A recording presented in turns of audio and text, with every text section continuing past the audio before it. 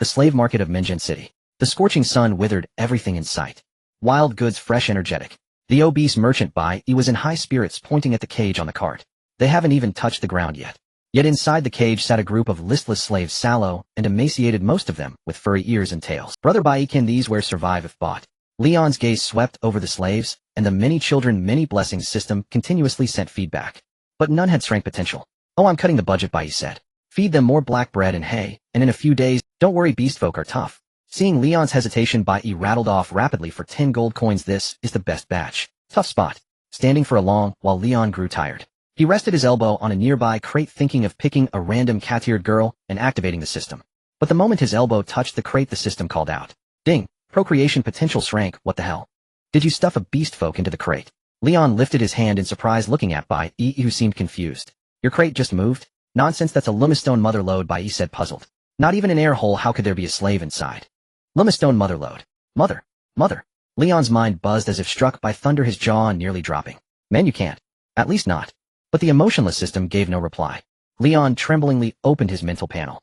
Dear host, good morning, afternoon, evening. Many children, many blessings system. Current offspring 0, limestone mother lode, procreation potential S, affection 100. Note, the world cherishes all beings, but a stone is born solitary. You may spend millennia without offspring. Host, choose wisely. This is insane. Leon struggled to lift his jaw, turning to Bai. How much? What? How much for the limestone mother lode? What would you do with it? You're not a mage. Bai, who had seen Leon wander around for nearly a month, kindly reminded him limestone is the most magic affinity, but extraction is controlled by the Mage Academy. Even if you buy it, you can't extract anything. Don't worry about it. Life is long, I have to try. Leon's eyes were determined. Buy a beast folk slave and I'll throw in the stone for free. Bai didn't know why Leon suddenly became so determined, but seeing his interest shift away from the slaves, he quickly steered the conversation back. Though Leon had only browsed for a month, his purse was thick. That one. Leon pointed at the smallest, thinest rabbit-eared girl huddled at the edge of the cage. This swap. Bai saw the rabbit-eared girl Leon pointed at, and felt it too thick.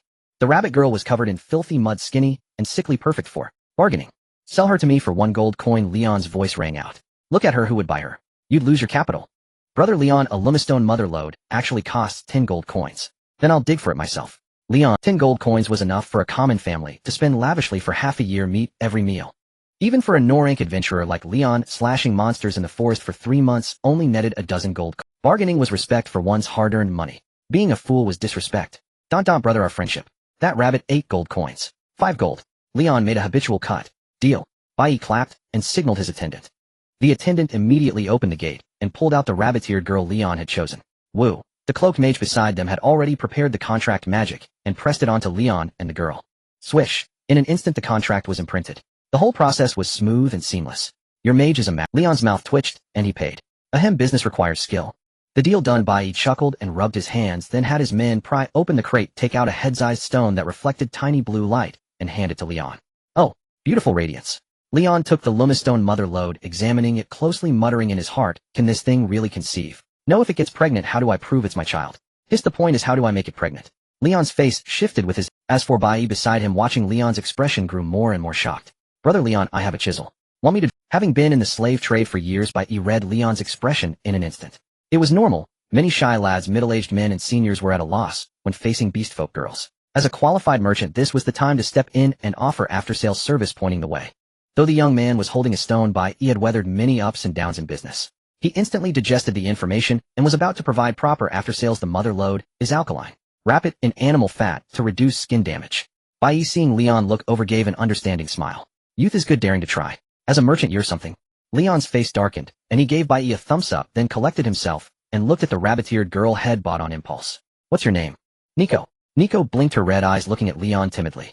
Nico and I. An echo sounded in Leon's. Good, follow me. He'll treat you well. Leon held the limestone mother lode in one hand and took Nico's hand with the other, quickly leaving. In a wooden cabin east of Baishi village outside Minjin City. A stone. Leon stared at the luminous stone mother on the table, caught in a dilemma. Nicole crouched in a corner, quietly scooping up a handful of ash with her small hands. Hope the master doesn't notice me. Nicole glanced at Leon, saw his focus on the stone, then smeared ash over her face with tiny fingers. She rubbed some on her ears too, then hesitated and reached for her small tail. Enough. Leon finally made the difficult decision. System bind spouse. Ding, confirm. Initial slots 2. Note, only by bearing offspring can you increase binding count. Espouse death does not refund slots. Confirm. Leon glanced at Nicole, who was sneakily touching her own bottom side. Helplessly, bind her too. A rank potential, but at least she can give birth better than a stone. Binding successful. You can now sense your spouse's state through affection. Achievement unlocked instant fatherhood. Description: wearing this achievement badge, your partner in a broad sense has a 200 chance of getting pregnant, and it counts as you. Scan luminous stone mother. Ignoring the malicious achievement, Liang opened his eyes and touched the stone. The luminous stone mother felt your feigned affection and replied, listen, the baby in my belly is kicking me. Oh. Liang's eyes lit up. You are wearing instant fatherhood. The luminous stone mother felt your sincere affection and subtly conveyed the baby will be born soon. Oh. Liang's eyes gleamed. He jumped up, grabbed a cleaver from the kitchen, and cackled. He'll perform a cesarean right now. Squeak. Nicole, who was dyeing ash onto her tail, saw Liang's maddened face and hysterical words, and was so terrified, she covered her eyes and fell on her bottom. It's over, him too ugly. This madman's desire has turned into hunger. Despair flooded Nicole's heart. Her careful disguise had saved her from being sold many times, but now it might indirectly cause her death. Squeak. If only I'd eaten grass secretly, at least I wouldn't die so thin and hungry. 2 rabbit tears squeezed through her fingers. This broken hut doesn't even grow a blade of grass. Ready? The excited Liang didn't notice Nicole sobbing and cursing in the corner. He pressed a hand on the luminous stone mother. The luminous stone mother showed anticipation. Do you think our child will be as smart as you? I certainly hope so. Without hesitation, the cleaver struck the stone. The luminous stone mother radiated anger. She took back her words. Your strike caused a miscarriage. Luminous stones are the most magic-friendly ores, but the extraction process is controlled by the Magic Academy. Even if you buy one, you can't extract it. The merchant bias well-meaning warning echoed in Liang's mind. Damn. So I have to go to the Magic Academy, the delivery room, to have the baby. Liang gritted his teeth, banging the cleaver on the stone. You worthless thing. The luminous stone mother felt wrong. There are still 99 children in my belly. Please don't despise me. You should have said so earlier. Liang's face instantly lit up. This was another kind of beginner's 100 pull. As long as luck wasn't too bad, there would be a guaranteed reward. Liang scraped the cleaver against the stone, preparing for another pull. The luminous stone mother was worried. Please don't sharpen your knife on the children's heads. Liang paused and moved the knife down. The luminous stone mother sighed. That's another child's head. A girl who responds to everything. So adorable. Squeak, squeak. Liang scraped the cleaver over the stone's surface, listening to its responses while searching for a suitable entry point. He didn't kill me. Nicole had waited long enough, cried enough. Through a finger gap, she saw the human was just sharpening his knife on the stone, not attacking. Gurgle. Her stomach growled. She was tired of crying and now hungry. There's brown bread in the kitchen. Help yourself. Hearing the noise, Liang replied, without looking back, focused on finding the entry point. Well, master. Nicole hesitated. Liang frowned, eyes unfriendly. Can't you see I'm busy with a section? You rabbit girl, already getting picky. Nicole was startled by his look, but remembering she was about to die, she mustered courage. I'm a rabbit. Can I have some? Calm down, the otherworld native doesn't understand puns. Liang rolled his eyes and forgave the inadvertent offense. There's wild greens. Eat as you please. Great. Nicole jumped up and scurried to the kitchen, tail wiggling. She would die a full rabbit. And after you eat, wash yourself clean and come out. Don't smear ash on your face. Or body. Liang noticed her tail still shedding dirt and added a reminder. Okay. Nicole stiffened slightly, then steeled herself. She would die clean and pretty. Weird. Unaware of Nicole's rich inner drama, Liang watched the prancing rabbit girl with bemusement. And a rank, what she gotta be proud of. Bang. Finding the right angle, the cleaver fell for the second pull. The luminous stone mother was sad. This child was shaken to death by you. It really is a skill. Liang frowned and reduced his force. The luminous stone mother continued to grieve. This child was scraped to death by you. I only grazed it. Again. Master, I've eaten. Nicole peeked from the kitchen, a lettuce leaf dangling from. Wash yourself clean. Liang didn't turn as this section had reached its critical moment. Already washed. Go sit on the bed. Liang gripped the knife steadily, sweat beading on his forehead. Okay. The cabin was simple, only kitchen and the main room with bed. Aren't you boiling water? Nicole blinked. The luminous stone mother's eyes lit up. Maybe the baby should have a warm bed. You're a mind mother, you don't even have eyes. Liang snapped, then directly broke off the stone. Ding. Good news. You have successfully given birth to an offspring. Finding slots 1. Now calculating offspring feedback. Phew. Liang wiped his forehead, smiling with satisfaction. He turned to Nicole, who was still waiting for an answer. Boil water. Boil as much as you like. He felt like he was in a sage mode. The child was safely delivered. All the effort wasn't wasted. Identified as a first-generation offspring, obtained 30 of all attributes, rounded down, negative waved. Your attack power increased by 0. Your hardness increased by 0. Your lifespan increased by theoretical eternity, rounded. Your talent changed, magical affinity, negative waved. Since this offspring has no growth cycle, the reward is settled in one lump sum. With a series of prompts ringing out, Lion's first offspring had completed its feedback. Ho ho ho. Eternal life. Lion felt an incredible transformation sweeping through his entire body, yet it acted upon something invisible. As if a shackle of life had been removed, he suddenly felt immensely relieved. Boss system, you're a conceptual god. After the transformation, Lion danced with excitement. Theoretically, as a mineral, a glowstone would last almost eternally without external force. And the system simply rounded. It turned 1/3 of almost eternity into theoretical eternity. As for the magical affinity, it was a trait of the glowstone, intimate with all magical elements. Of course, intimate meant it could casually nuzzle and cling to any magical energy no matter the type. And the system's negative waving skill elevated Lion to a magical prodigy. Cuddling is fine, but let me also fondle you, as I wish. Manifesting as fire come. Lion closed his eyes, seeing the world in colorful hues. He focused his mind on that bright red, giving it a whoosh. Sparks suddenly burst from the void, flashing and vanishing. Pity without an incantation no magic can form. Lion summoned other magical elements a few more times, then opened his eyes and shook his head slightly. An incantation was like the saying, since you're here, stay. It could keep the elemental lady you'd stirred up, allowing you to tune her. Manipulate her into the shape you desired, then throw her out to receive guests, meaning blasted onto enemies. Master stew's ready. Lion sat on a stool, sweating, slightly lost in thought, when Nicole poked her head out of the kitchen, again a piece of dark bread in her mouth, mumbling, "What's a monkey stew?" Lion took 2 seconds to process what she meant, then pointed at the table and said, "Stop acting cute, go give your sister-in-law." Nicole, OAO. Glowstone mother, feeling the water is warm, wants to invite you to bathe together. Lion silently withdrew his hand from the water basin, cutting off the glowstone mother's nagging. In another basin, Nicole was washing the glowstone. She glanced at Lion and muttered inwardly, "I wonder which is more miserable, staying with this sick human or being eaten by him." "What are you thinking?"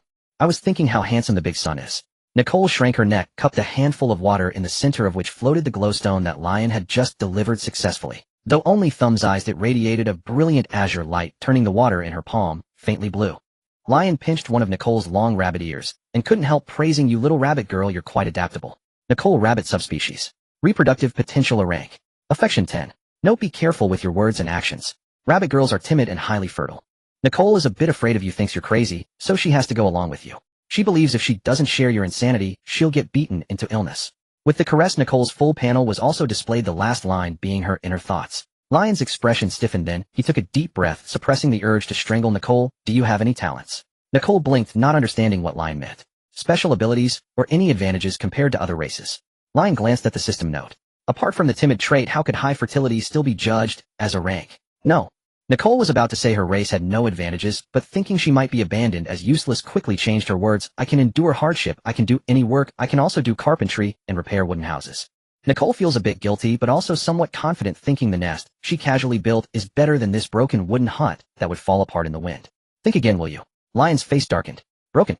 I spent 3 whole months day and night grinding monsters since arriving, almost wiping out all the slimes around Baishi village, and I even managed to build this big wooden hut in my spare time. I'm super skilled, all right. Falls apart in the wind. Are you an 8th level hurricane or something blowing that hard?" Nicole blinked, then a blush crept across her face. "Master, I really don't have any talents." Nicole racked her brains and suddenly remembered she has 2 pouches. So being especially fertile counts as a talent. No wonder her potential was a grade. So her offspring would only provide some basic attack and defense. Not even a racial talent. Lion shook his head as he listened. Given how generous the system was, if there were any racial talent, it would have grabbed it with a rounding and negative waving maneuver.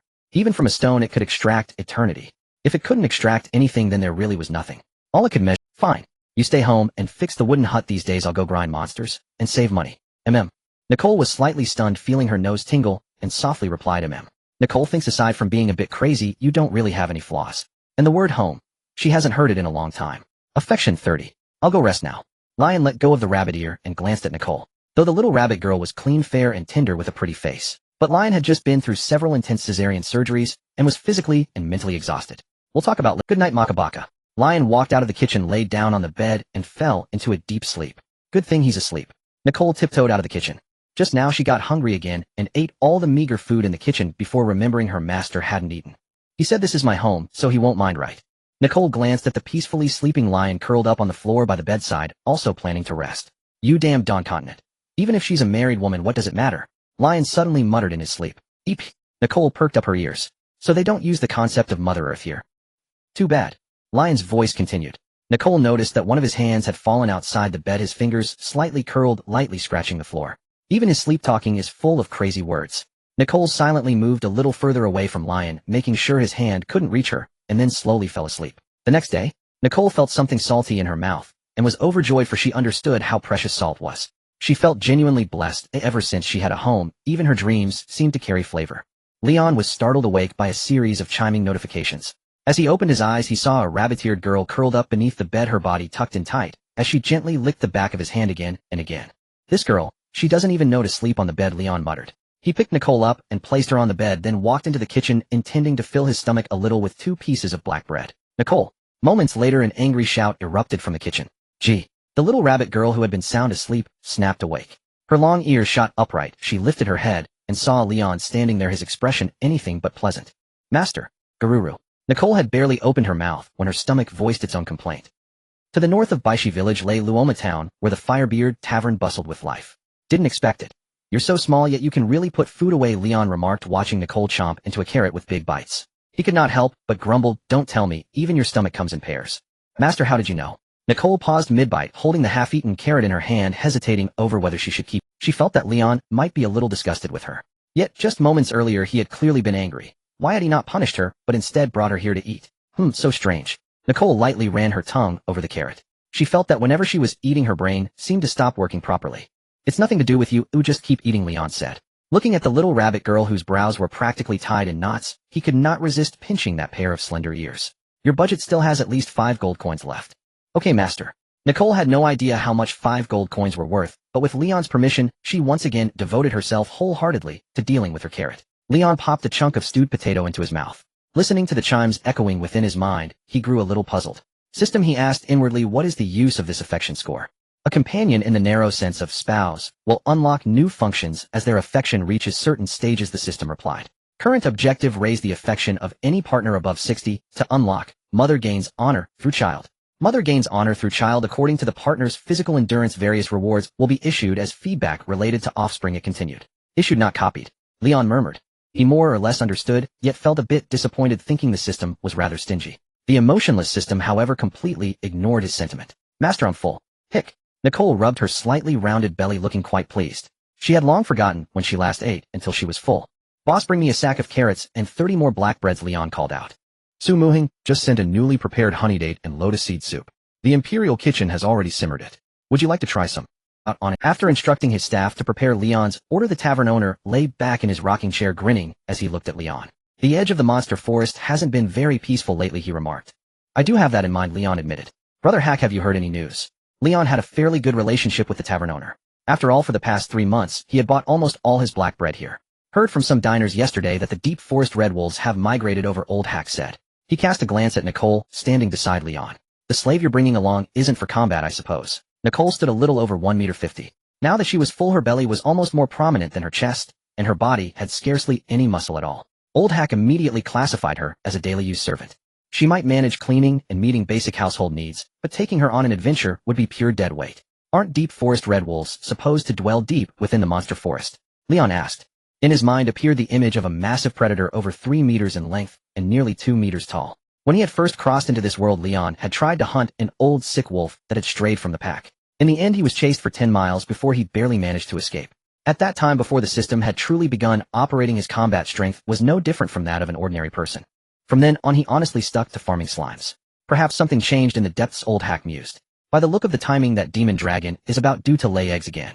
Old Hack blew out a ring of smoke, his deeply wrinkled eyes narrowing as he slipped into memory. Once upon a time, I was an adventurer too, until one day an arrow struck my knee. Uffed. Leon could not hold it in and burst out laughing. He had not expected to encounter an old Elder Scrolls player, even in another world. Hey, you impolite youngster. Old Hack thought Leon was mocking him. His beard bristled, and his eyes bulged as he slammed his pipe against the armrest.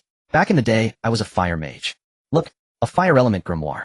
As he spoke, Old Hack hurried behind the counter and rummaged around, finally pulling out a yellowed book, which he slapped down onto the countertop. From apprentice mage to junior mage, 10 essential everyday spells. Whoa, a grimoire. Leon's eyes lit. Though the title sounded a little odd, it appeared to be a genuine, and he nodded gently, saying no more. Although Xiao, he greatly enjoyed Leon's expression. After nudging the book toward Leon twice with his pipe, Old Hack shuffled back to his rocking chair and lay down again. You're just letting me read it like this. Leon opened the grimoire and noticed that the page edges were slightly bent and nicked. The pages were yellowed, yet entirely free of dust. It was a book that had been used often, whether for study or for memories. This isn't some golden apple hanging on a tree, Old Hack said. You chant, I transcribe. In the end, both sides gained 2 spells. Old Hack slowly exhaled a ring of smoke, his deeply lined face turned toward Leon. When you have time in the future, just write 2 spells for me, he added. Brother Hack, you're not from around here, are you? Leon raised a brow. The notion of shared reciprocal exchange of information was still rather ahead of its time for this medieval imperial world. In this world, it was perfectly normal for grimoires to be tightly controlled by nobles' mage towers and magic academies. They blocked the path of the fish leaping over the dragon gate, keeping the transcendent system firmly in their own hands so that their rule would endure. When I was young, I went out into the wider world, old hack said, taking another drag on his pipe. The outside world is much more open, and those long-legged girls, they were something else. Cough cough. Leon almost choked on his own saliva. It's just a pity that the monster forest is a natural cage, old hack went on. She couldn't bear the blandness of these little backwater places. He puffed on his pipe with soft clicks, his eyes suddenly turning distant and deep. Leon quietly put the book away, lifted the packed supplies, and stepped out of the tavern. After leaving the tavern, Leon had Nicole carry the bread and carrots while he walked along, flipping through the magic tome. The 10 common spells recorded within were not difficult to learn, and soon Leon mastered the most basic fireball spell. Fire! A clear shout echoed across the wilderness. A fist-sized fireball upon the completion of the incantation detached from his palm and drifted languidly toward a tree 10 meters away. Boom! Moments later an explosion resounded and the great tree shuddered violently. Strange, I haven't even accumulated mana or tempered my spiritual power. How did I manage to cast a spell? Leon squinted one eye, while keeping the other closed, observing the faint wisp of red fire elements that had diminished around him, lost in thought. Magical affinity. That's a bit absurd. Let's see just how close we can be.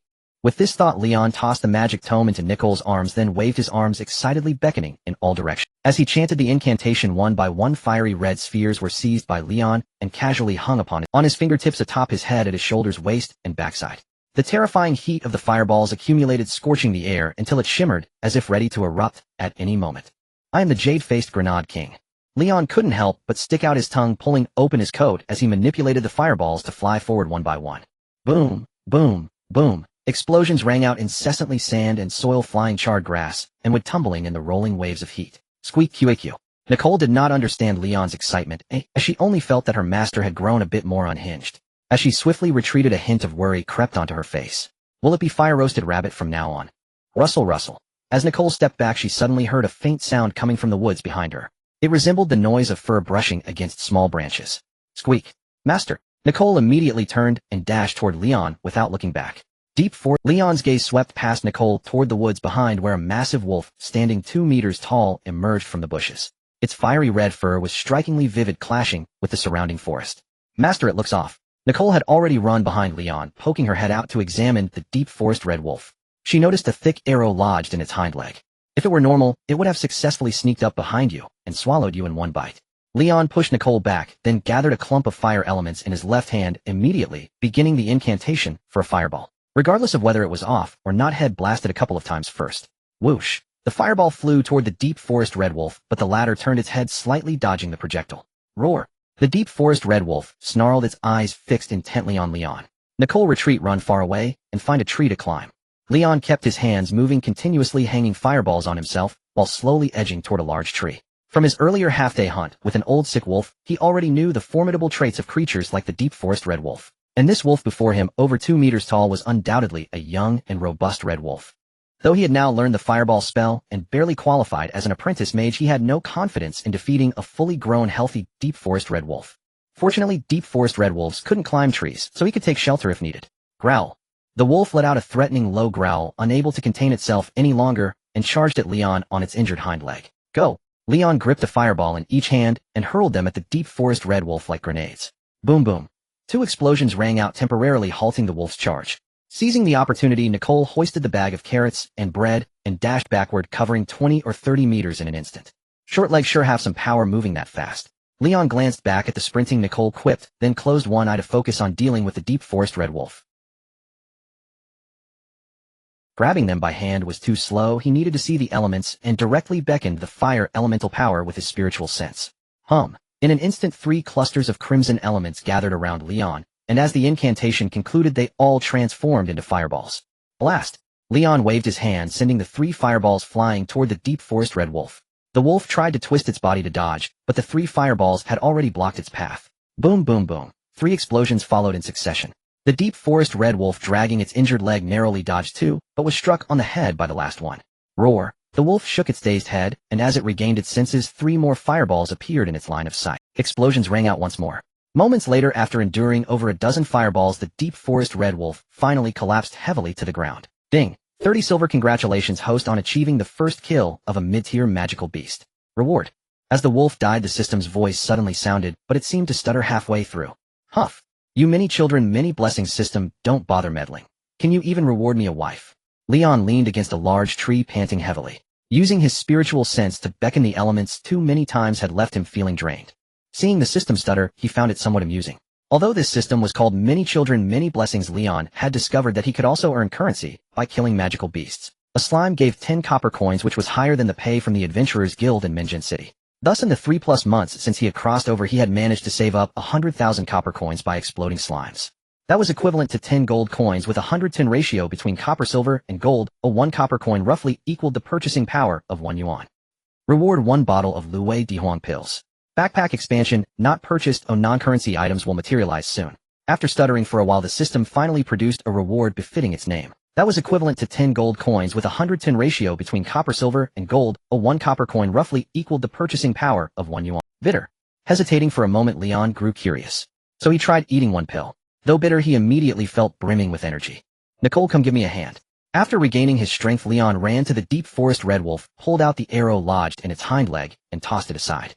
Hurry up, don't let anyone find out we've snatched the prize. As he spoke, he drew a short knife from his waist and began carving up the red wolf. Though the system was stingy, only giving 30 silver coins, selling the wolf's pelt to Pierre the butcher in Luoma Town could still earn him another 50 silver coins. Including the flesh and bones, he could even make another 30 silver coins. But unfortunately, with just him and Nicole, they couldn't possibly haul a deep forest red wolf weighing several hundred gene.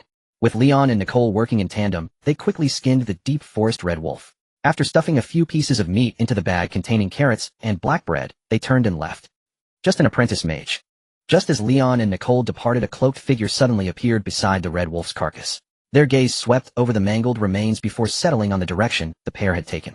Though weak, the scent of longevity is remarkably pure. The cloaked figure reached out, summoned the arrow that Leon had pulled out, and casually discarded nearby, then stowed it in the quiver on their back. Let it mature a little longer. Beneath the hood, a hint of an expectant smile appeared. Then with a light leap, the figure vanished from the spot. Afternoon, clear skies. Before the crude wooden cabin on the eastern side of Baishi village, Nicole was chopping wood to build a drying rack for the wolf hide and meat. Leon, meanwhile, leaned against the doorway, sitting on the ground with his back to the wall. He gnawed on a piece of black bread while studying the incantations in his magic tome. The spells recorded in the 10 constants were relatively comprehensive. Besides offensive magic like Fireball, Flame Lance, and Flame Lash, there were also support spells such as Scorching Feet, Feather Glide, and Repelling Fire Ring. Although they had easily hunted an intermediate deep forest red wolf, this time Leon knew he had only taken advantage of the fact that its hind leg was injured. Had the wolf been in its prime condition, he would have been forced to scramble up a tree. Apprentice, Novice, Intermediate, Advanced, Master, Epic, Legendary. The ranking system for human professionals applied equally to monsters. Common, Low, Intermediate, High, Lord, Epic, Legendary. The classifications differed slightly for distinction. An intermediate monster's strength already matched that of a human intermediate professional. Common, Low, Intermediate, High, Lord, Epic, Legendary. The classifications differed slightly for distinction.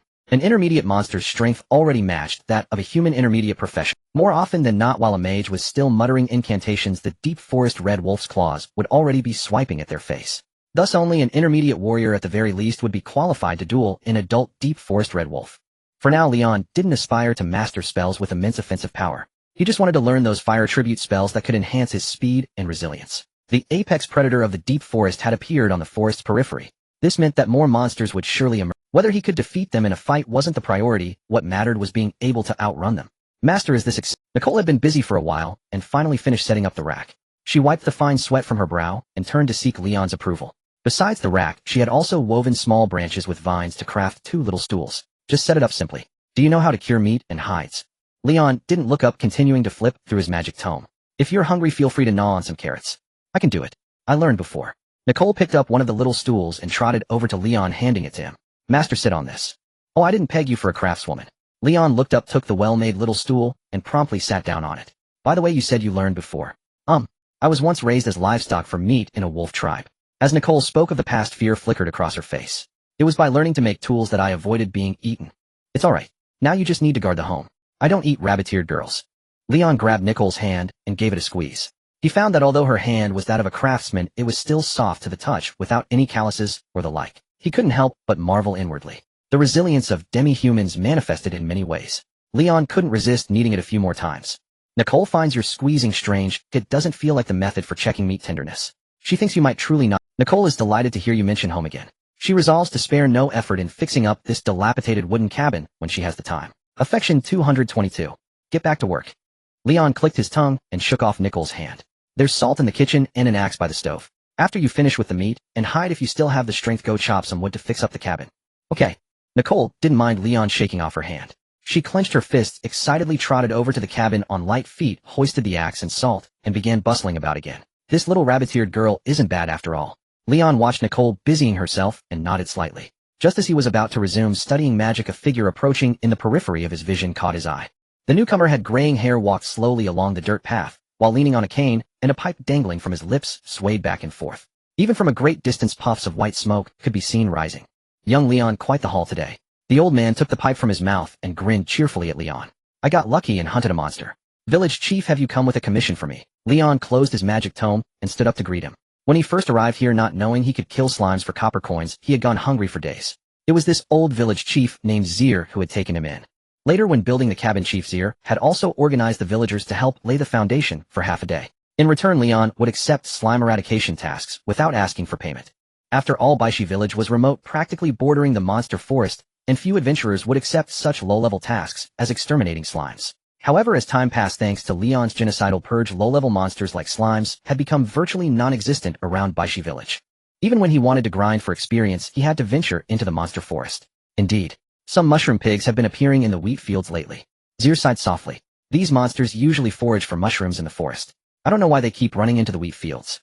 They don't even eat the wheat, they just hide there. Several villagers have already been attacked. Though they only sustain minor injuries, this can't go on. Leave it to me, Chief. Leon patted his chest. Mushroom pigs, while relatively docile in nature, still qualified as low-level monsters. Ordinary people really couldn't handle them. Before, Leon might have needed to set up hunting traps or other tools to deal with them, but now, since the kindly old village chief had personally come to ask, he decided to put aside learning escape magic for now, and first pick up an offensive spell to crush some weaklings and have a bit of fun. Ding. Main quest updated. Begin learning Flame Lance. Alright, Leon. Mushroom pigs are considered low-level monsters. Hey, raise your payment. Seeing Leon agree, the village chief breathed a sigh of relief and handed Leon a pouch filled with coins. It's a bit meager, but it's a token of appreciation from the villagers. This? I can't accept this. Leon opened the pouch and found it stuffed to the brim with copper coins, at least 100, along with a few silver coins mixed in. He quickly tried to return it. If you feel bad, Chief, just give me some common tools or farm implements like before. How can that be? You don't do farm work, you have no use for that many tools. Chief, we're all neighbors here, but I can't let you work for nothing. Monsters are a resource too, sigh. Huh. Zir and Leon exchanged refusals a few times. Seeing that Leon insisted on not taking the money, Zir's gaze suddenly fell on Nicole, who was dressed in ragged, filthy clothes. His eyes lit up. Leon, my granddaughter, is about her size. Ahem, Chief, that won't do, that won't do. I made her a few new outfits the other day. How about I bring you 2 sets? Oh, I see. Well, that's fine then. After Leon agreed, Zir quickly brought 2 sets of new clothes. Nicole, stay at home. He'll fetch a bucket of water to give you a proper wash. Though Nicole had washed her face yesterday, her body remained filthy, with even tiny clumps of soil visible in her hair. Yes, master. Nicole, who was processing the wolf hide, looked up and ventured tentatively. Master, may I build a bathhouse and a latrine? The cabin was rather simple, and Leon mostly roamed the wilds, so had just rinse off in any stream when dirty. Thus, he hadn't wasted time on a bathhouse or latrine. As you wish, but save your strength. We're hunting mushroom boars. Leon waved a hand, then picked up the wooden bucket and headed toward the stream. The stream was not far from the cabin, just over a kilometer away. Across the stream, dense cypress groves stretched into the endless monster forest. This was how Cypress Creek Village. I wonder if mushroom boar meat can be smoked in a bacon. Leon filled the bucket with water, glanced at the cypress grove, and was about to carry it back when he spotted several figures moving through the opposite woods. Faint glints of armor were visible. More and more foreign adventurers, all heading for the dragon's laying ground. Leon watched silently until the adventurers vanished into the trees before returning with the bucket. In the woods, 2 slaves shrouded in black cloth walked ahead, hacking through branches with their swords. Egal, isn't it too dangerous to approach an epic creature like the dragon? Savannah, with her fiery red hair wrapped in a cloak, moved cautiously through the forest. There's no need for such caution. We're still a considerable distance from the dragon's lair. Egal, clad in knight's armor, walked beside Savannah. Besides, witnessing dragon might and dragonfire might just help you become a full-fledged mage quickly. Trust me, the creatures recorded in history and poetry will surely open your eyes. Alright. Outside the cabin, Leon sat on a small stool washing Nicole's hair. Don't move. Okay. Nicole's long rabbit ears twitched incessantly, occasionally splashing droplets of water. Why do you plaster so much dirt on your head? Leon ran his hand through Nicole's hair, washing away a clump of mud. A little white rabbit-eared girl almost dyed brown. You didn't wash clean, so I have to do it for you. Sorry, master. Nicole hung her head. At his words her ears involuntarily clamped down, catching Leon's hand mid-wash, which startled her into quickly parting them. Am I that terrifying timid little bunny? Leon muttered, grabbing Nicole by her rabbit ears. Master isn't terrifying. Enough? Wash your little tail tonight too, and make sure it's as clean as your hair, understand? Leon poured the clear water from the bucket over Nicole's head. Yes, master. Glub glub. Nicole had just opened her mouth when she was choked by the water streaming down her head. Dry yourself off. Leon draped a towel over Nicole's head, then pulled his stool against the wall and resumed study. Mushroom boars were more active at night, so Leon planned to learn the offensive spell Flame Spear before dark. After all, if he went looking for mushroom boars in the wheat fields now and launched a few fireballs, he might not kill the boars, but would likely burn the entire field to a crisp. An hour or so later, Leon finally mastered Flame Spear. As his incantation ended, a tumtor-long spear of condensed flame materialized. The fire flickered, forming a fluid thread-like structure. Basic fire spell Flame Spear. Next, use my spiritual power to aim the spear at the target and launch it. Following the magic tome, Leon concentrated his spiritual power, aimed at a large tree 20 meters away, and hurled it. However, the spear wobbled for 3 meters before plummeting to the ground, its threaded shaft sputtering out after a few twists. Almost forgot I don't have any mana, and my spiritual power hasn't been tempered. Leon closed one eye, gathered a clump of fire elements from the surroundings, rolled it into a rod shape, and then chanted the spell again to form the Flame Spear. With his magical affinity, even when Leon grabbed the spear shaft directly, the coursing flames parted around his hand. He aimed at the distant tree and hurled it with all his might. The tree was pierced through, and the remaining force of the flame spear charred the surrounding hole black. Not bad, not. Now to improve my proficiency. Leon was quite satisfied with his casting method. He kept forming spears and hurling them at the tree. After an afternoon of relentless stabbing, the tree finally collapsed under the strain. Its once clean trunk was now riddled with black holes from Leon's attacks. Mana. Completely drained. Leon collapsed beside the tree, looking haggard, and shakily popped a small pill into his mouth to restore his energy. The system's reward pills really pack a punch. Moments later, Leon propped himself up and looked at Nicole, who was busy chopping wood to repair the cabin. Nicole, time to hunt the mushroom boars. Coming, master. Nicole glanced at the bathhouse frame erected beside the cabin, wiped the sweat from her brow, and smiled contentedly before picking up her skinning knife and walking toward Leon. Not bad, you've already built the framework so quickly. Leon patted Nicole on the shoulder and praised, you're better than me. From now on, I'll leave all the house building to you. Nicole will build a big house for master. Nicole nodded vigorously, a glimmer of anticipation shine. Nicole felt joyful. Apart from your episodes of madness, providing this shabby shelter and ample food made you better than anyone she had ever met. Nicole thought you were quite good. Affection 333. Madness. He had to find a way to correct this little bunny's first impression of him. Leon casually pinched Nicole's cheek, then turned and headed toward the wheat fields outside the village. Let's go scout the area. Under the full moon, stars scattered like dust. Lion and Nicole stealthily hid behind a large rock, peeking out at the wheat field ahead. Nicole, do you hear that? Lion's gaze fixed on a gently swaying stalk of wheat in the center of the field. I hear it. Its stomach is growling. Nicole perked up her long rabbit ears. It sounds just like when I'm hungry. It must be coming out to forage. Lion conjured a flaming spear from the air, its crackling flames illuminating the surroundings. Don't forget what I told you. Remember to coordinate with me. All right. Nicole furrowed her brows, thinking about the coordination ahead. She tightened her grip on the short blade in her hand, her cloth-wrapped, toe-exposed feet digging firmly into the soil. Moments later, a mushroom pig pushed through the wheat waves, revealing its form. Its body stretched 2 meters in length, its back draped like a verdant fungal mat, its entire head encased in a coronal layer of keratin adorned with rings of blunt spines. A low-tier monster mushroom pig. It snorted, expelling crushed wheat ears, cast a disdainful glance at the field, then trotted on its short legs toward the distant forest. Oh. You wretched fat pig, ruining the farmer's wheat field. Lion climbed onto the rock, aiming the flaming spear at the mushroom pig. Say goodbye to your soft, fragrant little mushrooms. In the name of the moon, I'll defeat you. Nicole held her breath and shouted, then frowned deeply. Master, why does this feel so embarrassing? Ahem, this is the rabbit girl's signature line. What's embarrassing about it? Lion cleared his throat and hurled the flaming spear at the mushroom pig with all his might. Hearing the commotion, the mushroom pig turned its head and saw a blazing spear hurtling toward it. The spear pierced its neck instantly. The scorching fire element burned through its trachea and surged into its lungs and heart. It died without even a scream. All right, let's go. It's dead as a doornail. Hearing the system prompt, Lion pulled Nicole and headed toward the next week. Nicole felt madness was contagious. She couldn't fathom why she, a rabbit beastkin, had shouted about defeating the mushroom pig in the name of the moon when the moon was the wolf clan's faith. She resolved to stay true to her heart, knowing her words and thoughts were different. She didn't represent the moon. Nicole, another mushroom pig is coming out. Lion stopped abruptly, conjured a flaming spear, and stared directly at her. Coordinate with me to take it down. In the name of the moon, I'll defeat you. Under Lion's pressure, Nicole shouted at the mushroom pig with wide eyes. Puffed. Lion couldn't hold back and burst out laughing. Master, please take down the mushroom pig quickly, it's getting away.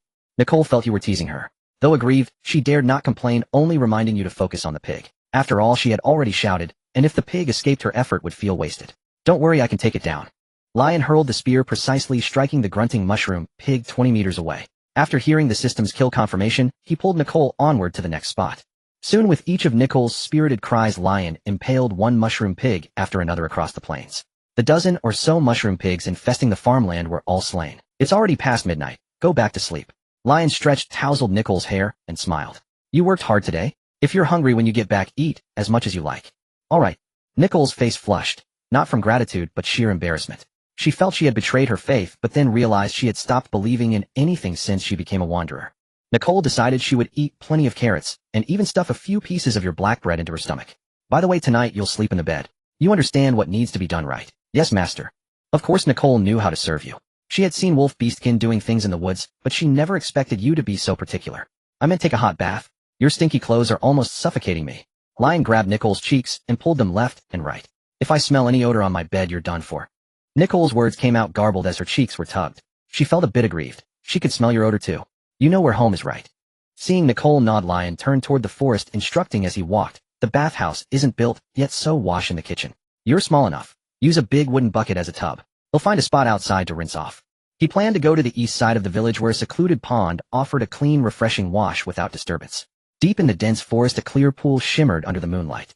Two masked men in black, carrying a large sack, crept out from the bushes. Kara, is it safe to dump it here? They stopped by the bank, glancing around. Relax, Manda. This place is remote, and no one's around at night. Kara looked at his companion, pulling out a trembling staff. Besides, the tracking spell led me here. The evil monster lurking beneath the water will devour this noble lady completely. But I think feeding her to the forest red wolves would be safer. Kara shook his head, continuing to wave his staff to summon the monster. I'd rather not seek them out. Those greedy red-furred fiends would devour anything that moves. Fine. Manda stood guard. Bubbles rose from the water's surface, as if something terrifying was emerging. The water rippled, and a pale face surfaced, exuding an eternal, ancient aura. Even covered in waterweed, it couldn't hide the dazzling brilliance in its eyes, a light steeped in age, as if an immortal gazed upon an ant. As its gaze shifted, snow and rain abruptly fell, a flash of fire flickered, and emerald vines burst from nothingness, only to vanish again, like scattered slithering serpents. Kara's staff vibrated wildly, shaking into a blur. Respected spirit of the pool, accept my offering. Kara struggled to grip the staff, and signaled Manda, who understood, and tossed the sack. A heavy thud sent a spray of water across the pool. Insects, I accept your offering. The spirit of the pool paused momentarily, as if inspecting, then wore a greedy expression. Now leave my domain immediately. Respected spirit, enjoy your dinner. Kara bowed gracefully, and pulled Manda away quickly. That's it. After walking a distance, Manda was confused. We didn't see her get eaten. If the master finds out. Silence. Kara's forehead was covered in sweat. The tracking staff has never vibrated like this. That's the most malevolent spirit I've ever seen. It will surely crush every bone of that delicious human woman.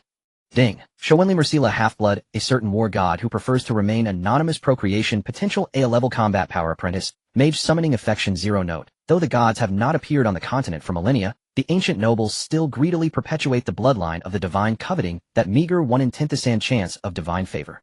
And you. By the poolside on the grassy bank, the burlap sack was opened, revealing the upper body of a young woman. Shawinli's fiery red hair was already thoroughly soaked, plastered wetly against her delicate features. The moonlight was bright, her skin fair, and her breath was steady upon a chest that was not flat. Why the hell would I covet that? Isn't minding a wife mother far less troublesome than bearing children? 1 in 10,000, that means I'd have to father 10,000 kids just to guarantee one. Leon, his head topped with waterweed, silently watched the scene before him, his brow furrowed tightly. He hadn't expected that a simple bath would trigger a plot of playing the pig to eat the tiger. Even more unexpected was that those two idiots with brains the consistency of gummy candy could actually kidnap a noble girl with divine mixed blood. What a damn hot potato. For a moment, Leon could neither carry her away nor leave her behind. After hesitating for a while, worrying that the kidnappers might return, he still hoisted Shawinli over his shoulder and crept toward the wheat fields of Baishi village. Just leave her here. In the wheat fields of Baishi village, Leon stealthily stopped near the field and dumped Shawinli, whom he had been carrying on his shoulder, into it. After thinking it over, he felt it wasn't quite secure enough. So he took off her 2 blue leather boots, placed them in the middle of the road with the toes pointing toward the wheat field. Perfect. A seasoned adventurer doesn't get involved in these weird and troublesome affairs. Leon clapped his hands, glanced at the few wooden houses not far away, confirmed it was a frequently traveled path, and hummed a tune as he headed back to his own cabin. Oh damn fate, you can't fool me. Without a doubt, masked men, corpse disposal, divine bloodlines, and noble maidens. Put those words together, and it was bound to be a heap of trouble. He had finally gotten the multi-wife, multi-blessing system running. Now he needed to lay low and marry a few more minor wives and focus on production. Noble conflicts, castle intrigues. We'll deal with that later. Huh, where's this? Not long after Leon left, Xiaowenli, holding her head, crawled out from the wheat field. The gem blessed by the goddess of fortune has shattered. Xiaowenli reached into her collar, pulling out a few fragments of the gem from her fair chest, lost in thought. Did I dodge a misfortune? Where is Igal? There are faint ligature marks on my wrists and ankles. Was it a kidnapping? Stuffing her dirt-stained white cotton socks into her boots, the slippery sensation made her frown. So much water. My hair and clothes are all wet too. Did I fall into water? Was the misfortune a water calamity? Or did I evade it by nearly drowning? Did someone save me? And then Xiaowenli's mind gradually cleared, shaking off the drowsiness. Her gaze followed the path and saw a few wooden houses at the end of the road. Thoughtful and cautious, Xiaowenli silently gathered information from her surroundings. Noticing slightly damp footprints on the road, she suddenly revealed a hint of cunning. But not cautious enough. Whoever you are, a cultured noble does not treat her savior poorly. Xiaowenli followed the footprints and gave chase. Master, you're back. Nico was curled up in the bedding, lifting her head, her two long rabbit ears erect, twitching and crossing over each other as if they were fighting. Her white strands of hair were scattered on the pillow, her cheeks flushed. Took a detour. Leon draped his coat over the bedpost, lifted the covers, and slipped inside. Then let's begin. Nico's red eyes sparkled like gems, her face growing even more flushed. Her rabbit ears flapped so fast they seemed to create a breeze as she burrowed into Leon's embrace. Nico had long decided to show you the true value of those 5 gold coins, but since she had never done anything like this before, she was still a little nervous. But she felt that at this moment she had to give it her all. After all, if she became his mate, she would never have to worry about being eaten by him again. At worst, she might get a beating when he went crazy. Nico thought herself a clever rabbit folk. SSS. However, the moment he embraced Nico, Leon was poked all over by several bones, wincing in pain. This instantly cooled his once passionate gaze. Too skinny. Let's fatten you up a bit more. She was just skin and bones poking him painfully. I'm sorry. Sensing Leon's disdain, Nico's ears immediately drooped. Master, I'm trying hard to eat carrots. He'll gain weight soon. Rabbit folk grow very fast. Nico felt a bit wronged. He poked her too, but she didn't complain. Grow then grow. Leon yawned. He was tired after a long day, and after a few breaths, he Squeak, Master is hopeless. Nico looked at Leon, who truly intended to do nothing, and helplessly poked his chin with her rabbit ears before snuggling against his chest and drifting off to sleep. While Leon slept soundly, the sharp-witted Xiaowenli was clinging to a tree trunk perched on an ancient tall cypress. Damn it, how did the footprints just disappear when they reached the forest? Xiaowenli looked down at the giant wolf covered in blood-red fur below and couldn't help but squeeze her legs together. Her feet, now unprotected without her blue boots, had dug into the tree bark. Isn't this the edge of the forest? Why would a deep forest red wolf appear here? Where are the slimes? Why can't I hear my magical summons? Xiaowenli, staring at the deep forest red wolf below, recited the magic incantation again, trying to send a communication message. O spirits of magic that exist in this world, let me establish a connection with the ignorant life. If she could just summon a low-level monster to feed the deep forest red wolf, it might leave. However, Xiaowenli called until her throat was dry, but the only response was the aged howl of the deep forest red wolf. This lone old sick wolf only wanted to fill its stomach. Because it had been forced to the edge of the forest, it had been searching for days on an empty stomach, unable to find even a single slime to eat. The slimes in this entire area seemed to have been erased by an invisible giant hand. The next day, this little bunny girl has a chest as hard as iron. Leon disdainfully pushed aside Nicole. Gulyulu, Master, you're awake. Nicole's stomach rumbled like an alarm clock. Eat up.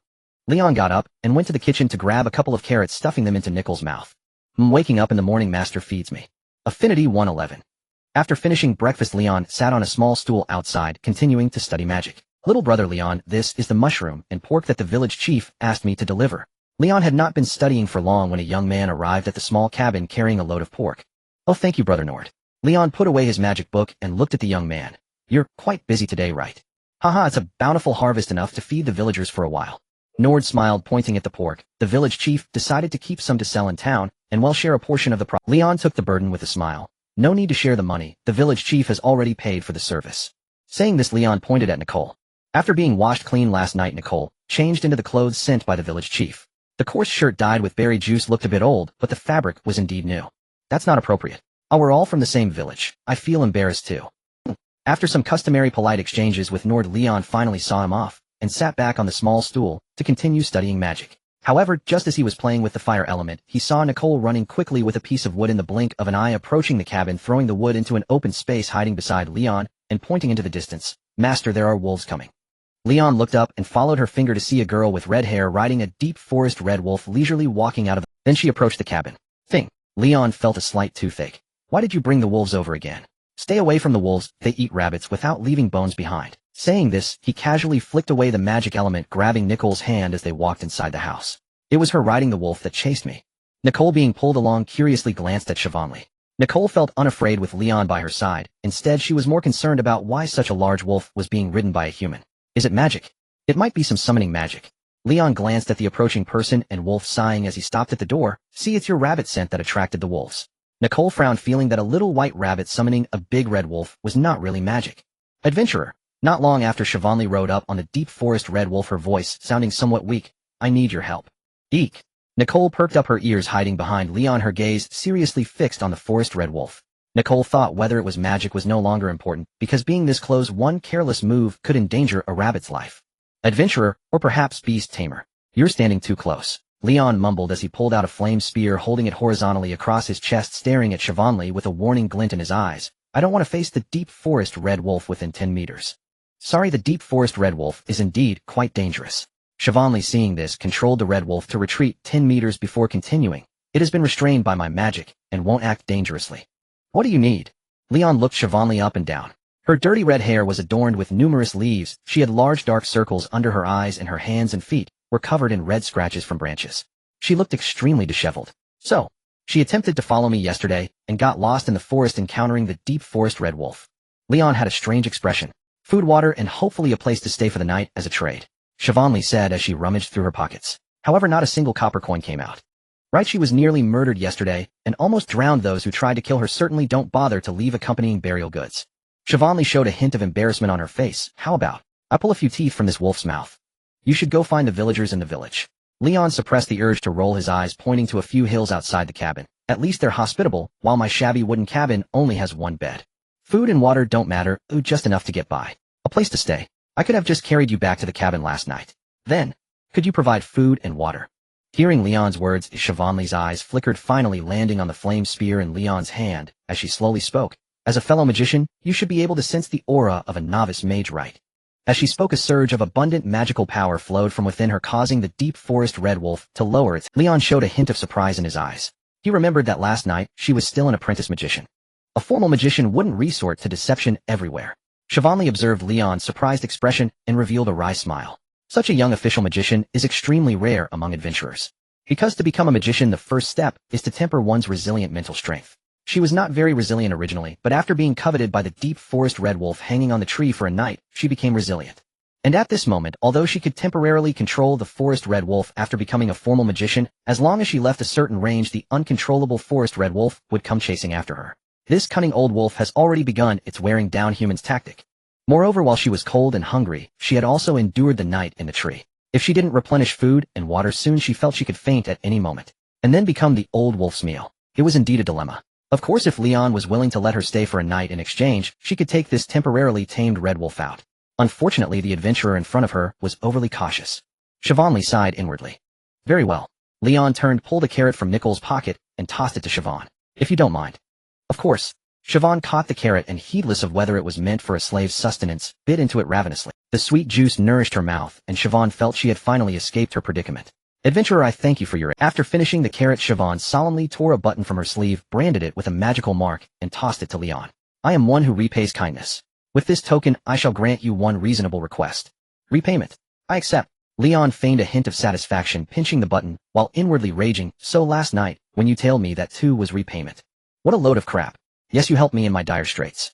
Seeing Leon's expression soften, Siobhan's peripheral vision caught sight of the drying red wolf pelt.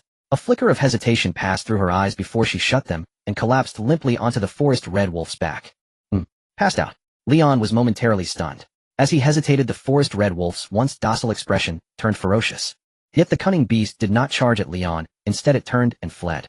Mages are so pathetic. Passing, Leon muttered, raised his flame spear, and hurled it with all his might.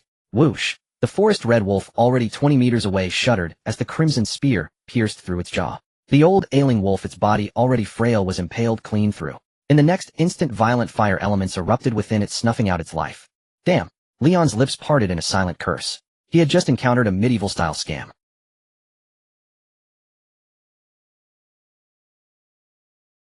Siobhan rubbed the fresh lump on her head, glaring at Leon from afar with a pout and teary eyes.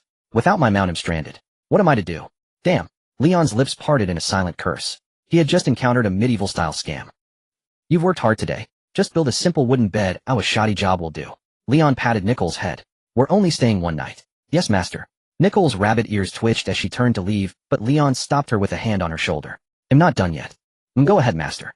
Nicole's ears kept twitching. After last night's close encounter, she was less afraid of Leon. After building the bed, butcher that old wolf. Then from the cypress grove by the stream gather this much cypress wood. Soak the planks you split, and shape them into a barrel like this. Then make some wooden hooks. Hang the mushrooms and pork inside. Light the cypress wood, but keep it smoldering with no open flames, just smoke.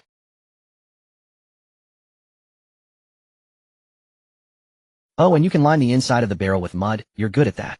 Leon began gesticulating wildly as he explained. Master. Nicole's face fell. You don't want to work.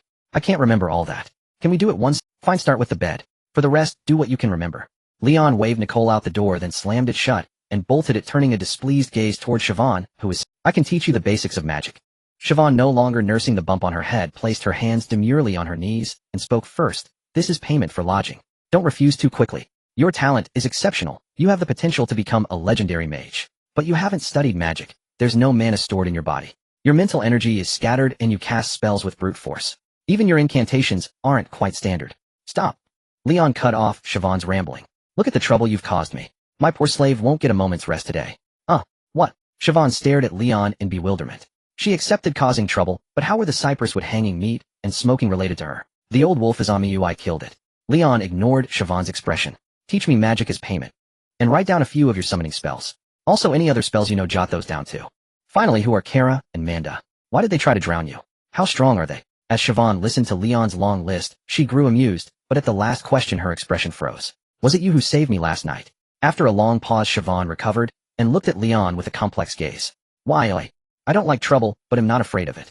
Leon approached the bed, looking down at Siobhan. Does the blood of the gods keep? Interesting. Deciding he couldn't avoid it, Leon resolved to confront Siobhan. How do you know all this? Siobhan's head shot up, and meeting Leon's deep eyes, a chill ran through her. She suddenly felt that her decision to stay wasn't so wise. First tell me about Kara and Manda. I don't believe two random fools could kidnap a noble of divine blood. They were slaves of Agal, mere unranked goblins.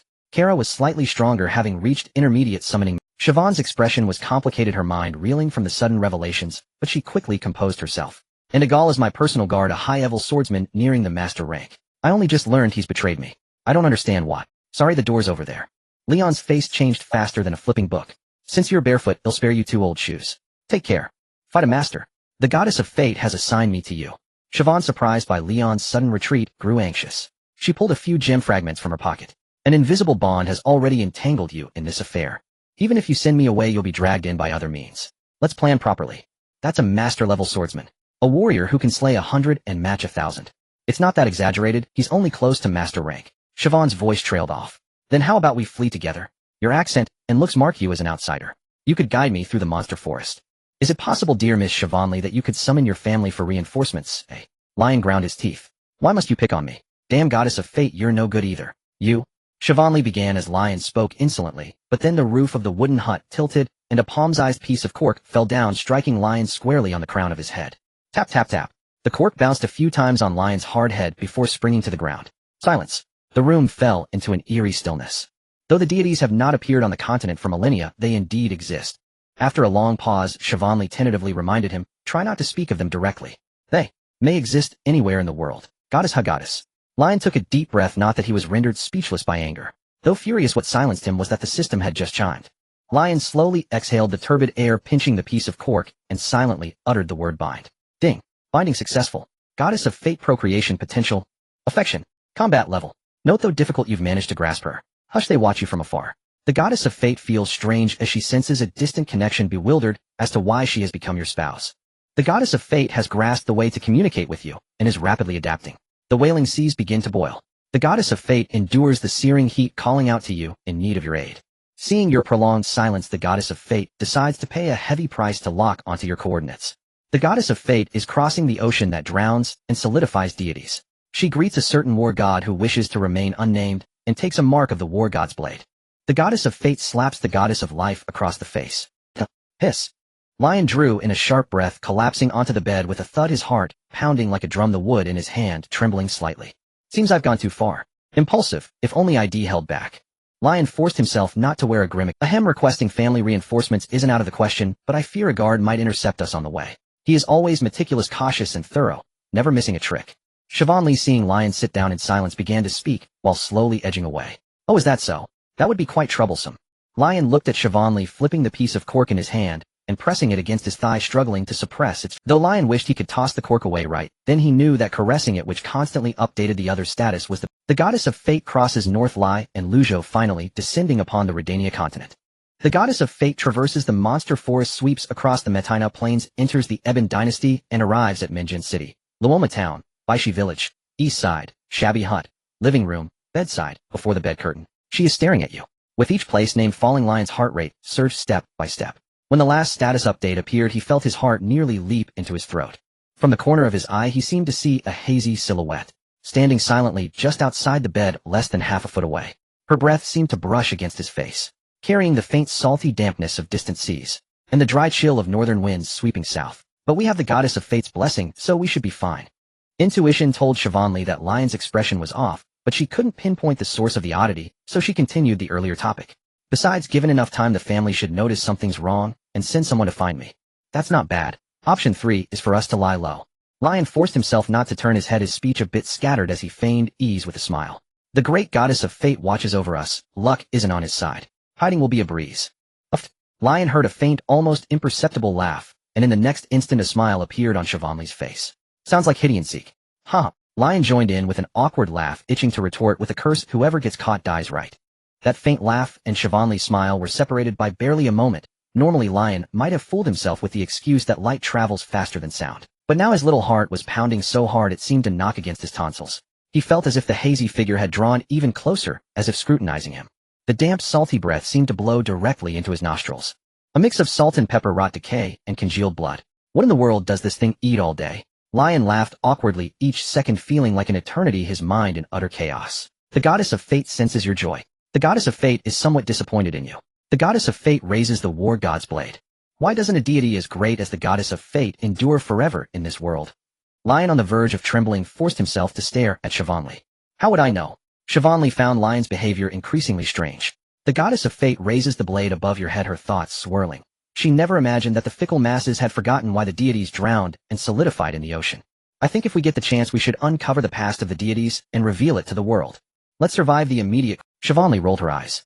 Or maybe first break through the monster forest blockade. The goddess of fate gently sets the blade upon your head, a mischievous smile on her face. Though this greeting gift is somewhat unworthy, and though she is not satisfied with heaven's ordained match, but she is a gentle and kind deity. Why didn't you say so earlier, my lady? Why such an entrance? Lion threw his head back, letting out a long sigh, his eyes glistening with tears.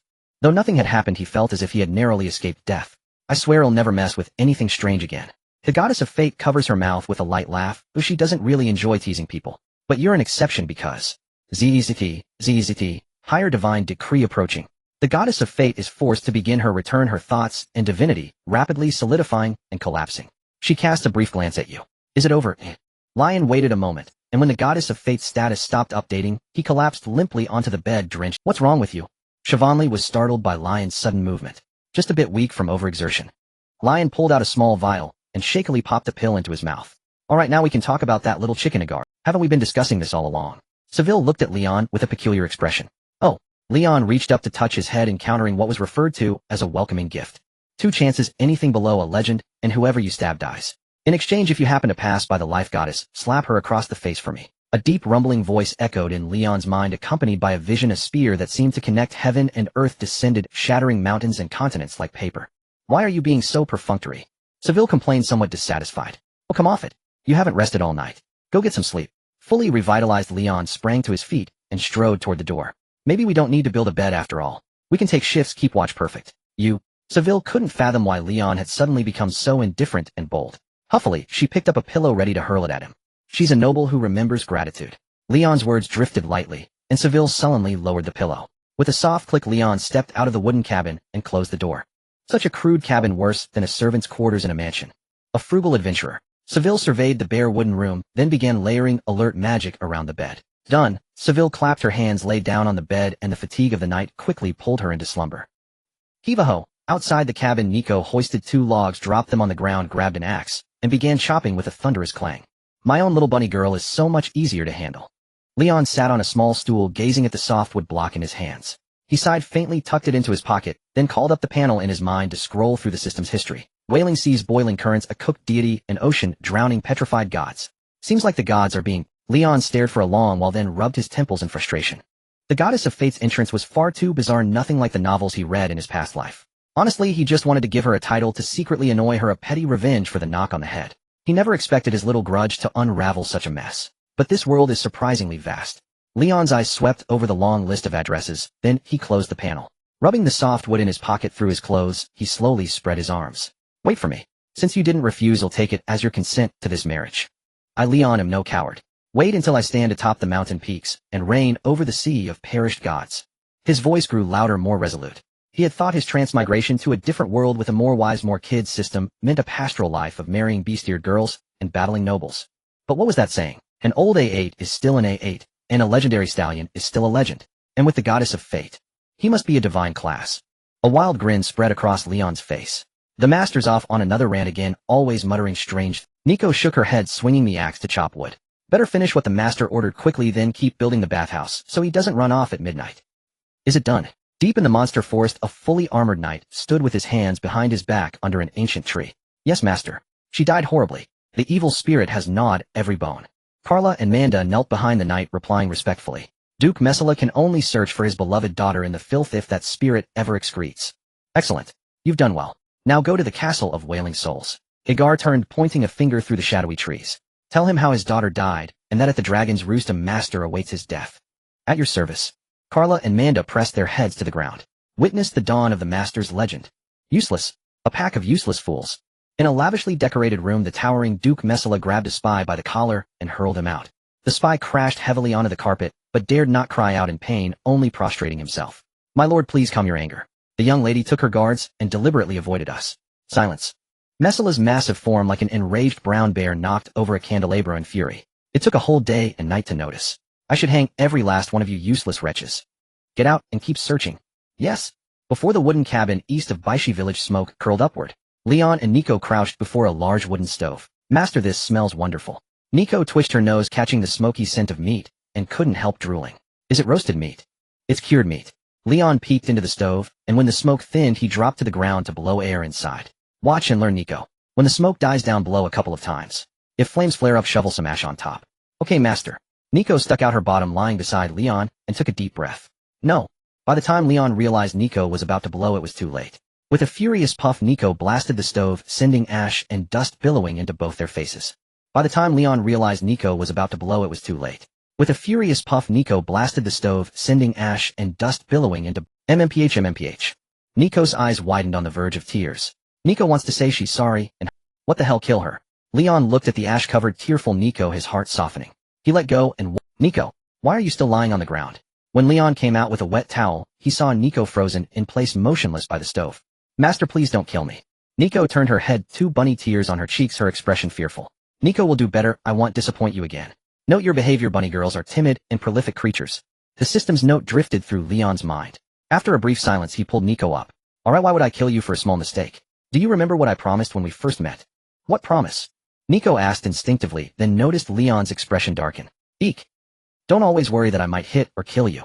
Leon bent his finger and gently flicked Nicole's forehead, then draped the towel over her dusty face, wiping as he spoke.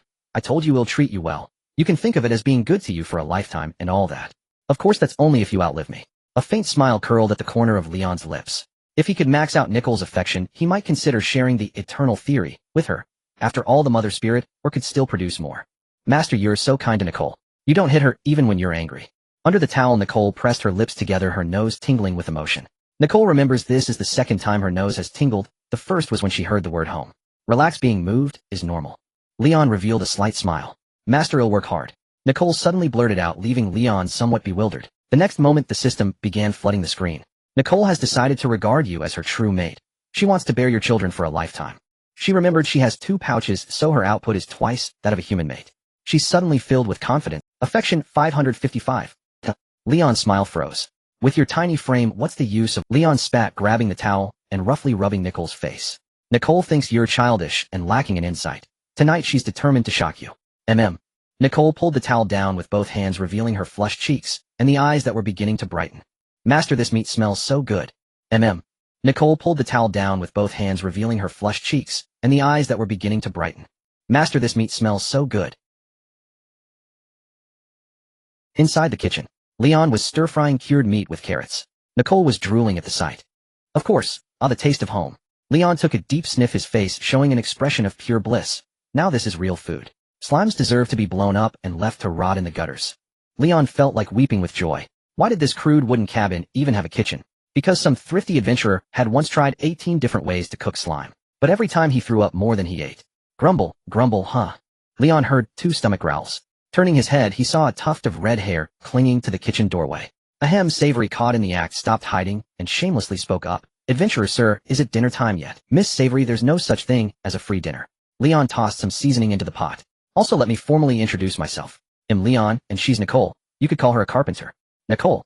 Hello, Nicole, pleased to meet you. Savory's gaze swept over Nicole, a hint of surprise flickering in her eye.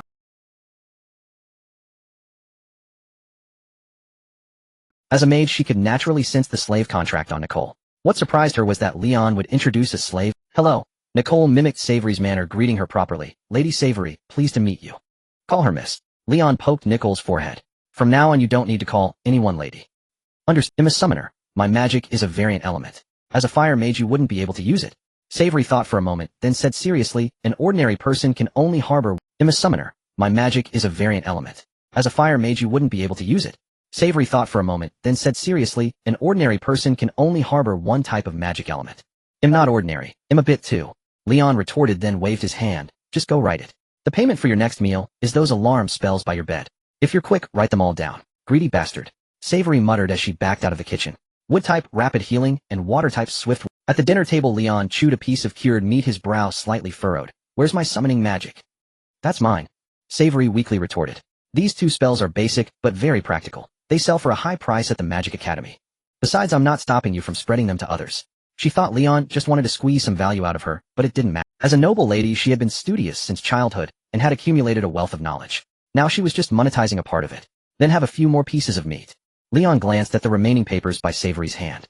Give them all to me. You'll hand them over sooner or later anyway. Fine, but you'd better keep count of how many meals this covers. Savory hesitated briefly, then pushed a few pages toward him. Don't worry, I'm the one who decides how many times I collect. Leon grabbed the papers, skimmed through them, and showed a satisfied expression. May our trade and friendship endure. Savory picked up a piece of cured meat, too lazy to bother with Leon anymore. Master, I'm full. Burp. While Leon was busy doing business, Nicole was already letting out a burp. I'm glad you're full. Wait, where did all my cured meat go? Leon reached out with his chopsticks and found the plate more than half empty. Aren't you a little rabbit girl supposed to eat carrots? Sorry, master. Nicole needs to put on some meat, so I accidentally ate a bit more. Nicole tugged at Leon's sleeve, speaking weakly. Actually, rabbits don't really like carrots. At least not as— Alright, I was just remarking, not blaming you. Leon took Nicole's hand and gently squeezed it. From now on, just tell me what you want to eat, and he'll make more. Okay. Nicole happily wagged her rabbit ears. Nicole's decision has only grown firmer. Nicole remembered that autumn was about to end. She needed to hurry. Affection 333. What a strange adventurer. Savory watched the pair from the side, silently drawing a breath. Does this guy actually like beastkin? Tisk, just like those old nobles who fancy female sheep. A bit perverted, huh? But his cooking isn't bad. This method of preparing meat is quite novel. Savory chewed the cured meat, her eyes narrowing slightly. I've got to find a way to learn this. Studious. Night fell, the moon was dark, and the wind was high. The candle had burned out, leaving the wooden cabin shrouded in gloom. Savrin sat on the simple wooden bed Nicole had crafted, leaning against the headboard as she meditated, her entire body entering a state of relaxation. Lion, meanwhile, crouched nearby, eyes tightly shut, clutching a roll of straw paper. My mon is full, but my energy's spent. Another day of futile practice. Savrin's lashes fluttered as she completed her daily meditation and opened her eyes. She spotted the dim figure crouched by the bed and raised an eyebrow. Are you sure? This posture really helps you relax. What do you know? Taking a dump is when a person is most relaxed. Lion opened his eyes, a thoughtful look in his gaze. According to what you said, I should relax, completely enter meditation, guide the elements into my body, and condense them into mana. But why is your mana stored in your head while mine gets stuck in my gut? I feel like I could shit it out at any moment. You? Savrin's lips parted, a surge of exasperation rising within. Forget it. Since it's not coming out anyway, he'll just call it the Danteon. Lion tossed the paper aside, sat down, and chose to meditate cross-legged. Whether it was demonic cultivation or immortal cultivation, it couldn't end up turning him into some magical girl. Lion mused as he slipped into a state of deep concentration. His consciousness drifted in a sea of darkness, but only for a moment. Elements of every color converged, vying to burrow into Lion's body. Some pierced through the crown of his head, others squeezed in with his breath, and some even rose from the ground, attempting to enter through his rear. Scram, scram, scram.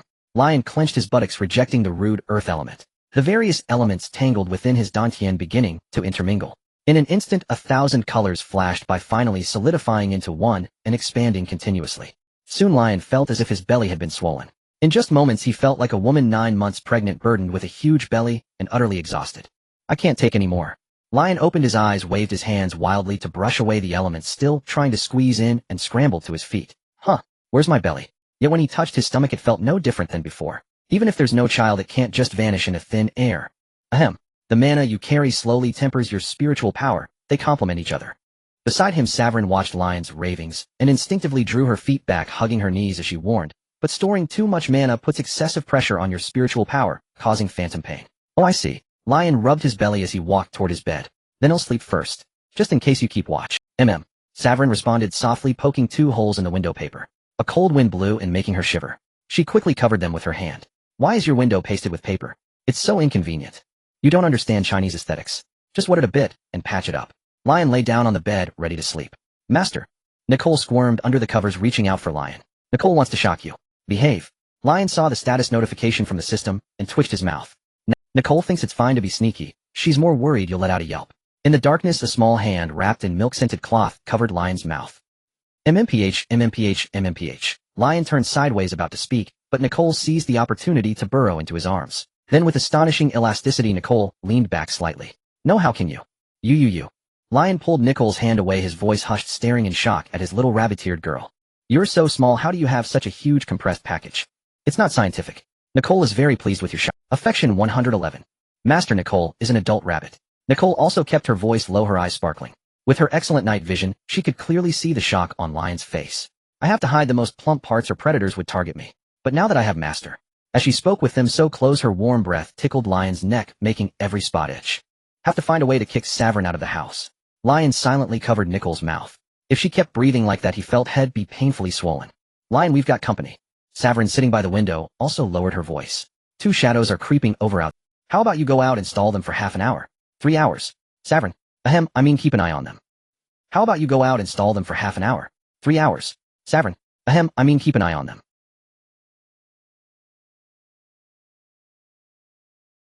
Those 2 masked figures look kind of familiar. Outside the cabin, Kara were stealing. Under the rack of hanging bacon, Kara and Manda each clutched a strip of bacon, drooling. It smells amazing, but isn't this too immoral? Shut up. We're villains, what do we need morals for? Besides, the evil spirit did it. Kara tapped Manda's head with her wand and began chanting a spell to summon a malevolent spirit. What the hell? Why's my head buzzing? Meanwhile, crouching in the cabin, Lion felt his head buzzing. In a daze, he moved toward the door, intending to open it. Wrapped in black cloth, summoning magic. Is that Kara? And Manda? Saverin quickly grabbed Lion, utterly confused. He didn't pay any tribute or offering. Why are you answering the summons? Tribute and offering. Annoyed by the noise, Lion shot Saverin a glare. Isn't that thing already holding my hand and refusing to leave my house? Perfect timing. They'll get rid of these 2 who know too much. The commotion made Lion irritable. He shook off Saverin's hand, grabbed the axe behind the door, and began constantly beckoning the surrounding elements to adorn himself with special effects. A sudden blizzard swirled above his head, flames flickered and vanished, and emerald vines slithered like venomous snakes into the void. Bam! The wooden door burst open. Lion, draped in special effects, looked down at Kara and Manda. Wretched beings, why do you summon me? Esteemed spirit of the pond. Lion's emergence from the cabin startled Kara, but recognizing the familiar special effects, she pulled Manda into a bow. I summon you because... Before she could finish, Lion seized the moment as they bowed, charged forward, and swung the axe toward the back of Manda's head. Thud. Manda was struck and collapsed limply unconscious. You? Kara stared at Leon in shock, but before he could utter another word, Leon clamped a hand over his mouth and shoved him to the ground. What, you? You've been wandering around all day with that broken staff, yapping everywhere. Leon pressed Kara's head into the dirt and kicked the staff from his grasp, the clamorous calls in his mind finally fading. You could have stolen from anywhere, but you had to pick my doorstep, and you even summoned me. Are you truly that reckless with your life? You're a human. Why would the seeking spell point to you?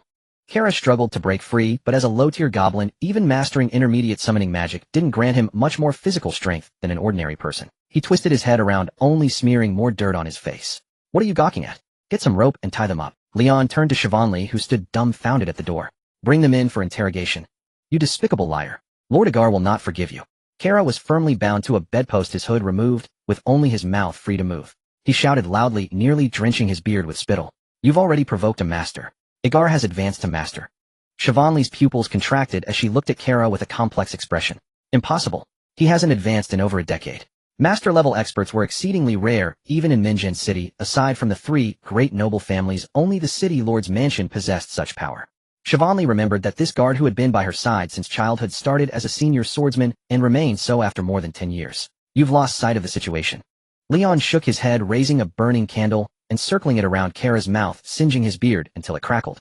While you can still talk, I ask, and you answer? Or it'll burn off your tongue first, then we can play charades. Please, I'll tell you anything you want. Kara instantly deflated, craning his neck backward. Lord Agar hasn't advanced to master yet. But if he lures Duke Messala to the dragon's lair, he will become a master. That's a master born of hatred and calamity upon scorched earth. Coward. Siobhan spat, but at the latter part, she looked bewildered. What does his advancement have to do with my father? A master of hatred and calamity. Did he strike a deal with some demon? This? I truly don't know. Perhaps you could interrogate Manda. Kara, you bastard. How could I possibly know something you don't? Manda, tied to another bedpost, had been feigning death. He stopped pretending and cursed. You fool, you've never accomplished a single thing with me. If I'd known, I'd rather have stayed in the goblin nest. Even lying on the blasting motherlode every day would be safer than gallivanting around. I'm only 200. I haven't even found a wife yet. Shut up. Kara couldn't take it anymore and argued. The enemy was too cunning. MMPH. But before he could finish, Leon stuffed a rag into his mouth. You mentioned the blasting motherlode. Leon ignored Kara, fixing Manda with a serious gaze. Where? Master, if you spare me, you'll risk my life to mine for you. Manda paused as if clutching at a lifeline. He'll serve you for a century. No, 2 centuries. I don't need the loyalty of a turncoat. Leon sneered. He'll submit to a slave spell. I don't know how. Kara knows. Miss Siobhan, I can sense the surging magic within you far beyond before. Manda stared at her, pleading. As a summoner yourself, you can cast the slave spell, can't you? What do you think?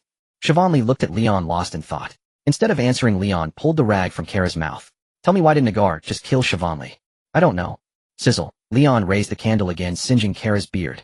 Master, I truly don't know. Lord Agar only instructed me to make Miss Siobhan die in agony. Kara glanced at Siobhan, whose expression was darkening, and seeing Leon continue to burn his beard, he spilled everything. The most painful death I could imagine was being devoured alive by an evil spirit. It was the seeking spell that led me to you. Of course, if you accepted her as an offering, I could also gain a chance to summon you. Kara said, his eyes growing confused. So close, he could be certain that Leon was human, and he couldn't fathom why a human could respond to his summoning spell. Does Agar hate you that much? Leon looked Siobhan up and down. Did you smear chili paste in his pants when you were little? Of course not. Siobhan shot Leon a glare and grabbed Kara's staff. I know the slave spell, I don't need Kara's help. Do you want to take these 2 as slaves? These 2 tried to drown you last night, and you still want them alive. Master, I. MMPH. Kara tried to beg, but Leon stuffed the rag back into his mouth. I don't know. The gem favored by the goddess of fate is shattered. Why would someone so cautious not confirm my death with his own hands? Siobhan frowned. Perhaps the drowning was fate's way of leading me to you. Leon, you must help me avert the looming calamity. I sense it will engulf all of Minjin City. Don't give me another quest. Leon rolled his eyes. He didn't care much about Minjin City, he'd rather spend his time mining more motherlodes. Then brand them with the slave mark. Very well. With that, Siobhan began casting the slave contract spell. Moments later, as 2 slave marks were branded, the lives of Kara and Manda fell entirely under Leon's control. Master, Manda will follow you to the death from now on. No sooner were Manda's ropes undone than he knelt with a thud.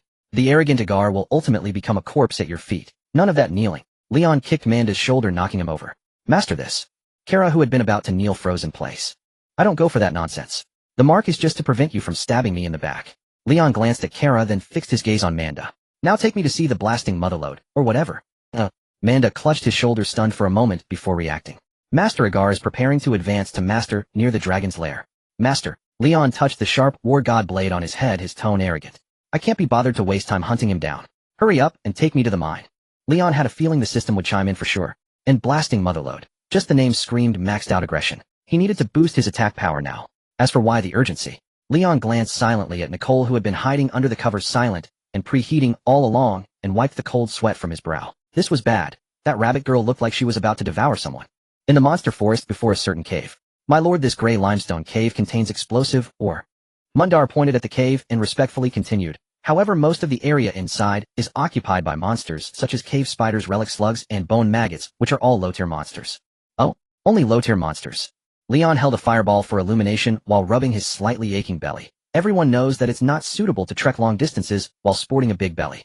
From the wooden cabin to this gray limestone cave, Leon felt like he was carrying his belly, following Mundar, and avoiding the forest's monsters winding around for at least 3 hours. My lord Mundar and I haven't been to the gray limestone cave for many years. Why not let my contracted beast scout it? Kara had already retrieved her wand again. Along the way, after a brief contemplation and evaluation, she decided to temporarily submit to Leon's tyranny. Contracted beast. Leon looked at Kara, remembering that this person was still a mid-level summoner. Yes, a mid-level summoner capable of contracting 3 fixed monsters.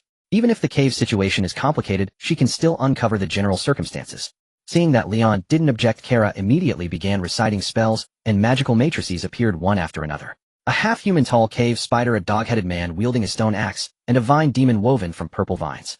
The 3 monsters, upon receiving Kara's command, crept toward the dark cave. What about you? If you're coming along, at least contribute a bit. Leon elbowed Siobhan, who was standing by like she was watching a show. I just broke through and I don't have any contracted monsters. I still don't know if I can summon any monsters with random summoning. Siobhan murmured a few magical spells, and then a matrix appeared in her hand.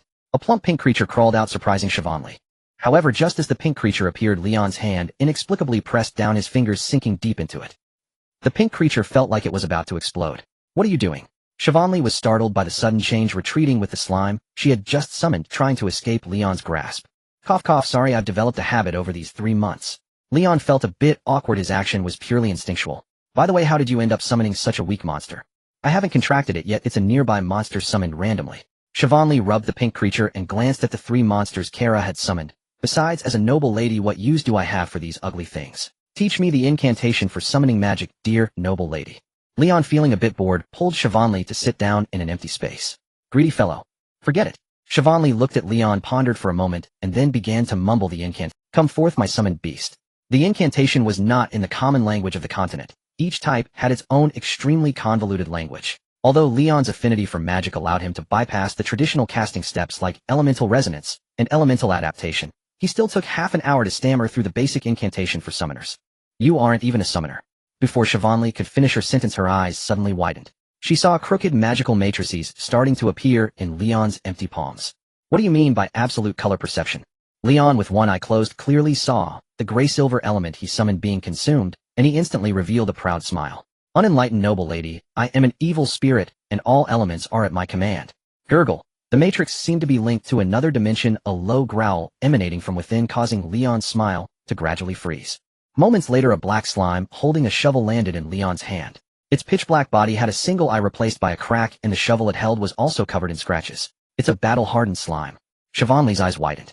It is said that only a very small number of slimes, which are inherently lazy monsters, awaken an indomitable fighting spirit and embark on a long path of evolution, eventually growing into a battle king slime with unlimited possibilities. Puck. Leon threw the battle-hardened slime on the ground. Can't you summon something strong? You bring out a weak breed, a battle-hardened slime. What kind of new monster is a skin-changing monster? You admire the strong, yet you abandon the true strong ones. Siobhan freed one hand to pick up the battle-hardened slime. You don't want it, I do. She planned to contract both slimes and stuff them into her contracted space. Although typically a junior summoner's contracted space can only hold 1 fixed summoned beast, 2 slimes can squeeze in since they are unranked monsters. Come again. Leon began mumbling the summoning magic again. However, even after exhausting all the magic power in his belly, he failed to summon any powerful monsters. As a trainee summoner, the summoning magic can only summon monsters from the nearby area. Even if you are lucky enough to summon a powerful monster without opening up a contracted space, you won't be able to keep it. Siobhan, hugging 2 slimes, looked at the pile of unranked monsters around her, feeling a bit of a headache. And why did you even summon the monster's offspring? Isn't this thing randomly caught? Leon reached out, grabbing and picking around, adjusting the color of the summoning magic. By following the magical matrix and emitting spiritual force, you can roughly sense the state of the monsters accepting this. Siobhan, somewhat helpless, finally realized she was teaching a magic blind person and patiently began to guide him, like this, like that. Under Siobhan's guidance, Leon tried a few more times and finally grasped the summoning magic. Alright, next, once you break through to a junior mage, you can open up a contracted space and attempt to communicate with the real summoning dimension. Siobhan revealed a satisfied expression, looking content. Leon's knowledge of magic was incredibly shallow, which gave her a sense of accomplishment, as if she had taught a pig to climb a tree. With such a barren understanding of magic, I really don't know how you managed to cast basic fire magic. You wouldn't understand this. Adventurers are naturally empathetic and are born with the ability to love elements. Leon chatted with Siobhan, not intending to continue trying. He prepared to break through to junior level and switch to a different prize pool for drawing cards. The rewards from the monster forest were too lackluster. My lord, there has been a disturbance at the mine. The three monsters surrounded Kara, and after reporting their findings, Kara looked at Leon. There are many signs of foreign monsters activity. They're indicating that multiple mid-tier monsters are likely lurking. What monster? Deepwood red wolves. Leon rose to his feet. No, judging by the traces it appears to be. Kara placed her hand upon the goblin's head, her eyes clouded over. Rock rats, long-armed apes, and feathers of harpies along with scales from some unfamiliar aquatic creature. Huh, are you certain this isn't a newly opened rift into another world? Leon scratched his head in bewilderment. The Grey Rock cavern seemed to have swallowed an absurd menagerie.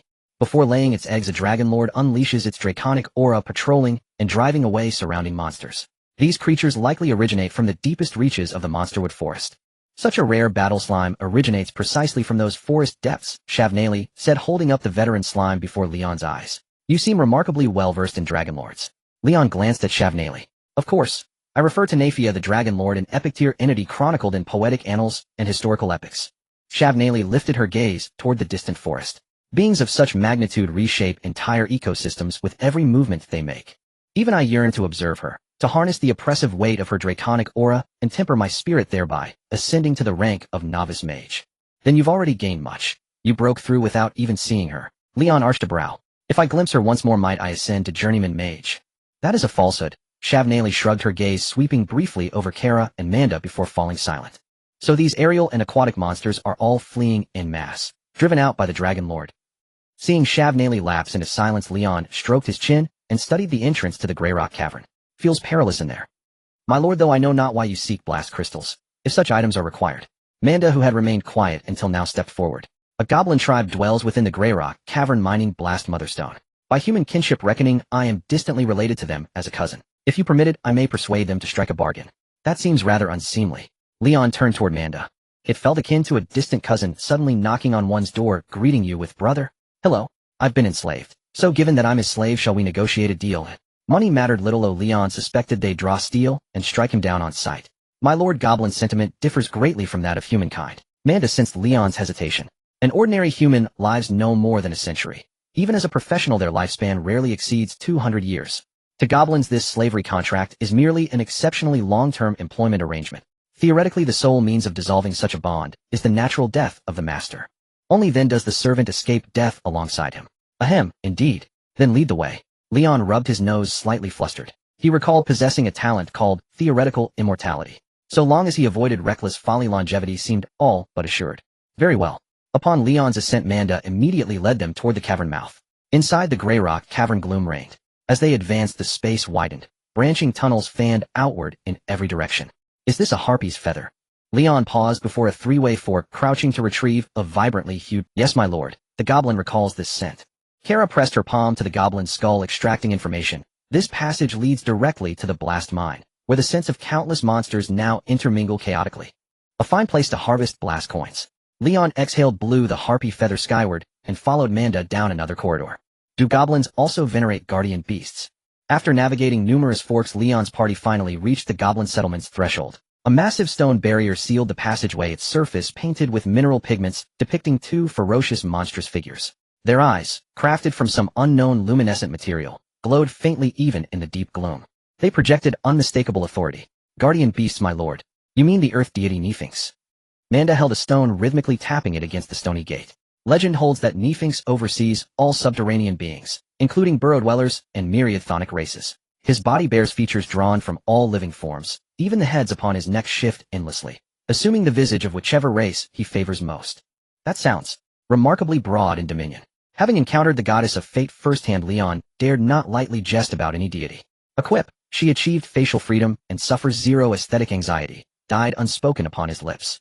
Creak, creak. With each tap, the heavy stone gate rose slowly, yet halted after lifting only a few centimeters. Stranger, declare your purpose. A voice emerged from behind the gate. By Nephinx's grace, Manda of the Red Rock Warrens seeks mineral trade with you. We bring ample gold. Luther welcomes you, stranger, from afar. The voice continued as the gate ascended fully. A burly, bearded goblin clad in leather armor stood at the tunnel's center. Upon spotting Leon and Shavnali, he paused momentarily, then turned and gestured inward. Bring your human companions and follow me. Luther, 10 years gone, and still wearing that tattered leathers. I've moved on to woven cloth. Manda glanced at Leon, who gave a slight nod, then hurried after Luther. Has your chieftain opened trade beyond your borders? Trade? With the dragon lord stirring chaos, the surroundings grow perilous. Luther eyed Manda's black cloth tunic and snorted. Garments like that offer no defense against monster attacks. Are the monsters flooding the Grey Rock cavern likewise driven here by the Dragon Lord? Manda pursued the thread. It appears your blast mine has already been overrun. Don't remind me. The Dragon Lord disrupts the region every decade or so, scattering monsters in panic, sending them scrambling for sheltered burrows. Luther sighed softly. Blast crystals were scarce to begin with. Halting extraction means months of lean rations. By the way, what do you wish to purchase? Blast crystals. You've arrived most inopportunely. Luther rummaged in his pouch and withdrew a small, orange-eared crystal, waving it before Manda's eyes. See, this tiny shard now costs 1 gold coin. So expensive. Manda glanced at Leon. Even if the chieftain is a high-level earth mage, this price is still too expensive. Then you can take the task of clearing the mine. Luther, oblivious to Manda's gesture, led the way. As long as you drive out the monsters, you can take as many blasting crystals as you want. Luther chatted with Manda as he led Leon and his group into a vast underground space. Dense stone huts interconnected with glowing green mineral ores hanging at their entrances like tiny lanterns. Luminous mushrooms grew in the crevices of the rocks. Unexpectedly, the goblin lair was rather bright. The chieftain is inside, but you are the second group of visitors today. You'll need to wait a moment. Luther led them to the door and turned away, returning to guard the entrance. Chieftain Luke, you know it's not easy to deliver goods to the monster forest these days. I'm sorry, but we really aren't the kind of goblins you think. Ahem, the goblins inland are all like this. They are developing rapidly, calling themselves the Goblin Clan. Plunder only invites more plunder. Such prosperity is fleeting. At no time should we stand against humanity. Most of the goods I carry are from demi-humans. My people cannot distinguish such nuances. Crime will only spread along the lines of appearance. Leon and the others stood at the door, hearing 2 voices approaching. With a creak, the stone door opened, and both parties were momentarily startled at the sight of each other. Brother Bai. Leon looked oddly at the 2 emerging from the room. One as round as a ball, the other a green-skinned goblin leaning on a staff with a white beard nearly dragging on the ground. The former Ball was the merchant Bai. This isn't a game world, so how do merchants keep popping up everywhere on the map? Leon looked at Bai, who barely squeezed through the doorframe, and felt a surge of exasperation. Young brother Leon. Bai immediately offered a handshake. Still interested in goblins? Bai, I'm perfectly normal. Aside from their green skin and pointed ears, goblins didn't differ much from normal humans. But Leon felt he probably maybe preferred the fair-skinned, beautiful type. Leon shook Bai's hand. I'm here to buy a blasting, or mother. That's way more challenging than a fluorite or mother. It actually explodes. Brother Bai, I'm really normal. I know. Bai nodded vigorously at Leon. For the sake of our brotherhood, next time you come to Minjin City, I'll bring you some warming soft jade, or mothers free of transport fees. It was hard to refuse. Then thank you, brother. Leon hesitated for only half a second before shamelessly accepting. Haha, you're welcome. After exchanging a few pleasantries, Bai turned to the goblin chieftain. Chieftain Luke, I'll take my leave. Bai Nifins above, thank you for your visit. Luke nodded slightly, watching Bai walk away before turning to Leon. Bai Nifins above, welcome friend from afar. Greetings, Chieftain Luke. Leon silently studied the old goblin with graying hair and beard. The last word seemed to carry a certain weight. It sounded as if he was pondering Leon's identity. Interestingly, the word friend wasn't preceded by human. Leon smirked and offered a polite smile. I'm glad to be your friend. Please follow me. Luke returned the smile, leading Leon and his group to sit inside. He began slowly. I understand your purpose, but the mine is currently occupied by monsters. We have no spare blasting crystals for now. Not even in, or mother. Leon, unwilling to accept this thought of his 3-hour trek with a heavy belly. He couldn't have come for nothing. If you want a large batch now. Luke's wrinkled eyes nearly squeezed into slits fixed on Leon. But I can give you a small piece of, or mother. Luke raised his hand, and with a flick of fist-sized, or mother shimmering with orange light appeared. As the blasting, or mother floated toward Leon, propelled by Luke's magic. Ding, blasting, or mother reproduction potential be affection 100. Note the world cherishes all beings, but the blasting, or mother is quite volatile. Tread carefully. As Leon caught it, the system chimed. Blasting, or mother. He'll take it. Leon looked at Luke, hesitating briefly before asking, Chieftain Luke, is there anything I can do for you? A small favor. Luke's gaze swept over Siobhanli and Kara. These 2 are mages too, I presume. I hope you can join me in clearing the mine in a few days. As expected, there's no such thing as a free friend. He must have his eye on our combat prowess. Leon smiled. Of course, provided I can take a portion of the your mother. I will pay you according to the standard of human-issued quests. Luke stood leaning on his staff and approached Leon, extending a hand. If you're willing, I can also buy the monster materials. Naturally, I would prefer to sell to my friend first. Leon looked at the old goblin, who seemed quite familiar with the human quest system, and slowly extended his hand. I just need to know the specifics of the mine's monsters. 1 high-level lava lizard, 1 mid-level Jingwan water ghost, 3 mid-level harpies, and over a dozen low-level ironback monkeys. How can such a motley crew gather together? Leon was surprised. In theory, different monster races would have already driven out by the evil dragon to make a living on the road. Everyone has a temper. The lava lizard carries a faint bloodline of the fire dragon, barely enough to keep the others in line. Luke returned to his seat and sighed softly. Moreover, blasting or strengthens it. I fear it might devour the entire mine. Having lived for centuries, Luke was no stranger to the evil dragons spawning. But he hadn't expected this incursion to threaten the blasting or. Then what are we waiting for? Let's set out now. Leon frowned, conjuring a ball of fire element from thin air. Let's deal with those greedy bastards. Anyone daring to covet thee or mother. Leon would never allow it. Lizard, water, ghost, harpies. All of them eliminated. Ahem, there is no need to be so hasty. Luke said, gently stroking his white beard as he regarded Liang, who had suddenly become murderous. I can sense that the elements are attuned to you, yet your mana seems to still be coalescing. Wait a few days until you have stabilized your realm before we speak of this. Patriarch Luke, there is no time to lose. Liang declared with utmost seriousness. Every single day of delay results in further loss of, or. Then I shall gather the clan warriors. I will deal with the lava lizard later, you hold off the other monsters. Within the passage outside the mine, Luke's gaze swept over the 30 selected goblin warriors, his expression stern. With your stone armor you can barely contend with low-tier monsters. As Luke spoke, his gaze fell upon Liang, who was continuously adorning himself with flame spears. He let out a soft breath. If you encounter a mid-tier monster, seek aid from the mage. Rest assured, Patriarch, I am an enhanced mobile artillery platform. Before the goblin warriors could respond, Liang, who had already armed himself into a flaming porcupine, spoke first. Even without me, there is still Kara, the veteran mage. At your service. Kara, surrounded by 3 summoned monsters, spoke respectfully. These 3 monsters, under the enhancement of my magic, can temporarily reach the peak of the mid-tier. They are more than sufficient to block the mid-tier monsters within. Good, let's move out. Luke nodded slightly, and was the first to step into the mine. Growl.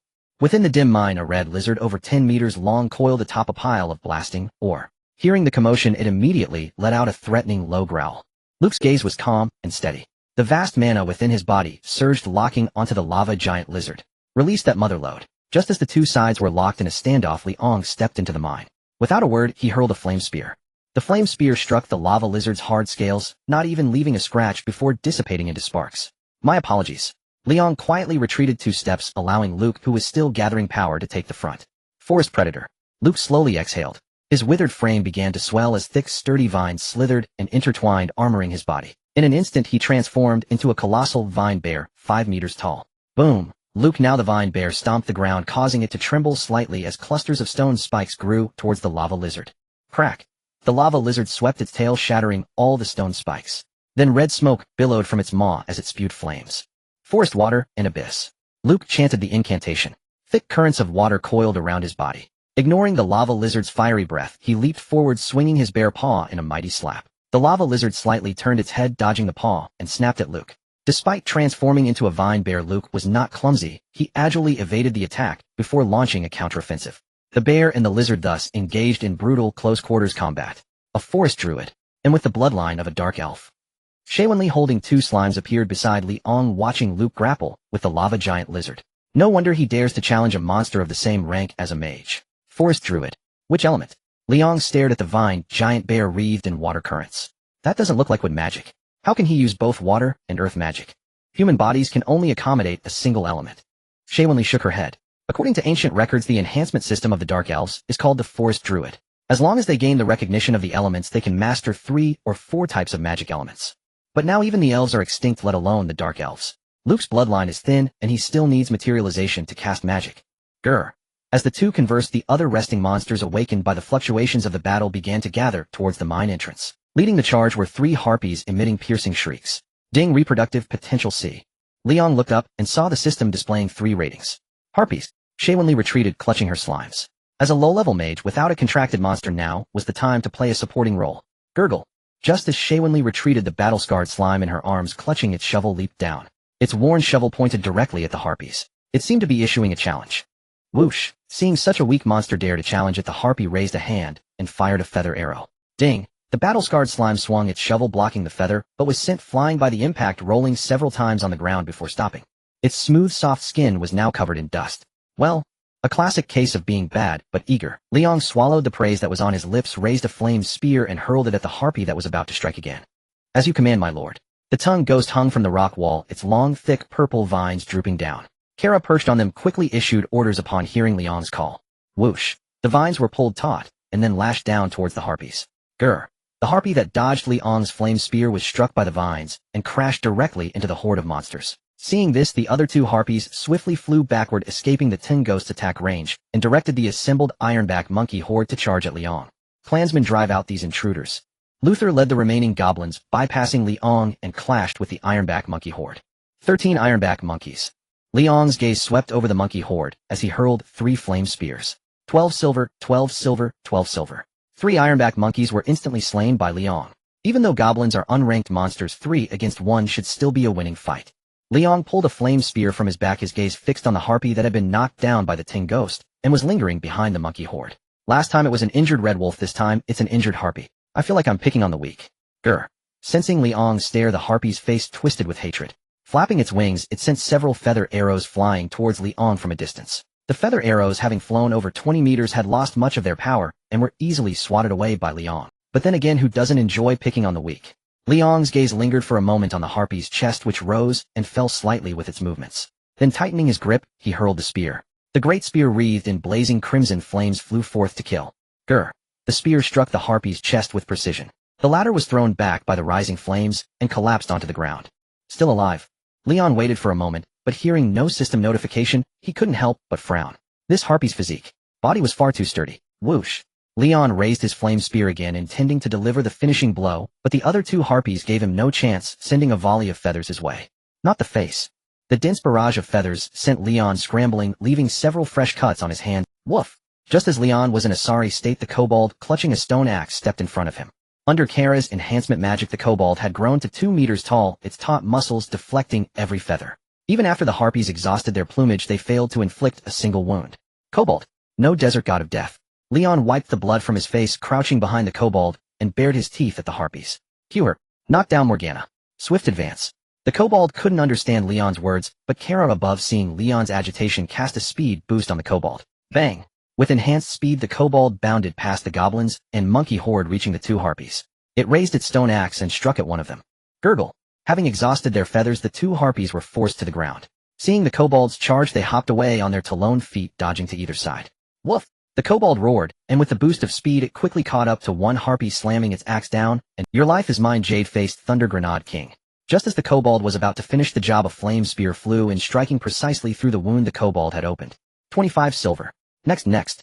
Hearing the clink of silver coins, Liang gleefully raised another flame spear, winking at the kobold. He'll finish that one too, only one left. Woof! The kobold fell silent, not particularly keen on engaging with Liang. Pursue. Kara's voice echoed from afar, issuing a mental command to the kobold. Receiving the order, the kobold eventually lifted its axe, and suppressing its frustration, chased after the last harpy. Boom. Unsurprisingly, the harpy was once again crippled, pinned against the rock wall by the kobold's hand, awaiting execution by stone axe. Whoosh. Predictably, Liang's spear flew in before the execution, striking true and claiming the kill. Woof. The kobold hesitated for a moment before slamming its axe into the harpy's corpse, its expression slightly easing. We make a great team. Liang patted the kobold's thigh, a satisfied grin spreading across his face. Go skin the claws for materials, and it'll treat you to pork bones back home. Woof! The kobold silently crouched down, using its stone axe to strip the materials. Summoning is really something so handy. Liang watched the diligent kobold, his smile growing even wider. I'm starting to look forward to the summoning plane. But before Liang could enjoy himself for long, a sinister human-like laugh echoed. Liang looked up toward the sound, and saw a bloated human face dangling from the rock wall. Its pale skin was covered in wet, hanging strands of hair that trembled with the hee-hee laughter. On its abdomen, rows of large suckers clung to the rock face, swelling and contracting. The sight was horrifyingly grotesque. A wave of dread surged through Liang, his pupils dilating. Screech. At the same time, a sharp scraping sound rang out. A long, withered arm tipped with razor-sharp claws lashed out, shattering the flame spear Liang had slung over his shoulder for defense. The arm continued its momentum, tearing through Liang's shirt and piercing into both shoulders. With a slight tug, it threatened to rip him apart. A stillwater ghoul. How the hell is it on the cliff? The searing pain snapped Liang back to reality.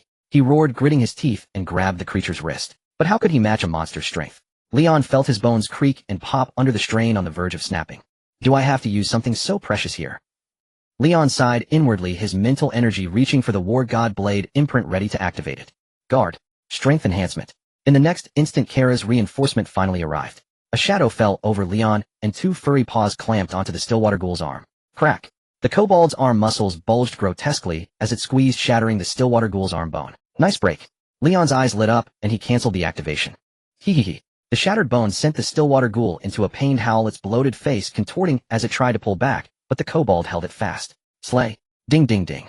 Kara continued her commands, and a rapid tapping sound echoed from the rock wall. The lurking cave spider rushed in, raising its two thick hunting forelimbs and stabbing at the Stillwater ghoul. The Stillwater ghoul's shoulder was pierced, its face twisting further. The cave spider didn't stop pulling out its forelimbs and stabbing again. Squelch. After several strikes from the cave spider, the Stillwater ghoul's arms tore from its shoulders, spraying foul, bloody water everywhere. Let me. Leon's weak voice sounded. Despite wincing in pain, he used his mental energy to guide a flame spear wobbling as it aimed for the Stillwater ghoul. It wasn't that he was a kill stealer, but Leon was furious.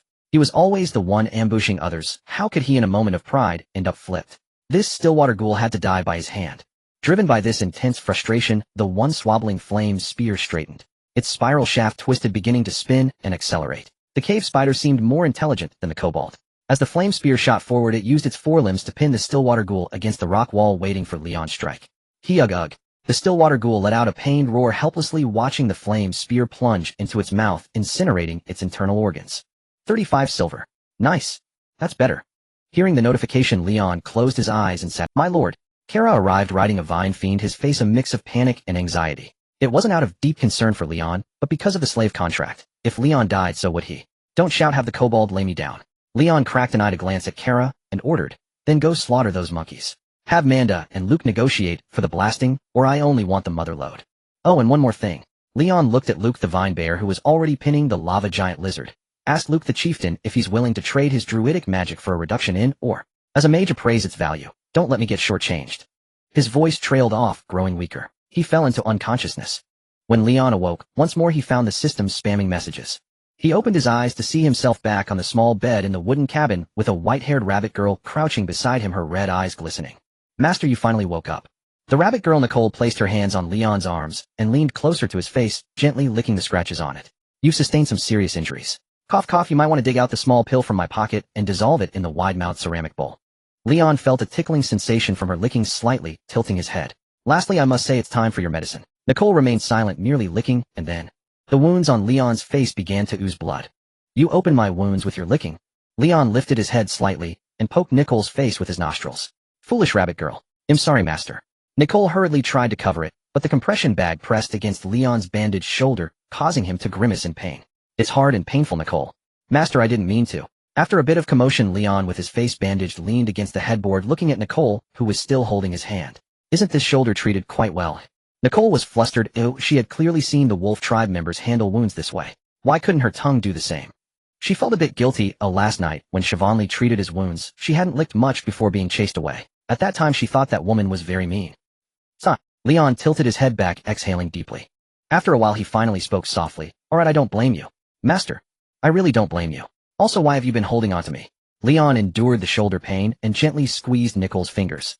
If you must hold on, just hold lightly like that. Nicole had once gently held many injured companions, but they seemed to have been taken away by an irresistible force. She felt that she needed to hold on to him tightly now. She was afraid that if she turned around, he too would be gone. Leon looked at the system's messages and fell into a brief silence. Master, you will get better, right? Nicole didn't let go, lowering her head, her rabbit ears drooping as well. Nicole doesn't want to let go. What problem could such a small injury pose?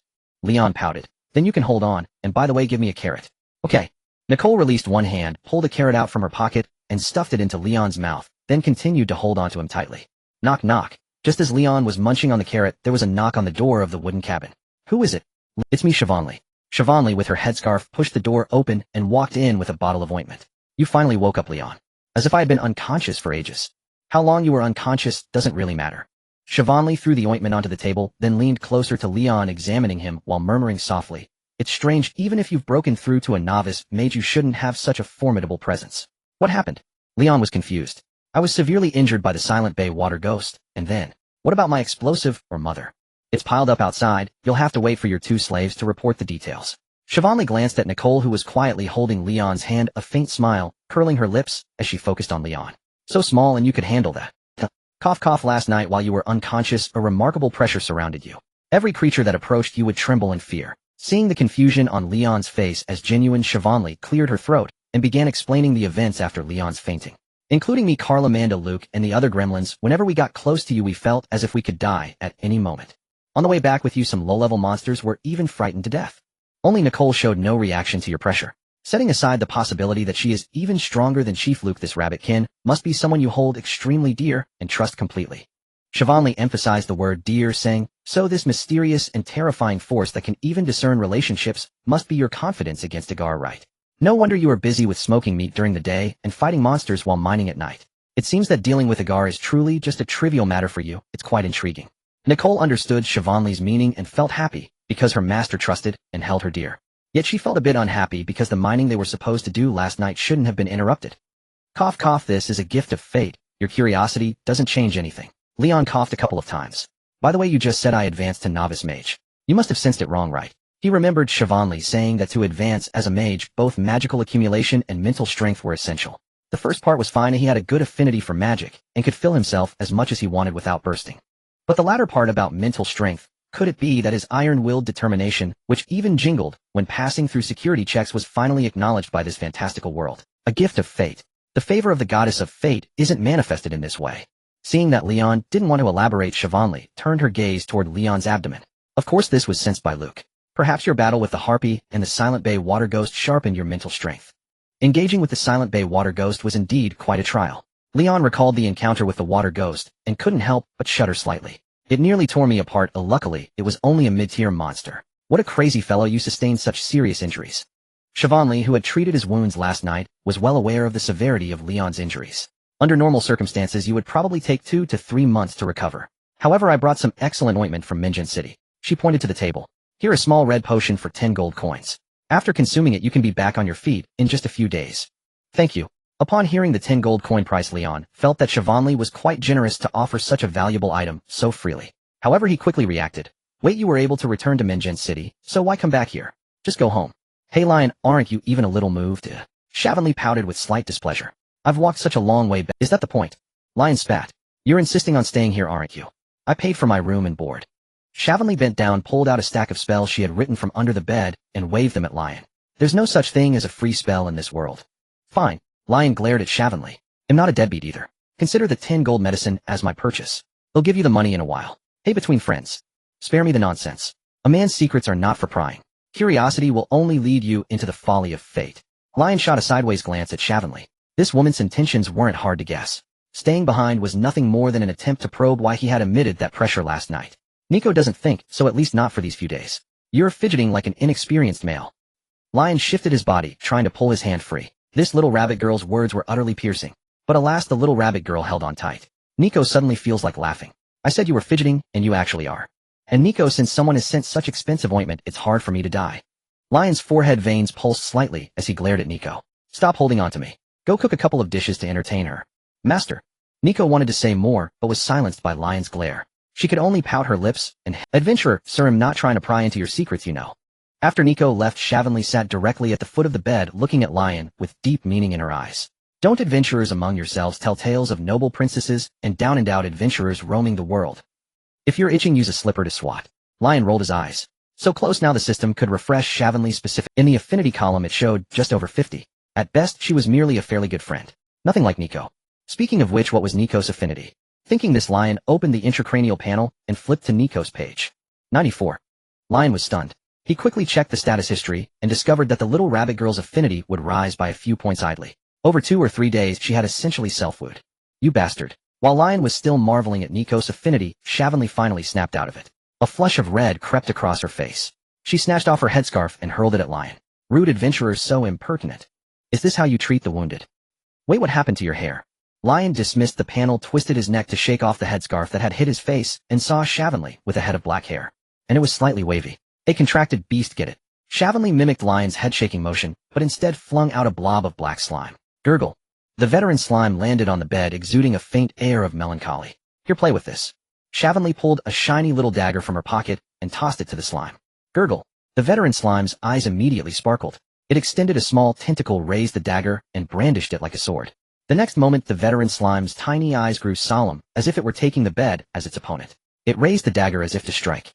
Get lost. Lion kicked it irritably, sending the veteran slime flying under the table. Then he looked at Shivanli, whose hair color had returned. My dear noble lady. Bob. What a hypocrite. Shivanli shot Lion a glance, then raised a finger. I can teach you everything about summoning magic. That disguise just now was one of my developments with my contracted beast. As for the price, you must ensure that my family doesn't find me for a year. Of course he'll fully cooperate with you. I can turn into anything you know.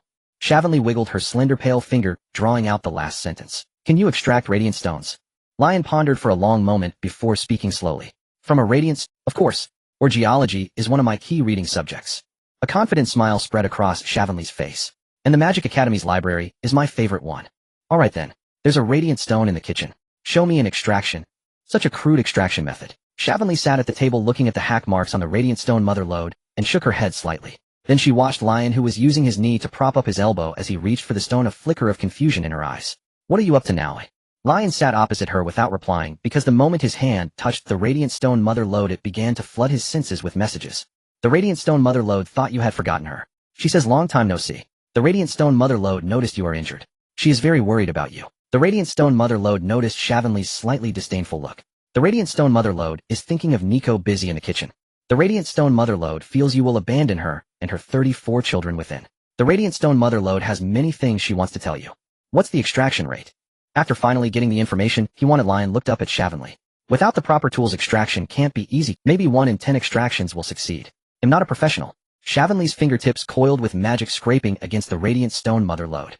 At this rate, there are maybe 4 or 5 stones left in it. The radiant stone mother lode is terrified. She feels she is about to be dismembered. I need to keep the original ore intact. Lion made his demand. At the very least, it must not be completely shattered. You call this intact? Shavanley's fingers traced over the battered body of the radiant stone mother lode. From a small cavity, she scooped up some turbid liquid elements. Parts of it have even been eroded by elements. The radiant stones beneath are no longer pure. The radiant stone mother lode hopes you won't abandon her. She has been working so hard to capture magical elements. Never mind that. Even if you extract fewer stones, I want to preserve the original, or as a keepsake. Lion shook his head and fell silent. Fine. Shavanley shrugged helplessly. Then she focused her attention on her fingers and began extracting from the radiant stone mother lode. Meanwhile, Lion watched the messages from the radiant stone mother lode, while keeping an eye on Shavanley's movements. Just as the radiant stone was about to be extracted, he activated Mother's Merit on Nico. You have activated Mother's Merit. Selected target Nico. Selected talents: Eternal Theory, Elemental Affinity. The target's life level is extremely low. Talents will be absorbed adaptively. Ding, allocation complete. Clatter. From the kitchen, the sound of pots and pans hitting the floor suddenly rang out. Done. At the same moment, Shavanley extracted a spirit stone. Not bad, noble lady. Lion's face paled for an instant, but quickly returned to normal as he glanced toward the kitchen. Far better than that clumsy, foolish rabbit. Even dropping an iron basin, you still find fault with her. Shavanley placed the spirit stone on the table, preparing for the next extraction. But Lion shook his head. Enough, Miss Shavanley. You've passed my interview. Interview. Shavanley gazed at Lion seated across from her, grasping the term's meaning.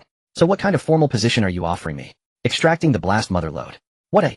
Shavanley slammed her hand on the table, glaring at Lion, her voice rising. The blast mother lode. You mean you used the spirit stone mother lode to test my abilities, only to assign me a task any goblin could do? Watch your tongue, Miss Shavanley. Careful, or I'll sue you for racial discrimination. Lion leaned back, raising an eyebrow, his tone laced with impatience. If you don't want the job, plenty will. He'll take it. Shavanley gritted her teeth, rising abruptly, ready to storm out. Wait, extract the one Luke gave me first. Lion gestured with his chin toward the coat hanging by the bed. Fine. Shavanley stomped over to the bedside, retrieved the small piece of blast mother lode gifted by Luke, and placed it on the table. So, esteemed adventurer, is this a second interview? Yes. Lion ignored Shavanley's sarcasm, placed his hand on the blast mother lode, and silently uttered the binding incantation. Binding successful. You may now sense your spouse's state through caress. Blast mother lode reproductive potential B. Affection 1. Note the world cherishes all living beings. However, the blast mother lode is fiercely temperamental. Approach with caution. The blast mother lode wants to blow you up. She believes that a filthy, despicable carbon-based organism like you secreting multiple kinds of slime is unworthy of union with the noble creator of gunpowder. Though she loves all life, she adores the scattered fragments of life even more. She says if she loves you, she'll blast you. Ugh. Boom. Lion's eyes instantly glazed over. An affection of 100 yields this state. What the hell, if I love you, will blow you up. A total yandere, huh? Lion, what are you spacing out for? Shavanley waved her hand in front of Lion's eyes, snapping him back to reality. Nothing ahem. My shoulder just hurts a bit. Lion, parched and enduring the shoulder pain, struggled to lift the red potion Shavanley had bought to his lips. That is for external use. Shavanley waited until Lion had nearly brought it to his mouth before speaking softly. Esteemed adventurer, I can be of service. Ding. Sad news, your spouse, the blast mother lode, has completely disintegrated. Ding. Good news, you have birthed an offspring. Calculating feedback. Identified as first-generation offspring, acquire 30 of all attributes, rounded down, no negatives. Your attack power increased by 5, yield rounded. New talent added, magic burst, no negatives. Magic burst, any attack has a 33 chance to double damage. Since this offspring has no growth cycle, the reward is granted in one lump sum. This blast crystal is quite easy to extract. Lion picked up a piece of blast crystal and examined it. The irregular orange-yellow crystal reflected tiny shards of light, resembling crumpled glass shards. Yet this object no larger than half a palm had granted him 5 points of attack power through the system, roughly equivalent to the strength of an adult. As for the negative attributes like hardness and lifespan, the system directly negated them. This is just crude extraction sufficient for tribes like goblins. Shavenly washed her hands in the basin, raised 2 fingers at Lion, and said, "The army of Minjin City uses at least twice refined blast crystal, while the royal guard of the Ebon dynasty might use crystal refined 3 times or more." Or maybe not. Shavenly shook her head slightly. Compared to non-renewable ores, adventurers, who regrow like crops, are far more convenient. Just fence off a few free training monster territories, and adventurers will keep popping up. Damn it, you nobles who exploit the commoners. Lion spat. Blast crystal functioned similarly to black powder from his past life. Its power was sufficient for ordinary worlds, but in a monster realm it was hardly impressive. From a lord's perspective, hauling a cart of explosives to a monster nest was far less efficient than posting a notice on a wall. Naturally, fearless adventurers would take the bait. It saved effort, and if the adventurers got killed after nearly wiping out the monsters, it was practically free labor. "I belong to the reformist faction." Shavenly snorted, flicking a few drops of water at Lion. "I found the true path for our kingdom's development from thousands of books." "Oh." Lion looked at Shavenly, who suddenly puffed up like a proud peacock. "Let's hear it."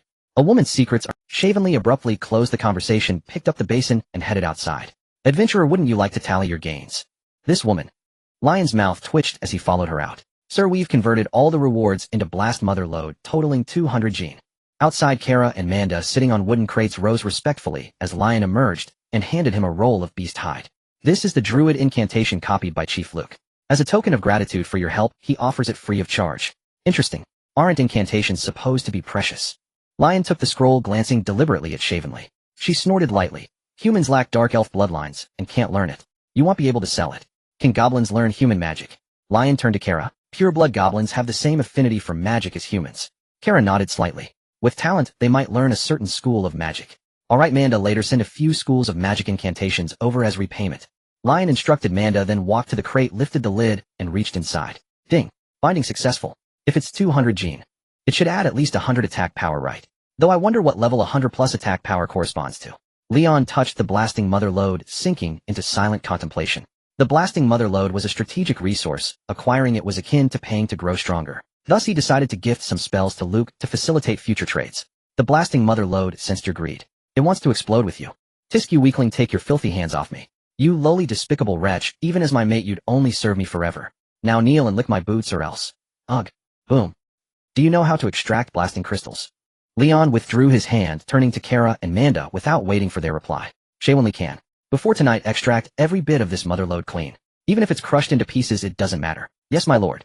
Kara and Manda exchanged glances, both seeing confusion in each other's eyes. Why did Leon's tone carry a hint of resentment? "I still need to write spells." Shavenly had just washed her hands and was reluctant. "I haven't had lunch yet." "Then eat first and do it later." Afternoon, clear skies. Shavenly, Manda, and Kara sat beside the blasting mother lode, chiseling. Meanwhile, Nicole sat with Leon under the window of the wooden hut, speaking softly. "Are you sure you can only see green?" They each closed one eye, facing each other. Leon frowned, pressing his hand on Nicole's head, unable to accept it. "This nerf is too much, isn't it? And what about theoretical eternity? Just nerfed out of existence." Nicole Rabbit, subhuman reproductive potential, drank, talent, longevity, combat power, would mage, apprentice, affection, 94. Note, watch your words and actions. Rabbit girls are timid and prolific creatures. I only see green." Nicole squeezed her eyes shut, wrinkling her eyelids, but still couldn't sense any other elements. "I'm sorry, master." Nicole feels she has disappointed you. "Forget it, you can't bite off more than you can chew." Leon sighed softly, smoothing Nicole's eyelids with his fingertip. "You have plenty of mana, so being a healer isn't bad." He recalled that Shavenly had written him a wood-type rapid healing spell. "Here, learn this." Leon went back inside, grabbed the paper with the wood-type spell, and tossed it to Nicole. Then he pointed to his shoulder, where only a vivid red scar was visible under the red potion's healing. "Though it looks fine, it still hurts when I use force. Once you learn it, give me a couple of heals." "Okay." Nicole clutched the paper and nodded vigorously. But when she looked at the page, her face fell. "Master, how do you read these tadpoles?" "Foolish rabbit girl." Leon took the paper, sat beside Nicole, and began teaching her in a mumble. In the early days of his transmigration, the system, to help him adapt quickly to his new life, had simply loaded a universal language module.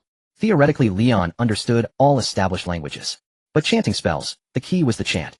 Since Nicole lacked the overpowered talent of magic affinity, even after Leon taught her meticulously for an hour, she couldn't cast her first spell. Sigh, Leon formed a clump of rapid healing and slapped it onto his shoulder. "Tough luck. Maybe you should become a warrior, Nicole. I remember you had quite some strength when carrying logs. As master wishes. Nicole drooped her rabbit ears holding a clump of green glowing elements looking disappointed. Hey outsider, with that accent of yours, enchanting spells the local elements won't bother with you. On the other side, Shaywinli, who had finally finished the mining task, stretched lazily and walked toward the two. What about emotion? Without pouring in emotion, who will resonate with you? But master. He's a magical freak, ignore him. Come repeat after me. Shaywinli waved dismissively at Leon, who tactfully stepped aside, vacating the small stool. Now then, Nicole, this is the first lesson in magic resonating with the elements. Shaywinli plopped onto the stool, flashing a confident smile. With a flick of her fingers, a silvery white element leaped to life. As a lady, I allow you to hold my fingers and truly feel this state.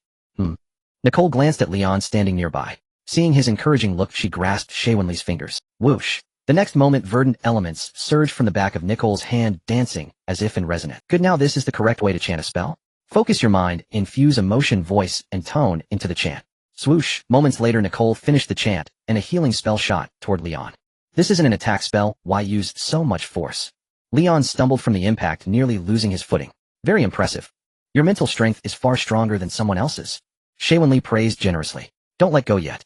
Find a relaxed posture, and enter meditation. Okay. Nicole's eyes sparkled. After a moment's thought, she leaned against the wooden hut, and Shaywinli guided her into meditation. A total of 120 gene. Leon approached Kara, and Manda picked up a piece of slag and weighed it in his hand. Through the system's intermittent prompts, he had gained a total of 120 attack power. Yes, my lord, it's all here. Kara and Manda stepped aside, revealing the pile of blasting crystals behind them. All right then, take them to the town to sell. 120 gene. You two should be able to carry it, right? Leon tossed away the now silent slag, dusting, gazing at the pair with flickering eyes, somewhat perplexed. They feel strange somehow. Leon's, all right, take these pages of spells too. Leon said, picking out a few apprentice-level spells from Shaywinli's stack. Deliver them to Luke at the Grey Rock Cave, and also acquire more blasting mother loads. As you command. Kara and Manda exchanged a look, packed the blasting crystals with tools, and headed toward Luoma town. An attack boost of 125 Leon crushed a piece of slag underfoot with slight force. Feels like I could match a Kambay water ghost. That's about equivalent to a mid-rank warrior, right? The Kambay water ghost was the only mid-rank monster Leon had ever encountered so far. Pity my shoulder hasn't recovered yet, so I can't go wild in the monster forest. Leon crushed the slag underfoot into powder, yet still felt an irrepressible itch, a burning desire to stretch his limbs in battle. Nicole's cottage hasn't been built on a foundation. Leon's gaze wandered, then fixed upon the bathhouse and latrine, which were merely skeletal frames. His eyes lit up, and with a subtle exertion, he used a hidden force to stomp and compact the earth for the foundation. Do you have some kind of ailment? Before he could stomp for long, Savali was disturbed by the vibrations and interrupted her meditation. Can't contain all that brute strength, can you? What do you know? A young lad is full of vigor. Leon muttered a soft curse, and seeing that Nicole had also opened her eyes, he ceased his trampling with some reluctance. Nicole, become a mage? Yes, master. Nicole shook her rabbit ears. Master, Nicole has magic power in her head. As she spoke, her twitching rabbit ears stirred the air, and a wisp of green cloud materialized above her head. She bounded over to Leon in a few quick steps. Swift healing. After chanting the incantation, her rabbit ears reached out and poked Leon's shoulder. Truly, a novel method of spellcasting. Leon received the healing spell, feeling a slight itch on his shoulder. He grabbed hold of Nicole's rabbit ear. Enough. Let's go into town and buy some clothes for this mage bunny girl. Okay. Nicole had long felt her current clothes were too tight to breathe in. Going this late. Savali summoned a battle-tested slime, placed it over her head, and her skin rippled as her features rapidly shifted. With the monster migration recently, it's not safe at night. Why are you hiding out here anyway? Because of the family marriage. Leon watched Savali, who was busy customizing her face, and twitched his mouth. With a skill like that, you could live freely anywhere, right? The goddess of fate guided me to you for a reason. Savali tugged at her cheeks, confirming her disguise was complete, then looked at Leon. Besides, you've already promised to help me deal with Agar. All right. Leon took Nicole's hand and turned to walk away. On the condition that Agar comes to me first. He will. After all, you branded his servant with a slave mark. Savali quickly caught up. I've already secretly sent a message to my father. Agar's plan to lure him out of Mune City. The implication was clear now. He could only come looking for trouble for you. Inside the Matursa Duke's mansion in Mune City. A conspiracy. Matursa clutched a confidential letter, his brow deeply furrowed. A mere schemer who hasn't even reached master rank is nothing but a clown. He intends to use the power of the evil dragon against you. Beside him, the elegant and mature Duchess clung to Matursa's chest, idly twirling his chest hair with her fingers, her tone worried. Although Mune City can withstand an epic-level monster's assault, if you journey to the evil dragon's lair, the evil dragon won't help him. Matursa discarded the letter, gently patting the Duchess' backside. Since Savali wants to handle this herself, let her. Duke Matursa was certain that the epic-level red dragon dwelling in the monster forest would never aid a commoner. Even if Agar was about to advance to master, it was impossible. You're not worried about our daughter at all. The Duchess complained somewhat, leaving her to face a master-level enemy alone. She's just an apprentice mage. Send the 7th too. Since neither wants the marriage, let them go, and invite the god of war to witness a blood rite. Matursa looked up, staring at the ceiling. After a moment of silence, he said, they're all a handful. Veronica, I need more. Very well. How stingy. Why can't you, a noble lady, just put it on credit? Inside the shop, Leon reluctantly pulled out gold coins. You're a wicked noble, so why do you still have to pay for things? Wake up. You're not a noble. Savali was fastening a cloak around Nicole. She glanced at the oversized top and couldn't help but frown. This robe is far too big. It doesn't fit at all. The garment Leon had bought for Nicole was a long gown-style mage robe. The bleached wool base was dotted with grayish-blue dye from plants, and the top even had an opening reminiscent of a formal dress. However, the area meant to display a more prominent figure was now so empty that the fabric had collapsed into a wrinkled mess. It fits. ITLL fits soon enough. Nicole covered her drafty chest, a little embarrassed by her own rebuttal. She blushed, too shy to tell Savali about her compression situation. By the way, since you're a mage now, how about getting a staff? After paying, Leon pulled Nicole along, but his gaze was on Sav. He wanted to hear a professional's opinion. How should I put this? A staff under 100 gold coins is no different from a fire poker. Savali pinched her chin, casually glancing at Leon's thin money pouch, her expression seeming to say, don't you know how much money you have yourself? Then what about a warrior's greatsword? Leon decided to settle for the next best thing. After all, he now had an attack power bonus of 125 points, though he wasn't sure exactly how high that was. Why not ask the weapon shop owner? Savali led Leon to a weapon display. Aren't you an adventurer? How are you even more unfamiliar with the market district than I am? Ahem, from the countryside. Leon coughed dryly. He was an adventurer, true, but in the past his trips to Mun City were only ever to visit the slave market. Besides, a hoe was good enough for slaying slimes. He never needed any equipment. Welcome. The receptionist saw a customer approaching and immediately flashed a sweet smile. Honorable adventurer, how may I assist you? I recommend a greatsword for me. One that requires the strength of about 25 adults to wield. Oh, you mean an intermediate warrior's greatsword? The receptionist paused for a moment, then smiled. What material do you prefer, or do you have any special requirements? Just intermediate. Leon mused, briefly pretending to think. In reality, he opened his system panel and converted all the silver coins had earned from monster hunting over the past few days. Just give me something worth 6 gold coins. After deducting the 1 gold coin mage robe for Nicole, he was left with only 6 gold coins and a dozen or so silver coins. This was counting the 5 gold coins had saved when buying Nicole and the glowing or mother. The receptionist looked troubled. Honored guest, with a budget of 6 gold coins, I can only offer a beginner warrior's greatsword.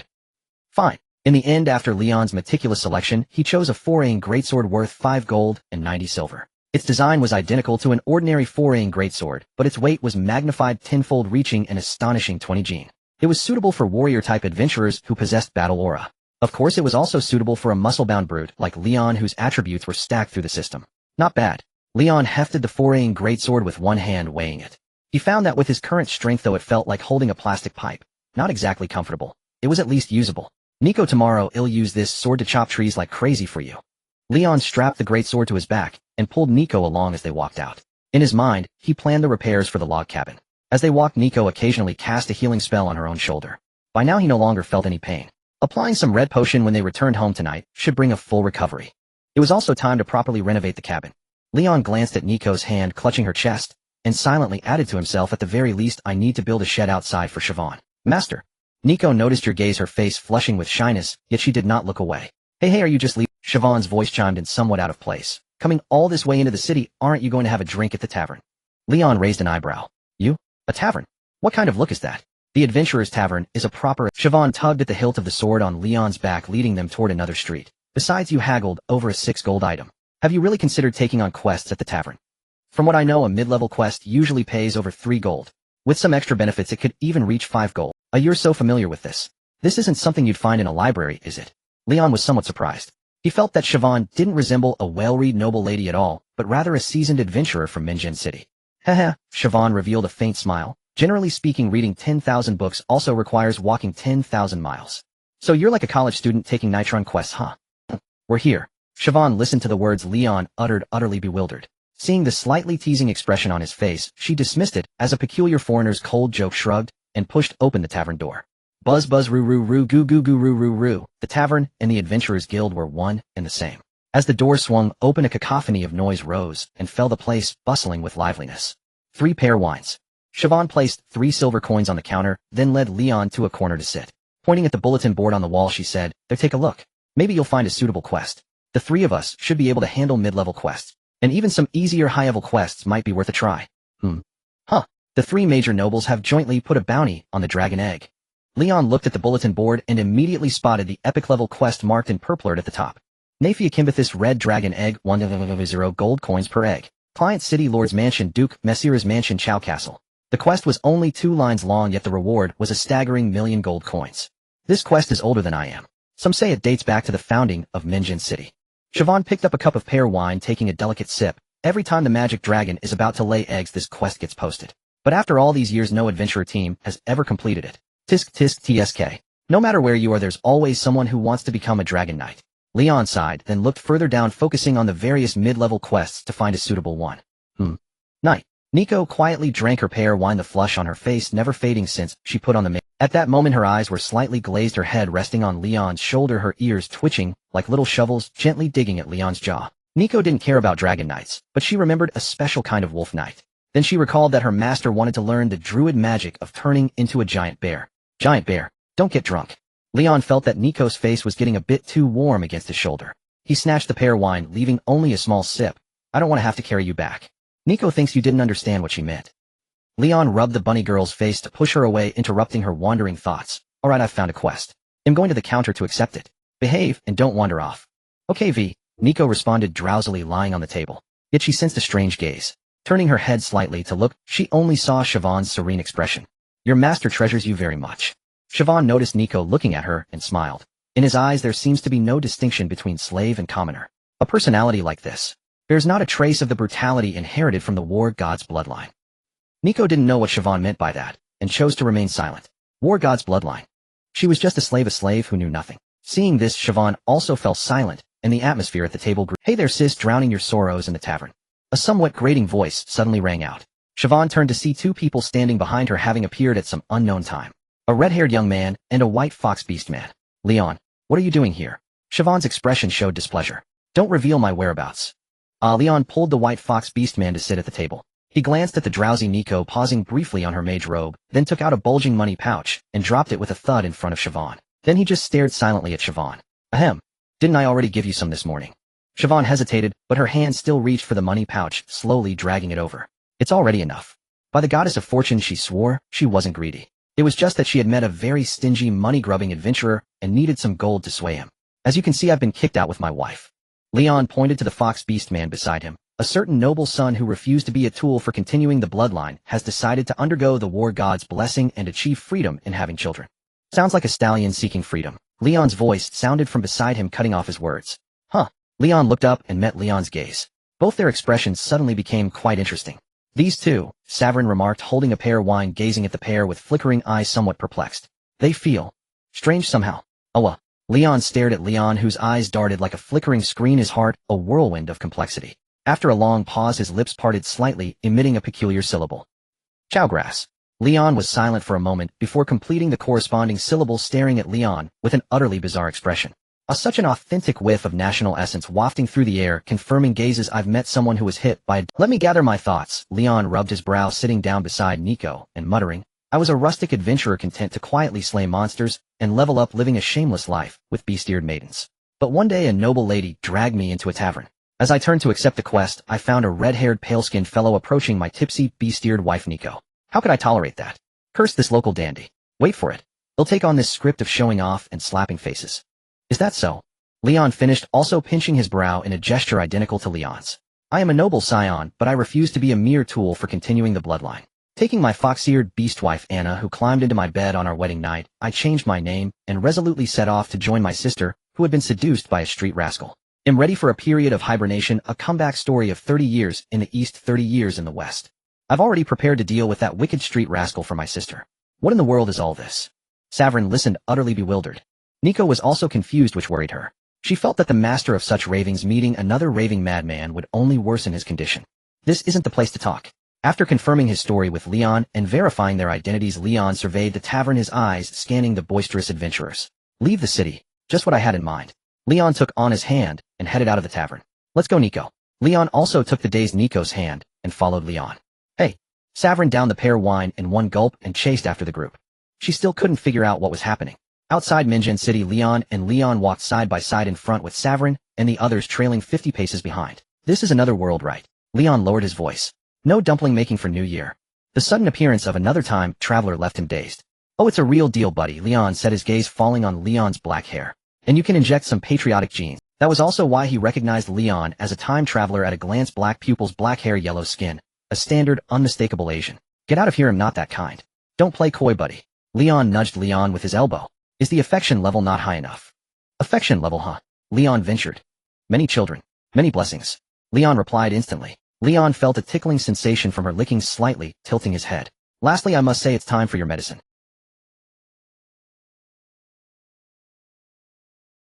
Saverin turned, glanced at the tipsy Nico, then scanned the expressionless Anna. And their tastes are so similar. What's so attractive about beast people? As she pondered, Saverin's hand unconsciously reached for Anna's pure white foxtail. Usually the only superficial difference between beast people and humans was the addition of some animal features. Anna merely glanced at Saverin, obediently silent, her tail, fur ruffled into a mess by Saverin's fingers. No different from ordinary animals. Unsatisfied, Saverin extended her other hand toward Nico's rabbit tail. Nico, let me see what makes you different. Nico wiggled her bottom, evading the grab. Saverin raised an eyebrow slightly, and continued reaching, but was dodged several times in a row. Since you're here, find a place for your sister to stay first. We can plan everything else later.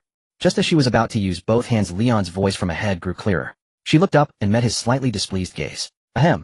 Saverin withdrew her hand, hovering over Nico's lower back, clasped it behind her, looked up at the moon, and feigned nonchalance. AUV, maybe you should teach your sister to whistle to fake nonchalance. Leon, holding the approaching Nico, looked at Leon with a teasing tone.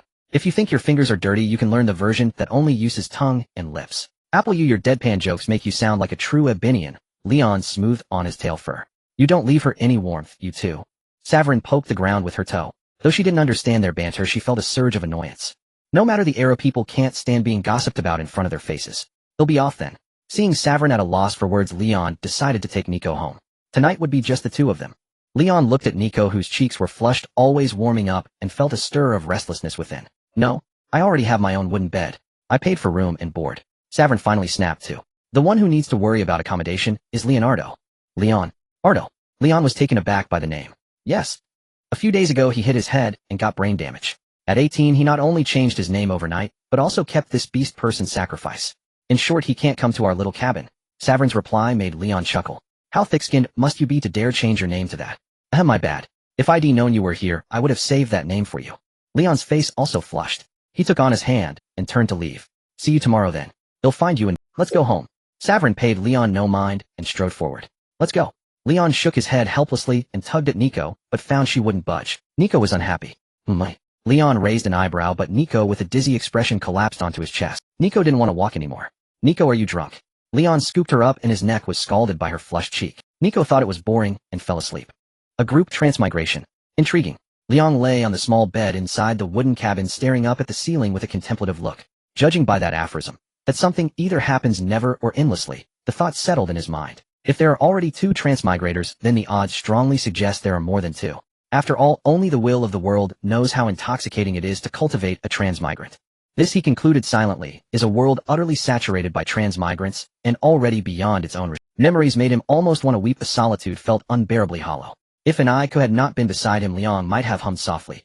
Meeting a fellow transmigrant in a foreign world felt like unexpectedly running into an old lover in a great metropolis. An Aiko, pretending to be drunk at the side, kept nursing a small quiet grievance, finding the whole thing snoring.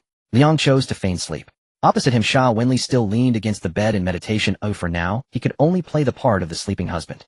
An Aiko assumed he had fallen asleep. She stealthily tasted his lips, and gradually drifted off herself. The next morning arrived. A punctual gurgling alarm roused Leon. Go fetch some carrots yourself, I'm heading out on a quest, an Aiko told him. Leon dressed, stretched his shoulder to find it mostly healed, hoisted the foraying greatsword, and set off briskly. By the way, when Calamanda returns, don't begin minding the blasting, or wait until I return. Passing the window, Leon admonished the bleary-eyed Sha Wenli, and then departed.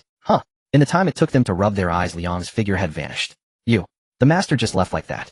Sha Wenli, wearing the white nightdress she had bought on a whim the night before, looked at an eye, staring blankly where Leon had disappeared, and asked, wasn't that a bit too abrupt? Did he forget something? Sha Wenli mused. The man went to find his younger brother, and brought no one. Leaving an Aiku and leaving her, does that mean they are equal in Leon's heart? Having completed that little equation in her head, Sha Wenli's smile first appeared, then vanished. She had seen the bundle an Aika had unpacked. Master.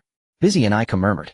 Just risen and still a little lightheaded from last night's tipsiness, and I, saw Sha Wenli's frozen smile, felt puzzled, followed her gaze downward for a moment, and quietly pulled the quilt up. She sensed some strange mix of emotions on Sha Wenli's face, fleeting glee, then sudden self-doubt. I'm going to chop wood. Feeling the atmosphere in the cabin turn heavy, and I, bundled herself quickly and dashed outside. This makes no sense at all, Sha Wenli murmured, hugging her knees as she peered through the window at Anai, chopping wood astonished. She's so small. How could she possibly hide so much? HM. As she watched, Sha Wenli suddenly noticed a fleeting hazy red shadow deep within the forest. At the entrance to a cave somewhere in the monster forest. Just the two of us. Can we hunt a mid-tier monster? Liang asked, clad in a full knight's outfit, his silvery white armor polished to a gleam. Didn't you say your swordsmanship was so refined it rivaled the high tier?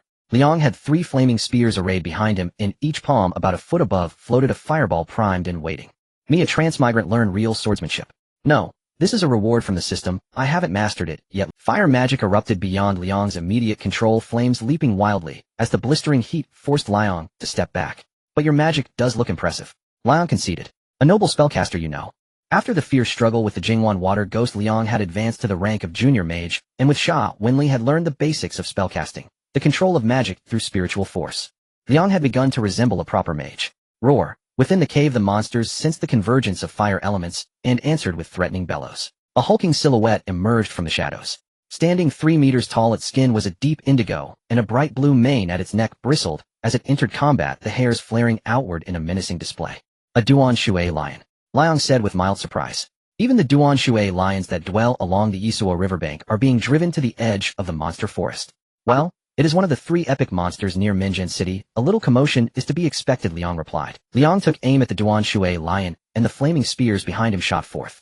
Blessed by spiritual force, the spiral shafts twisted and spun as they drove toward the neck. With a thunderous roar, the Duan Shui lion slapped a flaming spear aside, its slit pupils fixed on Liang as it lunged to strike. Hold it off. They'll charge a few fireballs, Liang called.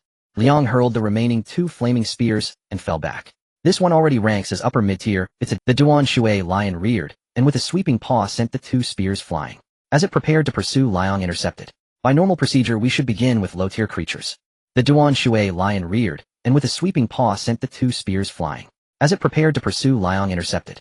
By normal procedure, we should begin with low-tier. In the instant of contact, Liang executed a deft flourish, prying the paw aside, and using the motion to slice into the lion's mane, shearing off several tufts. The Duan Shui lion howled, but paid no heed to the cut, its claws striking again. Do you know what it means to be versed in swordcraft? Liang snapped, returning his blade to guard, and launching one technique after another. In a spray of blue hairs, the bright blue mane scattered. After several exchanges, one side of the mane had been shaved clean, the exposed hide marred by a few shallow gashes. Stop the trimming, Master Lai. This isn't a barber shop. Liang, clutching a handful of fireballs and carrying the 4-ring greatsword, closed the distance. In a gap between man and beast, he drew the greatsword and pulled it down. With a sharp crack, aided by force now rivaling mid-tier combat power, the Duan Shui lion was instantly toppled. Liang's eyes widened. With that raw power, why bother charging magic? As you can see, I don't practice swordsmanship, Liang said, reaching behind him for fireballs and crouching to press them toward the Duan Shui lion. Had I slashed earlier, I would have taken off at least half its foreleg. 10 or so fireballs struck the lion's head in rapid succession, each impact followed by explosions. Liang was not idle. He spat out another flaming spear, harmonized stance and motion, and snapped the spear into a burst. Liang gaped at the crude spectacle, feeling that his earlier elegant twisting swordplay had been, if anything, merely accompaniment to the onslaught. Liang paused his magical bombardment only when the system notification chimed, finally halting. Done, he declared. This isn't how I imagined a mage would fight. Liang stepped forward, seeing only a lion's head blasted to a pulp, and couldn't help but quip. Do you have some innate talent for violent spellcasting? Just got a critical hit. The 33 spell critical chance granted by the blast Motherlode's offspring wasn't very apparent due to the sheer density of Liang's spells. Give me a hand and help me cut off its 5th leg. Liang pried open the hind leg of the stream-severing lion with his greatsword and ordered Liang, don't look at me like that.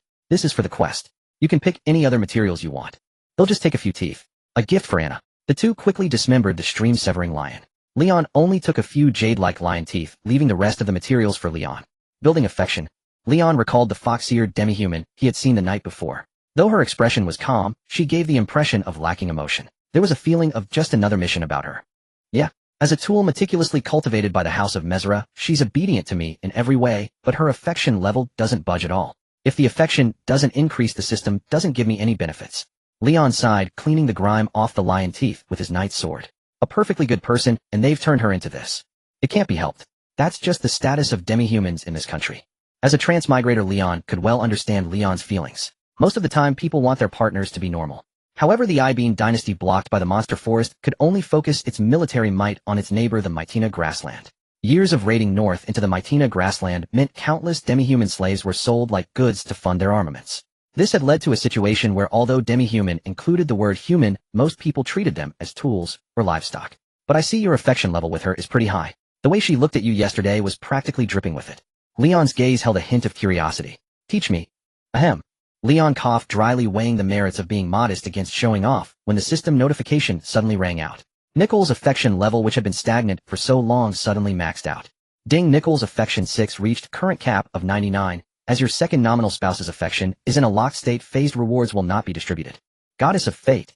Leon opened the interface and saw that her affection level was displayed as a question mark. Ding! Nicole is suffering a fatal wound. Do you wish to adaptively activate the talent Longevity? Leon was bewildered but immediately clicked confirm. Adaptation complete. Longevity borrowed, distributing trauma. Sizzle. The next moment, a torrent of blood sprayed from Leon's neck, instantly staining the materials from the stream, severing lion before him red. What the hell? Leon, who was still cleaning the teeth beside him, was stunned by the sight. He flung the lion tooth away and swept his gaze around. An assassin. It's from the cabin. Leon covered his neck with his hand, fumbling in his pocket for the red potion Seville had bought, and poured it over the wound. Seville and the others are under attack. Sizzle. The wound healed and split open repeatedly under the potion's influence. Though the gash was getting smaller, Leon's heart sank. Nicole could still sustain herself, but what about Seville? Where? Upon hearing that Seville was under attack, Leon produced a teleportation scroll, his voice urgent. Quick, use the teleport. Vast magical energy swirled around it. This was a life-saving treasure worth a fortune. Whoosh. Without hesitation, Leon placed his hand on the scroll. The magical light of the teleportation array flared, and the two vanished instantly. Before the cabin, a crimson wolf stood tall. Astride the deep forest, crimson wolf, a black-robed figure stared coldly at the two struggling on the ground. When they noticed Nichols' neck slowly healing, their coldness turned to fury. Before the cabin, a crimson wolf stood tall. Astride the deep forest, crimson wolf, a black-robed figure stared coldly at the two struggling on the ground. When they noticed Nichols' neck slowly healing, their coldness turned to fury. Ugh! Gurgle. Nicole clutched her neck with one hand, her pupils, already dilated, hovering between life and death. Yet miraculously she did not die immediately. Hearing this, she only looked at the black-robed figure in bewilderment. Master, shared eternal life with me. Nichols' eyelids drooped, and the image of that madly rambling figure surfaced in her mind, along with the sudden change in her body that day in the kitchen. Damn it, he's no longer a pure eternal life being. And it's all your fault. The black-robed figure squeezed Nichols' shoulder until it cracked, but dared not kill her outright. She feared that the distant eternal life being would also perish along with her. Let her go. Seville, half kneeling on the ground below, her eyes blazing white, struggled fiercely against the deep forest crimson wolf. Seeing Nicole captured, she grew frantic, a magic matrix forming in her palm. Just moments ago, the black-robed figure had ridden the deep forest crimson wolf in a surprise attack. An arrow had pierced Nichols' neck. But from the sound of it, this person wasn't one of Agal's men. They were after Nicole. Why would a mere rabbit-eared demi-human attract the attention of such a powerful being?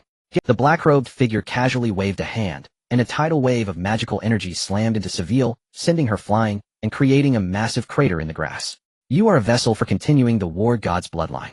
I will not kill you. The black-robed figure glanced at Seville, who was struggling to her feet, then placed Nicole on the wolf's back and headed towards the monster forest. As for you, vile thief, you will endure endless torment. The deep forest crimson wolf bounded away and disappeared into the depths of the woods. Whoosh. The next moment, a magic matrix appeared above the cabin, and Leon tumbled out one after another. Seville. Leon rolled twice on the roof before landing on the ground, immediately spotting the injured Seville. Cough. Nicole was taken. Seville, supported by Leon, spat out a mouthful of blood before catching her breath. She pointed towards Leon, who had just landed behind them. Into the monster forest. The enemy is at least master rank. I'm going after them. Hearing this, Leon didn't hesitate a moment and rose to give chase. Take this. Leon removed a decorative short sword from his belt and tossed it to Leon. Seeing Leon's confusion, he added, it's a proficient level sword art scroll. Thanks. Leon nodded firmly and set off in pursuit without looking back. What happened? After Lion left, Leon helped Siobhan up and walked towards the wooden house. Were they under the command of Yeager? No, a master level. Are they his allies? I don't know. Nicole was still chopping wood when the other party suddenly emerged from the monster forest and attacked with, having previously exhausted herself using mental strength to contend with the forest red wolf. Siobhan felt dizzy at this moment, compounded by the heavy injuries she suffered, leaving her completely drained. Go help him, Leonardo. My dear brother. Sister. At this time, calling for a brother is useless. Leon's expression fell. I am just an ordinary noble stud horse. It's not that he is unwilling, but the opponent is at the master level. He can't fight back. He felt that he had already done enough by giving away the swordsmanship mastery he received as a reward from the system. You can help him. Siobhan's expression was enigmatic as she repeated, Leonardo, my dear brother. Leon was slightly taken aback, catching the underlying meaning in Siobhan's words. He remembered that since he had crossed over, this sister had never referred to him as brother. Even though they had little interaction in the original owner's memories, theoretically it shouldn't feel so unfamiliar. How could a person undergo such a drastic change in temperament overnight, even wanting to change their name? Father doesn't care only because your body still flows with the blood of the Maesera family. Your offspring will be the same. Even if you achieve great heights in the future, history will only record the glory of the Maesera family. You are merely a stud horse, your father is still in his prime, and can continue to breed. I know you wouldn't care about the ownership of glory. You are like him, your thoughts have already surpassed the limitations of this era. Siobhan gently pushed Leon away, leaning against the wall of the wooden house, exhaling weakly, her words turning back. You are so similar to Lion, oh please help him. Leon fell silent, remaining speechless for a long time. Seeing this, Siobhan sighed, softly, slowly closed her eyes, and fell into unconsciousness. Meanwhile, Lion was traversing through the monster forest following the trail of blood. Whoever you are doomed. Lion adjusted his breathing, suppressing his anxiety and worry, his gaze icy. Above him, the mark of the god of war was activated, filled with murderous intent. Wherever he passed, all monsters retreated in fear. A moment later, a forest red wolf stood on a giant rock ahead, while a figure in black robes looked down at Lion from above. The everlasting sea from afar, our meeting should be on a fine and sunny day. The figure in black robes, holding her robes slightly, performed a slight bow resembling an elegant noble girl. I am Vera. But before she could finish her sentence, a terrifying aura surged from above Lion's head. You talk too much. A deep voice echoed in Lion's mind, and a golden spear emerged from his head, pointing directly at the black-robed figure who called herself Vera. Kid, the other party is at the legendary level. If you don't kill them in one strike, the second time you'll be the one to be absorbed by this mark first. But if you strike once, you must leave them severely injured. Strike. Lion responded to the god of war, his gaze fixed firmly on Vera. This was a name he had no recollection of. When did he provoke a legendary powerhouse? The aura of the god of war. Vera's voice carried a hint of surprise as she leaped towards Lion from the forest red wolf. There are not many traces of the gods remaining on the continent. Oh, was it that red-haired girl who gave it to you? Foolish elf, are you dazed by the blood of sin? In response to Vera, the god of war scoffed, and at the same time the spear floating above Lion's head suddenly vanished. There was a brief silence in the heavens and earth. The next moment, Vera suddenly stopped in midair. What is this? She slowly looked down. A beam of flawless sunlight pierced through from behind, leaving her stunned in place. Bang! The sound of shattering arrived late, and the black robe completely disintegrated into powder, revealing the figure beneath. Golden yellow hair, pointed ears, fair skin. The figure, resembling a perfect creation, was covered in cracks like a porcelain doll on the verge of breaking. A massive hole pierced through her abdomen, almost cutting her in half. The might of the divine was overwhelming. Mortal beings found it hard to look upon. Before Vera could react, she was pierced through by the god of war's spear. Elf? Seeing the appearance of the other party, Lion frowned tightly. He couldn't remember when he had provoked an elf. Damn. This is not a remnant of the divine mark. Where did you find it? Vera's exquisite features twisted as she let out a sharp wail.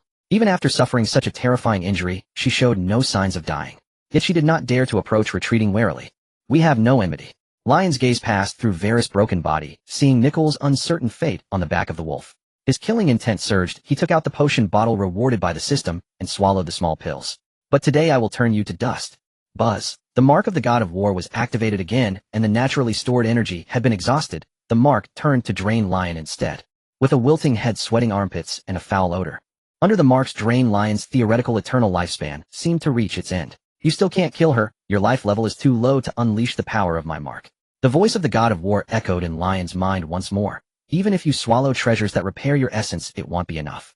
She must die. Lion's voice was hoarse like a candle flickering in the wind. The opponent, even if heavily injured and legendary, was not something he, a mere novice barely reaching the level of a junior mage, could contend with. Only by unleashing all the marks could there be a glimmer of hope. Moreover, if he did not kill her this time, once she recovered and attacked again, it would be a dead end. What's more, I still have one chance to attack. Lion struggled to lower his head, looking at the short sword ornament in his hand. A gift from a certain unwilling to reveal name god of war, the bloodbath gift. Passive: wearing this ornament grants mastery of weaponry. Active: one-time consumption unleashes a master strike. Leon is quite generous. He even gave me the life-saving item he kept under wraps. Lion gripped the short sword ornament tightly, his gaze fixed on the retreating Vera. As long as the god of war's long spear is unleashed, he would immediately activate the bloodbath gift to deliver a fatal blow. For the sake of a despicable life, you would give up your longevity. Vera looked at the wilting Lion, a pained expression on her face. I have waited for over 10,000 years for you. 10,000 years. Leon gazed at Vera, a trace of bewilderment in his eyes. 10,000 years after the world tree withered and died, I once again sensed the aura of a long-lived one. We were meant to be perfect mates to perpetuate the ageless race. Vera alighted upon the carcass of the deep forest crimson wolf, a bow and arrow materializing in her hands. Even if you were to slay me, I would not harbor anger towards you. Even if you sought other consorts beyond me, I would not mind. As she spoke, Vera's face contorted with pain and regret. Her gaze upon Leon was as if she had lost a precious treasure. But why must you dilute immortality, thinning the blood of eternity? Do you not realize that such reckless actions render us incapable of ever bearing offspring? Her final words were nearly a roar. She drew the bowstring taut, like a full moon, the arrow aimed squarely at Leon. So that's it. A misunderstanding. Leon furrowed his brow tightly. To kill Nicole for the sake of so-called pure immortality. Yet she was unaware that for him immortality was merely a matter of scraping a bit from the mother lode of Glimmerstone. Moreover, the talents distributed by the system were, by no means, a dilution of immortality. Had Nicole not maxed out her affection before death, triggering a milestone reward, she would surely be a corpse by now. With this in mind, Leon raised his ornamental dagger, pointing it at the stubborn and arrogant elf. Foolish and ridiculous. Since when did I belong to you? Your presumption knows no bounds. At this juncture, whether it was a misunderstanding or not had ceased to matter. Kid, she's an extinct species, the destiny of the elven race concentrated within her. This strike will at best temporarily delevel her. The war god's spear vibrated, thrusting towards Vera. As Leon supplied the power, the spear moved less swiftly than before, its aura difficult to conceal, sending terrifying ripples scattering in all directions. The spear thrust forth, sealing heaven and earth. Vera knew there was no escape. The hand holding the fully drawn bowstring loosened. Dragon hunting arrow. An arrow from the ancient era used by elves to hunt wyverns was now unleashed. The intricate runes upon the arrow dazzled and bewildered Leon. Boom. The arrow's tip met the spearhead precisely. Two colossal forces collided. A series of thunderous roars erupted, spreading throughout the monster forest, scattering the beasts in panic. Such power. Are the combatants epic-level beings? Beneath an ancient tree, a dead red dragon hung nearby. A knight in full armor, listening intently, tried to discern the source. All unfamiliar auras. Deep within the monster forest atop the lofty Mount Aesop, a dragon coiled in its cavern lair abruptly awoke. Its gaze pierced the distance, seemingly witnessing the two combatants locked in battle. That elf is fighting for her life against a deity. A flicker of surprise passed through the ancient dragon's eyes. The information it sensed made it doubt its own perception. Have I awoken to find myself back in the primordial era? And where's my little fire dragon toy? The dragon stared at the empty cavern, lost. It felt that its long slumber had dulled its wits. Mengen City Lord's Manor. This aura. The war god. A commotion stirred up by the Marcella family. The city lord, writing at his desk, paused his hand. After a moment's contemplation, he resumed his work. Never mind, it's in the monster forest anyway. At the battlefield. Huh. You didn't kill me, huh? Vera panted heavily. A finger-sized hole had appeared in the center of her forehead, a ghastly sight. The war god's spear was gripped by her slender arm, halted a mere inch from her brow, unable to descend further. A god, so what? Merely a creature struggling to survive within an ocean. You dar. Vera squeezed, and the spear, mark its power spent, shattered abruptly. The war god's furious words were cut short, dying mid-sentence. Failed. Leon silently clutched his short sword, watching Vera approach step by step. He sighed softly and tossed the blade aside. The collision had made it clear that even a damaged legendary tier being was beyond his current ability to challenge. Still, he harbored no regrets. If he had cowered while his woman was nearly slain, word of such cowardice would be a laughingstock among fellow transmigrators. It was just a pity. With the many children, many blessings system, he hadn't had the chance to stab a few more people. An unprecedented weakness caused Leon's thoughts to scatter. I will not kill you. Rest assured. Vera approached Leon, her hand caressing his wrinkled skin with tender concern. I will find a way to restore the purity of your immortality. Ding. Vera, extinct species, elf, congealed sin, blood state. Procreation potential, S rank. Class legendary archer, epic mage, forest master, warrior master, blacksmith master, engraver, senior biologist, senior, dragon slaying mentor. Combat power, damaged legendary master level. Affection 100. Note: an extinct species clawed from the grave, steeped in the blood of sin. After tens of thousands of years obsessed with procreation, has it become the very shape of the world's will. Hiss. At such close proximity, the system laid bare various information, causing Leon to inhale. It wasn't the dense list of professions that shocked him. After all, given 10,000 years of life, one would inevitably master a bit of everything. What truly stunned him was that peculiar maxed-out affection, reminding him of the notes for the Glimmerstone mother lode and the blasting mother lode. The world cherishes all its creatures. System: does Vera count as a broad-spectrum partner? Leon inquired in his mind. Or a narrow spouse? Once you recover, we can procreate and restore the elven race. As Leon's thoughts swirled, Vera pressed her bloodied forehead against his. I still have tens of thousands of years to... Leon opened his mouth. For a moment he found no words. His feelings were now profoundly complex. He was utterly disarmed by Varys' maxed-out affection. To utter threats like "I will never forgive you" or "I will find a way to kill you as long as I live" would only reveal his own bluster and cowardice. To beg for mercy, on the other hand, would be rather awkward given his earlier murderous intent. Yet now he didn't quite want to die. After all, who wouldn't wish to live? Yet he also felt that dying now might be preferable. After all, being taken captive meant being drained for tens of thousands of years. Wait. How could maxed-out affection lead to such actions? Does this make any sense? Is there any humanity left? An elf? Quite different from the records and the scrolls. As Leon's mind churned with confusion, a slightly surprised voice sounded from beside him. Who goes there? Varys stepped back, fixing her gaze on the source of the voice. There, a knight clad in full cloth armor, stood beneath a massive tree, his blood-stained greatsword already drawn. The scent of a dragon. Has he slain the magic dragon Nafia? A sense of dread washed over Vera. She reached out to pull Leon, intending to retreat. The blood on the knight's long sword radiated a searing heat, writhing as if alive. It was unmistakably the residual blood of a dragon, and even the dragon's soul seemed to have been captured by the knight's blade. She recalled having seen that legendary dragon millennia ago. Could the man before her truly have slain a legendary dragon? Had it only been 1,000 years since she last infiltrated the human camp, and they had already devised weapons capable of allowing a master-level warrior to slay a legendary dragon? You cannot take him. The moment the knight's words fell, he lunged forward, delivering a powerful overhead strike aimed at Vera's head. Damn! Vera had no choice but to retreat, dodging the blow. Elf, return to your withered mother tree. The knight stood before Leon, hands clasped behind his back, pointing his dragon-blooded longsword at Vera. Even if he is a dying human, I will not allow you monsters to kill him. Oh, such righteousness. Leon gazed at the tall back before him, nearly dizzy from the overwhelming aura of integrity. At the same time, his mind was a whirlpool of questions. Who was this man? He didn't recognize him. Where had he come from? He had forced Vera back? Was he a master-level warrior? Was he saved? Wait, he didn't feel weak anymore.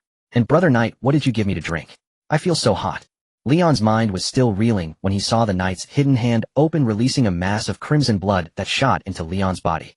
His withered frame suddenly surged with vitality, beginning to recover step by step. Except, Leon felt an intense heat throughout his body, as if flames were coursing through his veins. Ugh. The searing pain grew more intense, and Leon clutched his chest, collapsing to one knee. What have you done to him? Vera roared in fury, retreating while knocking an arrow to her bow. Bathing in dragon blood can prolong life, though the process may be painful. The knight deflected the arrows with his blade, his skill so refined that not a single arrow came close. Endure it, young man. The latter words were meant for Leon. But Leon was now curled up in agony, unable to focus on the outside world. How dare you defile the bloodline of immortality with a reptile's blood? Vera's face twisted with rage as she retreated, firing 5 arrows simultaneously from her longbow, her killing intent palpable. Before she could even resolve the issue of diluted immortality, this knight had appeared to further corrupt the bloodline. An unforgivable sin. Bloodline. You monster from the deep woods are as ridiculous as those nobles. The knight blocked the volley of arrows. Only the livestock and pets in stables and barns discussed the purity of bloodlines. I will kill you. Ugh. Gurgle. Nicole clutched her neck with one hand, her pupils already dilated, hovering between life and death. Yet miraculous, the knight struggled slightly to defend himself.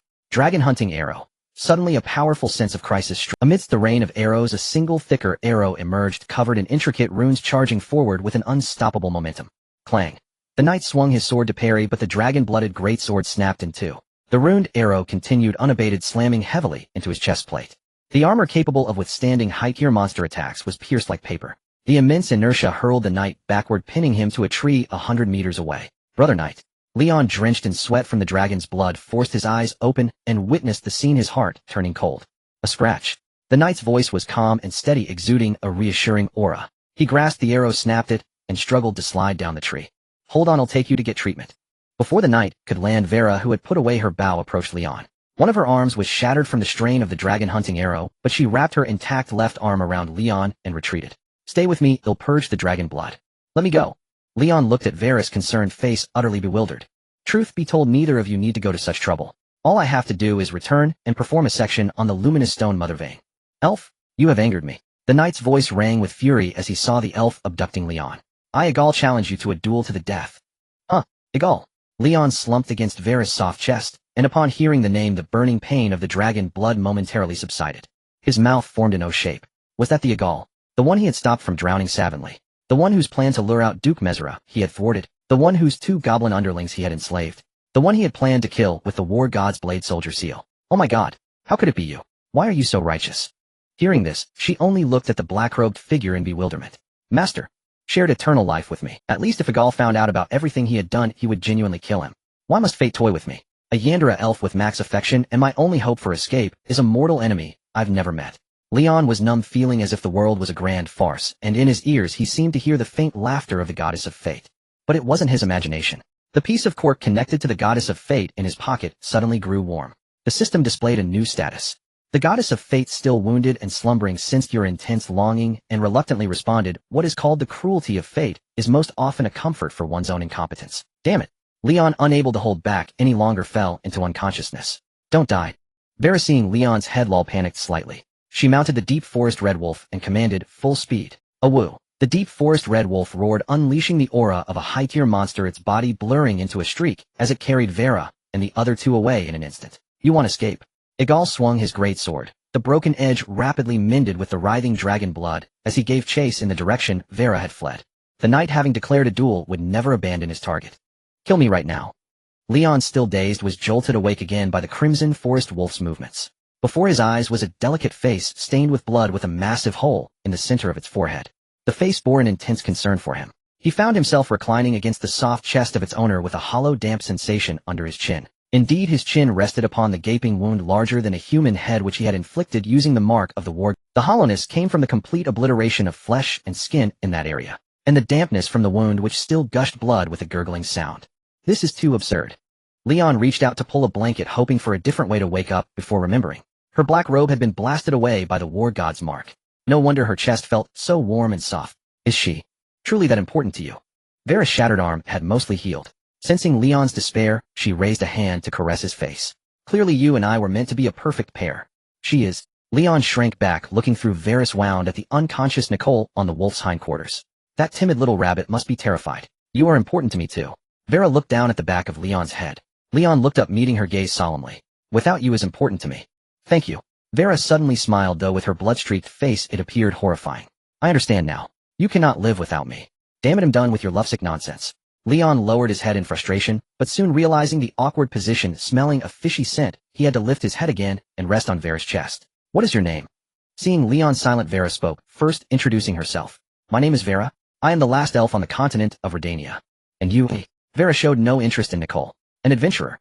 Leon initially didn't want to answer, but seeing the hole in her abdomen, he gave his name, then added, she's Nicole, a carpenter of sorts. And you?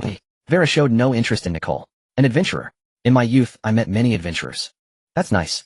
But their lifespans were far too short. Such is the way of humans. Leon rested on Vera's chest, replying half-heartedly, his mind racing on how to deal. Fighting was out of the question. For now he had to bow his head. Bowing to circumstance, that is. Enduring hardship, swallowing humiliation. We've arrived at the Elven King's city. Just as Leon was plotting his future comeback, the galloping crimson forest wolf finally stopped. Leon looked up.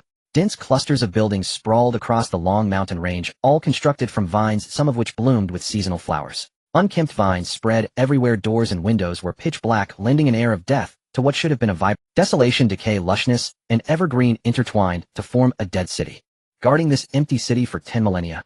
Leon felt an overwhelming sense of loneliness wash over him. Turning, he saw Vera wearing a polite smile. Welcome to Vera's home. Lost the trail then? Igal stood in the woods looking ahead. That crimson forest wolf must be a high-ranking alpha close to the chieftain level. Otherwise he wouldn't have lost it. Sykara, are we destined to be or carrying slaves for the rest of our lives? Shut up. You were the first to surrender, and now you complain about hardship. As Igal pondered, two voices grew closer from afar. Kara, Manda, Russell. The bushes parted, revealing two goblins, one in front and one behind, carrying a massive blast or queen. Igal was stunned by their entrance, but quickly recovered. What was Duke Mezera's reply? Is he furious? My lord, we finally found you. Kara reacted quickly, exchanging a glance with Manda before kneeling. We were ambushed by enemies and barely escaped. Yes, my lord. We finally found you. Manda caught on and knelt beside him, complaining bitterly. The enemy was... Enemy? Who? Where? Igal shook his knight's greatsword, his voice turning cold. Since he couldn't catch the elf, he could vent his anger on this enemy. Well... Kara hesitated. He suddenly realized that leading Igal to the cabin would expose his failure to... Idiot Kara. Manda cursed inwardly. My lord, it's an adventurer from Baishi village. Kara gritted his teeth and pointed towards Baishi village. That adventurer even rescued Lady Savina. Manda barely suppressed a panicked shout. He will kill Lady Savina. Don't forget, the only reason we're alive is that Lady Savina didn't pursue the matter, and you reported to the Duke that she was already... Shut up. Kara also lowered his voice. We were deceived by Leon too. We are also victims. An adventurer, huh? Igal planted his great sword on the ground, his expression thoughtful beneath his visor. A predetermined fate. The goblin's hushed conversation naturally didn't escape his master-level perception. "My lord, we failed in our task. Please punish us." Kara's kneeling form trembled slightly, his voice filled with fear. "There are those in this world who can disguise themselves as a demon spirit and deceive magic. I have never seen such a thing. A benevolent adventurer is not our enemy." Igal cut Kara off, hefted his greatsword, and turned to leave. "Furthermore, you bear the slave brand, and are no longer worthy to follow me." His words drifted back lightly, leaving Kara and Manda stunned for a long time. He's not punishing us." Kara and Manda straightened up, staring into the empty woods. "Manda, did we really just meet Lord Igal?" "Probably." Manda was equally bewildered. "And he just cut ties with us." "In Baishi village inside a wooden house." It hurts." Sha Wenli slowly opened her eyes, rubbing her temples as she sat up. Leon was sharpening a lion's tooth with a short knife. Upon seeing Sha Wenli awake, his lips moved slightly, and the word sister got stuck in his throat, ultimately swallowed down. Sha Wenli's sudden revelation left him uncertain on how to face this biologically defined sister. "Yeah, I almost couldn't wake up. Were my injuries this severe?" Sha Wenli's voice was somewhat weak. After regaining consciousness, she discovered that the headache was merely the lightest of her injuries. Her entire body was essentially wrapped in bandages. "It is quite serious." Leon looked at Sha Wenli and added, "It was Anna who bandaged you." "Thank you." Sha Wenli thanked Anna, who was sitting in the corner, then hesitated for a moment before asking, "Do you have any news about Leon? After I settled you, I went to check, but couldn't find him." Leon's gaze fell on the short sword in his hand as he carefully spoke. "I didn't see a body, so he's probably caught in some predicament." The divine war god's blessing had been discarded, and according to his deductions, Leon ultimately chose to give up resisting. This could barely be considered good news, right? After all, a master-level enemy shouldn't be enough to drive someone to despair, since they are all transcenders. Who doesn't have a bit of temper? When it truly comes down to life and death, a life that's already gone isn't worth fearing. One would charge headlong, without hesitation, even if it meant tearing off a piece of flesh before dying. Thus, since Leon chose not to use the active abilities of the divine war god's blessing, it meant that there had to be a turning point. Surely the enemy couldn't be so formidable as to be a legendary boss, rendering even the divine war god's blessing, which could unleash a master-level strike, useless. If that were the case, their steed wouldn't simply be a deep forest red wolf. The more Leon thought about it, the more he felt his deductions were correct. He looked at Sha Wenli, whose expression was somewhat despondent, and comforted her. "Don't worry, we all have our trump cards. As long as we're not immediately killed, we will have a chance to turn things around." "Thank you." Sha Wenli thanked him once more, then fell into silence. Sha Wenli's awkwardness made Leon feel a bit uncomfortable, but he couldn't find a topic to discuss. He could only awkwardly sharpen the lion's tooth in silence. Knock knock. Just as the atmosphere was becoming increasingly oppressive, a sudden knock came at the wooden door. "Who?" The heavy atmosphere was broken, and Leon let out a light sigh as he opened the wooden door. "Sir, we have brought back the explosive, or mother. Chief Luke is very grateful for the magic you shared." Young Master Jade." Kara reported respectfully with her head down, but felt a tug at her sleeve from Mandala. When she looked up, she saw Leon's puzzled face. "You recognize me, eh?" Leon frowned as he scrutinized the two goblins. Jade was the name of his original self, but there was no information about these two goblins in the original's memories. They are subordinates of Agar, bound by a slave contract with Leon. Sha Wenli leaned against the door frame, peeking out at Kara and Mandala, a glint of joy flashing in her eyes. "Since you're not dead, Leon must be alive too. Is something wrong with Sir Leon?" Kara and Mandala exchanged glances, panic evident in their eyes. It wasn't that they cared much for Leon. The slave contract was still in effect. If Leon died, they would also meet their doom. How could they not be anxious? He's temporarily stuck in a predicament. Sha Wenli leaned against the wall, pacing back and forth in the wooden house. "I need to find a way to help him." "Oh sister, you're just a junior mage. Can you really go toe-to-toe with a master?" Leon sighed, slightly supporting Sha Wenli as they walked toward the bed. "First recover from your injuries. After a while I will go look for him again." Due to information discrepancies, Leon still believed that Leon had encountered a master-level enemy. He thought that as long as he had time to build Anna's favorability to the max after gaining her racial talents and combining them with the passive abilities of the divine war god's blessing, he should still be able to handle things. Alright. Upon hearing Leon call her sister, Sha Wenli's figure stiffened, but she still allowed Leon to help. "No, I can help him." As soon as Sha Wenli sat down, she stood up and walked toward the kitchen, muttering, "Huishur. When I extracted the Huishur that day, his aura changed a bit." When Sha Wenli returned, she was already holding a piece of Huishur, or mother, which she placed on the table. She carefully recalled the subtle changes in Leon's aura when she successfully extracted it for the first time. Even when extracting explosive, or the magical aura surrounding him also faintly strengthened. As she thought, she remembered the unreasonable request Leon made for her to extract the explosive crystal. Sha Wenli's brain raced as she sifted through the information, feeling she had vaguely grasped some clue. Extracting Huishur, or mother. Explosive, or mother. Or mother. Changes in aura. Mage talent. Explosive, or mother. Explosion. Before Sha Wenli could figure anything out, Leon's mouth gradually dropped open. Why does this feel a bit like the feedback from a progeny system? No way. Such a bizarre XP. Cruel deity, did you directly consume your lifespan? Not even the liquid from Hebelia had any effect. While Sha Wenli actively searched for ways to rescue Leon, the latter was in Vera's boudoir, bearing humiliation and burden. Lady Vera, he is about to grow old and die. The voluptuous harpy princess stood beside him, her wings folded protectively in front of her, then spread wide. Drops of milky liquid dripped down with the breeze from her wings, falling onto Leon, who lay on the bed. As her wings opened and closed, soon Leon was drenched. Stop it, as she is almost deflated. Leon looked up at the vine-covered ceiling. His thoughts were quite complicated. At least it has washed away the dragon's blood. Vera sighed, slightly pulling the blanket over Leon and turning to walk out of the room. I will go mend the body, Hebelia, take good care of him. Understood. Hebelia replied, respectfully bowing her head and sitting by the bed. Washing away the dragon's blood.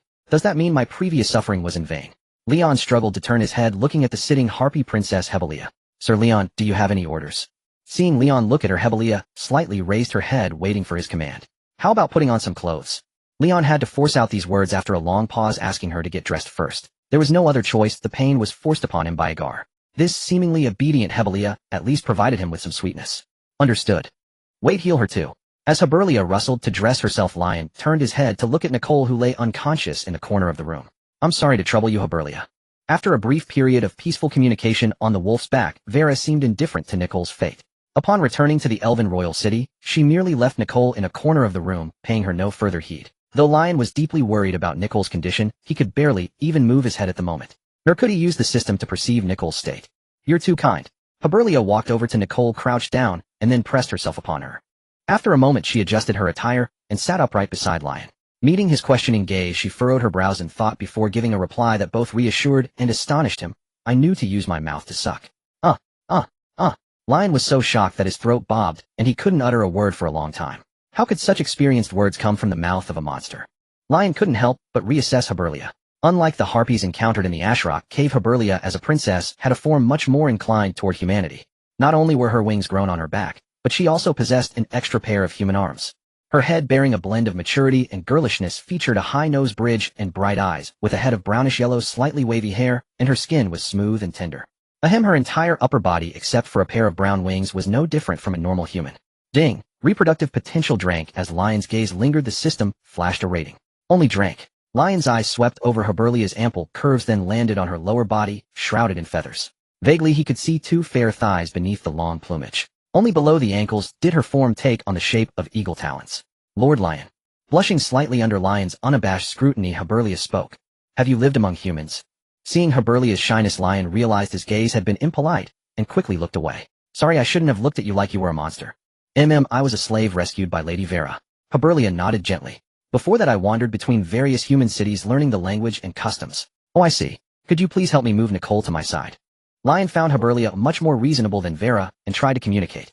You know she's my wife? Seeing her lying on the cold floor pains me. Have demi-humans and humans already intermarried?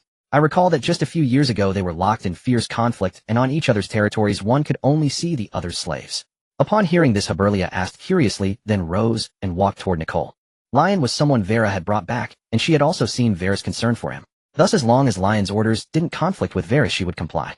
Ding! With Hebelia's precious fluid healing, Nicole is gradually recovering from a near-death state. Nicole is trapped in a nightmare in a state of terror. In her despair, Nicole calls out your name. As Hebelia placed Nicole beside Lion, a stream of information flashed upon contact. Nicole, I'm here. Lion's voice was hoarse. At such close proximity, he could see the intermittent tear streaks on Nicole's face. A pang of sympathy struck him, and his wavering stance toward Vera hardened. No matter what, you must pay the price. Lion silently resolved in his heart that when the day came for him to turn the tables, he would surely mete out the punishment Vera deserved. As for her concern and care, Lion's expression grew complicated, caught in a dilemma akin to the trolley problem. Oh well, since she was already a Yandera, he would separate retribution from gratitude. Lion sighed inwardly. In truth, the current predicament was simple. All he had to do was lower his moral standards a bit, and act a little more unscrupulously. That way, no matter how sincere Vera was, once his wounds healed and his strength grew, he could just eliminate her. Perhaps excessive kindness is a kind of original sin. Lion gazed at the ceiling, feeling weary. The sensation of depleted lifespan and the 5 signs of decline was far from pleasant. Slowly, as his thoughts drifted, Lion sank into a deep sleep. Deep beneath the Elven royal city, countless roots intertwined, densely supporting the entire underground environment. Crimson liquid secreted from the roots, gathering at the center to form a pool. This was Vera's nest.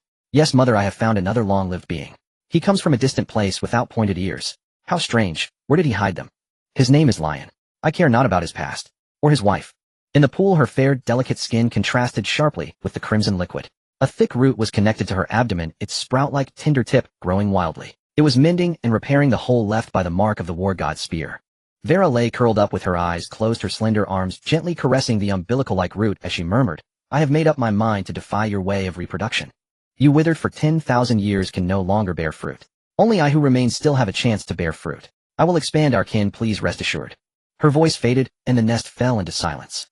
Nicole wakes up in a panic, but seeing you sleeping soundly beside her, she calms down. Gurgle. Nicole feels very hungry. Sniff, sniff. Nicole finds it strange that you emit a decaying and foul odor. Snuggle. Hide. Nicole hopes you'll wake up soon because there's an eagle that eats rabbits nearby, and she's a bit scared. Lion was roused by a series of system prompts and Nicole's fidgeting. You foolish bunny girl, of course I stink. My lifespan was drained. Lion muttered as he sat up, but then stopped mid-sentence realizing something was off. Wait, I've recovered. Lion looked down at his hands. Indeed, his skin was firm and elastic, pores tight and not sagging as if it would yield moisture at a pinch, giving him a rather youthful appearance. Is Haberlia's precious fluid a delayed remedy? Lion frantically touched his face and head, finding that not only his hands, but every other part of his body had also regained a youthful state. Nicole feels your condition has worsened again. Is it a stress reaction to the unfamiliar environment? No, this lightness in my body feels like being in a theoretically eternal state. Lion dismissed Nicole's status window and scrolled back through the system's history log. Ding! Congratulations, you have sired a child, Glowstone. You have birthed the same child 3 times, unlocking the new achievement. Indeed, how is it Glowstone? Indeed, how is it Glowstone? Equipping this achievement will cause your words and actions to have a certain confusing effect on surrounding living beings. They will subconsciously agree with your thoughts and spend more time pondering. Indeed, how is it? What's going on? When did I go chisel the Glowstone, or mother again? Leon's eyes widened. Could it be that a mature Glowstone, or mother, could now give birth on its own? It couldn't be that I sleepwalked and went back to chisel it out, could it? No, it's Siobhan. Did she secretly chisel my... Leon quickly realized. He had been raided. But he couldn't figure out why Siobhan would be foolish enough to chisel his Glowstone, or mother, at this critical juncture. Are you... Inside the wooden cabin, Siobhan was drenched in sweat, looking at the or mind from the Glowstone, or mother. The storage is very low. On the premise of keeping the or mother's form intact, I can only collect 3 pieces at most. That meant only 3 attempts. She still couldn't grasp that elusive clue. Under Leon's advice, she could only try to extract a piece of Glowstone first. Keep the or mother intact. Quite sentimental. Leon grew more certain of his guess. So what attribute will the or reflect? Holding the Glowstone, Leon gently scraped it on the table, murmuring, Glowstone affinity magic might have given Leon a talent like magic affinity, but such a talent doesn't warrant a second acquisition. Is there another attribute? Is it growth type, stackable, or status refresh type? But Leon is truly amazing. He can even warm a stone, can even raise favorability with a rock. As he thought, Leon marveled at Leon's personal charm. What are you mumbling about? Siobhan felt Leon's gaze gradually turning strange. It was like admiration. Ahem, nothing. By the way, when he asked you to extract the Glowstone, was there anything wrong with his body? Like abnormal states of weakness or bleeding? No. Wait, he was injured. His shoulder was torn by a Stillwater ghoul, but I already applied medicine to him. Later, Nicole cast healing magic multiple times, and he gradually recovered. That explains it. Perhaps it was the effect of Glowstone magic. Leon pinched the Glowstone, revealing a confident smile. Status refresh. Quite interesting. I don't understand what you're saying. You can understand it, as every time a Glowstone or is extracted, it has a certain restorative effect on Leon. How is that possible? Siobhan's face showed an expression of disbelief. This is too absurd. Absurd. Maybe that guy is already jumping for joy right now. When you're in a tight spot at the end of your rope, suddenly getting a boost. I can't imagine how satisfying that must be. Is this a joke? Leon sat on the rot tin bed with a long face, looking utterly dejected. His body recovering was certainly good for him. But for a certain eager elf, that was a joyous occasion.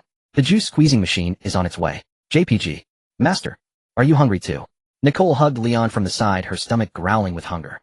Where do you see that I'm hungry? It's your stomach that's growling. Leon held his forehead in complaint, but felt a cold stick-like object pressing against his kidney. Looking down, he saw Nicole hiding from Hiberia while smuggling carrots into her pocket. Those who have starved always keep food in their pockets, a remnant of the fear of past famine. But even so, she's still willing to share food with me. Leon looked at the carrot, his emotions complex. Master, don't let her discover. Nicole isn't hungry. Nicole stared warily at Hiberia, speaking in a whisper. Master, Nicole still has 3 carrots in her pocket. They can sustain you for several days. Leon fell silent, then suddenly hugged Nicole tightly. Nicole wants to poke you with her rabbit ears. She thinks you're not clever at all. You'll let that eagle overseer beside you notice something's wrong. Nicole grows nervous. She sees the eagle overseer looking over. Lord Leon, would you like some food prepared? Hiberia bowed slightly, seeking Leon's opinion. Berries or meat? A bit of both, Leon replied to Hiberia under Nicole's astonished gaze. After all, my wife has 2 stomachs. Nicole heard wife and thought for a long, while feeling it might mean beast woman. She finds the title inappropriate since you haven't yet. You little bunny girl hiding carrots, huh? After Hiberia left, Leon rubbed Nicole's face, interrupting her wild thoughts. And that's not called an eagle overseer. She's the harpy princess named Hiberia. RRR. Nicole thinks you're talking nonsense again. Why would a princess address you as lord?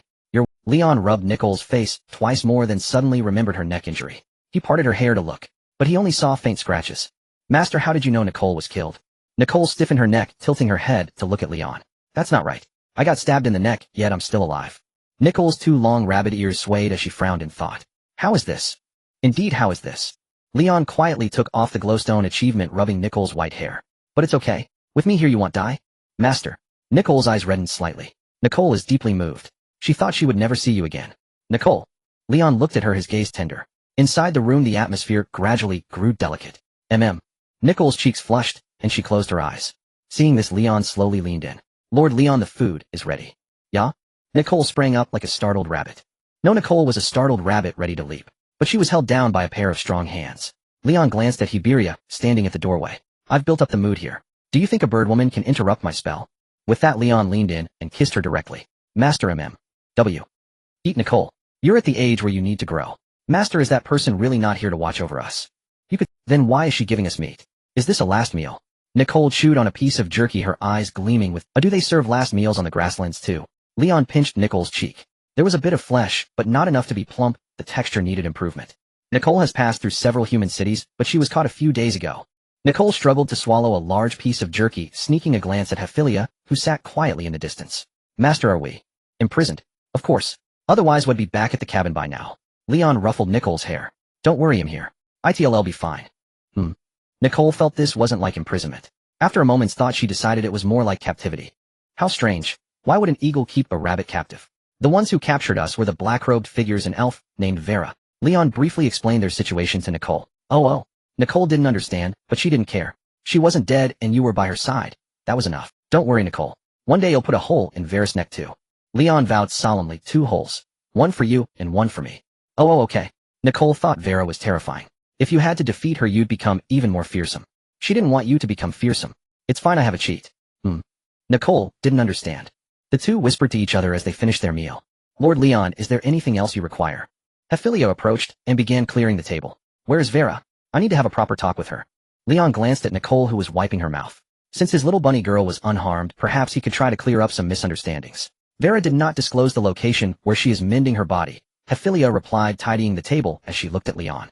Moreover, such severe injuries will likely take about a week to heal. I see. A week wasn't enough to accomplish much. Leon could only stay in the Elven King's city waiting for time to...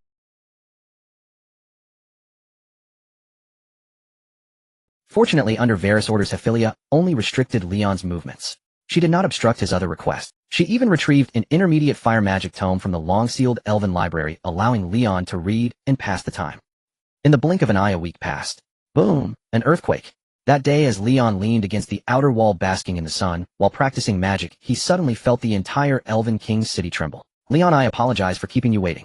Oh, you've recovered. The air beside him rippled and Vera's figure slowly solidified. She looked at Leon with surprise. How unexpected.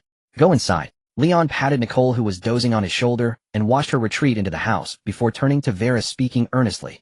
Vera, we need to have a proper talk. I've always wanted to have a heart-to-heart with you, but you shot me twice the moment we met. Paying for misunderstandings is hardly worth it, just like the harm you caused Nicole. Leon shook his head slightly. If you had revealed yourself when you lured the deep forest red wolf to us, many misunderstandings could have been avoided. Vera wore a suit of emerald light armor reminiscent of the elven attire Leon had seen in movies from his past life. Her high ponytail swayed, and her golden hair shimmered brilliantly in the sunlight. It was hard to imagine that beneath such exquisite features lay a heart so twisted. Over the past few days he had pondered if everything had stemmed from the theoretical eternity pseudo-immortal talent that had drawn Vera to him. If so, then their first real encounter was likely through that deep forest red wolf with an arrow through its hind leg. Even the system's small potion reward felt like a hint. At that time I was awakened from slumber by the scent of immortality. Vera waved her hand, and vines constructed a chair. She sat across from Leon. When I saw how weak you were, I still looked forward to your growth. Like a sprout suddenly discovered on barren land, my first thought wasn't to take it, but to let it grow naturally, and when it bloomed in splendor to meet it again. So that we could encounter each other at the most beautiful and fitting moment. The poetic words from Vera left Leon moment. The stubborn, arrogant figure from a week ago gradually merged with the refined, graceful elf before him. Setting aside her obsession with procreation, Vera seemed perfectly normal. But your unchecked growth didn't satisfy you. The so-called immortal bloodline trapped you. Leon sighed softly. With tens of thousands of years of life, why cling so fiercely to the blessings of offspring? You have equipped the achievement indeed. How did this happen? Why? At his words, a flicker of confusion appeared in Vera's eyes as she sank into self-reflection. Indeed, with tens of thousands of years of life, did offspring truly matter? Why was she so obsessed with all this? Perhaps enjoying life freely is the true respect for the immortal bloodline. Seeing this, Leon began to gently guide her. This was the solution he had devised over the past week.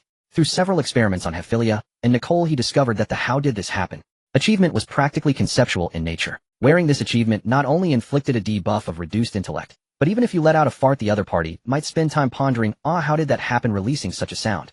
Coupled with Leon's vast experience from the information explosion of his past life, he was confident he could temporarily make the other party set reality aside and discuss with him what filling might have produced that flavor. Unfortunately, this achievement didn't discriminate between friend and foe. As Vera sank into thought, Leon himself couldn't help but question. Indeed, how did this happen? Why didn't he just give in to Vera? After all, a woman 3,000 years older can grant immortality. Vera was at least 10,000 years old. In a fantasy world, submitting to her would surely lead to enlightenment and ascension to the 9 heavens. Besides, she had the face of a maiden and the figure of an ant. Ahem. What's going on, buddy? Always thinking about relying on your own efforts. Do you really think this Western fantasy world is so fair? WRR. Leon shook his head, sticking out his tongue, snapping out of his self-interrogation. But selfishly enjoying this long life would betray the elven mother tree. A trace of regret flickered in Vera's eyes. She lightly tapped the ground with her toe and murmured to herself. Even after withering for 10,000 years, Mother still upholds the Elven King's city. Vera, what's wrong with you? Wavering on her last wish. Leon's eyes suddenly widened as a thunderous roar echoed in his mind. Ding! Elven World Tree, a life of rules, withered state. Reproductive potential SSS rank. Class, combat power none. Affinity 100. Note, this is a colossal vessel capable of bearing cities and nurturing high-tier races. Minimalist entries, extreme configuration, unparalleled stats. Leon's jaw nearly hit the floor. This is too much. Tricking me into marrying a rock was one thing, but now you're throwing in a dead tree. Leon roared inwardly. A matchmaking mechanism from hell. Who would have a blessings of many offspring system locking in such spouses? What's the matter? You don't want it. Sensing Leon's intense emotions, the system rarely responded. Let me ask you this. I was human before I transmigrated, and am human now. So am marrying a rock and a tree. Look me in the eye and answer me. The more Leon thought about it, the more absurd and unscientific it seemed. Awaiting feminization. Holy. The system's concise, powerful reply made Leon feel as if the folds of his cerebral cortex had instantly smoothed out. As if every cross nerve were frolicking barefoot, leaping and cheering on each dewdrop of dawn. Ahem. In short, Leon was instantly at peace. If it's feminization, then it all makes scientific sense. No, it's pure biology. How did it come to this? Leon slid limply from his chair, sprawling on the floor in a star-shape, his palms flat against the ground.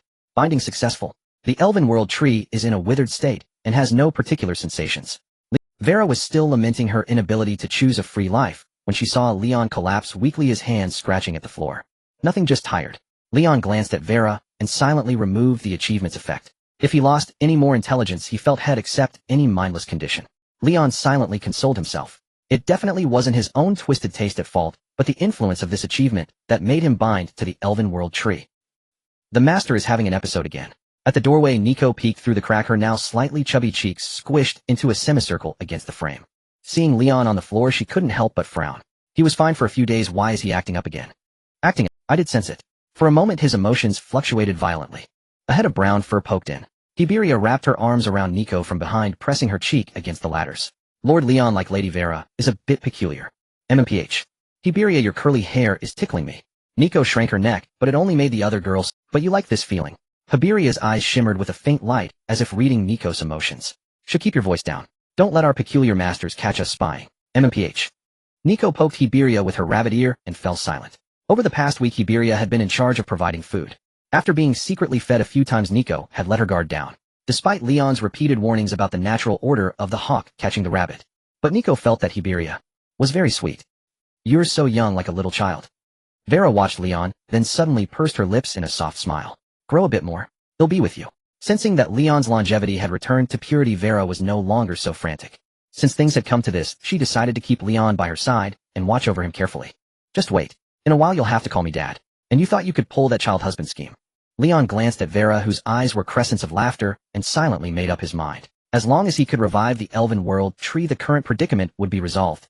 That would be the moment he turned the tables and took charge. I hope when your mother tree rises and pins you down, making you call me dad, you can still keep smiling. As he mused, the corners of Leon's mouth couldn't help but curl up, and his gaze towards Vera took on a hint of paternal benevolence. Under the sunlight, the two smiling figures, though harboring their own thoughts, seemed remarkably harmonious. Hiberia fetched the elven magic tome from the library. Vera beckoned Hiberia out of the house, glancing at Leon lying on the floor like a salted fish. I see you have mana in you. Let's start with elven magic. All right, you teach me. Leon got up and sat on a chair, looking utterly entitled. Of course.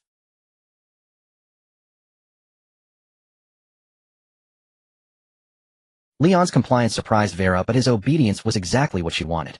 If you want to learn archery, or anything else I know, I can teach you. As she spoke, a hint of pride flickered across Vera's face. Over the millennia, she had learned many things. See, this is what filial piety looks like.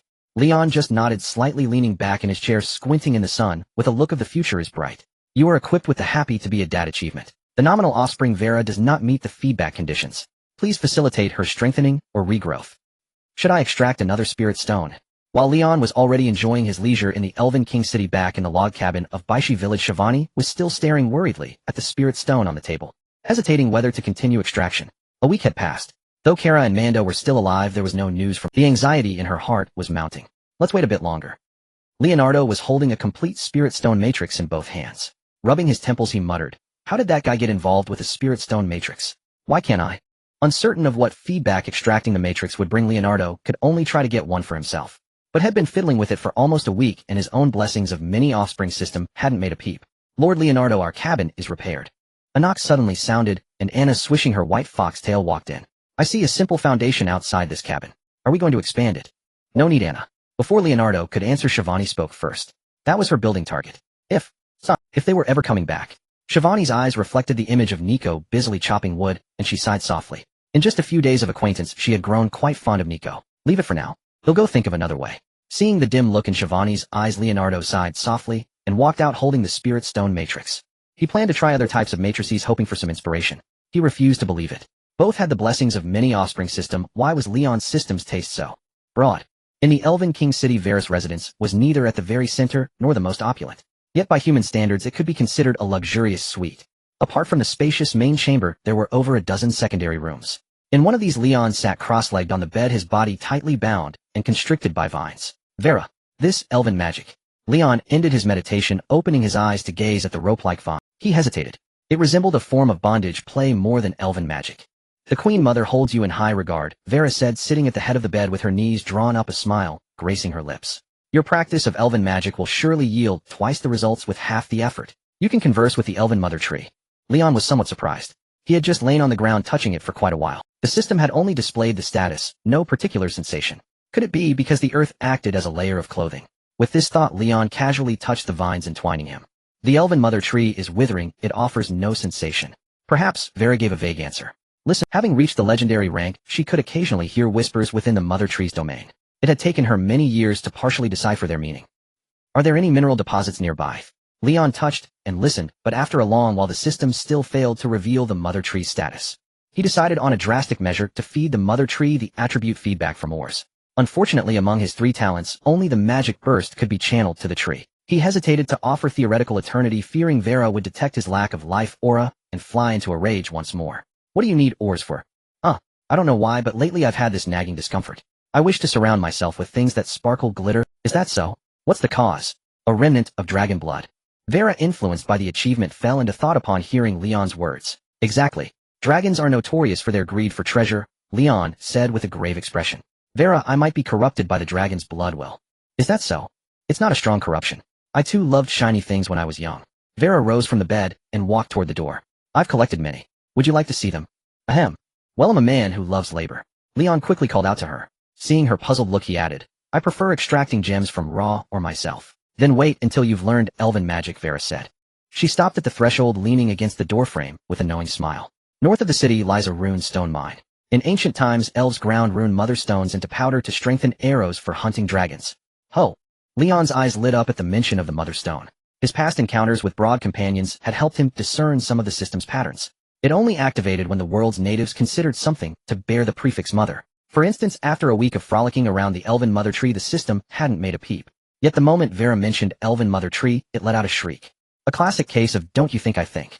But the Rune Mother Stone emits a spiritual pressure, those with weak mental fortitude would be crushed. However, Vera's next words made Leon's face fall. I believe my will is as strong as steel. Only high-level mages are unaffected. Even intermediate mages would feel dizzy after prolonged contact. Are there any other minds? Yes. The Death Swamp to the west is said to contain a precious, or that can animate. To the east near human territory goblin caves are scattered rich in various minerals. On Mount Aesop to the north the legendary dragon Naphia guards the cold divine jade and scorching crystal. Oh, and to the south wandering giants mine heavy gems and sharp gems, and may even possess a self-repairing metal. A chime sounded, a map unfurled in Leon's mind as Vera dispelled some of the exploration fog. As Leon listened he felt a mini-map opening in his mind, dotted with question marks. Why does my liver ache? Leon groaned, clutching his side, yet his eyes gleamed. But I've already been blinded by the Vera smiled warmly. If you wish I will accompany you to explore every corner of this world for the long life ahead. Ahem. Let's mine first. Poor Vera, still unaware that he had already connected with her mother tree. Leon shook his head and walked out mentally. But for now you must stay put in the Elven King City, Vera said, blocking the doorway with her arm, her eyes fixed on his. At the very least I won't allow you out until you reach intermediate level strength. And every time you go out you must be with me. Shall we? This is a twisted form of love. Leon's face fell. You truly mean the world to me. Vera's expression grew serious, her gaze once again resembling that of one beholding a priceless treasure. I will never allow any harm to befall you. Any harm. Her voice was resolute, her stance unyielding. Well, back to bed for more bondage play. Leon turned and returned to the bed, wrapping the vines around himself. Continue guiding me. I feel I can already hear the mother tree's faint voice. So soon. Vera was surprised and delighted by his sudden compliance. She stepped forward to guide his cultivation. Of course. My magical talent is unparalleled beyond the reach of mere mortals. Truly inhuman. Outside the wooden cabin in Baishi village Leon stared at the assortment of raw gemstones on the ground, his face as dark as ink. It's hard to believe Leon is human. He had touched every raw ore he could gather, yet none had reacted. How can anyone have such a bizarre fetish? In the end Leon could only attribute this phenomenon to Leon's personal duong. Nearby Anna was hammering wooden stakes to build a fence for the new cabin. As her gaze swept past the adjacent cabin, she sighed inwardly. Lord Leon has been acting strangely ever since he met that dark-haired man. These days Leon no longer came to pinch her ears or stroke her foxtail. Instead, he kept clutching a piece of Glimmerstone Mother. Today he bought even more varieties, forcing ambiguous looks at them. This stirred a faint sense of melancholy within her. I did it. I succeeded. On the wooden bed, Leon, tightly bound by vines, suddenly opened his eyes. After freeing himself from the vines, he crawled towards the edge of the bed. Has it rooted? However, before Leon could crawl more than 2 steps, he felt a tugging sensation in his abdomen. Looking down, he saw a crooked, spiraling vine piercing into his belly. At the junction, the vine's originally deep green skin gradually turned crimson. What is happening? Leon looked towards Vela. This elven magic, why does it have such a strong affinity for the dark element? The mother tree has accepted you, which means you have re-established a connection with her. Vela approached, pulled aside Leon's clothing around his abdomen, and gently caressed the point where the vine connected to his navel. Her expression was complex. After 10,000 years, she has found her child, once more re-establishing the connection that was severed at birth. Her expression was complex. After 10,000 years, she has found her child. It wasn't that he was afraid the vine would harm his body. After all, Vela cared for this body, even more than Leon its owner. Whatever harm there was, Vela was more anxious than he was. It was the two, once again, that made Leon a bit apprehensive about undergoing any sort of rebirth. Whatever harm there was, Vela was more anxious than he was. It was the two, once again, that made Leon a bit apprehensive. That's a bit eerie. Leon swallowed hard, pressing his hands against the ground. Damn it, what are you doing? The Elven Mother Tree feels your presence, briefly awakening from its death. The Elven Mother Tree has infused you with something it has gathered for a long time. Leon. Just as Leon wore a confused expression, the bulge followed the vine's path, completely disappearing into Leon's belly. In the next moment, Leon felt an unparalleled sense of clarity as a vast life force spread from his abdomen, renovating and transforming certain areas of his body. Crack. In the depths of his being, Leon heard the sound of shackles breaking. The 5-fold shackles of the human body shattered once more after gaining eternity. Receiving the blessing of the Mother Tree has indeed provided you with more security. Vela leaned closer to Leon, greedily inhaling deeply, her face revealing ecstasy, longevity, increasingly pure and mature vitality of longevity. Does that mean I can go outside? Leon kicked his legs back.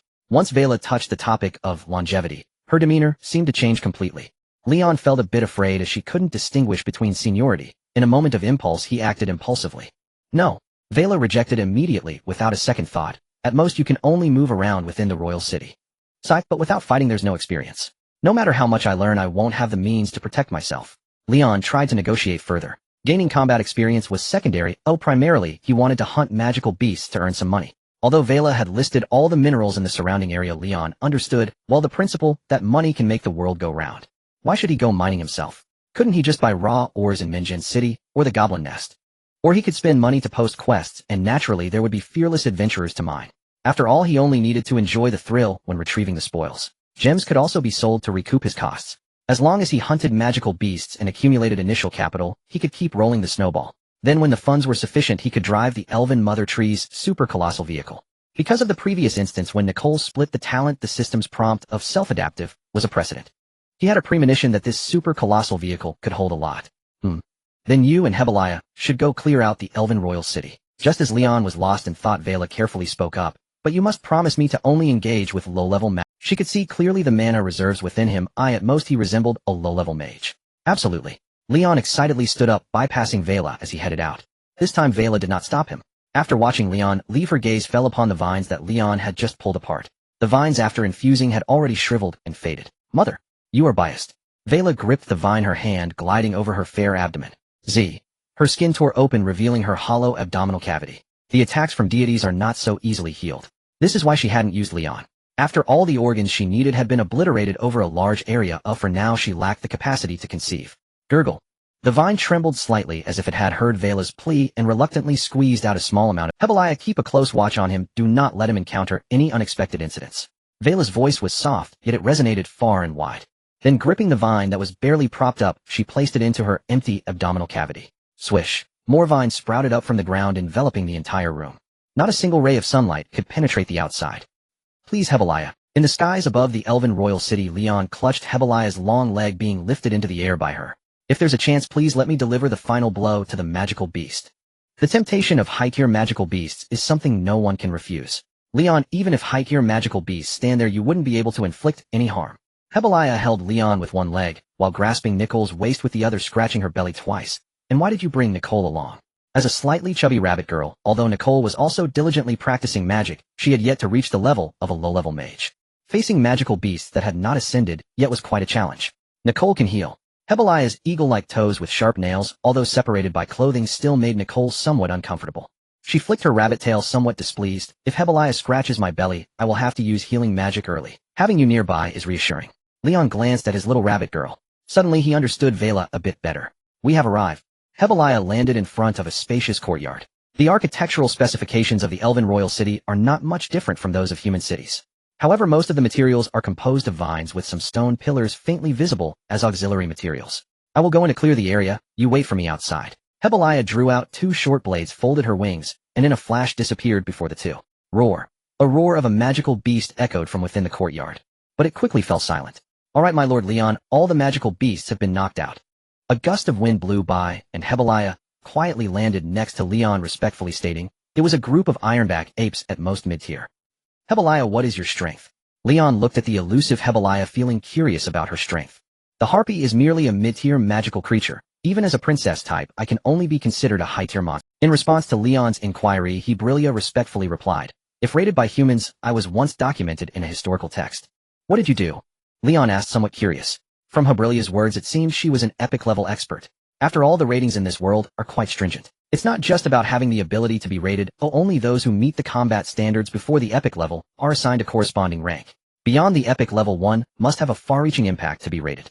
For instance, the dragon Nephia was recorded in the Adventurer's Guide due to her vicious nature, having slaughtered countless adventurers. Even bards included her in their songs depicting her terrifying figure. Thus, she is classified as an epic magical creature, red dragon Nephia Kenbises. However, didn't Vela mention that Nephia is legendary? Leon recalled that when Vela mentioned the nearby mines, she referred to the legendary dragon in the north. Shaking his head, Leon thought of her as a forest elf with a slight information gap. Let me think the historical text recorded it like this, Hebeliah said, pinching the blade of her dagger with her fingers, resting her chin on the handle, imitating the bard's way of speaking. The great human hero king, the legendary pioneer, Helgler, led the 10 legends of humanity. But the despicable and evil harpy princess, Hebeliah cut off his finger with her dagger, and embedded the king's finger bone into the dagger, inscribing Redania continent beneath the blue bricks of the royal city. Humanity will never forget this tragic day. Do those stubborn magical creatures refuse to change even the titles from the old era? She will forever bear the infamy of a despicable ambusher in the historical poetry. Leon widened his eyes, nearly exclaiming in disbelief. Lord Leon, young beings tend to act impulsively. Hebrilia said, a hint of embarrassment on her face as she stuck out her tongue. However, I have already retreated from the world, no longer young and impetuous. The thrill of doing great deeds is indeed delightful, but the price was that she was hunted down by powerful beings from the human faction, chased from the north to the south and from the west to the east. Eventually she took refuge in the elf royal city, where Vela repelled several legendary humans with dragon-hunting arrows before she could settle down. Even now the inscriptions she carved and the dagger with the finger bone embedded in the walls of the Ibene dynasty's royal city still exist. For that human hero king, the legendary emperor swore to use her skull as the weapon's frame for the dagger to quell his. This matter is no ordinary affair. Leon's lips twitched. Speaking of the emperor and the naming rights on land might be a bit hard to relate to. Let's think differently. Imagine you're squatting on a ridge with a few good brothers, and the one who pees the farthest boasts, "Look, this is all my kingdom, so beautiful." However, at that moment of bravado when you're the most spirited and carefree, suddenly a sixth wheel appears, hacking your little brother off, then using your water pipe as a faucet. Who could stand that? Leon felt that Helgler's failure to mobilize the entire nation to hunt down Hebrilia could be seen as a sign of her being lenient. Lord Leon, please go resolve the magical creatures. Hebrilia noticed the increasingly strange gaze Leon directed at her, prompting her to urge, if it wakes up again, All right, Leon muttered as he drew his spear, entering the courtyard to slay all the unconscious magical creatures. Ding, 15 silver, 15 silver, 15 silver, 30 silver. Woohoo! Hearing the series of silver coin collision notifications, Leon gradually felt delighted. Although the Ironback monkeys are merely a group of low-tier magical creatures, only their leader has reached the mid-tier. With Hebrilia, this celestial substitute, around this sum of money feels like a windfall. This is much easier than defeating slimes. Leon took out the skinning knife. He skinned the materials from the Ironback monkey leader's back and walked out of the courtyard. Under Hebrilia's lead, they flew towards the next place where magical creatures had intruded. In the blink of an eye, a day passed, approaching dusk. Ding, 10 silver. Leon squatted on the open space outside Vela's residence, lightly counting his harvest. Even though he couldn't recognize some magical creatures, he still counted according to the silver prices of mid-tier 30 and low-tier 10. Engrossed in it. Nico, hang these furs up. This vine house is simply perfect for drying. After counting his harvest, Leon pulled Nico to start tinkering again. He wedged the magical creature's teeth through the gaps in the vines, sticking furs along the walls. Busy and having a great So obedient. Not far away, Vela sat in a chair listening to Hebrilia's report, nodding from time to time. Glancing at Leon, who was fiddling with garbage at her door, a trace of confusion crossed her eyes. She found it hard to comprehend Leon. He had appeared so furious at their first meeting. Yet today, as they talked, he suddenly became compliant. Now it seemed he treated this place as his own home. She could understand most human thoughts and emotions, as she just didn't care much. But at this moment, she suddenly felt curious about Leon. As a harpy, Hebrilia had the ability to see through people's hearts. Although she could only roughly capture emotions, it was sufficient for a novice like Leon. The remarkable thing was that throughout the day, Leon showed no signs of dissatisfaction. This was quite absurd. Even after Hebrilia refused to take Leon to the mine, stating it was Vela's prohibition, Leon simply pursed his lips, saying something like next time for sure, without any strong resentment. Are you sure you didn't misinterpret? Vela looked at Hebrilia. The latter, with a determined expression, said, Lady Vela, I achieved the status of an epic assassin relying on this ability. All right then, what do you think my current state is? Contentment, joy. Hebrilia's eyes sparkled as she smiled. You give me a feeling of ease. Your ability is quite impressive, Vela praised, but her eyes momentarily dimmed before returning to calm. However, if you could capture the emotion from that brief moment earlier, you would have a chance to achieve legendary status. After speaking, Vela calmly gazed at Hebrilia. There was no trace of pressure, yet fine beads of sweat appeared on the latter's forehead. Because she sensed the twisted anticipation suppressed beneath the calm like a raging tide. It felt like entering 15 gold coins, breaking the wealth record.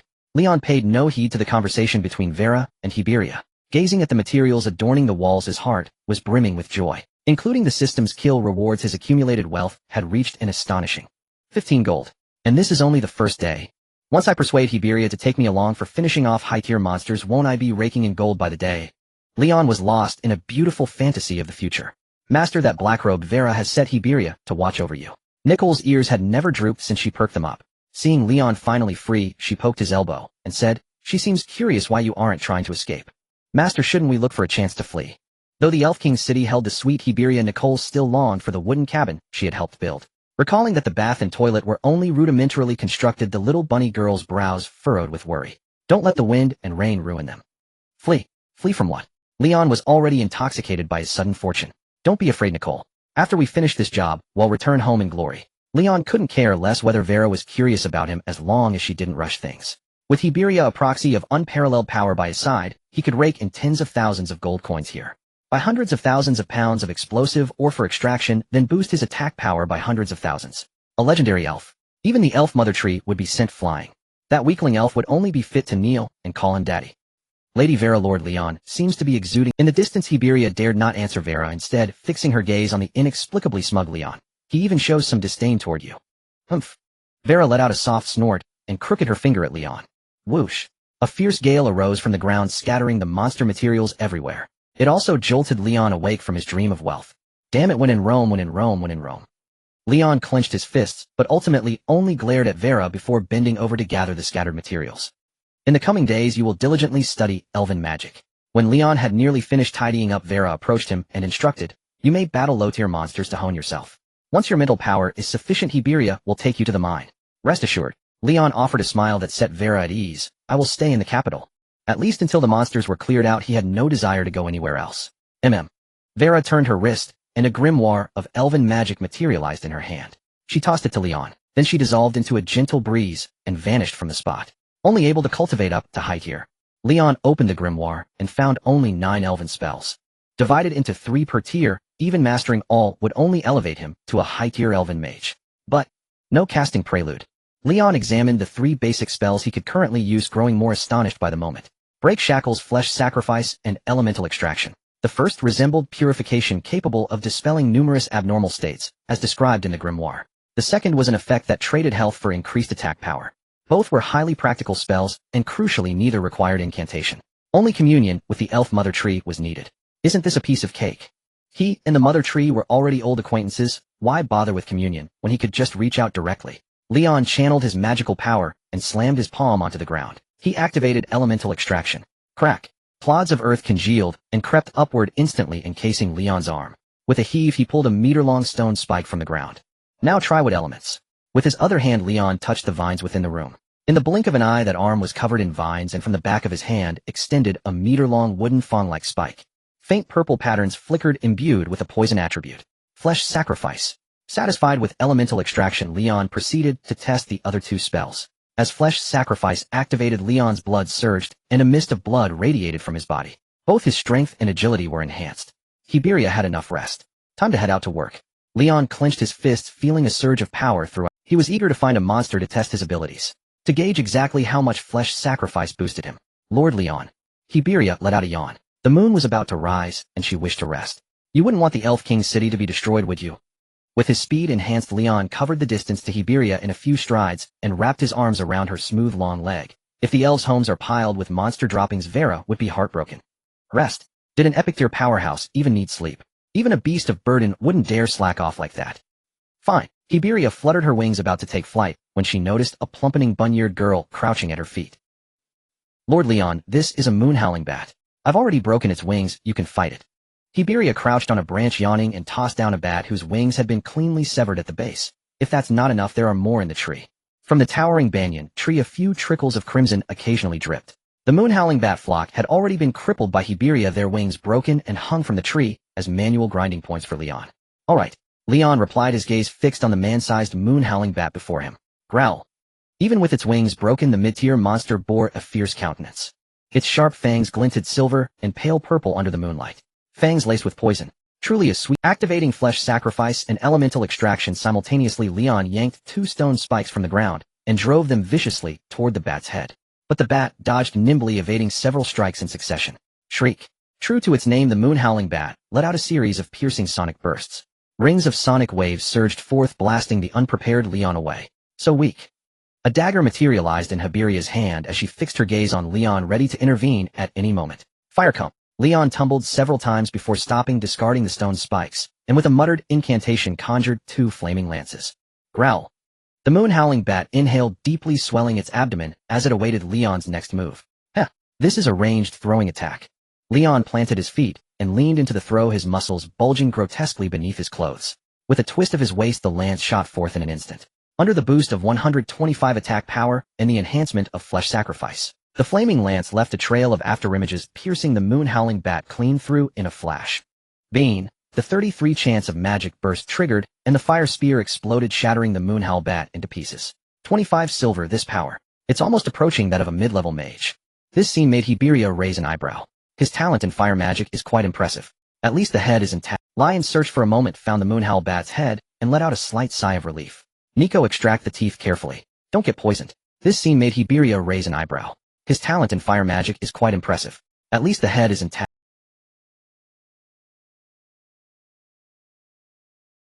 Lion hurled the fire spear so fast, it left afterimages. He felt that with the enhancement from his flesh sacrifice, he could now hunt mid-tier monsters. Even if the moonhowl bat had been flying midair, it couldn't have escaped being pierced by that spear. Normally a basic spell dealing damage to a mid-tier monster would already be impressive. But Lion, relying on his magic affinity and immunity to burns, channeled all the enhancements and attack bonuses from his flesh sacrifice into his thrown spells. He cast with brute force, showcasing the beauty of sheer numbers. With a thud, another moonhowl bat, its wings severed, hit the ground. Just as it bared its ferocious fangs, a fiery blur flashed before its eyes. The next moment its head spun off. Again, shortly after, a dozen moonhowl bats lay dead at Lion's hands. Should I drop it down? Hibiria raised her leg, her eagle claws firmly locked around the moonhowl bat king's neck. This was a monster nearing the high tier level. She worried Lion couldn't handle it. Is Hibiria asleep? Now's not the time to rest, came Lion's urging from below. Final, keep a close watch. Hearing this, Hibiria relaxed her leg, and the moonhowl bat king plummeted headfirst. Unlike other moonhowl bats, the bat king, as the pack's leader, had blood-red eyes gleaming with cold light and relatively stronger hind legs that allowed it to stand on the ground. Though the pain from its broken wings tormented it, it still let out a powerful roar at Lion. An elite monster. Seeing the giant bat, nearly 2 meters tall, Lion stepped back to create distance. With a thud, the moonhowl bat king chose to attack, charging forward. It stirred up a cloud of dust, its momentum fierce. Bold move. Let's clash. Lion pulled a stone spike from the ground and thrust it forward. Yet just as it seemed about to collide with Lion's attack, the moonhowl bat king screeched to a halt, reared its head to dodge the thrust, and its eyes blazed with murderous intent. It roared mightily. Whoosh! Damn, where's the promised body slam? Lion was blasted away by the roar, spinning before crashing to the ground. When he got up, blood was seeping from his eyes, ears, nose, and mouth. No pain. Again, Lion bolted, muttering as he conjured a fire spear. Though bleeding from all orifices, Lion was largely unaffected. After receiving the infusion from the elven mother tree, he felt his body had changed. Roar.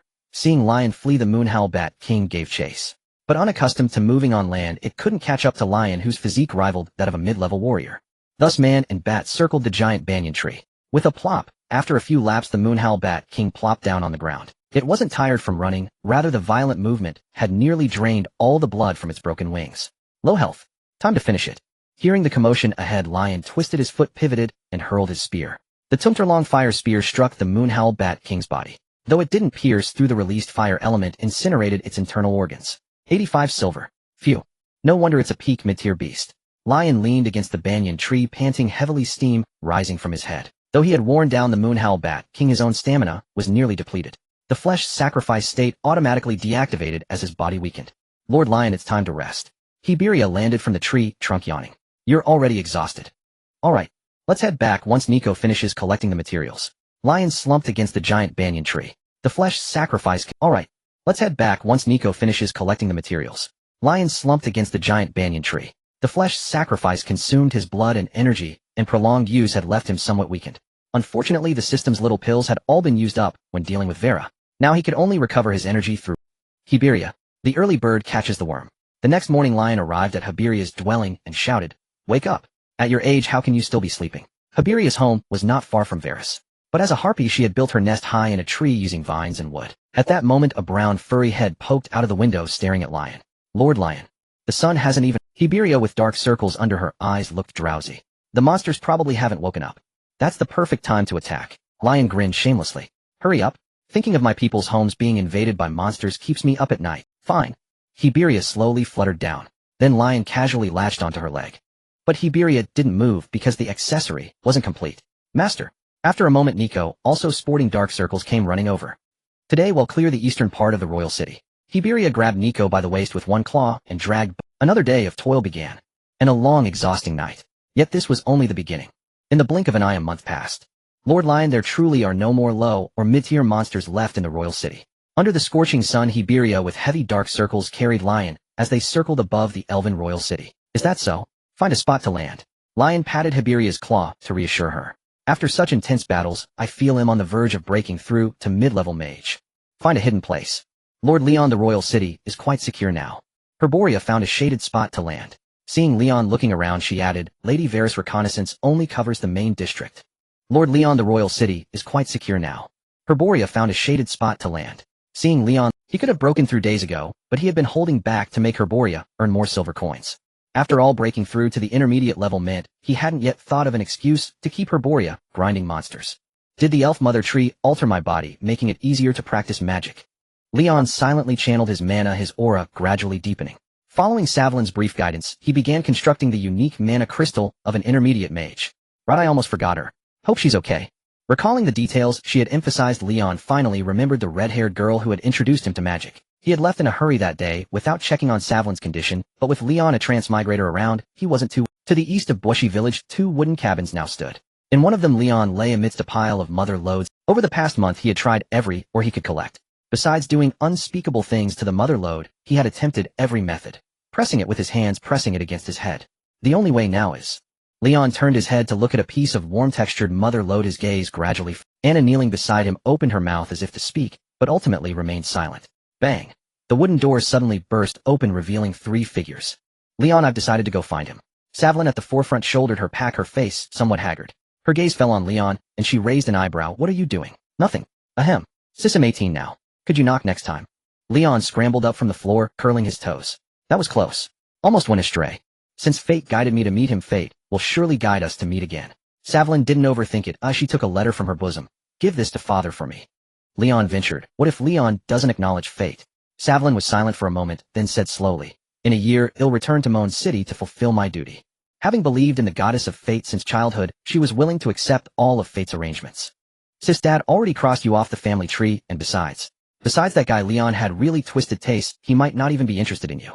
Leon took the letter, scratched his head, and hesitated. He knew exactly what Savlin meant by duty. As a carefree noble lady doted on since childhood, she had never needed to engage in the power struggles of the manor. That so-called duty could only be marriage. It doesn't matter if you go back or not. You're free. From a modern perspective, Leon felt that since Savlin had mustered the courage to leave the family, she had already secured a free fate for herself. No, Leonardo, my dear brother, freedom is not an excuse to evade duty. Over the past month, Savlin had finally started calling Leon her brother again. Her tone was solemn and firm. I enjoyed the luxurious life of a noble, so I must naturally pay the price for that privilege. When fate bestows everything upon ordinary people, the price is already marked within. Not finding Leon and returning to Moan City for marriage is the price I must pay. Savlin finished speaking and turned to leave with Kara and Manda without looking back. Stubborn. Leon watched her walk away, sighing softly. Lord Leon, the dragon's spawning has thrown the nearby forest into chaos. Anna came to Leon's side, concern in her eyes. Lately, when I fetch water from the stream, I've seen many strange monsters. Don't worry, Anna. With the 2 goblins around, as long as we don't wander off, it should be fine. In the monster forest, Savlin and her group had been trekking for most of the day and chose a shaded spot to rest. Miss Savlin, this way. A group of monsters is approaching. Manda, resting, sensed movement and pressed his ear to the ground. At least intermediate-level monsters. All right. Savlin wiped the sweat from her brow, shouldered her pack, and ducked into the nearby bushes. A rustling sound came from the leaves. From the woods, a group of skeletal monsters shuffled out. Their corroded, tattered clothes hung loosely on their bone. Skeleton soldiers. How did monsters from the Death Swamp end up here? The 2 goblins also hid nearby, and Kara's eyes widened at the sight. Are they affected by the dragon, even from so far away? In his memory, the Death Swamp was east of the monster forest, and further east lay another land of kingdoms beyond the forest. Moan City, however, was near the western edge of the monster forest. The distance was immense. How could skeleton soldiers appear here? Clatter, clatter, the scent of humans. The lead skeleton soldier, wearing a tattered noble's hat, with its decorative feathers messy and faded, wobbled towards Savlin's hiding spot. Savlin covered her mouth and nose, stepping back slowly. A thud came from her pack as it brushed against. Savlin turned back, startled. Behind her, a 3-meter giant skeleton wielding a massive battle axe had blocked her escape route. Its collapsed leather armor was hung with rotting flesh, and even with her hand over her mouth and nose, Savlin could smell the putrid stench emanating from it. Summon. Seeing this, Kara quickly darted out of the bushes, retreating while chanting a spell. But with a bang, a skeleton soldier clubbed him from behind, and he collapsed unconscious. Clatter, clatter, human, I've long smelled your sweet scent. Thank the goddess of fate for this gift. The hat-wearing skeleton soldier then pushed aside the bushes, but its question left Savlin baffled. Answer me, how do I get to the elf royal city? Savlin. That hat-wearing friend. In the forest, 3 skeletal spearmen hoisted Shaywinley and her companions, swaying as they advanced. Bound tightly, Shaywinley tentatively spoke. Seeing as we both worship the goddess of fate. That won't do. It's been ages since I last paid homage to the elven empress. The noble skeleton soldier with a tattered feathered hat now carried Shaywinley's pack on his back. He tugged at a strand of red hair as a compass, refusing outright. God, you're a fresh local delicacy. Does the elven empress eat people? That's not what I read in books. Shaywinli muttered under her breath, recalling the encounter with the black-robed figure that day. She couldn't reconcile the rider on the wolf's back with the noble and elegant empress. Yet the noble skeleton insisted that her body bore the elven empress aura. Helpless Shaywinli had a lock of her hair cut off. She let him cast a locating spell. Unexpectedly, the noble skeleton truly found the direction. It might not be toward the elven empress. No, it could be. Shaywinli glanced at the strand of hair pointing forward. The locating spell essentially used information from an object to find something related to it. In the demon beast forest, objects related to her. After much thought, Shaywinli could only recall the magical imprint button left from her first meeting with Leon. I hope he was indeed taken by the elven empress. Shaywinli swept her gaze over the group of skeletal monsters, silently praying in her heart. Because, if not Leon's enemies, would only increase. Under a certain great tree in the elven intermediate mage, Leon exhaled a turbid breath and slowly opened his eyes. Abundant magical energy surged his aura, thick and powerful. Pity I can only practice elven magic. The fire magic books, including the ones squeezed from Shaywinli, remained at the small wooden cabin. This made Leon feel a bit homesick. Congratulations, Lord Leon, on your further advancement. In the tree, Hiberia, with dark circles under her eyes, offered belated congratulations. Ahem, Hiberia, thank you. Leon looked at Hiberia's dark circles, a pang of guilt rising in his heart. Now take me to challenge a high-tier demon beast. But just one thing. Lord Leon, please don't put me in a difficult position. Hiberia fluttered her wings and extended her smooth long leg toward Leon. Lady Vera sensed the change in your aura and sent word, she wants to see you. All right. Leon reluctantly clung on. Having served as a flying mount for a month, Hiberia took off skillfully, swiftly weaving through the elven royal city, heading toward the center. Not Vera's residence. Leon noticed the flight direction was different from usual. Yes, it's the elven throne. Hiberia nodded and sped onward with Leon. Soon they arrived at the city's center. The elven throne. A colossal structure 100 meters tall stood at the heart of the royal city. White jade steps piled up tier by tier, and at the very top sat a massive throne cast in gold. At that moment on the throne, Vera, now clad in a splendid gown, sat upright. Lady Vera. Hiberia flew before the throne and shook her leg. Quite the queenly aura. Leon muttered, letting go and landing on the ground, walking toward Vera. Her hair was coiled up, a silver crown embedded with fine gems, glimmering with tiny sparks of light. Her neck, hands, and feet were adorned with jewelry. This opulent, dazzling display nearly blinded Leon. You're here. Vera's gaze fell on Leon, and she patted the seat beside the throne, signaling him to sit. Is today a special occasion? Leon sat down beside her. He didn't think she dressed so grandly for his sake.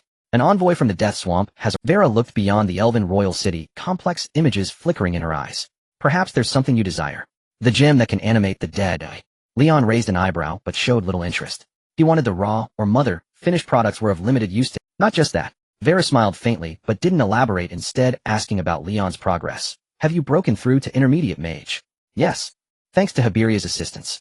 Then after dealing with the envoy, it'll take you to see the elven royal city's mineral deposits. The Cipher Mother Stone. Leon was surprised, not expecting Vera to bring it up voluntarily. Yes, but you must be careful not to touch it for too long. I promise, just 2 touches. Leon thumped his chest loudly. He had been craving the Cipher Mother Stone for over a month. He'll be careful and won't let you get hurt. Vera revealed a serene smile, reaching out to tidy Leon's wind tousle. Her fair hand tousled his head. Is the envoy from the Death Swamp here to pay homage to you? In high spirits, Leon let Vera fuss over him. Is it an undead, a skeleton, a wraith? It's a skeleton soldier. In the late ancient era, I signed some contracts with its master. The two chatted idly on the throne. Hiberia, they're about to arrive at the royal city. Go greet them. After a moment, Vera seemed to sense something and instructed Hiberia, place the local specialties they bring in my residence. As you command. Hiberia flapped her wings and flew off into the distance. Outside the royal city. Gotta. This entrance is here too. The skeleton with the noble hat tossed away the red hair it had been pulling and waved to the skeletal attendants behind. Perk up, we're at the elven royal city. Don't lose our Death Swamp's dignity. Roar. The other skeletal monsters roared wantonly, spreading deathly aura. Surrounding plants withered in. Gotta. Not that kind of dignity. Straighten your backs. Lift your heads. The hat-wearing skeleton clutched its forehead and kicked the most fiercely aura-spewing monster. Farting at someone's doorstep might get you beaten. Roar. The kicked skeleton monster scratched its head, then abruptly opened its jaw to inhale the escaping. What? You have to eat it back. The hat-wearing skeleton stepped away in disgust. Unhygienic, low-level, vile creatures. A cold voice sounded from above as a fierce wind blew, scattering the deathly aura. Withdraw your auras, or else. Hiberia spread her wings, overlooking the skeletons below, disdain clear on her pretty face. I won't hesitate to dig out your soul flames to present to Lady Vera. Your Royal Highness, we mean no offense. The skull in a hat bowed with a hand over his chest like an elegant nobleman. I am Vega, representing the Lord of Death, Hecate Claudius. After reciting the lengthy name, Vega looked at Hiberia. I convey greetings to you and Her Majesty the Empress. Once Hiberia nodded in acknowledgement, he gestured with his bony fingers behind him. These are the local specialties we brought, fresh goblins and sweet humans. MMPH, Shaywinley and the others had their mouths sealed with vines and leaves. Hearing Vega's introduction, they raised their heads, terror in their eyes as they stared at Hiberia. Oh no, it's the Harpy Princess, symbol of mystery and calamity. There's no hope. Shaywinley's heart sank. Because as recorded in the books, she had read the Harpy Princess was a wicked monster, cold-blooded, brutal, and the most despicable executioner in the world. Even the legendary human pioneer Helgrali had been ruthlessly ambushed by her. According to a certain noble's biography, this evil creature would even maniacally torment every young maiden she encountered. In her lair one could see a throne built from the finger bones of maidens. On behalf of the Empress, I accept your gifts. Unaware that Shaywinley was silently cursing her, Hiberia, with dark circles under her eyes, glanced briefly at the three so-called specialties before looking away. Follow me. With that she led Vega and the other monsters toward Vera's residence. Monsters? Nico, who was tending to various materials outside, turned at the sound. Seeing a group of skeletons, she was so startled, she leaped through the window into the house, hiding behind the sill and peeking out. Her gaze was solemn, her brow furrowed. But when she saw Shaywinley and the others bundled up by three spear-wielding skeletons, she couldn't help tilting her head. Miss Shaywinley. MMPH. With her mouth sealed by leaves and vines, Shaywinley spotted Nico peeking. Her eyes widened instantly. Then she blinked frantically. Hide, run, find Leon to save me. Looks like she got sand in her eyes. Nico, half hidden behind the window frame, blinked back at Shaywinley. Stop blinking, you can't get the sand out that way. Shaywinley blinked faster. Don't blink back, just hide. Nico rolled her big eyes. You need to blink like this to get the sand out. Nico's scared of skeletons, so she can't come help.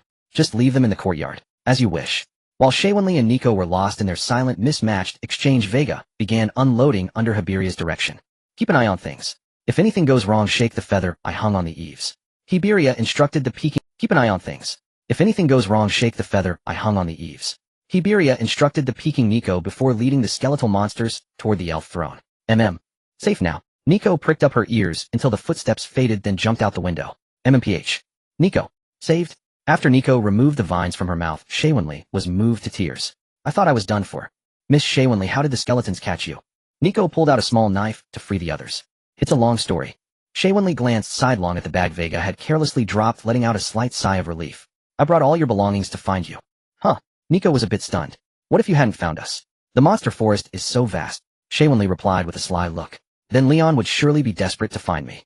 Nico Sigmund. Respected Elf Empress, I am Vega, representing the Lord of Death, Hecate Claudius, the Lord of the Death Swamp. Leon sat beside Vera, listening to Vega's poetry recitation while eyeing the skeletal monsters. 19 monsters in total, most were mid-tier with a few exuding an eerie aura, likely high tier. As for Vega, who kept reciting, his aura was restrained, revealing nothing. But since he could represent the Death Swamp in visiting the Elf Empress Leon guessed, he was at least a master-level being. I convey my greetings. May its soul burn eternally. After Vega finished, Vera nodded slightly. Death Swamp messenger, state your purpose. My master will raise arms on the day of the god's calamity. Vega's gaze swept over Leon as he spoke slowly. If the human legend intervenes, we hope you will side with the undead. With that he produced an exquisitely wrapped gift box and opened it. A thick, sweet, bloody scent spread. Thump. As the scent expanded, a sound like a dull drumbeat gradually arose. Is this a heart? Leon peered into the box and saw a heart slowly beginning to beat again. A sincere offering. Vera raised her hand, and the heart flew from the box into her palm. What else do you need? Assist in hunting the ancient dragon. Vega's hollow skull sockets blazed with a blue soul flame. May I venture to ask, have you inherited the arts of hunting legendary dragons from the ancient era? Huh. Nafia is still alive then. Someone from the human camp has already obtained her blood. Vera didn't answer directly. Her mind wandered to the stubborn knight who had tried to stop her from taking Leon. And the forces in our forest have spent millennia trying to annex each other. Respected Elf Empress, we are allies. Vega raised both hands, each pointing a finger bone. If you join, we split the hunting spoils evenly. I am already a legend, though I don't need her materials. But he does. Vega looked at Leon. What does this have to do with me? Leon hadn't expected to be dragged into this. He turned to Vera, bewildered. He vaguely remembered the last time dragon blood entered his body, she had nearly exploded, shouting that he was corrupted. Dragon materials shouldn't be useful to me, right? Yet Vera remained silent, staring at the heart in her hand, seemingly weighing the matter. 7 arrows. After a long pause, Vera pocketed the beating heart and looked at Vega. If Nafia isn't dead after 7 arrows, I'll need to guard against her counterattack. Pleasure doing business. The flame in Vega's sockets flickered with joy as he turned and led the skeletal monsters away. Tisk, the demon dragon Nafia, is truly a coveted prize. On the throne, Leon leaned against the armrest silently, sighing to himself. The adventurers of Munin City coveted its eggs while the Death Swamp craved its body. Even Vera, whose mind was consumed by the desire for childbirth, had set her sights on slaying the dragon. Leon, for us to bear offspring we require the aid of a dragon's organs. Vera noticed Leon's gaze and responded with a smile. Perhaps the procreation plan can be moved forward. Leon's eyes widened, his face a mask of disbelief. We are elves. Why do we need a dragon's organs for consent? It was a female dragon with no need for virility aids. As if guided by some unseen force, he suddenly recalled Habiria's words, high-tier magical beasts, even if left standing still for you to strike, you could not inflict any harm upon them. Because... Vera's smile faded, her gaze turning abruptly somber. She tore open the gown at her abdomen, and with relentless motion her slender fingers ripped through her delicate skin, revealing the hollow cavity within. You annihilated them all. The horrifying scene paired with Vera's eerie tone. Leon was instantly terrified, recoiling until his back pressed against the icy throne. He could have slapped himself for his foolishness. Why bring up childbirth with a Yandra elf? Haha, scared you, didn't I? Vera suddenly lifted her skirt, clutching her stomach with laughter. I won't hold it against you. Blood seeped down the hem of her dress, quickly staining the once pristine white robe with large patches of crimson. Yet Vera seemed oblivious, immersed in the joy of her successful prank. Leon forced a smile, one more bitter than a cry. Vera, however, paid it no mind, laughing until she was breathless before stopping. With a flick of her hand, she produced a beating heart. A peculiar sweet scent emanated from it, the very gift Vega had presented. Vera stared at the heart, once again lost in a daze. I should be going back. Unable to bear the eerie atmosphere any longer, Leon trembled as he descended from the throne. Seeing no clear objection from Vera, he tiptoed away slowly. A heart. After Leon left, Vera suddenly lifted her head, her gaze fixed on the direction he had gone. After a long while she lowered her head and drove the other hand into her own chest, revealing an equally hollow chest cavity within. I have a feeling Vera's condition has worsened. Walking through the deserted Elf King's city, Leon sighed deeply. Is it related to the wound from the war god's spear? Before Vega appeared, he felt that when he chatted with Vera, she seemed quite normal. Praise the goddess of fate. That this world, no matter how it changes. As Leon walked pondering, he suddenly heard a low murmuring prayer as he passed a house. That skeleton monster named Vega. Following the sound, Leon saw a church-like building outside, which skeletons were prostrate on the ground, continuously kowtowing to a statue within the courtyard. At the head, Vega had removed his hat and placed it at the foot of the statue. With a voice like the grinding of bones, he prayed unceasingly. No matter how it changes, may beings like us still have a place to belong and a reason to exist. May our faith allow you in the drowning sea to rise upon the crest of the tides, to tread upon the closely packed shoulders of fools and reach the destined shore. Gotta. Ding. The goddess of fate, stirred awake by a sliver of faith, wishes for you to go and gather it. The cork that Leon had been carrying in his pocket suddenly grew hot, causing the system to flash updates on the goddess of fate status. The goddess of fate is urging you. Don't rush. Leon waited quietly by the door until Vega finally finished his prayer before approaching the statue. He placed the cork at the statue's feet. The goddess of fate is very pleased, she feels much more comfortable. The goddess of fate is displeased, it is too little. The goddess of fate wishes for you to seek out more statues imbued with the power of faith. You also believe in the goddess of fate. As Leon silently watched the system's status updates, Vega adjusted his hat, and close approached and extended a hand. Chunweijia. Leon. A flicker of surprise passed over Leon's face as he gave his original name, his mouth forming an O shape. How did you know? Leon rubbed his face with his hand. Is it that obvious that I'm a transmigrator? Just a wild guess. Seeing Leon admit it, Vega grabbed his aristocratic hat and kicked it away. God damn it, after soaking in the death swamp for centuries, I finally meet a fellow countryman. The skeleton, which moments ago had been steeped in a medieval believer's aura mixed with a decaying noble style, suddenly became pleasingly rustic. Not bad, countryman. Starting off by marrying the elf empress is way better than me crashing into a skeleton frame. Vega's skeletal head animated with his words, twitching as if it had muscles. Leon could somehow see expressions of shock and envy on that fleshless skull. Wait. Are you also chasing many children, many blessings? Leon's gaze fell upon Vega's sacrum. It was smooth, white, and lustrous like glazed ceramic, showing that the owner... But what wasn't there simply wasn't. No amount of polishing would change that. Ahem, hey countryman, that's not polite anymore. Vega picked up his hat, blocking Leon's stare. There's always a way. I thought my system's fetish was already twisted enough. Leon's mouth twitched. Never expected to meet someone as eccentric as you. And elves are twisted. Vega plucked a feather from his hat and poked his nasal bone with it. You haven't seen the freaks who like beast-eared girls. Hey, you've got some nerve calling others freaks. Leon felt offended.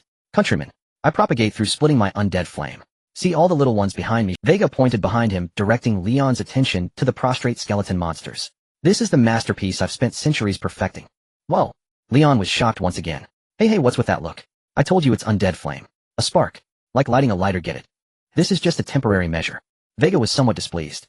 Once I get my hands on materials from an ancient dragon and restore my flesh body, that's when I'll truly activate the many children, many blessings system. I will truly take off. Good luck then. Leon shrugged. Fellow countrymen, you must put in a good word for me. Try to get the elf queen to shoot a few more arrows. Vega grabbed Leon's hand. I helped you retrieve your wife's heart. You have to help me. Her heart. Leon turned his gaze toward the direction of the elven throne. Since it was his own heart, what was there? Why not just install it? Fellow countrymen, say something. Seeing Leon silent, Vega thought he disagreed. Do you want a wife or not? I'll give you my eldest daughter. She's a high-level demon beast. No too bony. Leon showed a disgusted expression and shook off Vega's hand. How could I possibly influence her? To be honest, I'm living quite the wild life. Ahem, Vega scratched his head. I get it. When I first arrived, I was also in prison. It's the standard predicament for a transmigrator. Just grit your teeth and get through it. I just remembered I didn't flush the toilet at home. I'm leaving. Leon rolled his eyes, too lazy to continue the pointless chat. Hey fellow countrymen, leave a contact info. Seeing Leon make an excuse to leave, Vega snapped off a section of his finger bone with a crack and stuffed it into Leon's pocket. Trying to track me, huh? Leon stopped Vega's hand. Remote sensing vibration mode, magic interference blocking the signal. Got it. Vega flicked his fingers, shooting the bone into Leon's pocket. Don't worry fellow countrymen, I'm not the type to spy on your privacy. Best if you're not. Only after wrapping it in over a dozen layers of magic did Leon feel at ease. He bent down to pick up the cork related to the goddess of fate, intending to leave. Just as he reached the door, Vega suddenly slapped his forehead. All right fellow countrymen, I brought you a red-haired, green... Leon. Didn't know you were here before, so I sent her to the location specified by the Harpy Princess. If you've got the guts. Vega grabbed his own skull, twisting it like a spinning top. You can ask the Elf Queen for her, or go to the hiding spot now and quietly take her to race. She has decent potential. Don't let the Harpies ruin her. Leon, at Vera's residence. With no Harpy taxi available, Leon trudged for a full hour before arriving. Well, if it isn't the clever noble lady Siobhan. Leon pushed open the door and saw Siobhan sitting in the courtyard, along with the two goblins Kara and Manda. Leon. Siobhan ignored Leon's slightly caustic words, a delighted expression lighting up her face as she walked over. I'm so glad you're safe. With that, she threw her arms around Leon. A month of worry and trepidation in the monster forest left her with so much. All right, I'm fine. Leon patted Siobhan's back twice as a consolation, then gently disentangled himself and walked into the courtyard. He pulled a thick beast fong from a crack in the wall, ran to a corner of the yard, tossed Vega's fingerbone aside, and began. Compared to a transmigrator like Leon, whose eyes were clear yet betrayed foolishness, Leon remained cautious around a seasoned veteran like Vega, who claimed to be centuries old. For now, he couldn't see any use for Vega, so had sealed it away. Okay, don't contact me unless it's important. After burying the fingerbone, Leon tamped down the earth with the beast fong and clapped his hands in satisfaction. Master, you could have used a shovel. Nikki, holding a small shovel, approached Leon after he finished. Leon took the shovel and stuck it into the buried spot. Where did you get this? I don't remember having such tools. Miss Siobhan brought it. So thoughtful. Actually, Nikki crouched beside Leon and whispered Siobhan. Quite thorough. Leon shot a glance at Siobhan, who was awkwardly edging closer. Your cleverness always shines in the most unexpected places. Well, under fate's arrangement, everything just falls into place. Cut it out. Don't blame everything on the goddess of... Leon cut Siobhan off impatiently. The goddess of fate had just been urging him. If fate's power were that formidable, she'd have erected a statue of Leon every few steps, casually absorbing faith energy for her own pleasure. Hey, there's money too. Opening the pack, Leon first spotted a money pouch. Taking it out, he found 10 gold coins and several dozen silver coins. Sir, that's the proceeds from selling blast crystals. Kara stepped forward to report. The rest is from the villagers of Baishi village from selling monster materials. I almost forgot. Leon pocketed the money and continued sorting through the pack. Luminous or Matrix spellbook, handwritten magic paper, kitchen knife, bedding, and pillowcases, a pickaxe without its handle, a hoe without its handle. Good grief. Leon's face darkened with each item. His little cabin had been completely ransacked. They'd even dug out the slime cooking experiment journal had written right after arriving. Whatever into the system inventory. Except for a few important items, Leon stuffed everything into his newly opened. Half a month ago, seeing the monster materials piling up, Leon finally decided to purchase a 10 cubic meters inventory slot from the system. It cost him a full 100 gold coins, a loss that pained him for a long time. Although his current gold coin reserve had exceeded 500, all that money was earned through late night grinding with Hibelia. Spending it hurt so much. I need to find a way to trick Hibelia into farming gold for me again. Leon stared at the wall, which was nearly covered in materials again, and stroked his chin in thought. What excuse could he use? At the elven throne, Hibelia knelt beside Vera, unaware that someone was scheming about her again. Lady Vera. Hibelia folded her wings, hugging Vera's calf and resting her head on the other's knee. Are you afraid, Hibelia? I have chosen to become the heart of the mother tree. Vera still held her own heart in one hand, while the other rested gently on Hibelia's head. If I had another heart, wouldn't that be two minds? But it originally belonged to you. And I originally belonged to the mother tree. Lady Vera, haven't you found Lord Leon? He does not belong to me, but you need to have him in your heart. Hibelia rose, knelt on the throne, and pushed Vera's hand, holding the heart toward her chest. Hibelia, you overstep. Vera frowned, but let the heart slide back into her chest. Then punish me. My beloved Lady Vera. Hibelia watched Vera's chest gradually heal, a satisfied smile spreading across her face. Leave not a single drop of the harpy's healing nectar for me, you wretch. Ugh. The road is long, there's no need to rush back. Leon gazed solemnly at the two goblins. Safety comes first, gold coins are secondary. Yes, master. Kara and Manda replied respectfully, then shouldered their packs and turned to leave. Life will slowly improve. Leon watched the direction the two goblins had taken, a hint of anticipation in his eyes. Among the local specialties Vega had brought along, the most useful for Leon were the two goblins Kara and Manda. As long as they explored a safe route, the gold coins and monster materials Leon had accumulated over the past month would finally be put to good use. Through trade with the Goblin Nest and the city of Mungen, this wealth could be swiftly converted into strength. Why do I feel those two goblins are more important than me? In the distance, Siobhan and Nico were squeezed together on a chair. Nico muttered, I have so much I want to say to him, but he's always busy. It's so crowded. Nico tilted her head, trying to make some space. Nico, you've gained weight. Siobhan pinched Nico's chubby cheek and poked her little belly with one hand. But, cuddling feels so nice. Tell me, has your master been lazing around on your belly lately? Not at all. Nico poked Siobhan's hand with her rabbit ears in protest. She hadn't gained weight, in Leon's words, she was just filling out. Moreover, for the past month Leon had been busy hunting monsters. Except for the first few days when he took her along afterward, she only saw Leon when handing over materials. There was never a chance. Siobhan, come work. Stop clinging to Nico. Leon raised an eyebrow at the two lounging in the sun. It's not time to enjoy life yet. What do you need? Siobhan reluctantly let go of Nico. Retrieve the luminous stones. Leon flicked his wrist, produced the luminous stone mother lode, and tossed it to Siobhan. How many can you extract? With the mother lode in place, he wanted to test the depths of the elf mother tree. At most 3 if we keep the mother lode intact. Siobhan caught the luminous stone, but kept her eyes fixed on Leon, a thoughtful expression on her face. What's with that look? Leon found Siobhan's gaze peculiar. You're not injured, so why do you need the luminous stones? Siobhan held the luminous stone mother lode and circled around Leon. Leon said that extracting one would give you some restorative feedback. You believe his nonsense? Leon's expression turned stern. Get on with your work. Fine. Siobhan carried the mother lode and walked. Phew. Leon watched Siobhan's retreating figure and wiped the cold sweat from his brow. He had keenly caught. Damn. Could it be that his the systems weird fetish had been guessed by Leon? So that's why he suddenly wanted to extract a luminous stone that day. It was your doing, you little rascal. Leon muttered under his breath and stepped into the house. So master doesn't want others to know he likes. Nico, curled up on the chair, had witnessed the entire scene. She scratched her little head, a puzzled look in her eyes. At the same time, her big round eyes darted around twice before narrowing into slits, a slight curl forming at the corners of her mouth. Nico's got your secret now. Just let me know when you want to extract it. Inside the house, Leon sat opposite, flipping through the spellbook old Harker had given him. Though it was just a collection of basic spells, their practicality was remarkably high. Leon planned to learn it all. All right. Siobhan glanced at Leon, who was absorbed in his book, and seeing his focused expression, she refrained from making small talk. She worked her magic, sullenly chiseling away at the luminous stone mother lode. Here it comes. After a moment, Siobhan controlled her magic and slowly drew out a single luminous stone. The moment Leon heard the commotion, he split the 2 feedback effects and sent them to the elf mother tree.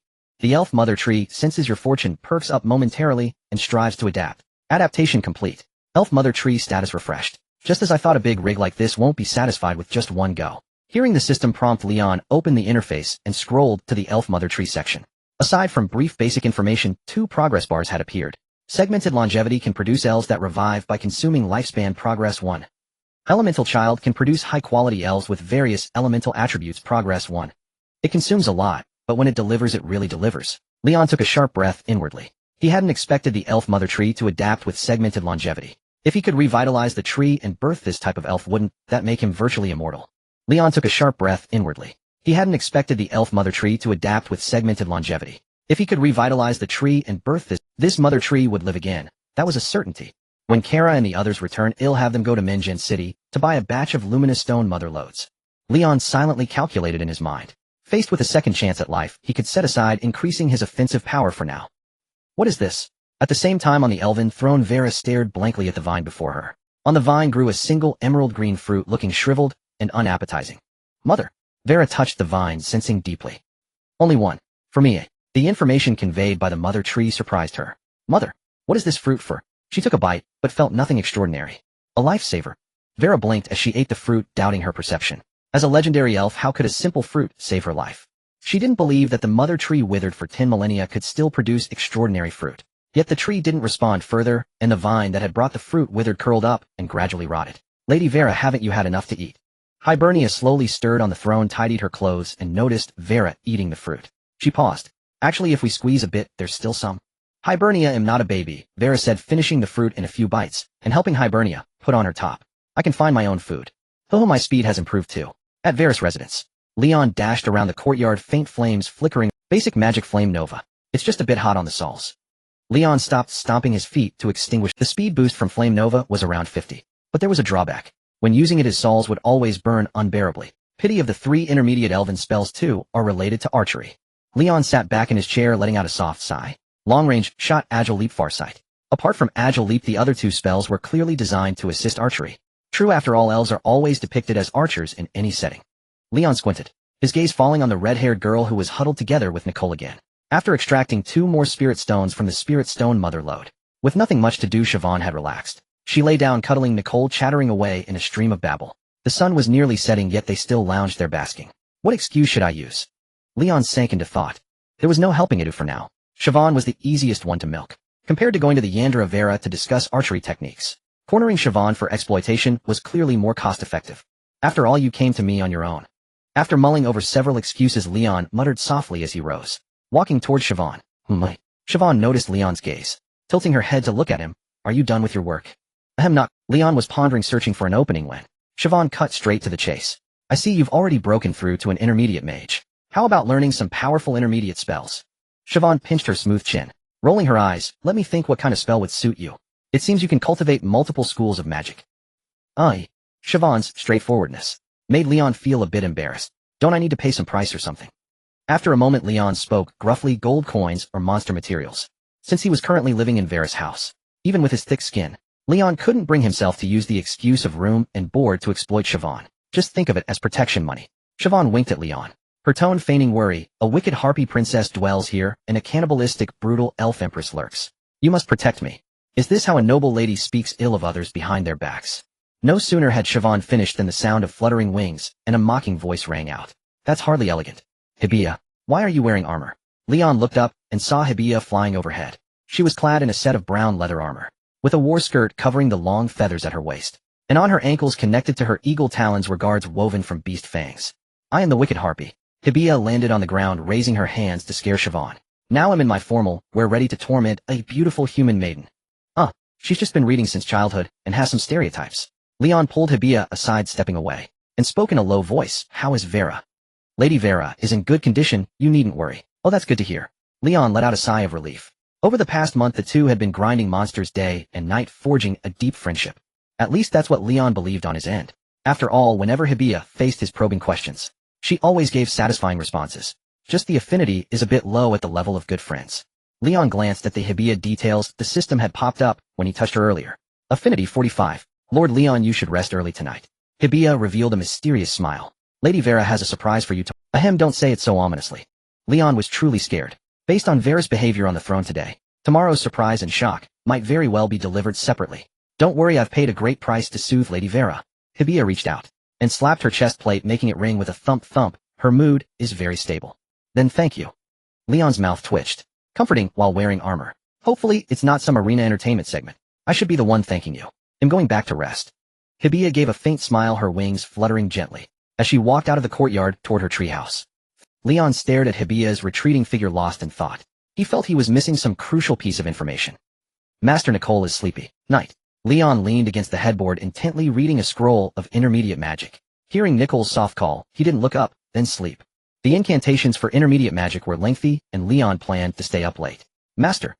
Nicole wrapped her arms around Leon's waist, leaning and hesitating. What's wrong with you? As he asked, Leon activated the system's status prompt. Nicole is plotting something against you. Leon raised an eyebrow, suspecting he had misread. Master, you said last time that I am your wife. Nicole perked up her rabbit ears, gently tickling Leon's chin. I think that's not quite accurate. Now we need to make it accurate. Ahem, I'm a bit tired today. Leon understood what Nicole meant. Besides, the Elven royal capital isn't safe. This calm is just the precursor to a storm. Recalling Vera's strange behavior on the throne, Leon let out a slight sigh. Now isn't the time to let our guard down. Vera's moods were unpredictable. He had to focus on improving his strength to escape this situation as soon as possible. Master, Miss Siobhan is here. She's like a magic printer. What I mean is— Nicole looked up at Leon, her brows furrowed, almost into a knot, yet she still spoke slowly. You wouldn't want others to find out about your fondness for stones, would you? Leon. But if Nicole becomes your wife, you won't have to worry about these issues. After saying this, Nicole's cheeks flushed hot, and she buried her head in Leon's chest. Her once pure white rabbit ears had blushed a shy pink. Leon's face darkened. You little bunny girl, where did you learn such words? I learned from Master. I saw you say that to Hiberia, Nicole replied instinctively, and she obediently did things for you. Nicole felt she hadn't mastered it, otherwise why wouldn't you comply obediently? You little bunny girl, have your courage grown as plump as your flesh? Leon cupped Nicole's flushed cheeks and curled his lip. As long as you're thick-skinned, this kind of coercion doesn't work on me. At most it was just a bit awkward, because Leon believed his tastes were still quite normal.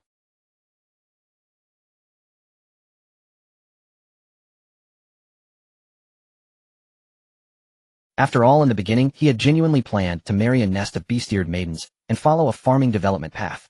It was just that this bountiful offspring system was a bit unorthodox, not even sparing the mother. So Master doesn't like me. Nicole's gaze dimmed. Oh, she felt that perhaps it wasn't your thick skin, but rather that you didn't like her. How could that be? Leon kneaded Nicole's shoulders, feeling her soft form, and kissed her forehead. Don't overthink it. When I'm done with my work, you'll have plenty to keep you busy. After a month of good food and drink, the little bunny girl's figure had gradually filled out, no longer like when they first met, when a hug would be painful from her bones poking through. Leon grew more satisfied with each look. Who wouldn't love such an adorable creature as a beast-eared maiden? Really? Leon blew out the candle, put down the scroll, and held Nicole as he spun a web of promises. After a moment, the room slowly fell silent. The next day, Leon rose early and sat in the courtyard studying magic while awaiting the surprise Hiberia had mentioned. A soft, delicate voice sounded in his ear. Leon turned his head to see Vera had appeared silently behind him, her head bowed, her gaze curiously fixed on the magic scroll in his hand. I'm studying some magic to enhance my strength. Leon looked Vera up and down. Her golden hair was tied into a ponytail, and she wore a simple white dress that perfectly outlined her impressive figure. Like what you see, Vera noticed his unwavering stare and tucked a few strands of hair behind her ear. Ahem. Leon coughed dryly and silently lowered his head. Like what you see, Vera noticed his unwavering stare and tucked a few strands of hair behind her ear. Ahem. Unlike other days, her eyes were lively, as if infused with more vitality, and she seemed to be in a very stable mood. Lightning judgment. Vera snatched the magic scroll, glanced at it, then tossed it back to Leon. Human magic always revolves around those elemental lords. You know something about human magic? Of course, I've lived among human factions for quite a long time. Vera revealed a smile, her tone teasing. 10,000 years ago, most of them were still wrapped in animal hides, squatting on their haunches like monkeys. Leon hadn't expected Vera to crack a joke, which left him at a loss, forcing an awkward laugh. You're so dazed. Leon, come with me. Seeing her joke hadn't had the desired effect, Vera reached out, took Leon's hand, and led him out of the courtyard. Where to? Leon asked, bewildered. I promised you yesterday that I would take you to see the Cipher Motherstone. Have you Vera walked ahead, leading Leon north of the Elf King's city. Along the way they chatted idly, the atmosphere relaxed. But Leon's heart grew more confused. Until he noticed Vera's affection level. Vera's affection 60. Leon's heart jolted. Could this thing drop? And if it dropped all at once by 40? Had Vera been body snatched or possessed? Thinking of how Vera had stared at the heart in contemplation yesterday, cold sweat broke out on Leon's forehead. No. Leon snapped back to reality and hastily asked the system. System, is Vera a broad-sense partner or a narrow-sense spouse? Narrow-sense spouse. Leon's hand froze, and his movements came to a halt. What's wrong? Vera sensed the anomaly and turned to look at Leon. Sweating after just a few steps, you're too frail. Ahem, after all, I'm only an intermediate mage. Leon feigned a hint of fatigue. How much further? It's just ahead. Vera led him a little further until they finally arrived before a mine entrance.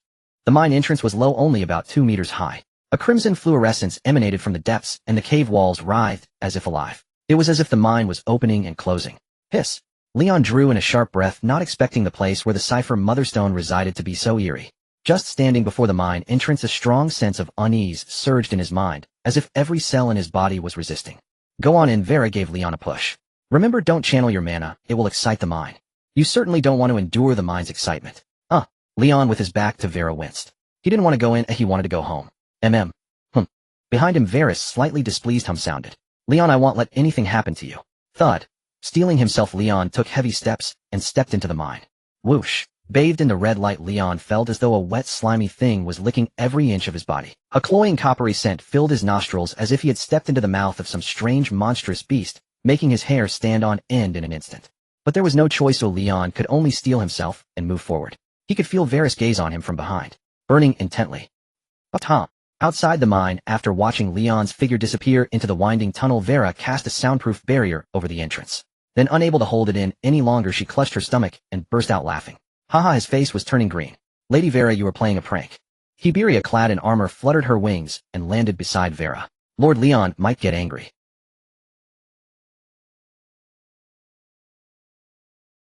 Haha, Hiberia, guess what he saw in that mine? Vera recalled the look of fear on Leon's face and wanted to laugh. His legs were practically shaking. That's a bit hard to guess. Hiberia looked towards the entrance. Within her line of sight, the mine was thick with brambles, each thorn sporting a barb looking like it would hurt terribly to step on. Under the chaotic and oppressive spiritual pressure, those of insufficient strength would be plunged into maddening hallucinations. Vera glanced at the deep, dark mine shaft and sat down on a nearby stone.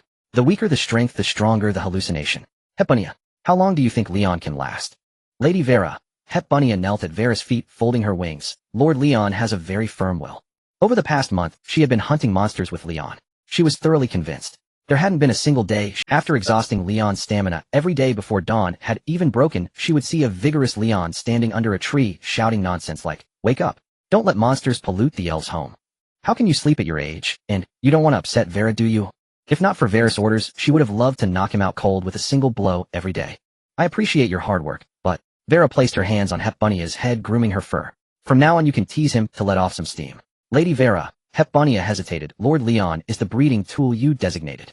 Vera grinned, unconcerned. "As long as he works, it's fine." Hepunia mused silently, sighing inwardly. "Lady Vera, I think your heart might have rotted in the swamp of death." She was beginning to regret persuading Vera to install a heart. But Lady Vera seems really happy.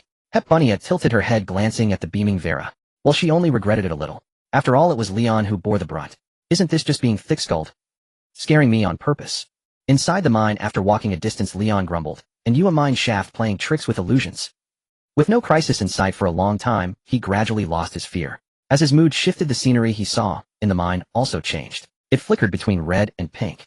In an instant, he realized he was under an illusion. Not allowed to use mana. Leon pulled out a pickaxe and swung it fiercely at the ore on the wall. "Act tough, will you? It'll smash right through you." Crack. With 125 attack power, the rock wall crumbled like tofu. The cipher motherstone within fell to the ground. Ding. Reproduction potential grade. Bind.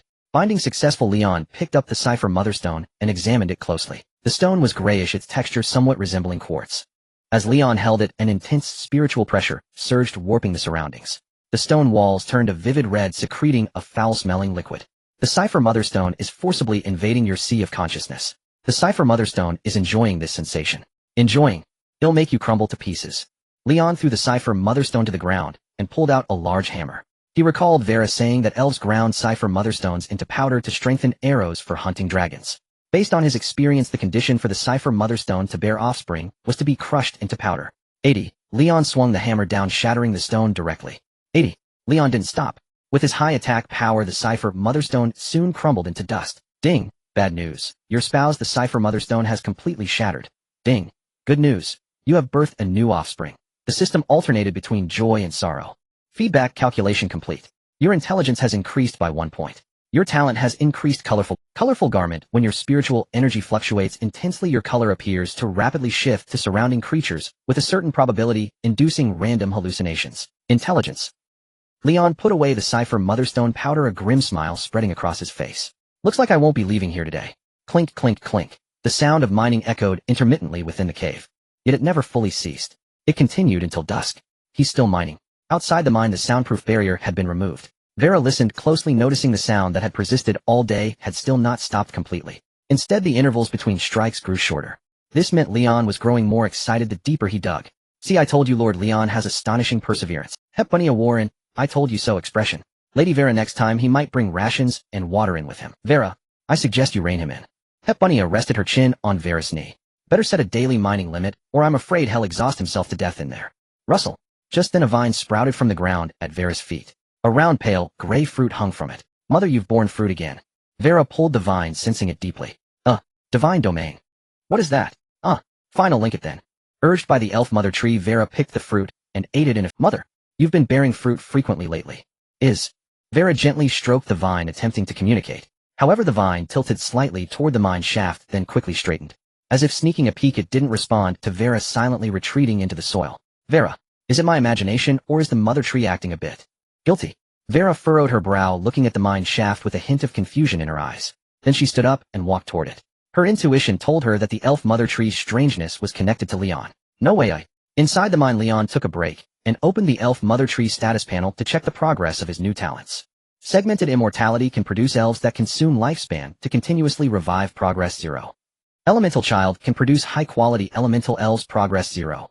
Rainbow divine domain. The elf mother tree can guide deceased elves progress 55. However, when he saw the progress of the first 2 talents, he immediately grew restless. The progress can reset to 0. That's so unfair. Can it naturally digest it? Leon scraped the ground with his hands, making the system constantly refresh the elf mother tree's status. Damn it, if it's going to disappear, at least give me a decay time. Do I have to calculate it myself? With my 59 intelligence bonus minus my own talent share, the progress should be around 58. Dropping 3 points a day. No counting the night, it drops 6 progress points a day. Leon gritted his teeth, scraping the ground, letting out an angry growl. What a gas guzzler. But in his rage, he failed to notice an elf slowly appearing behind him. Lion. A somewhat puzzled voice rang out, tinged with slight concern. Are you all right? Who? Roar. Lion whirled around abruptly, a furious growl escaping his throat. Who are you? Vera frowned, stepping back as she drew her bow and knocked an arrow. Lion Vera. Ahem. Upon seeing Vera, Lion scratched his head somewhat awkwardly. Yet unbeknownst to him, under the influence of the prismatic garment, what Vera beheld was an entirely different sight. A humanoid creature crouched on the ground within the dim mine shaft with a cyan face, fangs bared, and a mane of crimson hair, standing on end like a demon incarnate. At that moment it raised a hand, frenziedly clawing at its own head, its bell-like eyes wide with fury, and a strange screech erupted from its mouth. Vera. Stay where you are. The hair-raising sight made Vera frown as she drew her bow to its full moon shape. I haven't moved. Lion tilted his head about to say more when a sound of something cutting through the air came from behind him. Thump. Damn. Lion took a solid blow from a staff, grunted, and collapsed limply to the ground. The distortion of his form gradually subsided. Lady Vera, I told you Lord Lion shouldn't stay inside for too long. Hephelia gently poked Lion's shoulder with the wooden staff a few times. After confirming he was thoroughly unconscious, she looked at Vera. All right, he's fallen into a deep sleep. You'll keep that in mind. Seeing Lion return to normal, Vera lowered her longbow. Let's take him back first, Hephelia. As you command. Inside Lion's room at Vera's residence. The master really is something, tripping while walking. Lion lay unconscious on the bed. Nico pricked up her rabbit ears, cast a healing spell, and pressed it against Lion's swollen occiput. Maybe there was water in the mine, making it too slippery. Hephelia stood nearby, feeling a twinge of guilt. That's how he was when we went in. Hephelia, can you give the master some of that sweet stuff? Nico had cast the healing spell several times before the swelling on Lion's head subsided, but she was still worried. After all, in her eyes, Lion was already a bit daft. If this fall damaged his head and made him even worse, that would be him out for now. Hephelia pouted. She truly had none left. No more ingredients. Nico twitched her rabbit ears, staring at Hephelia. She remembered that during the first week after they arrived, Hephelia would secretly bring her the sweet harpy's treasure, liquid, every night. It was their little secret, one even Lion didn't know about. Pretty much. Hephelia spread a wing and gently patted Nico on the shoulder. Don't worry, it's fine. As an epic-level powerhouse who had struck from the shadows, Hephelia was quite confident in her ability to control. One blow would only knock him out, not damage his brain. All right. Nico nodded slightly, turned Lion over, and covered him with the blanket. After a moment's thought, she found it unsatisfactory, so she went around the edge of the bed to tuck in the corners. They'll be off now, Nico. See you tomorrow. Hephelia tilted her head, touched Nico's cheek, then turned and left. The sky had just darkened. She could sleep well tonight. Pat. After Hephelia left, Nico also climbed onto the bed and lay down beside him. She muttered softly, the master really is something. I told you to tone it down, and now you've been knocked out. She wasn't a dumb bunny, as she saw it at a glance. Lion had been ambushed and knocked out. As for who, the answer was obvious. Stingy Hephelia. She hits my master and doesn't even give him milk. Accompanied by her soft grumbling, a series of rustling sounds filled the room. This isn't the mom. The next day, Lion opened his eyes. His gaze was momentarily vacant and dazed. He had been knocked out, and Nico. Lion looked around and realized he was back in his room. As he sat up, a slippery little bunny girl slid up. Master, you're awake. Nico rubbed her eyes drowsily, swaying unsteadily. Sleeping naked isn't a good habit. Lion felt dizzy from her swaying and wrapped the little bunny girl in the blanket. I'm going mining. He dressed quickly and pushed open the door to leave. Where did my master go? By the time Nico came to her senses, he was already out of sight. Hephelia was right. You did come first thing in the morning. At the mine entrance, Vera sat on a rock, swinging her feet. So diligent. Is that so? He thought he had only worked a little. He'll accompany you down the mine today, so you don't fall into a frenzy again. Vera hopped down from the rock and strode straight into the mine. Frenzy. Lion followed, completely bewildered. Could it be that Vera had heard him badmouthing the elf mother tree? You were. Vera described the monstrous form Lion had taken in the mine. Her tone carried a hint of worry. You can't stay in the mine for too long like this. I promise this won't happen again. The moment Lion heard he might not be able to mine, his expression turned serious. Yesterday was just an accident. You have given the prismatic garment to the elf mother tree. Current Rainbow Divine Kingdom progress 56. No progress loss overnight. Staring at the progress bar that popped up, Lion couldn't help muttering, so this big cart doesn't have the habit of getting up at night, huh? This was good news. By the way, how much Cypher Mother, or did you mind yesterday? Vera, walking ahead, suddenly stopped and slowly turned around. She extended her open palm towards Lion. Lion hesitated for 0.5 seconds, but ultimately yielded to the legendary powerhouse's authority. He took out half of the cipher powder he had collected yesterday and handed it over to Vera. Not bad. After refinement, it'll be enough for half an arrowhead. Vera smiled with satisfaction. Since she couldn't use magic and wasn't a warrior-type mining Cypher Mother, or wasn't easy for her either, she would take whatever she could squeeze from Lion. From now on, you can only stay in the mine during the day. If I find you haven't returned by nightfall. Vera turned and continued walking, laying down the rules as she went. You'll end up back in your room, just like yesterday. Yesterday? Lion gazed at Varus, retreating back, a thoughtful look in his eyes. He passed out from mining and got a rescue transport service. What kind of otherworldly Stardew Valley was this?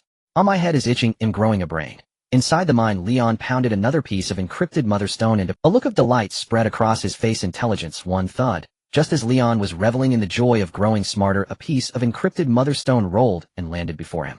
It seems you quite enjoy doing this. Vera, holding a wooden pickaxe in one hand, smiled as Leon looked over. How about grinding mine too? Finding successful, great elf empress. Leon's face contorted into an exaggerated expression. I am at your service.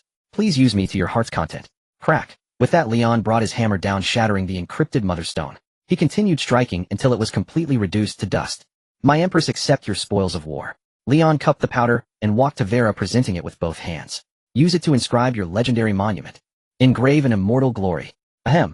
Vera was flustered by Leon's fervor, her toes curling against the ground. She took the powder and stepped back a few paces. Just act normal. Try to resist the mine's influence. As you command. Leon shouldered his pickaxe and moved to another mining spot. Ding, Rainbow Divine Kingdom. The elf mother tree is awakening. Through the divine kingdom, she sends you an invitation. A verdant emerald vine emerged from the void, floating within Leon's sea of consciousness. Is it full, eh? Leon ceased his mining. With Vera's help, it felt like he had only been digging for half a day. And no progress points deducted today. Opening the system panel, he saw his intelligence bonus was 103 points. This meant only 3 points had been lost yesterday during the day. The rest of the time, the elf mother tree had held steady. The elf mother tree wishes you to meet in the divine kingdom. Seeing the elf mother tree urge him again, Leon sat down against the rock wall, closed his eyes, and connected with the vine that appeared in his mind. Mother, is the divine kingdom built? Not far away, Vera hid a vine behind her back, clutching it secretly. Please don't rush. He'll be there soon. A desolate world. Leon opened his eyes again to find his surroundings transformed into a barren wasteland. Not a single blade of grass grew. No, this is the dawn of the world. A soft, ethereal voice echoed, lingering in Leon's ears. I sprouted in the era when all beings drifted and swayed. Elf mother tree. Leon looked around, searching for the source of the voice. Soon he locked onto a silhouette. Flowing golden hair, a fair and voluptuous figure. A physique that clearly suggested great fertility. Tisk tsk. No wonder you consume so much. Leon let out a sigh and walked towards the figure. You little glutton. Leon, you've arrived in the divine kingdom too. However, the figure turned at the sound, and upon seeing Leon, quickly covered herself as best she could, her pointed ears turning crimson. Mother, there are 2 people here. Could you at least provide some clothes? Vera. Leon was stunned. It was only then he realized he was completely naked, feeling a chill all over. Through wind and rain, I emerged from eternal darkness. The soft, ethereal voice sounded again. Between Vera and Leon, a cluster of fine vines sprouted from the ground, temporarily easing the awkwardness. You weren't shy when the war god's spear blasted you back then. As the vines grew taller, Leon peered through the gaps, studying Vera. Noticing the deep flush on her face, he couldn't help but click his tongue. Tisk tsk. So the heart you recovered was one of shame, huh? That guy. Across from him, Vera naturally noticed Leon's gaze. After a moment's hesitation, she suddenly approached the elf mother tree, tore off several growing vines, and wrapped them around herself. Oh, the era of the grass skirt. Seeing this, Leon also stepped forward, grabbed a large handful, and tied it around his waist. Elf mother tree. I grow freely without natural enemies. The soft, ethereal voice suddenly halted. The growing vines also bent slightly, as if scratching a head in confusion. Vera and Leon exchanged glances through the gaps in the vines, both wearing slightly awkward expressions. I, a towering tree, sway, all beings upon my boughs. Boom. Gnarled roots tore through the vast plains, and a canopy like a green cloud expanded across time. Torrents of heavenly river water cascaded down as deities bathed and bestowed blessings. In an instant, a mythical scene unfolded before them. They were pushed aside by the fully manifested elf mother tree, becoming tiny specks in her sight. My consort, this is my prime state. The elf mother tree swayed her green cloud canopy. The waterfall hanging from her branches swung, pouring directly down onto Leon. I understand, glug glug. This damn water capacity. Leon bobbed in the river summoned by the elf mother tree, struggling to swim to the shore. Thank you for helping me establish the Rainbow Divine Kingdom and allowing me to awaken once more. The elf mother tree lifted Leon from the river, her soft, ethereal voice now tinged with affection. My eternal consort. Upon the green cloud canopy, rainbows arched, overlapping in a crisscross pattern, divine light shimmering. A true Rainbow Divine Kingdom. You're welcome. It was my duty. Cough cough. Leon supported himself on a vine, vomiting river water, but suddenly felt a piercing gaze stabbing into him. Turning his head, he saw Vera's wide, glaring eyes. Mother, you say? He is your consort. The last two words were practically squeezed out between Vera's teeth. For a moment her respect for the elf mother tree, whom she had venerated for over 10,000 years, waned. Yes. Vera, my only child. The elf mother tree spoke kindly, extending a vine to gently stroke Vera's head. You may call him father. Crack. Leon thought he heard the sound of an elf's molars shattering. This is going to be bad. Leon's heart sank, his face turning pale. The elf mother tree spanned heaven and earth. He didn't even have a chance to cover her mouth and make excuses. Why say that? And calling me dad? Leon wailed inwardly. When I leave the Divine Kingdom, won't this little Yandera beat me to a pulp? I'd rather call her dad. However, in the next moment Leon's face grew even greener. He heard the echo of his own wail. In the Divine Kingdom all thoughts are laid bare. The elf mother tree said gloomily, my consort, speaking of Vera like that, even I cannot help you now. Is that so? Then the only option left is to appeal to the rainbow incantation. Leon's expression turned grave. Challow Vera. Elf mother tree. Mother, I still can't accept. Vera sat atop Leon's back, her face flushed crimson, drenched in fragrance. It wasn't shyness, but a burning red heat. How about we? Leon's face was now mottled with bruises, his voice faltering. Let's each keep our own terms. What a sin. He had underestimated the situation. Even in the Rainbow Divine Kingdom, the rainbow spell was useless. Moreover, without waiting to leave the Divine Kingdom, Vera could still thrash him soundly now. And then, after leaving the Divine Kingdom, there would be another beating. Every meal was a punch to the flesh. Vera, after 10,000 years, you're still like a child. The elf mother tree used vines to wipe Vera's sweat, her voice gentle. Our race doesn't follow human customs, we just agree on the days. The elf mother tree used vines to wipe Vera's sweat, her voice gentle. Our race doesn't follow human customs, we just agree on the days. Lengths. Your mate was willing to risk annihilation to revive me. You shouldn't hold it against him.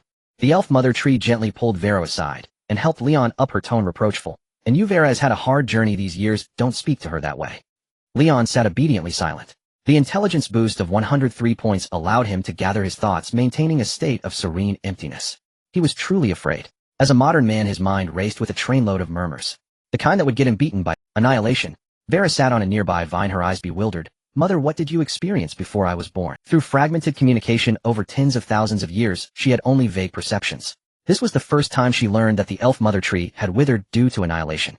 That memory was severed. The elf mother tree sighed softly, and within the Rainbow Divine Kingdom the scene black clouds rolled, blood seas and thunder. The screeching elf mother tree was uprooted, laid horizontally on the ground, its broken crown and tangled roots piled like a twisted mountain range, pale elven corpses scattered atop it. In an instant the peaceful Rainbow Divine Kingdom became a hellish apocalypse. Leon's eyes widened. Your birth was born from my intense resentment. The elf mother tree gently caressed Vera's head, her tone remorseful. I'm sorry to have trapped you in such emotions for 10,000 years. I shouldn't have burdened you with this blood debt. In the apocalyptic scene, a withered fruit silently emerged, its roots and vines stretching long, almost piercing into every elven corpse, drawing congealed blood, as sent each wisp sent to the fruit, adding a restless, vengeful soul to the fair, tender body within. Mother. Vera's eyes reddened. Tisk, why didn't you say so earlier? Let her enjoy immortality, and even you were beaten flying. Did you expect Vera to avenge you? Really? The mocking voice stopped abruptly as Leon tightly covered his mouth. Yet Vera's redness had spread from her eyes to her face. Mate, the elf mother tree used vines to hold back the steaming Vera, her tone helpless. Before my consciousness was always scattered. Leon nodded frantically while covering his mouth.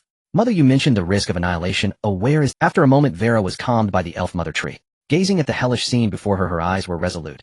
Vera is now a legend. It's time to reclaim all this. The resting place of the gods, the ocean floor where solidified deities drown. What a... Both Vera and Leon showed shock on their faces. What are the gods suppressing? Leon forgot to cover his mouth, frowning as he asked. Don't tell me it's some planar abyss. He was starting to have second thoughts about riding the elf mother tree, this super huge vehicle. The sheer fuel consumption was one thing. But subplanar abyss dungeons weren't something he could handle at his level. He was just a passing adventurer with a peculiar taste. Mother, this might be a tough fight. Vera showed a hint of embarrassment, as she knew more than Leon. While mingling among human factions, she had vaguely heard related rumors. Mate, when you forcibly formed a bond with me, the elf mother tree seemed to sense Leon's thoughts, ignoring Vera, and spoke to him. They locked onto your aura. Now that my consciousness is gathering, they might send scouts to probe, including you who forced the bond. The word forcibly was emphasized. Ahem. Rest assured I'm not a coward. Leon scratched his head. Well then let's fight. At worst the elf mother tree could shatter again. Later when his various mineral attribute values were stacked high enough, he could come back and try again. As a transmigrator, what was the most important quality? That's right, endurance and patience. Alright, I'll send you off. Seeing Leon's decision, the elf mother tree waved her vines, pulling Vera out of the rainbow divine kingdom. The scene of the divine kingdom returned to calm and sunny. Do I have to walk out myself? Leon, left behind deliberately by the elf mother tree, stood up nervously. Walking is good exercise. I'm not like Vera with such a temper. Dense vines spread out, wrapping, binding, and tightening Leon layer by layer. The elf mother tree's voice suddenly carried a strange tone. So this is the feeling of an embrace.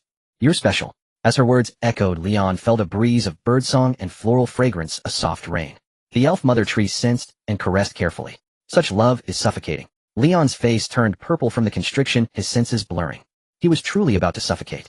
I do not blame you, and I am willing to follow heaven's arrangement to bond with you. The elf mother tree's tone was gentle, her soft, ethereal voice lingering by Leon's ear. Then the vines loosened and Leon felt a sensation of weightlessness.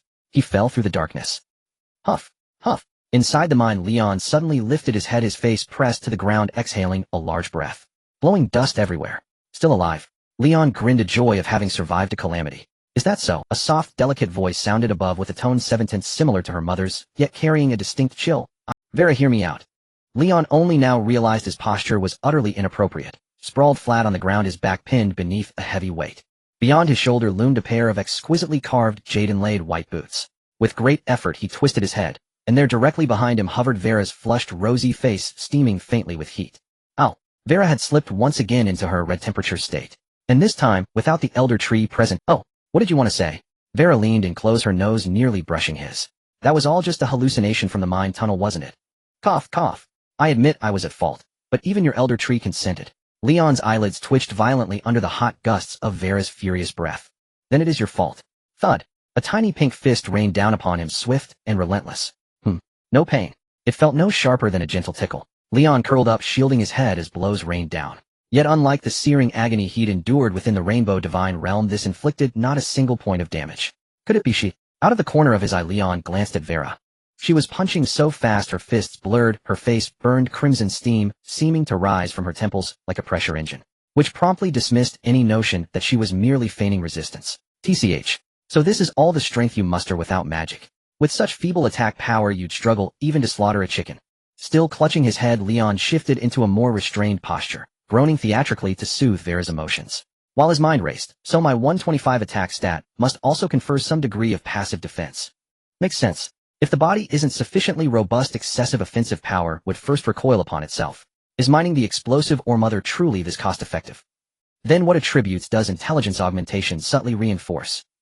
Though the system labeled it intelligence, Leon sensed no actual rise in his intellect, though admittedly he might already be brilliant beyond measure.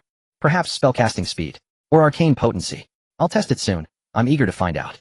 Phew. After a long bout of pummeling, Vera finally ceased.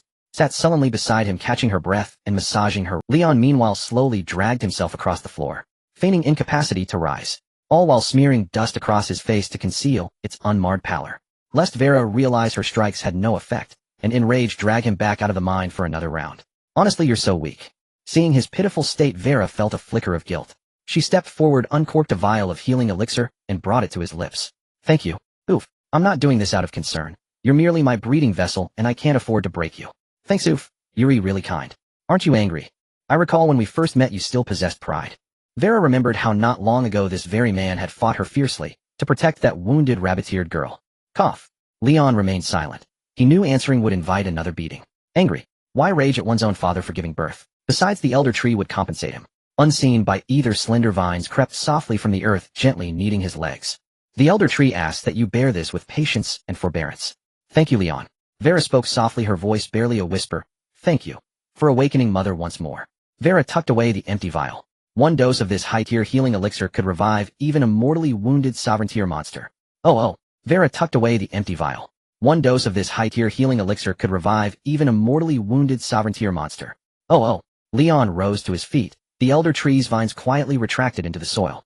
The elder tree plans to visit again tonight. Leon glanced at the seamless ground. No trace remained. Then drew his pickaxe and began scanning the stone wall for veins. He hadn't lingered long within the rainbow divine realm. He still had half a day left to mine.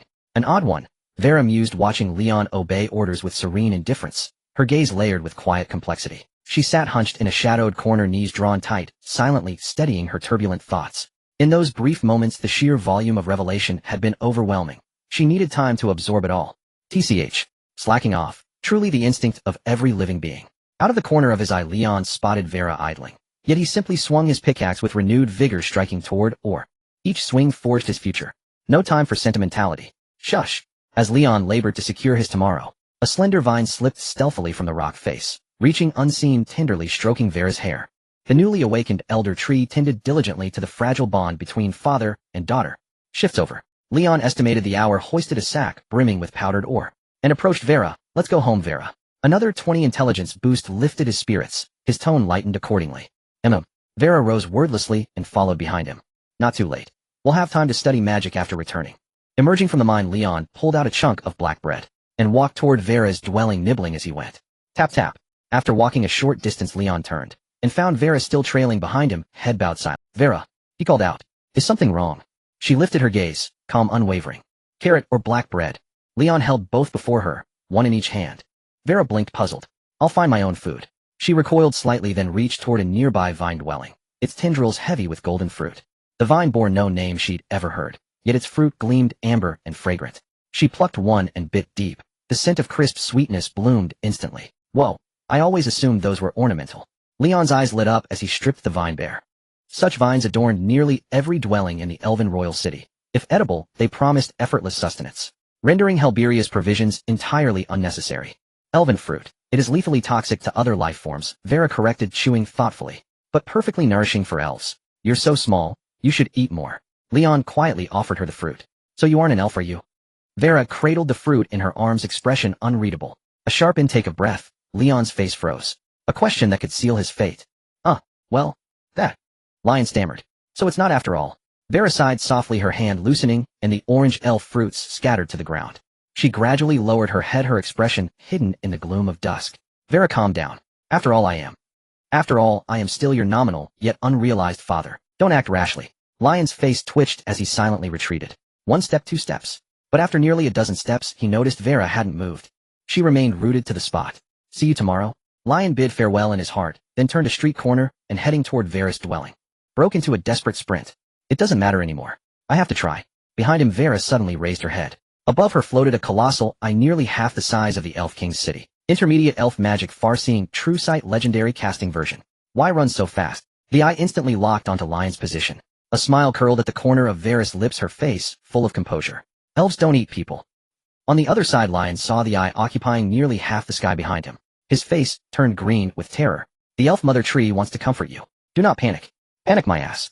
Lion's mana surged as he leaped, covering 100 meters in a single bound. Intermediate elf magic, agile leap. The elf mother tree comforts you. Vera is merely eccentric, she bears you no ill will. Whoosh. Lion ignored the elf mother tree, flames igniting beneath his feet as he continued his relentless leaps. He raced toward Vera's dwelling. I know. Oh dear. No. Haven't been back all. I got distracted. While Lion was sprinting with all his might, Vera was communicating with the elf mother tree, holding a vine. You've grown for 10,000 years. Of course you're tall. It's normal not to reach the top. Vera crouched down, placing the vine on her head. Is this okay now? No way. I'm not treating you like a child. This isn't a baby talking tone. After a long while, the vine reluctantly burrowed back into the ground. Almost home. Above the king's city, the terrifying giant eye shattered and vanished. Vera's figure also disappeared without a trace. Almost there. Lion soared through the air, already able to see Vera's residence. In the courtyard, Nico and Shivari squeezed together on a single chair, basking in the twilight sun. Heh. A soft laugh sounded in their ears. Lion, still midair, felt a soft touch on his back. Slender arms reached out, one grabbing his head, the other locking his waist, firmly embracing him. The next moment, a violent sense of weightlessness hit him. Lion plummeted rapidly toward the ground. The place you're going now. Vera's voice was unhurried amidst the howling wind. Is Vera's true home. Crack. The ground split open into a long, narrow fissure like a mouth that had suddenly yawned open. And inside its oral cavity was a bloody giant tongue formed from countless tangled crimson vines. Lion's eyes widened, and in an instant he was swallowed by the fissure. Your master won't be coming home tonight. At the same moment, Nico, who was still cuddling with Shivari, heard Vera's telepathic message. Tonight he's mine. Huh. Nico tilted her head, her brow furrowed. The master was being enjoyed by that detestable elf? deep underground inside Varys' lair. It was pitch dark. Buzz. A ball of flame ignited. This is underground roots. Lion held up the fireball, surveying his surroundings. His eyes fell upon a dense network of roots intertwined, propping up the entire underground space. Crimson liquid secreted from the roots, flowing along them to form a pool of blood-red water at the center. And he himself was standing in the waist-deep blood-red pool. Vera, looking around, Lion spotted a hazy silhouette 10 meters away. Its back to him, shedding its clothes one piece at a time. Lion, this is Mother's heart. After undressing, Vera lowered herself, submerging into the blood-red pool, leaving only her head above the surface as she slowly turned around. You can't wear clothes. As she finished, a small hand rose from the blood pool and pointed at Lion. Swoosh, swoosh. A chill ran across Lion's entire body. Lion, holding the fireball with both hands, silently crouched down, mimicking Vera's posture, leaving only his head. Then he realized how awkward this position was. It was like a past life when had gotten into trouble, locked in a 135 centimeters tall darkroom, hands cuffed to the ceiling, unable to fully squat or stand. Anyway, it was terribly exhausting. Vera, although I'm not an elf, I truly have the bloodline of immortality. Lion belatedly tried to remedy the situation. Besides, he'll find a way to revive the elf mother tree. She will give birth to elves again. I know. Vera didn't go mad as Lion had feared. Instead, her tone was very calm. If your revival fails, he'll continue using you to procreate. Phew. That's a relief. Lion let out a sigh of relief. But until the complete revival, Mother cannot use Lion. Vera's voice rose a few octaves. It echoed within the underground space. In a corner, Lion didn't notice. The scarlet vines, which had been writhing excitedly, suddenly stopped and drooped limply. The elf mother tree had originally planned to spend the night with you. At Vera's strong insistence, the elf mother tree has decided to leave you intact. Lion. So, good night. After Vera said that, the underground space fell silent. Lion maintained his uncomfortable posture, his legs beginning to ache. You sleep first. Vera tilted her head up slightly to look, then sank a bit deeper into the pool. In this position, falling asleep would be a miracle. Lion sighed inwardly, watching Vera's upturned gaze. Suddenly he froze. Wait. He remembered that Vera was about the same height as him. Meaning, was she also stuck in that half-squatting, half-standing position? And her hands were under the water. Was she pressing on her knees to squat like on an invisible toilet? Or pushing her palms out to hold a horse stance? Lion was amused by the image his mind conjured. What are you laughing at? Vera looked down her nose at it. Indeed, her legs were a bit numb. Beneath the water's surface, the arm bracing her knees trembled slightly. Slap. The elf mother tree, for the comfort of her offspring, has decided to knock you out. This was the last status message Lion saw before losing consciousness. In the ebbing dynasty along the eastern coast, with a splash, 2 crimson moons rose from the vast ocean. Fate, you cannot imprison me. A claw covered in scales and suckers pushed through the ocean, landing on the shoreline. The spirit mother tree. The crimson moons bobbed and swayed, as if surveying the mortal realm they had not seen for ages. Found it. The crimson moons locked onto a direction, swaying as they flew inland. The body behind the claws pushed through the surging seawater, raising waves and tides. Standing upon the land of Redania, 100 li away in a vast city. The scent of the deep sea. Within the city lord's mansion, a somewhat surprised voice rang out, a very strong presence. Its power is no less than mine, so. With a whoosh, beams of signal flares shot in all directions. A creature from the deep is not to be underestimated. The city lord who had sent the message stood on the city wall, gazing at the distant sky that was tinged with red. I hope a few more legends will come. Then his aura exploded, and he flew off into the distance. Land dwellers. The deep-sea behemoth, whose eyes were like crimson moons, arrived outside a small town. Its massive claws dug into the earth, gently scooping up the entire town for a closer look. Oh my, an earthquake. How the moon is red. And there are 2. Why does it smell like seafood? Night had just fallen, and the town was still lively. Someone noticed the anomaly in the sky and cried out in alarm. People looked up, gazing at the heavens. My skin is so itchy. Someone's skin suddenly peeled off in large patches, scales and suckers squeezing out as they grew. Wings. Am I about to fly in? Someone's clothes tore, and bloody, ugly wings sprouted from their back. Cough. It's the god of the deep sea. Calling me. An old man bled from his 7 orifices, his wrinkled skin smoothing out as he shed his old flesh, becoming young again. Danger. Get inside the houses. Don't look at the crimson moon. The sudden mutation threw the entire town into chaos. So frail. Such barren soil. What should I plant here? The deep-sea behemoth's eyes flickered, and a red light enveloped the town. Its voice was troubled. Can't think of anything for now. They'll just stuff a bit of everything in. Moments later, the town fell silent. The deep-sea behemoth, losing interest, discarded the town and prepared to move. Am I too late? A figure clad in heavy armor blocked the path of the deep-sea behemoth. His gaze swept over the lifeless town before meeting the pair of crimson moons. Monster, you shall face the wrath of a legendary knight. An interesting life form. You look delicious. The deep-sea behemoth raised a claw, its immense size like the... It came crashing down upon the tiny figure before it, who was like a speck of dust. With a thunderous boom, the knight, seemingly as insignificant as dust, stood firm.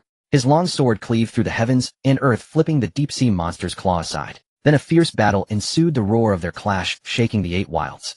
Elsewhere, in an underground space, Leon slowly regained consciousness. Why does it smell like seafood?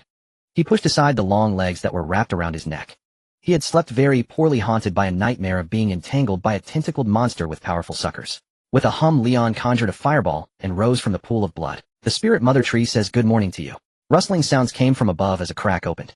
In the morning light, a soft, plump, and fleshy vine descended. I must still be asleep to think a vine could feel so voluptuous. Leon glanced at Vera, who was floating in the blood pool with her rear in the air, and silently grabbed the vine. The spirit mother tree has much to tell you. Fear has risen in her heart. She feels she has been targeted by an enemy. You're too sensitive. Leon returned to the surface, intending to go mining, but was stopped by the vine. The system kept refreshing the spirit mother tree's status. The spirit mother tree is very afraid. It's really here. That fast. Leon frowned, thinking of the goddess of fate, who had come through the network. With one hand, he kept rubbing the soft wood in his pocket. Wake up, wake up. Under Leon's persistent efforts, the soft wood began to warm up. The goddess of fate awakens irritably. She gives you only 3 seconds. The goddess of fate advises you not to rub her soft wood. Oh, I actually woke her up. Looks like that faith energy helped her. Leon asked the soft wood, is there any disturbance from the ocean? The goddess of fate awaits your response. A little. Can't hear. Leon pondered then.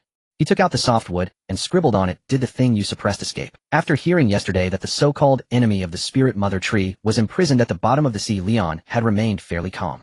According to the usual plot, he would have to court death by sailing with Vera to trigger this battle cutscene.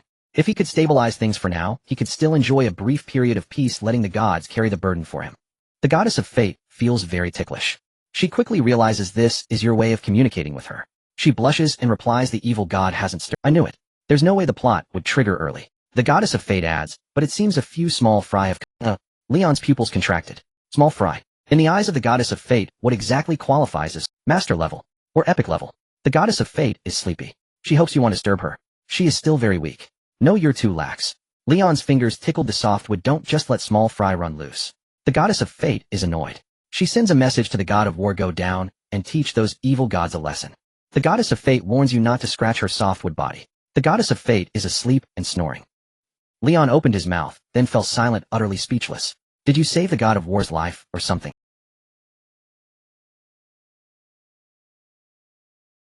Bossing around a god of war like an errand boy. And besides, is it really proper for a goddess to snore in her sleep? The spirit mother tree is no longer afraid.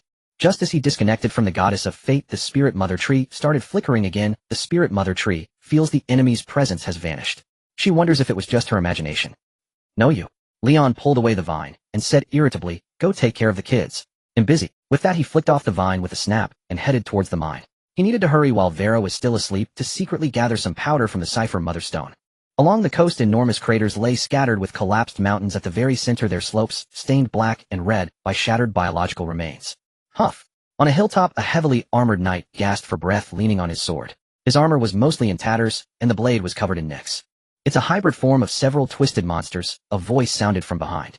A hand rested on the knight's shoulder, casting healing magic to mend his wounds. The heavy armor and the sword regenerated like living things. What's the depth? The knight asked, turning to the legendary caster behind him. Any slower and I'd be dead. He felt a hint of relief. Thankfully it was this one who came. Launching forbidden spells right from the start. Wasn't I chanting and rushing over? The legendary caster shrugged, looking at the deep-sea behemoth already pulverized by his forbidden spells, clutching a few soul fragments in his hand. In this state, I can't tell the depth. Let the old scholars figure it out slowly. With that, he conjured wine beneath his feet, ready to leave. How goes the battle on the Mytina plains? The knight asked casually, noting the caster's haste. Those beastmen worshipping the goddess of life seem to have bred a nest of legendary cubs. I need to rush over and blast a few forbidden spells. His voice and incantation rose together as he faded into the distance. Demi-humans are people too. Why must it be this way? The knight sighed, recalling the caster's terrifying spells. Hefting his restored sword, he turned back toward the city he guarded. Growl. Growl. After he left, a group of humanoid creatures crept closer. West. Forced. Point-eared elves. They swayed, each gripping the waist of the one ahead, staggering, as if receiving some kind of signal. After a moment, all non-human features retracted, hiding beneath their skin. I am failing you, Boke, she is Andalin. Our shattered home drives us to migrate far. We shall be traveling merchants from the east coast. The elder among them muttered, assigning identities. The group, now transformed into men, women, and children, stood apart in dazed stillness. As they accepted their roles, expressions of joy, sorrow, and relief after survival surfaced one by one. Who? A deep voice boomed from above. The heavily armored knight had returned, his gaze scrutinizing Why approach the deep-sea behemoth? Deep-sea behemoth? My lord. Faline feigned confusion, leading the group to kneel. Last night a red moon appeared over our town. We barely escaped. Can we go back now? Their blood-stained, dust-covered faces lifted, filled with fear and bewilderment, gazing up at the night in the sky. I just checked your town. No survivors. The knight, his mind heavy, said solemnly, the sea-calming fortress will help you through these tough times. Thank you, my lord. The group prostrated themselves. At dusk, Lion walked out of the mine with a smile, pulling out a piece of dark bread for his meal. 54. Varys' voice cut in abruptly. I take back my good mood. Lion grumpily turned and handed her a bag of powder. Thanks for your hard work, Lion. A smile spread across Varys' face. See you tomorrow. She shook the bag and vanished instantly. Damn mine owner. Lion spat, chewing the dark bread as he headed to Varys' residence. Master, you're finally back. As soon as he stepped into the yard, Nico ran over and hugged him tightly. Sniff. Sniff, sniff. She inhaled, drenched in sweat. What are you sniffing? Lion pushed her away. Master. The little rabbit girl refused to let go, pressing her head against his palm, her eyes fixed on his waist. Nico caught a strong scent of blood. She was shocked. How could an elf have so much blood? Nico felt it was unbelievable. Nico felt you were tainted. Go heat some water for my bath. Lion sidestepped. After a long day of labor and having his fruit stolen, he was a bit down. Fine. Nico consoled herself. I'll be fine once he's clean. Nico reluctantly turned to busy herself with heating water. This little rabbit girl. Lion lay back in a chair, pulling out a magic scroll to study. Lion, spill it.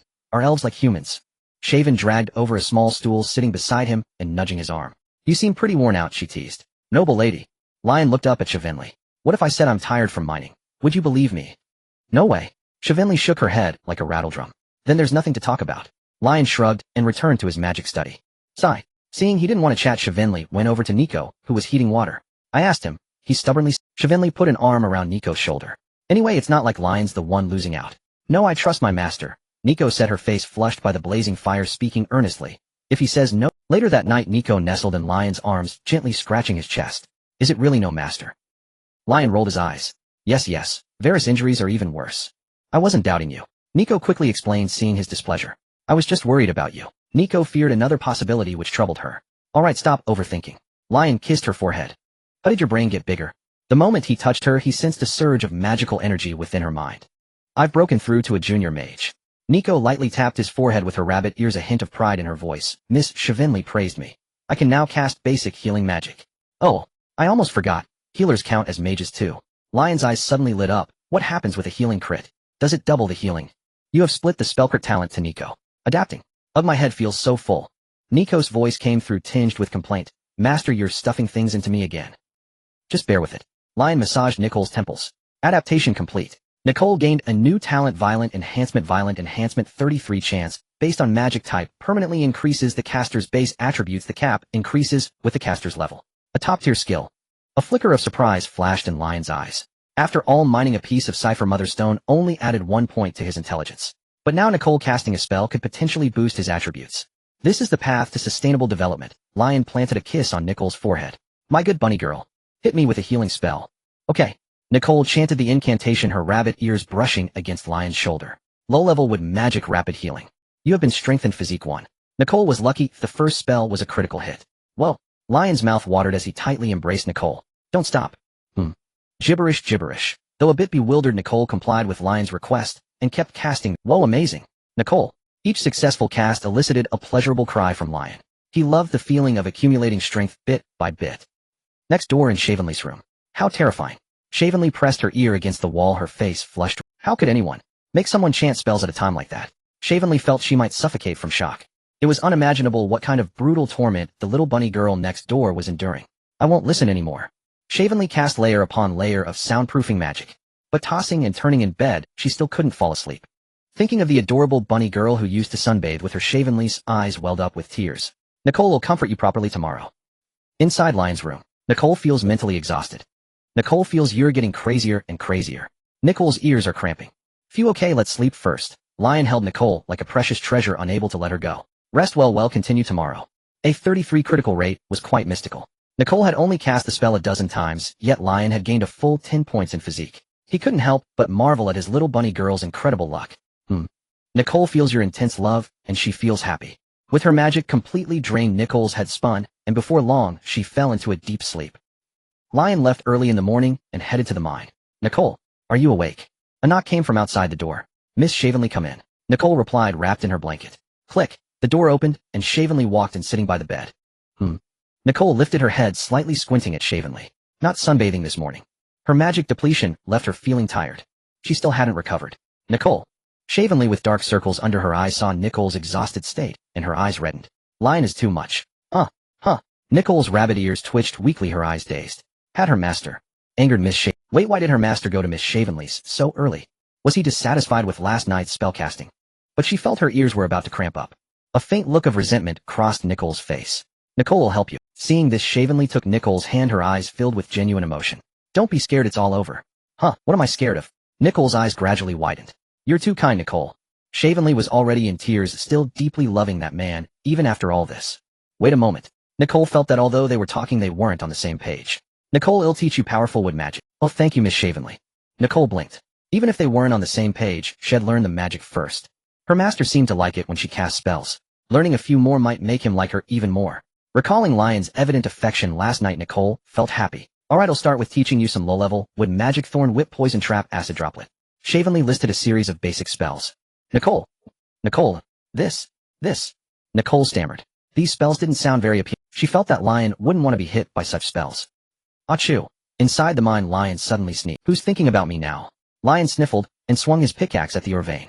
Whoever it was had finished mining. I'll head back early today. It's time to test which aspects the intelligence boost affects.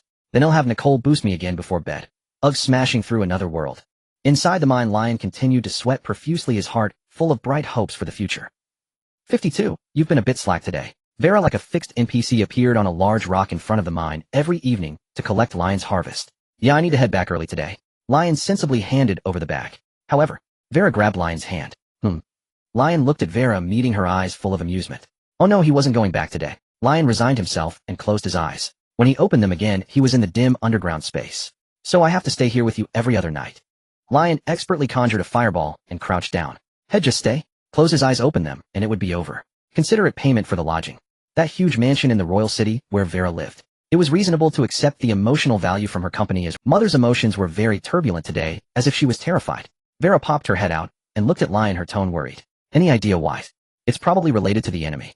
Stroll around the royal city a few times, patrol, don't just squat in the mine counting how much I've dug.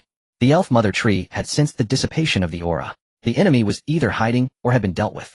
Either way, it wasn't something Lion could handle. Had let Vera worry about it. Give her something to do so she wouldn't be bored all day. Is that so?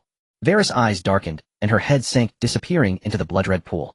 Gurgle. After a flustered splash, Vera's nostrils finally emerged from the water. She said gloomily, Lion, it's time for bed. Seeing this comical scene, Lion couldn't help but let out a snort. The elf mother tree's soothing caress arrived uninvited. Nico, I'm home. The next evening, Lion pushed open the courtyard gate. Yet the anticipated embrace of welcome never came. Slap. In the yard, Nico was gripping a thorny vine locked in combat with a battle-hardened slime. Gurgle. The battle-hardened slime stared solemnly with its pea-sized eyes, fending off Nico's attacks. Its dagger-like short sword whistled through the air with formidable force. Ambush. Siobhanly, cradling a pink blob, cast a strengthening spell. Roar. The battle-hardened slime, bolstered by the magic, sent the thorny vine flying with a single sword strike and rolled toward Nico. Gibberish. Seeing the battle-hardened slime rolling toward her, Nico remained unflustered, chanting her. Boom. Just as the battle-hardened slime rolled to Nico's feet, preparing to leap and strike her knee, it exerted a bit of force only for the ground to collapse beneath it. Poison thorn trap. Nico finished her incantation, a wisp of purple mist coalescing in her hand, and pressed it down upon the battle-hardened slime. Sizzle. The battle-hardened slime was riddled with fine poisonous thorns, puffing purple vapor, its beady eyes turning into XX. It even knows to say thank you. Lion, who had been watching from the sidelines, chuckled at the sight. Master. In the past 2 days, Nico has learned 3 basic spells. After defeating the battle-hardened slime, Nico ran over and hugged Lion, lifting her head with a glimmer of anticipation in her eyes. That's amazing, Nico. Lion praised her generously, planting a kiss on Nico's forehead, maximizing the emotion. Nico is very happy. She feels you seem to like these spells too. Nico is starting to look forward to it. Go heat up the water. Lion glanced at the status bar that had appeared, not giving it much thought, and sent Nico off to work. He then pulled out a scroll of magic and sat down to study it. I should be able to recite it from memory. After a moment, feeling confident, Lion rolled up the parchment and began to A dark cloud gathered above the small courtyard. Let the battle-hardened slime test its power for me. Lion tilted his head, looking at Siobhanly beside him. The latter was busy pulling thorns from the battle-hardened slime. Without hesitation, she refused. An intermediate lightning spell will kill it. Also, it has a name, Deadly Shadow. Siobhanly added, pointing to the pink slime. And this one is called Ahem. Your naming sense has always been this. Refined, huh? Lion nearly choked on his saliva. Fatal to itself, you mean? Gurgle. Deadly Shadow's eyes turned into two inverted triangles. It challenged Lion. A warrior shall never tolerate insult. Boom. Eep. A violent roar and the shriek of a certain bunny girl rang out in succession, and a dazzling bolt of lightning struck, illuminating the yard in a stark white. Then a charred crater appeared on the ground. Not bad, the power justifies the cost. Lion rubbed his stomach, feeling the intense drain on his mana. Given his reserves, he could probably only unleash 100 or so shots. Gurgle. Deadly Shadow quietly tucked its short sword behind its back, its eyes turning into little crosses as it played dead. It decided that one of the most vital qualities of a warrior was forbearance. Of course, lightning is renowned for its offensive power, and lightning judgment is a trump card. Shivani glanced at the charred pit, then pointed upward. For an average mage, using it a dozen times is considered abundant mana. Oh, it's a multicast technique. Lion looked up and saw that the dark cloud hadn't dissipated. His mana was also draining slowly. Give me more spells as powerful as this one. Lion dispelled the dark cloud, his eyes gleaming as he looked at Shivani. Dear noble lady, if you grant Lion powerful magic, Lion will do anything. That elf used you like that, and you got no compensation. Shivani raised an eyebrow. Last night, while sleeping with Nico, the little bunny girl had poured her heart out to her. Her master was no longer pure. That pauper even has to beg me for ore. Lion spat. The only places Vera was wealthy were her chest and her backside. Not a single gold coin to her. When she first raided the cabin, she had even grabbed a deep forest red wolf off the roadside to use as a mount. As for that high-rank red wolf, it had long been sliced into jerky by Hiberia and fed to Nico. The Elf King's city had been thoroughly looted and destroyed, and the few magic books left behind were mere children's books, with only spell descriptions and no incantations. The only one with incantations was the 9 great elf magics that Vera had transcribed from memory. Lion had just returned from the mine and had tried to squeeze something out of her. The only one with incantations was the 9 great elf magics that Vera had transcribed from memory. Lion had just returned from the mine and had tried to squeeze something out of her. Alright, I'll write a few more scrolls for you. Shivani shrugged, agreeing. Don't you want some payment? Don't let friendship taint our pure, transactional relationship. Lion's face flushed with embarrassment. Shivani's generosity made him feel a bit awkward. I do have one. Shivani was about to shake her head, but then a faint smile curled at the corner of her mouth. Her gaze full of meaning as she looked at Lion. If you can manage it, don't start howling tonight. Ahem, look at you. Lion scratched his head awkwardly. It's not what you think. Fine, I'll hold it in tonight. Or maybe you could set up a soundproof barrier. I can't. I'm just an ordinary beginner summoner. Shivani smiled, gathered her 2 slimes, and walked. Soundproof. If it's soundproof, how can I eavesdrop? This woman. Was it my imagination, or did I see a hint of anticipation in her eyes? Lion stared at Shivani's retreating figure, frowning. His instincts told him something was off about her. Master, the water is ready. Nico's timid voice rang out. All right, coming. Stranger not. He had nothing to hide. It wasn't like he was doing anything shady. Night fell. Inside Shivani's room, Master Nico learned some new things. Faint murmurs could be heard. Hearing the commotion, Shivani grabbed some fruit and jerky, pressed her ear against the wall, her eyes blinking rapidly, and muttered under her breath, hurry up and start. Wail away, Lion. Are you referring to those spells? Inside the room, Leon holding Nicole planned to take a few healing spells. Yes. Nicole's eyes sparkled. What kind of spells are they, oi? Seeing Nicole's eager demeanor, Leon didn't want to dampen her spirits. Tell me, my little bunyard girl, what formidable spells have you learned? Well, Thornlash, Poison Trap, and Withering Horror. That's quite good. Leon was surprised why his little healer would learn offensive spells, but upon reflection, having some self-defense ability, hee gibberish. Nicole chanted the incantation, and purple mist formed in her hand. This little bunny girl. Leon assumed Nicole was demonstrating her power, revealing a gentle smile, with some Nicole finished chanting, hesitating for a moment before meeting Leon's gaze. As if receiving permission, she slapped her small hand against his chest. Poison Trap. Leon. Walla. Leon's eyes widened instantly, covering his mouth, writhing. In moments he was drenched in sweat. Aya, hiss. Finally, unable to bear it, he howled in agony. You have been strengthened. Poison resistance 111. Note: when poison resistance reaches the maximum of 100, this type of attack will heal you. Strengthening. Continuous strengthening. Soaring physique after max poison. The sudden notification turned Leon's howls into a sinister grin. Excellent. You've truly made the most of this talent. Leon never expected that even offensive spells could benefit from the violent enhancement bonus. Was his little bunny, she actually thought of this. And with poison resistance, at 100 poison would heal. In this world, poisons were far cheaper than life potions. Eep. Leon's manic sinister grin frightened Nicole, who pulled her bunny ears over her eyes. Nicole is a bit scared. Don't be afraid, Nicole. After about 10 seconds the poison trap wore off and Leon gradually calmed down. He hugged Nicole and planted a kiss on her forehead. Quick, hit me with more poison traps. Master, you look like you're in pain. Pain is merely a stepping stone on my path to power. Leon tensed his muscles, squeezing out the toxin-free wooden needles, softening his voice as much as possible. It's okay, Nicole, I enjoy this process. That single poison trap had added 3 points to his poison resistance. With just over 30 more, he could max out his poison resistance. Nicole thinks you've gone beyond madness. Master, maybe we should try Thorn Lash instead. Nicole consoles herself, at least Thorn Lash can be stopped anytime. All right. Leon climbed out of bed, standing aside with arms spread wide. Come on, Nicole, whip me. He was now even more eager than. What attributes would the remaining 2 spells provide? Thorn Lash. Defense. All right. Nicole hesitated briefly before casting Thorn Lash and gently lashing at Leon. You have been strengthened, defense slightly increased, less than 1 point rounded to 0. Your strengthening failed. Leon frowned. Nicole used full force. Yes.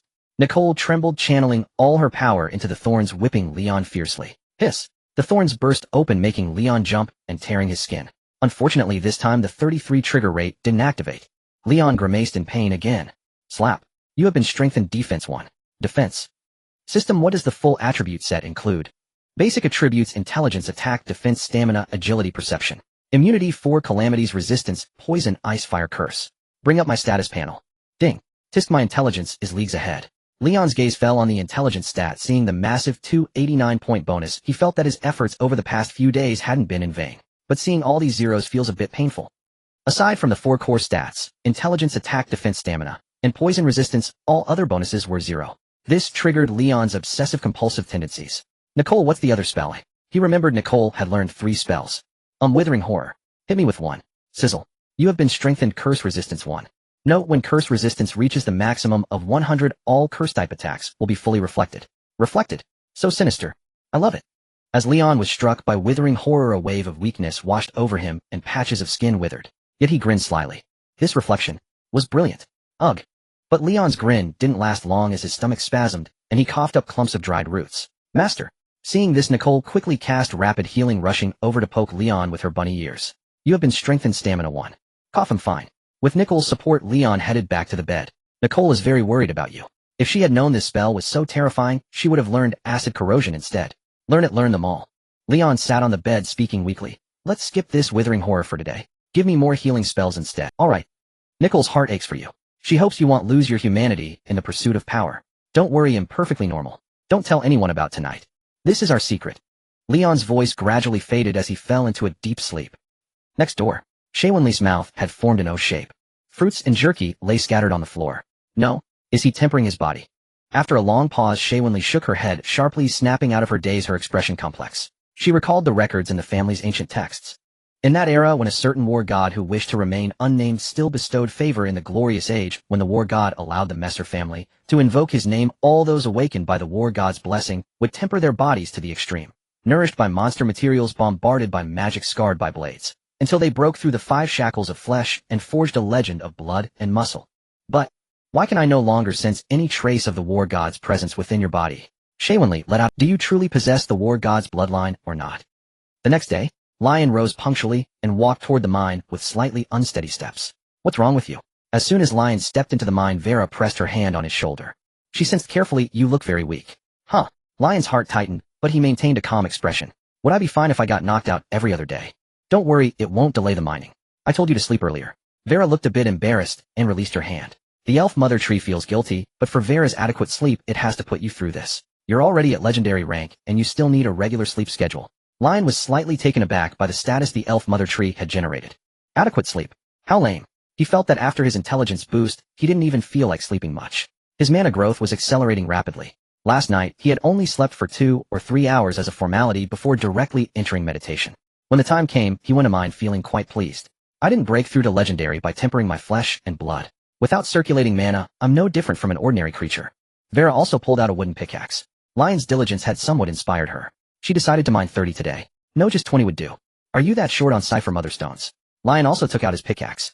Why not call Hiberia over to mine together? The mine was filled with intense mental pressure. Novice mages like Shavin Lee and Nico might not be able to withstand it. But Hiberia was an epic-level powerhouse.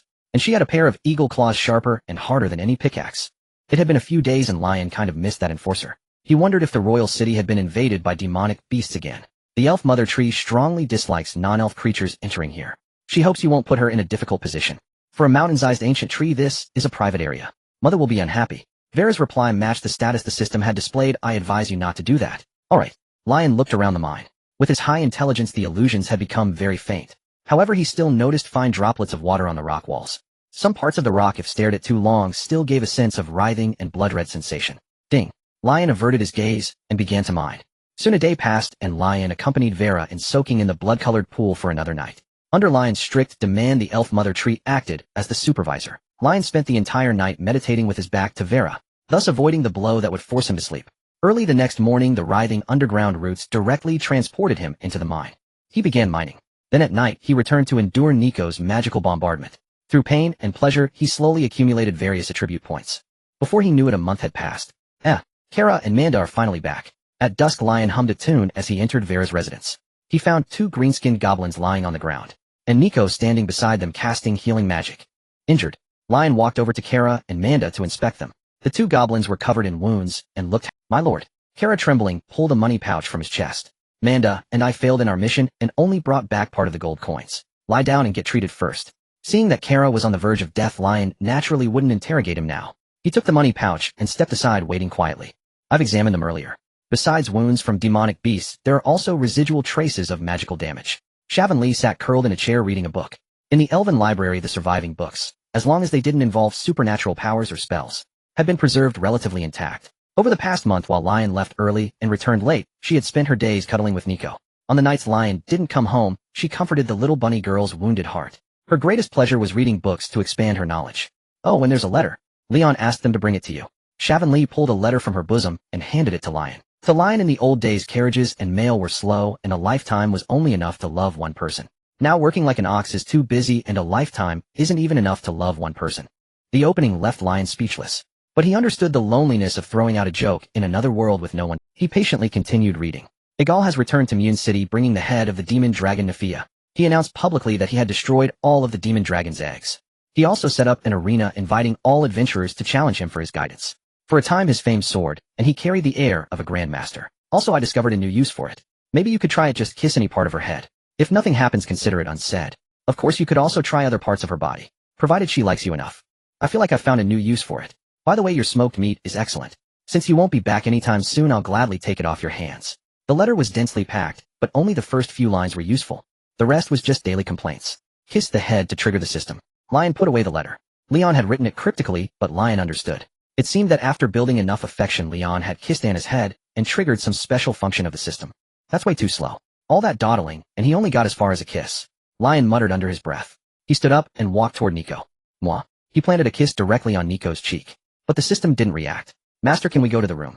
Nico's gaze swept over Shavan, and she saw the other woman resting the spine of her book on her nose, her eyes fixed on them. Instantly, the little bunny girl's cheeks flushed crimson, and even her white rabbit ears turned pink. What's there to be afraid of? She's been eavesdropping from the corner for a month now. Lion was fully aware of how miserably he screamed during Nico's magical bombardments at night. But he was upright and above board, and he didn't care. Mwah. Lion thought it was the wrong spot. He kissed the back of Nico's ear. Eep. Such an intimate gesture caused Nico's healing magic to dissipate. Her legs gave way, and she collapsed into Lion's arms. Kara and Manda exchanged a glance and closed their eyes. They chose to play dead. Actually, given their current state, they really were on the verge of death. Nicole felt a hint of resentment. Too many eyes were watching her. She felt quite shy.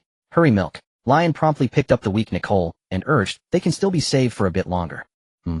Nicole leaned against Lion's chest, her face flushed, as she continually cast healing spells. "My lord, we have recovered." Kara opened one eye, seeing Lion still holding Nicole, and discreetly closed her eyes again. "Go talk over there." Lion lay in the rocking chair holding Nicole. "My lord, the matter must start from 10 days ago." Kara and Manda stood up respectfully, reporting their experiences from the— "Has the monster forest become this chaotic already?" Lion gently squeezed Nicole's small hand, falling into— According to Kara and Manda's investigation, the Elven King City was not too far from Minjin City. Under normal circumstances, they could easily make a round trip in about 10 days. However, the monster forest was now not only swarming with monsters, but also flooded with adventurers. After all, Kara was just a mid-level mage accompanied by the uninitiated Manda. While avoiding and taking detours, merely exiting the monster forest to sell materials took nearly 20 days. Fortunately, they had identified a safe route, significantly shortening the return time. Unexpectedly, on their way back, they were tracked down by a group of human adventurers. After a struggle and detour, not only did they lose the purchased explosive ore, but they also nearly lost their lives. What was the effort to snatch explosive ore for? Can't adventurers just focus on monster hunting? Lion looked at Kara with some helplessness. What is the strength of the opponents? Where did they shake them off?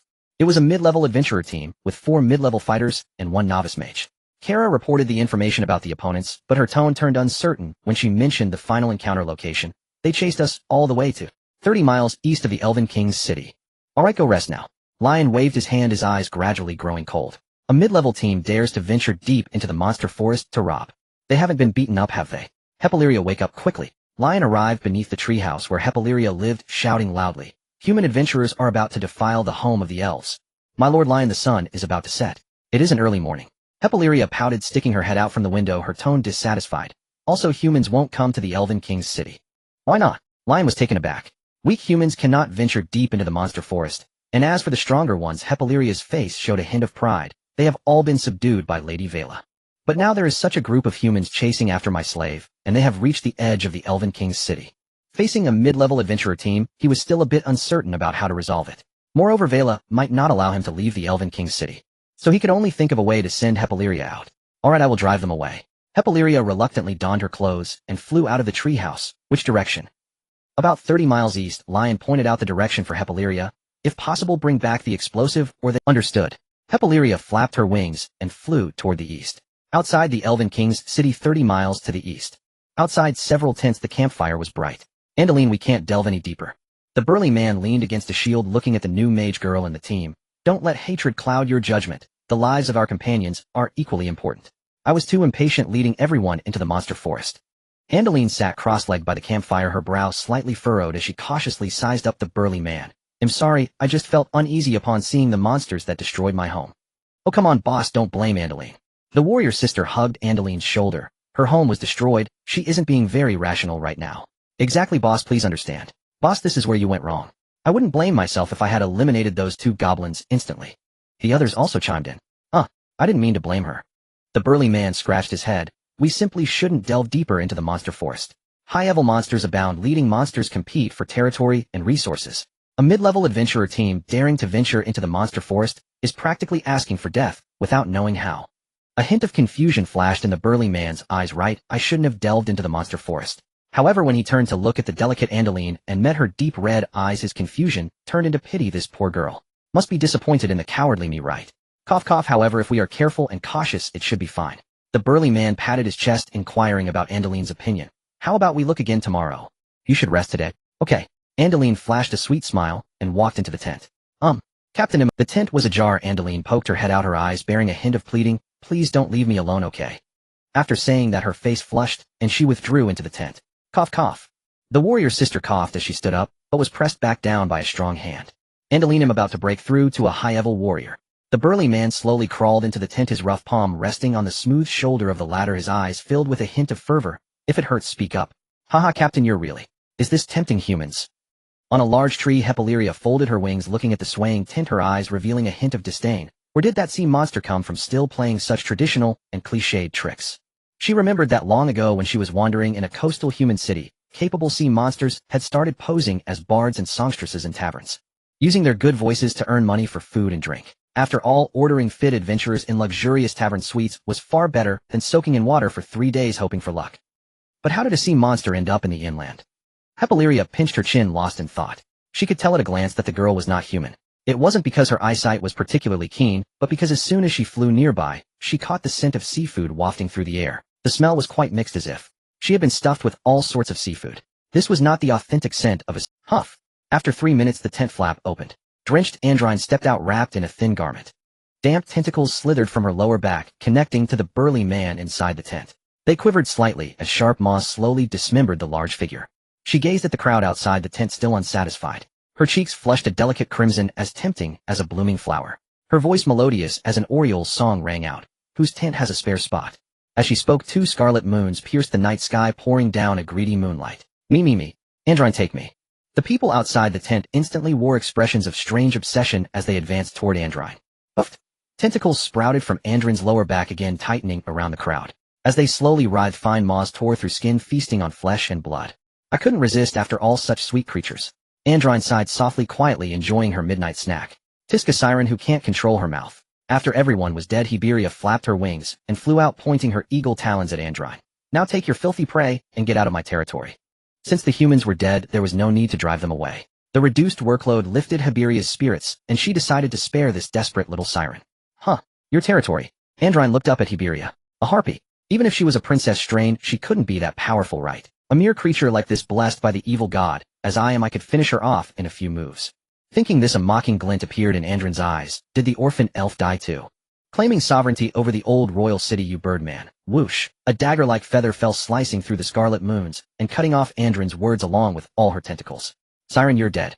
Haberia's piercing eagle eyes fixed on Andrine, her voice icy. Before that'll drag you back, and make you go through fire and branding. So strong she's not just high rank.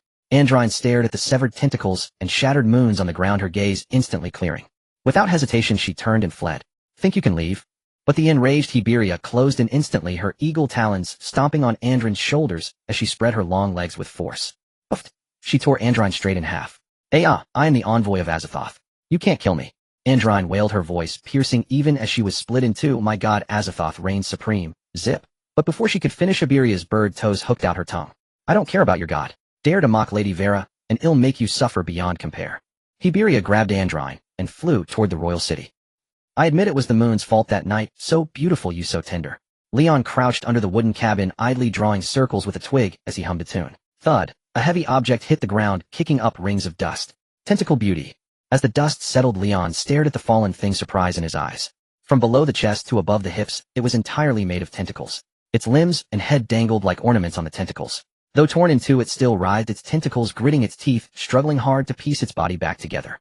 Reproductive potential. A highly chaotic individual. What can be produced depends entirely on luck. Leon focused his gaze, and the system began scanning. But it only returned question marks. Haberia, where's my, or mother? Leon pulled on a tentacle, glanced at the detailed info the system displayed, and immediately showed a disgusted expression. Why did you bring this thing back? Andrine, evil god, contaminated being. Reproductive potential. Occupation, evil god, seed vessel. Combat power, master charmer. Affection 0. Note, this is a vessel filled with malice from hostages and divinity. It's not just secondhand. Beware of falling into her charm. You might not last 3 minutes. The occupation and note were absolutely outrageous. And was master charmer really a serious combat power rating? Leon was at a loss for words. I want to torture her. Haberia landed beside Leon, covered in bloodstains, and said in a muffled voice, quick, use your fire magic to burn her. I want to hear her screams in the flames. Boom. Seeing Haberia in a foul mood, Leon flicked his hand, and a fireball condensed. How well done. Stop. Andrine finally pieced her tongue back together, her beautiful face twisted as she shrieked. My god, Azathoth reigns supreme, overlooking all beings on land, bestowing upon them the joy of pleasure. Her voice carried a strange rhythm, clouding Leon and Haberia's eyes with confusion. Cool. Lady Vera. Haberia let out a low chirp, pink hearts blooming in her eyes as she sank into fantasies about a certain elf. Beings bestow love and pity upon me. Seeing it was working, Andrine tried to continue her charm. A cruel glint flashed in her eyes. No creature could escape the cage of desire. Love and mercy will become the weapons to kill you. Hee tentacle beauty. But Leon, with pink hearts in his eyes, pushed the fireball onto Andrine. Sizzle. Ugh. The latter instantly screamed in agony. It's not my fault. Leon gradually snapped out of it, as Andrine's spell was interrupted. While roasting her, he guiltily reached out with his other hand to cover her mouth. Ahem. Don't scream so loud. Damn it, how dare you exploit my feelings for Lady Vera. On the other side, the pink hearts faded from Haberia's eyes. Realizing she was about to press her chest against Andrine, she stumbled back several steps. As she retreated, she also noticed it was Leon who had interrupted Andrine's spell. A flicker of surprise crossed her eyes. Leon, is your will that strong? Ahem. Leon said nothing, just kept dry coughing. Yes, my ironclad will is enough to resist any temptation. I am simply incorruptibly righteous. MMPH. Tears streamed down Andrine's face from the pain, but with Leon's hand clamped over her mouth, she couldn't even scream. She couldn't understand why the love she had charmed had turned into a sizzling fireball hurtling toward her. All right. I won't descend. I won't be discovered by it. Mother, please don't be afraid. Inside the wooden hut nestled among the branches, Vera wrapped herself in Heflia's blanket, her eyes alone, peering cautiously downward. Fine fissures already webbed across her skin beneath the blanket. Leon, finish her quickly. Vera watched Anna writhe in torment and silently urged, Mother is already deeply unsettled. Don't toy with her further. Shall I conjure more fireballs, Heflia? Leon turned toward Heflia. Seeing her expression remained stern, he ventured cautiously, or perhaps a spear of living flame. Hold. Let me interrogate her first. Heflia stepped beside Andolin and gazed down upon her with imperious disdain. Sea witch, why have you come inland? Huff. Leon ceased his assault, granting Andolin a fleeting breath. Upon hearing Heflia's question, a cold, mirthless smile curled his lips. Yet from the corner of his eye, he noticed Leon idly spinning a fireball in his palm. SSS easy. With a soft crackle, it split into two. Andolin instantly crumbled, We are merchant travelers from the eastern coast, come inland to trade.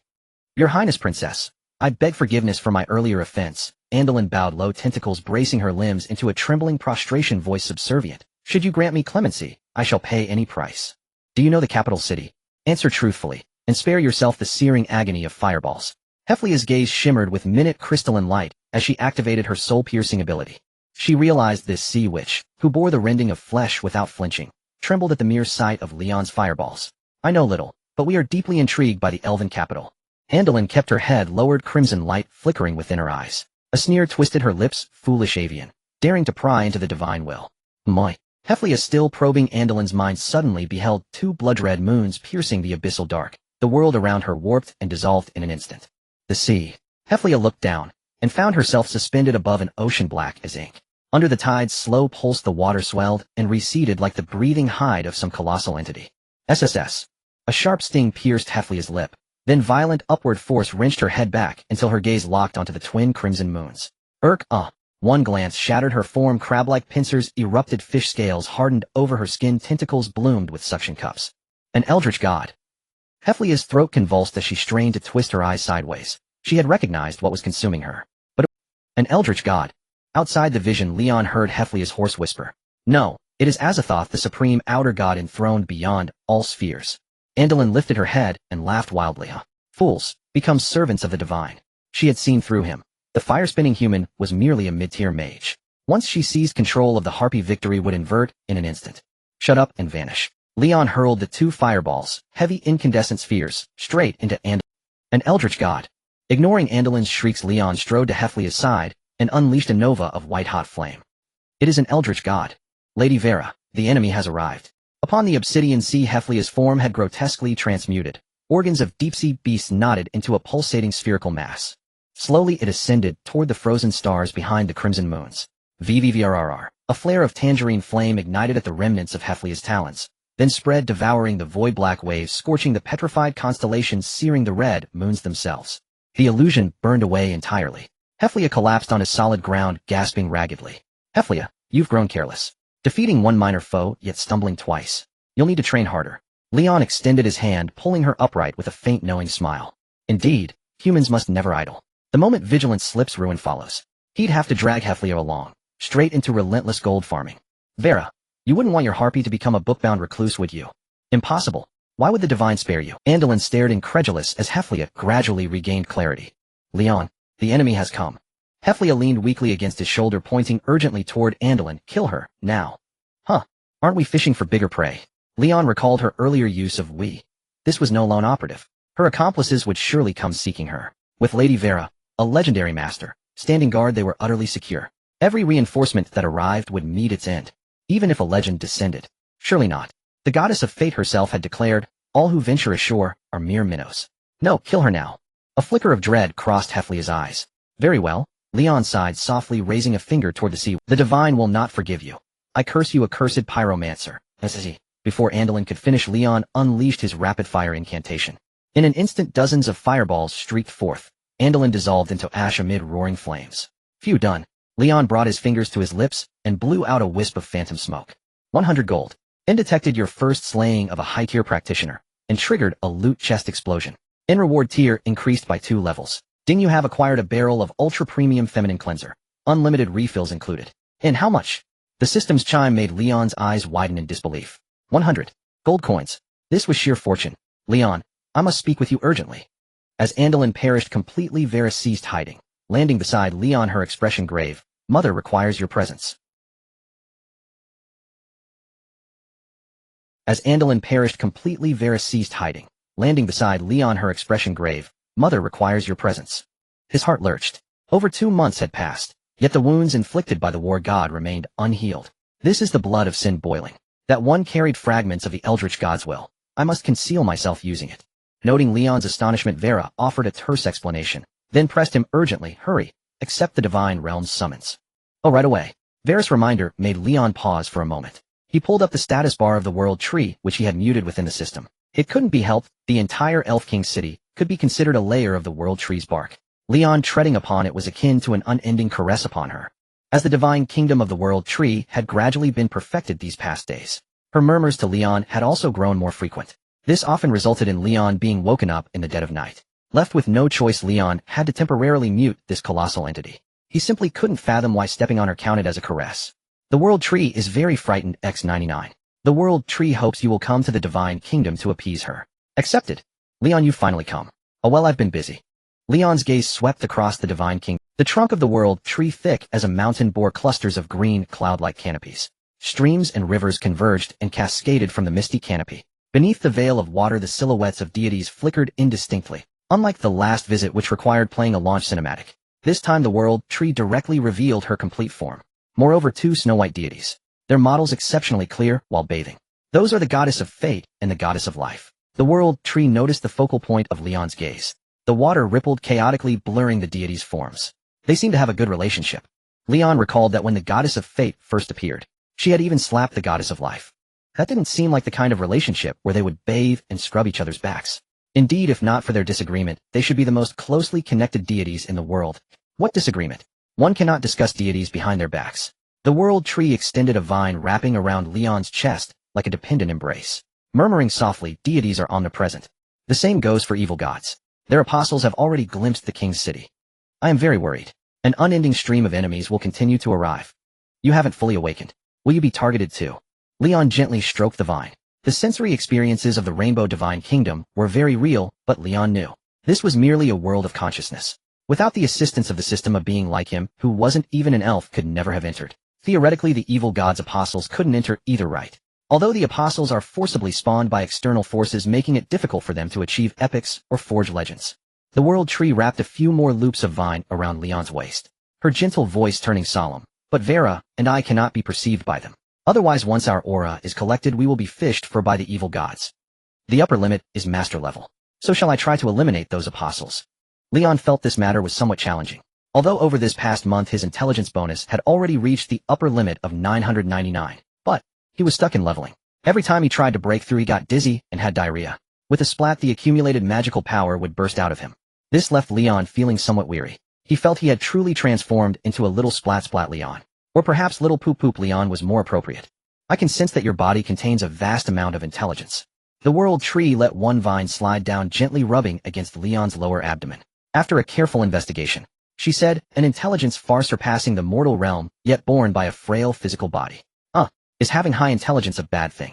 It is a good thing. It means you have cultivated your intelligence to its current extreme. This is the very path the deities themselves walked in ancient times. Sigh. Leon let out a soft sigh. The path the deities walked. Did they have diarrhea too?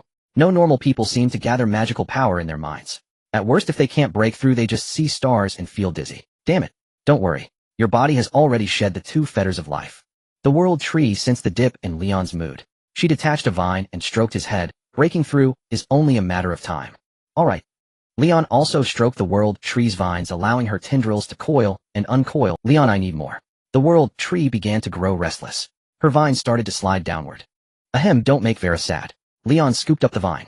Be patient. Give her some time to accept me. Very well. Huff. Leon withdrew from the Divine Kingdom, letting out a slight sigh of relief. He had nearly been forced to leave a piece of his consciousness behind.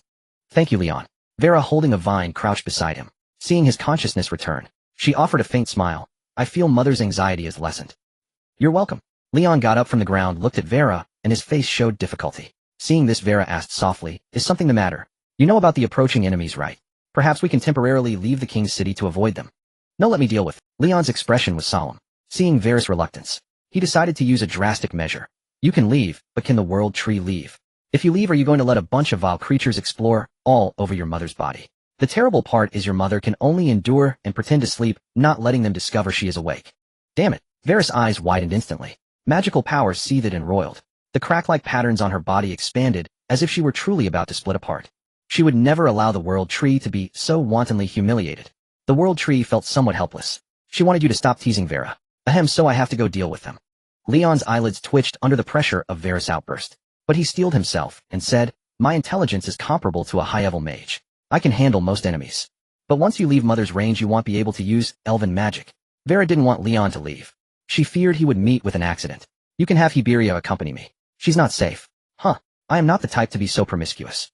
A human legend is still hunting her. Oh, well, be careful. Besides, I need to gather materials to revive the World Tree. Then promise me. In the end, Vera was persuaded by Leon. But her eyes were still full of worry as she set a deadline for Leon. You must return within 3 months. Haha, what if I don't? Will you capture me again? Leon made a joke, trying to lighten the mood. I'm sorry. Huh. I mean, this arrow is called I'm sorry. Vera turned her head away and handed him an arrow. What I did to Nicole that day was wrong. If she is willing, she only needs to throw this arrow, and it will fly straight through my neck. An apology. Leon gazed at the tsundere elf before him, a faint smile curling on his lips. Having a heart truly made a difference, no longer standing aloof as if viewing the world from a divine pedestal, acting solely on his own whims.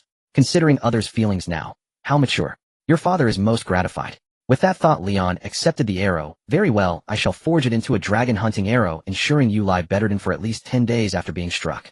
The infusion from the elf mother tree could remove the shackles of fleshly disintegration.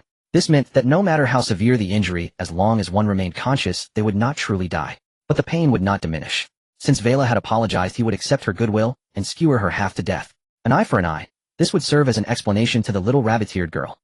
Suit yourself. Seeing Leon accepted, a look of relief appeared on Vela's face. Then I'll leave after mining tomorrow. This time I can't hand it over to you. Leon stored the arrow and prepared to leave. That might not be possible. Vela suddenly became hesitant, her eyes darting around nervously. The ore source is gone. Leon sensed something was amiss. Although after reaching the limit, all the ores had been handed over to Vela intact with strict instructions not to grind them. But now that he had broken through to high mage and the limit was lifted, he would need to continue mining and allocating points. That tiny amount was far from enough. Something like that. A flush crept over Vela's face as she stammered, forcing the words out through clenched teeth. The mine. It closed up like a slit closing. Now. It can't be chiseled. It's been 2 months. You. Let it rest. A thunderous roar echoed in Leon's mind as he stood petrified. Nico. Am not pure anymore. Wah. Late into the night, Leon tossed and turned, unable to sleep. He hugged Nico, tears streaming down his face. I should have seen it coming. How could I have been so foolish? Those mother and daughter sure kept their mouths shut. Master. Nico nuzzled against Leon's chest, gently comforting him. It's all in the past. Nico doesn't understand what you're saying, but she always thought you were impure. Just as Savinli comforted herself, it's overall in the past. Wah. Leon wailed, even louder. He still couldn't accept it. How could the mind be like that? The next day, outside the royal city, Leon stared silently toward the north of the city, his eyes ringed with dark red. At his feet sat a large barrel, the system's reward for killing a high-level professional for the first time. Leon, Lady Vela will miss you too. Heberlia yawned, her eyes bloodshot. She had been terrified by the evil gods while last night, and barely slept. Woken early by Leon to go ambush the evil gods' apostles in the human camp, she felt doomed, either smashed by a legendary discovery, or hung up by the evil god. How could her Lady Vela bear it? It must be that wretched Leon exploiting her. With that thought, Heberlia looked at Leon and spoke earnestly. Let me go accompany her in her loneliness. Lady Vela cannot be without me. Heberlia, women will only slow your sword-drawing speed. Leon averted his gaze, his fighting spirit blazing. Come, let us raise our blades against the gods and forge a legend. With that, his eyes swept over the group to ensure nothing was left behind, and he led them off into the distance without looking back. Got it. Pour this into the mine. After a long while, Vela emerged from the royal city, a thick soft vine coiled around her hand, and stopped beside the large barrel Leon had left. Unlimited pouring.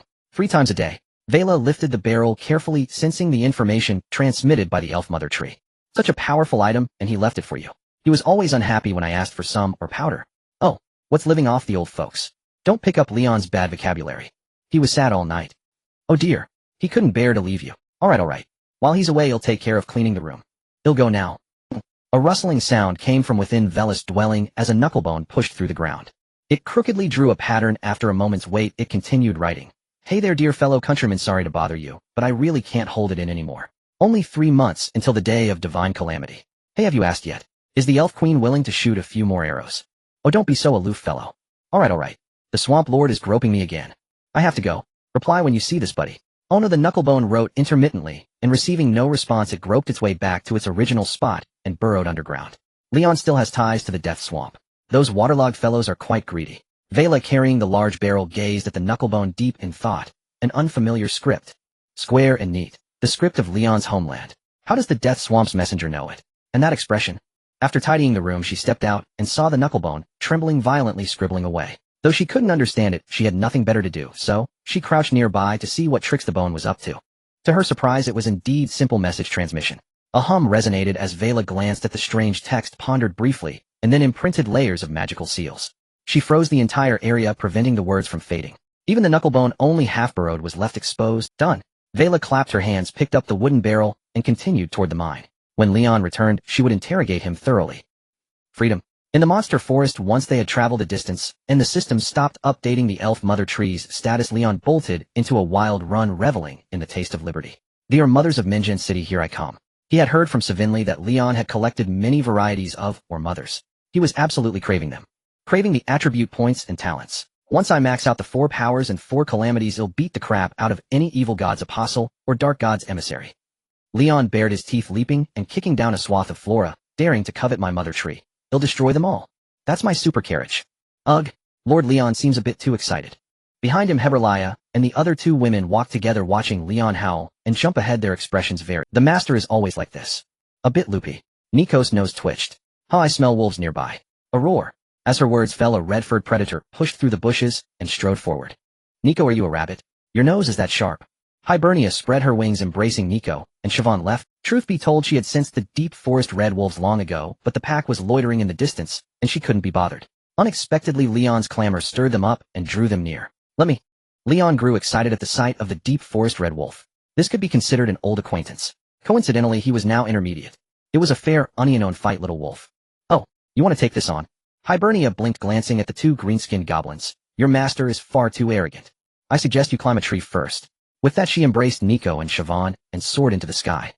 Kara and Manda exchanged a glance, silently climbing a tree. There was no helping it. That long-legged princess seemed to have little fondness for males. Even with her claws free, she wouldn't carry goblins. Ignoring Hibernia and the others, Leon dashed over, excitedly pointed a small hand at the deep forest red wolf. Whoosh, whoosh, whoosh. Instantly, a volley of fireballs erupted, obliterating the wolf that had poked its head out. 30 silver. Fu, who said a mage can't defeat a monster at the same level. Leon pretended to blow on his finger. With his intelligence boosted to 999, even as a non-advanced mage, he could instantly cast basic spells like Fireball. Though even apprentice mages could cast Fireball, Leon's talent included Spell Burst. With instant casting, Rapid Fire, and Spell Burst, his sustained output rivaled intermediate magic. Growl, growl. However, Leon's triumph was short-lived, as a chorus of howls arose. One by one, deep forest red wolves emerged. Finally, an alpha wolf nearly 5 meters tall appeared, its surging bestial blood energy radiating outward, the mere exhalation of its aura pushing aside the surrounding vegetation. Its flowing crimson mane was like silk, and its deep green eyes gazed down at Leon from above. Reproductive potential a rank. What the hell? Don't skin randomly. Leon, locked in a standoff with the alpha, was stunned by the system notification. I dare to look, and you actually dare to scan. Daily quest: hunt the reclusive, alluring red-haired widow. Typically, wolf packs were led by males, but he never expected to encounter a widowed female today. Growl. Seeing Leon's lapse, the alpha lunged without hesitation. Lord Leon, don't daze off. Hibernia closed in, instantly kicking the deep forest red wolf away. This is a high-rank magical beast. Nico, based on what I've learned from books, this is a female wolf. Siobhan held on Hibernia's left, clutching her waist, looked at Nico. Your master seemed to admire her beauty just now. Nico held on Hibernia's right, tugged at her ears, and covered her eyes. I hear nothing, see nothing, know nothing. Really? Should I hold back? Hibernia was taken aback, curling her toes. What was meant to be a throat-slitting claw turned into a kick to the neck. I was scared stiff. Okay. The alpha has a mental intimidation. After casting Flame Nova and Flesh Sacrifice, Leon bolted away. Leave it alive for me to kill. Pisses me off. Leon figured that admitting he was terrified and putting on a brave face was better than owning up to his earlier reaction. Growl. While Hibernia occupied the alpha, the other wolves encircled Leon. Stab you all. As he ran, Leon formed claws with both hands, aiming left and right, firing spears of flame from his palms. With his high intelligence, even without throwing them, the flame spears could easily pierce the deep forest red wolves. But running made aiming difficult, so few hit their mark. Time for a big move. Seeing this, Leon stopped bothering to aim and fired flame spears haphazardly, focusing most of his attention on chanting. When nearly caught, he used Agile Leap to dodge. Boom! After a brief delay, dark clouds rolled above the forest and thunder rumbled softly. When nearly caught, he used Agile Leap to dodge. Boom! After a brief delay, dark clouds rolled above the forest and thunder rumbled softly. Boom! Lightning struck, piercing the wolf's skull and killing it instantly. Growl. The other wolves showed no fear, swarming in during Leon's moment of attack. Fun fact: Lightning Judgment is multi-target and not a single-target spell. Leon grinned, beginning his lecture. The wolves that swarmed in to be educated died in droves. The unlucky ones triggered Spell Burst and shattered into pieces. Ding ding ding. A series of system notifications. Amidst the brilliant lightning, all the deep forest red wolves perished. There's still the big one. Leon looked into the distance at the alpha, still locked in combat with Hibernia. In his hand, flame spears materialized one after another, stacking together as he repeated the process. This feels like shoving leeks up my nose. I just want to sneeze it all out. Leon suppressed the discomfort and walked. The 999 intelligence didn't directly boost Leon's spell power. He had to explore various soft enhancements, for instance shortening or skipping incantations devouring surrounding elements to rapidly recover mana, and advanced techniques like compressing spells or fusing multiple elements. Element extraction. After compressing enough, Leon planted the flame spear on the ground to extract earth elements. Drip drip. The once ethereal flame spear solidified with a few drops of scorching magma sizzling on the ground. Boom. Lightning struck, wrapping around the spear, making it light and ready to spring forth. Hibernia. Dodged. Leon approached the alpha, sinking his hips and twisting his legs, hurling the multi-enhanced spear. Flesh sacrifice, element extraction, stacked flame, spear, lightning, judgment, 125 attack throw. The buff-laden spear shot forth, trailing a series of booming sounds. My. Sensing the air-splitting sound behind her, Hibernia instantly retreated with Nico and Siobhan. Boom. The spear struck the alpha's body, triggering the 33 spell burst. A massive explosion blasted half its head off. Ding, 30 gold. Overpowered. I declare this fusion spell Leon's spear. Lord Leon's magical talent is quite remarkable. Hepburn held the two girls as she landed her gaze towards the werewolf's corpse, tinged with surprise. Who names a spell after themselves? Hey. Savlin pouted. If you develop new fusion spells in the future, will they have to be called Leon? No. 2. Leon, no. Who names a spell after themselves? Hey. Savlin pouted. If you develop new fusion spells in the future, will they have to be called Leon? No. 2. Leon, no. 3. He had once criticized her for giving slimes terrible names, but when it came to his own naming sense, wasn't it just as absurd? Moreover, Fatal Shadow and Maiden's Heart corresponded to realism and romanticism, respectively. So tough. Leon couldn't be bothered to argue with Savlin. He pulled out a dagger and hacked at the werewolf's hide, but after a few strikes the blade was already chipped. He turned his attention to Hepburn's claws. Please, Hepburn, help me skin it. As you command, Lord Leon. The ever-diligent Hepburn, her long white legs swaying quickly, dismembered the werewolf. Kara and Manda, who had been hiding in the tree, also descended to clean up the distant battlefield. Collect. Leon stored the pile of pelts into his system backpack. Kara Manda lead the way. After stepping beyond the elf mother tree's canopy, he entrusted the task of guiding to his two traveling frogs. Of course, we can skip some particularly long detours. Leon glanced at Hepburn and added, with these powerful legs, there's nothing to fear. As you command. 10 days later. We're out. Leon gazed at the distant wooden cabin, a surge of excitement rising within him. Lord Leon, once we leave the magical beast forest, I must conceal myself to avoid human legends. Hepburn folded her wings and slowly moved behind Leon. How do you conceal yourself? Leon turned his head, looking at the Harpy Princess standing on his shadow. The Harpy Princess can hide within the gloom of the forest. I hope you don't mind. Oh, of course not. Leon's expression showed that he had expected this, and then he said with anticipation, hurry and hide in my shadow, mysterious Harpy. Come on. The moonlight elongating the shadow, the blood-red eyes opening, spreading wings and claws revealing the hidden traces of the bird-winged demon. That sounds super cool, right? I'm glad you agree. Hepburn smiled faintly and reached for Leon's pants, praising without reservation. Truly a life worthy of Lady Varys' recognition, so generous and open-minded. Hey. Leon covered his rear and ran away. Stop. Not there. This is psychological trauma, you've crossed the line. Damn. It was the hiding method of a pair of lovebirds, not at all cool. Fun fact, lightning judgment is multi-target and not a single target spell. Leon grinned, beginning his lecture. Leon leaned his head over. My hair is long and thick. According to your requirements, this is a primeval form. Very well. Hepburn gave a little hop, and Leon felt a momentary weight on his head. When he looked up again, Hepburn was nowhere to be seen. Lord Leon. Hepburn's voice whispered close to his scalp. I cannot act unless it's a critical moment. I hope you... Fine. Leon shook his head and found no discomfort. Once Hepburn had completely merged into the shadows, he could no longer feel her weight. Master. Nicole ran over and tugged at his sleeve. It seems there's an extra cabin by the other one. That's Leon. Savlin hugged her shoulders and muttered sullenly. That guy stays cooped up in that room full of, or all day. Who knows what he's tinkering with? Leonardo, my good brother, we haven't seen each other for ages. Let's go visit him first. Leon couldn't contain himself, took Nicole's hand, and eagerly headed towards Leon's cabin. Good brother. I've missed you so much. Creak. But as the door pushed open, the room was completely empty. There was no sign of the mother or not even a single person. Gone. Leon frowned and walked over to the simple wooden table by the window. On it lay a stack of letter paper. To Leon, push open the door amidst the fireworks, the mortal world on the paper, the people in the tale, musical notes. You'll never guess. The trigger is bidirectional.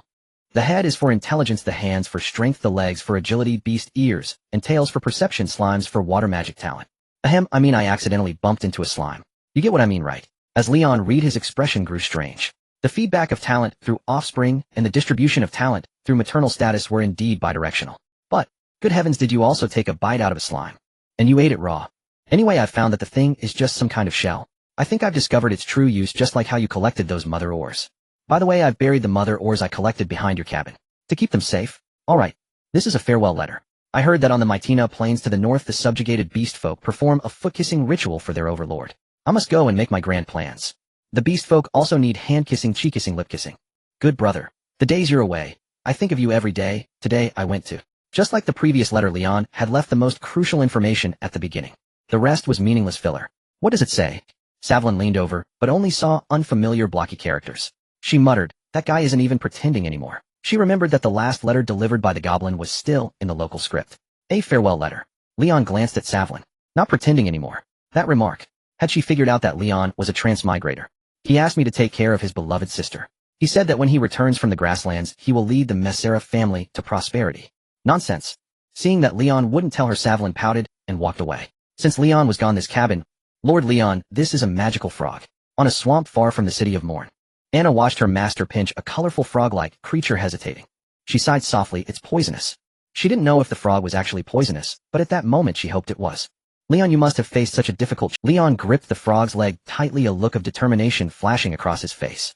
The path to becoming a strong one is indeed arduous, destined to be misunderstood by the world. Poisonous. Resistance to the 4 calamities here I, MMPH. Just as he made up his mind, his lips were sealed by the little fox girl. The boost in intelligence made him release his grip. Croak. The magical frog, having escaped its doom, leaped wildly and vanished into the swamp.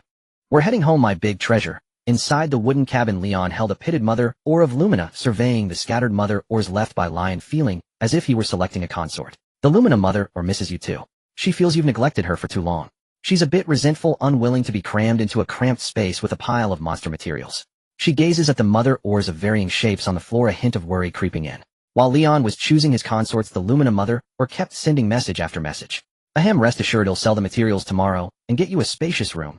Leon felt a twinge of guilt. It seemed he had neglected his first wife. Don't worry, I have no feelings for those other ores. You have to believe me. He soothed the Lumina mother ore like a rambling scoundrel. Don't overthink it, him just helping them give birth. The Lumina mother ore trusts you. She remembers she still has a dozen or so children in her belly and seeks your advice. Well, if we take them all out, you'll shatter. Leon shook his head slightly. Extracting them would bring a system. As his first mother ore, Leon was quite keen on preserving her. Even if she wasn't anthropomorphized, she could remain as a keepsake. By the way, since you have children, I'll funnel some of my future talents to you, see if they can be inherited. Leon slapped his forehead, slowly pulling out a secretly pocketed cipher mother stone, grinding it into powder. You have transferred the colorful garment to the Lumina mother ore. Adapting, the Lumina mother ore has acquired the colorful garment talent. Buzz, the pitted Lumina mother ore trembled, its stone skin turning a deep blue. Lumina mother ore, today's mood is a melancholy blue. TCH, no weakening or enhancement. Leon placed the Lumina mother ore on the table, then excitedly rubbed his hands together as he approached the array of mother ores. Don't worry, they'll find you more talents. Ding ding ding. Heave-a-ho. Outside the wooden cabin amidst the dense woods, Nicole swung an axe, chopping wood with sweat pouring down. Nicole let the fatal shadow handle the tree felling. Sitting on a relatively clean stone, Siobhan tossed out a black blob, cast a few enhancement spells, and commanded it to attack a large tree. Gurgle. The fatal shadow, now enhanced and brimming with battle fervor, rolled toward the tree trunk, its tiny short sword hacking away, leaving after images. Crack. Moments later the tree toppled, crashing heavily. Nicole, oh, come take a break. Siobhan patted the spot beside her. Okay. Seeing the fatal shadow attack another large tree, Nicole shook her rabbit ears and sat down next to Siobhan. Leon is acting strange. As Nicole sat down, Siobhan spoke unhurriedly. Last time Lion stayed in the room with a bunch of mother ores trying to do something indecent. Really? Nicole rubbed her face. I saw nothing, heard nothing, know nothing. Humph. Siobhan lightly bumped Nicole with her shoulder. Don't play dumb, you must know something. What exactly is Leon doing with those mother ores? I'm done resting. Time to move the wood. Nicole leaped up, hoisted a log, and ran toward the cabin with a heave-a-ho, heave-a-ho. She ran swiftly. After 2 months of good food and drink, the hardy beastkin had grown considerable muscle. Phew. Siobhan watched Nicole run off, puffing her cheeks, breathing angrily through her nose. It's grate on the table, a grate on the bench, B and C on the floor, D and E. Toss them out. Inside the cabin, Leon muttered as he sorted the mother ores. When he discovered there were even D and a grade ores, he made a face of disgust. But after a moment's thought, he kept them and tossed them by the door. As spares. All right, time to start mining. Leon's gaze fell on 3 mother ores on the table. Though Lion had left over 30 types, only 2 reached grade. The mithril mother ore and the adamant mother ore. Mithril counts as a metallic mineral, right? Leon bound the mithril mother ore, gathering fire element in his hand to lift and roast it. Mithril mother ore, so hot. What have you done to me? The mithril mother ore feels like it's burning. Calamity report. After a while, the mithril mother ore melted and the system sent a calamity report. But Leon didn't stop. Instead, he intensified the flames on the remains. Ding. Jubilant report. You have successfully birthed an offspring. Bound partner slots 1. Now calculating offspring feedback. Phew. Only when the prompt arrived did Leon let out a long breath and cease the burning. He casually grabbed an grade mother, or to use as a birthing plate, dripping the molten scorching mithril onto it, waiting for your intelligence increased by 0, reached the cap, your body properties changed 1,000 molds, and 10,000 forms, no penalty, you acquired talent silver C rounded up. 1,000 molds and 10,000 forms, theoretically by applying pressure to yourself you can change shape, but beware, you might not be able to revert. Silver C, your mental will evolves into a silver ocean, offering strong resistance against malicious incursions. 2 talents plus intelligence. No wonder it's grade. Tell the elf mother tree I won't be visiting her tonight. I'm afraid the silver mother or might misunderstand. What? The silver mother or got burned to death? I need to share this sad news with her sisters to comfort them. They need me. Leon's mood lightened, and he spouted nonsense with delight. This is just the first one. After calming down a bit, Leon reached for the other grade mother, or his eyes full of anticipation. The adamant mother, or that thing sounds like it adds hardness. Master. Nicole burst through the door with a clatter. My. Leon looked at the sweaty Nicole, puzzled. Nothing. Nicole scanned the room, saw Leon fully dressed, and slammed the door shut again. This little rabbit girl. Leon shook his head, pulled out a pickaxe and hammer, and began chipping away at the adamant mother, or nightfall. Huh. Leon wants you to sleep with me. Siobhan stood at the doorway looking at Nicole, clutching a pillow with a pitiful expression, and asked, did he go out carousing? Though Leon allowed Nicole to call him master, Siobhan could tell he didn't look down on or belittle her. He didn't treat this little rabbit girl as a slave. So Siobhan's tone was as if she were gossiping about another's husband. No, masteress. Nicole drooped her rabbit ears, poking her eyebrows, and relayed a term she didn't quite understand to Siobhan. He said he'd be up all night grinding. After 3 days and 3 nights, few finally done. Inside the wooden cabin, Leon gazed at the floor littered with. He felt he had become a qualified, ruthless husband. Over 30 types of mother ores, all smashed into fine pieces. The basic 6 attribute points each have corresponding mother ores, but unfortunately there are none for the 4 calamities resistance. Leon picked up the recorded paper and began planning on it. Apart from the 2 strength mother ores, the rest mostly yielded rather ordinary talents. However, fortunately most of them granted some attribute points no matter how few. I still need to go to Minjen City and select the optimal ones based on price. After a moment, Leon filtered out some ores and put away the paper. He pushed the door and left. Nico's resentment x99, having learned from the last accident, Leon naturally wouldn't leave Nico alone again. After all, the trip to Minjen City wouldn't take too much time. However, from the moment Leon took her hand, the little bunny girl began spamming resentment. With a docile look on her face, she was like a little wronged one. Nico, I've been a bit busy lately. Leon lowered his head slightly and rubbed against the little bunny girl's cheek, soothing her. Wait till I'm done. Nico thinks you're lying. You said the same thing in the Elf King's city. Nico, let me show you a magic spell. Leon thought for a moment and stopped. He pulled out a piece of paper and mumbled the words on it, while recalling the magical colors that appeared when Luke cast spells, adjusting them correspondingly in his gut. A dark elf magic spell. Shaywinli had covered her hair with a head of black using fatal shadow, and was pinching a pink dough ball, intending to add some dazzle to her head. Hearing Leon's incantation, she widened her eyes in surprise. Where did you get dark elf bloodline? Despite the many incredible things about Leon, she was still astonished. Magic could be chalked up to a peculiar talent, but bloodline? How could that be acquired so easily? And with such a perfunctory way of reciting, why would magic respond to you? Roar. Leon glanced at Shaywinli, a hint of pride in his eyes, and let out a beastly roar from his throat, his clothes bulging. Nico shook her rabbit ears, and tilted her head to look at Leon. Nico is curious why you suddenly... It's magic, little bunny. Leon stepped back a few paces, his body swelling and expanding, tearing his clothes as fur grew. In an instant he transformed into a 3-meter turtle black bear, standing upright. Come on, Nico. Leon lifted the little bunny girl who was tilting her head, and placed her on his neck, saying, you're a bear knight now. As a rabbit you've conquered a black bear. Master turned into a big black bear. Roar. Nico, riding on Leon's neck and tugging at his bare ears, her eyes suddenly sparkling, imitated a bear's roar. Nico is curious why you knew she also wanted to be a knight. Although this kind of knight isn't the one she imagined, she's very... Because Nico felt you care about her.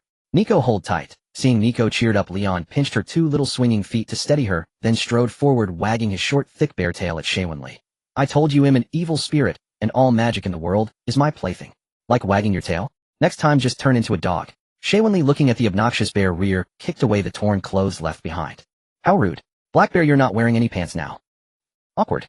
After carrying Nico for a while, Leon noticed the increasing number of pedestrians on the road, and an embarrassed expression crept onto his bare face. The combination of a transformed beastman mage and a powerful mid-tier magical beast drew colorful looks from... The gazes toward Nico were mostly filled with admiration and respect. After all, most beastmen were circulated as slaves in the Ebon dynasty. Being able to shed such a lowly status and become a noble mage, something many ordinary humans couldn't achieve. How could that not inspire envy? and to have contracted and nurtured a formidable magical beast with an aura nearing height year. This meant they might become a high-level mage at any moment. After all, in Minjin City, only a few master-level mages were publicly known. Reaching a high-tier profession was already the end point of most people's lifelong cultivation. Such a strong individual naturally attracted admiration and respect. As for the looks directed at Leon, they were quite intriguing. There was some appreciation and envy, but more so greed, covetousness, and even fiery desire. Because they mistook Leon for a contracted magical beast, these people's gazes were utterly unbridled, scanning him inch by inch. This was unbearable for Leon. Before I transmigrated, no one told me that furries were so common in this Western fantasy world. After enduring yet another fiery look from a warrior woman passerby, Leon finally stopped, awkwardly clamping his legs together. Roar, roar. Nico, oblivious, tilted her head and let out a questioning bear roar. Nico feels very happy because you made the humans' looks toward her no longer as disgusting as before. Master is so good. Master is the best. Nico loves Master so much. Alright. Nico, I'll carry you. Seeing the status updates from the system, Leon gritted his teeth and took out a spare bedsheet from his system backpack, wrapping it. Seeing the status updates from the system, Leon gritted his teeth and took out a spare bedsheet from his system backpack, wrapping it.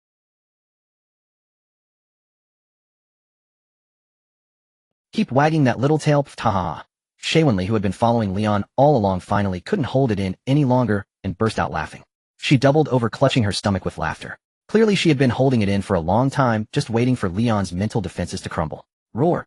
Leon glared at Shaywinli, then carried Nico and ran off the road into the woods. Haha, don't run. I think that warrior woman would definitely love the way you wag your tail. Shaywinli quickly gave chase, teasing as she ran. Oh, actually, you'd be loved even without wagging your tail. Leon didn't speak human language, just ran with his head down and darted into the woods to hide. Master. He'll get down right away. Nico feels your emotions are off as she thinks she might have caused you trouble. Chill. Keep it down. Leon glanced outside and noticed that the earlier commotion had already attracted many people. So he walked a bit further before stopping, glaring at the panting Shaywinli, who had caught up, then pinching Nico's ankle, his bare face turning serious and stern. Nico, from now on you will be a genius summoning mage. Go buy ores in the city. With that, Leon handed her a list. Huh. Nico took the list instinctively, and him just a speechless, emotionless bedsheet bear. Huh. But, Master, Nike can't read. Nike's ears started poking her eyebrows again, her face twisted in distress. It's alright, I'll set the code words now. Lion removed Nike's boots and muttered for a long while before finalizing the secret signals. After confirming Nike had memorized them, Lion's bare paw tickled the sole of Nike's foot. Confirmed. Nike ticklish squeezed the bear's neck to acknowledge receipt. Roar. Lion nodded his bare head, holding Nike's little feet, and carried her out of the woods, heading back to the main road. That's possible. Don't think I don't recognize you just because you're wearing clothes, Lion. Having witnessed the whole scene, Shaywinli's mind was beyond simple shock. How could someone's face be so thick one moment and thin the next? Roar. Yet Lion ignored Shaywinli completely as he stepped back onto the main road. His gaze was cold, fierce, utterly devoid of emotion. Nike clutched the paper, her brows furrowed. She seemed to be pondering the list's contents, but in truth, she was recalling the code words Lion had drilled into her. Oh no. Nike's ears drooped. It seemed she had forgotten part of it. Master. Bedsheet bear. Nike called softly, her left foot wrapped in the bear's paw, twitching slightly. Genius rabbit mage sends a message inquiry. However, after Lion swiveled his head left and right, pretending to scan the surroundings, he straightened up and held Nike's foot without any movement. Emotionless bedsheet bear replies, no issues, proceed forward. Bad master. Nike vexed draped the paper over Lion's head. Roar. Lion let out a low growl, a reminder for her to mind their current roles. The system had already flagged Nike's confusion, but Lion couldn't be bothered. He was already an emotionless, human speech-deaf bedsheet bear. Even as people of all ages and expressions approached, he remained utterly unmoved. Oh, by the goddess of fate. I see a black bear in a long dress. Such rugged lines, this must be a ferocious wild. He, wearing a white dress, oddly elegant. So dignified. The taste of high rank. The taste of a giant bear. Shoo. Keep it down, you fools. That creature's aura rivals high-tier monsters. I don't want to get bitten. This rabbit-eared demohuman, such high talent. Truly frightening. Shut up, address her as Lady Mage now. Along the way the crowd grew and whispers arose from time to time. Yet Lion remained calm as still water. Nike, however, felt at a loss, facing the envious and respectful. Her feet pressed hard against the bear's paws, urging Lion to hurry. Emotionless bedsheet bear replies, unknown code, all normal, steady advance. Miss Nike, Shaywinli, sensing Nike's discomfort, struck up a conversation. We're almost at Mongrace City. Yes. Are we buying or? Yes. The bear's too slow, right? Yes. Then why not whip him twice? I recall you know Thornlash, right? Huh. Nike blinked, rolled up the shopping list, wedged it around the bear's neck, and pressed it with her leg. Then she looked down at Lion's bare head, her left foot twitching slightly. Inquiry. Roar. Lion wanted to say it wasn't appropriate, but realized he hadn't set such a code. He fell into thought trying to combine several codes, but feared Nike wouldn't understand. Nike remembers. No action means default. Seeing Lion motionless for a while, Nike mumbled and conjured a thorny vine, lashing it at Lion's bare rear. Slap. Slight boost rounded to 0. Enhancement failed. Roar. Lion quickened his pace. He didn't want to suffer the blow for nothing. Since he was hit, he might as well run. Thus the duo and the bear hurried toward Monterey City with laughter and chatter. Of course the bear didn't speak, nor could he laugh. Soon Monterey City appeared in their sight. Oh, Nike, it's lively over there. Siobhan, having goaded Nike into reducing Lion to a four-legged crawl, had also climbed aboard. She even rudely lifted Lion's sheet to use as a cushion, forcing Lion to run with his tail clamped tight. Naturally, Lion longed to fling Siobhan off with a jerk of his rear. But the genius rabbit mage disagreed, shaking the bear's rump would earn a lashing. Nike hears the sound of battle. The little rabbit girl's ears perked up as she scanned the direction of the dense crowd. Oh, let's check it out. Siobhan tugged the bear's tail, signaling Lion to turn. When he didn't budge, she sighed slightly. Accept your fate, Lion. No sooner had she spoken than Nike grabbed the bear's ears from the front, steering Lion's head like a steering wheel. Her control over Lion had transcended the code words. Roar. Lion was helpless, suffering in silence. A place like this was clearly a trigger for plot. Why meddle? But seeing his little rabbit girl fully immersed in her role, he reluctantly moved toward the crowd. After all, his own little bunny was finally gaining courage, and Lion wasn't one to spoil the fun. Just a look. After all, he was just a mute bear not taking any quests. Clang. Within the crowd, a large area was. A knight in full cloth armor swung a longsword, locked in combat with an axe-wielding warrior. The warrior wielded his axe with sweeping, vigorous strokes, his battle aura stirring up dust, showcasing the brutal elegance of a high-level warrior. Opposite him, the knight bore a great sword on his back, but wielded an ordinary longsword, his blade flowing with grace, defending without attacking, deflecting all assaults with poise. A picture of elegance. Tveral attack. Attack. Make the master draw the dragon's soul sword and face the dragon's vengeful spirit. Show Master Egal the power of the barbarian. Cheers erupted from the crowd, some stirred by the bloodlust jostled the less seasoned onlookers. Clearly many high-tier individuals were present. Roar. Lion's bare eyes widened at the name Egal. He intended to retreat, but the crowd, hearing the bear's roar, parted ways for the terrifyingly powerful beast, leaving a gap directly. This mental pressure, this intelligence, comparable to a slightly weaker high-level mage. Egal, hearing the commotion, turned to look. The knight's visor hid his expression as he struck the warrior named Vertil back with a single blow. Then he pointed his sword at Nike. Your beast wishes to challenge me. Do you accept, Lion? Lion. No, no, no. Leon was so anxious he nearly spoke, extending his bare tongue and frantically licking Nicole's foot. Don't court death. Don't court death. Don't court death. Nicole, getting recognized would be a huge hassle. I might get beaten to a pulp. Tickling the soul, is that a confirmation? I shouldn't have remembered wrong, should I? Nicole mused, puzzled why Leon suddenly wanted to fight. Leon's bare eyes widened abruptly. Damn, he had remembered it wrong himself. No. Scratching the palm with claws is the confirmation, for crying out loud. I was licking. Can't you feel my fear? Nicole. Don't accept it. Let's leave. Just as Nicole was about to respond to Egal, Siobhan pressed her head against Nicole's back, hugging her tightly. Her body trembling uncontrollably, her voice low and sharp. Quickly leave now. I don't accept. Nicole sensed something amiss with Siobhan's emotions. Pulling Leon back by his bare ears. My bedsheet bear can be disobedient sometimes. Before Nicole could finish, Leon turned around and scurried away, wiggling his bare rump. Disobedient. No wonder, it's the aura of fear and hatred. Egal shook his head slightly, watching Leon almost vanish into the distance. Then his gaze fell on the black-haired woman on the bear's back. Who is she? Why did she make this mage refuse? Egal held his long sword horizontally across his chest, scraping it across his wrist guard etched with flamescar patterns. What a pity. It's not easy for a demi-human to escape slavery, let alone become a mage of such caliber. Why not let me lend you a hand? Help you fully tame the magical beast, suppress its advancement, and become a high-tier mage.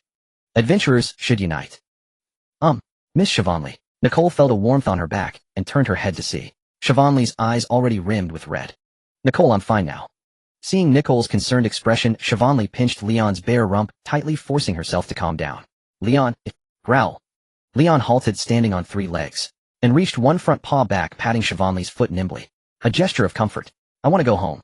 Siobhan tugged at Leon's bare rump with both hands, her mind filled with confusion as her emotions settled. Back in the Elven King City, when she received Leon's letter, she had no clear concept of Egal returning as a master and setting up a challenge arena. But now, seeing Egal openly setting up his arena at the gates of Minjin City, she found it hard to accept. What about her own family? No action at all. No retaliation. What about Leon? Did he just leave with his little fox girl? What about— Aren't you angry? Even though I ran away from home, I've been struggling out there all for the sake of the family. Siobhan's mind was a turmoil of emotions, and she twisted Leon's bare rump. And you. Not only is your skin sometimes thick, sometimes thin, but why does the war god's bloodline come and go? Can't it just stay constant so I can? The point is now that I'm telling you I'm wrong and homesick you're still playing the bear. Growl. Unable to bear it, Leon let out a low growl and flexed his bare rump, flicking Siobhan's hand away. Though he understood the principle of enemies meeting with burning eyes, his bare rump was innocent after all. Slap. Siobhan pursed her lips and slapped Leon's bare rump. Growl. Leon let out a threatening roar. One more hit, and he would shout, the bear tribe will never be slain. Miss Siobhan, shall we escort you back? Nicole bent over, pressing her chest onto the bear's head, reaching out to stroke the fur under Leon's chin and on his chest, in an attempt to soothe him. Bedsheet bear. Be good. Growl. Fine for Nicole's sake. Leon squinted his eyes in contentment. Sighing inwardly, the transformation magic given by Chief Luke was surprisingly realistic in the species it changed him into. As a normal human, he actually felt comforted by being petted. How strange. No. Siobhan propped herself up, and as Leon relaxed, she grabbed the soft flesh of his bare rump again. Someone promised to solve these problems for me. Let's go into the city first and buy the ore. All right. Nicole straightened up and pushed Leon forward though she was unclear and curious about what Siobhan was referring to. The little bunny girl felt that the task her master had given her was the most important. Growl. Leon's gaze swept across the bustling crowd in the distance, a glint of ferocity flashing in his bare eyes before he withdrew his gaze and waddled toward the gates of Mengen City, shaking his bare rump. Mengen City Market. The first item is...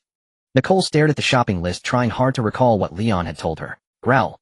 Leon's bare claw promptly handed over an irregular piece of mithril. He's looking for mithril. Siobhan acted as translator and guide, first left, then right.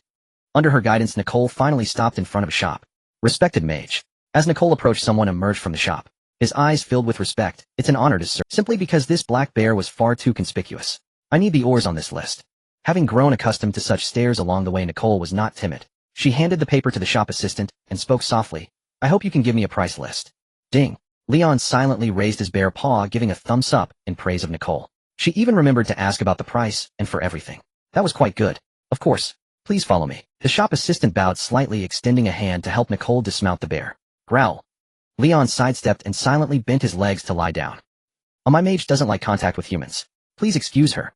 Siobhan glanced at the slightly embarrassed shop assistant, pinched Leon's bare rump, then dismounted first. Just as she was about to help Nicole, Nicole pressed down on the bear's head, swung her leg over like a vaulting horse, and landed steadily. As you can see, I'm human too.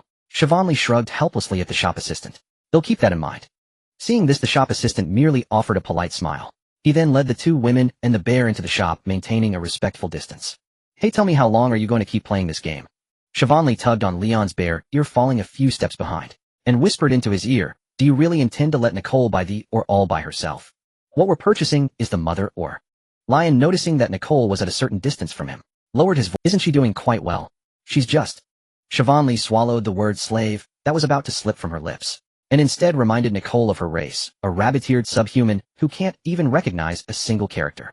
She won't be illiterate forever, nor will she always remain an ordinary rabbit-eared subhuman. Just like you won't necessarily be a noble forever. Even the blood of the gods wasn't elevated from the very beginning. Siobhan had a good temperament and was free from discrimination and aristocratic arrogance. But she was still born into nobility, and through constant exposure, she subconsciously upheld the notions of bloodline and status. That's not what I meant. Sensing the sting in Lion's words, Siobhan's voice grew weaker. I just worry that Nicole might mess things up. Then why not let her mess up? That would be wonderful. Besides, who has the right to blame her? You.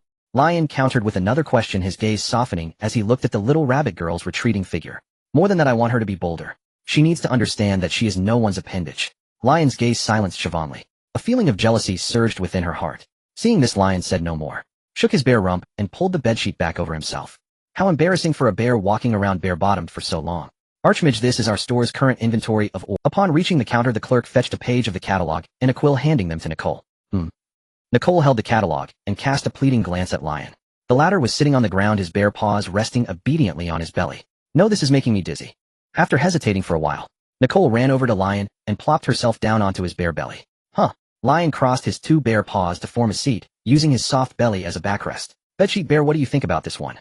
Once seated, Nicole rolled her eyes, placed her feet on Lion's hind paws, and pointed at the catalog one by one, asking as she pointed, waiting for Lion's secret signal. Lion struggled to manipulate his bare paw to respond. For a black bear, the hind legs were after all not very flexible. He hadn't expected the little rabbit girl to make things harder for him. Having received a response, Nicole broke into a smile. Though she had forgotten most of the secret signals, she believed That if she chose wrong, Lion would be so anxious he'd scratch his own paws. So casual. Siobhan Lee watched Nicole use Lion as a chair, then went behind the bear, pulled out a bit of the bedsheet as a cushion, and sat down hugging her knees. The store was spacious with many counters.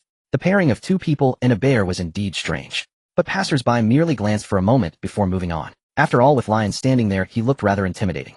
Huh. Listening to Nicole's murmuring conversation, Siobhan Lee grew bored, yawned, and began to doze off. That's it. He'll take these types of ores. After making her selection, Nicole looked at the clerk, who had been waiting.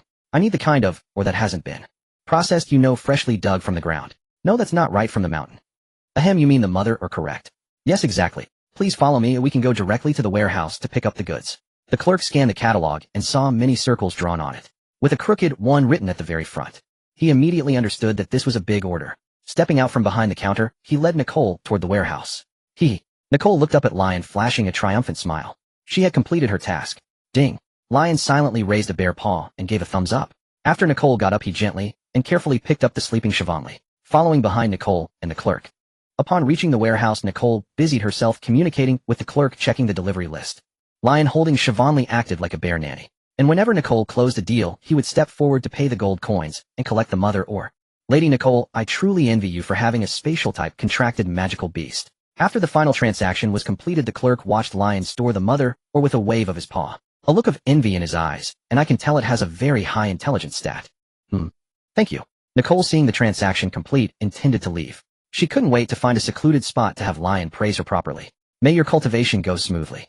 Seeing that Nicole didn't wish to chat further, the clerk gave a slight bow and escorted her and the others out of the shop.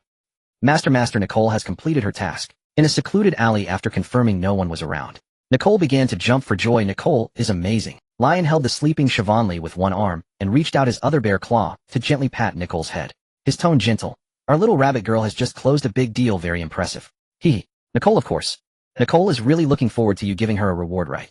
Then, how about we go to the tavern for a drink? And then I'll carry you back, it's okay, even if you get drunk. Lion remembered the last time Nicole was tipsy, she had wanted to ride the bear back. Yes. What? Drinking? Siobhan Lee was awakened by the sound of their conversation. Rubbing her eyes drowsily, I know a good tavern nearby. Has it gotten dark? Should I go back to sleep? Oh, sure, as if you even know where we are right now. Lion couldn't be bothered to deal with the half-asleep Siobhan Lee. He lay down on the ground, waiting for both of them to get on, then twitched his bare nose, following the scent of alcohol as he gulped. The pair and the bear settled down at a tavern and began to enjoy their dinner. Hey, did you hear? Master Agar is planning to establish a civilian adventurers guild. What else could it be? Truly terrifying, a newly advanced master managed to slay. What else could it be? Truly terrifying, a newly advanced master managed to slay an epic-level magic dragon. What a pity he destroyed all the dragon eggs. Indeed, each dragon egg was worth 1,000,000 gold coins. How could he bear to do it? Dragon eggs. Agar told my friend magic dragons don't lay eggs at all. My friend says it's because the heads of the 3 noble houses are failing, so the magic dragon didn't get pregnant to lay eggs. You guys really have no fear of death spouting nonsense like that. As night fell, the tavern was bustling, but most of the conversations revolved around the newly promoted Master Agar. Thud. Siobhan Lee downed her pear wine in one gulp and slammed the empty glass onto the table, shouting loudly, Table 6, 3 more glasses of pear wine. Nicole, slightly tipsy, was startled by the commotion Savory made. Her soft rabbit ears perked up as she also shouted loudly, I want 3 cups of pear wine too, and 2 cups for my bedsheet bear. In the tavern, there was a brief silence as everyone's gazes turned towards them. Growl. A black bear that was not allowed at the table and was gnawing on a large piece of roasted meat rumbled its throat, baring its teeth and glaring back at all the onlookers. Damn, I swear I just saw a bear glaring at me. This place must be putting something in their drinks. That's no illusion, pal. Don't mess with table 6. It's too strange. I've never seen a black bear in a white dress in my life. What a terrifying creature feels like encountering a height-year magical beast. An elegant black bear. I just want to hug it from behind. A bear knight. Dude, you're as absurd as a noble. Chill. Cheers.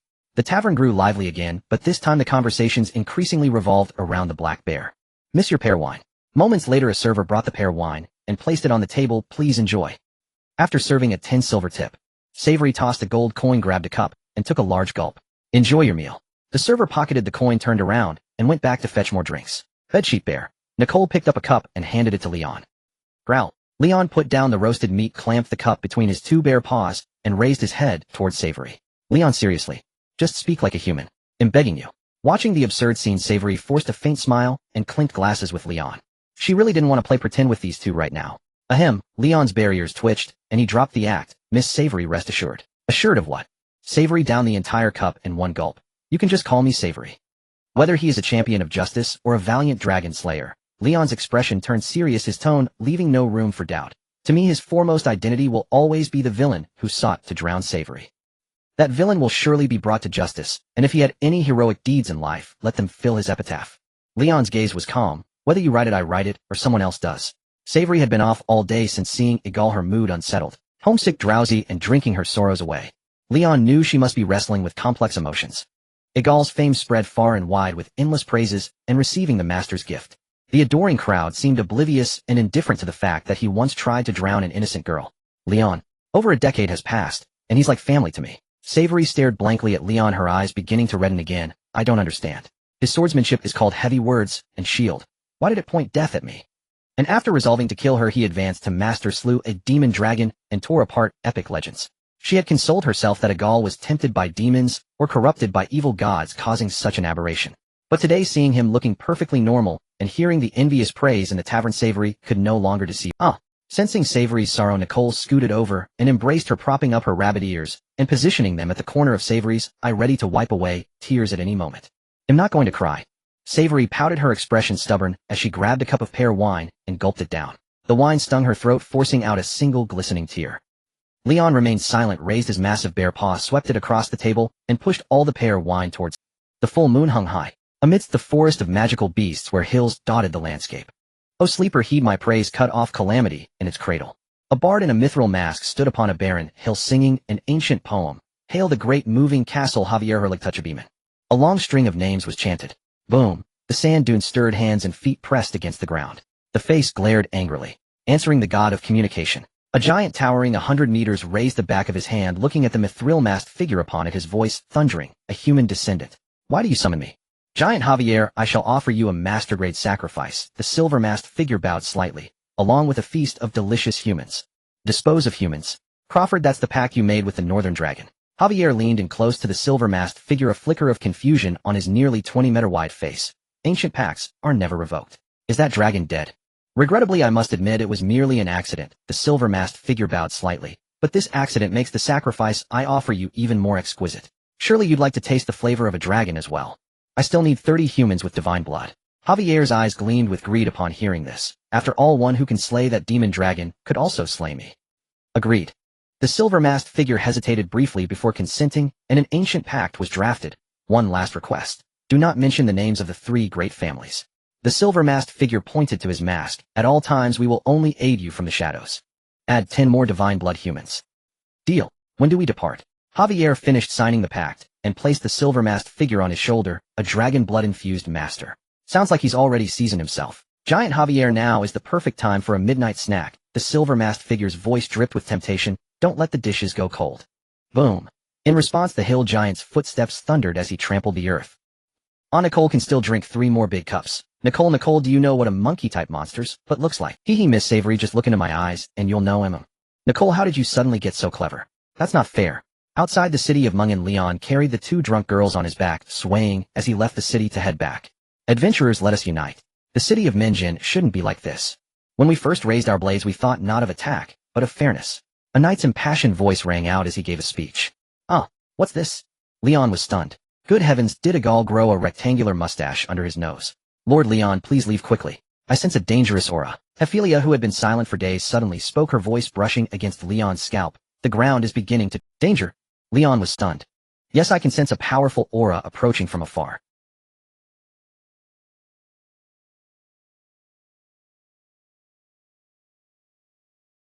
The moment Hesperia finished speaking, a faint tremor echoed. Leon pressed his bare head against Nicole, looking up blankly toward the distance. Yet the night was calm, the full moon bright, and nothing happened. Thump. The sound rang out again, louder than before, as if some massive entity was striking the ground. It was still faint, barely audible, if Leon hadn't transformed into a bear, enhancing his hearing. Who's coming? I don't know. The aura is strong, my feathers are trembling. Hesperia's words made Leon's heart skip a beat. If even Hesperia felt threatened, the opponent was likely an epicteer being as well. Epicteer. A wandering giant or a goblin priest.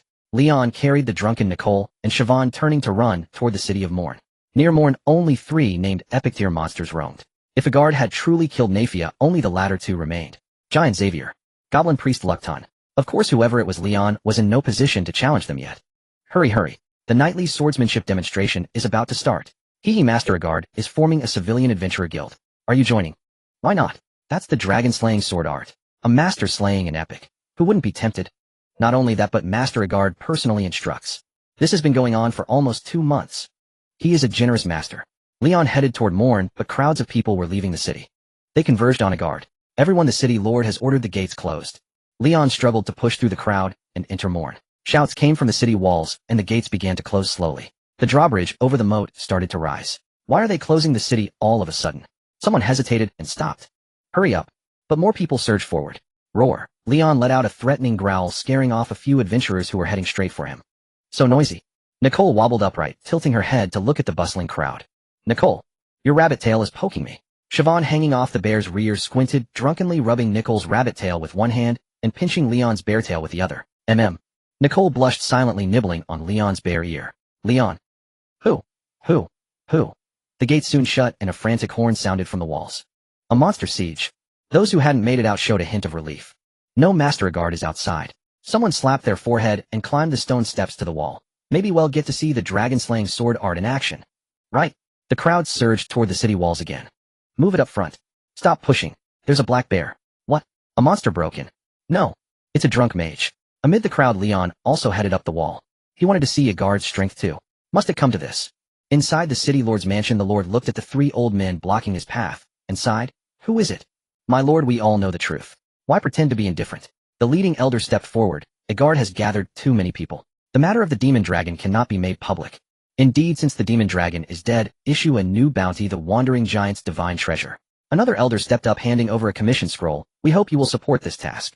Isn't it too early for this? The city lord said, but his hand accepted the commission scroll. Very well, since the lord agrees, we should do our part. The 3 elders nodded slightly and vanished into the courtyard.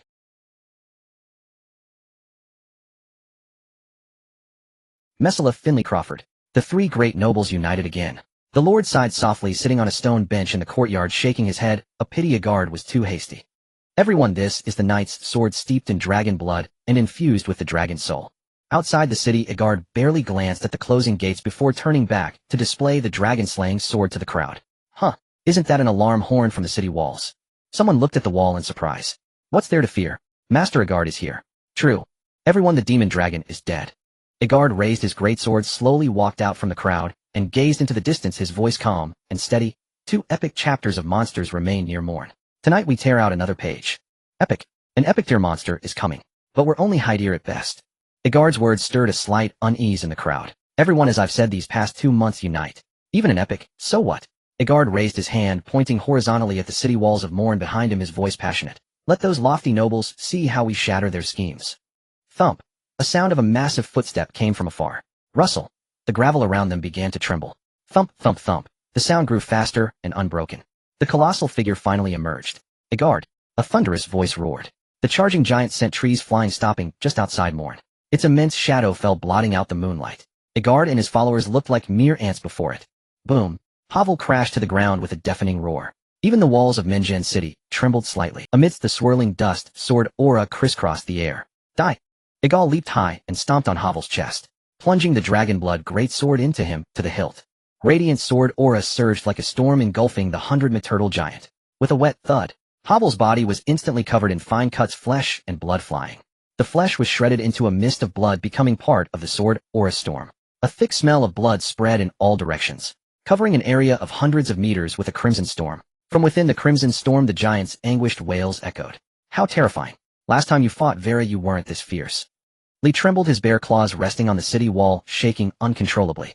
He made a silent decision. He would never challenge Agal this BOSS until all his stats were maxed out to 909. To be safe, he might even wait until they reached 9,999.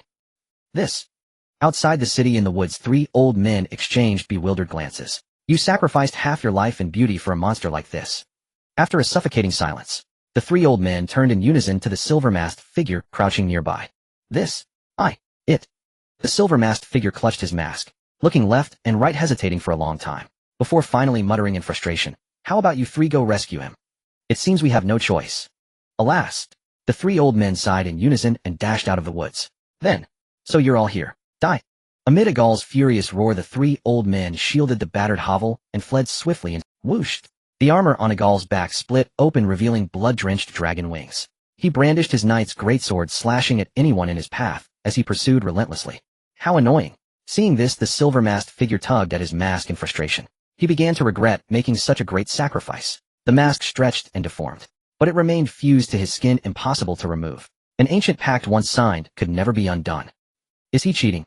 On the city wall, Lee's bear-like eyes nearly bulged out. He had thought the sudden appearance of 3 more fighters would turn the tide, but instead, Agal had gone from chasing one to hunting. Lee began to suspect that either someone had possessed Agal or he was using some kind of hack. Agal, even after betraying your knightly oath, is your sword intent still unbreakable? Knightly oath. On the bear's back, Shavely's drunkenness gradually faded. She stared blankly at the retreating Agal. Knightly oath. Lee looked at Shavely, who sighed softly, and said, "A knight swears to be forever loyal to those they protect. Only with a clear heart can one push mastered skills to their limits and step into the realm of a master. He stayed by my side, upholding his oath for over a decade, yet never reached the master level. Now, after vacillating and breaking faith, how has he achieved a clear heart and unhindered sword intent?" A clear heart. Lee gazed at the adventurers fleeing in chaos beneath the city walls, lost in thought. He recalled that 2 months ago Agal had struggled to defeat Vera, a down-leveled master. Though factors like Vera's legendary status, superior combat skills, and equipment couldn't be ruled out, the current Agal was clearly unnaturally powerful. And those dragon wings and dragon blood. Had he stolen the power of a demonic dragon? Had he grown stronger in these 2 months? But hadn't this guy been sparring by day and preaching by night? Where did he find time to train? Kids these days have... Above Minjin City, a little girl of 8 or 9 stood barefoot in the air. She clasped her hands behind her back and spoke crisply. "Ah, if only I were 17 or 18 years older. Where have you been wandering to end up like this?" A middle-aged man beside her raised an eyebrow. "You're a legendary spellcaster. Who reforged you?" "Well, the prairie is a deep place." The girl sighed softly. "A few days ago I blasted a few forbidden spells over there and accidentally smashed a statue of some petty god. And that's how you ended up like this?" "Not exactly. I was sent straight back to the womb weighing 9 pounds 8 ounces. The middle-aged man rubbed his forehead. "The goddess of life is tricky. Stay away from the prairie. But luckily I have supplements. I'm growing fast."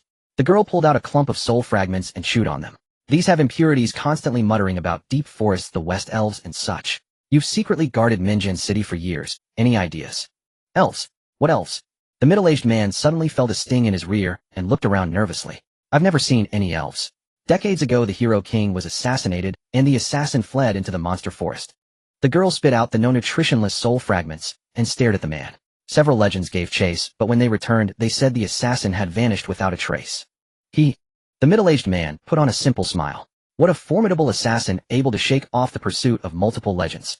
"Old fool, stop playing dumb." The girl spat. "They'll see how formidable she really is." Roar. Below, the giant hovel, corrupted by the soul fragments, let out a roar. As the sound pierced the clouds, 2 enormous red moons rose into the sky. Enemy. Deep beneath the elven royal city, the sleeping Vera jolted awake. In a flash, she vanished from the blood-colored pool. She reappeared floating above the elven throne. A thick soft vine coiled around Vera's slender waist, trembling. Vera soothed it gently. "Don't worry. It's far away. Within my range." The enemy's aura is approaching legendary level. Is he going to his death? A look of disdain crossed Vera's face. She drew her longbow. "At such a distance they can't yet gather our information. If they dare show themselves, be prepared to die." A colossal eye blotting out the sky materialized. Across the vast distance it locked onto the giant, tainted by the soul. And also the 2 human legends loitering above. After someone's hard work for a month, she now had a plentiful supply of dragon hunter arrows. A share for everyone in sight. 3 arrows inscribed with runes appeared, layered with elven magic. Element extraction, long-range snipe, armor-piercing strike, stealth kill, crippling shot.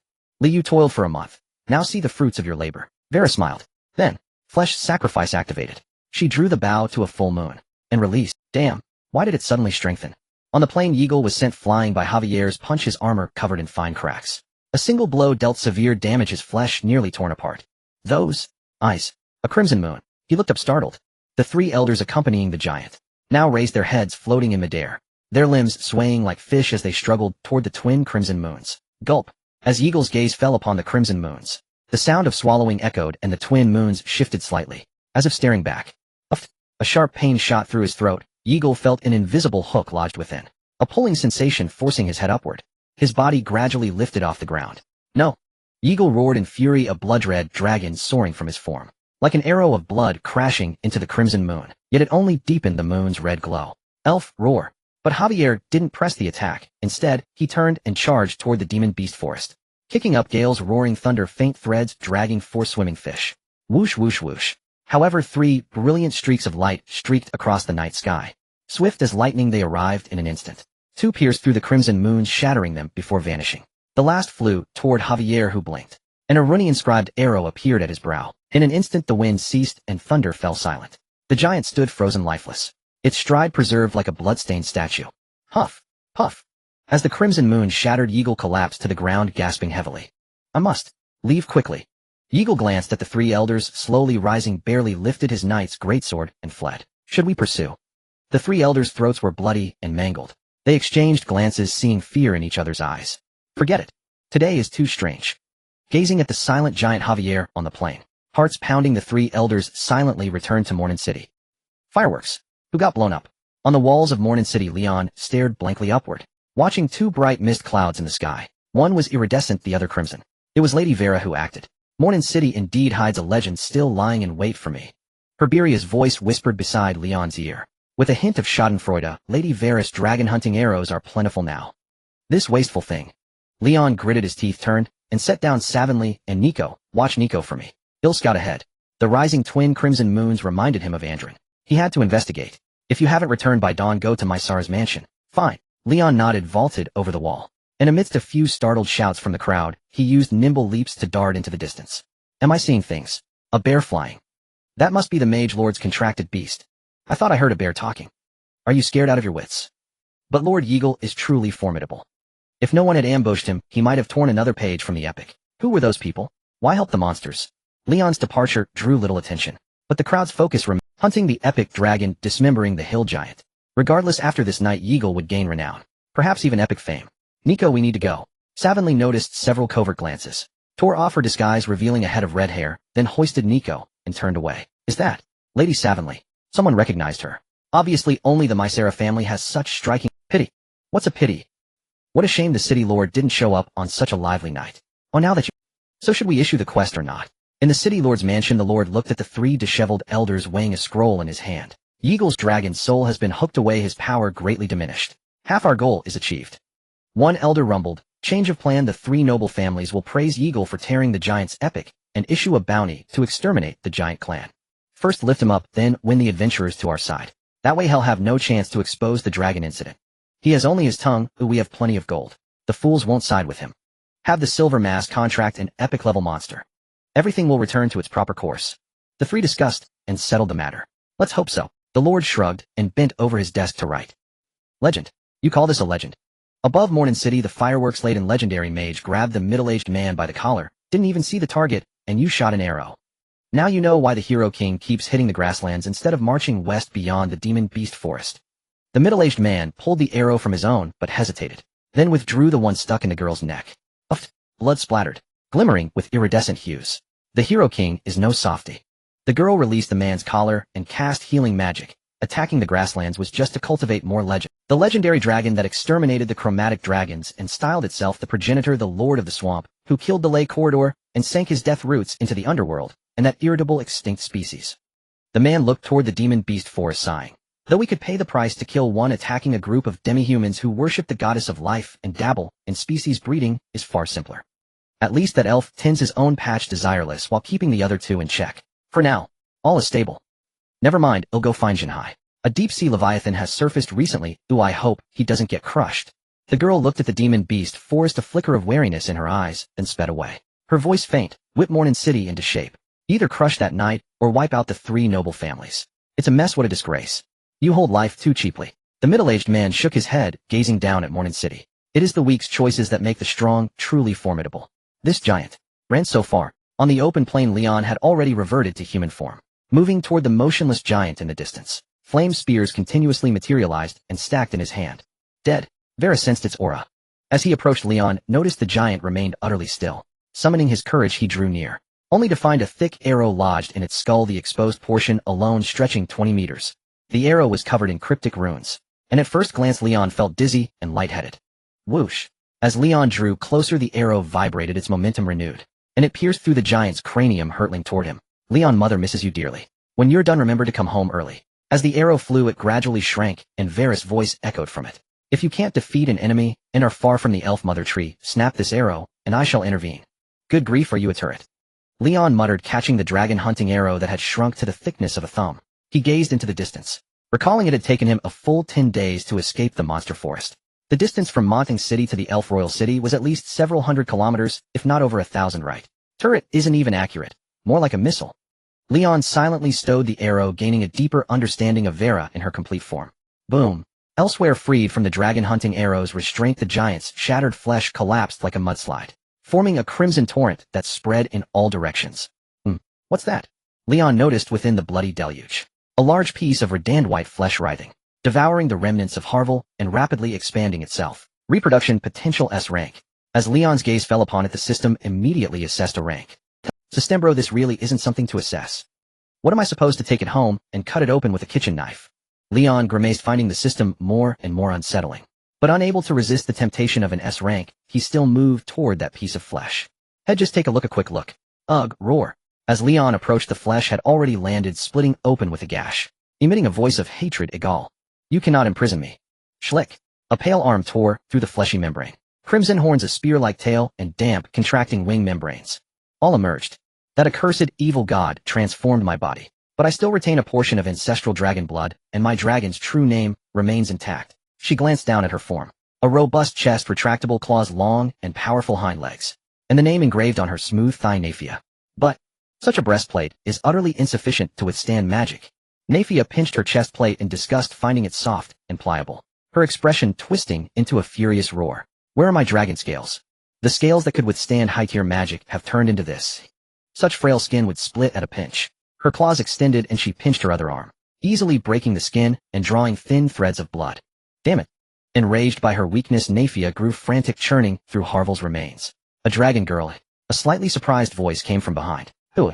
Nafia spun around, only to find a spear dripping with magma aimed at her face, hovering within 3 inches of her brow. So it really is a dragon girl. Leon scrutinized the creature before him, frowning slightly. How could a dragon girl emerge from a giant's corpse? And with purple hair, a red dragon lineage. This defied biology. Human, don't push me. Nafia, with the spear pointed at her, pupils constricted as she slowly backed away. In her weakened state, she had no desire to take a hit from that spear. Yet no matter how far she retreated, the spear followed, always hovering 3 inches from her brow. What's your name? Nafia. Leon's jaw dropped. Why was Nafia here? Hadn't Nagal announced her death? Even claiming her dragon egg was crushed. Moreover, when Nagal fought, his dragon blood formed wings. That was a mutation that only occurred after bathing in dragon blood. Human, put away your spear, or it'll make you perish in flames. Nafia warned. I've slaughtered countless high-rankers like you. Quiet, I'm thinking. Leon cut off Nafia's threat, the lava spear nearly touching her scalp, a look of delight spreading across his face. Can you still lay eggs? Nafia, quickly tell me, can you, or can't you? Leon grew impatient, glaring fiercely at Nafia, greed nearly spilling from his eyes. Can you still produce dragon eggs worth 1,000,000 gold coins? Answer me. Though he didn't know why the deceased Nafia had suddenly appeared here, nor why she had become a dragon girl, Leon quickly found his focus. Did she have dragon eggs or not? If so, had be fabulously wealthy. Nafia, seeing the green glint in Leon's eyes, couldn't help trembling. I don't know. With her body in this wretched state, she wasn't sure if she could still reproduce, nor if she could lay true dragon eggs. You don't know. Leon's voice rose an octave, the lava spear slapping against Nafia's face with a crack, burning her tender skin with a sizzling sound. He snarled. You lay eggs every decade or so, and you tell me you don't know. Are you kidding me? A hen that doesn't lay eggs. Am I supposed to cut you open for them? I truly don't know. I've been reborn. The searing pain made Nafia's brow furrow, and she blurted out. It was the evil god. He took my remaining dragon soul and crafted this frail body. My original true dragon form was gnawed down to the bone by a gall. As she spoke, Nafia's legs gave way, and she collapsed into the pool of blood, her eyes fearful. Now I'm mixed with giant's blood. Ew, I don't know if I can still birth a true dragon. And I can't find another red dragon. What? You? Leon grabbed Nafia's arm, having the system scan her details. Nafia, dragon subhuman. Reproduction potential S rank. Occupation none. Combat power none. Affinity 0. Note this is a limited edition creature. As for why, you might ask the ancestral dragon atop Mount Yaiso who wiped out the 5-color dragons. Friendly reminder, don't go down crooked paths. Species isolation exists in this world. Isolation. Do you think my 200 chance of achieving instant fatherhood is a joke? Leon spat. He dismissed the status bar and turned to Nafia, his expression turning hostile. I heard you mention other red dragons. They're your children, aren't they? What children? Nafia looked bewildered. You lay eggs every dozen years or so. Don't tell me you've never birthed a true dragon, only dragon beasts. This? Nafia hesitated. Drip. Leon silently raised his spear from which molten lava dripped. I have never laid an egg. Nafia scrambled backward, her body stained with Havel's gore. It was all a deception. A deception? Yes. I made an ancient pact with humans. To periodically stir up the monster forest, lure adventurers here for them, to ambush and slaughter. Nafia tested the waters, and finding the ancient pact no longer binding, she blurted it all out. I pretended to be weak after laying eggs to lure adventurers to my lair, while other humans blocked the exit. Damn it. Leon's eyes widened, 1,000,000 gold coins gone. Whether he could procure a dragon egg, or not, the 1,000,000 gold coins. Leon felt a pang of anguish. Damned noble's eye. He cursed for a long while before stopping.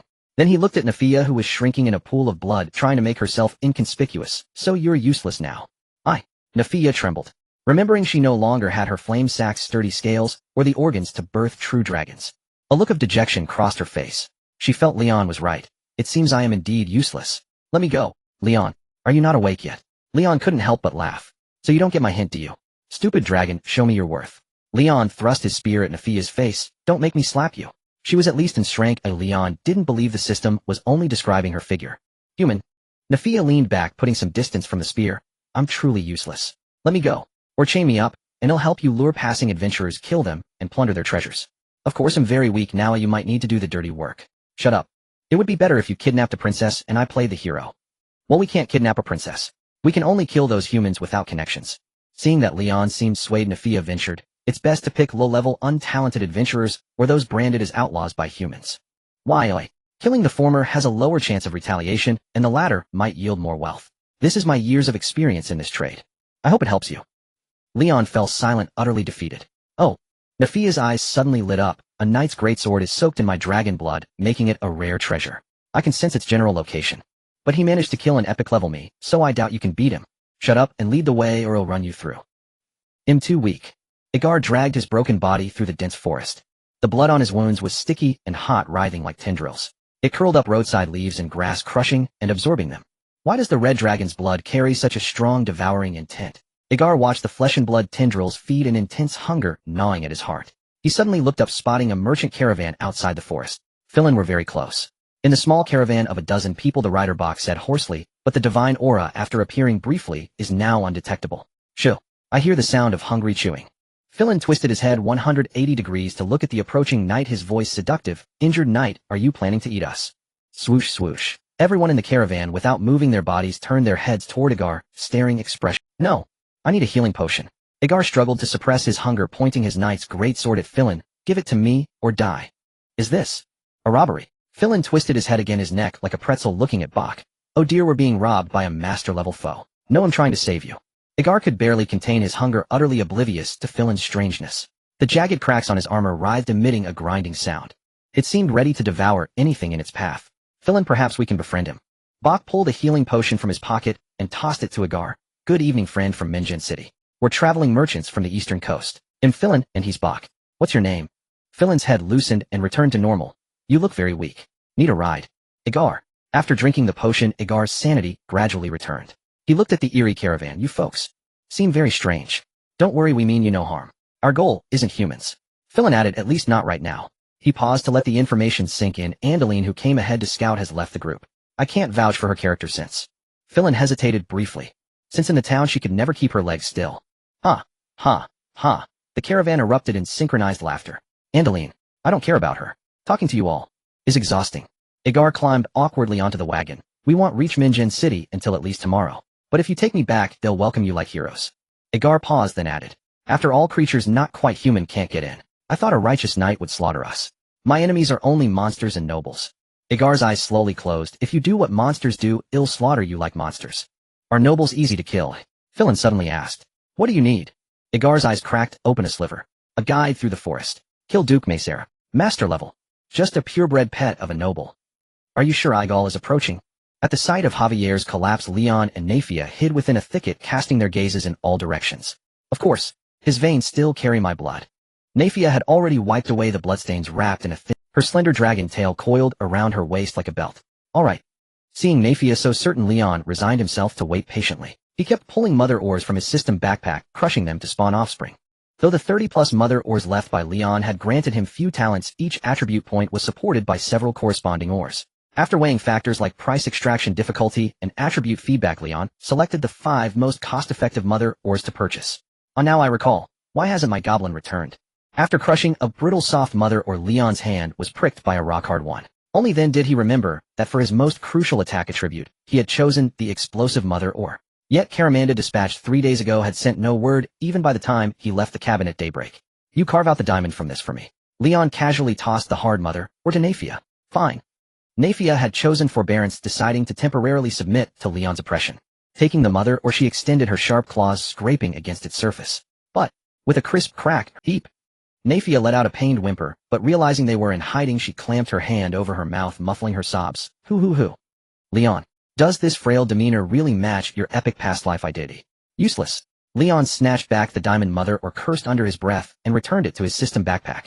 This body is far too weak. Nafia rubbed her aching finger, gazing earnestly at Leon. I need metal and gems to strengthen her. Leon responded indifferently. He needed the mother ore's output to replenish his resources and build momentum. Feeding the dragon girl would be a sheer waste. Perhaps if I strengthen enough, I might even regain my dragon form, and then I could lay eggs. Shoo. Nafia tried to plead her case further, but Leon made a silencing gesture. She immediately covered her mouth and peered out of the thicket. The epic has crumbled into a marsh. Philin, mounted on horseback, looked at Boke. Where's the red moon? It has shattered. No trace remains.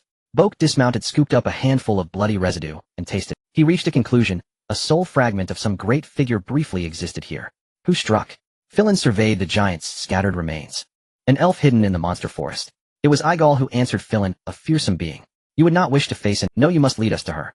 Philin and Boke exchanged a glance, their lips curling into a sinister smile. The rest of the caravan simultaneously bared their teeth, in perfect unison.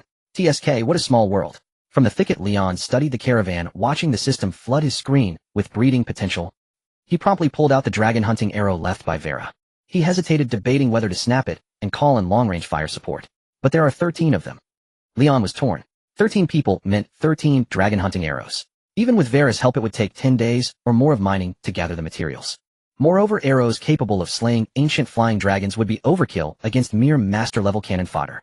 And the mine had already sealed shut. Forget it. My mother tree is what matters most. The mine may be closed, but it will open again someday. Crack. Leon finally snapped the arrow Vera had left behind. Vera, this is Leon. Fire at my position. Requesting artillery barrage. Deep beneath the royal city, Vera had just immersed herself in a blood-red pool when she sensed Leon's call. Whoosh. An eye that blotted out the sky once more appeared above the royal city. The elf queen ascended her throne again. Another woman by his side. And blood on the bedsheet. Vera closed one eye, already capturing the scene where Leon stood. She saw Leon and Nafia with perfect clarity. What an indiscreet man. Mother will be heartbroken. Vera drew her longbow, taut arrows materializing upon it. Among them was one simple and unadorned, bearing neither runes nor arrowhead. Besides, so many people would waste the dragon-hunting arrows. I've marked them. Once they draw closer, he'll take them down with ordinary arrows. The arrows stopped appearing after 5 had formed. Rustle, rustle. Plump soft vines tickled Vera's belly. Oh dear. I need to save some for hunting the ancient flying dragon. I know you wish for offspring. But I must keep a contingency. I gave 2 arrows to the human legend. That was a warning. Besides, not killing all of them leaves him something to do. Otherwise, if he's idle, he'll bring back a crowd of sisters. Rest assured, I know what I'm doing. All together. Don't be so old-fashioned. From my observations among humans, love gets diluted when shared. Vera soothed the elf mother tree for a long while before it calmed. Then she layered elven magic upon it. 5 arrows pierced through space and vanished. Elemental extraction space. What's taking so long? Leon crouched in the thicket, watching the caravan finish their investigation and head toward Munin City. Still, Vera's barrage hadn't arrived. He grew anxious. Is the network lag this bad? Whoosh, whoosh, whoosh, whoosh, whoosh.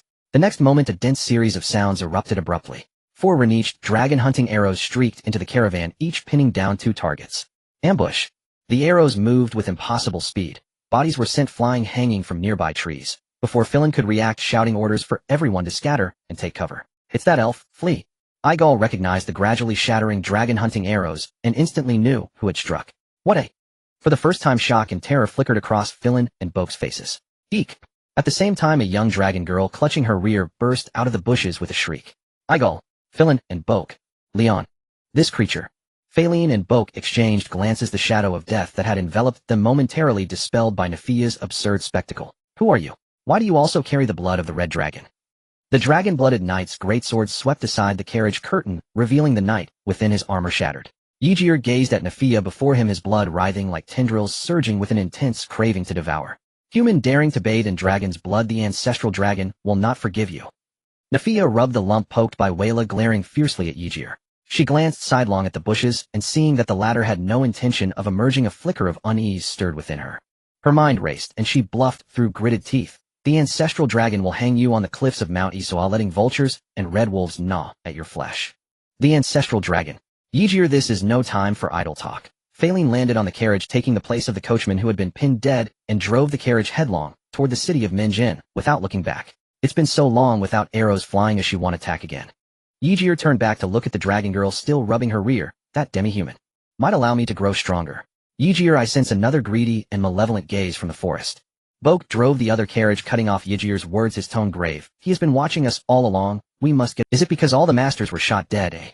Ygir's gaze swept over Phaline, Boke, and the remaining three. You are afraid. Phaline and Boke did not respond, driving the carriages in silence, fleeing all the way.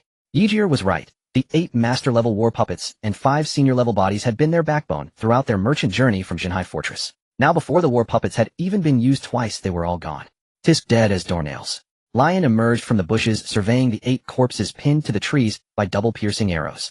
With death, their skin sagged loosely like plastic bags containing bones and organs. Squelch. Lion tossed a pebble, puncturing the abdomen of one corpse. Tentacles and fish scales sprayed everywhere, releasing a pungent stench and foul odor, as if they had been rotting for days. Ugh! Lion retched, then summoned fire elements to incinerate the corpses. The stench slowly dissipated. Human, why weren't you attacked? Nafia held her nose, limping over. They had both been hiding in the grass, so why had only Lion escaped the arrows? It was unfair. The elf empress is a filial child, would she dare shoot her own father? Lion smirked, though he had no idea what had possessed Wayla to throw a skill into the bushes. But at least he wasn't the one hit. The elf empress? Nafia's eyes widened. You mean? You are her father, otherwise you'd have been struck by a dragon-hunting arrow. Lion shrugged. That Yandera elf had probably mistaken him for seeking a sister for her mother tree. If only Nafia weren't inhuman. Of course, she'd have to be something as convenient for reproduction as the mother, or, after all, with something like the mother, or that could spawn offspring instantly, why bother with the paltry attributes gained from bloodline descendants? With that time, he'd rather mine, or, and excavate stones soon enough he could tunnel right through the world. Alright, stop gawking. Lion pointed ahead. Pinpoint Ygir's location for me, and report to me every hour. Since Ygir was mixed up with the evil god's apostles, he needed to keep constant tabs on his movements. After all, Ygir seemed very familiar with the demon beast forest, though he didn't know if the other knew the location of the Elf King's city. But as long as Ygir dared to roam the demon beast forest with the evil god's apostles, Lion would go request Wayla's firepower coverage. On the other side, the carriage jolted along until it finally neared Minjin City. Ygir, we've arrived. Phaline stopped outside the moat, looking at the raised drawbridge, waiting for Ygir's move. Minjin City. Ygir stepped out of the carriage, planting his sword as he stood before on the city wall. Is that a merchant caravan? Coming from the direction where Giant Havel left. Didn't they run into him? Some time had passed since the battle between Ygir and Havel. Aside from the guards on duty, only a few people had— Wait!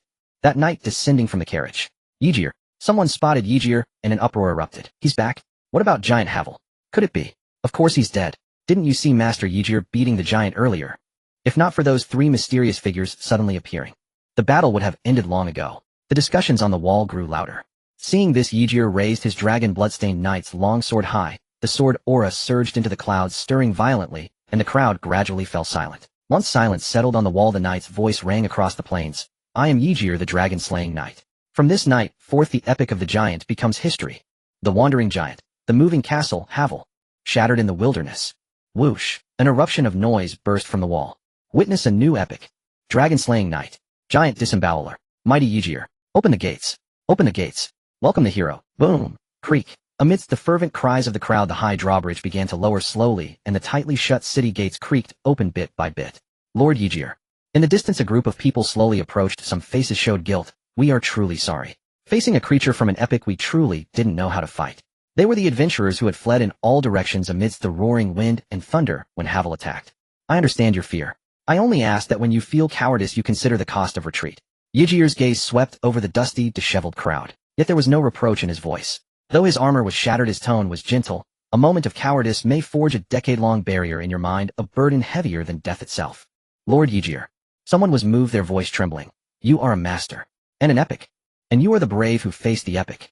Ygir raised his hand, signaling the crowd to quiet down. Then he looked toward the three richly attired elders descending from the sky, his voice, neither joyful nor sorrowful. Now share in the glory with me. Yegir. The leading elder's throat scab had fallen off the wound, only just healed, yet his voice was full of vigor echoing across the plains. You led the adventurers to kill the siege monsters. The three noble families have decided to reward you with 1 gold coins. Moreover, we are opening the treasury to place a high bounty on Havel's kin. Until the giants are Is it New Year? The figure of Leon slowly appeared outside Minjin City. It was already late at night, and the city was ablaze with lights, the sounds of revelry audible even across the moat. New Year. Nafia was completely covered by the bedsheet with only her face showing 2 holes made for her to see. The night breeze gently stirred the sheet, faintly revealing skin even whiter than the fabric. Let's go well rest for the night first, and he'll get you some clothes tomorrow. After confirming the location of the Maysera residence with the guards, Leon led Nafia into Minjin City. Nafia obediently followed behind. For now she could only obey Leon. Just moments ago, a purple slave contract had already been branded on her lower abdomen. As for why the contract looked like this and appeared here, Leon could only conclude that it was due to his chanting of the spell written by Shavunli. The god of contracts deemed him disrespectful and left the matter to some strange deity to handle. You and I have no grievances. Regardless of how you colluded with the nobility or how you betrayed adventurers, it has nothing to do with me. Leon led Nafia down the street, glancing back at her who resembled a little ghost, and slowly spoke. After dealing with Agar, I will set you free. Thank you, Lord Leon. Nafia nodded slightly, estimating the time. She began to report. Agar is nearby and hasn't left the city. Leon nodded slightly and continued walking towards the Maysera residence. Veronica, I feel a bit I understand, take a break. Inside the lavishly decorated room of the Maysera residence, 2 figures were nestled. No, I think I need some time alone. Maysera looked out the window, noticing that it had become eerily silent outside with no sounds of insects. He sighed softly. I don't want to see you right now, please leave immediately. You really are. Fine, Shavunli is back, I'll go check on her. Veronica's voice held a hint of resentment, but she ultimately got out of bed. In the room, the sound of wiping was heard, followed by the rustling of clothes. A moment later, with the sound of the door opening and closing, only Duke Maysera remained on the large bed. When did you come and why me? Confirming that Veronica had walked far away, Maysera looked at the empty room and softly threatened, Aren't you afraid of the Maysera family's revenge? Huff. Sounds of heavy breathing came from beneath the bed, the scent of blood filling the entire room. A shadow as dark as ink floated up from beneath the bed, swaying like drifting seaweed, slowly twisting above Duke Maysera's head, offering a glimmering silver fishhook. The intruder gave no reply, merely urging him to proceed. Who? It's me, Veronica. Mother. On the other side of the residence, Shavunli pushed open the door, surprised to see the person before her. Isn't it late? Why haven't you rested? It's a bit noisy outside. You mentioned in your last letter that you found an adventurer with the bloodline of a war god. Veronica sat beside Shavunli, brushing her hair. It's been 2 months, have you not made up your mind? That bloodline appears and disappears. Mentioning Leon, Shavunli immediately felt helpless, leaning against Veronica's shoulder. Moreover, I feel like the goddess of fate is playing a joke on me. He seems to lack such abilities. What? Veronica exclaimed, her face paling. Quickly tell me everything in detail. This. Sigh. Shavunli blushed, mumbling to herself, revealing all her speculations and concerns from these past days. After sleeping with the demi-human for 2 months, nothing happened. Then he might. Veronica looked at Shavunli, a hint of worry in her eyes. Shavunli, this way you won't find happiness. Mother, I haven't decided yet. Shavunli's voice was as soft as a whisper. Shavunli, you need not worry about the continuation of the war god's bloodline. Veronica lowered her head, stroking her own abdomen, her gaze soft and maternal, filled with nurturing light, but her words contradicted her expression completely. Continuing the war god's bloodline is a profoundly painful matter, and I do not wish for you to fall into it. Mother, you again. Shavunli looked into Veronica's eyes, suddenly realizing. She sighed slightly. His father, yes, none of you are at ease, and he is quite helpless too. Veronica took Shavunli's hand, placing it on her belly, allowing her to feel the life growing inside. Her tone gentle. So do not be obsessed with bloodlines, think carefully about whether you truly want to have him. But Shavunli still seemed hesitant. First come, first served, no time to waste. Mother and daughter were in sync. Veronica discerned Shavunli's intentions, her expression turning serious. Such a person who is different from the norm requires an unusual approach. Snap. After finishing her sentence, she waved her hand, and suddenly a pile of unusual clothing appeared on the table. Clothes that were not quite ordinary, with ears, tails, and horns. Wah. What? Under Veronica's stern gaze, Shavunli fumbled to tidy up the clothes, her face burning, as if it might steam. All right. I understand. Tisk, such a reasonable and understanding family, the Maysera family. Outside the Duke's residence, Leon sat down on the steps, waiting for the guard's report. Hey, shouldn't you first humiliate me, the poor adventurer, then engage in a series of quarrels and provocations before I beat you into submission, and finally call for Miss Shavunli to come out and receive punishment? Leon, feeling bored, chatted with the remaining guard. This has become the common way of reporting in my homeland.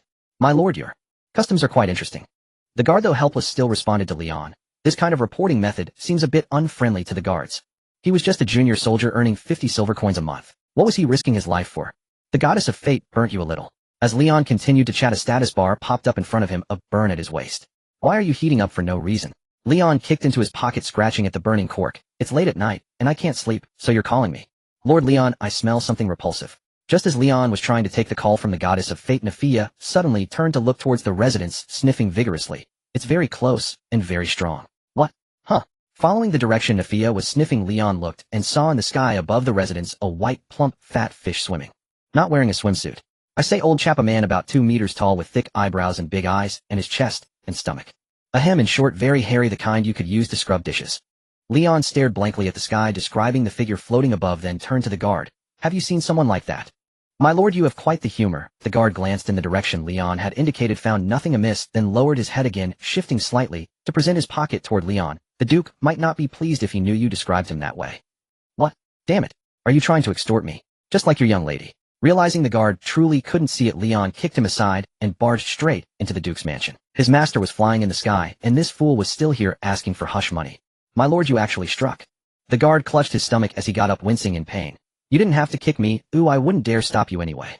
A presence more terrifying than some high-level professionals. Who would dare block him? There were master-level experts in the mansion anyway, so nothing unexpected would happen. Crafty human. Nephia's voice rang out with disdain as she lifted her leg to follow Leon. Halt. No entry to the Messera mansion for idlers. The guard barred the way with his spear, his expression stern. This is no place for an unranked adventurer like you. Nephia silently stepped back 2 paces, glaring at the guard. She detested anyone wielding a long pointy stick. None of them were any good. An apostle of the evil god. Leon burst into the mansion, approaching the spot where Messera was floating. Looking up, he noticed another shadowy figure before the Duke, almost merging with the night. As Leon's gaze locked onto the figure, the system detected reproductive potential.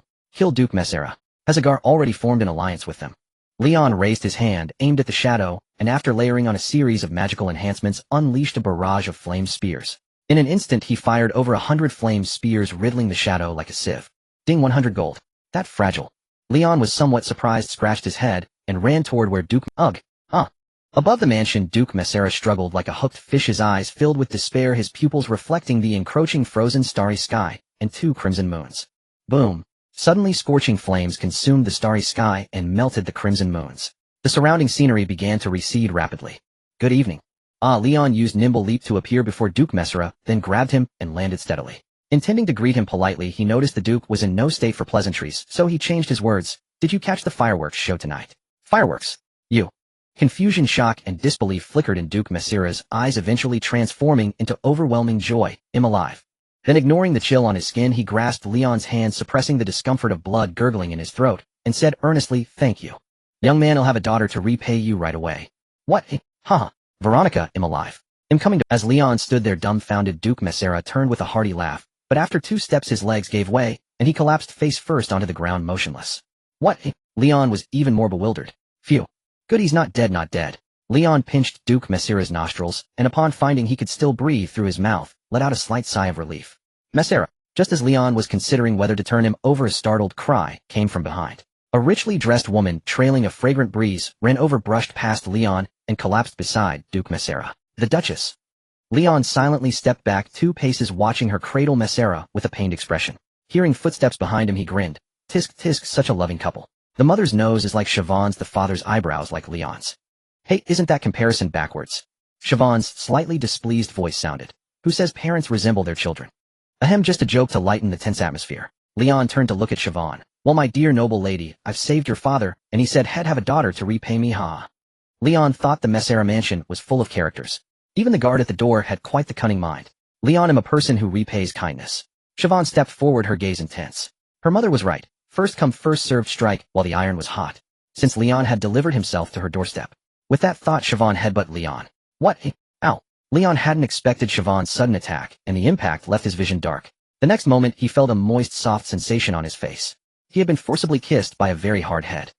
Leon felt that since entering the Messera mansion, an awful lot of question marks had been popping up over his head. An awful lot. Was there a single normal person in this family? Huh.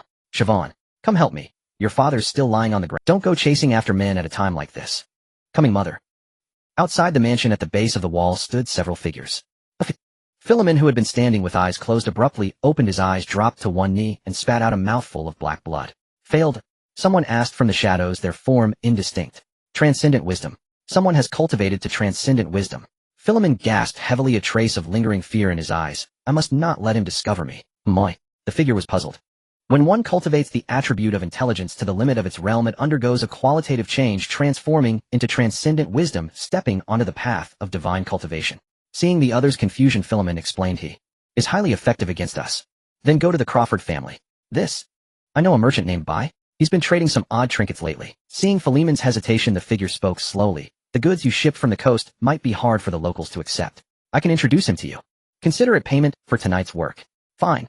After a moment's hesitation, Philemon agreed. As the shadows flowed, he crept toward the Crawford family. Inside the mansion, Duke Messera lay on the bed, his breathing steady. An elderly man in resplendent attire stood by his side, his head bowed. Though his aura was profound, his expression betrayed a hint of nervousness. Messera was nearly assassinated. Veronica's voice turned cold as she fixed her gaze on the old man. I want to know, Hermig, what was my own brother doing? Veronica, I couldn't possibly keep an eye on you at every moment. The old man, named Hermig, sighed, helplessly touching the scar on his throat. Besides, tonight, I was truly busy. Enough. Get out. Useless old fool. Veronica, unwilling to hear Hermig's explanation, shooed him out the door. Then silently she picked up a towel and began wiping Duke Messera's face. Your mother's got quite the temper. Leon and Siobhan huddled in the corner of the room, trying their best to go unnoticed, whispering to each other. She scolds the old man like he's her grandson. Huh. Wait, that old man is your father's younger brother. His actual younger brother. Don't talk. That's just how our family is. My father bears the responsibility of continuing the bloodline. He's the most precious thing in the family. All the nourishing treasures are given to him. Not that your words sound a bit strange. Is that any way to talk about your father? I'm just trying to help you understand quickly. Siobhan. After wiping Messera's face, Veronica looked at the two, whispering in the corner, her gaze falling on Leon. Her tone was gentle. You're Leon, right? Siobhan has mentioned you. Thank you for this. The house of Messera remembers its debts of gratitude. How that sounds familiar. Leon glanced at Siobhan beside him, suddenly sensing an ill omen. As a reward, gold coins, monster materials, spells, and anything else you need, we will provide it all. Few a false alarm. There are still normal people in the house of Messera. Leon felt somewhat relieved and looked at Veronica. Thank you for your generosity, madam. It is only fitting. Also, if you wish, you may call me mother. Veronica's gaze at Leon was full of approval. You are quite remarkable, and Siobhan is ready. He took back what he said. Oh, my mother is too direct. Don't take it to heart. In the corridor, Siobhan and Leon walked side by side. Also, my father. He's not usually like this. He was probably just frightened earlier. I understand. Leon nodded repeatedly, indicating his full comprehension. Well, Nicole is already asleep, so let's not disturb her. Siobhan, seeing Leon nod continuously, fidgeted with the hem of her clothes, her eyes darting away. She spoke hesitantly. It seems there are no spare rooms left in the mansion. There's still a demi-human outside the main gate. Leon looked at Siobhan, who was tilting her head and beating around the bush. Freshly contracted, full of energy, a big catch. Siobhan. Leon, you named her Little Red Dragon. What a crude name. Inside the room, Siobhan ripped off the bedsheet and began picking out clothes for Nafia. Her mind raced with curiosity. She wondered where Leon had found a dragonkin demi-human in just half a day. After all, dragonkin demi-humans were a legendary species. One could only hope to find traces of them by venturing along the Ithos Sacred Mountain and deep into the Dragon's Mountain range that cut through the monster forest. In the city of Moing, it was rare to see a dragonkin demi-human even once every few decades. Only in the northernmost city of the Ibeen dynasty, Lelutica, were a small number of them sold. Lord Leon says I need to disguise my identity. Nafia stood beside Siobhan, her gaze falling on a garment with longhorns, wings, and a tail tip shaped like a heart. Her eyes lit up. Miss Siobhan, this outfit meets the requirements perfectly. This is not something one can wear outside. Siobhan blushed, but seeing Nafia's innocent eyes, she felt a pang of shame. We need to add some opaque fabric and lining. As you command. Remember to keep my wardrobe a secret when you leave. As you command. Click. The door opened, and a fully dressed Nafia was pushed out by a red-faced Siobhan. In your room. Leon, who had been sitting by the door for ages, turned around and froze, his brow furrowing. How do you have clothes like that? Nafia's two red dragon horns were hidden under a black headdress. Her small pair of wings were wrapped in bat-like wing covers. Her slender tail was bound in black cloth, ending in a black heart. The purple markings on her exposed navel were almost entirely visible. The dragon girl had been transformed into a purple-haired succubus. No, this is Leon's room. Siobhan's expression was grave, her eyes filled with sorrow. Then there was no problem. After all, if Leon were to dress up, Leon instantly felt relieved. If it was Leon, then there was no problem. After all, if Leon were to dress up like an aristocratic stallion, it would be even more. Ahem, it's normal. As a fellow transmigrator, Leon felt he had to stick up for his comrade. Let him wear them a few more times. Once the novelty wears off and he gets tired of them, he won't wear these clothes anymore. Siobhan's mouth fell open. She suddenly felt the urge to go rummage through Leon's wardrobe. Achoo. The night in these northern plains is way too cold. In a distant place, Leon, wrapped in thick animal hides, crouched in front of a campfire. Watching the sleeping Anna, he sighed softly. The attribute points she can provide have already reached their limit. Either get some more demihumans, or explore the parts of the body that correspond to other attributes. Leon's gaze swept over Anna. The head was intelligence, the hands were strength, the feet were agility, the ears were perception. What about defense and stamina? Forget it, I'll explore the front area later. Leon pinched his chin. Or maybe find a few high defense, high stamina monsters to take a bite out of, and see. Bugging, excited, relaxed, expectant. Just as Leon was pondering, a group of jabbering demi-humans surrounded him, planting a stone statue on the ground. They spoke in broken human language. Human, we sacrifice you to the goddess of life. Kill you, make your head kiss the god's toes, submit. You really do have this custom. Leon's eyes lit up at the lifelike statue. Then I won't be polite. In a flash of movement, all the demi-humans were laid flat.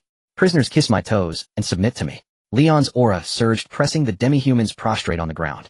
As my vassals, after kissing my toes, I will grant you unparalleled agility. Also the female demi-humans. The prettier ones come closer, and perform the cheek kiss and hand kiss rites. Bao gung, sad, scared, obedient. Extra. The giant territory route has been unsealed, and the lost location of the dragon's treasure vault has been made public. 1 silver piece for a report. Potion. Fresh harpy maidens do premium hardened fangs, high purity healing potions. All at 20% off. The Berserker Axe adventuring party is recruiting. Urgently need a healer, mage, or priest will do. Full party sets out, first come, first served. Giants are with Lord Agal stationed here, the giants shall roam no more. At the central plaza of Minjin City, the Adventurers Guild had set up a temporary reception desk in the middle. Various vendors lined up on the side, bustling with activity. There are far too many adventurers. Lion, holding Nico like a doll with one arm, unleashed his aura, his formidable intellect stinging and shoving aside the surrounding crowd.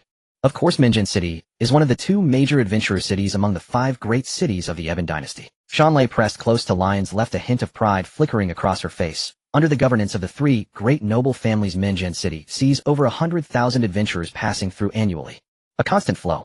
Trade in monster materials alone sustains hundreds of nearby towns and villages. Even Relutica, in terms of sheer adventurer numbers, cannot compare to Minjin City. Pity that the monsters in the Demon Forest are not as powerful as those in the Dragon Mountains, and master-level adventurers are rare. Lion twitched the corner of his mouth and glanced at the silent Nafia hanging on his right. With her colluding with the nobles to bleed the populace, it would be strange if any adventurer could break through to master level. More likely, the adventurer registry has been thoroughly combed through by the 3 great families. Anyone showing signs of a breakthrough is simply eliminated.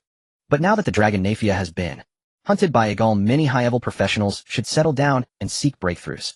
After harvesting the giant territory and digesting the domains of 2 epic monsters, Minjin City might even leap to become the #1 adventurer city. Shanlei did not notice Lion's expression. Gazing at the dense throng of adventurers, a hint of emotion filled her eyes. Setting aside personal grudges, she had to admit that Agal had made substantial contributions to Minjin City's development. His feat of tearing apart 2 pages from the monster epic was enough to be inscribed into Minjin City's own epic, sung by bards and remembered by future generations as an epic-level powerhouse. Last night, I went to check. Javier was shot dead by Vera. Lion nudged Shanlei with his elbow and whispered into her ear, Agal is taking credit for the deed. But many saw him dismember Javier. Shanlei replied, unaware that Javier had later been tainted by a soul, and Agal's dragon soul had been lured away. Moreover, he is still intimidating the last epic monster. Hey, why are you defending him? Lion couldn't understand Shanlei's train of thought. I'm just being objective, Shanlei said, a complex look returning to her eyes. Minjin City raised me, who I wish for its prosperity. Though she now followed the guidance and arrangement of fate, she had not forgotten the version of herself who had once, among countless books, sought many methods for Minjin City's development. Yet those methods she once thought so worthy of pride paled in comparison to the swift and effective results of Agal's few sword strikes. This left her somewhat disheartened. Force can only solve visible problems. Civil governance is the foundation of enduring prosperity. Seeing Shanlei's low spirits, Lion offered a smile of encouragement. Then you must help me. Shanlei composed herself and returned a sly smile. You will be the one to suppress the myriad monsters. Of course. Lion raised his chin slightly. He was a man destined to carve through the world. Nico noticed your undisguised little interactions with Shanlei. Her rabbit's intuition told her that the friendship between you and Shanlei seemed to be souring. Nico. Lion looked up to meet Nico's downward gaze. Master, I must be first. Ahem. I'm busy right now accepting quests. Accepting quests. Lion nearly choked on his saliva and hurriedly pushed toward the counter. Without even checking the status bar, he knew what the little rabbit-eared girl was thinking. Too unhealthy, Nico. While the plaza of Minjin City was buzzing with activity inside the Crawford family hall, intermittent low sobbing sounds could be heard. The patriarch's corpse lay in the center of the neck, a bloody mess and grotesquely elongated. It was evident he had suffered immense torment before death. Yet witnessing this scene, the expressions of those present were varied. This was the same attack we suffered when Javier mutated. 3 elegantly dressed elders gathered around the patriarch's corpse, their faces dark. This. One of the elders studied the throat wound, lost in thought. Egmo, do you have any ideas? The other 2 elders looked at him simultaneously. I fear the heads of the remaining 2 families may also be assassinated. Hegmo's gaze fell on the elder to his left. Latu, keep a close watch on Finley lately. Of course. The elder named Latu bowed his head slightly. Thank you for the concern. As for Crawford, we shall follow the procedure. Hegmo said, his eyes settling on the last elder. Charnash, I don't need your reminder. Charnash turned and swept his gaze over the Crawford family members gathered behind him, finally fixing his eyes on the sole man. Just like your father. From now on you will inherit his name, his wife, and his daughters. The hall fell into an instant dead silence. The Duchess' face was a mixture of grief and shame. Her eyes swept over her daughters, whose expressions were frozen, a trace of sorrow flickering within them. This was the second time she had experienced such a thing. Such a fate, truly. The Duchess' nails dug into her palms. She remembered many years ago the last time this had happened. She had been the sister of the cold corpse lying in the center of the hall. Charnash. A young noblewoman's legs gave way, and she collapsed to the floor. But looking at the elder who had always been obsequious to the Duchess within the family, and feeling his undisguised pressure, she swallowed the words of defiance. The other sisters witnessing this displayed a range of thoughts and expressions. Fear, reluctance, and anticipation, all present. I am Crawford. The man's eyes flickered with confusion and shock before he finally came to his senses. A wild joy flashed in his eyes as he bowed his head and replied respectfully, as you command. Leave now. Remember to give them the disguise potion. The family's external reputation must be maintained. Of course, if you wish to maintain some dignity, you had best keep these matters from outsiders. Charnash's gaze lingered heavily on the Duchess. After a few more instructions, he waved his hand, signaling the new patriarch to depart. Yes. Crawford rose, a strange, excited gleam in his eyes. He led the family's women and quickly left. Adventurer, if you wish to follow the main force, you must arrive at the city gate before noon. The receptionist, after completing the task registration, flashed Leon a sweet smile. Tasks issued, registered, or submitted within 3 days are tax-free. May you return safely. Thank you.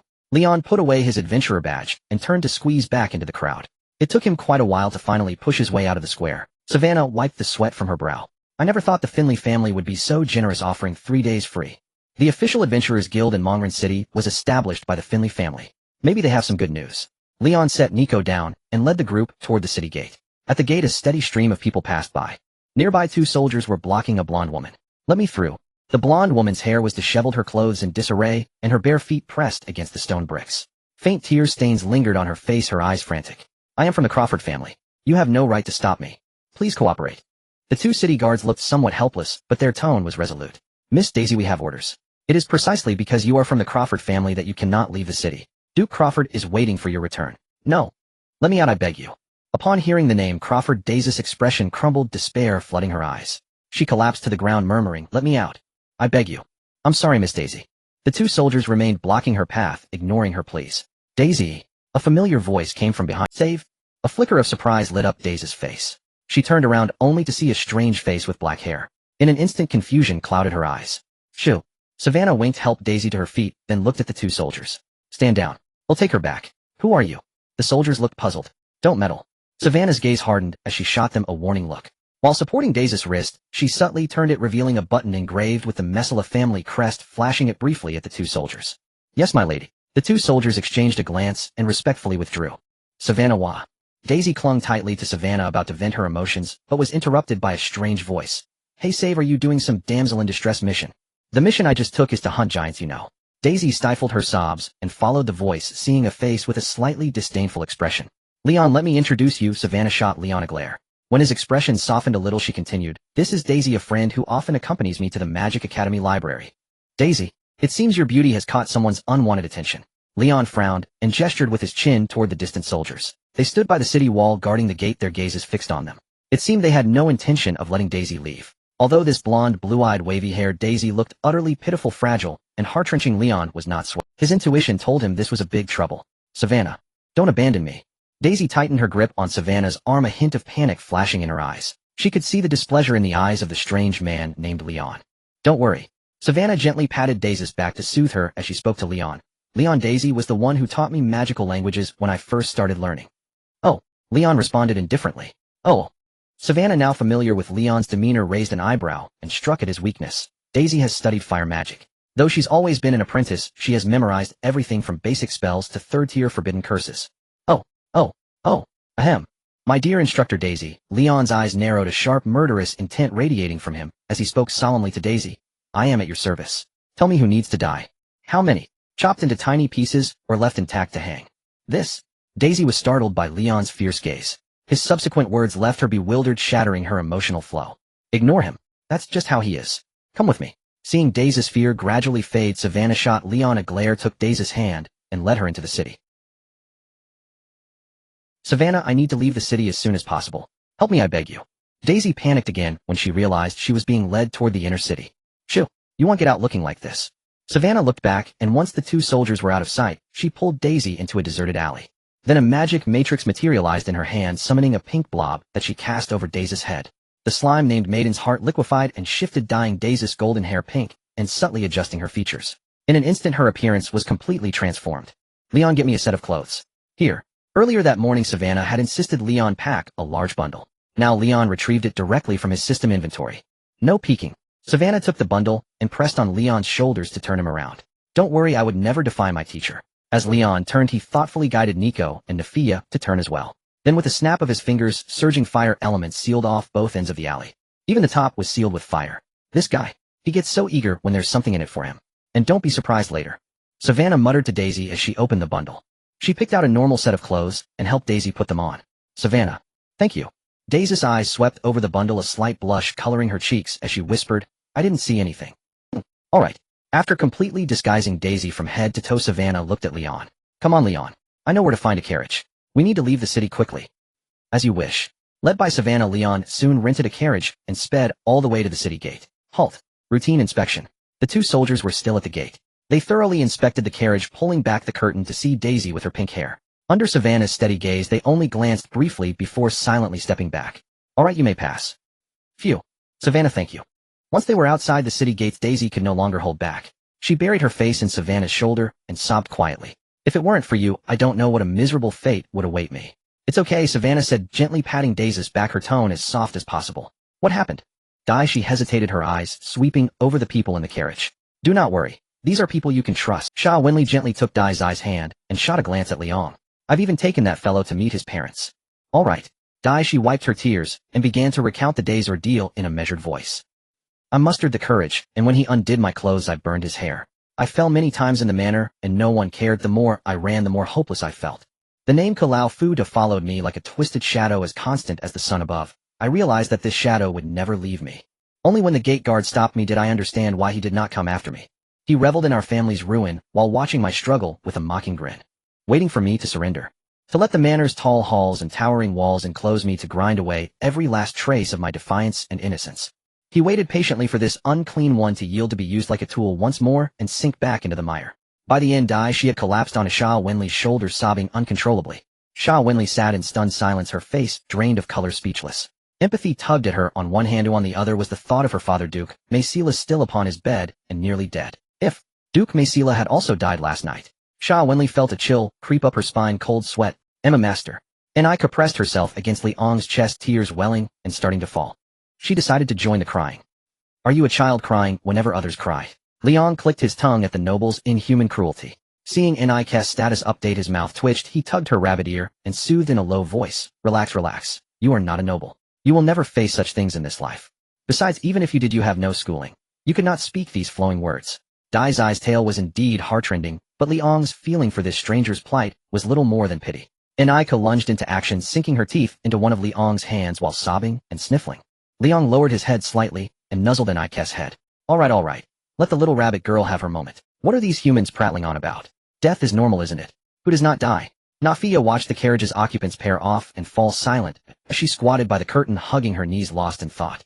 Dai, she had spoken too obliquely. Nafia had only just come among humans. Her impression of them remained that of those who bark orders and tug at collars. Such complexities proved hard for her to grasp. She only understood that someone had died, and so she began to cry and pour out her sorrow.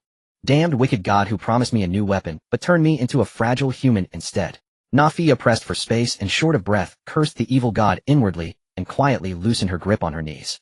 Inside the carriage, Sha Winley had regained her composure and whispered comforts to Daishi. Aniko had been soothed by Liang and had stopped her sniffing. The fake goddess, however, seemed aflame with amusement.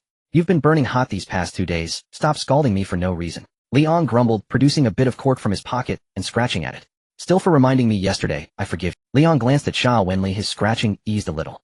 My. Leon looked at Dai, she tear tracks still on her cheeks, and felt the corners of his mouth twitch. At a moment like this, is a joke appropriate? The sorrows of mortals and those of gods do not seem to. The fate goddess laughed boisterously. Leon's eyes widened, and his jaw nearly dropped. He then clapped a hand over his mouth, stifling any sound. He remembered a certain noble stallion who could gain attribute points with a light kiss from a demohuman, a fellow resolved to head north and make a name for himself on the Great Plains.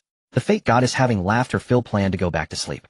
Don't go. Did the goddess of life not hammer him flat? Leon paid an eye, could no mind pinching the cork in one hand while tracing after images with the other as he typed. Also, what good is lightly kissing a statue? Can I? It was plain to see the goddess of life had been put to shame, and the fate goddess was genuinely delighted. The refreshed status was all laughter in every line. Leon silently returned the palm-sized cork to his pocket. Indeed, the fate goddess was the sort who would slap back at anyone who dared insult her. She championed a predetermined fate, and if anything displeased her, fate's arrangements arrived swift and relentless. Leon felt that if he tried to tease her aloud, he might lose his mouth before a word was spoken. Leon, Dai, she needs you. As Leon inwardly grumbled that such an arrogant fate goddess was hard to provoke, Sha Wenli holding the now calmer Dai, she spoke slowly. As payment, she will continually scribe fire magic for you, including forbidden incantations she labored long to commit to memory. Happy to be of service, my magic tutor. Leon rubbed his face and put on a mock solemn expression. One last thing, what shall we do with the enemy's corpse? Hang it up or roast it until it is blackened? An enemy then? Daisy looked at Leon in a daze, then pressed her lips together, showing a hint of determination in her eyes. I understand, Mr. Leon. He is my enemy. A low hum echoed as the agitated fire elements gathered, and Daisy's magical power gradually surged, breaking through to the level of a junior mage. However, Mr. Leon, I don't wish to kill anyone right now. The breakthrough did not excite Daisy. She waved her hand to disperse the fire elements. My feelings are quite complicated at the moment, and I just want to stay away from the Crawford family for a while. Of course I understand you. Leon smiled faintly in comfort. My cabin is in a distant village to the west, and if you wish you can stay as long as you like. Thank you. My lord, we are approaching the town of Fallen Horse, the coachman respectfully stated as the carriage stopped outside the town. Forgive me, but your service ends here. The wilderness awaits your invitation. Oh coachman, your damned politeness and elegance. Leon grabbed the dragon maiden blocking the doorway and stepped down from the carriage, flicking a silver coin to the coachman. May you return safely. No need to look for it. Leon found it amusing that the other party could phrase, you should walk from here, as the wilderness invites you. So he decided to be generous. My lord. The coachman hesitated slightly, raising 2 fingers. These days are quite special days. See, Leon frowned and flicked another silver coin away. Shivanli helped Daisy down from the carriage, and upon seeing this, let out a light laugh. Even Daisy's gloomy expression lightened a little. I wish you a safe journey. After everyone had disembarked, the coachman turned the carriage around and vanished into the billowing dust. In the city of Munyan, at the city gate. Haven't seen her. Crawford led a group of women, each with different expressions, preparing to enjoy his sister's spectacular performance. Yet at the city gate he found that the person he was looking for was not there. My lord, we haven't seen Miss Daisy leave the city. 2 soldiers stepped forward, bowing slightly. However, some time ago Miss Daisy was taken by a lady adorned with the Maysara family crest, and we did not dare to stop her. The Maysara family.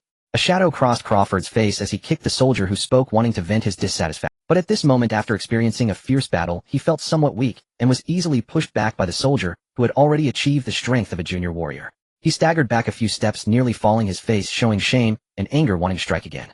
Enough, Crawford, respect the soldiers. The Duchess steadied Crawford and softly reprimanded, mind your noble as you command, my dear mother. Crawford's face flashed with a hint of ferocity, but he still obediently lowered his head. Sister Daisy is lively, please do not worry, my dear mother. Crawford reined in his emotions, his expression calming, supporting the Duchess' hand, but not letting go. Let's wait slowly at home. Oh, we won't take the carriage. Oh, I'll accompany you for a stroll to lighten your spirits. All right. A fleeting pain crossed the Duchess' face, and with Crawford's support, she moved her feet, slightly awkwardly heading towards the bustling street. I said, Henry, this guy seems to be that infamous seed. Slap. Before the soldier could finish, the one kicked by Crawford interrupted him with a kick. What are you babbling about? Don't you want to keep your position? Henry, that Miss Daisy. The soldier who had been kicked was not angry, and continued to dust off his clothes. Henry also dusted himself off. Who saw Miss Daisy leave the city? Did you see her? How could it be? The soldier shook his head like a rattle drum. I only saw a strange Maysara noble lady take her away. Then that's it. What does it have to do with us? Pay attention, rookie. Henry took off his helmet and threw it to the soldier, swaggering as he carried his spear. Alright, I'm heading to the Maysara Duke's residence to start my second night shift. Hey, it's not even noon yet. I got kicked. Do I need to drink a couple of beers to soothe my grievances with the tavern ladies? Take me with you. You'll pay. Fine.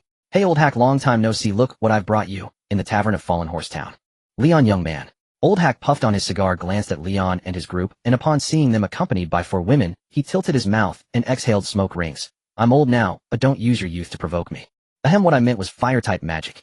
My mage Miss Daisy has decided to write down 3 intermediates. Leon stepped aside, giving Daisy room. As a reward for sharing the golden apple with me, since they were passing through Fallen Horse Town, he planned to give Old Hack something in return.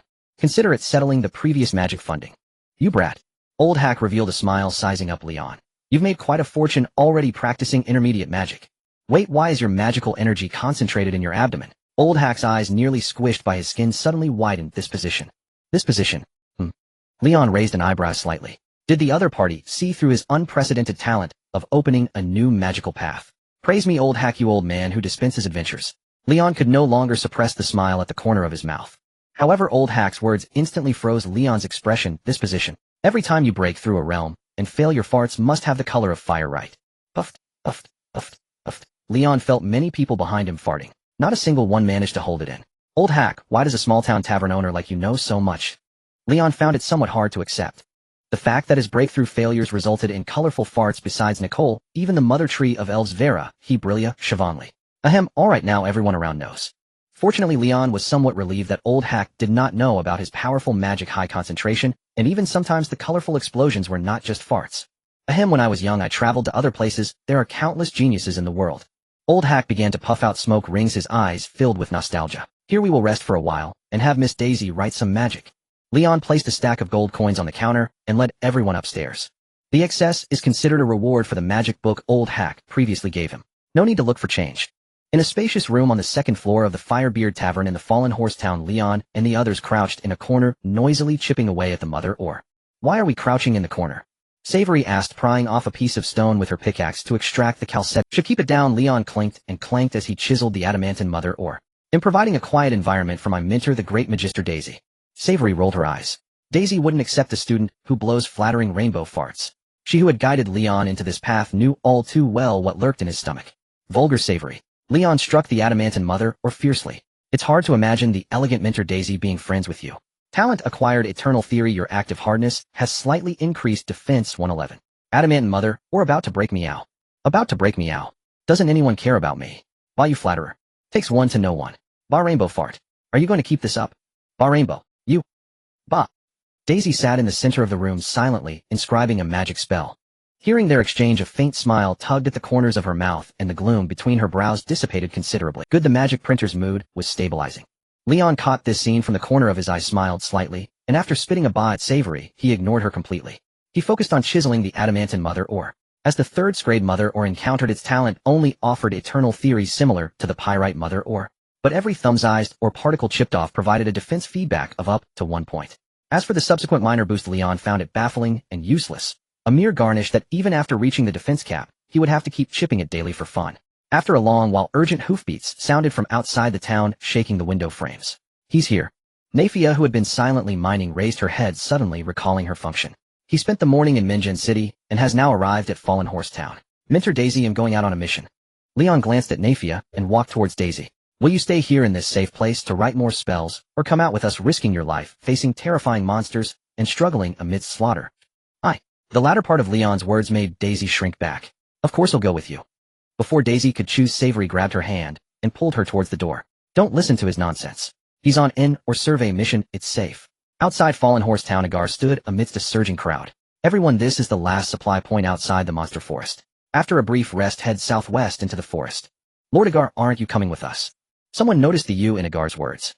Adventurers aren't babies in Agar looked at the speaker. He'll wait in the shadows. He'll only act when monsters beyond your strength appear. But I heard that in the giant territory, all adult giants are high-ranked. And there seem to be several lord-level monsters. Some began to fear. What are you afraid of? There are so many of us. An adventurer wielding a battle axe glared at the fearful ones. Iterville won't retreat a second time. Let the blood of giants prove my title as master. Yes, adventurers, don't lose your courage. Unite, and 10 high-ranked can restrain a lord-level monster. Passionate voices gradually dominated the crowd. Agar leaned on his sword, silently watching it all. Not your followers still need training. Filin's voice sounded in Agar's ear as he observed the noisy crowd. Are you planning to let the giant race weed out the weak? You're sending some of the faint-hearted to their deaths. Agar merely tilted his head slightly towards Filin, offering no reply. In the giant territory, hills were hollowed out into cave dwellings. Now outside the hills in an open area, the crowd was dense. Arrogant Javier angered the humans. The giant lord, the Frosthail giant, loomed before his kin, his voice resonating. But we have no choice. Let civilization bow to barbarism. The giants gathered in a surging mass, emitting low growls, their eyes flashing with bloodthirsty red light. Covenant messenger, the remaining clansmen have agreed to fight to the death. The Frosthail giant tilted his head slightly, looking at the tiny figure on his shoulder. I hope you keep your word, and let the fleeing portion of the clan survive. Don't worry. Those 3 old fogies aren't around. They won't notice a dozen or so slipping away. The silver-masked man unfurled a glowing parchment scroll, recording all the giants present. Then looking into the distance, he cautioned, "Oh, and remember to leave some women and children hidden nearby. Those old fogies are very suspicious." "As you command." The silver-masked man's cold words made the Frosthail giant clench his fists. He had already foreseen what would happen to those deliberately hidden weak clansmen. Ahead is the giant territory. Huh, are they gathered together? Yes, just like us. The surging adventurers arrived outside the hill dwellings and immediately noticed the equally surging giants on the open ground. Among the hundreds of giants over 10 meters tall stood a giant lord towering at 30 meters. The giants also spotted the adventurers roaring as they charged, their dense footsteps shaking the plains. Damn it, why are these monsters charging in a group? Put the warriors in front. You're joking, buddy. Even with a shield you'd be crushed. Scatter, scatter. I'm pulling back first to hide and chant a spell. The crowd bustled and scattered, soon clashing with the giants in a cave. Far in the back, Leon crouched low, silently observing the battlefield. The giants fight to the death without retreat, and they know to group up. Among the wandering giant races, there's a chance for intelligence to emerge upon reaching lord level, Savory explained beside him. But from the looks of it, they're not very bright. Forget it, let them fight. I'm on in or survey mission. Leon averted his gaze and led the group to sneak off to the side. He firmly remembered Varus' words, the wandering giants to the south mine thick gems, sharp gems, and might even possess a self-recovering metal. Beyond the clash between adventurers and the giant, amidst a cluster of hillside dwellings, everyone perk up. Members of the ore mining adventure team, Leon and the others strode between the hills. In stark contrast to the thunderous battle in the distance, the giant's dwelling was eerily silent, not a single giant left behind on guard. Yet Leon did not let his guard down, proceeding with caution. According to the mission info, the ore is hidden inside the giant's house. He'll scout ahead. Leon made his way toward a hill while the others stood watch behind. Whoosh! Approaching the 10-meter-tall cave entrance in the hillside, Leon heard intermittent gusts of wind and a hollow wind. This shouldn't be some strange cave, right? Leon's steps faltered, freezing in place. Thanks to the elf mother tree, he now had a psychological shadow when it came to caves. Whoosh! Just as Leon hesitated, the wind grew heavier. A towering shadow emerged from the cave, blocking the entrance. Reproductive potential C. You startled me. It's just a female giant. A flame spear materialized in Leon's hand, merging and stacking. Roar! Sensing the dangerous magic, the shadow stepped out of the cave, a body over 10 meters tall, like piled stone, with all the necessary features. Its coarse, sinewy head was only vaguely human, yet it bore a furious, wide-eyed expression. High-tier demon, wandering hill giant. Hey, Leon, can you handle it? Run if you can't. Siobhan called from behind, idly observing the battle. Its weak points are the knees and that big belly. After instructing Leon, Siobhan grabbed a black blob from her hair and tossed it. It'll strengthen you. Go help Leon. Gurgle. The deadly shadow landed, rolled to Siobhan's feet, and began clutching at her leg. Contractor, I'm not even a low-tier demon. Don't joke like that. Just go distract it. Siobhan threw a dagger, embedding it in the deadly shadow's head. Look, you're a battle-hardened slime. Even stabbed you want die. Then she cast a series of enhancement spells. Fortify will, unyielding will, indomitable will. Go deadly shadow, endure 100 battles, and become royalty. Gurgle. Empowered, the deadly shadow pulled the dagger from its head, wielding it like a short sword, and charged toward the battlefield. Rolling at full speed. Gibberish. Nico blinked, watching Siobhan deploy even the slime into combat. She quickly shook her ears and began chanting a spell. Gibberish. Daisy, feeling awkward about being idle while everyone was busy, felt heat gather in her hands as she slowly conjured a fireball. A mere high-tier demon. Once I recover my epic dragon body, it'll crush them with one claw each. Nafia hid further back, munching on gems she had secretly pocketed. With everyone's attention drawn to Leon, it was the perfect chance for her to secretly grow stronger. Roar. While the backline mages displayed their talents, Leon, the frontline mage, had already engaged the hill giant. As a high-tier demon, the hill giant closed the distance in a few steps and swung a palm at Leon. So fast. Still channeling his spell, Leon could only raise his flame spear to block the sudden attack. Slap. The spear stacked only a few times and, lacking tempered earth elements, shattered under the giant's palm. The blow continued unabated, striking Leon's body. A crackling sound rang out as Leon was sent flying. Fine doesn't hurt. He rolled a few times before rising, coughing up blood and organ fragments, his mana surging.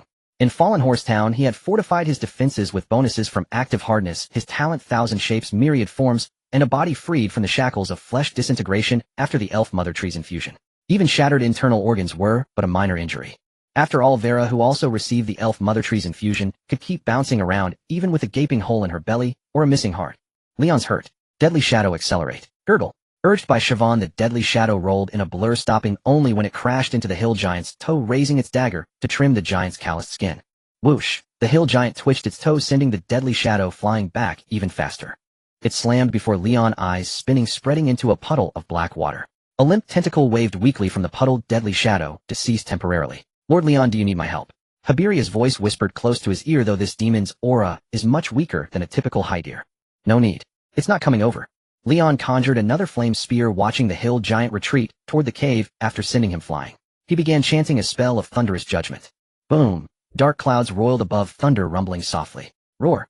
The hill giant looked up at the clouds, issuing a threatening growl. Whoosh! As the storm clouds gathered, the rear mage squad began to exert their power. A fist-sized fireball flew in, striking the hill giant's knee with a tiny spark. A snaking thorn lashed out, hit the giant's calf, and shattered into fragments. A pink blob rolled forward, dragging the black puddle back. Roar! The hill giant, eyeing the storm clouds, bent slightly and scratched its ticklish knee and calf. Nico, stop attacking. Heal the deadly shadow quickly. Okay. Gibber gibber. Daisy, you're already an apprentice mage, throw a flame spear. Okay, you'll chant now. Gurgle. Leon, my adventure team still has plenty of room for improvement. Listening to the slightly panicked chants behind him, Leon sighed softly and called down the thunderous judgment upon the hill. Boom! Lightning struck the hill giant, who neither dodged nor shielded, instead crouching outside the cave, clutching its massive belly, enduring the barrage. Guarding the treasure, even now. Greedy giant. Leon frowned, but didn't stop. A dozen lightning bolts rained down, scorching the hill giant black. Roar! A second roar echoed from the cave. A small giant, only 3 meters tall, rushed out. Seeing the falling lightning, fear flickered in its eyes, but it leaped high, covering the hill giant's head. Boom! Crack! The dense lightning suddenly veered off, charring the ground beside them. The little giant perched atop the hill giant's head looked up in bewilderment as the lightning failed to strike them, only to meet Leon's slightly furrowed brow. Reproductive potential A-rank. Ignoring the system's erratic reading, Leon conjured a spear of flame and silently advanced toward the pair of giants, one large and one small. Roar! The hill giant, having caught its breath, set the little giant down and snarled a warning.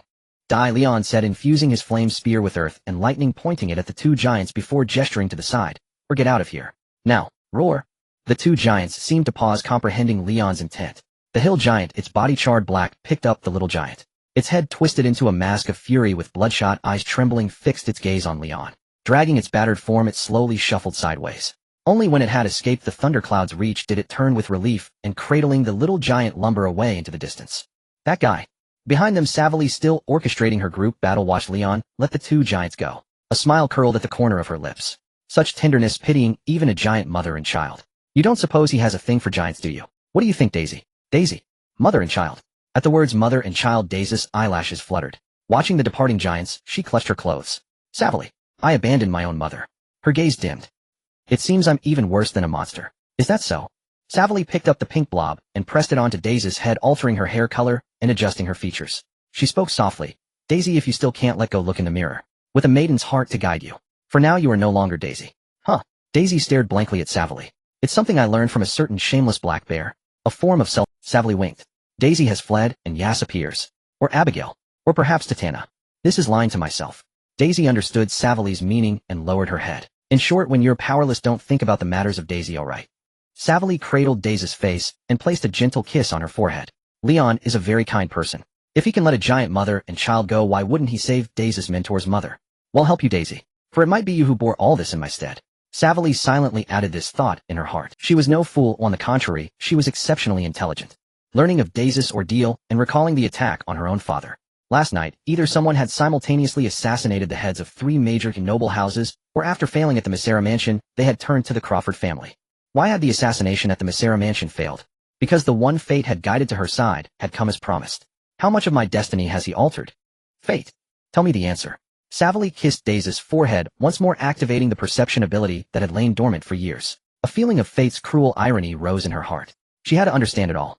Boom. Chaotic images flooded in herself, drowning herself, falling Veronica, trapped in humiliation, Leon with a dark and manic gaze pulling on a vambrace etched with fiery patterns.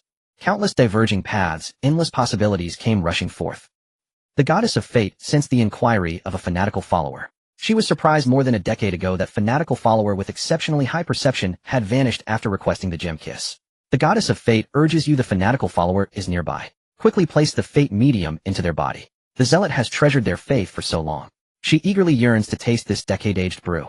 Meanwhile, Leon, having driven off the giant mother and child, prepared to explore the cave. The cork in his pocket jumped and trembled its searing heat, causing Leon's abdomen to contract. A fanatical follower. He pulled out the cork and typed on it, "Can you stop burning a guy's kidney for no reason?" Also exceptionally high perception. How high are we talking? The goddess of fate was displeased. She hadn't even complained about him messing around with her.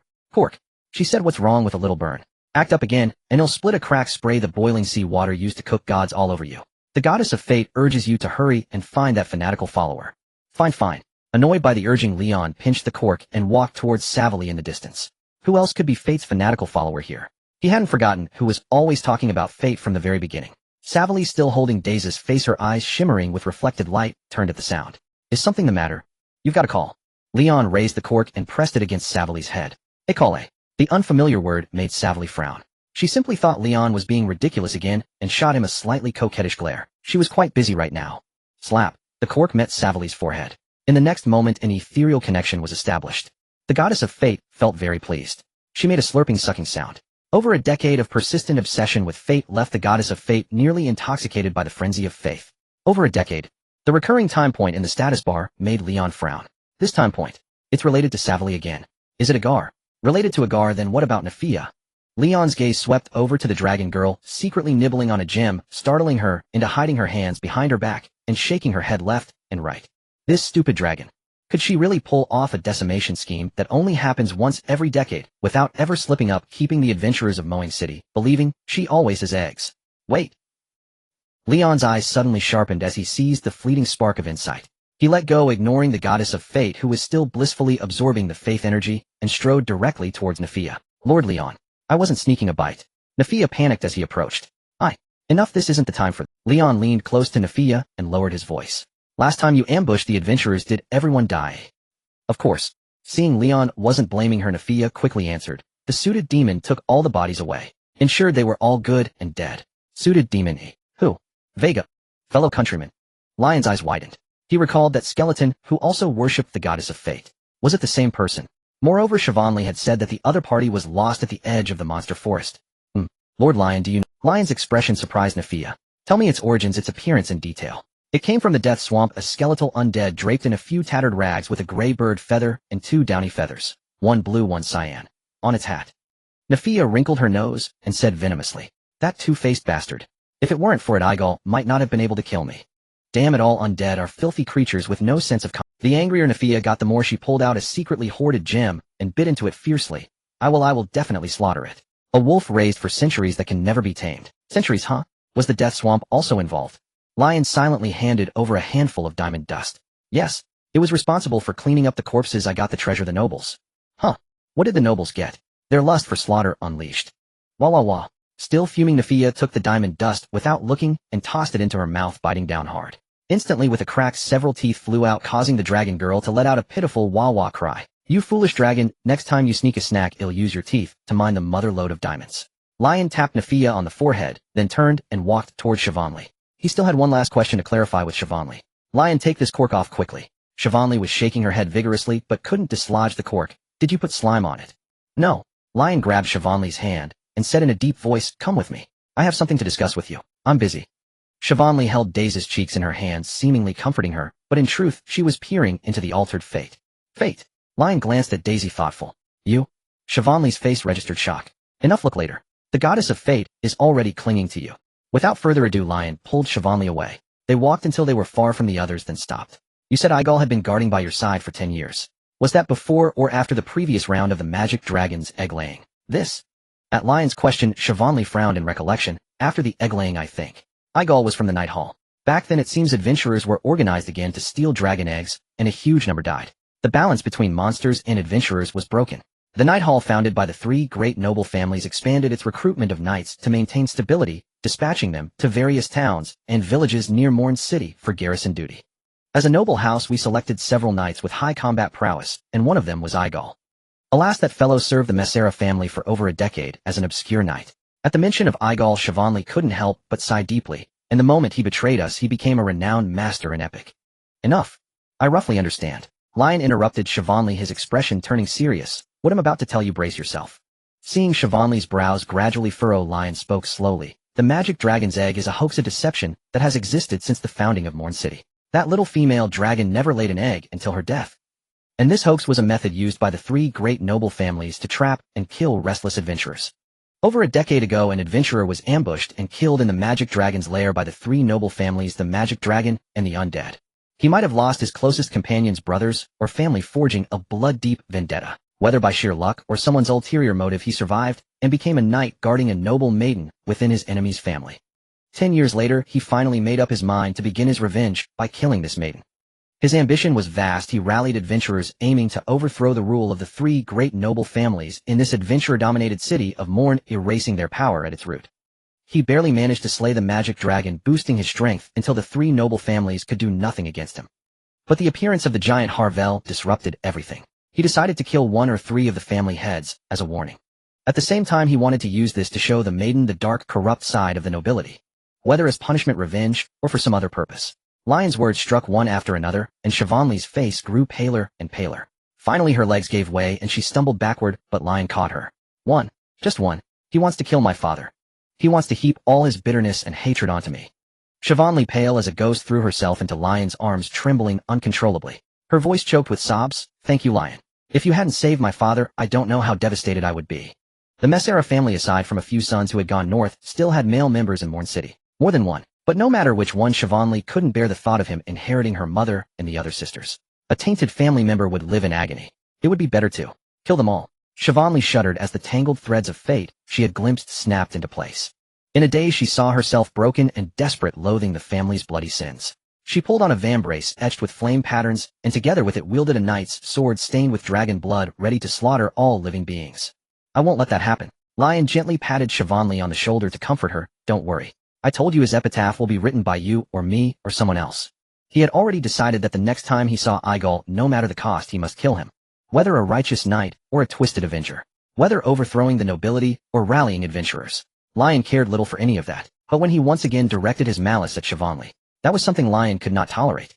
Just like when Vera targeted Nico. If he hadn't accepted the elf mother tree and viewed her from an elder's perspective. If she hadn't had a change of heart and that arrow named Sorry. Lion would have definitely, after biding his time and turning the tables, tormented and retaliated against Vera until Nico was satisfied. Then in return for Vera's support along the way, a favorability of 100 made Lion understand that Vera would absolutely respect and support him to the utmost. So after the revenge, no matter how much she might hate him, that would be his own affair. It would also be time for him to pay the price for being an ungrateful wolf. This was his original plan, to settle each matter on its own terms. Of course, the arrow had not yet been given to Nico, and Nico's attitude would also determine his subsequent choices. Roar. As Lion and Siobhanli sorted everything out. From the direction where the giant mother and daughter had departed beyond the distant hills, a despairing wail echoed. The plaintive cry, though young and tender, pierced through metal and stone, echoing into the distance. He'll go check it out. Lion's eyes narrowed. After instructing Chavril and the others to stay put, he dashed swiftly toward the source of the sound. The giants possessed heavy and sharp gems that could enhance weapons and armor. On the other side of the hill, a knight clad in full armor cleaved open the head of a hill giant with a single sword stroke. Amid the wails of a smaller giant nearby, he pried out a jet-black gem from the hill giant's brain matter. This was the divine treasure brought by the wandering giants, the heavy gem. A precious jade nurtured within a giant's cranium throughout its life, using its own body as the mother rock. Once embedded in a weapon, it could alter the weapon's substance, allowing it to strike with the force of 1,000 jun. Set into armor, it granted the wearer a defensive power as formidable as a mountain standing before them. It's like how we dig pearls from oyster shells back home, said Feline, one of the four figures following behind. She stepped forward, scooped up the hill giant's brain, and brought it to her mouth for a taste. Despair and maternal love. The appraisal came from Bach. He glanced at the wailing small giant and the hill giant's bulging abdomen, then spoke slowly. Knight, you cruel bastard. Killing 3 lives for a single gem. They're merely beasts. Though some compassionate adventurer did let them go. Igar picked up the heavy gem, his tone indifferent, but I've long since abandoned the virtue of mercy toward monsters. The sound of clapping drifted over from afar. An epic deer powerhouse indeed, worthy of the title. Fearless in heart, turning plunder into such righteous words. You and I should be on the same side. The silver-masked man with 4 black pouches hanging from his waist landed at a distance, sizing up the group. Igar, without the dragon soul's boost, that dragon blood in you is nothing but a burden. Yet you still came to vie for the giant's divine treasure. But what a pity. The silver-masked man patted the 4 pouches at his waist, his tone mocking. Even if the adventurers you brought slaughter all 4 giant lords, you'll never get the giant mother now. Die. As his words fell, 3 figures descended from the sky. Why waste words with him? The 3 elders landed surrounding Agar, and the others, hand over the giant mother, and well, kill him on the spot. Here. The silver-masked man stepped forward, took 3 pouches, and distributed them to the 3 elders. The rest is mine. The elders silently accepted the giant mothers, their auras surging as they locked onto Agar and his group. It seems I haven't given you enough cause for concern. Agar's gaze swept over the 3 elders. The dragon blood on his knight's sword writhed, and radiant sword energy sprayed in all directions. Agar, it is you. One elder, his eyes dark and brooding, flicked his wrist, revealing a spiked flail. Killing intent burst forth, and his blood energy roiled like surging waves. From the Crawford family. Charlnash. Agar recognized his identity with a sneer. Since you've all disguised yourselves, why reveal your identities? Couldn't you have just let me slip away timid as last time? Charlnash. Forget it, no survivors this time. Seeing Charlnash exposed, Hegmo sighed softly. His muscles and bones writhed, and in an instant he expanded to 2 meters tall. He grabbed the head of a nearby small giant, crushed it, and tossed the body aside. He'll start the incantation. Ratu, seeing the 2 drop their pretenses, pulled out a staff studded with gems, and slowly, low chanting arose, elemental tides surged, and dark clouds roiled across the sky. O gods, bestow your grace upon me, witness this blood sacrifice. Hegmo smeared the small giant's blood still on his hand onto his own chest. His blood energy erupted once more, and in a few strides he closed in on Agar, swinging his fists like hammers. Clang! Agar raised his sword to meet the blow, colliding with Hegmo's fist with a sound of metal striking metal. Radiant sword energy surged, but was forced back by Hegmo's explosive blood energy. Impervious to blades and weapons, Agar's sword struck relentlessly, locked in combat with Hegmo. The clanging sounds rang without end. You, the flail-wielding warrior, your opponent, is me. 3 figures blocked Charlnash's path, all smiling in unison. Though we can't beat you, we can stall you for a while. Die. Charlnash swung his flail, driving the 3 back step by step. In the distance, Ratu, lurking at the edge of the battlefield, while chanting, saw a shadowy figure hanging upside down before him. Mage with high intelligence and perception. Have you noticed the red moon? The shadow held a silver fishhook in one hand, and pointed to the sky with the other. This trick again. Ratu sneered, naturally refusing to look directly at the red moon again, and lowered his head. Yet he saw the earth as black as ink, the ground like a raging sea reflecting 2 red moons. Fool. The shadow hooked the fishhook onto Ratu's throat, sneering eerily. Didn't you see him hanging upside down? Gurgle. Ratu was dragged into the dark ocean, half his body exposed, thrashing wildly. This boat is only at the advanced level. Reeling in a master level is a bit tough. The shadow tightened the fishing line, pulling hard, letting out strange cries. Big catch. Big catch. Reel it in. Master level, I wonder when he'll reach it. The silver-masked man watched the distant, thundering battlefield, a glimmer of hope in his eyes. I hope the giant mother can help me break through. As he sighed, his hand brushed over the giant mother pouch at his waist, only to feel a furry texture.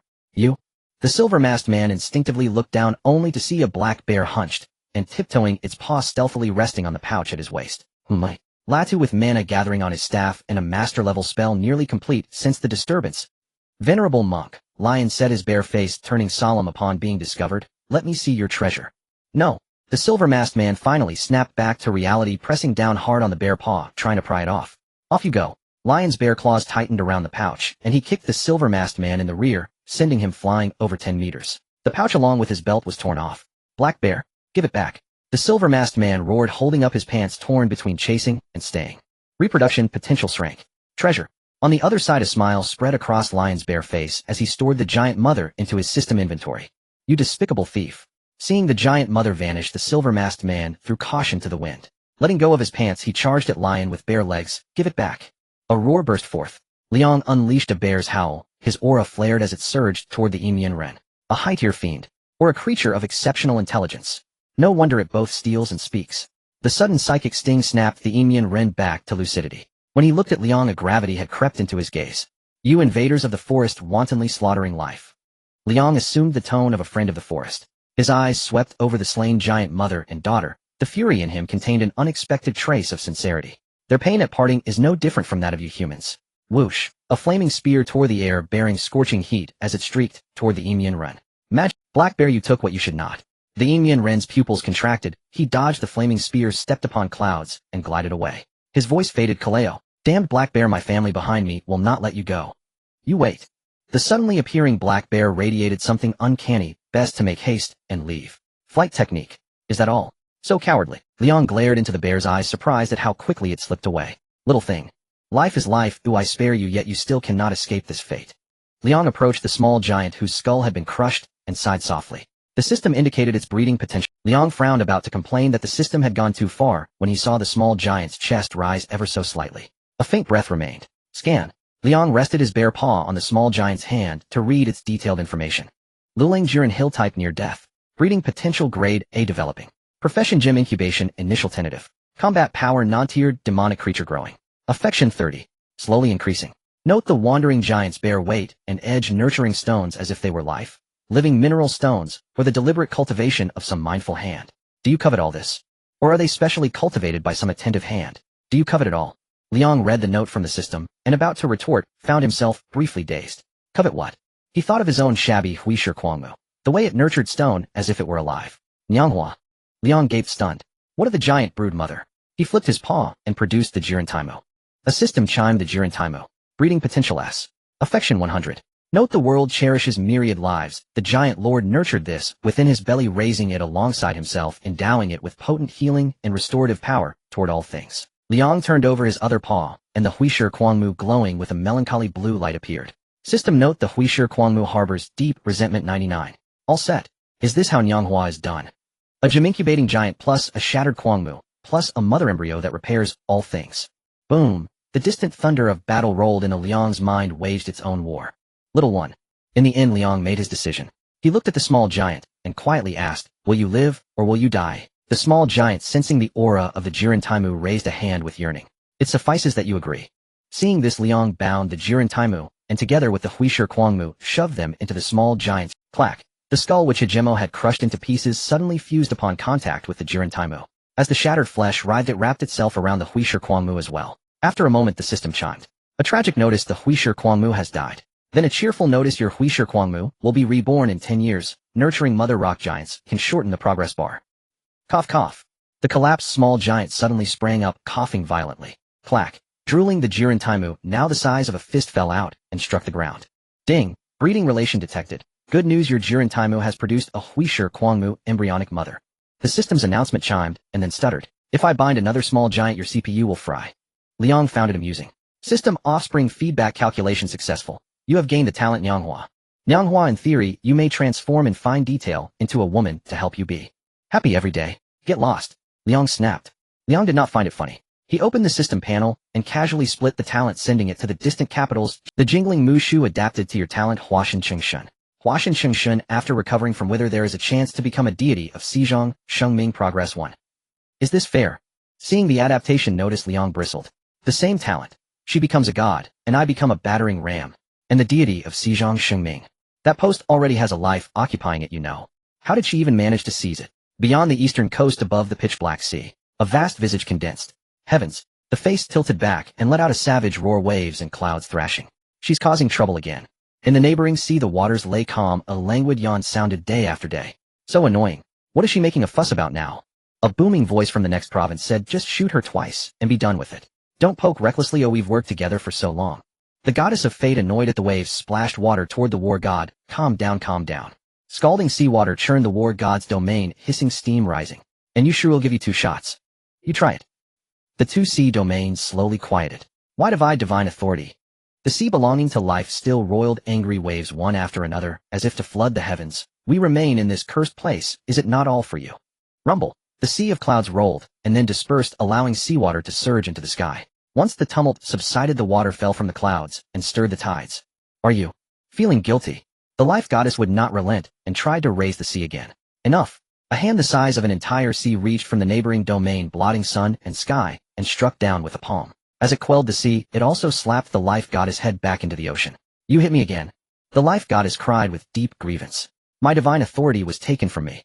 Then I will make it so the grassland fellow can never approach your statue again. This. Ruidania, lift the probe. Very well. Splash. The 2 seas trembled. The leviathans that had lain on the seabed began to rise, their surfaces densely studded with humans like sesame seeds. Bah! What monstrous wind and waves. They even blew the aircraft carrier down. On the deck, the Onestead slowly came to, watching the hull being mended by flesh-like tendrils with bewildered eyes. This is not Belay's power. How long has it been since I died this time? Boom. The surging waters carried the bewildered awakened away, drifting far. Within the giant's territory, adventurers clashed with the giant on the plains. Both sides suffered casualties. Hold on. It's almost done for. Mages don't stop. Decapitate it. Where are the warriors? Strike it! Roar! The frost-hail giant, its body covered in wounds, glared at the adventurers, encircling it, its eyes fierce as it thundered, mad jaws. Swamp venom. Scorching sun. One by one names were uttered. With each name a pair of massive arms tore through the earth, and the hidden giant lords climbed out. With 3 names spoken, 3 terrifying giant lords surrounded the adventurers. Humans. Witnessed the majesty of giants. Bitter frost spread in all directions. The frost-hail giant fully unleashed its innate talent, which it had held back, its body shattering into snowflakes. Crack. On the plains battlefield, countless icebergs converged, the frost-hail lord forming an arena of death at the cost of its own life. What a... 3 more giant lords. Damn it, why isn't Lord Egal acting yet? Scatter. Scatter. Boom. The 3 giant lords seized the opportunity, charging and plowing through the adventurers' ranks. Each charge sent sprays of blood and severed limbs flying. In an instant, the adventurers suffered heavy casualties. Clang. Hegmo gripped Egal's knight greatsword with one hand, unmoved, even as the blade cut into his finger bones. Egal, do you hear that? The wails of adventurers. Hegmo turned his head, glancing at the distant sky swirling with frost and snow, and taunted Egal. They must be begging for your reinforcements, but this time, they will be slaughtered to the last. Ha, nobles. Egal exerted force with both hands, trying to pull the greatsword free, only to find the blade firmly locked by Hegmo's finger bones. Despite all the twists and turns, our adventurer extermination plan has still succeeded. A victorious smile spread across Hegmo's face, and you can now die in peace. With that, Hegmo's other hand reached for his waist, removed the giant mother, pressed it against his chest, and violently embedded it within, causing his aura to surge once more. Die! Hegmo, with one hand gripping the sword, and the other forming a fist, aimed directly at Egal's face. Thud! However, the anticipated impact never came. Pale bones sprang from Egal's shoulder blade, shattering and reassembling into the rough shape of a dragon's claw, which steadily caught the fist. Nobles. Forever arrogant and self-righteous. Egal looked at Hegmo, whose expression had frozen, and spoke in an unhurried tone, the giant mother that mends all things. He'll take it. As his words fell, another dragon claw burst through the armor, clamping onto Hegmo's chest. With a slight force, it gouged out the giant mother. Egal.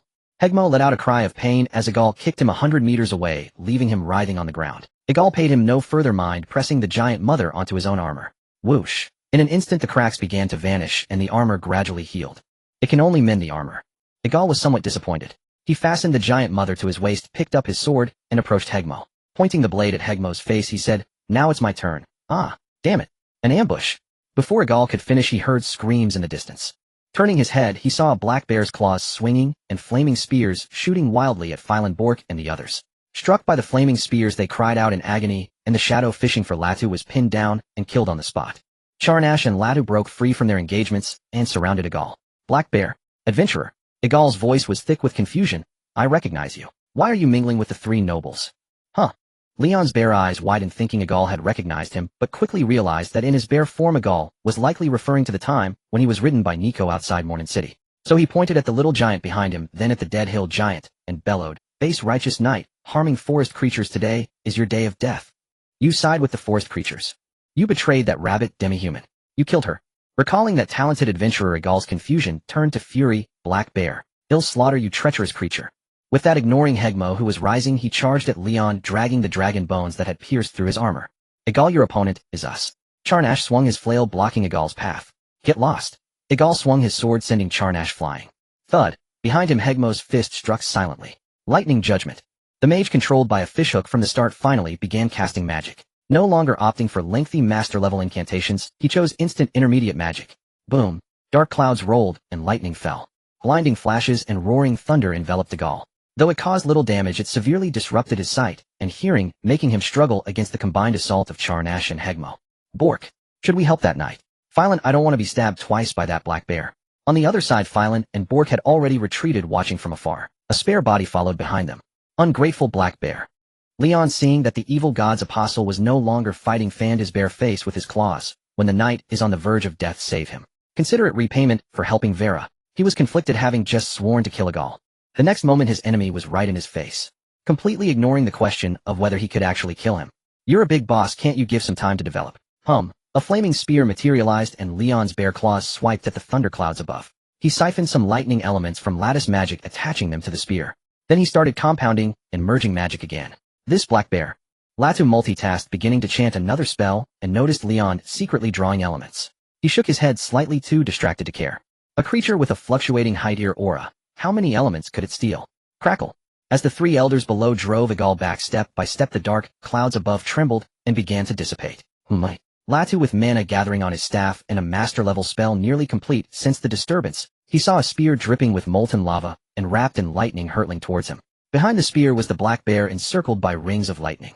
You, Black Bear? Lata had to interrupt his spellcasting, dodging the attack of the spear, and roared, "Why? You absorbed all the lightning element, and now you come back to hit me. When did the monsters become so despicable?" Lata felt a wave of frustration. Why is he a mage always targeted in this ambush plan?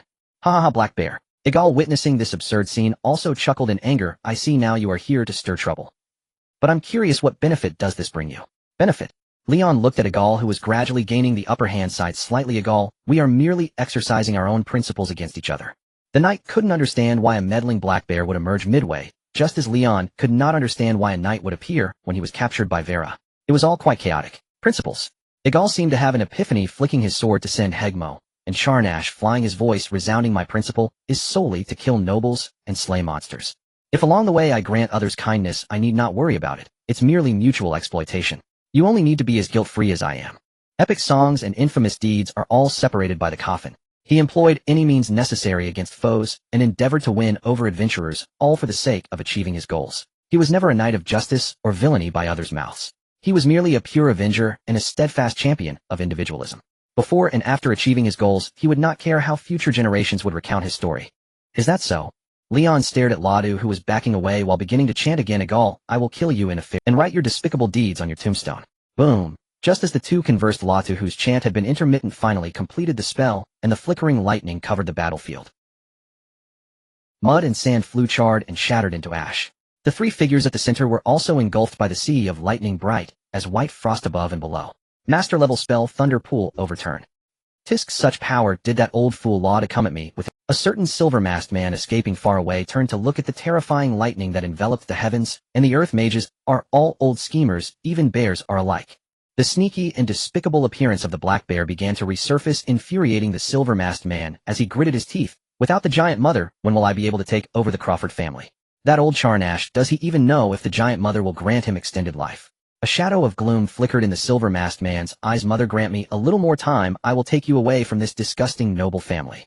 As he walked, his ears twitched, and he suddenly heard faint voices of conversation ahead. "Daisy, Daisy, let me braid your hair into pink twin tails. Shivanli, we're in the monster forest, can we not be so lax? Don't worry, with the powerful, noble, and elegant Princess Hibelia here, she will protect us." "Miss Shivanli, is your demeanor learned from Lord Leon? I remember you didn't hold back in slandering me at first." How do you know?" "Nicole told me." "Ugh, naughty Hibelia." "Daisy." The silver-masked man walked out of the dense forest and saw a group of unfamiliar women gathered ahead, playing and laughing. His gaze swept over them, but did not find the familiar figure. "Is someone there?" The crowd heard the noise and turned to look. Daisy saw the silver-masked man, her face suddenly paling. She exclaimed, "Adrian, you know me." The silver-masked man looked at Daisy, gradually approaching. "Stop." A bird feather silently pressed against the silver-masked man's forehead. "Maintain a safe distance, stranger. I mean no harm." Hibelia concealed her aura deeply, and the silver-masked man was unaware he was facing an epic-level powerhouse. He took 2 steps back, fixing his gaze on Daisy. "Tell me, who are you? I just heard you mention my sister." "I."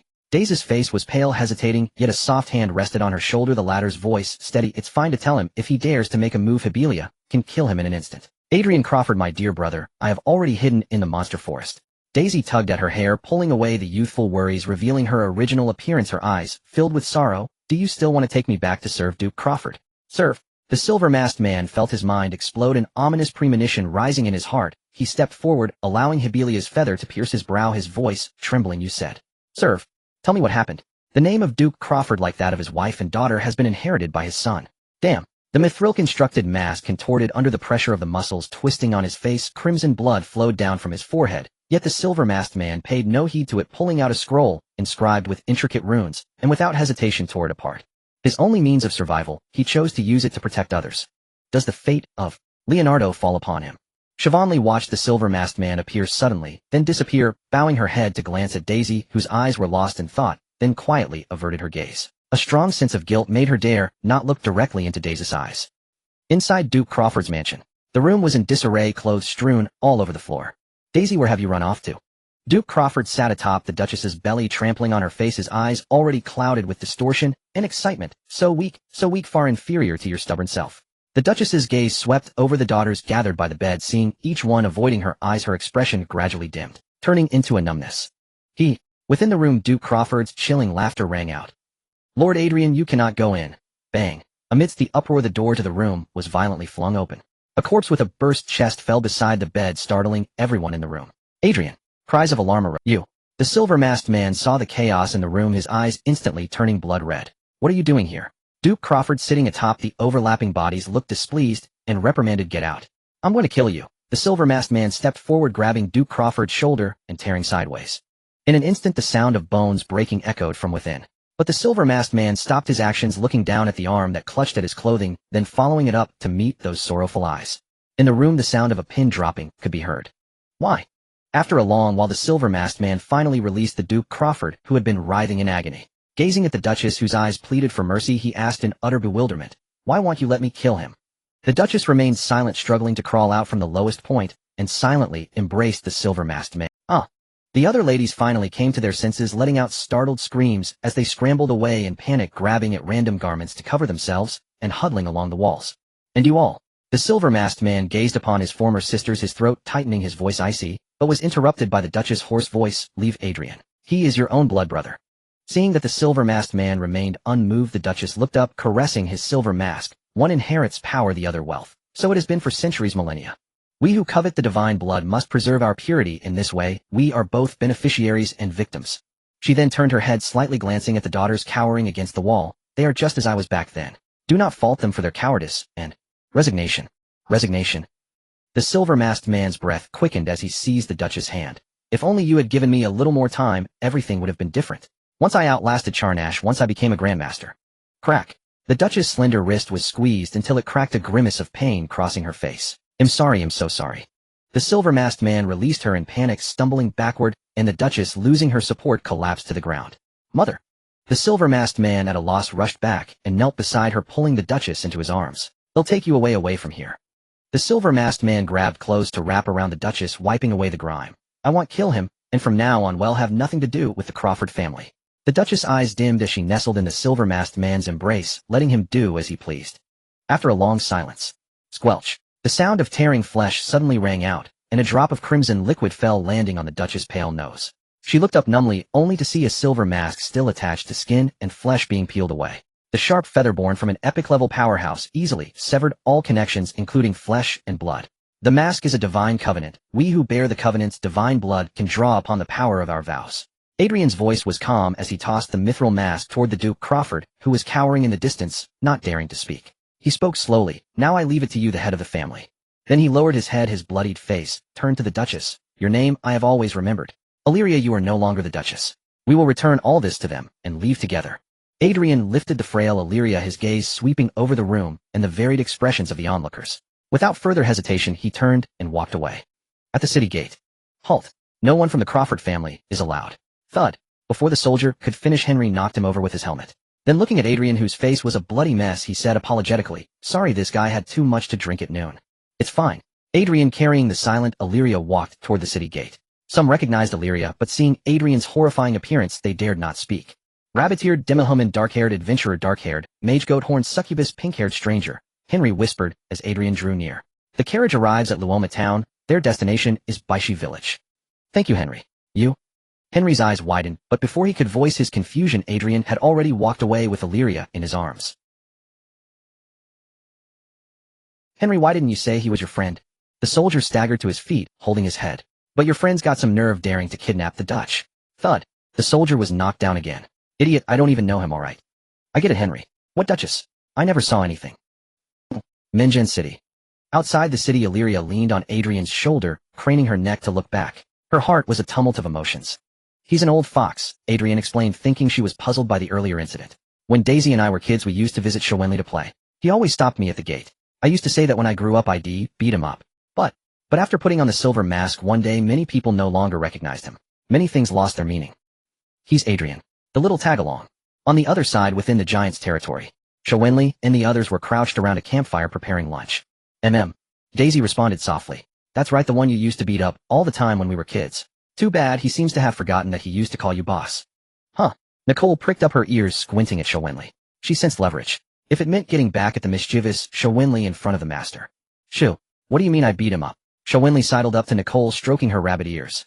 It was the rocks flying by themselves, the branches falling for no reason, the roadside slimes spitting acid for no apparent reason. It was fate, understand? Fate. I understand, Miss Shawinli. Nicole was dizzied by the petting and slumped into Shawinli's arms. Stop. A bear-like roar came from behind. Leon, his bare face dark, appeared behind them. Let go of my you've been gone so long, where did you run off to? Shawinli released Nicole, looking Leon up and down, noticing he seemed unusually dark. Master Tui. Nicole ran to Leon, hugging him and rubbing against him, only to get black soot all over her face. She immediately ran off in disgust. I managed to go through a lightning tribulation in my spare time. Leon rolled his eyes, canceling the magic. The charred outer shell of his form stood there, leaving a hollow, scorched bear silhouette. Crack. Leon kicked open the charred shell on the bear's belly and stepped out, waving to the rear. Come out, no need to. Thud thud. A three-meter-tall little giant emerged, crouching beside Leon, eyeing the group warily. It's okay, they're all trustworthy. Leon patted the giant's head and pulled him to sit by the fire. What just happened is a bit complicated. My big treasure is stored in her mind. Everyone.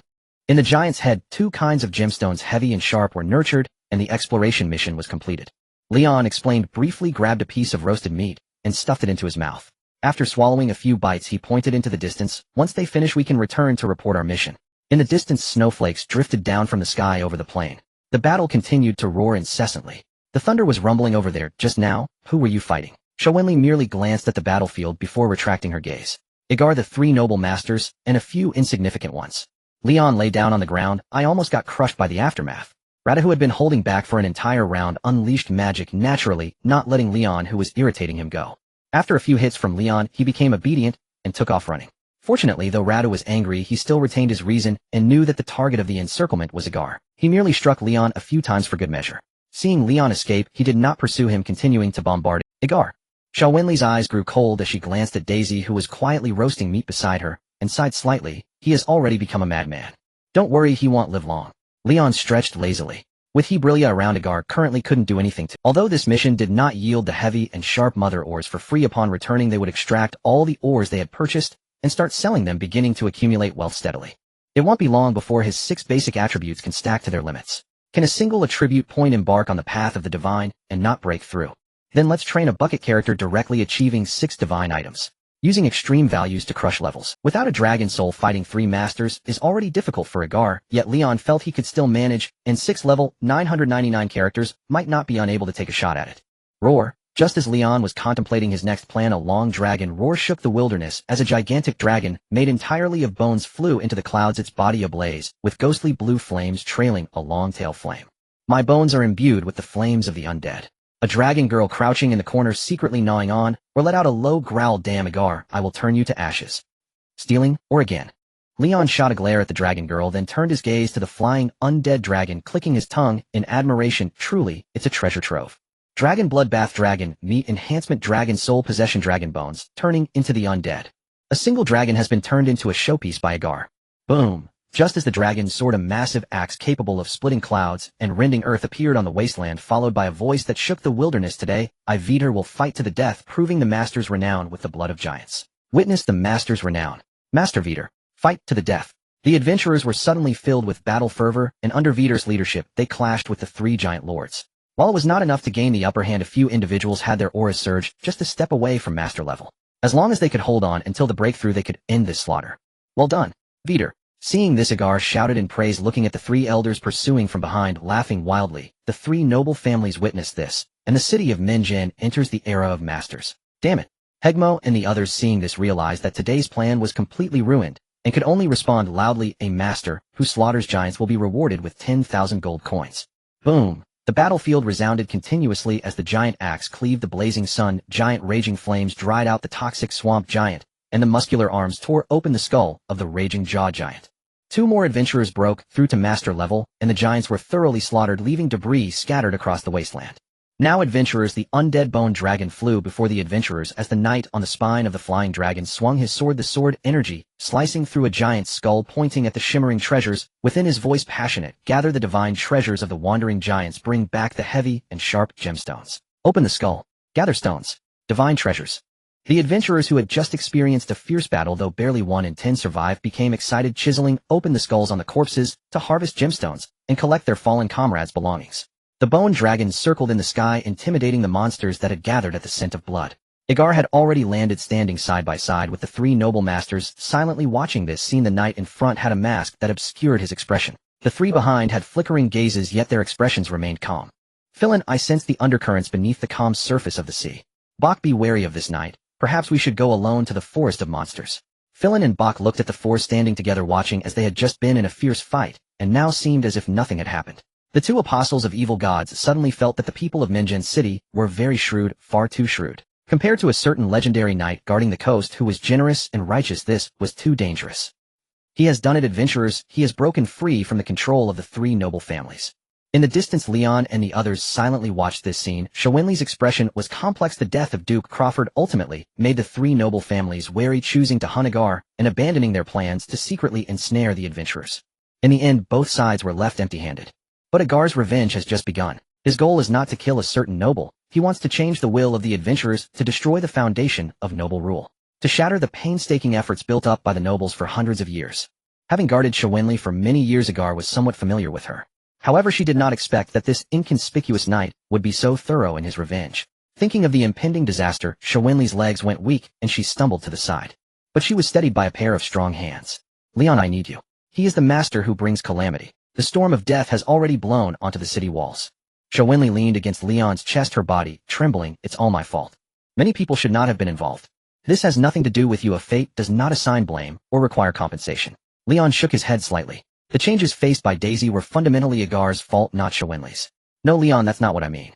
Shawinli showed hesitation, and after a long time, as if making up her mind, she spoke softly. I will tell you tonight about the nightmare that has haunted me for over a decade.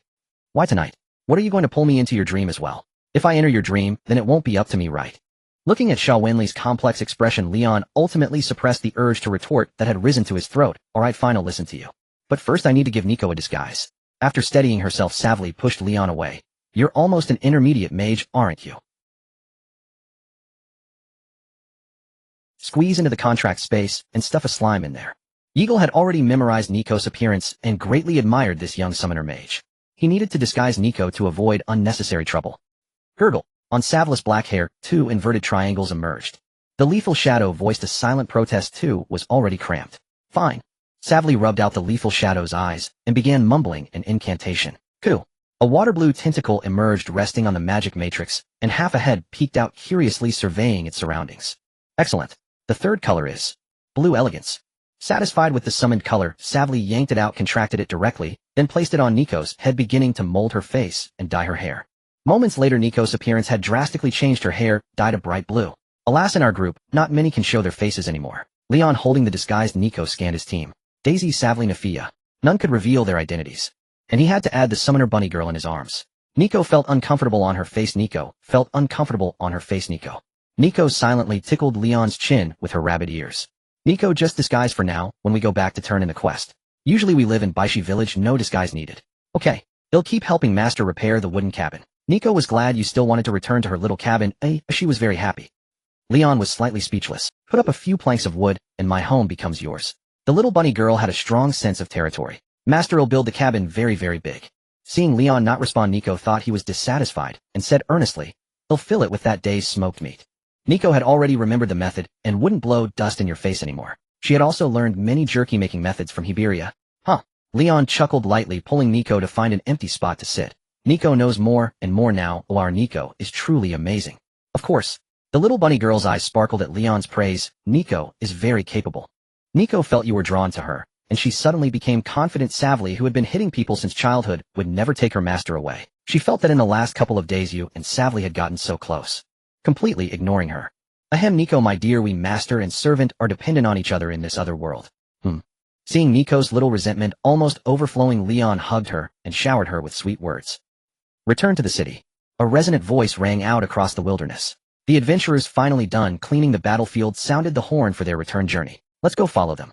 Leon summoned wood elements, flicking out a magically condensed vine that coiled around the small giant's neck, tugging gently. Roar! The latter's eyes were already blindfolded, and being pulled forward by Leon, it felt some fear and trepidation. From the moment you chose to live your past, and your former race have nothing to do with you anymore. Leon spoke to himself, regardless of whether the other understood. Monsters kill humans, humans kill monsters. That's how this world is. If you're unwilling, I'll contract you, and you'll become my tool of slaughter, still having a chance to kill many. He could also use summoning magic. The small giant had decent potential. Raising it as a war beast wasn't impossible. Roar. The small giant seemed to understand, slowly moving its steps to follow behind Leon. This giant has high intelligence and the potential to become a lord-class monster. Savly nodded quietly on the side. Leon must have seen its potential. She had thought Leon was having another one of his peculiar urges. Adventurers, you came from the direction of the giant's lair. A juvenile giant. Came by you. Leon and his group soon caught up with the main force. The adventurers, seeing Leon leading a juvenile giant, cast surprised glances. A giant? There are still giants. One adventurer with bloodshot eyes drew his long sword and charged at the small giant. Whoosh! Fireballs encircled him, freezing him in place. Ahem, adventurer, don't mind him. His team. Only he survived. Someone used a weapon to push aside some fireballs, pulling back the reedied adventurer, whispering in admonition, "Are you crazy? Casting basic spells instantly means he's likely a high-rank mage." I sympathize with his plight. Leon's voice was indifferent as he led the small giant past the adventurer, walking. Giants. There are still giants. He'll kill them all. The adventurer, named Dolph, fixed his gaze on the hills beyond the plain, hatred blazing in his eyes. I will return and kill every last one of them. Leon. After a short walk, Leon felt a weight on his arm. Turning, he saw Savly had hooked his wrist, her face slightly pale. Master. Soon a bunny girl was also hanging onto his right arm. Nico was terrified of these scenes. If you must cover your eyes then. Thud, thud. Two sounds of hands covering eyes echoed. Leon sighed softly. Maybe I should have waited ahead. The adventurer's bloody battle with the giants had resulted in a mortality rate of about 30%. Though most of the human remains had been collected, buried, or carried by acquaintances. The strong smell of blood was still pungent. Coupled with the giant corpses, humanoid monsters, left exposed in the wild, their skulls brutally split open, the blood-soaked plain looked like a hellscape. Ugh. Daisy, also a noble, felt her legs go weak at the sight. Miss Daisy, be careful. At Leon's urging glance, a certain dragon girl hoisted Daisy up and carried her horizontally. Thank you. Daisy's head bounced off Nephia's thick armor, tilting outward as she thanked. Thank you, succubus. You can call me Little Red Dragon. What's wrong, Miss Daisy? You can lean your head on me. Ooh, I don't mind. No. Daisy glanced at Nephia's purple hair. I thought you'd be called Little Purple. Outside the wooden cabin in Baishi village. Phew. We're home. The black bear, carrying Nico, and shavenly wobbled its bare rump up to the cabin door. After submitting the quest in Minjin City, Lion made another trip to the market. He sold the monster materials acquired from the Elf Royal City and purchased a large batch of mother loads, depleting all the gold coins on him. He busied himself until nightfall before returning to the cabin. You and Daisy go to the next room. Lion arranged for Nephia and Daisy. After pulling out a rope and tethering the young giant at the door, he intended to enter and rest. However, the moment Lion pushed the door open, a scream rang out from the adjacent cabin.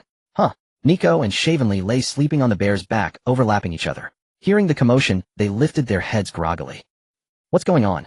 Lion turned around and propped up his bare head to investigate. At the door of the next cabin, Daisy was being pulled back by Nephia. A blurry figure emerged from the doorway. Daisy. A slightly hoarse voice came from the other. The figure stepped forward, leaving the shelter of the door, revealing its horrifying appearance. The entire face was a bloody mess, with whitened fascia solidified and quivering along with pulsating blood vessels. In the hazy moonlight, the shadows upon it seemed to flow with tangible form. It made Lion's scalp tingle. So you found me first.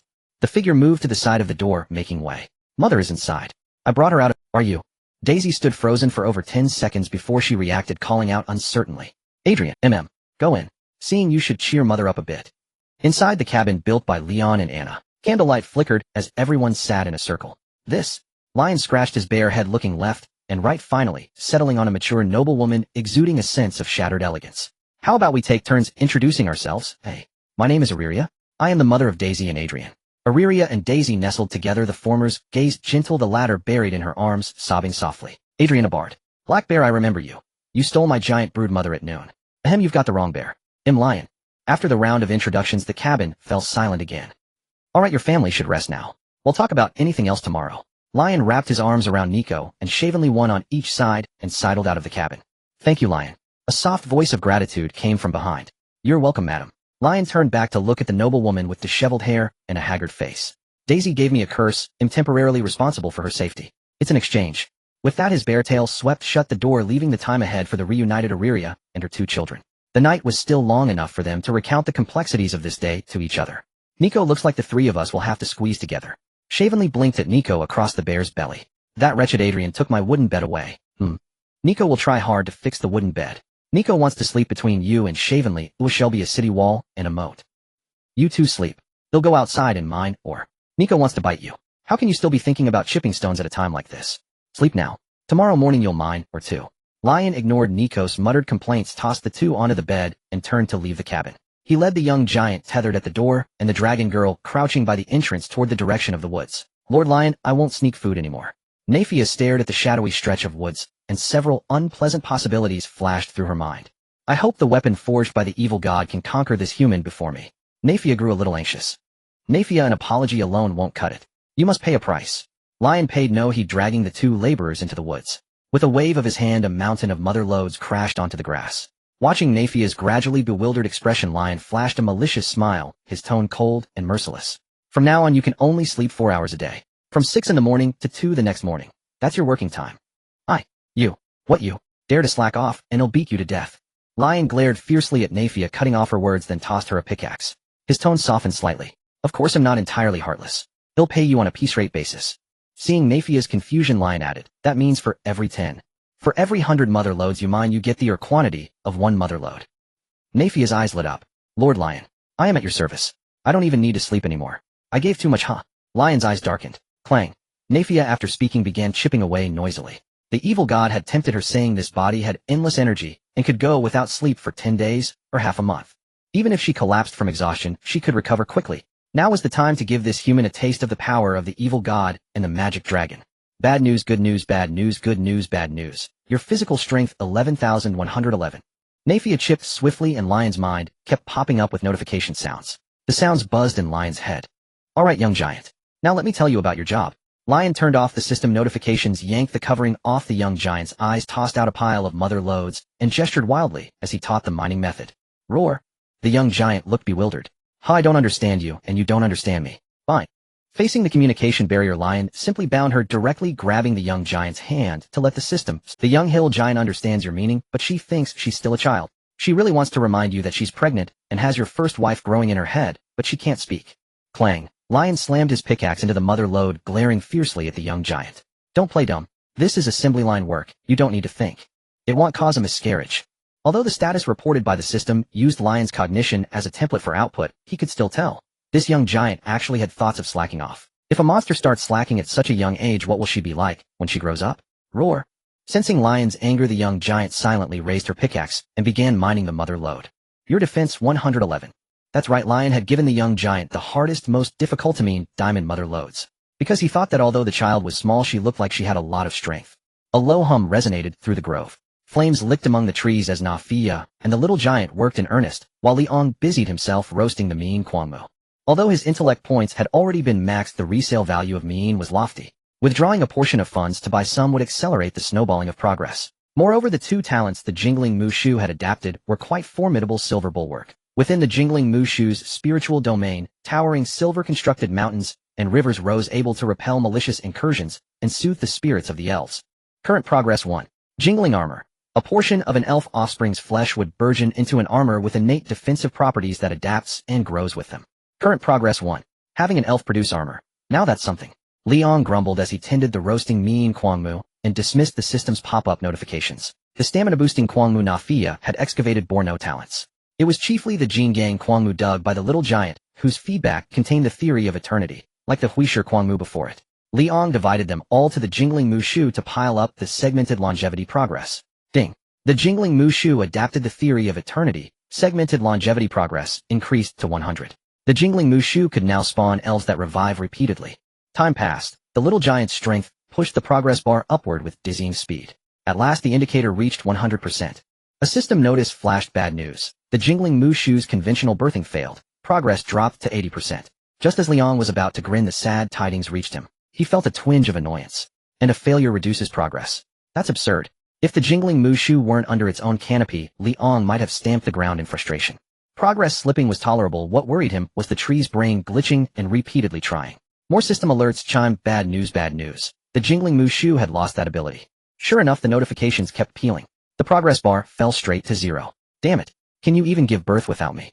Have some sense after being dormant 10,000 years. Liang paced with fury. A furious fire elemental he summoned slammed into the mean Kwangmu and melted it into liquid. The system spat out contradictory notices. The mean Kwangmu deemed it unfair. Bad news, good news. A bellow and a plaintive whimper cut the night. The two laborers nearby shrank their necks in fear and redoubled their efforts at their mothers. Calm down, calm down. Sudden wealth makes one extravagant. Liang produced a water elemental to cool the newly formed mean offspring. He also split 2 talents and bestowed them upon the jingling Mushu. The other talents must be frozen at 99%. Keep the jingling Mushu yearning.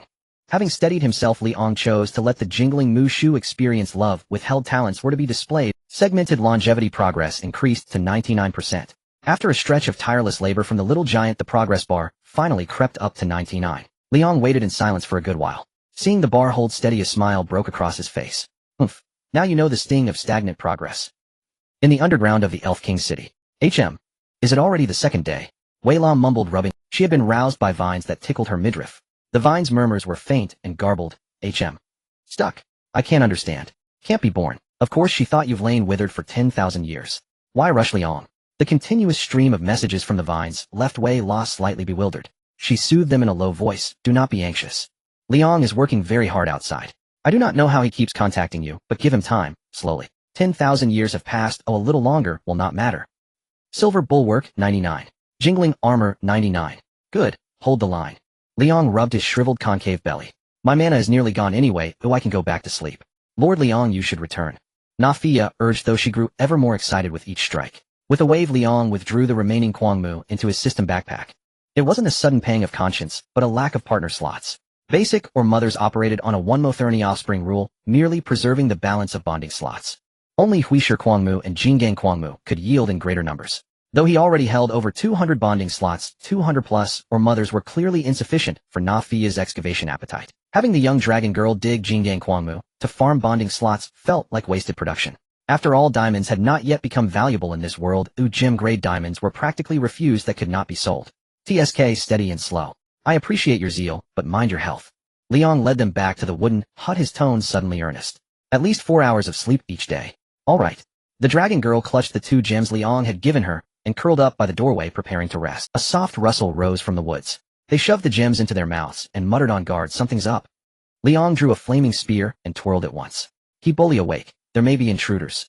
Moonlight cast a hazy shadow at his feet. An eagle-like gaze opened in that darkness. The leaders are your 2 goblin slaves, someone observed. They're bringing many goblins and carrying stones.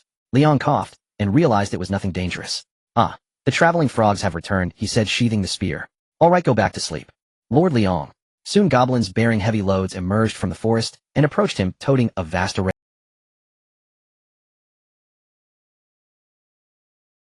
Kara tossed a stack of Balpa Kwangmu onto the ground and spoke respectfully. We have brought back many your mothers. Gold alone would not suffice to buy so much. Liang's eyes swept over the goblins still skittering out of the woods. He pinched his chin. What's the meaning of this? A route that usually took half a day had taken them 3 or 4 days. They returned laden with entire families. Had some goblin den been overrun? My lord the goblin priest entrusted these gifts to us, hoping to win your friendship. Kara directed the goblins as they began to unload. In no time a heap of Balpa Kwangmu covered the area before the hut. Kara bowed slightly. 2,000 jin in total, all of very high purity. The goblin priest. Lukdan. Liang's brow furrowed. An epic monster near Minjin City, seeking to form a friendship with him, seemed odd. What does he hope to gain? Though Liang had never met Lukdan himself, he still retained a strong impression of the last goblin chieftain he had encountered. That creature, though a goblin monster, had resembled a human sage he rationally refused by sales pitch, and with surprising generosity, shared a spell with Liang. The priest wishes to maintain trade relations with you. Is that all? How much could one person's trade volume be? Did such a trivial trade require an epic-level powerhouse to stoop so low as to court favor? Additionally, Kara hesitated, and seeing no one around leaned close to Liang, whispering softly, the priest hopes you could expand the trade scope a little. As a friendly figure who has secured a foothold in the human camp, please aid the equally amicable monsters as well. Kara was now truly uncertain about Liang's identity. Initially she thought Liang was a demon spirit, but then she saw him helping Siobhan, leading her to suspect he might be human. Now recalling the goblin priest's special instructions about him, Kara began to believe Liang might be a creature like a demonic spirit incarnate. In short, he couldn't be human. Friendly. Liang's mouth twitched. Did the goblin priest not detect the slave brands on you? Perhaps the priest also believes that submitting to serving a demon spirit is perfectly normal. Alright, what goods do you goblins have? Liang thought that if it were ores or monster materials, he could act as a middleman. It would be a convenient side task. And if the supply was ample after the Agar incident passed, he could even go to Monin City to become a small-time merchant. Combat attendants, dwarves, minotaurs, kobolds, lizardmen, and such. Ahem. Seeing Liang's surprised expression, Kara added, The underworld has many wars too. You just said you were friendly monsters, right? Leon winced. Friendly monsters hoarding such heavy goods. Sir, these monsters are corroded by the miasma of the caverns, their minds decayed, Kara continued. Taming them is only to maintain stability in the underworld. But these goods are hard to move. Leon frowned. Ores and monster materials could be offloaded to shops. As for the slave trade, Leon recalled the merchant by who appeared in the Grey Rock Cavern. His demi-human slaves were so unsellable, they had to be peddled to goblins. This business wasn't easy. Leon, this deal is viable. Just as Leon was pondering, the door of the adjacent wooden hut was pushed open, and Adrian, his face a mask of blood, stepped out looking at Leon. Monin City is about to descend into chaos. Battle slaves will become a hot commodity. Go on. With 2 epic-level monsters slain, and the remaining goblin priest locked and holed up in his underground lair for years, Adrian spoke slowly, seeing Leon's interest. With the external threat gone, internal strife begins. The struggle between Agar and the 3 nobles won't end simply. At the very least, until one side can obliterate the other's foundation, skirmishes of all sizes won't cease. When that happens, a flood of adventurers will appear. A battle slave means even an ordinary person can qualify to become an adventurer. Adrian's voice was firm. When unease begins to spread, everyone will find ways to protect themselves. Farmers will abandon their plows, merchants will trade their gold for blades, and even scholars will hide daggers in their sleeves. Monin City is about to descend into chaos. Adrian repeated, his eyes rolling, his expression unreadable. Alright, let's try a few squats. With that, Leon and Kara discussed the matter, finalizing the deal. Lord Leon, I will go to the location designated by the priest, and bring 20 kobolds and 20 lizard men by morning. Kara bowed slightly. As for the purchasing needs, I will confirm them with the priest. Fine, off you go. Leon waved a hand at the group of goblins. He watched them disappear into the thicket. Feeling better, Leon sat on the doorstep of the hut and tossed a small stool to Adrian. More or less. Thank you for getting Daisy out of Monin City. Adrian sat on the stool, his tone somber. You spared me from having to kill one of my own flesh and blood. You want to overthrow the nobles too. Leon caught the murderous intent in his words, raising an eyebrow. Maybe you could join forces with a certain knight. He's on my death list too. Adrian forced a smile, the wounds on his face splitting open, blood beginning to drip again. Leon, we share a common goal. We can cooperate. Tell me the benefits. You need gold desperately. I can forge a vast commercial empire for you. Adrian's smile vanished, his tone turning solemn. Let me manage the resources the priest provides. All the gold we earn will be yours. So you do all the dirty work and I reap the rewards, eh? Leon rose, pushed open the door, and walked inside, his voice flat. Then bring me enough wealth, bloodface. As you wish. Adrian placed his hand on his chest and performed an elegant noble's bow. Leon, you're finally here. Inside the room, Leon crept stealthily to the bedside only to hear Siobhan's voice. I've been waiting for you. Ahem. Don't cough. Get up here quietly. Nico's asleep. Our conversation. Hey, we're perfectly innocent here. Why do we have to be so sneaky? Leon said this, but still climbed onto the bed, carefully squeezing into the innermost spot. Yet it was a single bed, and even with Leon pressing himself sideways, he still touched Nico, who was sleeping in the middle. The moment they made contact, the system refreshed its status bar. Nico isn't asleep. She's pretending. For some reason, a pang of guilt hit Leon. Nico is very curious about what secrets you and Siobhan have to discuss behind her back so late at night. What is there to talk about so late? Leon let out a soft sigh, then decisively pulled Nico into his arms. Meeting Siobhan's gaze in the dim light, he said, if it's not important, just go to sleep holding my wife. It is important. Siobhan's expression was grave, her voice lowered. A very important matter. Swish. Nico's perked up, ear pressed against Leon's chin. Nico recalls the time your friendship with Siobhan took a slightly romantic turn. She doesn't mind how many spouses you have, only that she is the first. Speak. Seeing Siobhan's seriousness, Leon also became earnest. I'm listening. He hoped Siobhan wouldn't be foolish enough to talk about love and romance at a time like this. Otherwise, the bunyard girl in his arms with her ears pricked up might really explode with rage. When I was a child, I saved Agar. So, isn't that surprising? Yes. Yes, eh? Siobhan's voice rose slightly. Don't you think fate is playing tricks? Yes, you're right. Leon was almost rolling his eyes. Nico finds it boring.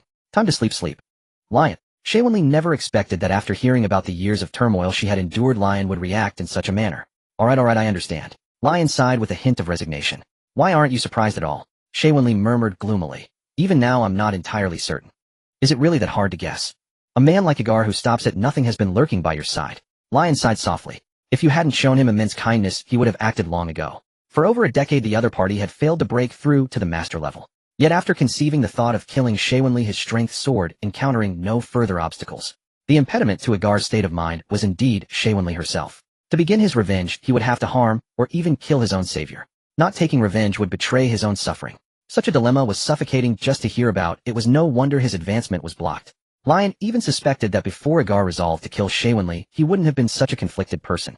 Today's words in the giant's territory became understandable. If one bestows favors along the way, there's no need for such concerns, treated as mutual exploitation. Though seemingly directed at Lion, it was also a way to soothe himself. Shay Wenli's minor aid was merely an act to satisfy her own compassion.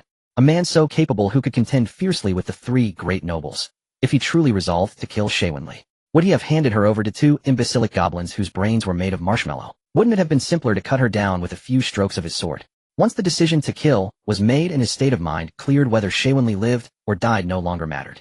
By entrusting her to two foolish underlings, if she died, she would be spared the subsequent horrors, the agony of noble inbreeding. This was Agar's way of repaying Shay Wenli's mercy. If she survived, it would serve as repayment for the favor from years ago. Lion. Are such things common? Shay Wenli bit her lip, a glisten in her eyes. Over a decade ago, 3 children were playing outside when they fished a hideous corpse out of the river. When we unlocked the chains binding it, the being flew into a rage, claiming we had summoned calamity, and stormed off. From that night on, plagued by nightmares due to my heightened sensitivity, I dreamed of Minjin City strewn with corpses. The calamity standing in the center, mocking my folly and guilt. I begged the goddess of fate for forgiveness, but fate only granted me a kiss upon my gem, telling me it was all destiny. I sealed my senses to escape the nightmares, seeking answers in books. Naively, I believed that if I governed Minjin City well and made it strong, fate would change. Shay Wenli drew closer, embracing Lion through Nico. Until I was betrayed by the knight I trusted, and the gem favored by the goddess of fate shattered. I'm sorry, Lion. I know you don't care. Lion pressed a finger to Shay Wenli's lips, speaking softly. You have committed no wrong. Kindness and mercy are not your sins. Likewise, the tragic fates of Daisy and Adrian have nothing to do with you. Stop being so hard on yourself. With me here, all these matters will be resolved. Nico also wanted to comfort Shay Wenli, but remembering she was pretending to sleep, she promptly retracted her rabbit ear. Lion. Shay Wenli was moved by his words. Closing her eyes, a teardrop glistened at the corner, and she slowly leaned forward. Yet her lips met a furry sensation. Opening her eyes, she saw a rabbit ear firmly pressed against Lion's face. Though Nico sympathized with Shay Wenli, she felt it was her turn first. The little bunny girl nudged Shay Wenli aside, gave Lion a quick peck on the lips, then silently retreated. Nico, Shay Wenli's face flushed with guilt and shame. But she heard Nico's soft reply, Your turn. Nico decided to share the master with Shay Wenli. Oh, something's poking Nico. Good night. Lion silently turned around, facing the wall with his back to the two women. Shay Wenli stared at the back of Lion's head and pouted. Lord Lion, these combat attendants are all low-tier magical beasts, fully tamed. The next morning, Carla and Manda arrived at the cabin leading 10 kobolds and 10 lizard men. Seeing Adrian already outside, he called into the cabin. Coming. The door opened and Shay Wenli, with dark circles under her eyes, carried a— Seeing Adrian already outside, he called into the cabin. Coming. The door opened and Shay Wenli, with dark circles under her eyes, carried a white slime and plopped it onto Adrian's head. With a surge of magical energy, she casually molded a human appearance for Adrian. Thank you. Adrian gave a slight nod, then turned and left with Carla and the 20 combat attendants, honestly acting like he doesn't know me. Shay Wenli watched Adrian's receding figure, arms crossed, leaning against the doorframe, muttering. He used to call me boss when we were kids. Perhaps he was too ashamed to acknowledge her. Lion continued chipping at the mother, or with a clang suppressing his dark joke. Master Nico's going to chop wood. The wooden door swung open again and Nico, carrying an axe, bounced out, giving Lion a quick peck on the lips. All right, go on then. Lion responded with a pat on her head. Nico felt she needed to speed up. She required a separate room with you for certain activities. You go help. Lion gestured with his chin towards Shay Wenli, who was standing idle. Boom. No sooner had he spoken than the little giant, having made a mining error, was blown back by an explosive mother ore. Tragic news. Your offspring has miscarried. You gain nothing. You go too. Lion glared at the little giant, who was staggering back to its feet. Roar. The little giant wiped the dirt from its face and silently followed Nico. By the way, Lion, you haven't named it yet, have you? Shay Wenli looked at the little giant, a surge of naming desire rising within her. I have an idea. Ambi. Lion cut her off. Nico, the one following you is Ambi. It's Ambi the Continent Shaker. Shay Wenli felt the title could be added. Fine, then call it Big Ambi. Given its current size, we can call it Little Ambi for now. Lion snorted, mercilessly rejecting Shay Wenli's old-fashioned naming method.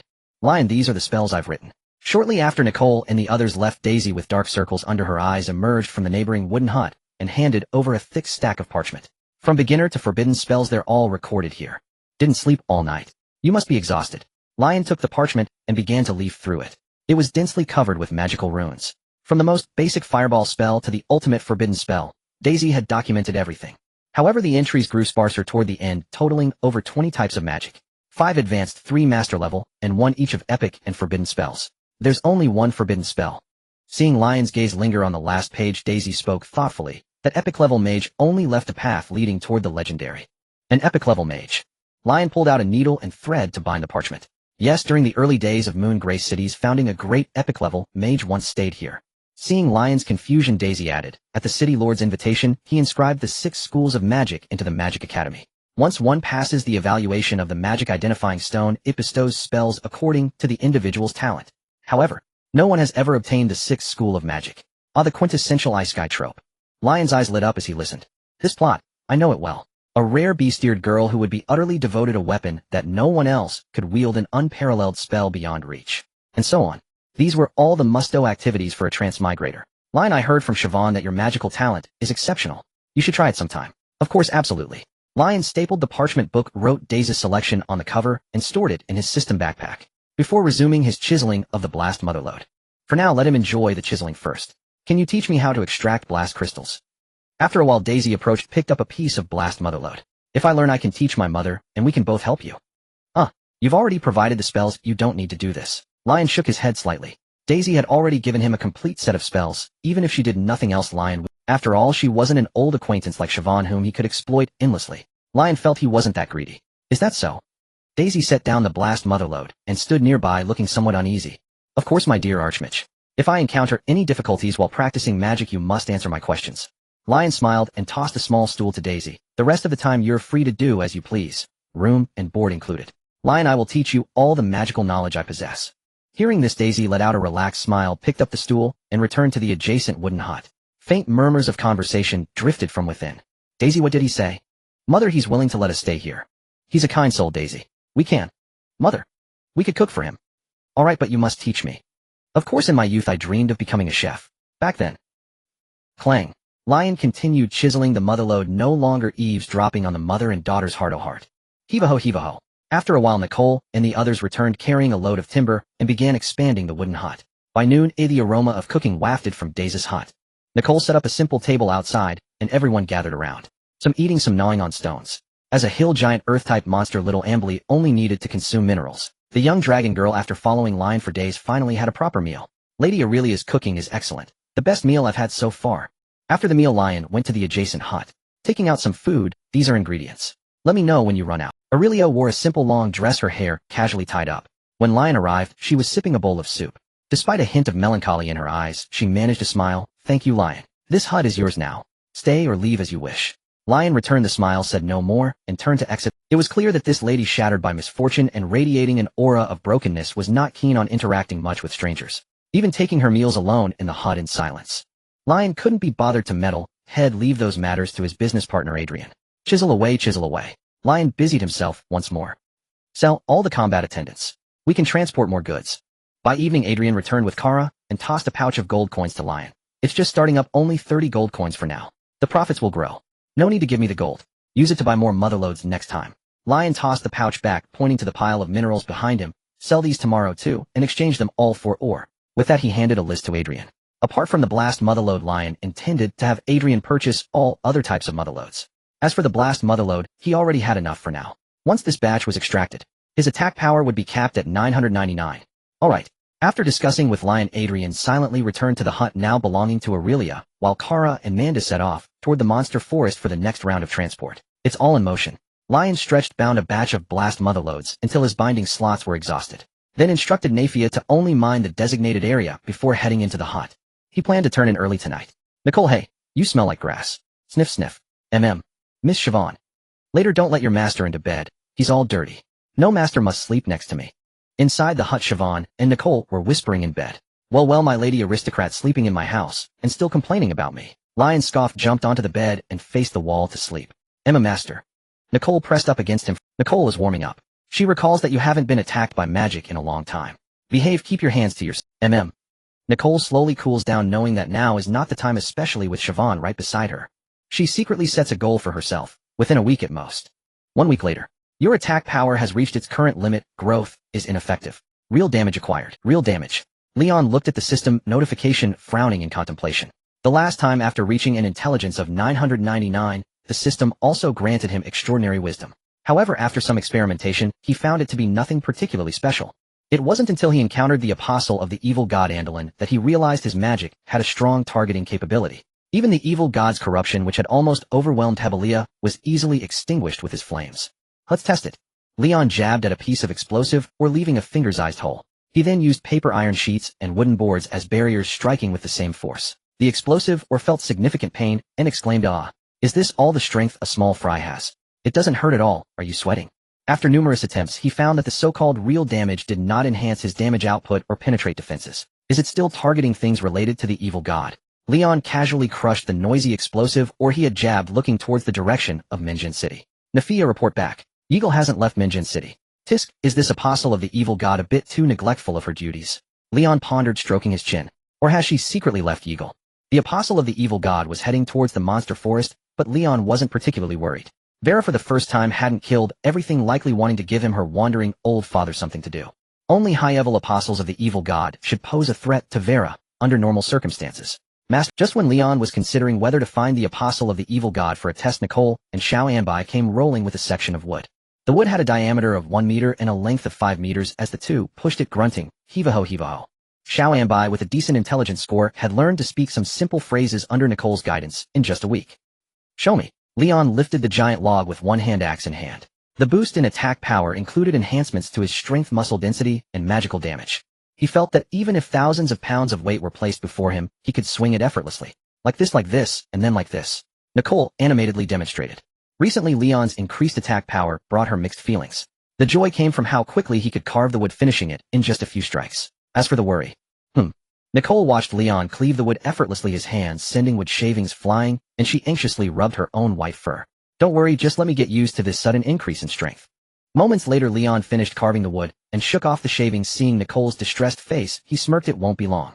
This little bunny girl had been thinking of him every night. Just 2 days ago, while Leon was sleeping, he accidentally shook the bed, causing a huge hole in the wall and the bed to collapse, after which the little bunny girl trembled as she hugged Siobhan, instantly becoming obedient. Even yesterday, after Siobhan moved to a small room, Nicole also obediently curled up in bed at night, silent and not heating up. "Let's move to the bathroom, master. I need to fix the large bathtub." Nicole tugged at Leon's sleeve, leading him towards the newly constructed bathroom. "Alright, is there anything else that needs carved?" After installing the bathtub as requested, Leon looked at Nicole and said, "I'm free today, let's carve together." With his attack power at 999, Leon wanted to relax for half a day. After all, he was in the same 627 class as Nafia. Enjoying small pleasures is fine, but one must also be cautious of overexertion. Sounds good. Nicole's eyes lit up as she pulled on Leon's sleeve, arriving at the forest and pointing at the pile of wood. "Master, can we move 500 logs in one afternoon? And make sure to carve the ground well." "What size of house are you planning to build?" Leon summoned the wood elements, sending out vines to bind dozens of logs and hoisting them onto his shoulders, heading towards the wooden house. The ground beneath him couldn't bear the pressure, sinking up to his calves before finally stopping. With every step Leon took, it felt as if he was trudging through snow. He plowed through with ease. The dissipated blood chi pushed aside the upheaved soil, compressing and deforming it. "Leon, has your physical enhancement progressed so quickly?" Seeing this scene, Siobhan, who was directing the deadly shadows to chop trees, couldn't help but express her surprise. "I remember Nicole hasn't used magic on you during this time. If the will can unify the blood chi into one, solidifying it into a tangible form, then one would transcend the ordinary and step into the realm of mastery. What do you know? I am an evil spirit." Leon couldn't be bothered to explain to Siobhan, carrying the wood and moving forward on his own. The little bunny girl was starting to give orders, carrying over 500 logs. It would take half a day just to carry them, let alone carve. What does body refinement have to do with spirits? Leon's dismissive remark made Siobhan roll her eyes.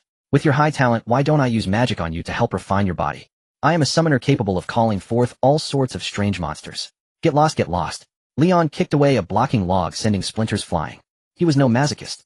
Ever since his resistance to the two curses reached its cap at 33, he hadn't allowed Nicole to bombard him with magic. "Let's talk about it." When Nicole breaks through to intermediate, "Miss Siobhan, Master hasn't let me use magic on him lately." Mentioning this made Nicole pout slightly, feeling a bit unhappy. It had been a while since she felt the love-filled gaze from Lee. "Roar. Nicole, hit me." Nearby Xiao Anbai noticed Nicole's mood and quietly moved a bit closer. "What did they turn that furious mountain giant into? Strange, why do I feel like you've grown a bit taller?" Nicole looked at Xiao Anbai's knee, puzzled and furrowing her brows. "Nicole." Xiao Anbai immediately revealed a look of admiration. She felt herself getting stronger again. This was much faster than eating mineral. "Nicole." Xiao Anbai immediately revealed a look of admiration. She felt herself getting stronger again. This was much faster than eating minerals. Will things related to Leon also become strange? Siobhan thought to herself in astonishment. What did they turn that furious mountain giant into? Strange, why do I feel like you've grown a bit taller? Nicole looked at Xiao Anbai's knee, puzzled and furrowing her brows. She felt that her magic landing point seemed slightly lower than during a previous attack. Roar. I don't know. Xiao Anbai shook her head vigorously. She was just a young magical creature as she knew nothing. Anbai is at the age of growth, you should cast a couple more spells on her. Leon glanced back at Xiao Anbai and noticed that her facial features seemed a bit softer. She looked somewhat adorable. It must be because of the Spirit Stone Maiden. Leon silently withdrew his gaze. He didn't have macro. It must be the dear wife, undergoing personification inside her head that was influencing him. Master Nico feels she is about to break through to an intermediate mage. Having cast a few more healing spells on little Anbai, she scurried over to Leon and poked his shoulder with her rabbit ears. Feeling Leon's muscles as hard as rock and refined iron, when he exerted force her rabbit ears drooped. Alright, breakthrough. Once you do well, celebrate properly. Leon freed one hand and ruffled the little rabbit girl's head. Nico feels you're too hard. She can't whip you anymore. Even at the intermediate level, she still can't. For now, just tell me how to chisel these logs. Leon smiled faintly. Now that the 6 basic attributes had their corresponding mother ores, he naturally no longer needed Nico to whip him. Only the 4 calamity resistances for which he hadn't found the corresponding mother ores required Nico's provision. Unfortunately, Nico was a wood mage and could only provide poison and curse spells. Should I get some beast-eared or rabbit-eared girls of other attributes? Leon rubbed his chin, lost in thought. During this time, he had also tried to distribute magic bursts to his other companions. For instance, the elf mother tree adapted to produce self-destructing elves. The goddess of fate adapted so that every time she thought of Leon, there was a 33 chance she would lose her temper. Fortunately, she was a deity after all. After burning Leon's kidneys a few times, the system notified him that she had metabolized and expelled what he had inserted. It was simply invincible. Leon gained a new understanding of the sheer might of deities. As for little Anbai, she merely gained a blood rage ability, boosting all her attributes by 33 when she arrived. As for the Spirit Stone Maiden, Leon was afraid of disturbing her pregnancy and dared not split magic burst to her.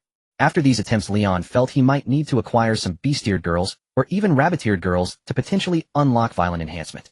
However, he wasn't sure how many he would need to buy to trigger it. Beast-eared girls weren't dolls that could be discarded after use. If it didn't work out, Leon felt they would be a burden. He couldn't discard them, nor could he keep them. Although he could bind them remotely and simply not buy them if the draw failed. But if someone else bought them later, Leon felt a sense of being cuckolded. Let's try the little dragon girl first. Leon carried the logs back to the wooden cabin, ultimately deciding to target his veteran employee. Go chisel this mother ore. Binding successful. X2. Leon dropped a blast mother ore. With a thought, 2 system notification sounds echoed in his mind. After a moment of contemplation, Leon tossed over 100 gemstones. As you command, Lord Leon. Nephia's eyes lit up instantly at the sight of the pile of gems. Her hook-like claws extended, and she sat beside him, scratching away diligently. A week passed. Nephia, having feasted on gems at every meal, had stepped into the initial dragon soul warrior profession. But to Leon, she just seemed a bit more useful. For instance, chiseling the blast mother, or she saved him a pickaxe. At mealtime, she would run into Aurelia's wooden cabin, transform into a living lighter, and cough a couple of times to light the stove, earning the favor of the lady with a profound sense of brokenness, who would even let her serve as a warm body pillow at night. She had gone from being tied up anywhere outside the door to having her own warm nest. As for combat prowess, she was still at the level where a touch from Leon would make her whimper. She could probably trade a few hundred rounds with a mushroom boar. Stronger than an ordinary person, but ultimately useless. The little rabbit girl could now flip a mushroom boar with a single whip crack. Nephia has adapted to your split. Acquired violent enhancement. Nice. A bullseye on the first try. Leon was chiseling wood when he heard the system notification. He clenched his fist in excitement. He turned his head to look at Nephia, his gaze burning. Fire resistance. Burp. Nephia belched, exhaling a tiny spark, but didn't stop. She continued stuffing gems into her mouth. Her cheeks puffed out like a hamster's, completely oblivious to Leon's stare. Master. A certain little rabbit girl pouted and tugged at Leon's hand. Nico feels the way you look at Nephia is very suspicious. She feels a strong sense of crisis. She yearns to buzz. Vast magical power surged, and its aura dispersed, making the little rabbit girl's clothes flutter. Nico had broken through to an intermediate mage. Stop pinching me. You'll have your hands full tonight. Leon withdrew his hand and continued chiseling wood. Soon after a hard afternoon's work, Leon finally met Nico's quota. After dinner, he even worked overtime, hauling back over 100 more logs. The originally dilapidated wooden cabin had not only been renovated but also expanded with a bathroom, 2 bedrooms, and a huge wooden shed for Anbai. Master is so amazing. If Nico had to do these things, it would take over a month. Leon hung a fireball from the roof and pulled Nico along to admire the fruits of their labor. Master is so amazing. If Nico had to do these things, it would take over a month. Leon hung a fireball. Nico wants to push you down. Nico. As she watched, the little rabbit girl started getting warmed up again. Alright, it's time. Leon released Nico and pulled Nephia over, leading the 2 beast-eared girls into the house. Lord Leon, I haven't finished my work. Nephia looked reluctantly at her workspace. It had been replaced with a diamond mother ore. Leon didn't mind her sneaking a snack anymore. Crushing a few diamonds and swallowing them as a hard dish was acceptable. She felt this position had plenty of perks. Now unleash your full flame breath and show me. Leon placed a gem in Nephia's hand. Huh. With the gem in hand, Nephia instantly lost interest in her workspace. She opened her mouth wide, her aura surging. A moment later, a flame the size of a thumb shot out, extending a finger's length from her lips. Leon rubbed his forehead in exasperation and poked the flame with his finger. Don't stop, let me test it. Fire Calamity has dealt minor damage to you. Your fire resistance has increased slightly. Rounded down to 0, no enhancement has been applied to you. It's still feasible. It's just that Nephia is— Leon withdrew his slightly warm finger, falling into deep thought. Nephia's growth rate can't keep up with mine. Do I need to hold back my attribute points for her? No, maybe I can have her attack a more vulnerable part of me. After a brief contemplation, Leon looked at the succubusated little dragon girl and suddenly had a bold idea. Lord Lion, must it really be this way? Nephia had never seen such a mad human before. Ignite it, Nephia. Lion gripped Nephia's shoulders, watching the dancing flames as beads of cold sweat trickled down his forehead. What is the most vulnerable part of the human body? Lion answered preemptively, the eyes, of course, the eyes. Indeed, after a difficult deliberation, Lion decided to use his eyes, this relatively fragile part, to withstand the dragon flame of the demon dragon Nephia. Whoosh! Nephia braced herself against Lion's chest, aiming at one of his pupils as she carefully pushed the flames forward. Speaking while spewing fire made her lisp, "Darlin', hold still." Sizzle. Huh.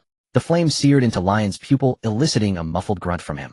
You have been strengthened, fire resistance 111.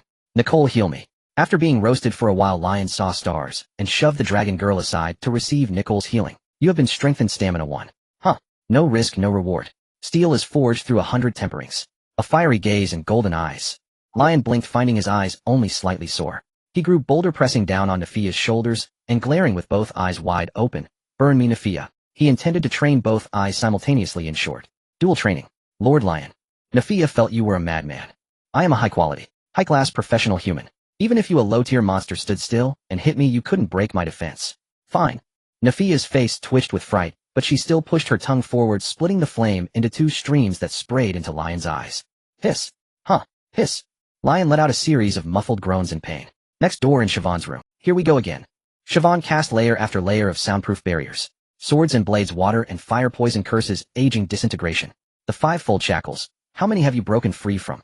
Today the surging of his blood and chi, according to the ancient texts. Oh, what did the ancient texts say again? Siobhan tilted her head. She had taken that book, which she believed to be her ancestor's boastful autobiography, as a novel and hadn't bothered to memorize it. How, what era is it now? Siobhan yawned, muttering, the gods have been hidden for thousands of years. The professional system is already quite mature. And he's still walking the ancient path of body refinement and cultivating the 6 fundamental points. But he does cultivate quite quickly. Siobhan yawned repeatedly and gradually drifted off to sleep. What's that noise? In Illyria's wooden hut, Adrian rose from his floor mat, glanced at his sleeping mother and sister on the bed, pushed open the door, crept to the wall of Lion's hut, and pricked up his ears. Burn me, Nephia. Heal me, Nicole. Hiss, hiss, Adrian. The muffled cries from inside the house left Adrian frozen in place. I never imagined that Lion, who is so proper during the day, would be like this at night. Adrian silently retreated and tiptoed back to his mat. At least he has principles. He never harasses Illyria or Daisy. Having witnessed the twisted side of his own family, his tolerance had grown much stronger. Still, I need to keep Daisy away from that guy. All right, you're done here. Inside the hut, Lion exhaled a turbid breath, pushed aside the little dragon girl who could no longer spew flames, and tossed a few spirit stones in front of her. He then pulled Nicole close, preparing to begin the poison curse enhancement. Prolonged flame breathing had left Nephia's throat parched. She silently picked up the stones and pushed the door open to leave. All right, Nicole, it's your turn. Lion and Nicole nestled on the bed, waiting for the little rabbit girl to cast her spell. Nicole had settled for less. She thought that being able to see the loving look in your eyes was good enough. Lion, the quantity of or matrix you requested has been fully purchased. Do you need anything else? The next morning, Adrian approached Lion. Also, the shop's warehouse is almost full. So fast. Lion was somewhat surprised. The slave trade was this profitable. Thinking about it, more children meant more blessings. But no, it required a time investment, and it was inhumane. Yes, aside from the unlimited purchase mithril or matrix, the rest are just common ones. Alright, I'll go collect the goods. Lion brushed the dust off himself, took out several blocks of diamond or matrix, bound them, and prepared to follow Adrian to Minjin City. Nicole clung to the doorframe, staring at Lion without moving. Hepburn, cheer her up. Lion grabbed a shadowy mass from his head and tossed it towards Nicole. He didn't need to think. Nicole was surely spamming resentment again. Lately, the little rabbit girl had been very clingy. Lord Lion is so thoughtless. Hepburn grumbled slightly, then leaped to land behind Nicole, wrapping her arms around her and whispering into her rabbit ear. Nicole, with your master away, feel free to eat to your heart's content. Lion turned and followed Adrian. Kara followed behind with 100 combat attendants. As for Manda, Lion turned and followed Adrian. Kara followed behind with 100 combat attendants. As for Manda, she had returned to the monster forest to continue collecting goods from a specific goblin cave. Lion take a detour from here. After walking for a short, while Adrian led Lion into the woods to take a roundabout, so cautious. Lion followed behind looking around. His hut was located in a remote eastern area, still a considerable distance from the village center. Taking this detour would even bypass Bushy Village entirely. Of course this business is red hot, and it's bound to attract covetous eyes. Adrian tossed Lion a cloak. After putting it on he spoke slowly. After the giants were wiped out, the rumor that the nobles had massacred the adventurers erupted the next day. The adventurers are panicked and have roughly split into two factions. One faction is purely bounty hunters, they support whoever pays in gold coins. Most of these are adventurers from elsewhere. The other faction has gathered around Yeagle, and most of them are beneficiaries of the previous group of adventurers, the ones massacred by the nobles 10 years ago. Yeagle has promised to uncover the truth. Hey, wait, at this point why doesn't Yeagle just expose it? Does he lack evidence? Lion was puzzled. With tensions nearly at a breaking point, why wouldn't Yeagle reveal the truth directly? Expose it directly. Adrian chuckled softly. Both sides are waiting for the other's people to pick a side. At the same time they're still eyeing the last epic-level monster. Who knows, they might even slay that epic-level monster first as a sacrificial banner before the fight. Lion was taken aback, wondering why the struggle between the two sides would involve the goblin shaman in the monster forest. In the city of Millennia, many renowned masters had become active. Most of these masters were affiliated with the nobility. Agar would not choose to engage in a decisive battle with the three noble houses at this moment. As for the three noble houses, they had many considerations such as the safety and governance of Minjin City, after a mutual destruction with Agar, or after paying a great price to annihilate the enemy. If an epic-level monster were to die, even the extinction of a generation of powerhouses would be acceptable. The three noble houses were contemplating how to kill the goblin shaman, and might even negotiate with Agar to slay the shaman before the final battle. No. Lion grew increasingly confused. Lion, you don't think all nobles are evil and chaotic, do you? Adrian shook his head slightly. Though there is darkness and distortion within the families, nobles value the safety of their territories above all else. Only by maintaining a stable and secure environment can the common people begin to thrive and multiply, and the farmers can cultivate their fields in peace. The most valuable thing an adventurer possesses is gold coins, while what a noble holds most dear is the common people. This understanding has been held ever since the three noble houses laid the first brick of the city wall on this wasteland. Compared to Savory, Adrian's insight was more profound, so periodically culling adventurers brings countless benefits to the nobility.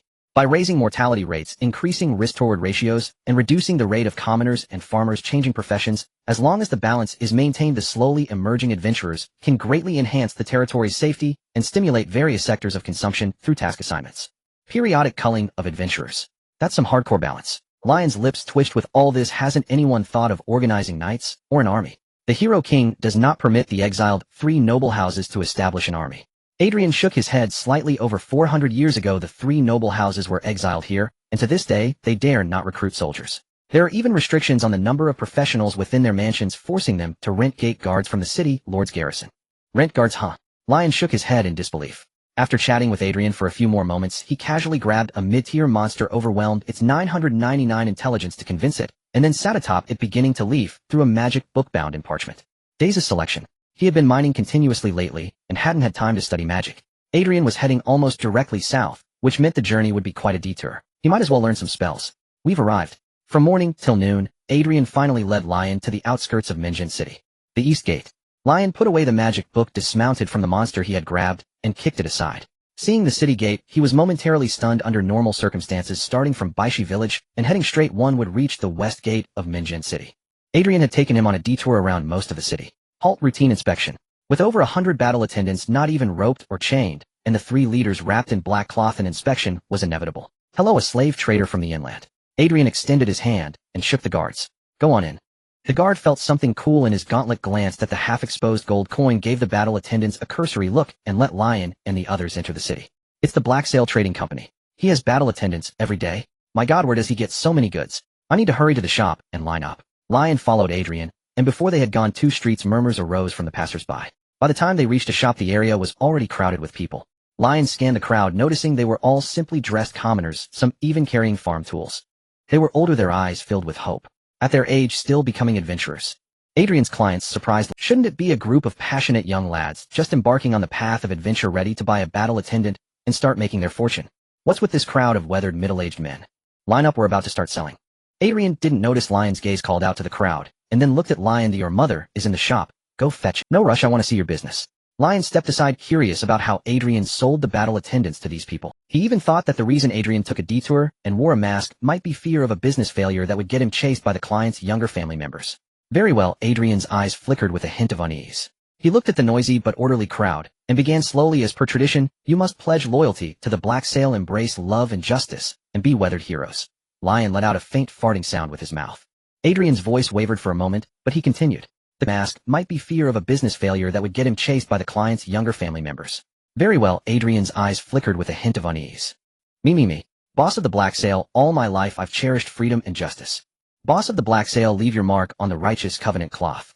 I am a brave defender of my homeland. To Lion's astonishment, the crowd began to move noisily. Adrian selected 100 people, letting them press their fingerprints on the contract scroll in turn. Alright, Covenant friends, now you only need to pay 10 gold coins to receive a battle attendant. Adrian put away the scroll and stepped back slightly. After you've chosen, come to me for the control contract. Kara, wrapped in black cloth, stepped forward to cast the control contract on the group. The control contract was similar to a slave contract but more domineering, allowing the master to command the subject with their mind, while the branded person would die from mental collapse within 4 or 5 years. When the branded died, they would also return a portion of death's fear to the controller. Thus, even among humans, control contracts were rarely used, even on demi-humans. Soon someone had chosen a battle attendant. As Kara cast the control magic, Lion noticed that the scroll in Adrian's hand flickered briefly, its aura fluctuating for a moment before settling down. A piece of age spot flaked off the back of his hand. That contract scroll. Lion frowned. Lion. Adrian caught Lion's gaze, leaned in, and sighed softly. Don't let my family know what I do for a living. So. Lion's lips twitched. What exactly are you doing? Ahem, let me explain. Adrian cleared his throat, leaning closer to Leon and speaking in a hushed tone. This is a contract scroll sanctioned by the great god of contracts, capable of facilitating many unequal exchanges. Unequal? Leon raised an eyebrow. Unequal indeed. And you have the nerve to say it. Wait, this fellow seems to have lost all shame. It means I trade my lifespan to gain power from these people. You know the 6 basic attribute points, right? After Leon nodded, Adrian continued. Once the contract is signed, I can harvest a few attribute points from them. Wanting both attribute points and gold coins. How unscrupulous.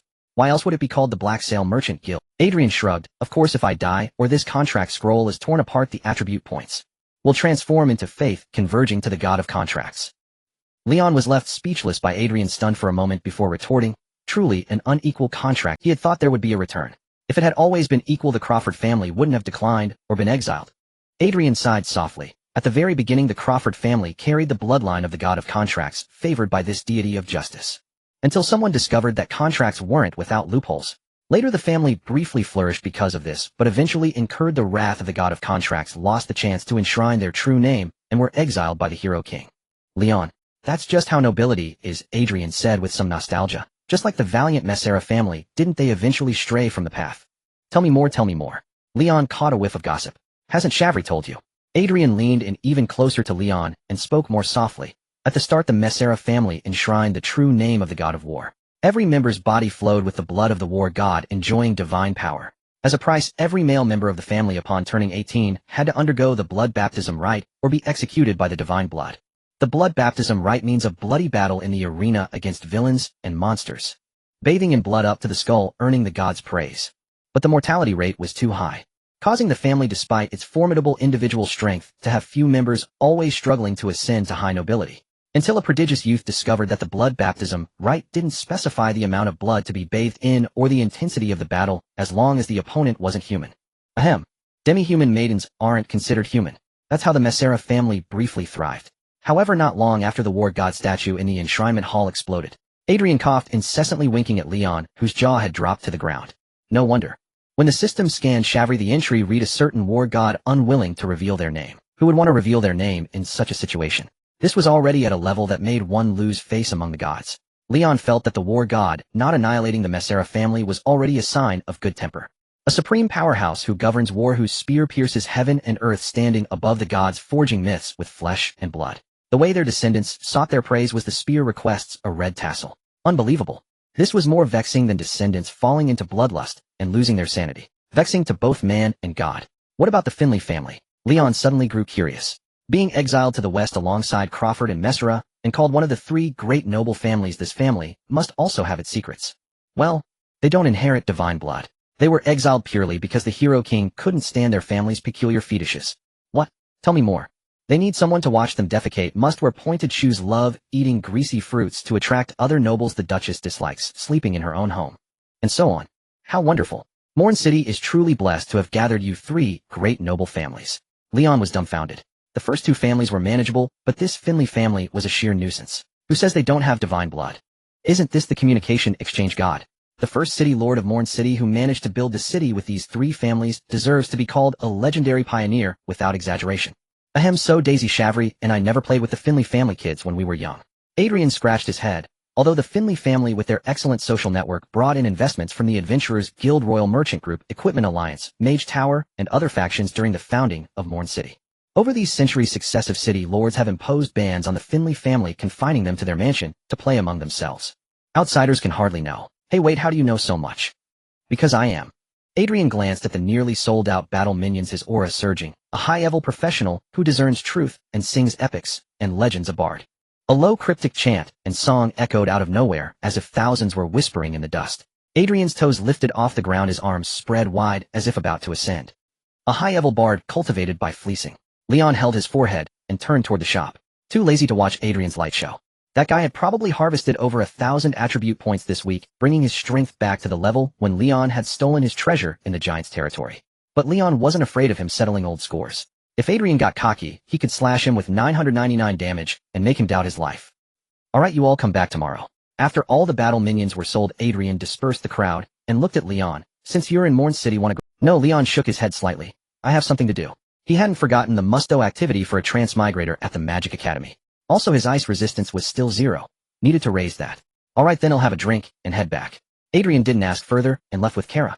Magic Academy, here I come. Leon found an empty alley, changed into a mage's robe, and headed toward the only Magic Academy in Morn City. Kriya Magic Academy. Let me see your great spell treasures. Kriya Magic Academy. The towering wizard towers are interconnected, their height only surpassed by the castle of the city lord at the center. In the square beneath the wizard towers, the dazzling magic stone sparkles with a rainbow of colors held aloft by hands forged from gold and mithril. A multitude of gemstones are intricately embedded in these hands, further accentuating the brilliance and luxury of the magic stone. However, despite the stone's opulence, the guards nearby shout at the thronging crowd. 10 copper coins for a touch, no pushing, you can touch together. Hey, the person in front, you touched it twice, you need to pay more. You can only touch with your hands. Hey, no. Outside the crowd, Leon's gaze has a hint of dazedness. Especially upon seeing the fingers of the golden left hand and the mithril right hand, which have already been polished to a glossy shine, he couldn't help but comment, this makes the magic stone look cheap. Cheap. What value could there be in a piece of stone that has long lost its magical inscriptions? A voice nearby remarked blandly, if it had value, could nobles display it in the square? No value. Isn't there a 6th tier spell? Leon turned to look at the speaker. The other person wore a pointed purple hat, and their wizard robe was made of extremely simple thin material that had an artistic flair. Beneath the sunlight, they radiated a feeling of luminosity. With arms crossed, the bright lights from the car lamps made Leon feel a bit dizzy. Reproductive potential DD grade. The 6th tier. Mentioning this, a hint of frustration appeared on the face beneath the hat. I touched it all over, and it didn't even respond. I came all the way from Lilutica for this. That only shows you are weak. Leon shook his head slightly and walked toward the crowd, ignoring the complaining mage. Great, the NPC to set off the main character has appeared. It's time for him to show off and slap some faces. Alright, next. Not even a twitch. Leon, feeling defiant, touched it again. Pay more. Leon hurriedly touched and rubbed the magic stone, not sparing even the base. However, there was no notification sound in his mind indicating a spell had been acquired. Only the guards beside him continued to repeat, pay more. Damn. Leon paid 10 silver coins and angrily left the crowd. What is going on? Did my dear mentor Daisy start charging an advertising fee? Is there a project that specifically targets traversers? Yes. Mage, you failed too. The wizard with the pointed hat hadn't left yet. Seeing this, they walked in front of Leon using the car lamp to illuminate him. Such a tourist attraction is a deception for visitors. Oh. Leon squinted and stepped back. The light elements within the other person's body overflowed, dazzling Leon's eyes. Belinda extended a hand, her eyes shining. I'm Belinda, mage, what's your name? Leon. Leon shook her hand. Belinda, crystal dragon, disguised as a mage, combat power master level light, mage disguised state. Affinity 50. Note, the gemstone dragon loves shiny things. If you catch its attention, consider what highlights you possess. Leon. Truly, it's no wonder this is Minjin City. The plot triggers right upon arrival. Hey Leon, my friend. While inwardly marveling, Belinda directly gave him a hug and a nuzzle. We are both victims of Minjin City. Oh, what a strange fate. We should go to the tavern for a drink. Dragon. Your greed is almost overflowing. Oh, nice to meet you, but I have something to attend to first. Leon patted Belinda on the back as a return gesture, then released her, and turned to leave without looking back. Within a few steps he vanished without a trace. Intermediate elf magic agile leap. Edge. Belinda was stunned. Before she could react, Leon's figure was already. This was not what she had envisioned. What a useless book. This method can't possibly trap a human. Damn, after so much effort to meet a shiny human. Trying to run. I've already marked you with my scent. Recalling the human who reflected both the beauty of ore and metal under her glow, Belinda lifted her foot to chase after Leon, but a commotion arose from behind. The magic stone shattered. I didn't touch it, but it wasn't me. Big trouble. Run, don't get caught for the blame. The crowd scattered chaotically, revealing the shattered magic stones strewn across the ground. Stop. Don't move. Especially you, mage. The glowing one over there. It's you. The guards reacted quickly, their breath flaring as they surrounded everyone present. Belinda was also pointed at by 2 guards with spears. Be honest. You're in trouble. This is an antique relic. One of the guards bared his teeth at Belinda. Be honest, be honest. Henry, how did we get involved with a mage? We just came for a part-time job, right? The other guard also aimed his spear at Belinda, taking a few steps toward his companion. Isn't this going too far? This guard felt a bit helpless. He just wanted to earn some extra money on his day off, and now he had stirred up trouble. Shut up, you fool. Nobles won't care if you're part-time or not. Henry scolded softly. The stronger she is, isn't it better for taking the blame? Is it? Belinda. Silence. In an instant, a magnificently dressed old man appeared in the sky. Amidst the vast magical energy surging, the chaotic crowd was subdued. This aura. Is it about to break through to the epic level? Belinda looked up at the newcomer, frowning slightly. Arrived so quickly. Underneath the concealing clothing, golden dragon scales began to rise. Although this layer of disguise was hardened, if the other party intended to make a move, she would have no choice but to shatter the disguise and flee. Shattered. Rata picked up a fragment of the magic stone and sensed it carefully. Has the last tear spell been taken away? Ratu's gaze swept over the crowd below, momentarily blinded by the radiant Belinda. More and more outside master-level mages. This is troublesome. Ratu averted his gaze, looking at the people scattered on the ground, raising his voice. The 6th tier magic has been acquired. Sharing the spell can earn triple the reward. The Finley family will conceal your identity. After saying that, he flickered and flew away. The 6th tier magic is indeed rare, but it also means very few can cultivate it. Ratu didn't think it would be of much use. At least not for now. Currently busy fighting with the Agar faction, he couldn't be bothered to investigate further. It was better to issue a notice, which could also be seen as a gesture of goodwill. Who knows, maybe he could recruit them later. Building good interpersonal relationships is what the Finley family excels at. If it weren't for the continuous suppression from the city lord's office throughout the generations. Ratu shook his head slightly, his figure gradually receding. Your generosity. Your mercy. Praise be to the Finley family. It was only after Rados disappeared that the crowd snapped back to reality, erupting into cheers. Huh. Strange human. Belinda watched as this powerful human merely let out a few roars before departing. She pressed back the dragon scales that were threatening to burst through her skin. You lackeys. Belinda turned, intending to teach those 2 insolent spearmen a lesson, only to find that not a single soul remained beside her. They fled so fast. Do you people of Minjan City breed rats? Belinda stomped her foot, causing her mage robe whoosh. Her movements stirred the pages of the 3 essentials of fishing humans, lying on the ground. As the paper fluttered, its audacious contents were revealed. First essential, reveal a shared victimhood. He will subconsciously side with you. Second essential, display your confident and generous qualities, attracting him to establish a comfortable friendship. Third essential, reveal. What a terrible book that stupid dragon wrote. Belinda frowned but still picked up the book, relying on this so-called travel guide. There's no way to fit in with the human faction. It even claims you can lure humans like fish on a line and make them do your bidding. Do your bidding. That puppet seems to have been killed by a human already. There's no need for me to stay any longer. No, I have to catch that lion and take him back as a local specialty. Belinda shook her head violently, gripping her mage robe. After tearing off a few more pieces of fabric, she followed the scent and chased after Lion, who returns from a long journey empty-handed. She was determined to capture this rare creature. An isotribute rare creature. Not easy to find. Inside the slave market of Minjan City, Lion had changed his clothes and was strolling boldly down the street. His gaze swept over the slave cages one by one. Wild stock, fresh, energetic. A vendor's cry rang out, but it lacked its usual vigor. Oh, brother buy. Lion followed the sound and saw the rotund merchant buy. The latter was leaning against the doorway with his hands in his sleeves, dark circles under his eyes, yawning. Brother buy, where have you been making a fortune lately? Brother Lion, buy, who had seemed half asleep, snapped wide awake at the sight of Lion. He pulled Lion into the shop. A long time no see, long time no see. Come in and sit. No, brother buy, I don't have any money on me. Lion patted his belt. The money pouch on it was completely flattened.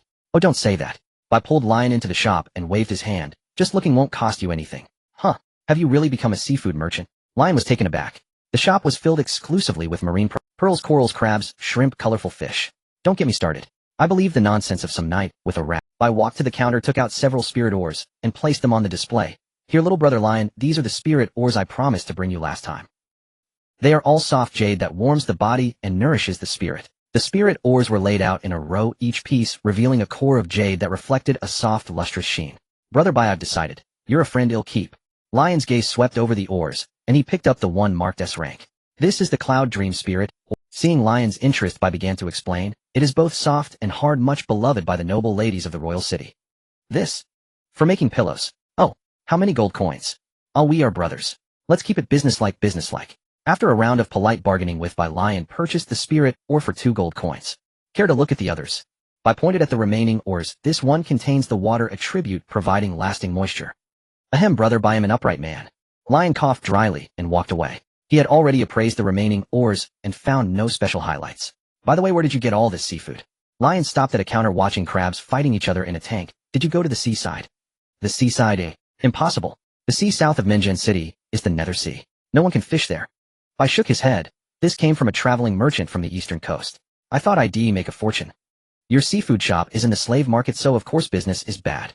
Lion scooped up a few crabs, intending to take them back for Nicole to try. These are just extras. I waved his hand, walking towards the center of the shop, and stopped before a square chest covered with black cloth. This is a... From the deep sea's freezing depths, a unseen millennium, find the siren's daughter, a mutant mermaid. I pulled away the black cloth, revealing what lay hidden beneath. A slender fishtail, a broad caudal fin, ice blue scales. As she moved, she left a trail of fine ice crystals in her wake. Reproductive potential S. Whoa. Lion's eyes lit up. Got it. Even though the previous Ice Guy player's essential project had failed, this rare and utterly devoted beast-eared girl was a sure thing. The mermaid pressed against the glass, baring her teeth at the two men, emitting a series of strange guttural sounds. Brother Lion, although a mermaid can't leave the water, I have a pearl that can temporarily let you breathe underwater. Just hold it in your mouth, and it lasts a full hour. Seeing Lion's interest, I immediately produced a water-repelling pearl. A whole hour. Too short, and it's just a novelty. This thing can't be easy to sell, right? Brother Lion, don't haggle too much. How about 10 gold coins? I paid 1000 gold coins for it. The rest of the seafood in the shop is just extra. 800. Deal. Whoosh. A dark shadow suddenly emerged, locking onto Lion and the mermaid. A slave contract descended instantly. After completing the binding, the shadow vanished. Hey. Lion turned his head in a daze, staring at where the shadow had disappeared. Damn it. You'd even swindle a friend. Ahem, Brother Lion. I said with a face full of sincerity. I swear on my conscience. I only made 100 gold coins off you. Then the extras are mine too. Lion gritted his teeth and walked towards the shop's tanks, scooping up the seafood one by one. Of course. I rubbed his hands behind him. Minjan City was ultimately an inland city. Even the boldest adventurers rarely ate seafood. With shells and pincers, few were willing to try. Since Lion was taking them, I might as well give up on the shop and return to trading. Minjan City was about to descend into chaos. A seasoned merchant wouldn't stay here. Clatter. Just as Lion was scooping up seafood, the crisp sound of footsteps echoed. A dazzling light brightened the shop by several degrees. Care for a drink, Mage Lion? Belinda. Lion frowned. Your friend. I silently stepped back, pushing Lion to the front. A dark silhouette appeared behind him, with one side of the cloak pushed aside by a staff shimmering with magical energy. Today's tab, it'll cover it. Ignoring the tense atmosphere, Belinda tossed out a massive treasure chest. Crash. The chest burst open, scattering gold coins that bounced across the floor in a dazzling cascade of light. This way, honored guest. I shouted, instantly dashing toward the scattered gold coins. Yet someone moved faster than A powerful burst of mental energy erupted, instantly sorting, collecting, and dividing all the coins. 800. Not a single coin missing. Now leave my shop. Lion slammed the chest shut with a clang and kicked the pile of divided coins toward I pocketed the coins with a grin. Brother Lion. Such a bounty of seafood. Lion plopped down on the chest. Old pal, any more questions, and you'd be overstepping. Alright then. Swish swish. I raised his wrist, and attendants hidden in the shadows emerged following him. Soon only Lion and Belinda remained in the shop, along with a certain mermaid that kept babbling. Yeah. Lion gathered a wad of lightning element and casually tossed it into the glass tank. Gurgle, gurgle, gurgle. The mermaid slipped into slumber. How about it, Lion, a drink? Belinda swayed her hips as she approached Lion. One hand on her waist, the other twirling a wrist flourish before stopping in front of him. Her face beamed with confidence. Tonight's tab is on Belinda. Conclusion of 3 essentials for fishing humans. If the 3 essentials fail, remember, you are a wealthy young dragoness. Money works better than 99% of bait. Hold on, I'll scoop out the goods. Lion grabbed the mermaid by the tail, hoisted it out, encased its head in a water bubble, using water element, then stuffed it into his system backpack. He then busied himself with scavenging the shop's seafood, not even sparing the decorative ornaments. In the end, he left by only the crates and water, because those took up too much space in the system backpack. Your chest, take it. Lion kicked the chest of gold coins, signaling Belinda to store it. It's yours. No, as a dignified high-rank mage, I am only willing to sell the next hour for 800 gold coins. Lion shook his head firmly. Out in the world, one must not be too greedy, nor inflate the price of a mage. 800 1 hour. Belinda counted on her fingers, seriously calculating. If I take you to Mount Iso, I can fly there in half an hour, but there are several other dragonesses there, and if they take turns collecting you. Lion, how much to buy you for 1,000 years? After fumbling with her fingers for a while, Belinda decided to throw the tough question to Lion. Truly touching, considering you could just abduct me. Lion's face darkened, baffled by this dragonish train of thought. How could that be? What era is this still resort? Belinda reasoned with him. Either bind with emotion or tie with money. That kind of collection lasts. And it avoids troubles like human heroes showing up at your door or legendary humans blocking the dragon's lair. As she spoke, Belinda bared her gleaming teeth. I'm no fool of a dragon. By following your rules in human territory, if it comes to a fight, you'll be the ones at a disadvantage. That won't do. I have things to do. Lion was taken aback. Then I'll have to bind you with emotion. Belinda began tugging at her collar and screamed toward the door. Harassment. Harassment. Lion. Slap. Sob, sob, sob. In a dimly lit corner of some tap, Belinda was wrapped up tightly, nursing her swollen cheek while drinking gloomily. A few dragon tear droplets still clung to the corners of her eyes. Can't you show some dragon dignity? Lion pinched his brow in exasperation. If Nafia the dragon girl sobbed, that was one thing. But you, a crystal dragon, after taking a punch, why do you keep whimpering for so long? You really hit hard. And why didn't my instant light shield block you? Belinda grimaced as she drank fruit wine, the cracks in her lips revealing several dark hollow gaps. Lion's punch had shattered a few of her back molars. You started it by slandering me, so I got a bit worked up.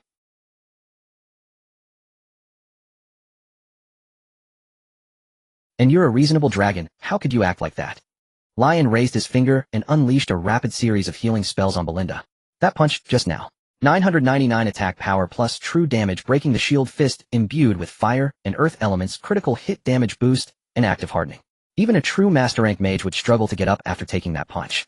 Only Belinda, a crystal dragon disguised as an archmage, could still grimace and bounce around. If not for the 50 favorability points, Lion would have wanted to land 2 more punches and knock Belinda out cold.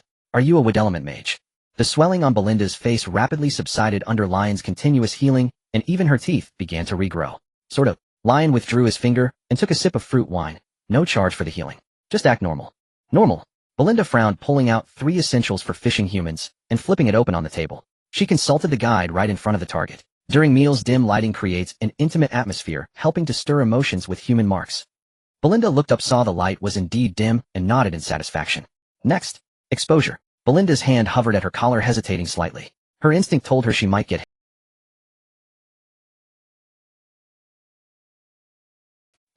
Tisk, not instinct. The fist across from her began to flare with fire and crust with earth. Belinda's eyelashes fluttered, and she obediently placed her hands on the table. A book by the legendary Nafia. Lion noticed that on the corner of each page it read, authored by a certain red dragon who wishes to remain anonymous. The young dragoness consulting the guide. No, it's really not her. Lion. That legendary dragon. Lion couldn't help resting his chin on his hand. Writing books like this, molding Belinda into such a state. Either she's a transmigrator or a dragon raised by one. And Vega, who plans to hunt the legendary dragon Nafia, does he know about this? If he does, Lion, what is this fellow countryman up to? He also had a hand in the Morn City incident. Logically, we all hail from other worlds with a many children, many blessings system. Maybe the worlds will also runs on a many children, many blessings system. As long as we transmigrators have good fortune, the world's luck shouldn't be too bad. Surely there won't be cliched plots of transmigrators killing each other. I need to find time to return to the Elf King's city. Lion recalled the phalanx bone buried in Vera's courtyard. He had left in such a hurry that he forgot to bring along his fellow villagers' contact information. Wait, I don't have to go back myself. Why not entrust it to the miraculous traveling frog? After a moment's deliberation, Lion decided to assign this task to Carla and Manda. His main concern was that if he returned, he would be entangled by Vera and her daughter. After all, the elf world tree had glimpsed a glimmer of hope for survival. Lion, aren't you a wood element mage? How can your fists ignite with flames and be caked with earth clods? As Lion pondered, Belinda had already downed several large gulps of fruit wine. Gazing at his fists with curiosity, she remarked, and it hurts when you hit me even more than a high-level warrior. Having a side job while out in the world is only natural, isn't it? Lion dissipated the fire and earth elements on the back of his hand, grabbed the fruit wine, and finished it in one gulp. Alright, the wine's done. I'm heading home now. Lion, the dragon beast in my lair, can do backflips. Don't you want to come see? Whoosh. Activating nimble leap, Lion's figure flickered as he vaulted out of the tavern window. After a few bounds, he vanished without a trace. Useless book? It's no help at all. Seeing this, Belinda slammed the book shut and bit down hard on her wine glass, venting her frustration. Crack! A chip broke off the glass. Miss, that will be 5 silver coins for the damage. Keep the change. Belinda pressed a gold coin onto the table, stood up, and chased after the direction Lion had disappeared. A sixth, in a deserted alley, Lion listened to the voice echoing in his mind, utterly bewildered. Indeed, young one. Earlier, with so many people around, I feared you might not conceal your shock, exposing your fortune and attracting covetous eyes. An aged voice resonated within Lion's mind, tinged with inexplicable pride. Among the mundane masses content with a century of obscurity, you shall tread upon a vaster domain after mastering the interstellar summoning art. I won't learn it. The moment Lion heard summoning art, he lost interest. That was something he had dabbled in before he even became a junior mage. That pathetic woodchopping war slime was the one he had summoned. Although he could now cast more advanced summoning spells to fetch beasts from the so-called summoning plains, Lion felt that nurturing himself was more cost-effective than wasting resources on contract beasts. After all, some contract beasts excelled at offense, some at magic, and some at ambushes. But himself, with just a few attribute points, he could handle any kind of dirty work. You could summon the beast of the end times, the ancient black dragon that birthed all things, the invincible overlord that carries a divine land on its back, the sovereign who manipulates planets in the universe like clay in its hand. Keep spinning your tales. Lion felt like he might as well pick his ears. The description sounded even more formidable than the legendary tier. Could something that disrupts the balance of the version even exist? Lion suddenly felt that this benevolent old man was acting suspiciously and harboring ill intentions. You could summon mother entities like the Zerg Hive or the Demon Empress, which endlessly spawn armies capable of letting you rule the world. The voice persisted, coaxing him patiently. Go on. Lion's expression turned serious. What ill intentions could an old man bestowing a lucky encounter have? Then memorize this incantation carefully. Under no circumstances should you recite it backwards. The aged voice repeatedly chanted the lengthy spell. What would happen if I recited it backwards? Lion pulled out a pen and notebook, scribbling furiously. A bad pen is better than a good memory. First commit it to memory. I've already memorized it. Lion patted his notebook. I knew I hadn't misjudged you. Such extraordinary talent mastering such an obscure and lengthy incantation in just a few tries. Alright, remember this, if you recite it backwards your consciousness will briefly travel to that plane. It's extremely dangerous. Dangerous? There are succubi that absorb mental energy. Trust me, you wouldn't enjoy that feeling. Oh, I see. Lion scribbled in his notebook, writing the incantation in reverse. Don't ask why, he was suspicious. He believed the voice in his mind was reciting the incantation backwards. Alright, it's about time for me to fade away. One last reminder, if you accidentally travel to that plane, here are some precautions to take. The rambling voice droned on, and Lion nodded frequently. An hour later. That's all I know. If you accidentally cross over, make sure to return promptly. Preferably don't drag anything back before you return. Thanks, old timer. With Lion's polite thanks, the voice in his mind gradually faded into nothingness. Accidentally. Lion grinned slyly. In that hour, the other party had thoroughly explained everything: how to avoid danger after crossing to that plane, how to find safe spots, how to judge directions using map landmarks, the weaknesses, strengths, and habitat habits of 300 common creatures, and so on. Downside, depending on intelligence level, you can drag natives back. If you possess extraordinary intelligence, the dragging capacity increases tenfold. Lion stroked his chin deep in thought. The extraordinary intelligence the other party mentioned should be the transcendent wisdom the system granted him when his intelligence reached 999. Clearly the other party wanted him to cross over, but for some reason couldn't say it directly. They even described the benefits as interstellar summoning art. Lion muttered the incantation from his notebook. A cluster of brilliant starry magic coalesced in his hand. The resplendent light cast Lion's shadow onto the wall. The shadow grotesquely mimicked claws and teeth gnawing at the cracks in the bricks. As the magic continued to gather, a sense of greed and plunder surged in Lion's heart. The echo of a ravenous hunger resounded in his mind, conveying an insatiable desire. Lion. Damn, this doesn't seem like a proper magic spell. The sixth plane. A startled cry rang out. Huh. Lion turned his head to see Belinda peeking around the corner, half her face visible, her gaze solemn. Lion, I never knew you were an evil mage. Shut up. It was the shadow that moved on its own. Lion crushed the magic cluster in his hand and looked at Belinda. You just said the sixth plane? What is that? How, you don't know? Belinda was momentarily taken aback by Lion's expression. It's a world of aberrations, though it holds abundant resources. But the last batch of beings that explored it were imprisoned in the nether sea by the gods. Lion's eyes widened in shock. Are you certain? Of course I was young back then, but I saw it with my own eyes. And even gave it a kick. Damn. Leon ignored Belinda, pulled out the goddess of fate's cork, and began to prod it. Wake up, wake up. The goddess of fate was awakened by you. She is a bit groggy from sleep. Stop sleeping. What is the sixth plane? Leon swiftly inscribed on the cork. On the continent, is there still a way to reach the sixth plane? The goddess of fate was surprised upon hearing the sixth plane. It exists, of course, for we needed scavengers to clean up our mess. Do you intend to scavenge there? She recalled that she and the other gods had long since shattered that place. Leon was stunned. The goddess of fate advised you not to wander recklessly, nor to bring junk home. If I do, you wouldn't lock me away at the bottom of the sea, would you? Leon silently wrote on the cork, just a little. A hive mother or queen sounded highly productive. Trying a swarm strategy wasn't bad since ores were a non-renewable resource. The goddess of fate's eyes lit up, and she imparted to you a spell to reach the sixth plane. A lengthy magic incantation scrolled across the screen identical to the hoary voice from before, but written in reverse. Goddess of fate, a little won't draw the god's attention. I hope you won't be greedy. Success meant a brood of queens playing cards. Failure meant sinking to the seabed to sit with evil gods. Leon stared at the status updates, his mouth twitching. How much is a little? The goddess of fate pondered, believing that within 10 legendary creatures the gods wouldn't bother. She gave you her answer: keep it within 100 legendary beings. Huh. With the system you still try to play tricks on me. Don't you know the server of this online romance is on my side? Leon inscribed a row of "thank you" on the cork before pocketing it. It was settled. Time to go fetch a hive and try it out. After the cork had cooled, Leon turned around, planning to return to his cabin and thoroughly study this sixth plane. Leon, the sixth plane is extremely dangerous. Belinda, annoyed by his silence, said, "Are you listening to me? Almost forgot about you." Leon's fist blazed with fire and coalesced earth flashing before Belinda. His fist, stacked with a series of buffs, was larger than her head. Earth blocks layered into armor with magma flames surging through the cracks. Though he didn't know how Belinda kept finding him, it didn't matter. Putting her to sleep would solve it. You? Belinda shuddered, instantly raising a handful of gold coins. You dropped your gold. Hiss. Leon grunted, pulling his punch just in time. Belinda flicked the coins, stuffing them into the gaps of Leon's fist. With each coin she inserted, the flames extinguished. "I'm not an unreasonable dragon. I know it's about mutual consent." Belinda poked Leon's hand with a coin. "How about this? Just come with me to Mount Aesop for a stroll, and then it'll set you free." "Relax, I'm a dragon. I have no worldly interests. I just rarely get to go out, and my mission failed." Belinda pouted. "If I don't bring back some local specialty, the other she-dragons will look down on me." The 3 essentials of fishing for humans. Offensive tactic: learn to play the sympathy card, settle for less, then seize the chance to push further. First, lure the catch home. "What were you doing in Morn City?" Leon retracted his fist, prying out the gold coins. "Sigh. Looking for a doll for a lazy she-dragon who's still sleeping."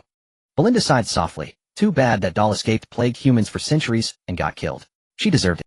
With a name engraved on its hind leg. "Oh, how did you know?" Belinda flicked coins at Leon. "Right, you're an adventurer, so strong you might have even joined its hunt." "Doesn't Mount Aesop intend to pursue this?"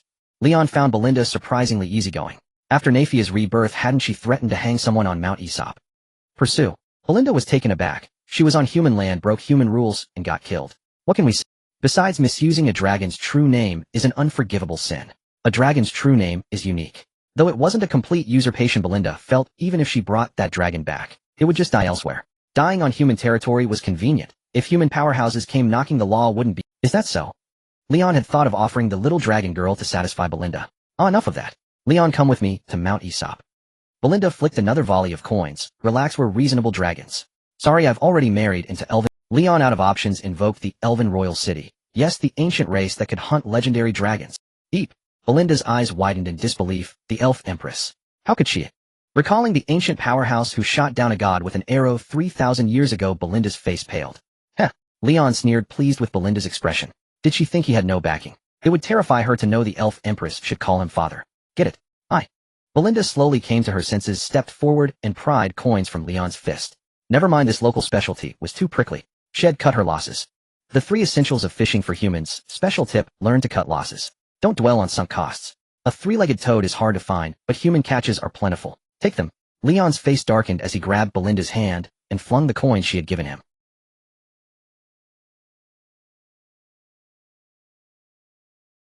Wait, hold on. Belinda suddenly slapped her forehead. If I steal the Elf Empress treasure, wouldn't that make me greater? In ancient times, elves hunted everything. Legendary dragons were mere prey. Belinda thought that if she succeeded in taking Leon, she'd outshine the Elf Empress. Wouldn't that bring glory to her lineage? With that in mind, Belinda grabbed Leon's hand. Her eyes grew firm. The times have changed.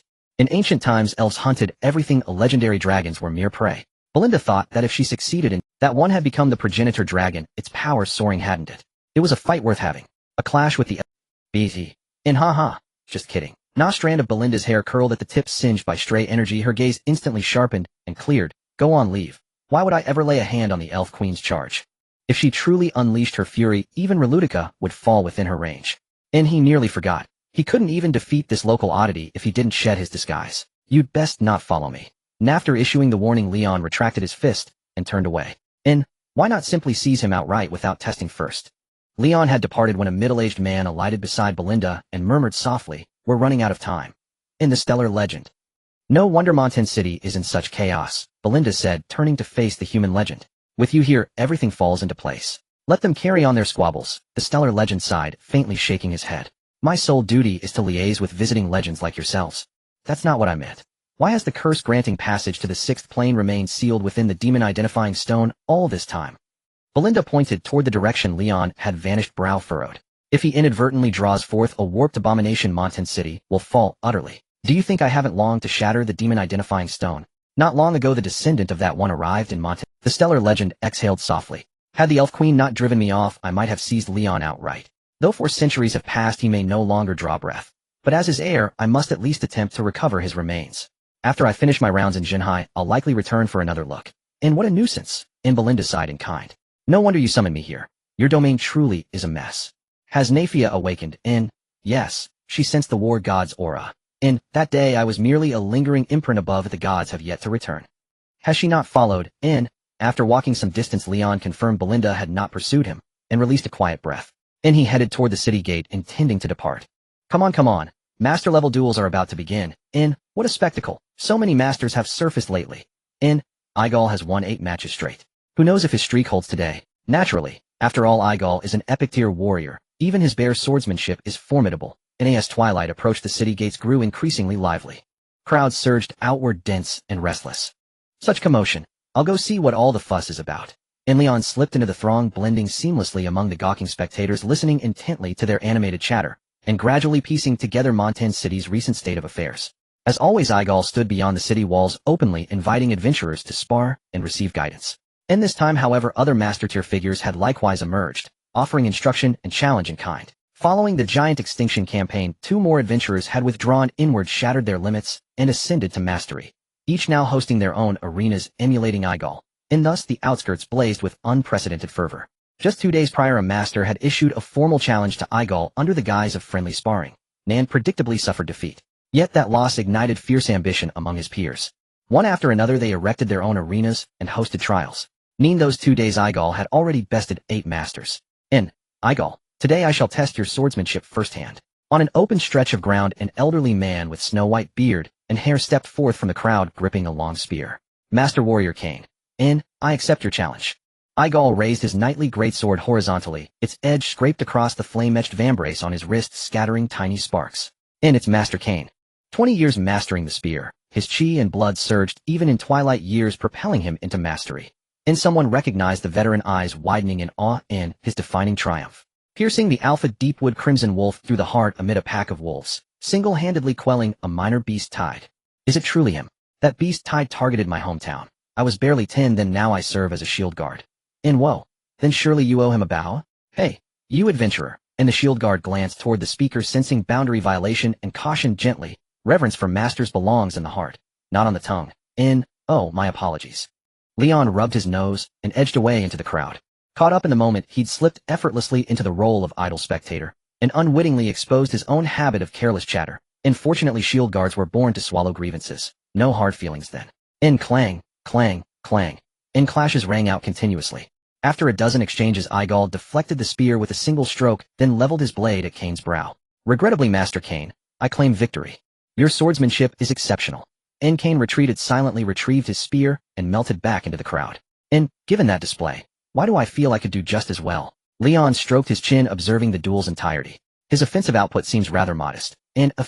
Someone nearby overheard Leon's mutter and snapped back. Relying solely on attribute points is meaningless. The vocational system has matured fully. Attribute points only broadly indicate your path. Technique remains paramount. Do you understand? Judging by your tone, you're clearly one of those brute force attribute cultivators. Leon glared at the interlocutor, and before the man could finish, shoved him aside with one hand, shouting loudly, Igal, the epic challenges you. A bewildered bystander blinked blankly. Hawk, what's an intermediate warrior doing stepping forward? Hey, don't cause trouble. Novice, you've wandered into the wrong arena. The tavern girls await your valor there. Leon joined the teasing chorus. Tavern girls, yeah, wait.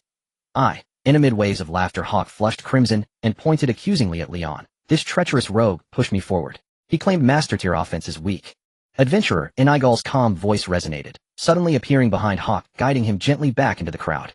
Knee's visor locked onto Leon's gaze. Technique and attributes hold equal weight. Balance or specialization both forge paths to strength. I sense profound cultivation within you. Mastery lies but a step away. Shall I aid your breakthrough? And even as he spoke, Igal leveled his blade at Leon. An open invitation. Will you accept my challenge?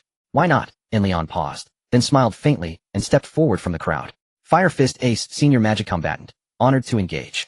Having already subdued a certain grand mage, and having observed the earlier sparring closely, and Leon felt confident he could match blades with Igal. Of course, this assumed Igal wielded neither dragon blood nor dragon bone nor terrifying sword key, and essentially this was Igal in pure sparring mode. Magic warrior. Igar murmured the name of this profession, stepping back to put distance between himself and Leon. Igar, I've long heard of your name. Leon's body shuddered as he began stacking magical buffs, his skin visibly withering. Basic elven magic flesh sacrifice. In an instant 20 of Leon's blood was sacrificed, his physique skyrocketing as rolling blood energy emanated, stirring up patches of dust.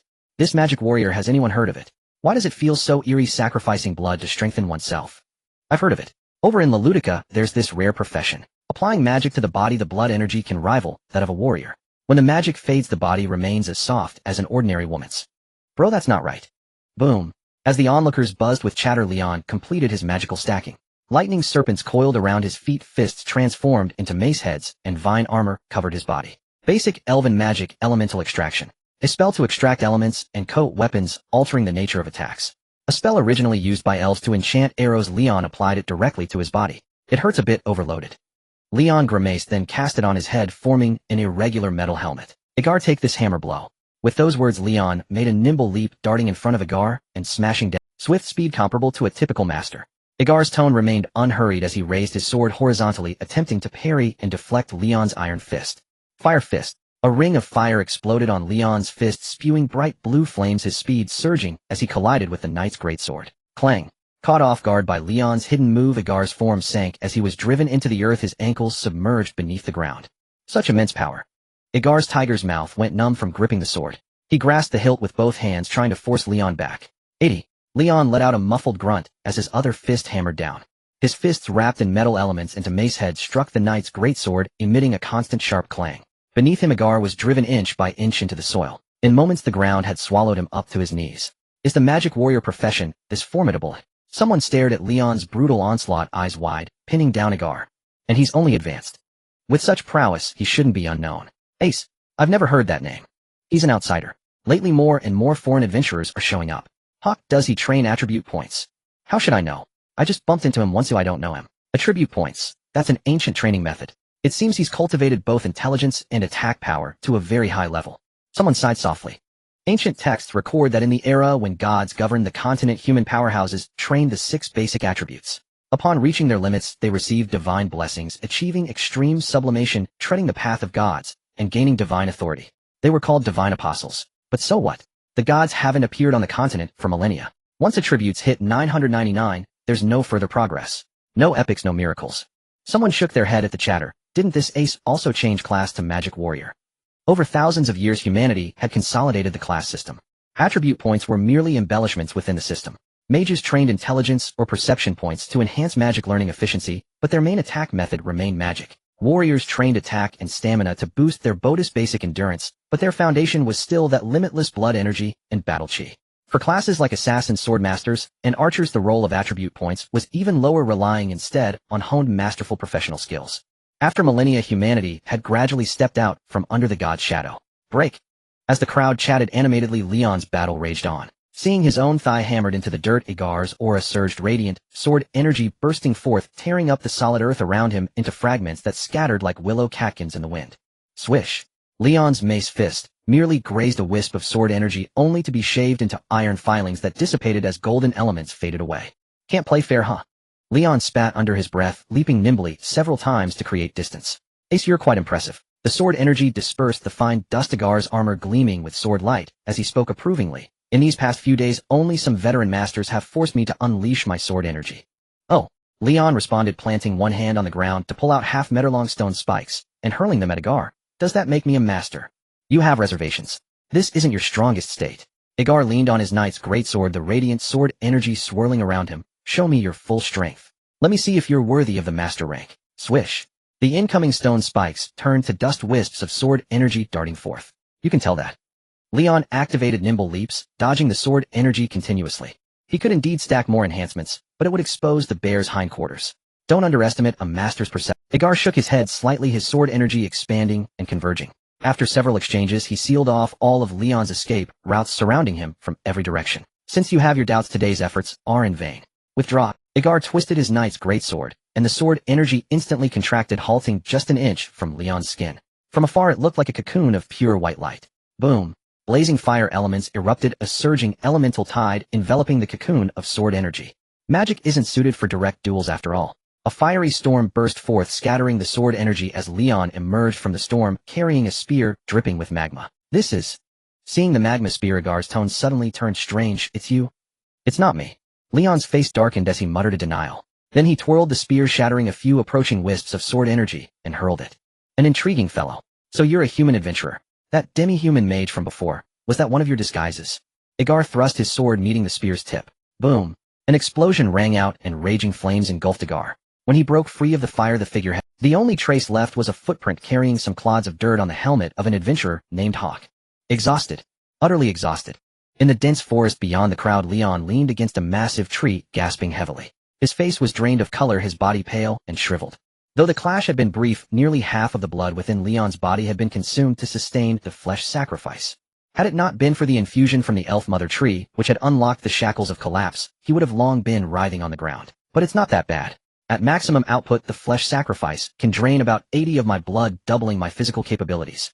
This sparring session with Agal gave him a rough understanding of his own strength. Under normal conditions, he could handle ordinary height-tier opponents without issue. By layering various magical disciplines, he could even go toe-a-toe with master-level adversaries. If he reverted to his old profession, a mage, lurking in the shadows, transforming into a black bear to unleash flesh sacrifice, charging his magic to the fullest, stacking all buffs, and then secretly launching an attack, he might even be able to one-shot a master-level foe. Leon was quite satisfied with his combat prowess. After all, he was only an intermediate fire mage now. An intermediate slaying a master. Wasn't that the hallmark of an absolute genius? Indeed, attack power is the true path. Investing in intelligence is far too inferior. Seeing no one around, Leon channeled his mana, pushing toward the advanced mage level. He had been stuck at his current rank for too long. Perhaps after this great battle. A rainbow-colored gust shot into the sky. Light elements intermingled within, shimmering brilliantly under the reflection. Due to his weakened state, he could only watch helplessly as the elements within his abdomen drained away completely. Damn it.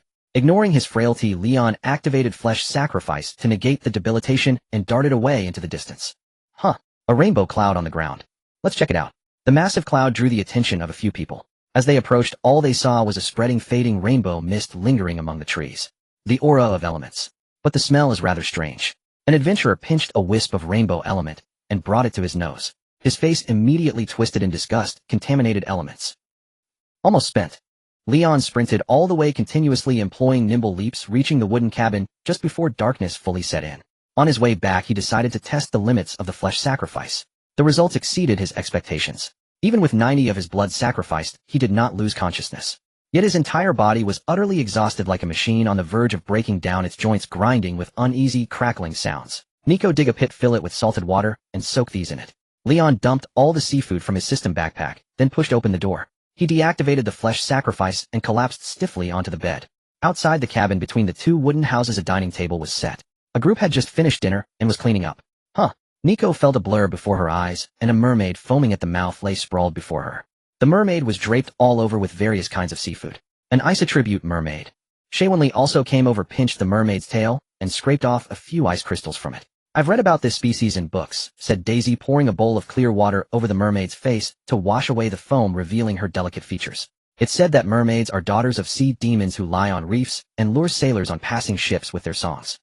No, that's a thing of the past. Hiberia, interrupted Daisy with a light laugh. In this era, mermaids have come ashore. They sing in taverns and theaters, earning enough money to buy slaves for their pleasure. Really? Shaywinley and Daisy spoke in unison, their faces showing bewilderment. Of course. You can go to the Jinhai fortress and see for yourselves someday. Yeah. While they were talking, the mermaid slowly came to, propped herself up, and looked around. Seeing the crowd surrounding her, she lay on the ground, baring her teeth fiercely.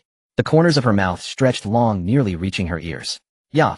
Nico was startled by the ferocious expression and let out a cry, shrinking back behind Shaywinley. Nico doesn't want to build a nest for this scary fish.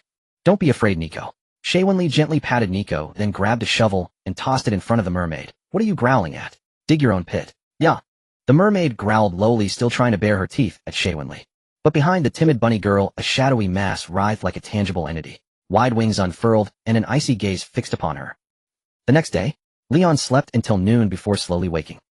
Fully recovered. Did Nico nurse me all night? Leon stretched his limbs, finding all fatigue gone and his blood abundant. Having a healer is wonderful. Leon clicked his tongue in admiration, pushing open the cabin door to praise his little bunny girl. Heave-a-home, master, you're awake. Nico was chiseling away at a piece of wood. Seeing Leon awake, she ran over. Nico was really worried about you. You were all shriveled up last night. Of course, with your healing him back to full strength. Leon ruffled Nico's head. Where did you soak the mermaid? Soak? Nico looked up, pouting. She hasn't finished digging the pit yet. I saw her sleeping in this morning. Nico thinks Iberia is right. Putting salt in the wound helps marinate the flavor. Huh? Leon was baffled. He followed Nico to a large pit. Yeah? Hey. The pit was 2 meters deep. At the bottom, the mermaid, wearing a hat woven from vines and holding a shovel, was digging energetically. She stirred the muddy sludge at the bottom. Her once bright blue hair and fishtail were now caked with grimy soil. 2 feathers were stuck in the fishtail below her waist. Lord Leon, you're here. Iberia sat at the edge of the pit, swinging her eagle claws. This mermaid is a bit lazy. Without poking her with feathers, she just dawdles. Just dig a pit. Couldn't Ambi smash it a couple of times? Now she's all covered in muddy water. Leon took out the water-repelling pearl he had swiped from Bai and tossed it down, hoping to push away the dirty water. Nico doesn't want Ambi to help. This mermaid scared her last night. Moi. Leon tilted his head slightly, looking at Nico, who had been pouting the whole time. Master, the mermaid's mouth can split all the way to her ears. Nico clung to one of Leon's arms, her ears pressing against his shoulder. Her teeth are sharp in several rows. Human. A clear voice rose from below as layers of ice spread upward. How dare you return my pearl to me? Whoosh, whoosh. Amidst rolling waves of frigid air, ice crystals condensed into being. A mermaid swam gracefully within the cold mist, her voice icy. You have angered Irene. Even if you have signed a slave contract, I will drag you into the deep sea and seal you in eternal ice. Before Irene could finish, spears of flame pierced through the ice crystals, dispelling the cold mist and encircling her. Bereft of the cold mist support, Irene suddenly sank, only to be hoisted up by a row of flame spears. The scorching fire elements seared her, causing her to sizzle and smoke. Irene. Leon looked her up and down. You seem to be a bit confused about your situation. Though her aura was comparable to a high-tier demonic beast, Leon would have found it troublesome before his attack power was maxed out. But now, even the mighty dragon archmage had been beaten to a whimpering pulp by him. What right did a high-tier mermaid have to be so arrogant? Human. I was wrong. Racked by the agonizing pain, Irene curled into a ball. She fished a water-repelling pearl from her throat and offered it to Leon, whimpering incessantly. All right, swallow it, and speak like a human. Leon dispelled the flame spears. Human, I am willing to submit to you. Irene swallowed the water-repelling pearl, commanded the cold mist, and obediently floated beside Leon. I shall serve you for eternity. I accept your submission. Leon placed his hand on Irene's head to inspect her details. Irene, ice-type mermaid, reproduction, potential S-rank, combat power, height-ear demonic beast. Irene swallowed the water-repelling pearl, commanded the cold mist, and obediently floated beside Leon. Wait. How many? 1,000,000 eggs. Leon's jaw nearly dropped. How can a belly so small hold that many eggs? No wonder it was S-rank. Another stat freak, wasn't it? Even if each egg gave just 1 attribute point, at worst 1,000,000 points would be in the bag, right? Even reduced by 10 or 100 times, it would still be incredible. Suddenly he felt he wasn't so fond of mining anymore. Human. Irene was taken aback by Leon's words. Our offspring have a very low survival rate. In the natural environment, less than 1 in 10,000 reaches adulthood. She understood his words, but wondered why he was so fixated on reproduction. Could it be he wanted to breed a mermaid army to conquer the deep sea? But he didn't have a male mermaid either. Having been jostled in a crate for so long, Irene vaguely understood that she had been transported from the coastal region deep inland. Nicole doesn't understand what you're talking about, but the word offspring makes her alert. Ahem. Leon cleared his throat and said to Nicole, heal her burns. Since she can float on her own, there's no need to dig a pit for her to soak in. Nicole twitched her rabbit ears, casting rapid heal repeatedly on Irene to mend the burns on her body. Under Leon's high demands, Nicole had become exceptionally adept at this spell, which even an apprentice mage could master to the point of casting it instantly and consecutively. Nicole is afraid of this mermaid Irene. She hopes Irene won't be allowed to sleep on the bed at night. It would give her nightmares. Nicole doesn't like this mermaid who bared her teeth at her. Once you finish the furniture, build her a small room. Leon patted Nicole's head, then led Irene toward Nafia. Watch and learn. Carving diamond doesn't require. Leon gestured for Irene to sit down, then began chipping away at a block of diamond mother lode. The mother lodes varied in size, but since each one consumed a binding slot, Leon chose larger stones. They were roughly a meter in length and width.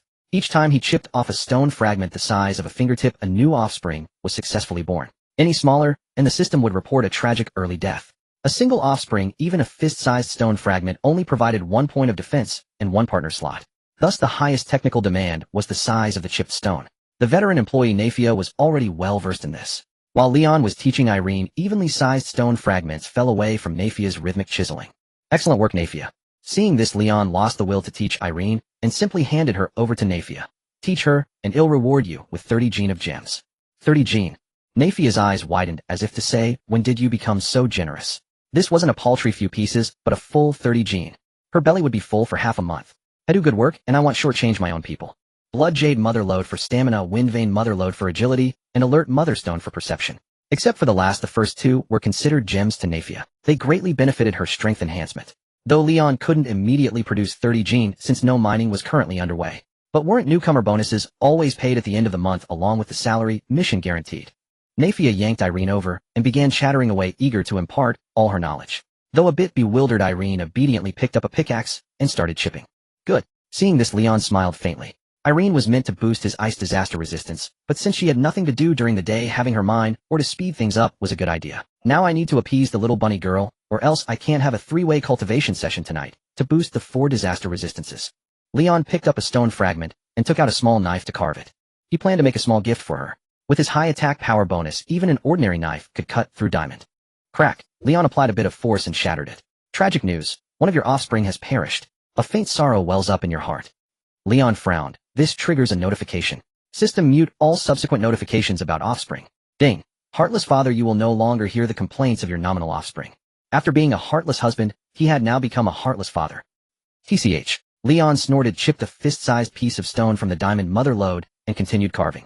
Ding. Achievement unlocked, meticulous carving. Meticulous carving, father ascends through sun. X1 jade must be polished to become a gem.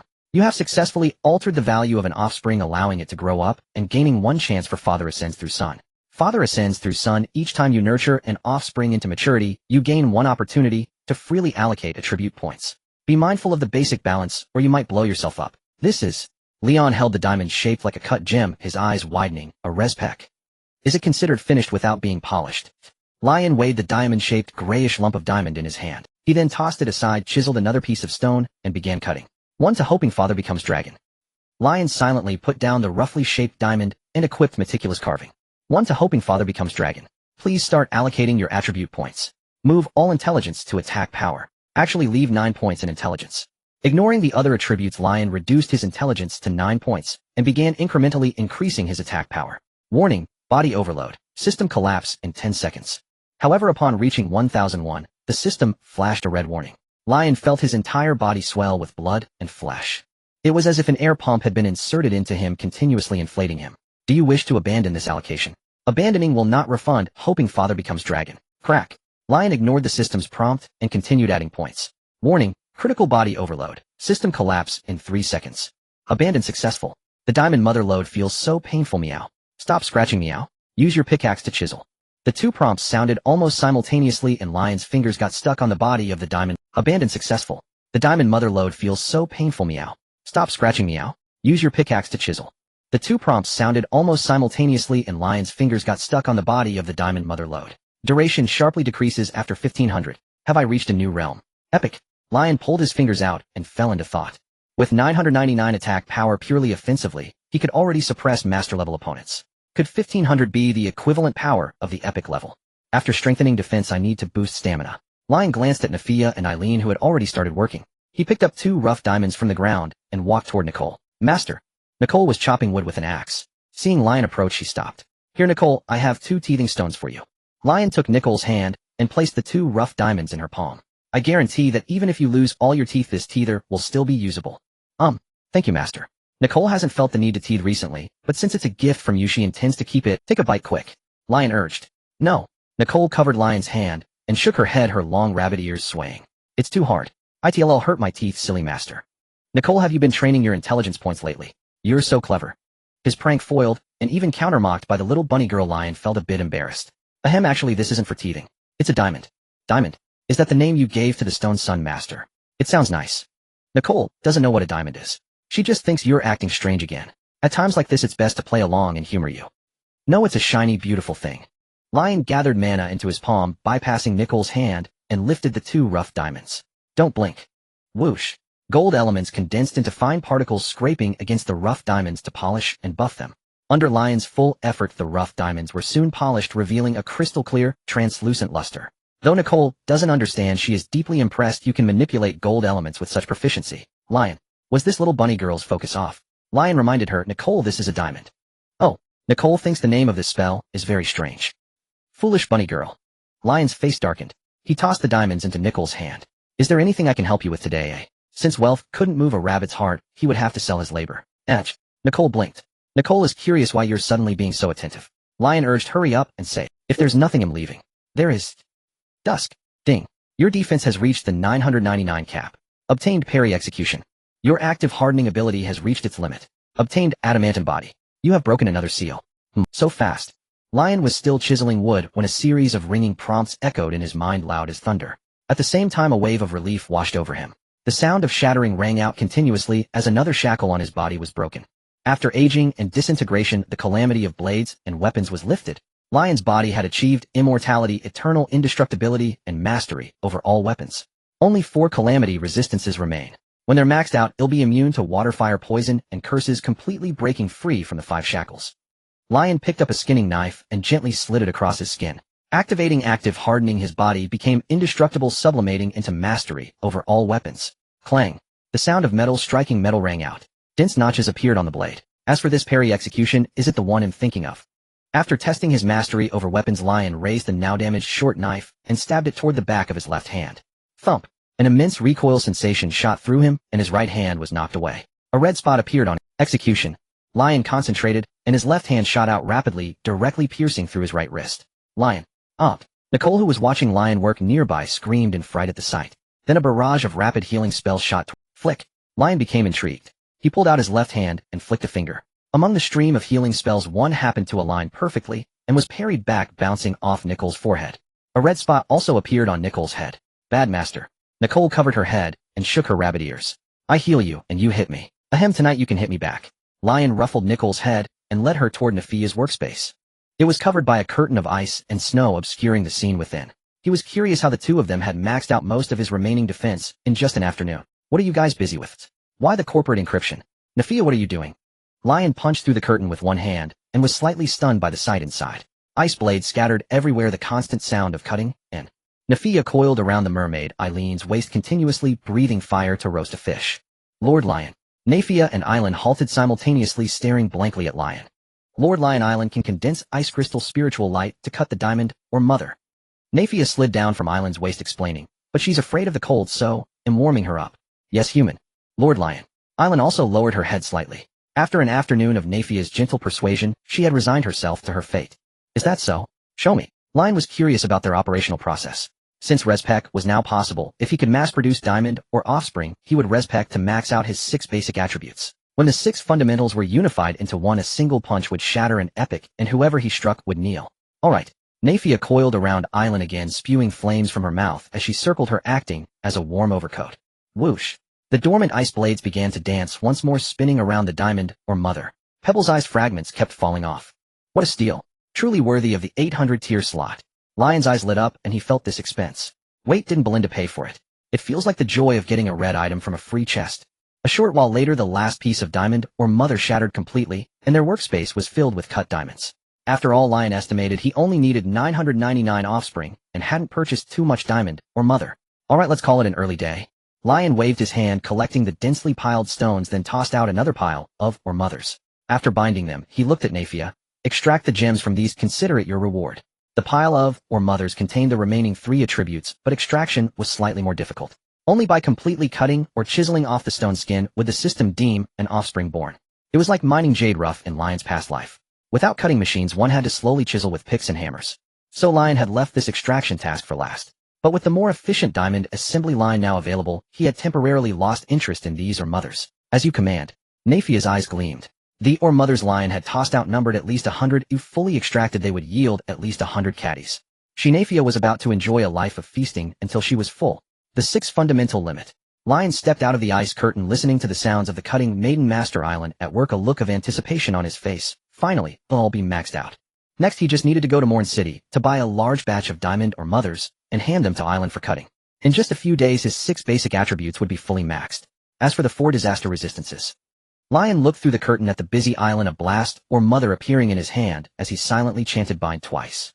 Bind successful X2 the Blast or Mother wants to give you. Lament, glad tidings.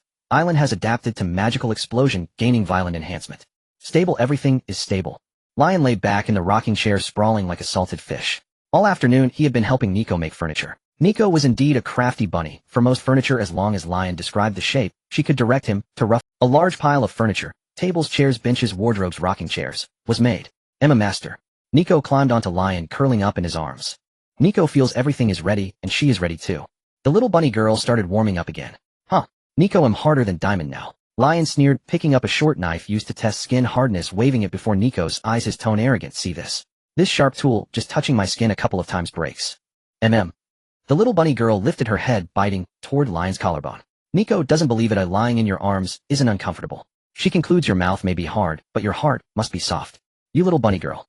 Lion thought about hardening slightly to break Nico's front teeth, but seeing her status bar he sighed, don't bite your master like that, it's insubordination. Before he could finish, his mouth was stuffed with a pair of bunny ears, and a soft wet touch spread on his neck. Nico senses your heartbeat accelerating, and you're starting to press against her leg. She is very satisfied. Nico starts plotting how to lure you into the small wooden bed. Master! Master! Something terrible has happened. While Nico was still scheming, a sharp hurried shout came from afar. Kara rode atop a cave spider whose 8 legs spun swiftly as they closed in. Master, danger is upon us. We must leave quickly. Nico is displeased as she wants to break all the legs of that fast-running spider. Lion pried the bunny ears from his mouth, pinching the bridge of his nose as he looked at Kara. What plot have you triggered now?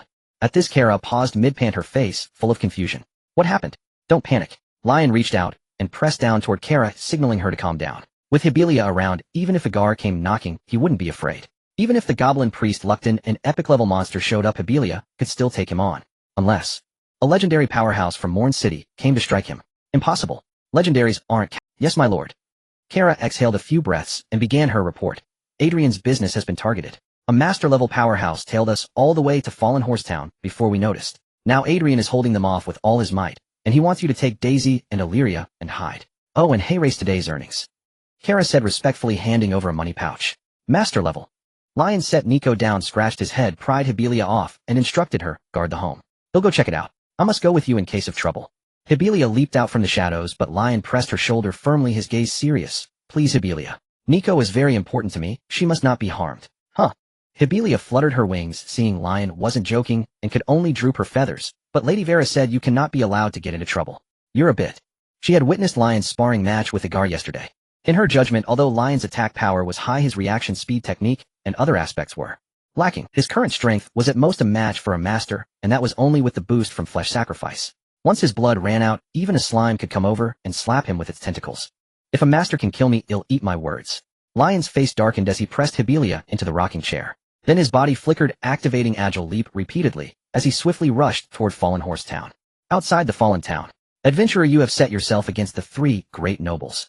The old man swung his spear, flicking off the bloodstains. Now tell me the location of the goblin priest, and he'll grant you a clean death. Cain, I remember you.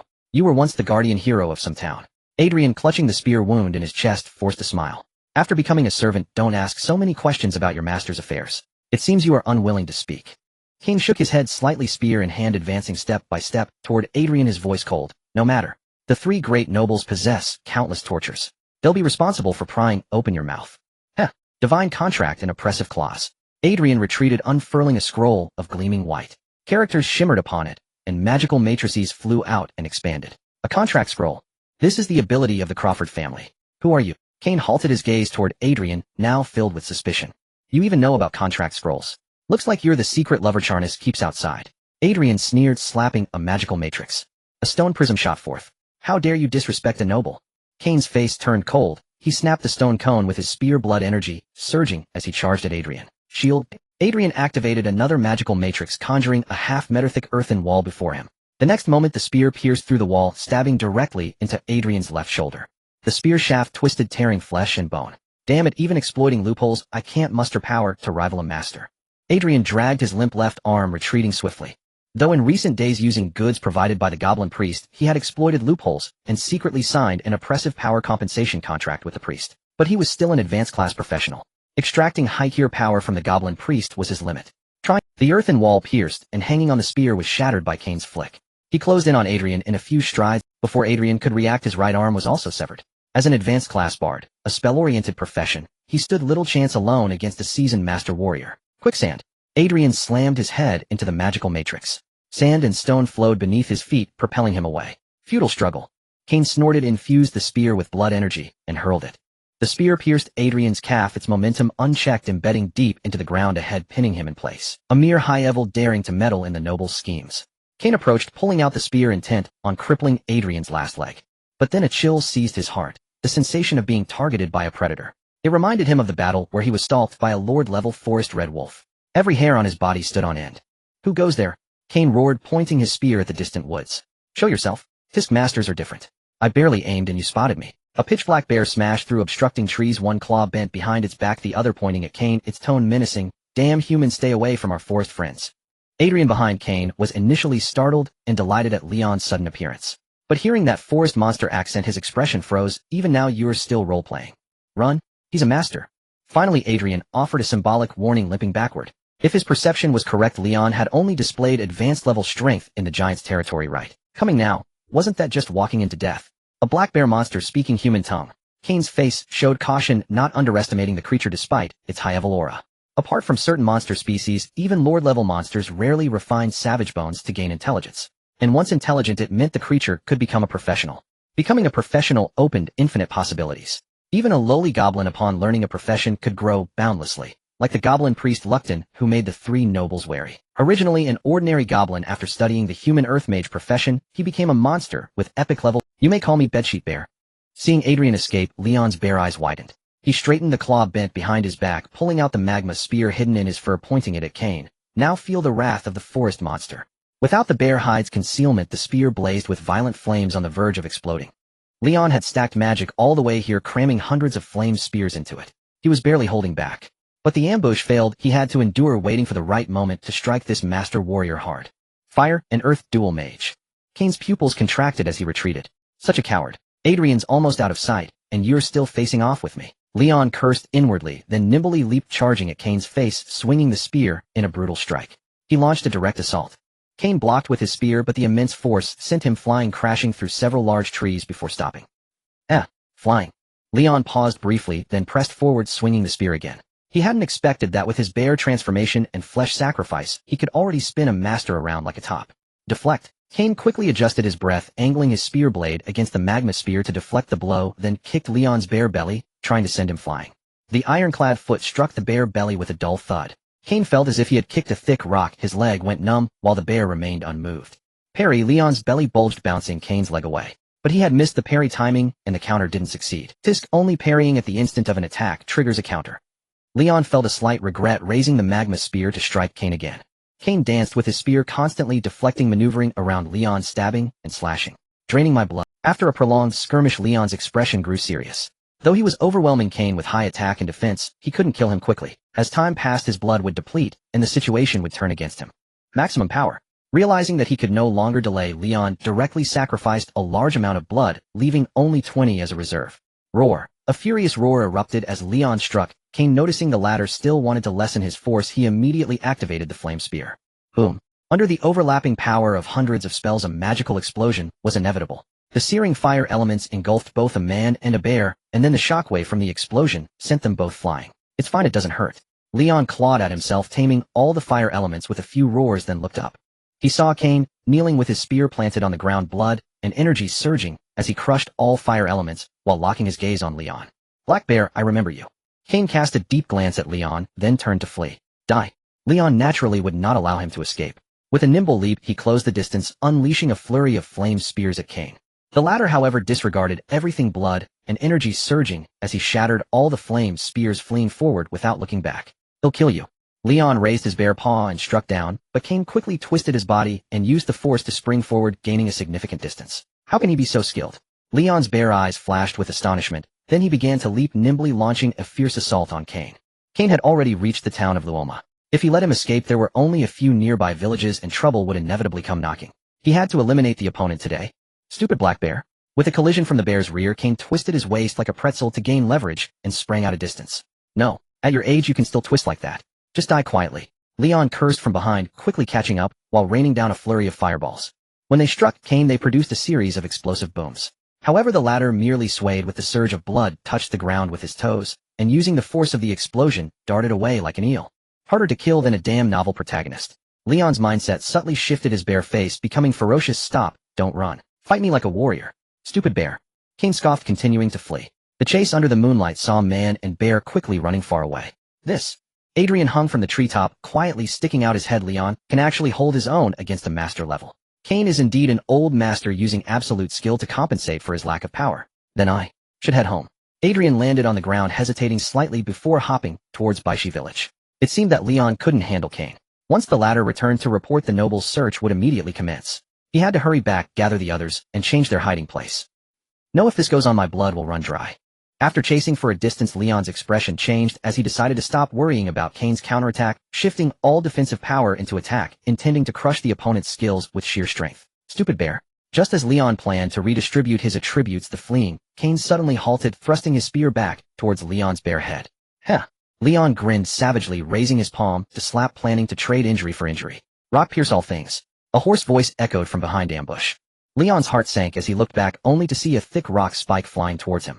It was already close to his bare head. He could only activate his nimble leap to dodge upwards, but it was too late. Leon could only manage to leap partway out, then was pierced by the large rock spike. As the spike twisted, the flesh and blood in his bare abdomen were shredded and colorful elements spread everywhere. I'm waiting for my teammates. What are you waiting for? Cain sneered, adjusting his spear's position to pierce through Leon's skull, then twisted his waist and tossed him away, heavily crashing into the distance. All organs obliterated, skull shattered, utterly dead.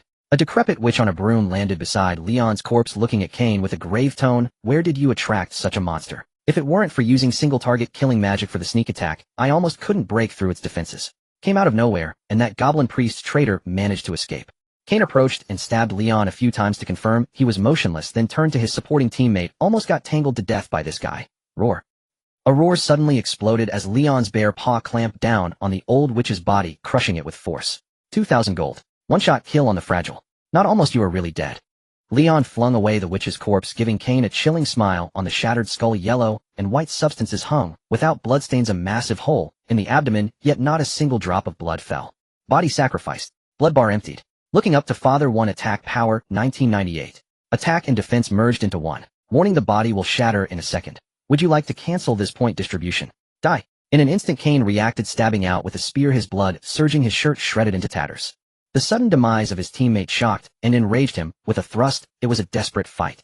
Parry. However, after the prolonged struggle, Leon had already roughly judged the timing of Cain's strikes, waiting for this moment.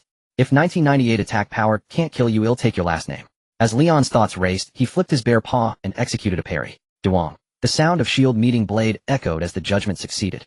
In the next moment, Cain's spear was deflected, and his body fell into a brief state of rigidity.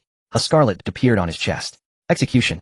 Leon's bare paw like a blade plunged into Cain's chest, twisting and shaking, directly exploding him into a shower of fragments. Ding. Master level first kill completed. 3,000 gold reward. Your body is beginning to collapse. Please cancel this point distribution immediately. Though it seemed lengthy to narrate, everything was completed in the blink of an eye. Just as Leon heard the kill notification, a second passed, and his bare skin and flesh shattered into pieces, falling apart. Cancel. As Leon canceled the point distribution, he also canceled his bare form. His body returned to human shape, yet his injuries did not fade with the shedding of the bare skin. His clothes were tattered, a hole on his forehead, his abdomen completely transparent, and his internal organs utterly shredded. Hey, this scene feels familiar, the same type of wound. As the Velabrand, Leon instinctively raised his hand to stuff his dangling brain back, yet of course, when he realized what he was doing, his action suddenly froze. Then a scream that pierced the eardrums echoed across the wilderness. It hurts, it hurts, it hurts. I'm in so much pain. First kill master reward, a divine contraceptive pill that lasts 10 days per dose. Ugh. Lion pressed his hand against the hole in his head, crouching on the ground, as he tried to stem the flow of his brain matter, tears and snot streaming down his face from the pain. When he saw the system's first kill notification, he was instantly stunned, forgetting the agony for a moment. A reskin system, not even trying to hide it. Lion muttered as he pulled out a strip of tiny pills. The first part of the name might fit the system type, but were those last 3 words serious? You must have added 2 extra words, right? You're a blessings of many offspring system, for crying out loud. Sigh. It hurts so much.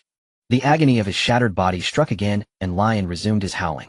After being infused by the elf mother tree, he had shed the shackles of decaying flesh and achieved eternal immortality, but the pain of a broken body was not exempted. I was planning to bring this back as a souvenir for Vera, Lion tried casting a couple of rapid healing spells on himself.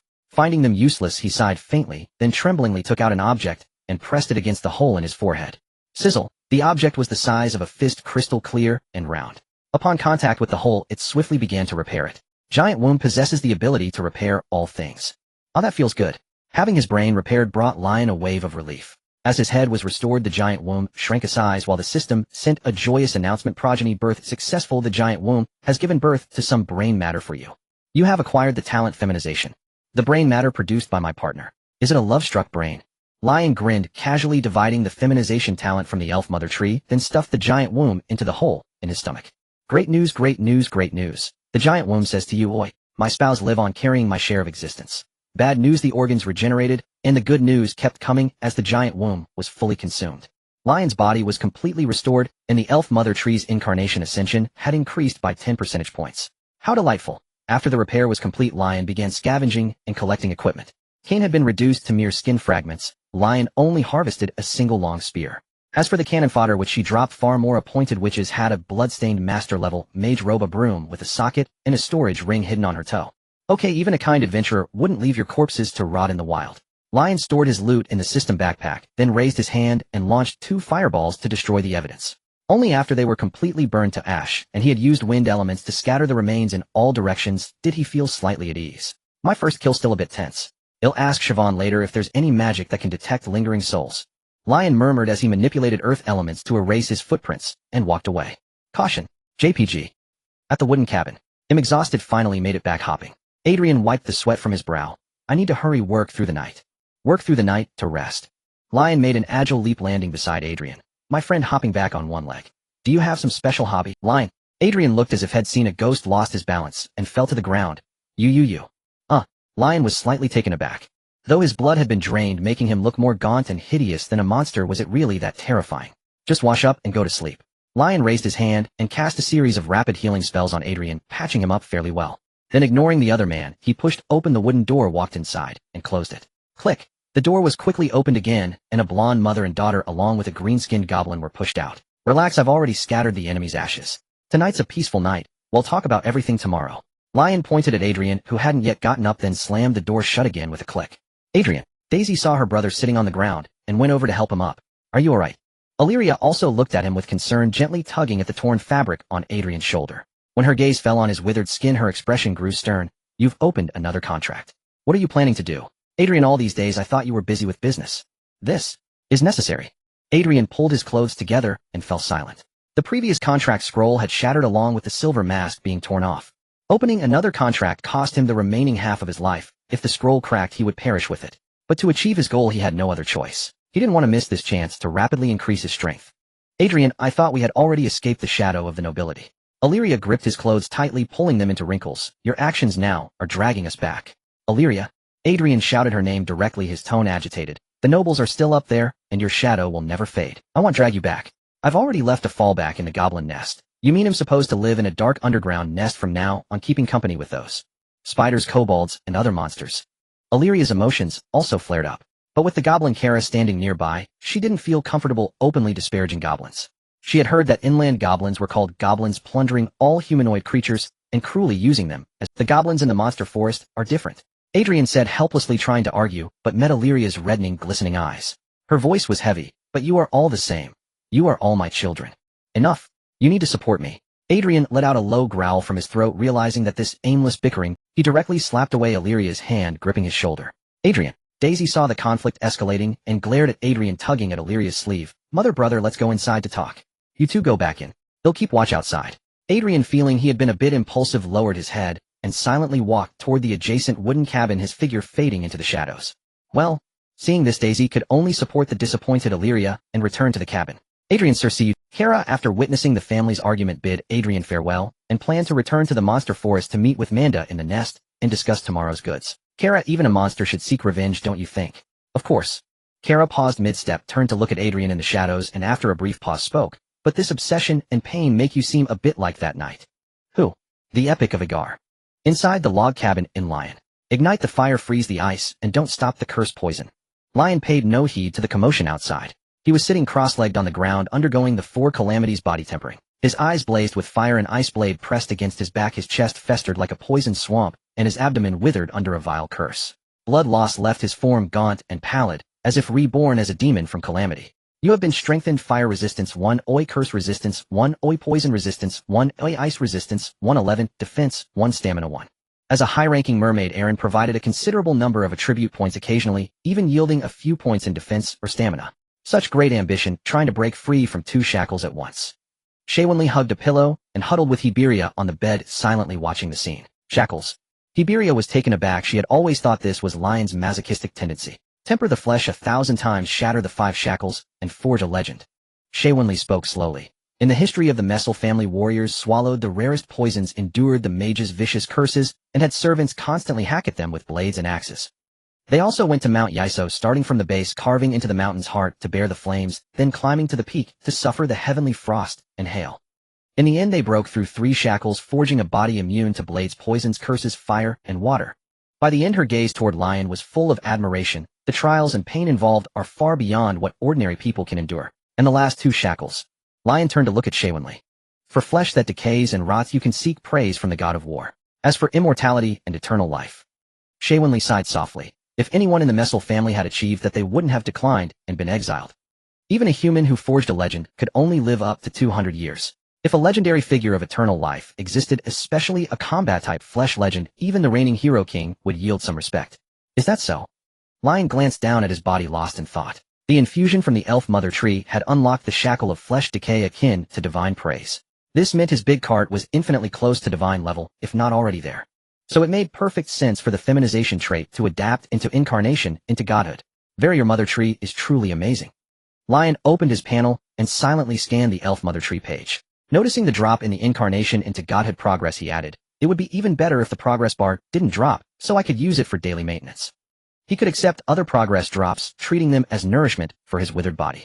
But this incarnation into godhood was too rare. To raise its progress, he had to snatch giant mother wombs from Agal and the 3 nobles. "I'm about to sleep. Why have you borne fruit again? In the blood pool?" Vera tugged at a thick vine, sensing the constant murmurs from it. "Precious, you dare not bear too many. Does Lion know you're wasting resources?" "All right. I'll eat. I won't tell Lion." Urged by the elf mother tree, Vera picked the fruit at the vine's end and ate it in a few bites. Moi. She felt an itch in her abdomen. Tearing open her belly, she saw that inside her previously empty cavity, thumb-sized organs were growing. Swish, swish. The thick, soft vine poked at the organs, feeling around, as if examining them. After a moment, the vine trembled and 10 fruits appeared on it. With a shake, the fruits fell and were stuffed into Vera's abdominal cavity, nourishing the organs and rapidly shaping them.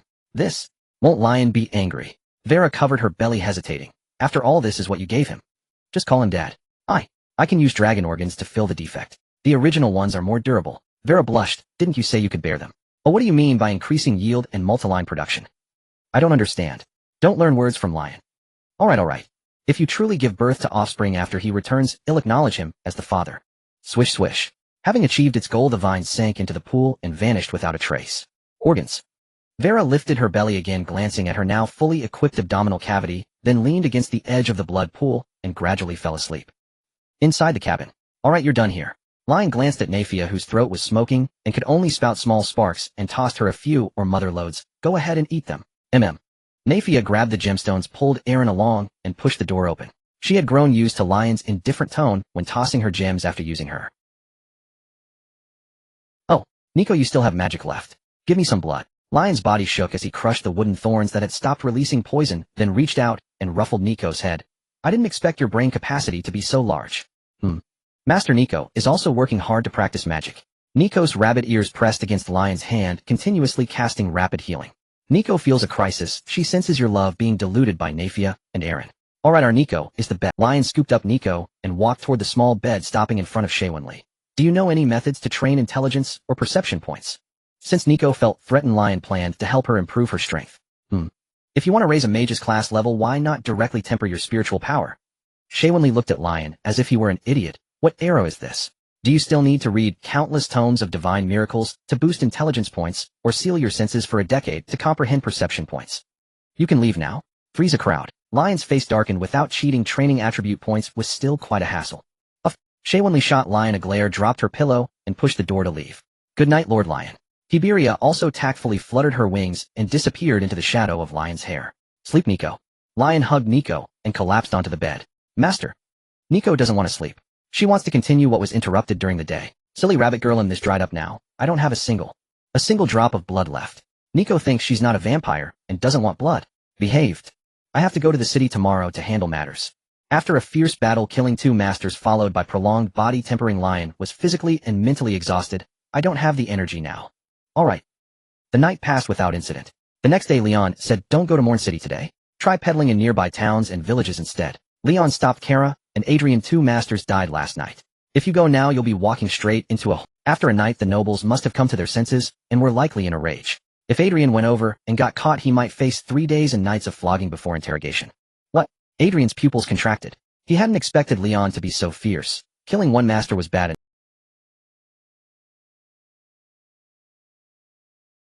and even after killing them he returned before Adrian. One was Cain, the other some unknown witch. Leon raised his hand and mimed, blowing into his palm. I scattered their ashes to the wind. They're dead and gone. The forest witch. That grand mage. To kill her, are you a master too? Adrian found it hard to accept. Before a guard's arrival the masters of Morn City could be counted on 2 hands. Even if he sacrificed his life to draft a contract scroll, it would take at least a month to become a master bard. How could Leon, a recluse holed up in a cabin indulging in shady hobbies day and night, surpass him? It wasn't fair. By your professions, ranking him an intermediate mage, Leon said. Glancing at Nafia and Aaron already at their workstations, he tossed out a pile of mother ores and bound them. Ignoring the stunned Adrian, he turned to Kara. After this batch of goods is done, you and Manda return to the Elven King's city and retrieve the finger bones from the courtyard. As for the next batch, Leon pondered whether to continue the so-called trade. Yesterday's battle had yielded 500 gold coins, and the witch's ring held over 3,000 more. After heading to Morn City today to sell the spoils, he estimated his gold would reach the 10th sand coin limit. He was no longer so strapped for cash. As you command, Lord Leon.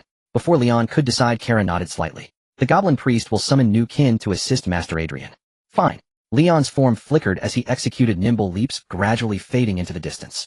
In Morn City, within a secret room, Charnash surveyed the group around the round table and spoke slowly. Cain hasn't returned all night. He's likely fallen. So, the one who responded was tall, clad in cloth armor, with vivid flame patterns on his vambraces, his voice unhurried. Do you need me to lose a master too for balance? Knights, sign the pact now and join us in besieging Luckton. Charnash placed a blood-stained flail on the table, his tone icy. Otherwise this is war. The 3 noble families will spare no cost to wipe out Morn City's adventurers for a generation. The flail, once a tool for executing the living, was now etched with pact runes. Why hasn't the city lord's mansion sent anyone? A guard raised his knight's greatsword, dipping it in dragon's blood as he carved his name onto the flail. The city lord's mansion won't involve itself in these matters. Charnash waited for a guard to finish, then retrieved the flail. Looking forward to our cooperation. Old Rada gave a guard a warm smile before rising to depart. Egmo glanced at a guard and left without a word. Only a guard and 3 figures behind him remained in the room. A guard sharpened his sword against his vambrace, murmuring to himself, the 3 noble families. The city lord's mansion. The Ebon dynasty. It seemed the city lord's mansion wasn't aligned with the nobles, but they didn't favor the adventurers either. The mansion's forces had yet to show themselves, which was why Head hesitated to fight the nobles to the death. The 3 noble families were revealing their hidden strengths, yet the faction that ostensibly ruled Morn City, the only one with 2 epic-level powerhouses, remained invisible, detached from the conflict. They hadn't joined the dragon incident, nor had they mediated the clashes between adventurers and nobles. Knight Philin, standing behind a guard, answered his doubts. The city lord's faction, as a direct arm of the dynasty, doesn't engage in local power struggles. At least that's how it is in Zhenhai Fortress, Pak added. The lord of Zhenhai Fortress, a legendary knight, upholds fraternity and justice, treating all beings within the fortress equally. His knight order suppresses the eastern coast and maintains order. As for Morn City, Philin and Pak exchanged helpless glances. The city was too chaotic. The lord didn't govern, and no legendary powerhouse was stationed there. The 3 noble families, through trade pacts and the Adventurer Guild, had usurped the city lord's mansion, indirectly commanding the city's largest armed force, the adventurer groups. Farmers had laid down their hoes, fleeing outsiders, commoners unwilling to stay ordinary. A motley crew formed the adventurer groups. And yet this unruly group was tasked with maintaining the most critical public order. If not for the noble families periodically culling large numbers of adventurers, Morn City would have descended into chaos long ago. Take this knight who slipped through the cracks. He's stirring up trouble in Morn City now. Phil and Pak, a guard's voice broke their thoughts as they lamented the city's disorder. My plans are at a critical juncture. As for the exploration, I promised you I may have to entrust it to another adventurer. Who? The advanced magic warrior who sparred with me a couple of days ago. A guard reflected on the man's behavior, unable to pin down his identity. There seems to be some entanglement between us, but he stayed outside my conflict with the nobles. Perhaps beyond the final battle too. That meddler. Is he reliable? Philin and Pak were taken aback, a sense of foreboding washing over them. Don't worry. I can see the clear, compassionate light of mercy in his eyes. Outside Morn City, Leon scanned the empty plains and shook his head. Tisk, no one set up an arena outside the city. Woke up late, huh? He strode toward the city gate, muttering under his breath, are they hiding somewhere pulling tricks? Whatever, he'll just go get the ore. No amount of scheming would matter now. Once his attributes were maxed and his fist strength reached 600, all would be equal. Leon was about to stealth farm into a full build. A youngster, you've arrived just in time. We're having a clearance sale selling at a loss, just for you. It's not seasonal clothing, so why sell at a loss? Hey, isn't it fate that we've hit it off like long-lost brothers? You're practically my long-lost elder brother. How about a bit less? Between brothers, talking money hurts the bond. Inside a certain shop, Leon was haggling with a shopkeeper. In the end, for 1,000 gold coins, he packed up all the adamantine ore in the shop. Tens of thousands of caddies of, or should keep me satisfied for a while. Leon left the shop contentedly, planning to return to Minjin City. Gleam, a glint of something shiny caught a draconic scent. Leon shifted his gaze and saw a mage in a pointed purple hat bent over with her rear in the air, drooling against a gem display window. Boss, how much for this gem? Belinda pressed all 10 fingers against the glass window, fidgeting restlessly. Lady mage, excellent taste. The shopkeeper behind the counter rubbed his hands together, praising incessantly. You've spotted the most fashionable style from the inland on your first glance. Of course, my taste has always been impeccable. Oh, then feast your eyes. This is a precious collected from the death swamp by a caravan that crossed the monster forest. Instead of naming a price directly, the shopkeeper pulled out a wooden horse, placed it on the counter, and embedded the gem Belinda had admired into the horse's back. Clack clack. The gem was cylindrical with a protrusion on one side. Once inserted into the horse's back, the wooden horse instantly came to life, pacing across the counter with a continuous crack from its moving joints. Its eyes glowed with a faint blue light, like dancing flames. Oob. Belinda's eyes sparkled as she nodded eagerly. Amazing. This is an incredibly rare treasure. It can bring lifeless things to life. The shopkeeper smiled. 19998 gold coins, and you can take it home right away. Belinda blinked her big eyes. Deal. Deal my foot. Leon pressed down on Belinda's shoulder and looked at the shopkeeper. A battery like that is worth just 3 or 5 copper coins. Youngster, you know your stuff. Annoyed at having his business interrupted, the shopkeeper narrowed his eyes with a forced smile. The material itself is cheap, but the creativity is priceless. This is art, you understand. 1 gold coin. Our caravan risked life and limb to bring this from the death swamp. 1 gold, 50 silver. Our carpenter. Leon and the shopkeeper began to haggle over the price. Haha, the local catch has taken the bait. Behind them, Belinda, who had stepped back a few paces, winked at the shopkeeper. That's enough. Just let him feel like he's helping me. The 3 essentials of fishing for humans, special edition, the pinnacle of angling technique, is using oneself as the bait. Forcing it actively won't work. Instead, let a sense of protectiveness arise naturally within him, and he'll stick to you like glue. Find 3 gold coins. Receiving Belinda's signal, the shopkeeper's voice turned mournful. Young sir, I entrust this item to you. A creation imbued with the artisan's heart and the collector's parting with life itself. You can fool others, but don't fool yourself.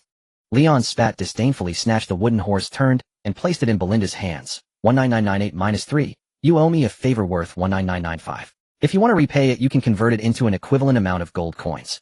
Huh. Belinda cocked her head in confusion, her eyes widening. Wait, you. Fine. He'll pay. Damn book. When I get back, I'm tearing you apart. Where's the promised protectiveness? All I see is greed. This. Behind them, the shopkeeper fumbled, dropping the gold coins, which clattered loudly against the counter. TCH, just a middleman skimming a profit. Surprised? You've still got a lot to learn about business. Leon glanced back at the stunned shopkeeper, let out a sneer, and pulled the equally dazed Belinda along as he walked off into the distance. I can't come up with that many gold coins right now. Belinda followed behind Leon, dejected, the wooden horse toy hanging around her neck as she trudged along. How about you come back to the dragon's lair with me? We few she-dragons can pool our resources. Go back with you? Do you take me for a fool, eh? Leon looked at Belinda. And why are you still hanging around Minjin City? The evil dragon Nafia was already dead and buried. It couldn't be that she still had her eye on him, could it? Isn't it because a fight is about to break out? Belinda raised her hand, pressed it to her mouth, leaned close to Leon, and whispered mysteriously, multiple factions are gathering in Minjin City. The situation is volatile. Who will be the ultimate victor? So you're here to watch the show? Leon stepped back 2 paces to create some distance. Being too close made his head spin. How can you call it watching a show? It's reconnaissance, all right. Belinda placed her hands on her hips. If I go back, without bringing any local specialties or useful intelligence, they'll never be able to hold my head up among the other she-dragons. Then enjoy your watching. Leon turned and walked forward. Helping this somewhat dim-witted dragon avoid being swindled once was repayment for her helping him buy Aaron's things a couple of days ago.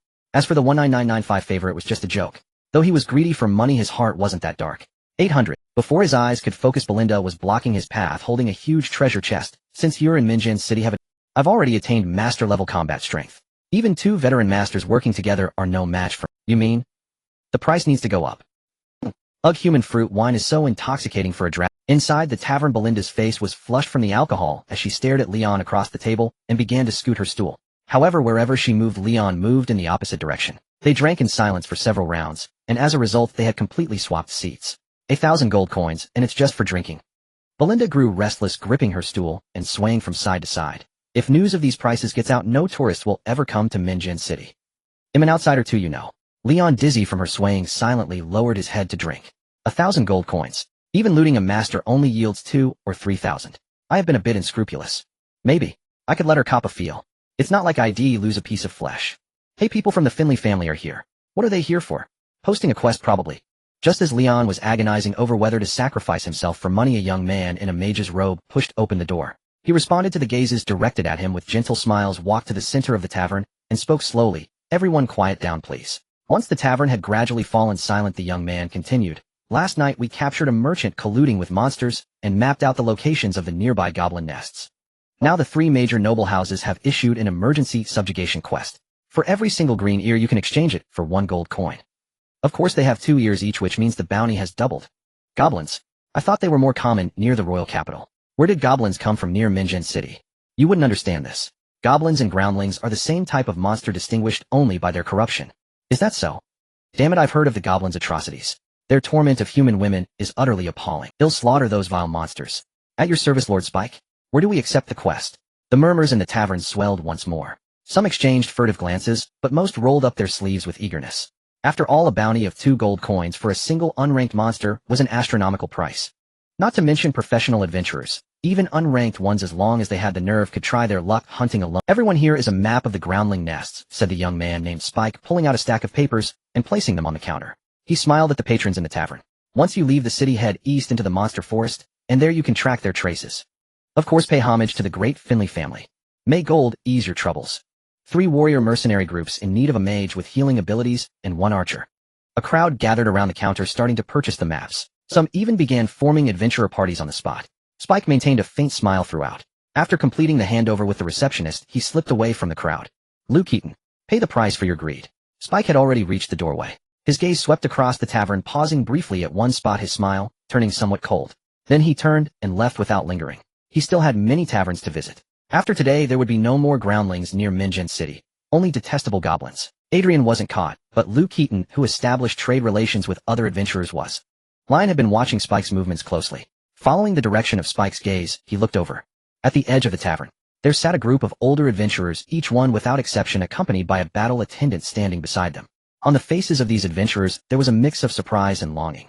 As unranked individuals, even though they had contracted a low-level battle attendant, they weren't necessarily a match for a low-level monster. But if they were facing ordinary groundlings, Lion recalled the groundlings in leather armor he had fought alongside in the Grey Rock Cave, and he furrowed his brow slightly. Groundling priest, your tribe is in for trouble. Using the battle attendants that Luke Keaton had circulated into Minjin City to hunt the groundlings near the city, this tactic from the human faction's perspective could be considered a clever move.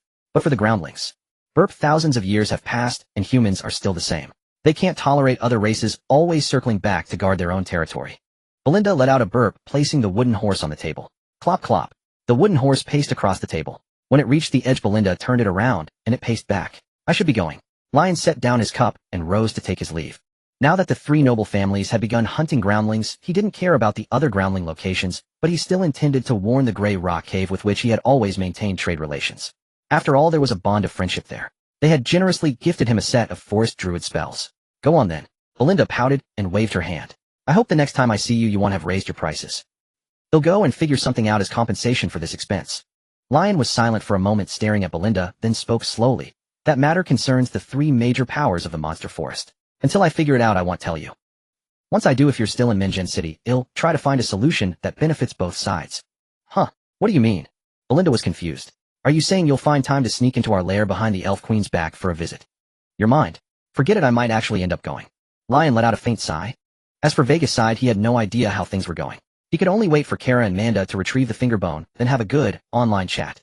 If the other party knew that Nafia was connected to the transmigrator, and still insisted on hunting, then he would have to think things over carefully. After all, Belinda could take human form, which meant she was at least an epic-level dragon, right? And from what she said, her lair also housed a group of female dragons. This meant that if Vera were to participate in the northern expedition to Mount Iso, she might have to face more than one legendary dragon. That would be far too reckless. Excellent. Belinda was unaware of Lion's complex thoughts. Hearing that he might actually come, her eyes lit up. I'm off. Lion knew her mind had wandered into improper territory. Activating his nimble leap skill, his figure shifted and vanished from the tavern. Inside the gray rock cave, nothing much has changed since last time. Lion knocked on the stone wall carved with the image of Nephthys, the deity who governed the myriad beasts and tribes. The god crouched on either side of the stone gate, its eyes lowered, watching this visitor from the surface. Crack. Original kin, state your purpose. By Nephthys, don't shut the door yet. I'm your friend Lion. Lion, is it really you? Great. The heavy stone door swung open. Big-bearded Luther, still clad in leather armor, smiled. Friend, what brings you to burrow underground? Hey, I recall you said that if I cleared the monsters in the nest, you'd give me a cartload of blasting crystals. Lion squeezed sideways through the door before it was fully open. I'm here to collect. Did I say that? Luther scratched his head, manipulating the door to close. The tribe has been a bit strapped for cash lately. Not you guys too. You're always strapped for cash. Lion nudged the gatekeeper with his elbow. You must have made a good profit selling those battle attendants recently, right? During this period, just Adrian alone had sold nearly 1,000 battle attendants. Luke Heaton had other distributors too. The entire groundling tribe should have made a huge profit. Battle attendants. Luther shook his head dismissively. That has nothing to do with us surface groundlings. The passages to the underworld were blown up by us long ago. Lion was taken aback. You isolated yourselves from the entire groundling tribe. Good heavens. Last time, they said they weren't in league with the goblins, and now they've cut themselves off from the native groundlings too. Lion suddenly felt that the groundlings in this gray rock cave had a certain aesthetic of one person isolating the whole class. We are merely a group of goblins wishing to distance ourselves from conflict. Luther led Leon into the goblin tribe, arriving at the chief's dwelling. Go in, the chief is inside. Thank you. Leon nodded slightly to Luther and pushed open the door to the dwelling. A friend from afar. Chief Luke, with a beard nearly brushing the ground, was tinkering at a table. Upon seeing Leon, he smiled and said, I felt truly sorry for your injuries from the last encounter with the monsters. Well, as an adventurer, getting hurt is normal. Leon approached Luke's table, pulling out a stone stool to sit down. I'm here to share some news with you. Luke set down the item he was holding. What news?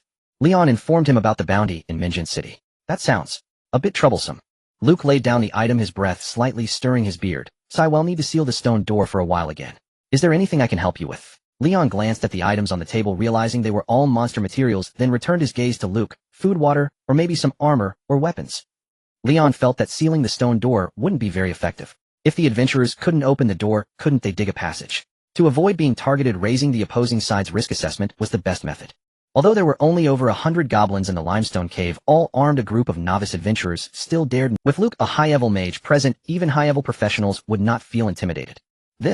Chief Luke, it is true that avoiding the world and staying away from conflict is wise. Leon noticed him hesitating and gently advised, but in critical moments, overwhelming force can also keep you away from strife. He held a favorable impression of these goblins and did not want them to be caught in the schemes of the three great nobles. Friend, I understand your point, but we do not have enough gold to pay you. We only hope it can satisfy you. Luke paused slightly, clearing away a pile of items, and took out a stick-like item hollow in the middle, the length of an arm, staring at Leon with great seriousness. This is a tool I have researched my whole life. If you fill it with explosive crystals and rubble, once activated, it can launch the stones. Though the power is not great, even my ordinary kin can use it to hunt low-tier monsters. As Luke spoke, he aimed the item at the ground and shook it slightly. Bang! The sound of an explosion rang out and dense fragments struck the ground, leaving fine white traces. Leon stared in a bit of a daze. Although the design was somewhat abstract, could this be considered a gun? Goodness, this old whitebeard mage is hiding in a cave researching the revolution of firearms. Though its power is currently low, if you have adequate resources, the power can be enhanced. Luke noticed there was no reaction and added, that high-tier monster only contained a trace of dragon blood. If you find a pure blood dragon pouch to serve as a fire source. Cough cough. Chief Luke, have you considered switching wood to iron and glue to welding? Leon looked at Luke with newfound admiration. Explosive crystals can be continuously refined, and the stones should be replaced with refined steel. Do you agree? Luke was momentarily stunned before responding. We do not have these materials and we'll go get the materials. Leon grinned widely. This limestone cave is severely restricting your development. Are you interested in teaming up with me for a big score? I guarantee you'll be free from conflict and have food and clothing. What do you mean?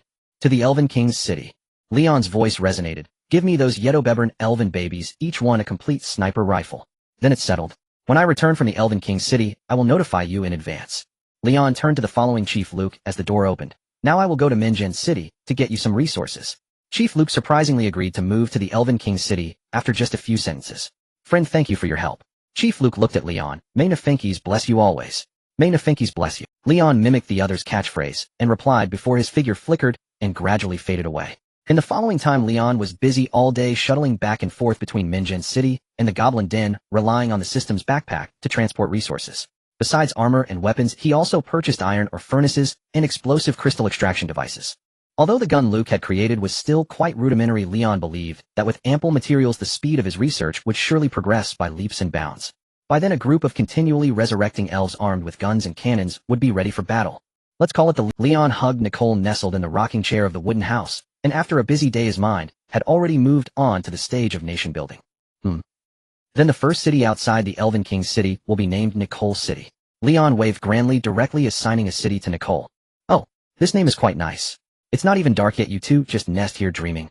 Xiaowinli, sitting beside them in meditation, opened her eyes upon hearing these words. You weren't just thinking of overthrowing the Aubin dynasty, were you? Oh, what do you know? Who cares about this tiny piece of land? Leon glanced at Xiaowinli. My goal is the world beyond the monster forest.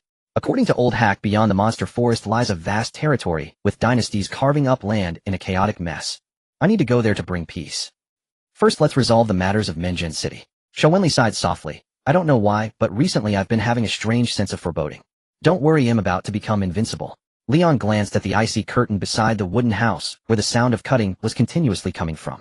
Master Aaron was already hard at work cutting through the diamond ore and diamond seeds, and Leon, under the effect of the reset, had seen all his attribute points rapidly rise. Within a week his 6 main attributes would be completely maxed out. By then all those evil god apostles, the 3 great nobles, and the avenging knights would all have to reason. Now it's just giving them a stage to showcase themselves, Leon said, leisurely cradling his head watching the sunset. Let them shine with the brilliance they have long since accumulated in their final moments of life. You just keep talking. Xiaowinli rolled her eyes, shifting to the other side, focusing on her meditation. Nicole had already broken through to intermediate mage some time ago, and she didn't want to fall too far behind. Time flowed, and the sun set as Leon still reveled in his grand empire. A surge of magical tide rippled outward beside him. An intermediate mage? Savory opened her eyes, slowly exhaling a turbid breath. Finally broke through. Magic radiated outward, stirring Savory's fiery red hair. A silver brilliance of the summoning lineage cascaded from her brow, draping over her like a gossamer veil of flowing sand. Huh. Leon blinked, startled. Your light effects are pretty flashy. He recalled that after his own breakthrough his belly had just heaved in and out and head past gas. That was it. Of course. A flicker of pride crossed Savory's face. In all of Morn City, summoning class professionals number fewer than the fingers on one hand, and among those registered with the Adventurers Guild not one is a high-level summoner. You're not high-level either. Leon didn't understand what she was so proud of. It's only a matter of time. Savory snorted lightly. Even Kara, that goblin over 100 years old, is only intermediate. And I've surpassed him at such a young age. Alright. Let's go eat. Leon waved his hand, cutting off Savory's swelled pride, and looked toward Aurelia's wooden cabin.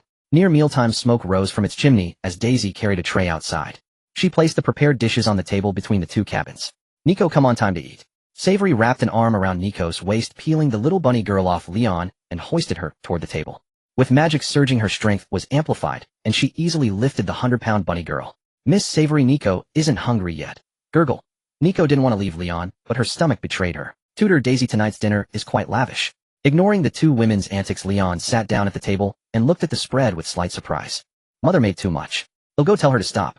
Hearing Leon's words, Daisy set down her tray and dashed into the house. A moment later she returned and sat at the table, offering Leon an apologetic smile. If we can't finish it, well, no problem at all. Leon scanned the table, chewing a piece of bread, and looked at Daisy. Lady Aurelia, if there was extra food, Nafia and Ambi could have some too. After all, eating gems and stones every day could cause indigestion.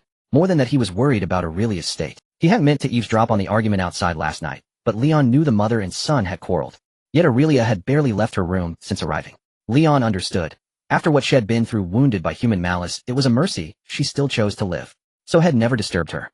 But now her somber mood seemed to be intensifying. Sorry, Leon. Daisy cut a piece of steak with her knife and fork, her manners elegant. Please understand, Mother is having a hard time right now. You might not believe me, but I can taste the sorrow and despair of the cook in this food. Leon held up half a loaf of bread with his fork, covering one eye, his expression serious. This goes beyond having a hard time. He wasn't joking. With Defense 999 having been traded for Perception, granting him mystic intuition, he could sense the cook's profoundly complex emotions through the medium of the dishes. Moreover, there seemed to be a desperate resolve laced with a tearing pain. Leon licked the bread, confirming his perception, and continued, the suppressed emotions might even drive her to make less-than right decisions. Is that so? Daisy paused, her expression turning somewhat unnatural. Savory, eating nearby, nudged the little bunny girl with her elbow. Perceiving emotions? Your master has that ability. Maybe. Nico had her mouth stuffed with food, cheeks bulging. She freed a hand to scratch her head. Nico feels like Master can see through Nico's thoughts. Having spent so much time with Leon, she always felt that whenever she thought of something, he seemed to sense it and respond accordingly. For instance, today while curled up in Leon's arms, when her ears itched, head scratched them. When her legs got numb, head stretched them. When her tail got caught, head give it a gentle tug. Nico's cheeks flushed at the memory of that tug. Savory. We were talking fine. Why are you blushing? Leon, please give her some time. After a moment of silence, Daisy slowly exhaled and set down her knife and fork. Such a upheaval takes a long time to accept. Dear tutor Daisy, I'm not rushing you. Seeing that Daisy had misunderstood, Leon explained, I'm just worried about you both. Please don't feel pressured. Thank you. Dinner continued. Although Aurelia had cooked a great deal with Nafia, Irene, and Anby joining in, they cleared it all. It's this late, and Adrian still hasn't returned. Leon was lounging in a chair with Nico, listening to the pleasant sound of attribute points increasing while rubbing her stuffed belly. Then he remembered that someone had been missing from dinner tonight. Click. The sound of a door opening and closing reached. A woman with her hair coiled emerged, scanning the area. Lady Aurelia. Leon noticed her gaze finally settling on him and greeted her with a smile. Good evening. Good evening, Mr. Leon. Aurelia lifted her skirt and walked over to him, speaking softly. Thank you so much for your care during this time. You're welcome. Leon pulled up a chair and placed it before Aurelia. It seems you have something to discuss with me. Yes, Mr. Leon. Could I ask a favor of you? Aurelia sat down gracefully, her hands folded at her side, and spoke softly. I know it's presumptuous to make a request, but you're the only one who can help Adrian now. As she spoke, her gaze lingered briefly on Nico, a hint of hesitation flickering in her beautiful eyes. Tell me what it is first. Leon gave Nico's tail a gentle tug, and the bunny girl took the hint, heading toward the cabin. She left the space outside to Leon and Aurelia. Adrian has lost himself in vengeance. I hope you can stop him before he makes a grave mistake. Aurelia leaned in, slightly lowering her voice. He's in great pain. Please help him. What grave mistake? Don't misunderstand. I'm not a noble. I don't quite grasp your meaning. Leon was genuinely confused. He had no idea what grave mistake Adrian could make. Massacring the 3 great noble families, and then boiling water to scald all the ants inside. Or shaking every egg in the Duke's mansion until they were scrambled. Aurelia took a deep breath and spoke slowly. I want you to intervene and preserve the bloodline of the Crawfords. That's a very demanding request. So as the price you may take everything I have, including me and my daughter. With her final words, Aurelia drew closer to Leon. A few strands of hair fell by her ears, and the melancholy knot between her brows added a touch of sorrow, evoking a sense of pity. A faint fragrance wafted through the air as she leaned forward, her collar slipping down her smooth skin. Her voice was alluring. Mr. Leon, you may do with me as you wish. I will do my best to cooperate.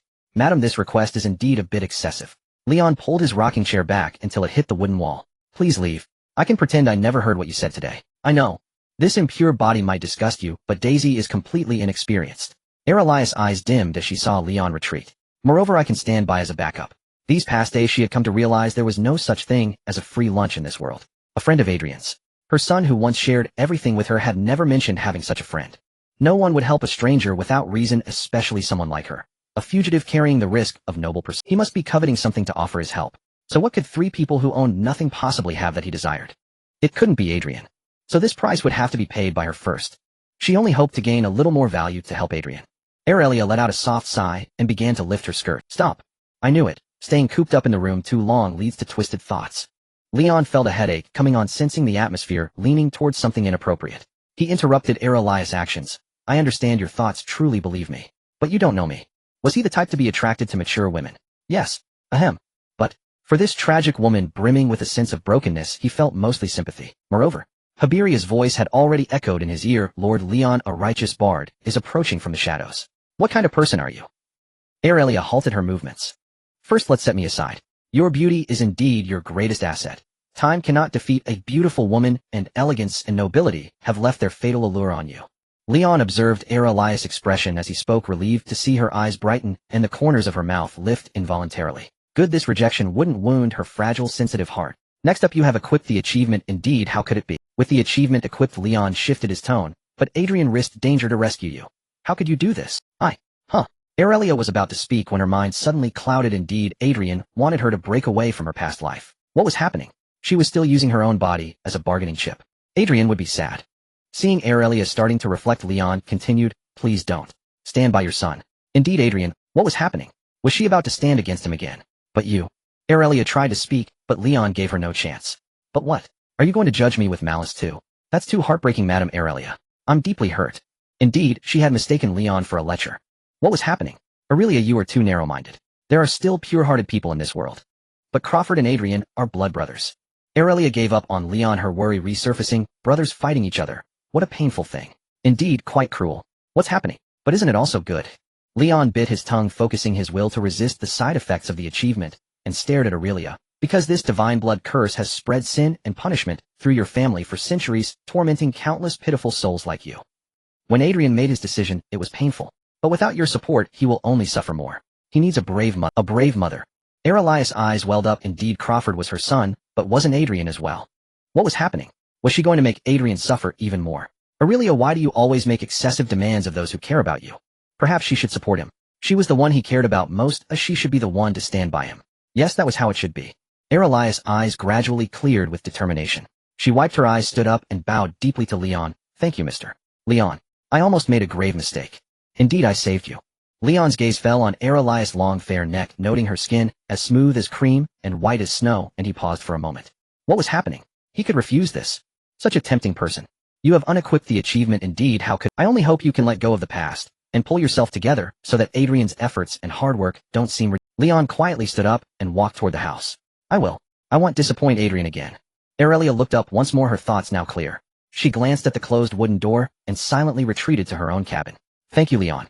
As they both left, Adrian stepped out from the shadows and gave a slight bow to Leon. Then the slime-formed face revealed a gentle smile as he quietly melted back into the shadows beside the cabin. Tisk, Adrian, eavesdropping on adult conversations. Good thing I'm a righteous man with nothing to hide. Inside Leon's cabin, he crouched and peered out the window. Master. A warmth pressed against his back. A certain bunny girl had leaned in. Nico was worried. Even she felt tempted listening from inside the house. You actually refused. That's not normal. Nico thinks that if the master asked her to submit, she definitely wouldn't refuse. A bit hot there, Nico. Leon maintained his peaking posture, but Nico's closeness made things a little awkward. Nico was worried, seriously pondering. Humans grow slowly. Could it be you haven't even grown any fur? She thought maybe you're not up to it. You little bunny girl. Leon twisted his head, sharply rotating it 180 degrees to glare at Nico. But he met a pair of big, red and bright like crystals with a mesmerizing light, her pupils deep as an abyss, captivating the soul. Smack. The little bunny girl pressed her lips to Leon's. Sigh. Leon sighed inwardly, scratched his head, and tossed a shadow out the window. Then he took out a strip of pills, popped one out while his mana surged. The walls inside the cabin bulged, vines grew wildly, water formed a canopy, and iron sheets locked down the space, blocking all interference. Huh. Nico tilted her head and blinked. You activated hope for the sun to succeed. Intelligence refined to 0, attack refined to 0, defense refined to 0, perception refined to 0, stamina refined to 999. Agility refined to 999. 3 calamity resistance refined to 0, ice calamity resistance refined to 100, max ding. Please allocate excess attribute points promptly. Due to its uniqueness, 4 calamity resistance can only be swapped among the 4 calamities and will not permanently retain the refined allocation. Foolish bunny girl, you've angered the adventurer, Leon said, scanning the attribute description to confirm he hadn't misallocated points, then grinned. For a long time to come, no one can save you. From that moment on, a system ability he had obtained since binding his partner was finally put to good use by Leon. 10 days later. In morning sunlight bathed the small wooden cottage as a young man, weary beyond measure, pushed open its door. His sunken eyes were bloodshot, dark circles hung heavily beneath them, his tongue lolled slackly, visage ravaged by relentless sleepless nights. What kind of pathetic system is this? And Leon collapsed limply onto the rocking chair outside, then opened his system interface, only to find that aside from 4 calamity resistance, all base attribute points had been fully reset to 0. Not a single point remained for Leon. And stingy to the core. Even attribute points are doled out in fragmented installments. Tongue lolling, Leon scrolled through status notifications he'd ignored over the past days. Nico has auto-adapted your fragmented attribute points, intelligence 999999999. Your stamina has been fully depleted. Nico's intelligence has reached its maximum cap.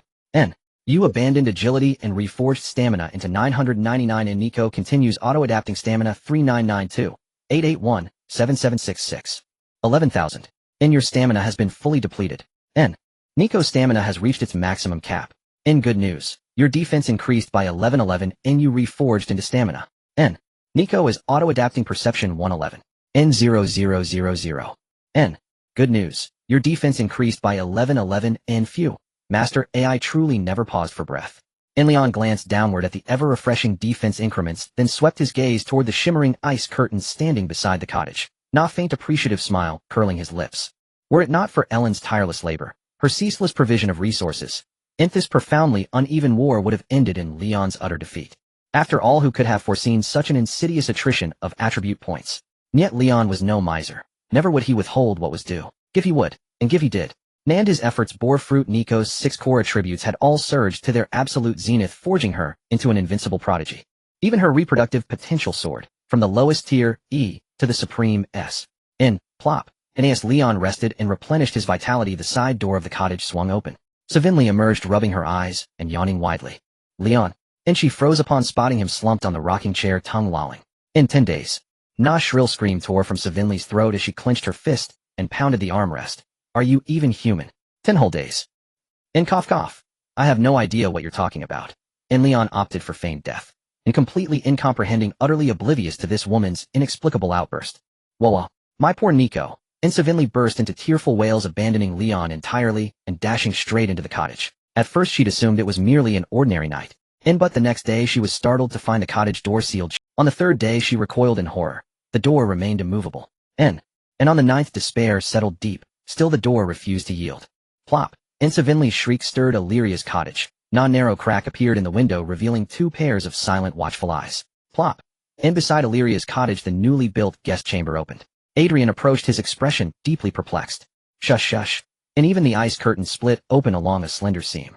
Nan from the eaves, an awakened harpy princess, tumbled down, landing softly within the shadow of Leon's hair. Nan muttered faintly disdainful, Lord Leon, your hairline recedes. Do you truly burn the midnight oil every night? And, good morning everyone.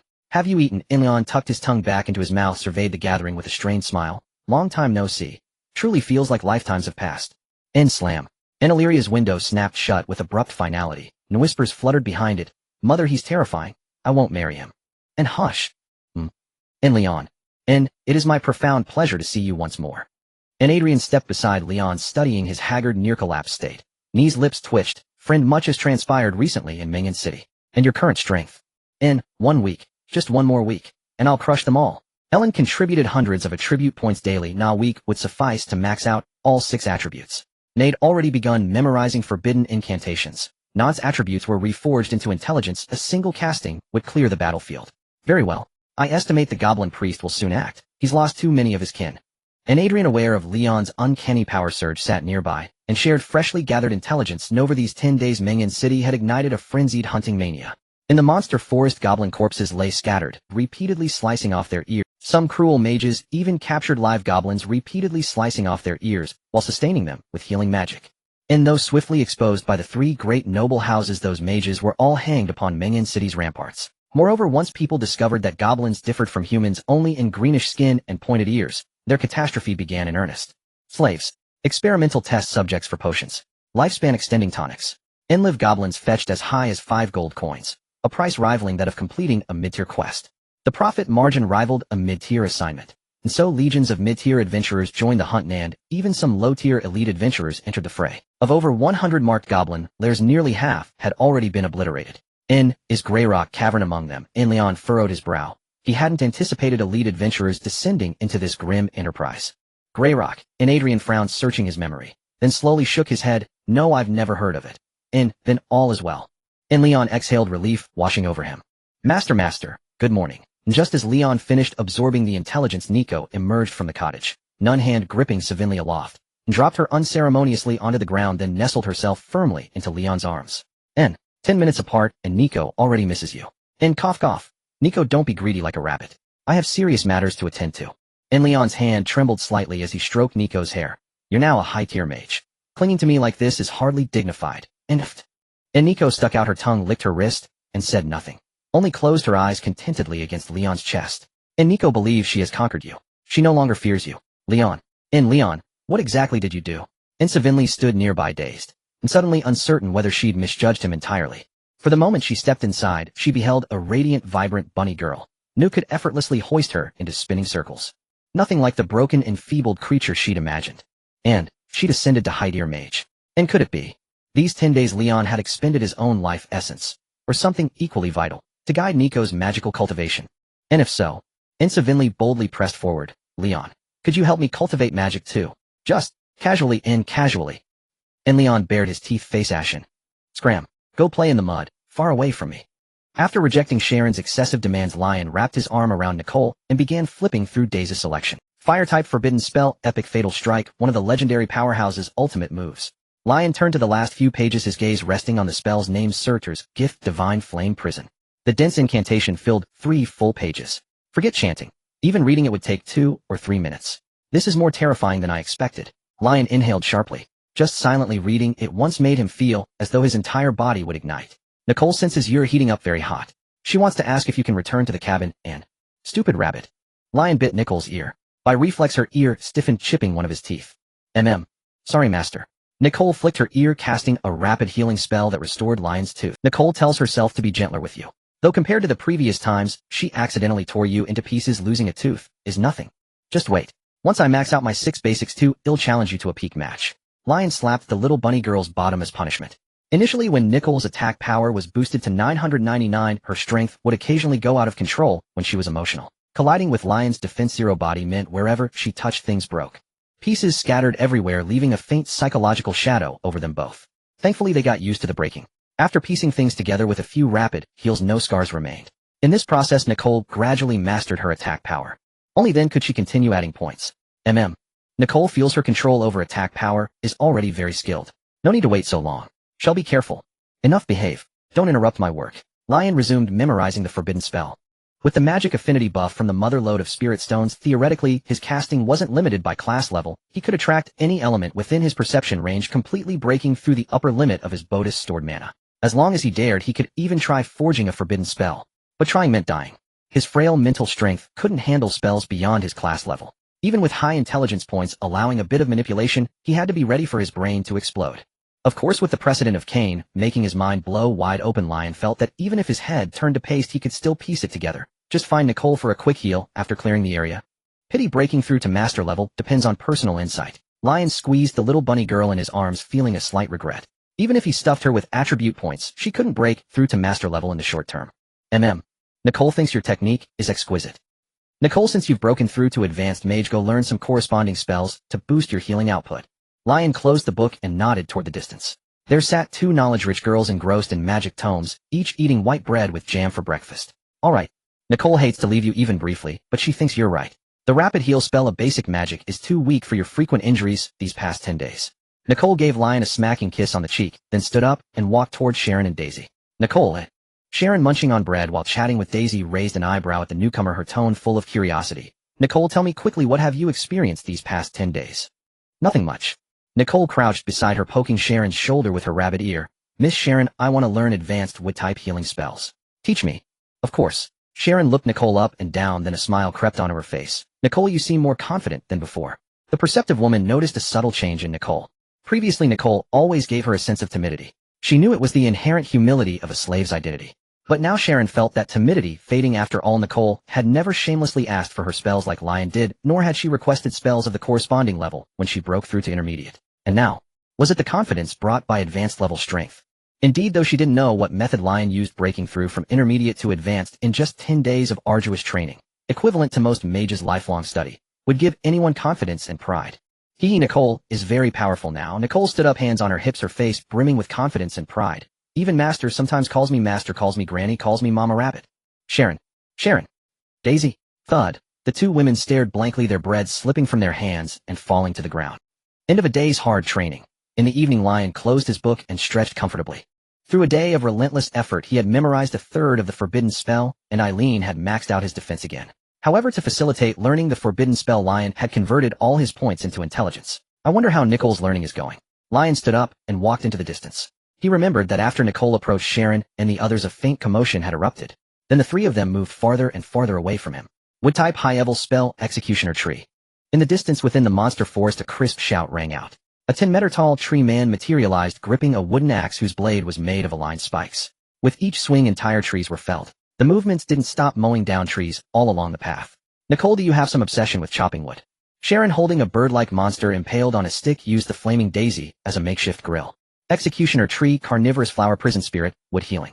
Those were the 3 wood-type spells she remembered. She had thought Nicole would learn spirit wood healing first, but once Nicole heard about summoning a tall tree man with an axe, she couldn't focus on anything else. After spending half a day mastering it, muttering, practicing magic, she chopped trees for most of the day. Master said to get rich you must chop trees.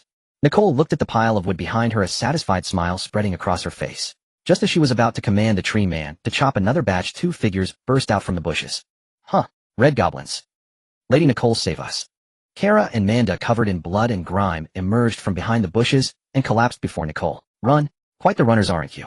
A sinister voice echoed from behind as a group of adventurers followed suit. The leader, shouldering a giant sword as wide as a door panel, scanned Nicole and her companions, pausing briefly before speaking in a deep voice. Adventurers, this prey belongs to us. Don't meddle if you want to live. These goblins belong to Nicole's household, you cannot kill them. Nicole now recognized Kara and Manda as well. Her ears twitched as magical energy surged, and she issued a warning. Nicole is very powerful now. The aura of an advanced mage radiated unmistakably, the magical energy stirring the air and causing her robes to billow. Powerful. The leader sneered, his gaze fixed on the mage less than 10 meters away. His eyes turned cold as he leaped into the air, raising his sword for a heavy strike. A mage daring to approach a warrior within 10 meters. Utter foolishness. Another trophy to claim. An advanced demi-human mage could fetch hundreds of gold coins. The warrior's pupils reflected Nicole's widening eyes, a look of excitement and greed spreading across his face. Swish. Yet in the next instant a row of spikes filled his vision. The wooden axe swept past, sending his head flying as blood spurted half a meter into the air. His sword-wielding hands were severed, two spinning past Nicole's head. Boss. The executioner tree, eh? The remaining four turned pale and retreated. X3. Startled by the sudden horror, Nicole and her companions also cried out in unison. Huh. Siobhan and Daisy stared at Nicole, who was equally shocked, their minds struggling to process the scene. Swish. Regardless of the reactions, the executioner tree continued its judgment. With one axe stroke it cleaved an adventurer, with a slight tilt it crushed another's skull, with a horizontal sweep of the handle it snapped an adventurer's spine. Decapitation, bisection, skull-crushing, spine-breaking. In the blink of an eye these four punishments were meted out, leaving only the last adventurer standing. Spare me, I beg you, noble mage. I am a healing mage, I can atone for my sins. The final adventurer, pale with terror, prostrated on the ground, discarding his cheap staff, his will to fight shattered. A puddle spread and the stench of urine filled the air. He had been frightened into incontinence by the horrific execution. Eep. Nicole, equally terrified, stumbled backward only to collide with a sturdy figure. Master. Nicole turned to see Leon's gentle smile. A warm hand caressed her, and his calm voice sent chills down her spine. Kill this adventurer, Nicole. He's prostrated perfectly for a stake execution. Eep.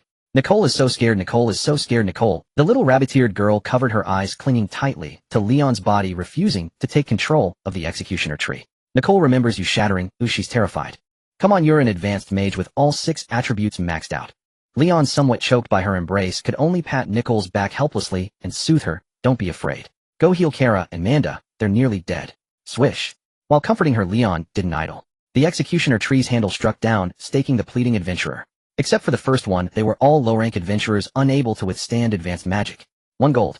As professional combatants they yielded high gold rewards, several times, even 10 times more than monsters. Nicole heard the wooden handle piercing flesh and bone. She was terrified. The little rabbit-eared girl clung even tighter. Alright, it's over now. Leon comforted Nicole, then cast several fireballs to completely erase all traces of the adventurer team. Leon. Siobhan and Daisy finally snapped out of it, trembling as they looked at the patches of white ash on the ground. The swift resolution and Leon's merciless methods reshaped their understanding. Adventuring is a high-risk profession, whether from monsters or rivals the wilds are dangerous. Leon explained, his gaze falling on Kara and Manda. With a flick of his fingers he cast a rapid healing spell. The 2 goblins were unlucky. Occasional critical hits from the spell caused their bodies to convulse, drawing muffled groans and worsening their injuries. He healed for a while, but couldn't stabilize them. Master, don't heal them to death.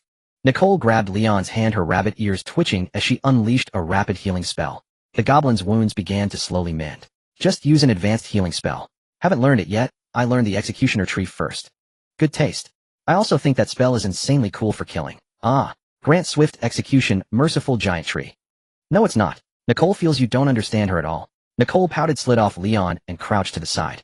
Her spiritual energy surged as she seized control of the executioner tree, making it crouch, with its axe looking a bit withdrawn. Silly rabbit finally remembered to reclaim the magic control. Leon flicked Nicole's rabbit tail twice, waiting until she blushed before continuing. Nicole, from now on whoever tries to kill you, you must kill them. Understand? I know, master. Nicole's little tail swayed, brushing against Leon's fingers. Nicole will protect herself. Nicole understands your meaning. She doesn't care how strangers die, she just hopes next time you want use her woodchopping magic to kill. I'll get dirty. Nicole understands your meaning. She doesn't care how strangers die, she just hopes next time you want use her woodchopping magic to kill. I'll get dirty. Leon smiled faintly. Not all humans are as kind and friendly as I am. He had just seen the greed gleaming in the warrior's eyes when he made his move. That was one reason he struck to kill after getting Nicole's treefolk involved. But anyone who dared covet his little rabbit-eared girl. The last one now called him Dad. Ahem. Master Leon. Kara finally escaped the brink of death, propping himself up to hand over a finger bone and a roll of beast hide. We retrieved the finger bone and a rubbing of the courtyard inscriptions. A letter from a fellow countryman. Leon took the beast hide and found it covered in crooked square characters. Apart from the first line being a greeting, the rest was all complaints. Fellow countryman, my heart is bitter. Am about to be toyed to death by the swamp. Lord, save me. Vega, fellow countryman, you've finally given me the chance to write a letter. You have no idea how agonizing the swamp lord's methods are. Utterly cruel. And on the decaying corridor, the vast dead roots stretch endlessly. The swamp is merely the terminal digestive zone. Beneath it lurk beings of the same rank as the swamp lord. This place is a veritable hell. Their textures vary too. Some like steel wool, some like sandpaper, some like saws, and some like a mixture of HCl and HNO3 in a 3:1 volume ratio. For a skeleton, this is nothing short of excruciatingly corrosive. Once I was a demon in a suit. Now for a long time I've worn nothing. On the beast-hide scroll, Vega vividly depicted his tragic ordeal. It moved listeners to tears and drew sighs from all who heard. My lord, after this sinister finger bone broke free from Lady Varys' restraint, it began to writhe incessantly. Kala hesitated as Leon remained silent, then spoke slowly. We had no choice but to release it, letting it inscribe these unfamiliar characters. Yet for some reason, after writing for a while, the finger bone ceased moving entirely. Because 5 days ago 10 of the Swamp Lord's close friends arrived all at once. Leon's lips twitched as he glanced at the list that read like a litany of names. It seemed his fellow countrymen had been unable to find a spare moment for over 5 days. Kala. He couldn't quite grasp Leon's words. You've done excellently, completing the mission flawlessly. Leon tucked away the finger bone and beast-hide scroll, then turned to Kala and Manda with an approving gaze. Speak, what reward do you desire? Every time the two goblins embarked on a mission, they risked life and limb. Leon could no longer bear to exploit them for free. My lord, serving you is our honor. Spare me the nonsense. Out with it. Well, Kala hesitated briefly before speaking. I wish to obtain advanced summoning magic. Is that permissible, Miss Chivalry? Leon looked to Chivalry. Seeing her slight nod, he turned to Manda. And my lord, I would ask only for a warrior's training manual. Now that you mention it, I recall. Leon rummaged through his system inventory and produced a storage ring.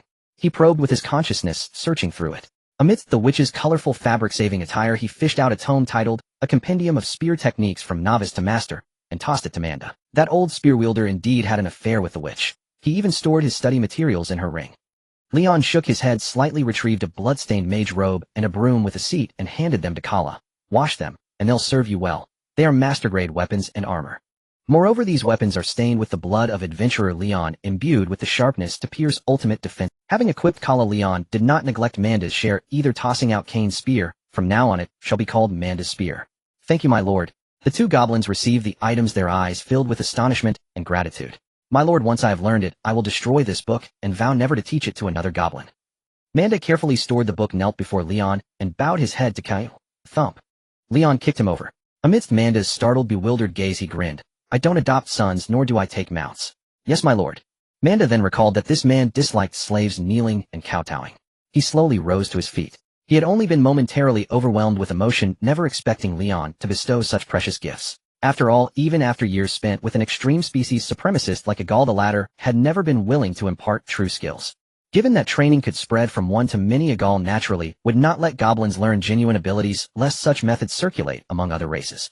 All right, Nicole, time to go back for dinner. Having dealt with Kala and Manda, Leon scooped up Nicole, who had been squatting on the ground drawing circles in a state of withdrawal, and led the group back toward the wooden cabin. Okay. Nicole dispelled the execution tree and curled up like a ball against Leon's chest.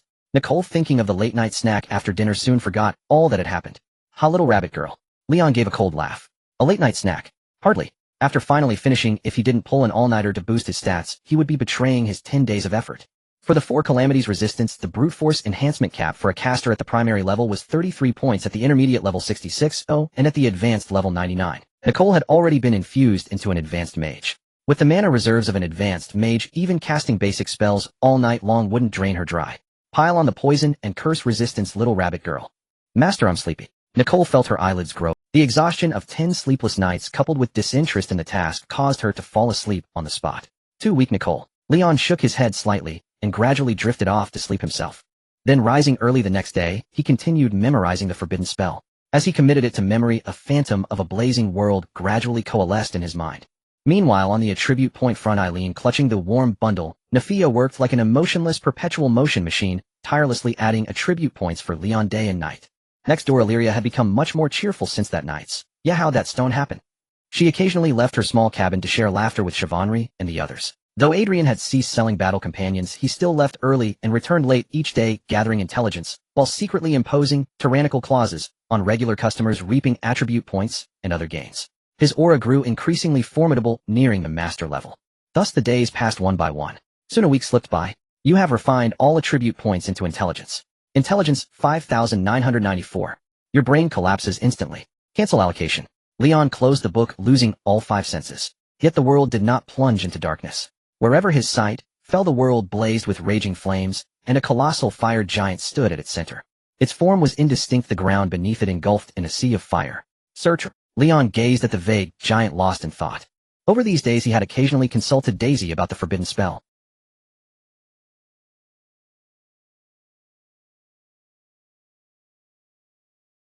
Though this forbidden spell had never been unleashed in Minshin City, the Magic Academy housed many books depicting its terror. The world sundered, heaven and earth consumed by flames, the wails of gods echoing. Nicole was astonished to find you had lost your mind again, and your shoulders began to crack and disintegrate inch by inch. As Lion surveyed the world of flames, a status bar scrolled into view. He felt Nicole's hand clasp his, a surge of healing power flowing into him. Cancel allocation. Whoosh, soundlight sent. His 5 senses returned. Nicole, your healing output is astonishing. Lion shook his newly regrown tender head. You managed to bring me back from that. Nicole senses your vitality defies logic. She failed to revive the monster's severed head. Nicole was muttering the high-level spell, would healing, too occupied to respond to Lion. Lion, glad to see you alive again. Adrian's voice chimed in, but unfortunately the goblins in the forest won't be resurrected. The enraged goblin priest has appeared. Goblin priest. Lion turned to Adrian, sensing the latter's formidable aura with faint rhythmic undulations and faint whispers of a low chant could be heard. You've reached the master level. Yes. A smile crossed Adrian's face, then he peeled off his mask, revealing a bloodied skull. The blood-faced bard Adrian is ready to spread the calamity of Moan City, to let the world know the price of treachery and immorality. Then let's begin. Lion averted his gaze and called softly, Hepbonia, I am here. The princess emerged from the shadows, her wings unfurling as she descended from the corner of the eaves.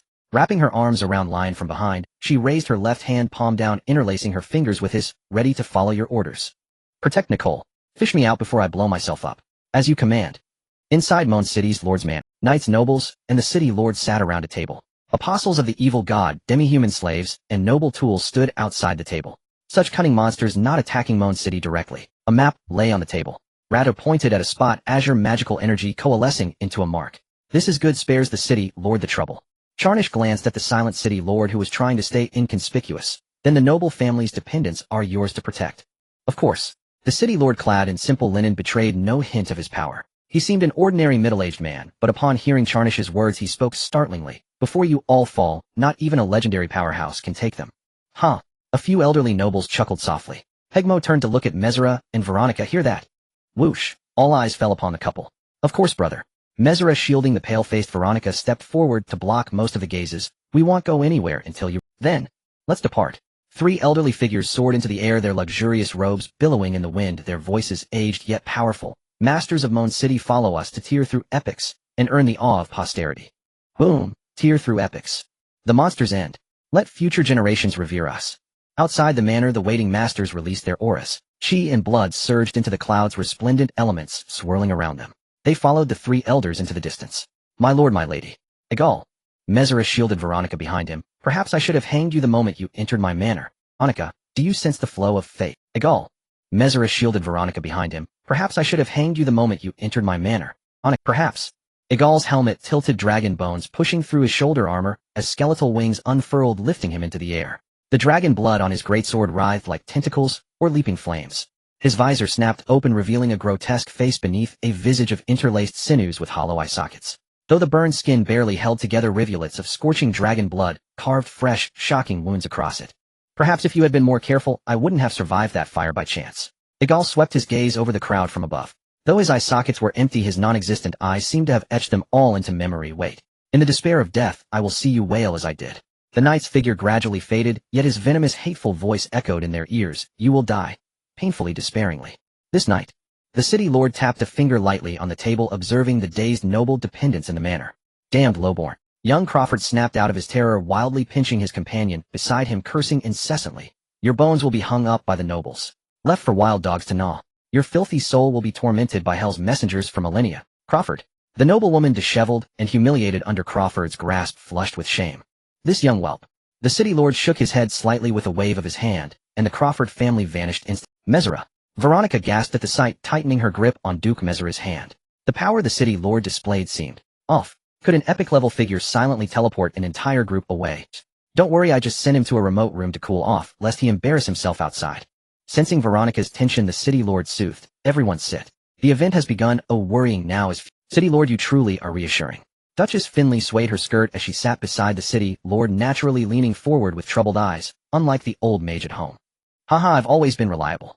The city lord teleported to the opposite side, returning her smile. Wait in peace. You really are.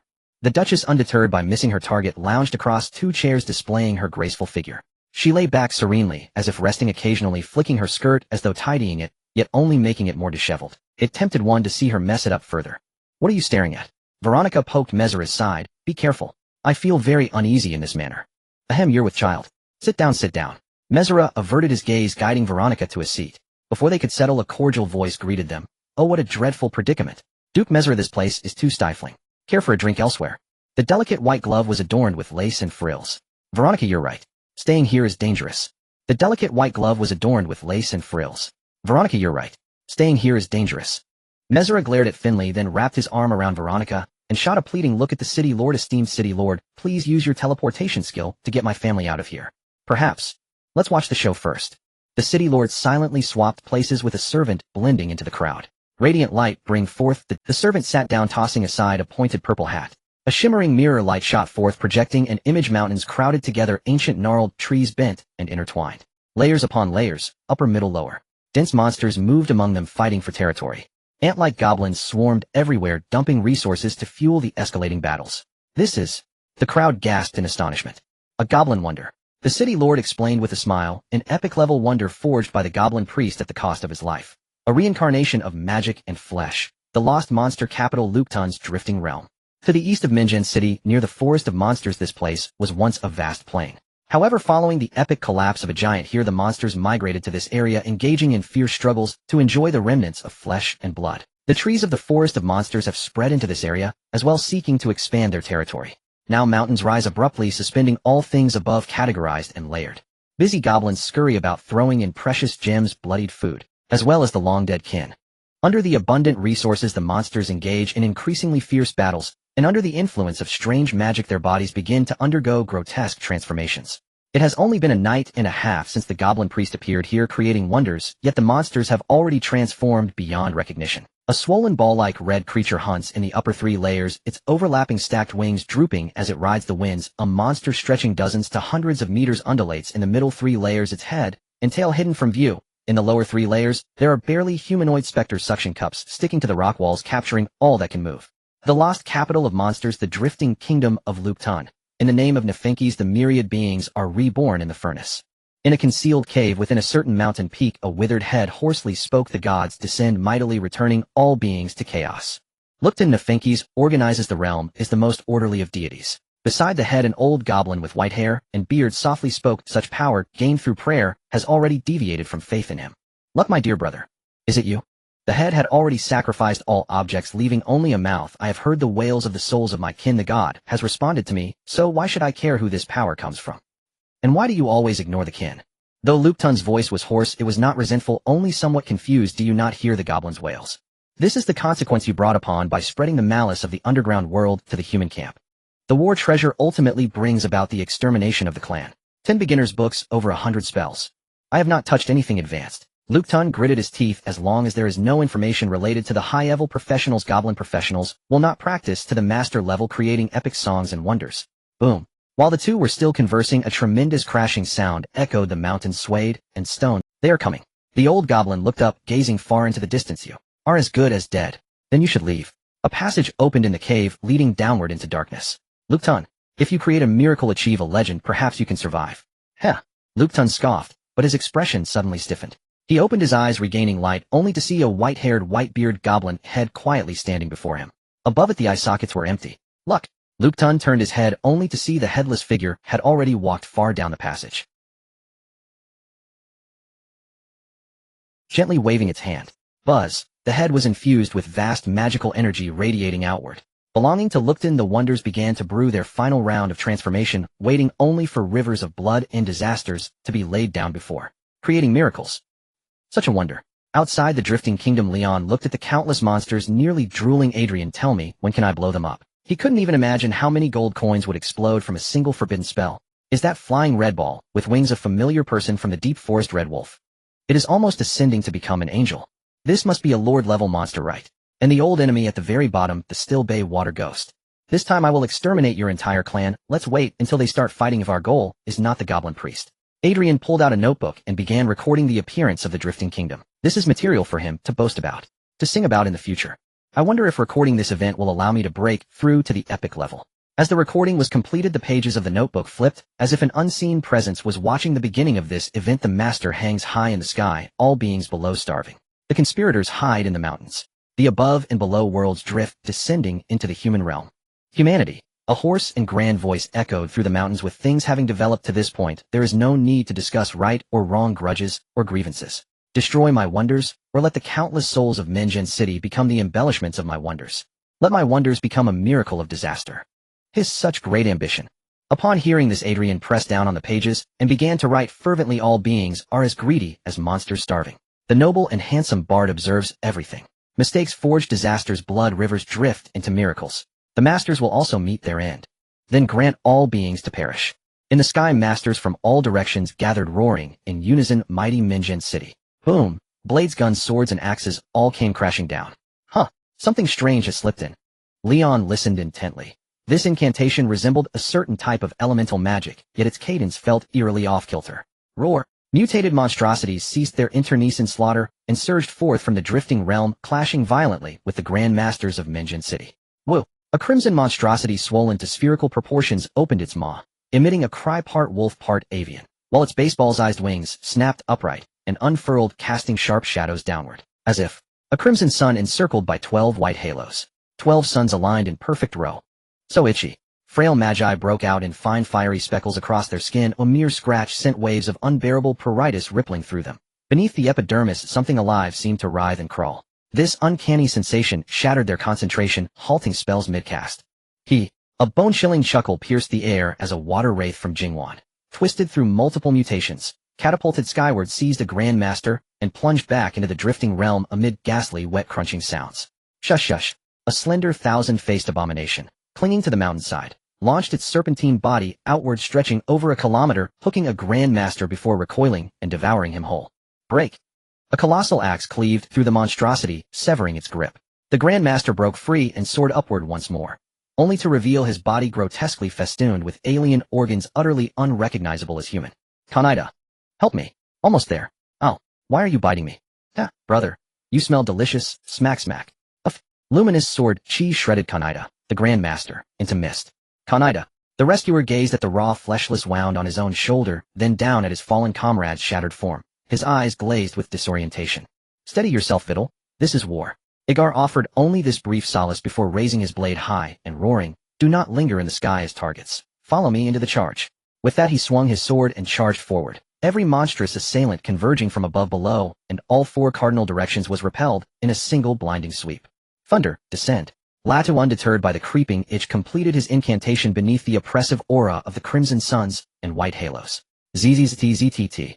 Heavenly lightning roiled and crashed downward, a deluge of thunderous energy that bleached the world in frost-white silence.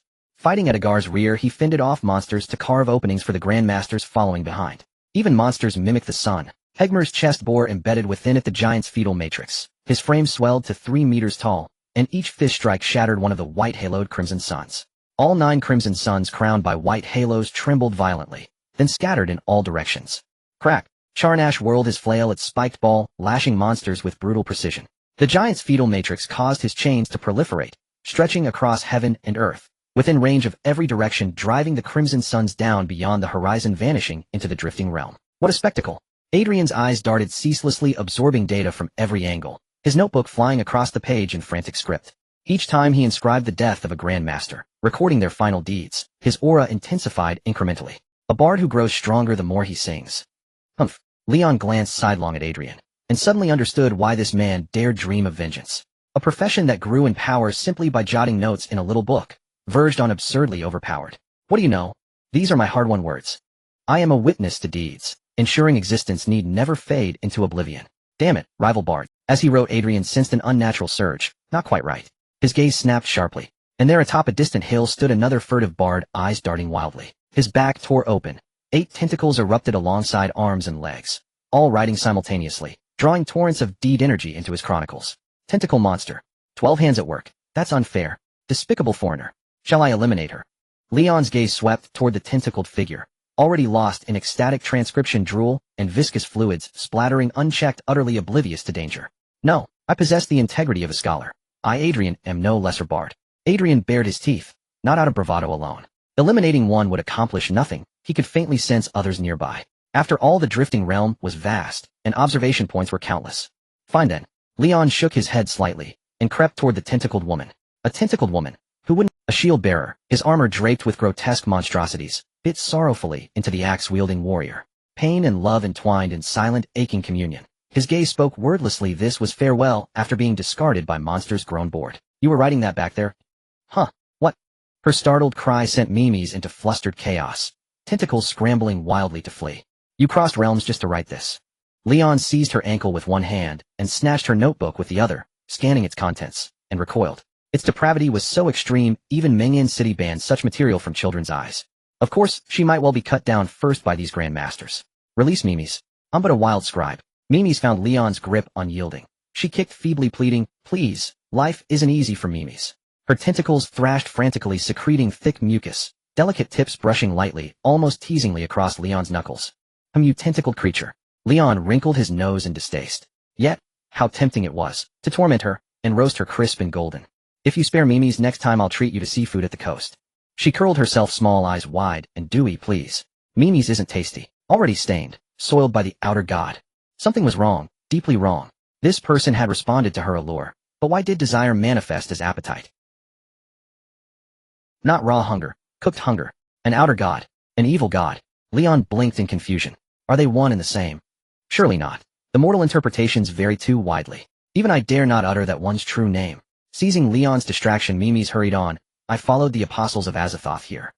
Wherever they appear, calamity follows. I merely sought inspiration. Noble adventurer, you must stop them.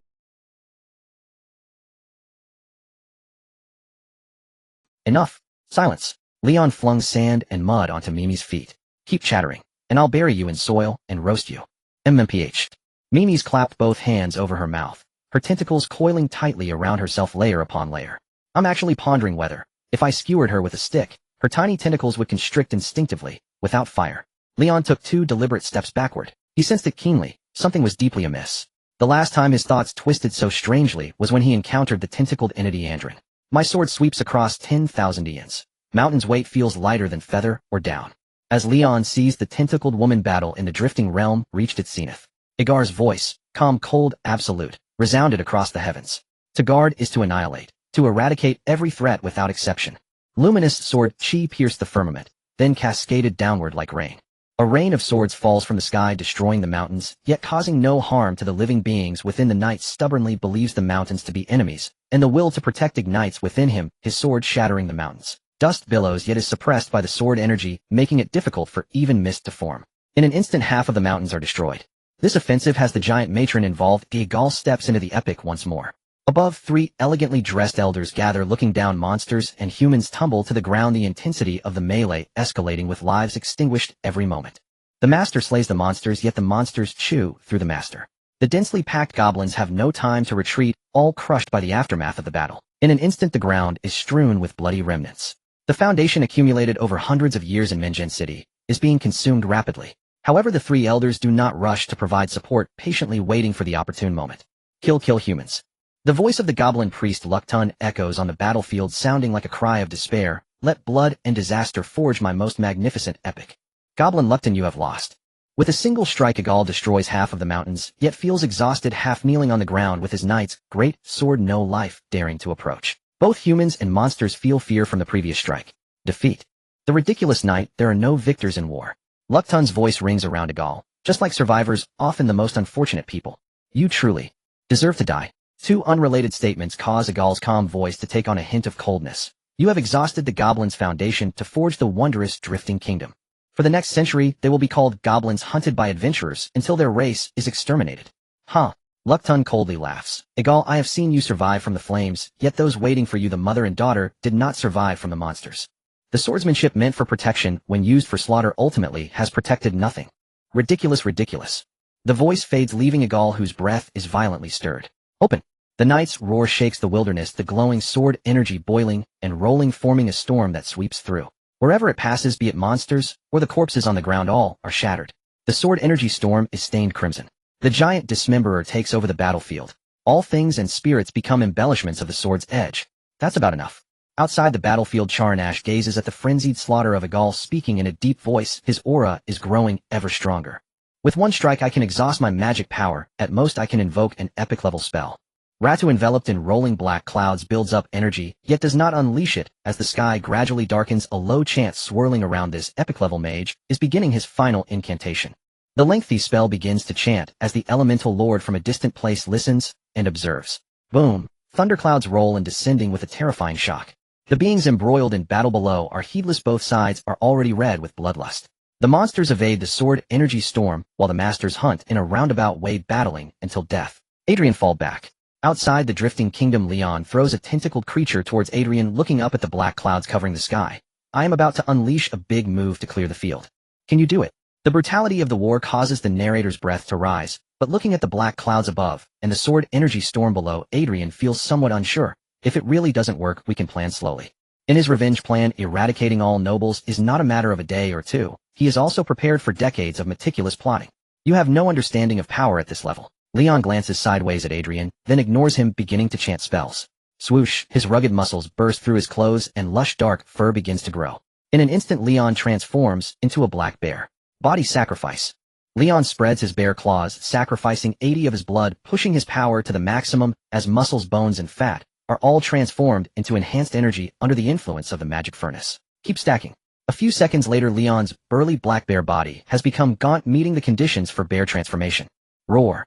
The roar of the beast rings out as Leon's body swells, new skin pushing out the old. Continuing the bear transformation, continuing the body sacrifice. After a dozen times, Leon's body slumps the ground, unable to bear such a terrifying physique. The hard ground is washed by the dissipated blood energy, resembling soft mud pushed apart. Fine dust is attracted to Leon's high-density body, swirling around. Is this the limit? Leon grits his teeth, his eyes wide open, desperately suppressing the accumulating repulsive force beginning to wash points. You activate the wish to make your father a dragon. Intelligence 5,996. Fire resistance 100. Your body has 1 second left, beginning to collapse. The dozen times of bear transformation and body sacrifice refined into a single point of intelligence only extended the maintenance time by 1 second. Fire. Leon struggles to recite the forbidden spell. The first word spoken conjures a phantom of a fiery world in his eyes. The flickering flames engulf his entire body, carrying terrifying incineration power, burning the space into black flecks that fall down. However, with full fire resistance, the burning Leon's attack power and physical strength begin to rise. Collapse countdown 10. Collapse countdown 5-4. Collapse countdown 10-9. Collapse countdown 15-14. Under the terrifying physical enhancement, even the system's judgment of collapse begins to reverse. Very good, just as I expected. It probably won't explode. Leon silently chants the forbidden spell. Although Nephia's strength remains at the junior level these days, only providing 33 fire resistance under the effect of point washing, it can still temporarily max out fire resistance, becoming immune to burns, while continuously providing boosts to attack power and physical strength, countering the collapse. A forbidden spell level fire enhancement surpasses the collapse caused by intelligence points. In other words, even with nearly 6,000 intelligence points, it hasn't reached the legendary threshold. The legendary level is too exaggerated. Leon's thoughts flicker as he continues to chant, lifted by the flames, stepping toward the drifting kingdom. Igar wiped his knightly greatsword with his vambrace, shaking his helmet slightly. No, an epic-level spell wouldn't exert such overwhelming pressure upon me. There's something else. Igar wiped his knightly greatsword with his vambrace, shaking his helmet slightly. No, an epic-level spell wouldn't exert such overwhelming pressure upon me. There's something else. Lurking within the battlefield. The knight inclined his ear, listening. Vittle, hold it. Thud. On my arm. Thud. Where are the mages? Heal us. Coming. Thud. Amidst the chaos of the battlefield, all shunned Igar. The knight, already stained crimson with blood, stood rooted in the center of the fray, quietly seeking the source of his unease. Thud, thud, thud. The cacophony gradually faded, and at last Igar heard it. the sound interwoven with the clash and clamor burgeoning forth. The beat of a heart. No, it was far more than that. You've noticed? Lupton's voice echoed near Agar once more as he sensed intently. Pity, the miracle of calamity has already been brewed to perfection. A miracle. Something cobbled from lifeless matter, base and pitiful. Agar shook his head, ignoring Lupton. Within his perception, another force of utmost peril was descending. Its approach was so terrifying that the mere awareness of it caused his body, once scorched by dragon flame, to sear with burning pain. Base and pitiful. Then, witness the genesis of calamity. Lupton's voice turned shrill, erupting into a series of long howls. By knifings above, cast all beings back into chaos. Let the multitudes die and rise again. Boom. The earth quaked, mountains swayed and crumbled. Ha ha ha. A cacophony of bizarre laughter arose. Peaks fused into palms, wastelands swelled into a back tree's topsoil, and the remains of the fallen became flesh and blood. Roar. A colossal 100-faced giant rose, its head piercing lattice gathered black clouds, its breath scattering thunderbolts. This. Half its torso alone towers a kilometer high. Goblin Lupton. No, it's Javier. Hadn't it already perished? The sudden upheaval sent a chorus of master-rank fighters into panicked cries as they scattered in flight. Gar. The giant's face twisted in fury, eyes wide. Embedded in its left eye socket was a head with white hair and beard, its hollow gaze serene as it murmured an incantation. In its right eye socket sat a wizened green-skinned head, hairless and wrinkled. Lupton. You've brought Javier back to life. Agar raised his long sword, his voice calm. His kin have been utterly annihilated. Why summon him to endure the agony of separation anew? Annihilation. At these words, two streams of bloody tears flowed from the giant's eyes. With a hatred etched into its very soul, it roared, Agar, I shall drag you, vile butcher, into the abyss to suffer the torment of eternal hellfire. The giant's body lunged forward as if heaven and earth were closing and pinning the knight, who raised his sword in defiance.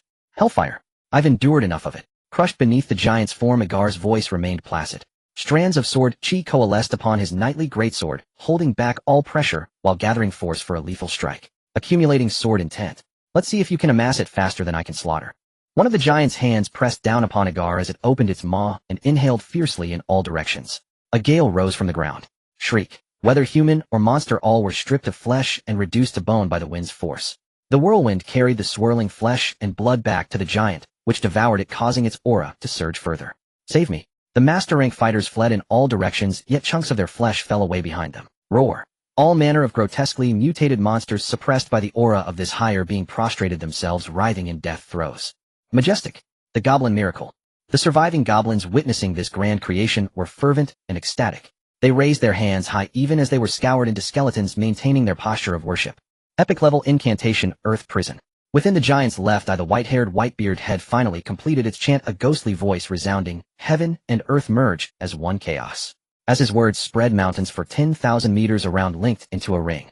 Crack. The sky split open, a continent hung suspended, and inverted peaks plummeted down, closing together with the ring of mountains on the earth. Like the maw of a boundless beast, they devoured the fleeing human master-rank fighters. Entirely. The world was plunged into a pitch-black chaos where one could not see a hand before their face. Ha ha.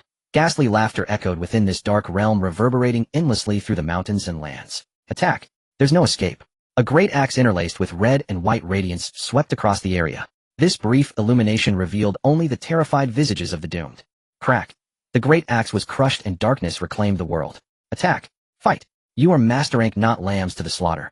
Slaughter your way out. Boom. A bestial savage roar was drowned out by the thunderous impact of the giant's fist against the earth. We are master rank.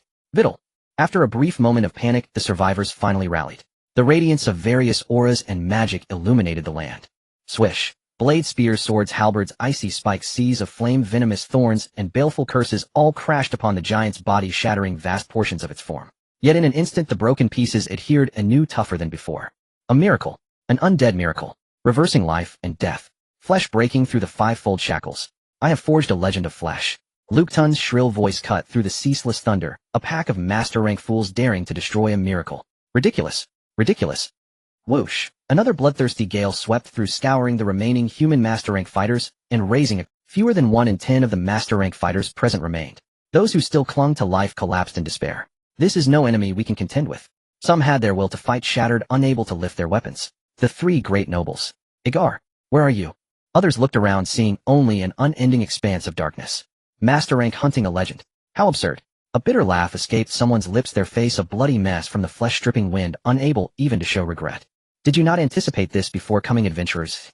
As the masses awaited death, a dancing flame emitted a gentle glow. A black bear wreathed in fire gazed at the surviving master rank fighters with a mocking smile. I thought that following the three great nobles and Agar you were all prepared to die at any moment. The flame's light spread slightly, and wherever it shone the darkness receded and the gale ceased. Monsters! The surviving masters lifted their heads, staring at the black bear with bewildered eyes. Remember to say thank you. Lion wreathed in flames wagged his bear tail, sending out a few wisps of fire that incinerated several masters who had not lifted their heads, barely clinging to life. Since there's still a chance you might survive, I won't see you off. Hearing the prompt, Lion revealed a smile. Carry on living for the sake of your fallen comrades. Who are you and why are you saving us? So I can barely hold back my forbidden spell. Praise the warm flames. Lion raised a bear claw, making a shushing gesture, then charged toward the dome, with flames no longer suppressing the forbidden spell, and released it. A thunderous boom echoed. Blazing fire illuminated the world, and a wave of scorching heat surged skyward, melting the land's canopy. Beyond the darkness lay the long-accumulated endless tide of fire elements. The two forces converged, forming a vague giant of flame, silently gazing down upon all things. On the battlefield, two giants stood facing each other from afar. Luktun's voice was filled with confusion. Since when did Minjan City have a fire-type epic? He's a friend from your business dealings. Lion standing on the flame giant's shoulder corrected. Also, this isn't an epic-level spell. It's Surtur's gift, Inferno of the Gods. As he absorbed the elemental tide, the flame giant Surtur's form gradually solidified, and a sword of fire vast as a mountain ridge appeared in his hand. Inferno of the Gods. What is that? Lion's face darkened at Luktun's reaction. Step aside first. I still have an honorable duel with the one beneath you. Black Bear, Ace of the Fire Fist. Which one is the real you? Before Luktun could respond, Yeagle's calm voice rang out. Dragging a great sword with one hand, he emerged from beneath the giant. The mere stray sword energy effortlessly annihilated the obstructing giant's body, startling it into retreating repeatedly. That no longer matters. Lion landed on the ground facing Yeagle. Let's duel. I've been saving up for this day for a long. Hiding in the shadows, charging up a forbidden spell, Yeagle's voice carried a hint of helplessness. Does that count as honorable? It's fair, isn't it? Surtur won't interfere. Hell, just be the referee. Lion pulled out a flaming spear, pointing it at Yeagle. If you lose, you also die.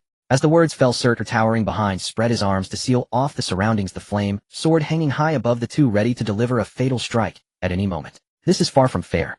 Yeagle let out a soft laugh, closing in on Lion in an instant, and raising his sword for a vertical slash. For me, this is a death sentence. Then do you have any last wishes? I've given you enough time to let the brilliance of your life bloom. Lion failed to dodge, and was cleaved in two by Yeagle. Yet under the exaggerated physical boost of the flames, his flesh stretched into threads, and instantly healed into one. Help me kill Charnash and the others. Yeagle raised a hand pointing upward, and with his single-handed sword the sword energy swirled, shredding the black bear into fragments. Under absolute technical superiority, Lion didn't even have a chance to fight back. That mission has already been posted. Lion's body instantly recovered. The flame giant above twisted its head, and Surtur shrank slightly. The flames enveloping the world surged out, sweeping past to force three ornately dressed elders nearby. Black Bear, we can cooperate. Stop, no, we, Surtur's flames rolled over, burning the three half to death, leaving them collapsed on the ground, unable to move. In the face of absolute power, are we nothing but clowns? Yeagle let out a long sigh, his actions to kill Lion unceasing, then kill Luktun. He's already filled with resentment toward the human faction, he cannot be spared. Agreed. Lion barely managed to form a mouth and respond. Surtur raised his flame sword and struck at the giant watching nearby. What do you take me for? I am the creator of the flesh miracle. Luktun's roar was abruptly cut short. The flame giant's sword descended, engulfed by blazing fire. In an instant he was reduced to ashes, scattering like snowflakes tinged with filth. Thud. Two goblin heads fell, gently cushioned by flames, landing on the ground with scorched black skin. Why? How do you command such terrifying power? The miracle forged from the depths of goblin heritage, my flesh legend. Luktun's head wailed. Fate, how unjust. A forbidden spell is legendary tier. Destroying your half-baked miracle is quite scientific, isn't it? Lion glanced back at Surtur, whose form had shrunk considerably after delivering that blow. Nearly half of the forbidden spell's power had been consumed to annihilate the giant. Whoosh. Just as Lion turned his head, Yeagle swung his sword, sending Lion's bare head flying. It rolled to a stop in front of Luktun's head, the two staring at each other. How exactly did you cultivate to this level? Yeagle stood with his sword, his voice thick with confusion, able to release forbidden spells, a physique comparable to epic monsters, yet not a shred of combat skill. Ha ha ha. You dead bear, Luktun joined in the mockery. You're just another nobody on the roadside. Lion kicked Luktun's head away, then picked up his own bare head. With a shake of his shoulders, two more bare heads and 4 bare arms grew out. This was the ultimate bonus after his physique reached 999, 3 heads and 6 arms. Since 2 hands couldn't beat Yeagle, he would use 6. All openings. Yeagle raised his sword and struck. His unadorned swordsmanship targeted vital points with every move. Openings. Smash. Lion ignored the strike, letting it lop off one bare head, while his bare fists blurred into afterimages hammering Yeagle from 4 directions. The ultimate bonus after agility reached 999, 4 strikes, in 1 second. Boom boom boom boom boom boom. In an instant Yeagle endured 24 punches. Under the attack boost provided by the Inferno of the Gods, each punch shattered his armor and broke his bones directly deforming him. Such bizarre power. A shimmer of sword energy vibrated, shredding Lion's 6 bare claws into a mist of blood as Yeagle swiftly retreated. His chest plate had shattered, and the giant embryo embedded within it quickly repaired the injuries. Again, Lion roared, pressing forward to engage Yeagle in a fierce battle. The sounds of their clash thundered incessantly. Yeagle, relying on absolute technical superiority, unleashed sword energy and dragon bones in tandem. Deflecting, severing, protecting with energy, and lashing with bone, reducing Lion to a flurry of severed limbs. Lion, on the other hand, had no technique at all, relying solely on sheer numerical dominance. Whenever a single punch landed on Yeagle, it would deform him. Within the City Lord's mansion in the Grand Hall, a massive crystalline light screen rose, revealing the final battle between the giant bear and the knight. Youngsters always so fond of playing. The City Lord sat aloft, gently shaking his head. Wouldn't a single forbidden spell annihilating everything be simpler?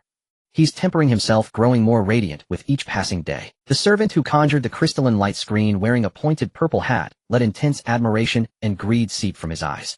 If only I could bring him back to my lair to toy with. As he mused, a strand of saliva unconsciously dripped down. Black bear, such a ferocious black bear. Another one, equally drooling with covetousness, was a certain Duchess of the... Half of her body had already sunk beneath the table, her limbs invisible, her eyes narrowed into slits. Such a terrifying black bear. It couldn't be him, could it? On the other side of the table, Veronica, also scrutinizing the crystal screen, wore a puzzled expression.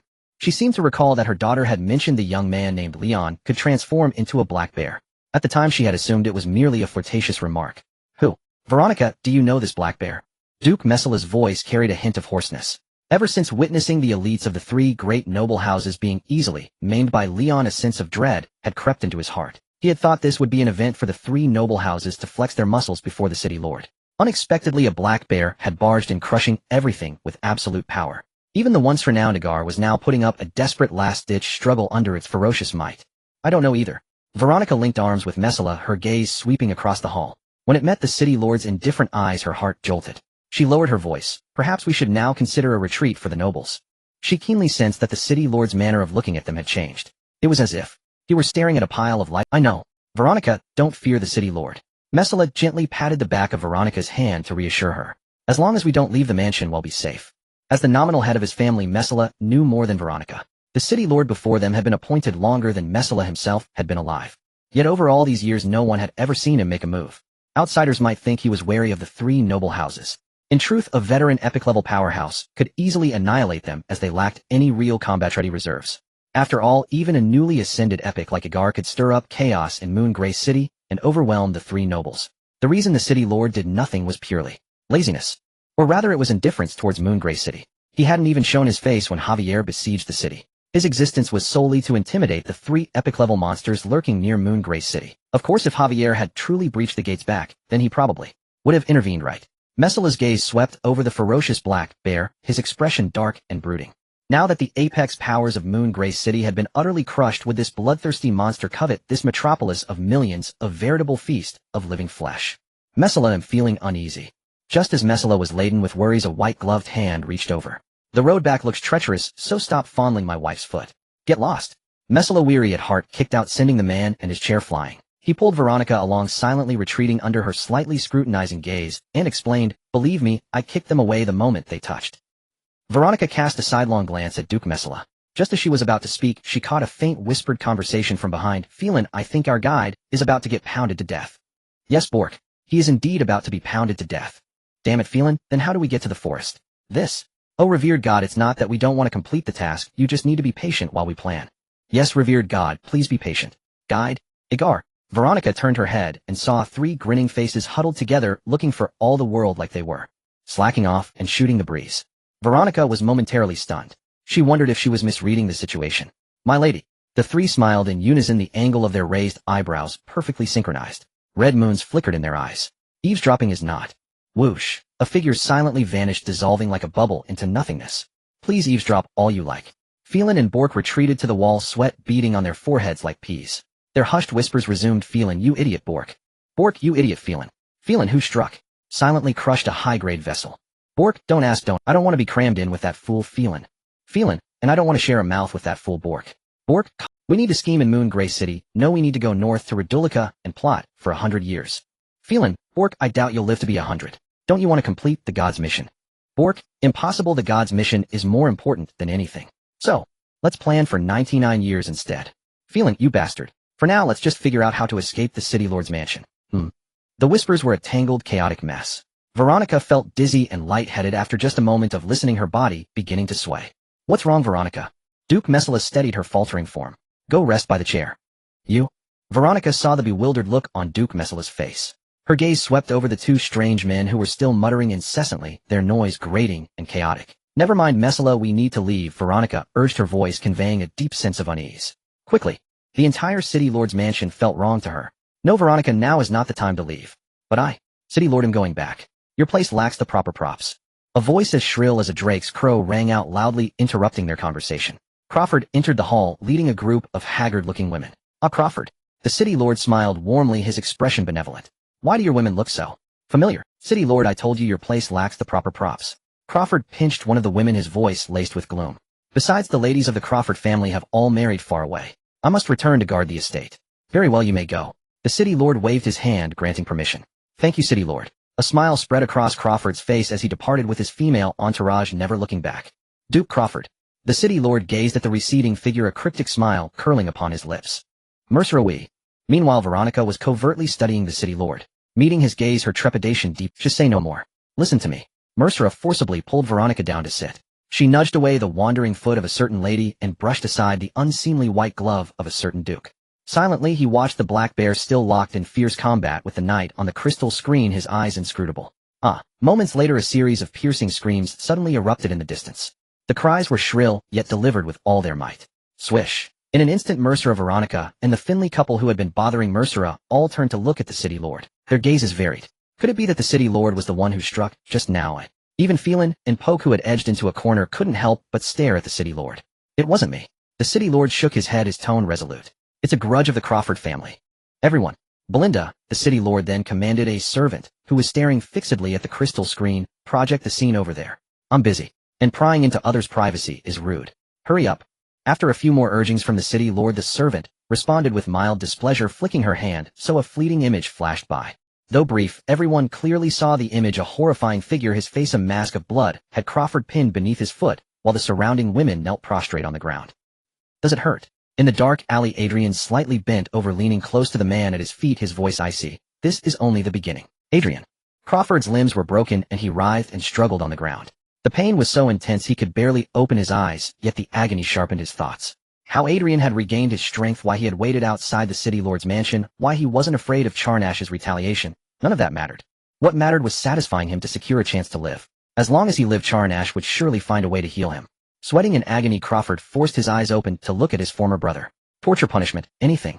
Let me atone for my wrongs. Atone? You speak of atonement. Adrian grabbed Crawford by the collar, glaring at him with venomous fury. If you knew you were guilty, why couldn't you even spare your own mother? Crawford struggled to contain the pain, his Adam's apple bobbing, but he could not form a reply for a long time.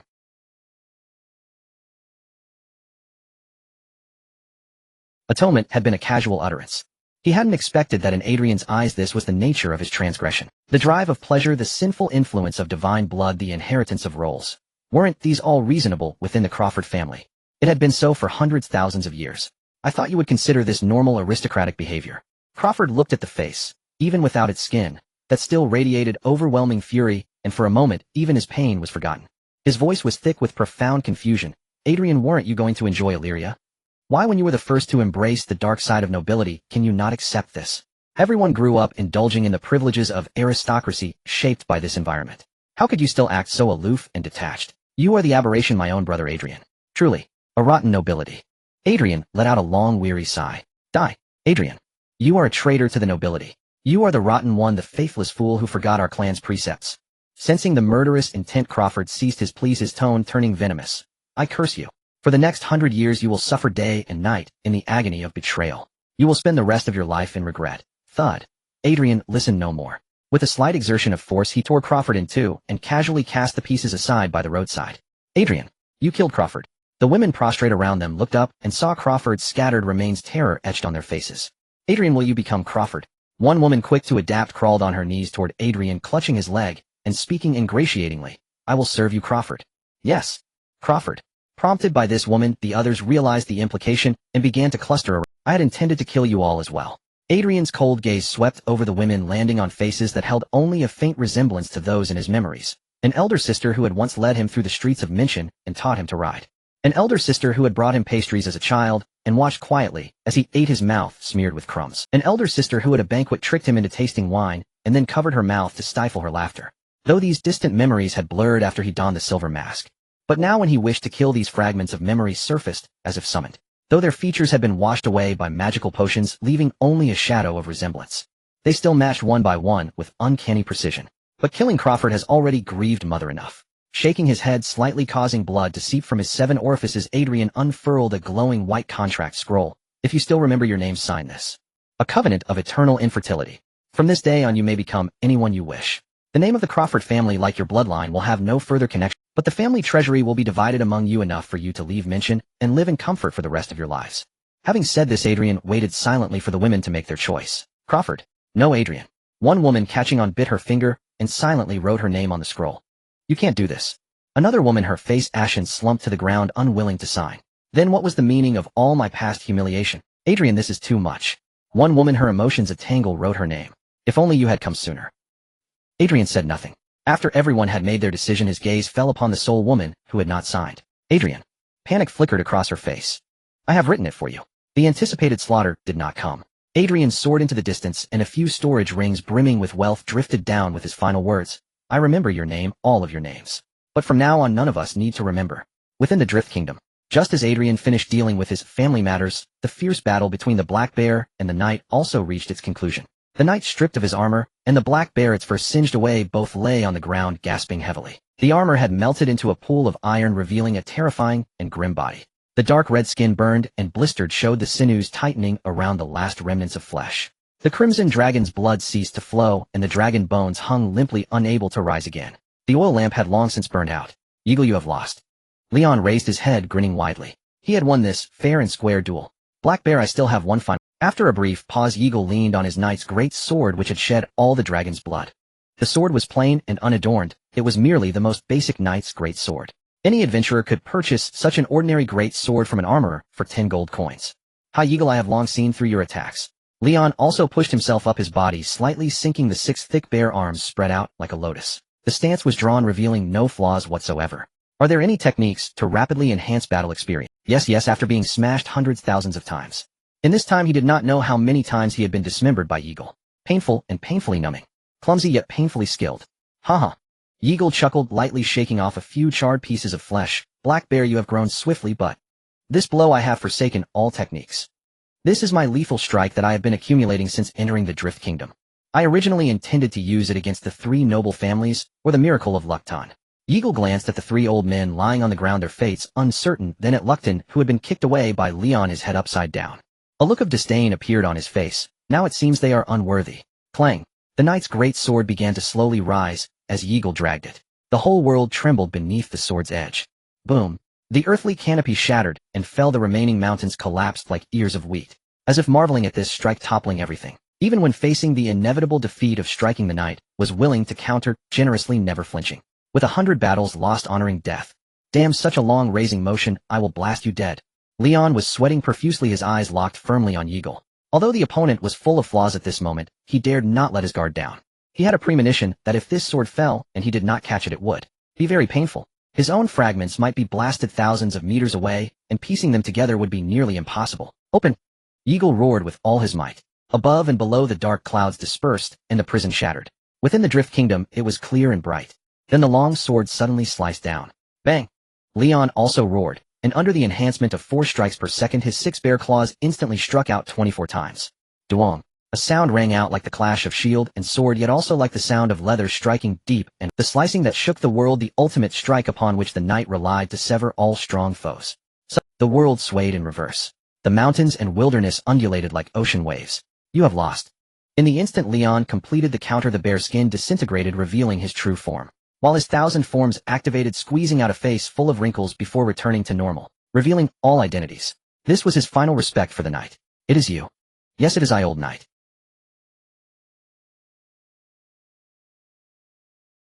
The elf did not kill me. Ha ha ha, good. A regret has been settled. Yeagle half knelt on the ground, his vitality rapidly fading. Kill me with the sword, striking death regardless of friend or foe. I prefer to be shattered than to be whole. Where did you learn these words? Yeagle was already in an execution state, and Leon asked his last lingering doubt. The other party's obsessive and extreme thoughts were very much in line with the limitations of this era, but sometimes their actions and words did not seem like those of a local. Just like at this moment, the last sentence sounded like something a foreigner would say. It was a peculiar skeleton, though a monster, its wisdom surpassed many. For the first time, Yeagle spoke of the monster without disgust, then sighed long. It is a pity, it is a monster. Just as he said, those not of my kind must have different hearts. To kill me. After the sigh, he felt relieved. Let me die as a warrior in battle. Do not hand over my soul, and remains to it. As you wish. Leon closed his eyes slightly, then pressed his fingers together like a blade. With the execution's enhancement, he completely pierced through the knight's chest. Yeagle was dead. Bang! With a jolt of the arm, the rules descending from the void, the executed spirit and form were completely obliterated. The broken corpse fell backward. Its body, burned and tortured by dragon flames for over a decade, sank into It's over. Leon's heart beat like a drum, the sound reverberating, stirring up a swirling dust ring. Standing quietly beside Yeagle's corpse, silently savoring the joy after the brutal battle. Buzz! The soft chime of the magic matrix rang out, breaking the silence. A black-red, alternating matrix unfolded over Yeagle's body. The skeleton's arms stretched out, pulling at Yeagle's remains. Godao, it is the fallen knight, not the death knight. As the voice rang out, the quality of sound resembled that produced by grinding bones, tinged with a hint of joy. Let me see to what extent you have refined your body. A noble's hat swayed into view, the pale skull below wriggled, displaying an expression of excitement. Yet as soon as it poked its head out, it was pressed down by a quite powerful hand, forcing its gaze upward inch by inch, meeting the youth with a slightly unfriendly expression. The latter's tone was eerie. Fellow villager, I have finished this battle, killed the person, and you are here burdening the swamp lord's friend, sneaking over to pick up the spoils. Isn't that a bit unfaithful to the husband principle? Fellow villager. Viga's eyes flickered with ghostly fire, tiny crystalline lights twinkled and shone. He put on a scene of fellow villagers meet tears in their eyes. I miss you, fellow villager. You don't know I almost got played to death. Stop talking nonsense. Leon gripped Viga's skull and pulled him out. I have many questions now, you better explain to me. Don't. I'm still here, I haven't pulled out. Feeling the tremendous force pulling him, Viga hurriedly let out a cry. Crack. However, before he could finish his words, a snapping sound echoed, and Viga's entire skeleton was lifted out, crashing to the ground. Ah! Viga let out a piercing scream. The bones I just reattached. This? Leon stared at Viga's damp lower half of the skeleton, momentarily stunned. Oh no, it seems I have been a bit rude. Are you satisfied now, fellow townsman? After a bout of wailing, Vega crouched on his knees, huddled to one side, his skeletal profile turned toward Leon. A faint melancholy and wistfulness emanated from the side of his skull. Leon's face twisted in awkwardness and embarrassment. After struggling for a long while, he finally squeezed out a consoling remark. How about breaking off a piece of a weapon to attach? After that great battle, there are blades, spears, swords, and halberds everywhere. I will never forgive you, you heartless adventurer. Vega pounded the ground with his bony fist, forcing a few drops of soul crystals from his eye sockets. Then I forgive you. Let's drop the matter. Leon spat. Let's continue with the real business. Vega, what do you mean you forgive me? How can your face be so thick? Are you bullying a skeleton for having no skin? Can't you see the sorrow and grief I've simulated? Setting the facts aside, weren't you wrong for trying to snatch my spoils of war? Seeing the rich expressions on Vega's skeletal face, Leon raised an eyebrow. Who told you to try and grab a share at that moment? Fellow townsman, you've truly broken my heart. Seeing Leon being so shamelessly obstinate, Vega withdrew his expressions and silently crawled toward the magic matrix. Don't leave yet. Leon grabbed hold of Vega and quickly asked, was it you who saved Agar? Who else would it be? You? Vega retorted testily, kicking his legs vigorously, only to find the latter's grip astonishingly strong. It was like an iron clamp. Have I been weakened? Vega turned his head in surprise to look at Leon. He recalled that he should be at the master level while Leon was just an intermediate mage, right? In such a short. How long had it been since he last saw Leon? Vega tilted his head, feeling he had suffered considerably. The friends of the Swamp Lord were too exhausting.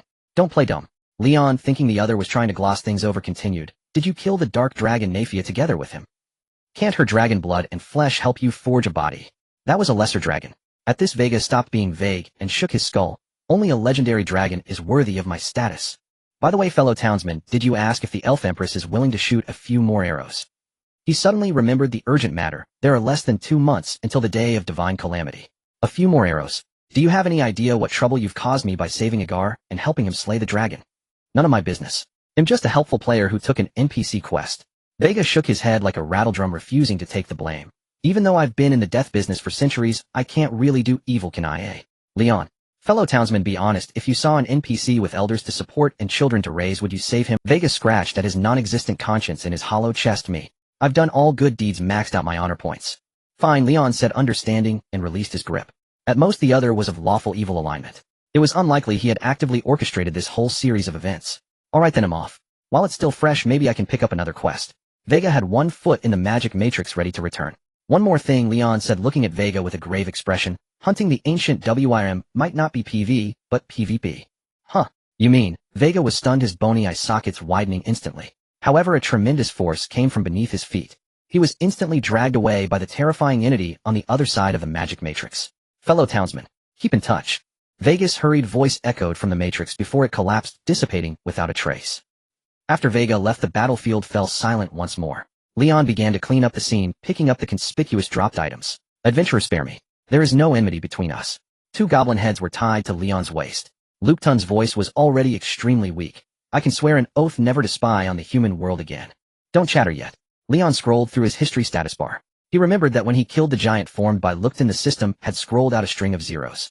But his attention had been entirely focused on Agar's attack at the time, so he hadn't had a chance to count them. Tens, hundreds, thousands, 10,000s. 1 million. Leon's jaw dropped. Can you or can you not shape another giant like this? Leon clamped his fingers onto Lupton's head, his eyes gleaming green. I'm giving you a chance to redeem yourself. As long as you can keep shaping, I won't kill you. The goblin reserves are exhausted. Lupton had meant to say such a miracle is absolutely unique. But seeing the insatiable greed overflowing from Leon's eyes, he shuddered and said instead, as long as you provide the raw materials, I can continue shaping. Raw materials? That would be resources like ores and monsters, as well as things like restless spirits. Seeing Leon lost in thought, Lupton quickly seized the chance to survive. If materials are insufficient, I can start by shaping a town-level construct, then expand it step by step. Ding, you have captured a goblin wonder, the flesh and blood coin factory, infinitely expandable. Leon mentally fabricated a system notification for himself. Alright, I also have the first kill rewards for slaying an epic and destroying a wonder. Leon continued scrolling through. Epic first kill rewards, super mega universal multifunctional pregnancy detection machine, with offspring self-defining function compressed, pending expansion instructions. Detected that you destroyed a substandard wonder. Reward mother and child safe experience card X1. Mother and child safe. The partner who uses this card will surely give birth to offspring successfully. No, please try to follow the natural process. You definitely don't want to birth strange offspring, do you? This time the 2 rewards given by the system were very fitting for its name. Even that ridiculously long-named detection machine came with a 10,000-word instruction manual. The complex explanation made Leon's head spin. Lord Leon, congratulations on vanquishing the powerful foe. Just as Leon was browsing the instructions, Hebelia leaped out from the shadows. Stuffed under her loose robes was a little rabbit girl. A shimmering magical aura swirled around the rabbit ears. The pent-up magical power ready to burst had flushed her face completely red. You 2 go back first. Leon glanced at Hebelia's robes, which were nearly bursting at the seams. He reached over and dispersed the magic gathering on Nico's head. It's fine now. It won't explode. No need for healing. Okay. Nico pinched the back of Leon's hand with her rabbit ears. Nico is very happy that you came through completely unscathed. So tonight, we'll head back first then. Her chest feeling uncomfortably squeezed, Hebelia, along with the increasingly plump rabbit girl, leaped into the shadows and began their return journey. Completely unscathed, huh? Leon watched the 2 vanish without a trace and let out a soft sigh. With both hands he tore open his own abdomen, revealing his internal organs, where flesh had been obliterated, leaving only organs forged from flame. I'm really in a bind now. The forbidden spell-level flames, while providing terrifying physical enhancement, directly resisted the collapse situation caused by excessive attributes. However, the cost was that Lion's body had been completely forged from fire, as it continuously restored itself. As the forbidden spell dissipated, I fear I might turn to ash and die instantly. Lion looked up at the towering flame giant standing in the drifting realm, rubbing his forehead in frustration. Forget it, let's end this vacation early. It's time to return to the royal city and create the elves. After some contemplation, the only thing Lion could think of was to acquire the talent of segmented longevity. He approached the unconscious Radu and the others, kicking them one by one. Wake up, master, this is no place for sleeping. Hiss. Radu let out a painful cry, gradually waking up, and instinctively cursed, damn it, who dares to offend a noble? Swish. A fire spear fell beside his feet, instantly jolting him awake. The other 2 also woke up in the same fashion. To put it simply, your entire plan has failed, and I have become the biggest winner. Now you are all prisoners. Now tell me, where are those 3 strange followers of Yeagle? Since he had to return to the elven royal city, the leave of absence from the evil god's apostle was no longer of any use. He casually disposed of it to avoid forgetting later. Prisoners. Charnash covered his face with the imprint of the kick, revealing a cold smile. Nobles never. Bang. Lion pressed Charnash's head down onto the ground, and after a few hits he stopped when Charnash was foaming at the mouth and convulsing. Speak or die. Lion casually threw Charnash aside, his gaze sweeping over the two, finally landing on the old mage Ratu and practicing magic. You should be the wisest among them. The Lord's mansion, including the noble families, are all within. Ratu's eyelids twitched. You need to hurry over. There's still a chance to intercept before our message gets back. Damn Ratu. Hegmo, seeing Ratu divulge all the information, immediately flared up with anger. You betrayed. Hegmo, our family has no blood feud, Ratu replied, his tone filled with disdain. A bunch of people who sold their souls to the demon realm. If they die, they die. Thanks. Ignoring the quarrel between the two, Lion pulled out a rope and tied the three together, then opened his mouth towards his flame giant. Swish. The massive flame giant compressed and shrank, entirely absorbed into Lion's belly, leaving him with a large stomach. Let's go. Lion, in a good mood with flames covering his body, flew towards Minjin City. With only the epic Minjin City left, wasn't it just a place for him to roam freely? Inside the Lord's mansion, the enormous crystal screen vanished without a trace after Yeagle's sword fell. A heavy, oppressive silence enveloped the entire hall. No one spoke. Lord. Finally, Maysara could no longer bear the tension and bravely asked, that sword, did it kill the black bear? Wait a bit longer and you'll know. Before that, I wouldn't advise you to leave. The Lord leisurely sat on a chair while Mrs. Finley seized the opportunity, sitting beside him to massage his leg. This. All right. Seeing this, Maysara held Veronica's hand tightly. The Lord's change in tone made him realize something was off, but he could only wait silently. Time passed second by second. Lord. Amid the agonizing weight of everyone in the hall, a guard rushed in a panic, kneeling on the ground, his voice trembling. There are unfamiliar adventurers, binding the clan elders of the three great nobles here to visit. What? Maysara and the others stood up in unison. Maysara, I'm feeling a bit anxious. Veronica tightened her grip on Maysara's hand. Hegmo is still alive, but why are they bound? As Maysara pondered, he comforted his wife. The situation is still unclear. There might be a turn of events. Ratu was brought here bound. Mrs. Finley, who was massaging the Lord, also changed her expression. Phil and I have a bad feeling. Bork, we are legitimate merchants with dynasty documentation. The Lord should protect us, right? Do you believe what you just said? In the corner, Philin and Bork exchanged glances, taking advantage of everyone's inattention to crouch and quietly slip away against the wall. So bright, Bork. Philin, we are blocked by the light. Stay put. A mage wearing a pointed purple hat blocked the two's path, wearing a malicious smile. The book says that offering the right gifts can increase the favorability of the target. Danger. Philin and Bork's pupils contracted, cold sweat pouring down. Let him in. Everyone reacted differently, but the Lord spoke. Prepare some fine wine for the hero. Yes. The guard appeared surprised, but still bowed and retreated. You may not know, but a disaster about to engulf Minjin City was thwarted by a chivalrous adventurer. The Lord scanned the hall, pausing slightly in his tone as he appreciated the subtle changes in everyone's expressions, casually speaking, before the flames burst into the hall and rescued the clan elders of the three great nobles. To be rewarded 1,000,000 gold coins. A certain adventurer who was about to make a grand entrance as the villain only managed to chuckle at the beginning, his foot hanging at the threshold for a long time without landing. Swish. In the hall, all eyes fell on the adventurer, standing like a golden chicken. Lion. The expressions on Maysara and his wife were rich. So hot, so strong. The Finley couple looked dazed. The aura of longevity. Philin and Bork scanned the newcomer, and seeing that he did not have elven ears, felt slightly disappointed. Not an elf species. Adventurer, you have destroyed the disaster of the goblin Lukton. Minjin City has decided to bestow upon you an epic title. The Lord stepped forward, took Lion's hand, and with an appreciative expression said, speak. Besides the 1,000,000 gold coins, what else do you want? How about I give you the Finley family as a prize? Thank you, Lord. Two voices came from behind in unison. I appreciate the kindness. Lion silently retracted his foot. This Lord's mansion, this Lord. Not right. I have beaten your three little brothers to a pulp, tied them up to show off, and you shouldn't be strutting in to show your skills next, should you? What does it mean to treat your little brother's family as a prize? Does this conform to your status as the first epic in Minjin City? Wait, epic level. Lion's gaze fell on the Lord, realizing that the aura of the latter was completely ordinary, like that of a common person. Can an ordinary person be a lord? This situation. Either a coward or someone even more powerful than myself. Lion felt the latter possibility was greater. Leon the Mighty, this cup is for you.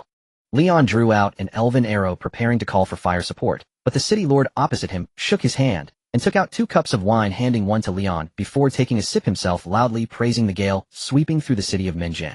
It stops at you. Marvelous. Leon the Mighty. The entire city will cheer for you. We have prepared a victory. Please make sure to attend. Let the people at the banquet chant your epic name. The city lord's voice was strong, leaving not only Leon in a daze.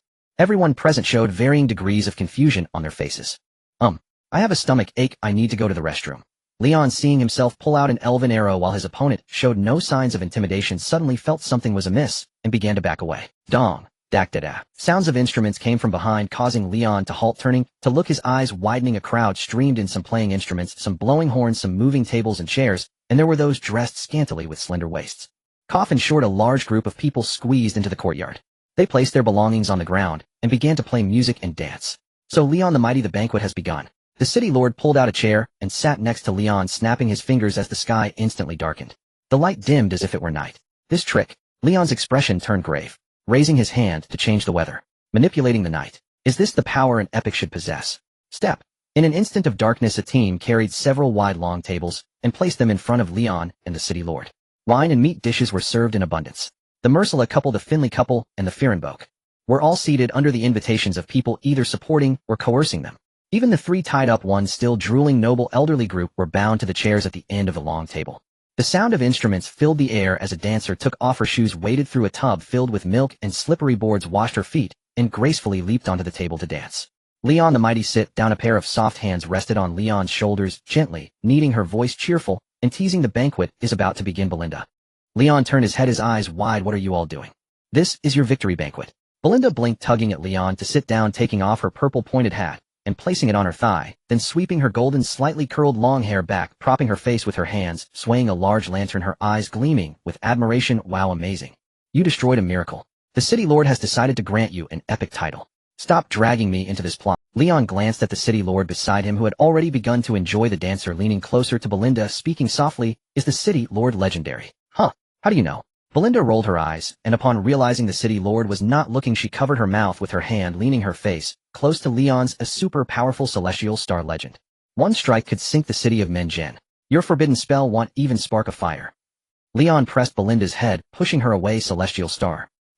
Belinda pressed her forehead against Leon's palm, nodding as she spoke. Legend has it this celestial star legend communicates with the stars of the heavens and commands celestial-level disasters, bringing 10 years of eternal night, 10 years of desert, 10 years of extreme cold, 10 years of drought to the Mytina Prairie. Though he did not strike directly due to the celestial-level disasters he indirectly killed billions of subhumans. Gathering hatred and suffering, entering the Hall of Human Heroes, he was titled the Disaster Star of the Turn of Heaven and Earth. Leon.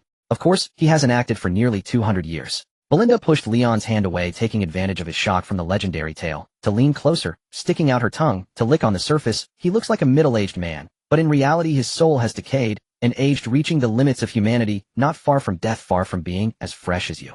What are you licking? You're a dragon, not a cat, or a dog. Leon elbowed Belinda away, muttering softly, since he's so powerful, why did he make such a mess of Mengen? Leon the Mighty, without you, I wouldn't know how to face the disaster. A light cough interrupted Leon as the city lord raised his cup. Cheers, the hero who saved the city. Cheers. Leon clinked glasses, looking at the city lord's face that said, it's your turn to say something, pausing slightly before squeezing out a blessing. May you live a long life, city lord. Puffed. A sound of farting from someone's mouth nearby. Belinda had already covered her face with her hat, her shoulders shaking uncontrollably.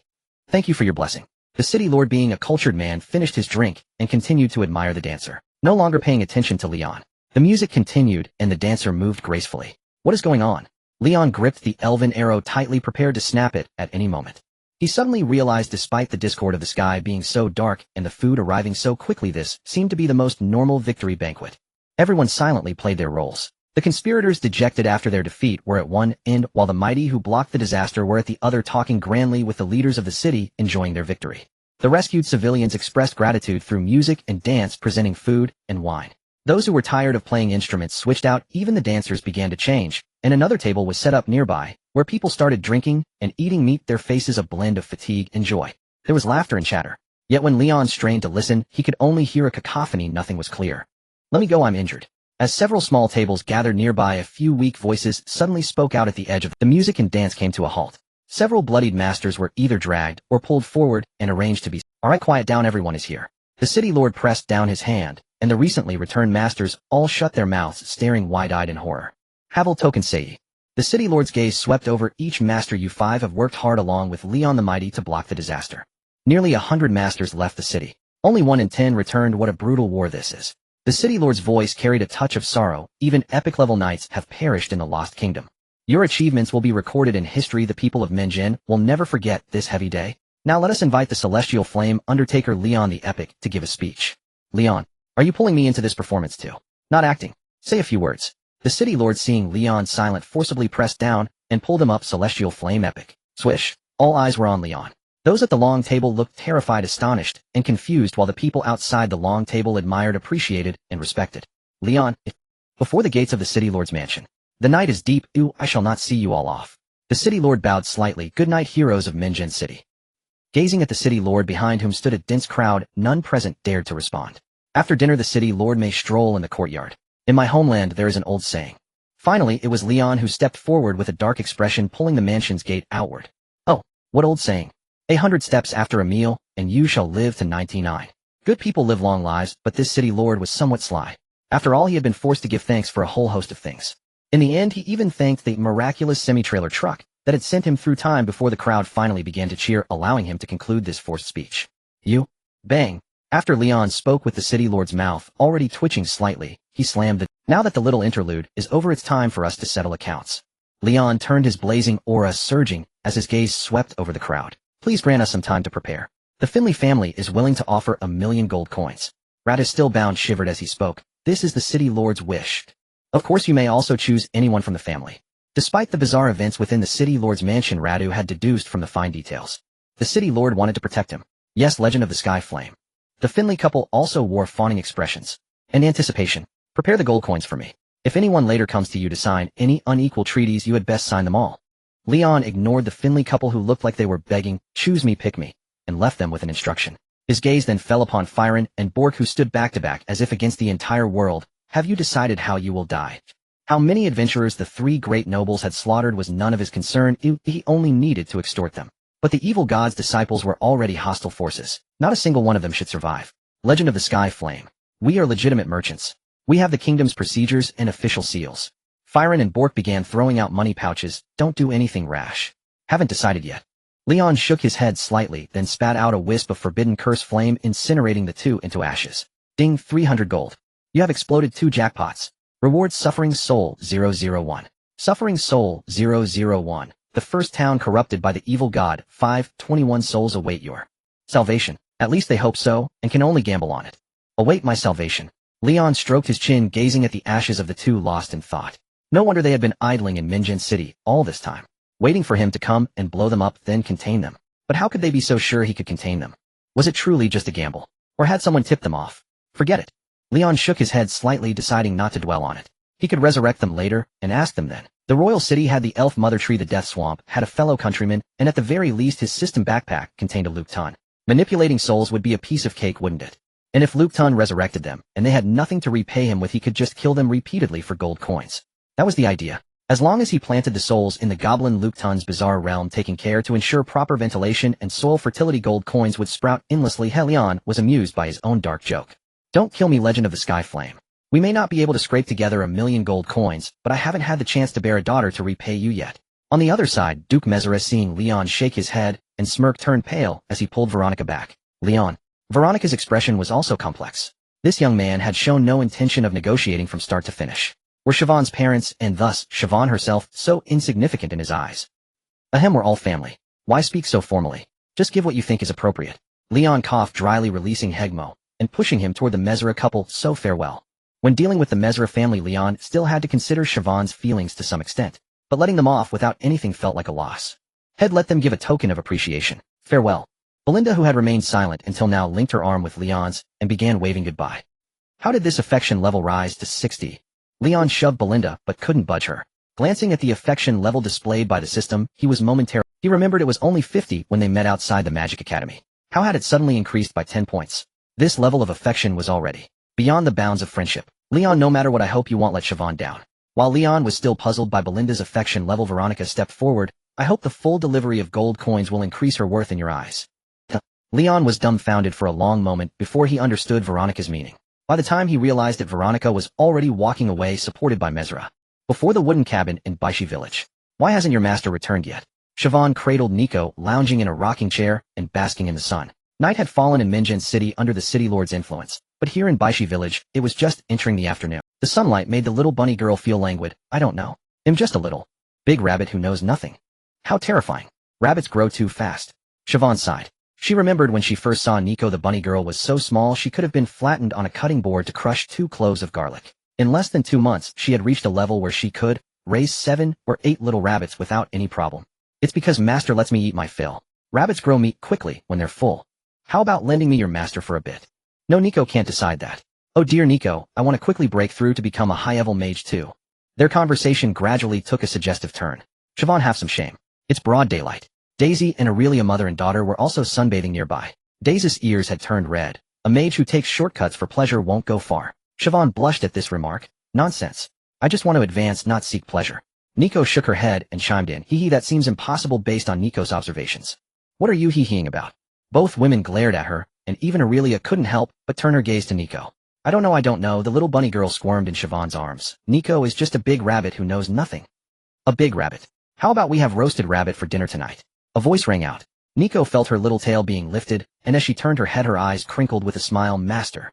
You're back. Nico thinks your hand is very hot, and wants you to let go quickly. She rejects your suggestion to... Hasn't Adrian returned yet?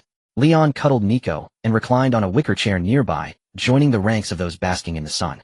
Eek. An authentic dragon girl attempted to squeeze in, but Leon shoved her away. Nico perceived a rival of equal measure, and grew vigilant. Lord Leon Adrian cast a distant glance at the wooden cabin tethered a tentacled creature by the stream, and then quietly departed. Replied Hiberia, who had folded her wings and perched atop the cabin roof. Adrian came back. Alaria, hearing Hiberia's words, looked at Leon. Did he engage in the conflict? No, he's likely dealing with the Crawford family. With a wave of his hand, Leon retrieved from his system backpack an old man still foaming at the mouth. Charles Nash. Alaria and Daisy paled upon recognition, but felt somewhat relieved seeing him bound and devoid of resistance. They were defeated. Chavry, seeing the man on the ground, realized something. Then the others. The top-tier forces of Minjin City have been wiped out, and it's saddled with a do-nothing city lord. Leon looked at Chavry, explaining, after a banquet and discussion with that city lord, Ratu and Hegmo were temporarily spared to maintain stability. A banquet and discussion with the city lord. A glint of surprise flickered in the eyes of Chavry and her mother Daisy. As nobles, they were somewhat familiar with that city lord. Mysterious, powerful, and epic-level master hidden within the city, yet unusually tolerant, even indulgent, towards the three great noble families. This had led the three noble families to secretly hold him in little regard. But publicly everyone still respected the only epic-level powerhouse in Minjin City. Such a powerful figure actually hosted a banquet for Leon and discussed matters amicably. Of course. Leon smirked. I am a newly promoted epic-level powerhouse, Leon the Pyre Sentinel, the Flame Bearer. As the only two epic-level beings in Minjin City, we are, one might say, the Eastern Flame Sentinel and the Western Guardian of Minjin. The city lord's epic title was Minjin. Daisy's eyes sparkled. So formidable, my goodness. Alaria gazed in awe. A new epic in Minjin City, and so young. Chavry was also astonished too. Is Agar dead too? Everyone had been captivated by Leon's artful words. Yes, Agar is dead. Leon offered Chavry a gentle smile, then pulled out the gruesome corpse and dropped it at her feet. Roasted to a crisp, shall I chop it into even finer pieces? Or scatter the ashes to vent your anger? Chavry. Daisy. Alaria. The corpse was covered in charred marks with coarse tendons intertwined wantonly. Deactivated dragon blood clung to various parts like desiccated blood vessels. There was also a massive hole in its chest. Such a horrifying sight made Chavry and the others shrink back in fear. Yet as Agar's corpse hit the ground, a phantom of a knight's helmet suddenly floated up. An ethereal ribbon extended, connecting to Chavry's wrist where a gray-green bracelet materialized. This is... Chavry glanced at the bracelet and stood frozen in shock. Still not fully dead. Leon frowned, summoned a phantom flame, dragged the corpse away, and burned it to ashes. Yet the connection persisted. What's going on? Leon was about to intensify the flames when he heard a hoarse call from behind Leon. As the voice sounded, the gray-green bracelet was removed, and under the pull of the ribbon it was cast into the fire along with the helmet. Oh, you took it off yourself. Leon sensed something amiss in the voice and turned back, only to find Chavry already drenched in tears, her lips trembling, unable to form coherent words. Miss Chavry. Nico sensed her profound sorrow and decided to temporarily part from you, the Scorching One. The bunny girl twisted her waist and kicked her legs, breaking free from Leon to nestle in Chavry's arms, offering comfort. Here, take your time. Leon silently moved his chair closer. Wah. The latter leaned her head on Leon's shoulder, no longer able to suppress her sobs. Only after her tears had soaked Leon's collar did she speak haltingly. It was the knight's oath. An oath that was never dissolved. Entrust calamity to the knight, pay with soul for unseen doom. As long as the price is paid, those under protection shall not be harmed. Unscathed by water, shielded from swords. Turning misfortune into fortune. Leon, it wasn't fate protecting me. It wasn't fate. At that moment she understood. Why did the cowardly goblins seek a solution, cruelly killing a maiden? When the sword aura rained down, the agony of flaying was enough to make a maiden wail to death. Why could a frail maiden evade the hunt of forest red wolves? Countless times the fangs behind her had severed strands of hair. Why, when encountering death-ridden skeletal soldiers, did she emerge unscathed, and even fulfill her wish. All so-called gifts of fate, guidance of fate, favor of fate, were merely someone paying the price in the unseen. The price arose from countless connections so immense it transcended the bounds of time and space. The so-called knight's betrayal never existed. The knight himself upheld the oath unwavering even unto death until his soul was completely spent with no more price to offer. Damn fate. Mocking all. Cough. Just as Shavri cursed, Leon felt a searing heat on his side. A status prompt appeared. The goddess of fate has heard the words of a straying believer. She is annoyed. As I've said, what is called fate's trickery is often self-deception born of insufficient strength. I am not that idle. Mother. On the other side, Daisy's gaze was equally complex as she nestled in Allery. It's over, Daisy. A blood-faced figure emerged from the shadows, placing a hand on Daisy's shoulder. Adrian, weren't we too cruel? The greatest kindness would have been to let him drown. She remembered the shadow of that childhood. The terrifying afternoon she had spent years trying to forget. Back then Adrian hadn't worn his silver mask, yet always trailing after her and Shavri. If they didn't play with him, he'd sniffle and cry, and when guards stopped him, he'd run home to complain to Alleria. Once during play they fished a horrifying corpse from the river. That terror under iron chains spoke only venomous curses. Shavri no longer yearned for the outside world, and Adrian donned his silver mask. Later, an insomniac, Daisy begged Alleria to investigate. They only discovered the place where that monster as terrifying as a demon first appeared. It was a remote village. A remote village where a cozy wooden cabin once housed a mother and daughter before the monster attacked. Yet the adventurer, who was both husband and father, never returned after setting out to slay a demon dragon. The monster eventually left after eating its fill, leaving behind some remnants and feces. These magicless wastes, however, later drove away another unknown humanoid monster, as terrifying as a demon or a corpse, causing it to let out inhuman howls, never again mustering the courage to enter the village. It was over. The wind had ceased, yet it had long since scattered the myriad facets of human existence. Background: Adventurer's Guide. In the early days of Minjan City, the magical beasts in the forest ran rampant, and the military forces allocated by the Ebon dynasty were limited. The first city lord delegated this problem to the three fallen noble families. Through their connections, the three families established the Joint Adventurers Association. Slaves were allowed to shed their status through adventuring. After completing certain tasks, they could even purchase land. In the beginning, countless desperate adventurers, ordinary people without ranks too stingy to waste gold on slave contract magic, expanded Minjan City's territory, driving out and hunting magical beasts. Heeding Old Hark's advice, the city lord of Minjan opened the armory wide, offering martial arts techniques. This made the adventurers grow stronger with each battle until their position was completely secured. Thus the first city lord was in theft, achieving the status of an epic pioneer, and the city was named after him, Minjan City, becoming one of the two great border cities on the edge of the magical beast forest. The other city, Relutica, near the continuous dragon mountains, specialized in dragon hunting and produced dragon-related goods.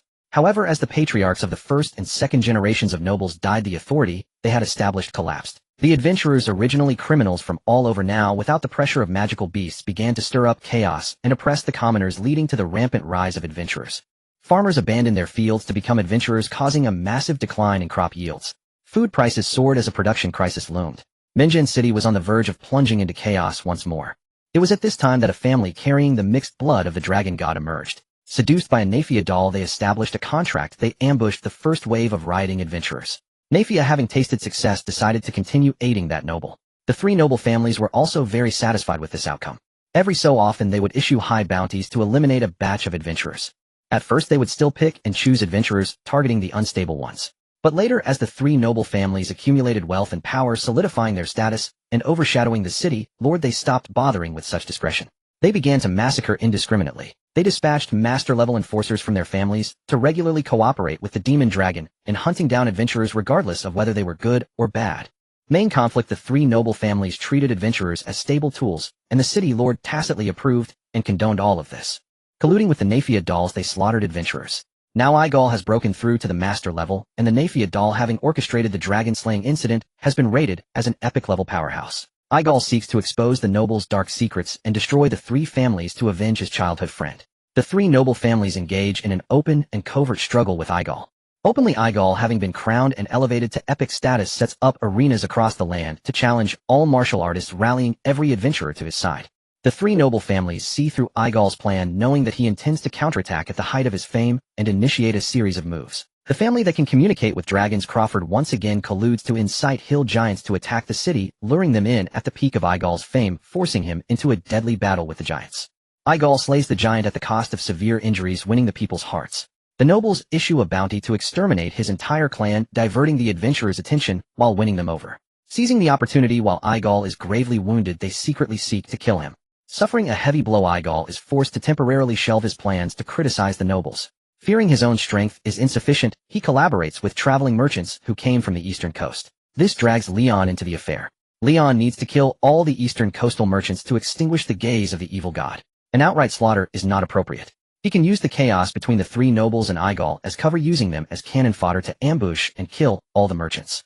Leon's attitude indifferent, uninvolved in past disputes. He uses the nobles with the sole aim of exploiting this turmoil to slaughter all the eastern traveling merchants. Congratulations on awakening the many children, many blessings system. What the hell, am I still drunk? The man, his head throbbing, leaned against the headboard staring at the unfamiliar ceiling. A wooden ceiling, dim light details unclear. As for why the light was dim, the man looked down, saw a candle on the nightstand, and then closer, a little foreign girl. Huh. A wedding night in another world. Leonardo Messala, 18-0,0001 years old, the youngest son of Lord Messala, the most notorious preparatory stallion at Minjan City's Noble Academy. At that moment, the original owner's memories came flooding back. No wonder my waist hurts. I guess I'm just weighed down by wealth and women. Leon digested the memories, silently clutching his kidneys as he absorbed the original owner's past. As the youngest among the Lord's many sons, Leonardo was born with a silver spoon and brimming with vigor. Naturally, he embarked on the path of a playboy. Inevitably, he became a tool for continuing the noble bloodline. Tonight was the original owner's 18th-year blood baptism ceremony. Once midnight passed, little Leon was supposed to undergo his comingafage ritual drenched in blood like a lion. Wait, it's still an hour until midnight, so why does my kidney hurt? Leon looked up using the candlelight to see a clock hanging. It showed there was still an hour until midnight. Just as Leon was puzzled, the sleeping beauty beside him stirred, and then a furry ear perked up. Leon stared hard. With his meager knowledge of zoology, this ear, he couldn't identify the species because his zoology knowledge was pitifully scant. Meow. Anna's eyes closed, wiggled her ears, and let out a soft cat-like cry. Then she licked her lips with a rosy tongue, her smooth porcelain-like fangs faintly visible. She looked utterly enticing. A cat-eared demi-human. Just as Leon was about to confirm the corner of his eye caught a snow-white fox tail, swaying as it emerged from the covers. Touching the cold floor, it startled and whipped back under the blanket with a swish. Leon. Cat girlfriend. No. A fox spirit for the bloodbath night. Yes. Anna. Leon searched his memories, digging up that name from some obscure corner. Why an obscure corner? Because in the original owner's memory, there were too many such tools. In this world where bloodline reigned supreme, mixed blood demi-humans were merely talking tools. Regardless of gender, they were used for daily needs. They could also be used for combat, magical experiments, and the like. They were consumables. Given the original owner's arrogant nature, remembering the classification of tool usage was already good enough. He remembered Anna's name only because his sixth sister had reminded him during the banquet earlier. Wine. Leon suddenly frowned, breathed into his palm, and brought it to his nose. The smell of meat, fish, and milk, foul, but not a hint of alcohol. A memory involuntarily surfaced in Leon's mind, his sixth sister dressed in an opulent gown, swirling a wine glass, clinking it against his blue goblet, a meaningful smile curling beneath her bright red lips. Wait, a blue goblet. I think I know how the original owner died. That sneaky sixth. Leon continued, clutching his kidney. That was a lethal dose. Master. Anna, seemingly slow to react, finally turned her head to respond to Leon, leaning in closer, her voice tinged with a moan. Here. It seemed this little fox girl had also been drugged. Was the Messala family some kind of apothecary dynasty? Leon felt a pang of toothache. Master. The little fox girl squirmed under the covers, her hand groping around blindly. Suitable original subject detected. Anna Fox, demi-human. Procreation potential S rank. Current affection 0 reached 60 before unsealing to include in production plan. Current host offspring benefit 0, first generation offspring feedback 30 all-around attributes. Second generation offspring feedback 20 all-around attributes. Third generation offspring feedback 10 all-around attributes. No feedback for fourth generation and beyond unless there is atavism across generations. Not. The system's arrival is always bizarre, but can you system bros not choose obey voluntary adjustment? You see a heretical beast man, and you go for it. Go repeat yourself. Leon's eyes widened. Other players transmigrating into a Western fantasy world get cheat codes for slashing and killing. When it's his turn, it's just breeding. That's too absurd. But then again, finding a few nests of beast-eared girls and playing as a farming-type player wasn't entirely unacceptable. Children have their own fortunes, and I'll enjoy the fortune my children bring. One person enjoys 3 generations benefit. Leon couldn't help but pinch his own kidney, and then gave a thumbs up. If he could raise his descendants into legendary mages, then, with that feedback, he'd at least be a high-level mage, right? Since he was in a Western fantasy world, fighting monsters and taking risks were a must. Being a noble young master was just a side gig. Who said those born as beasts of burden could never turn the tables and become masters? Destiny is in one's own hands. Leonardo Messala, you are 18-0,0001 years old. You can become anyone you want to be. Master. Anna, seeing no response from Leon for a while, fumbled around to find his belt. Not yet. Leon, clutching his kidney, shuffled his butt and moved aside. His gaze was calm. Leaving aside the affection issue, the Messala family's generational bloodline was not that simple. It was a greed for the remnants of the gifts left by the primordial deities in the mortal world. Anyone who tried to continue controlling this power had to pay the price for that greed. Thus on this continent, the ancient royal nobles all had some peculiar rules, more or less. Besides basic practices like inbreeding for purity, royal blood oaths, and political marriages, there were strange rules like smell the king's buttocks or wear pointed shoes. All these bizarre regulations were the price for inheriting divine blood, the deities' disgust, and punishment for the greedy. Disobey and die. As for the Messala family's divine punishment, it was relatively normal. As the inheritors of the blood of an unnamed war deity, the men of the Messala family were required on the night of their coming of age to fight fiercely in a ritual of blood and song.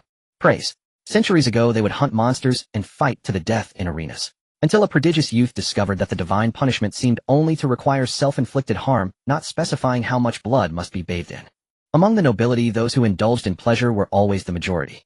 Thus, this genius youth forcibly transformed the bloodbath rite into a blood dip rite. Moreover, before his transmigration, Leon was a modern man who believed in science, so he respected the will of the gods. Drip. All hands overlapped, merging into one as the world entered the 0 hour. A hazy sense of oppression descended as if a deity was gazing down. Leon felt his blood surge with rebellion, and the lust for slaughter began to rise. The bloodbath rite. Suppressing his discomfort, he turned over and got out of bed, retrieving a fruit knife from the nightstand. The war god Horus sensed the aura of blades in the ritual combat and is pleased with your bloodbath rite. Acquired divine gift, weapon master beginner detected bloodline existence. System of abundant offspring activated. Identified as erroneous direct line return. Feedback 30 acquired gift from an unnamed deity, weapon master legendary. Weapon master, all weapons are born for war. As long as you wield them in battle, any blade under heaven can be swung like a master forging legends. Leon was pricking on his finger to draw blood with the fruit knife when he heard this series of prompts. His eyes widened. So, abundant offspring. Does that include me? At that moment, Leon deeply appreciated the value of the saying system products are always premium. Pity I can only exploit it once.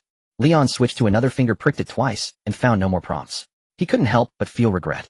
How difficult would it be to obtain divine feedback in the future? In this world, according to the original owner's memories, the gods had profoundly influenced the world, but they had not appeared on the continent for thousands of years. I have a stomach ache. I'm going to the bathroom. Leon looked at Anna, still under the influence of the drug, shook his head, bandaged her finger with gauze, and turned to leave the room. Her affection was 0, not meeting the system's requirements. A wrong move could turn it -18. No, with the blue liqueurs boost, it would be -24. The moon was bright, and the stars' sparse frost covered the ground, and in the blink of an eye the east grew pale. Huff, I'm exhausted. Leon pushed open the door with dark circles under his eyes, collapsed onto the bed, his face weary. Master. Anna covered herself with the blanket, revealing half her head. The moon was bright, and the stars' sparse frost covered the ground, and in the blink of an eye the east grew pale. Leon pushed open the door with dark circles under his eyes, collapsed onto the bed, his face weary. Master. Anna covered herself with the blanket, revealing half her head. You're awake. Leon said weakly. Let me formally introduce myself. I am Leonardo Messer. What is... Anna's eyes flickered with confusion, for as a tool of the Messer family, knowing the names of family members was mandatory. But seeing Leon waiting for an answer, she still uttered her name, Anna. Then she wriggled her body closer to Leon. However, since Leon had collapsed directly onto the blanket upon returning, Anna shifted several times without touching him, a hint of panic appearing in her eyes. Why so proactive? Isn't the affection 0? Or is the drug still active? Leon frowned, flipping through the system panel in his mind, confirming that Anna's affection displayed was 0. Don't move. Seeing Anna was so anxious she was about to crawl out from under the covers, Leon reached out and pressed down on her head. He remembered that Anna was wearing nothing under the blanket. Although he was in a sage mode now, Anna's exaggerated figure and fair face could still reduce the cooldown. After all, she was in strength as judged by the system. One could only say terrifyingly so. Meow. Seeing this, Anna could only obediently shrink back under the covers, trembling, her white fox ears mimicking a kitten's call. You're a fox demohuman, right? Leon couldn't resist pinching on his ears. Although the texture felt no different from a cat's ears, Leon hadn't forgotten the foxtail that had emerged from under the blanket yesterday. Yes, master. Seeing Leon's puzzled expression, Anna quickly explained. Because the Lord likes white cats, all animals in the castle can only mimic the sound of a cat. The corner of Leon's mouth twitched. The hobbies of the nobility were constantly challenging his understanding. You are not an animal, you are a demi-human. Leon shook his head, got up, and fished out a relatively loose shirt from the wardrobe, tossing it to Anna. Make do with this for now. It'll take you to find some suitable clothes later. MMHM, not bad, it has the vibe of a disappearing bottom outfit. Leon looked at Anna with satisfaction.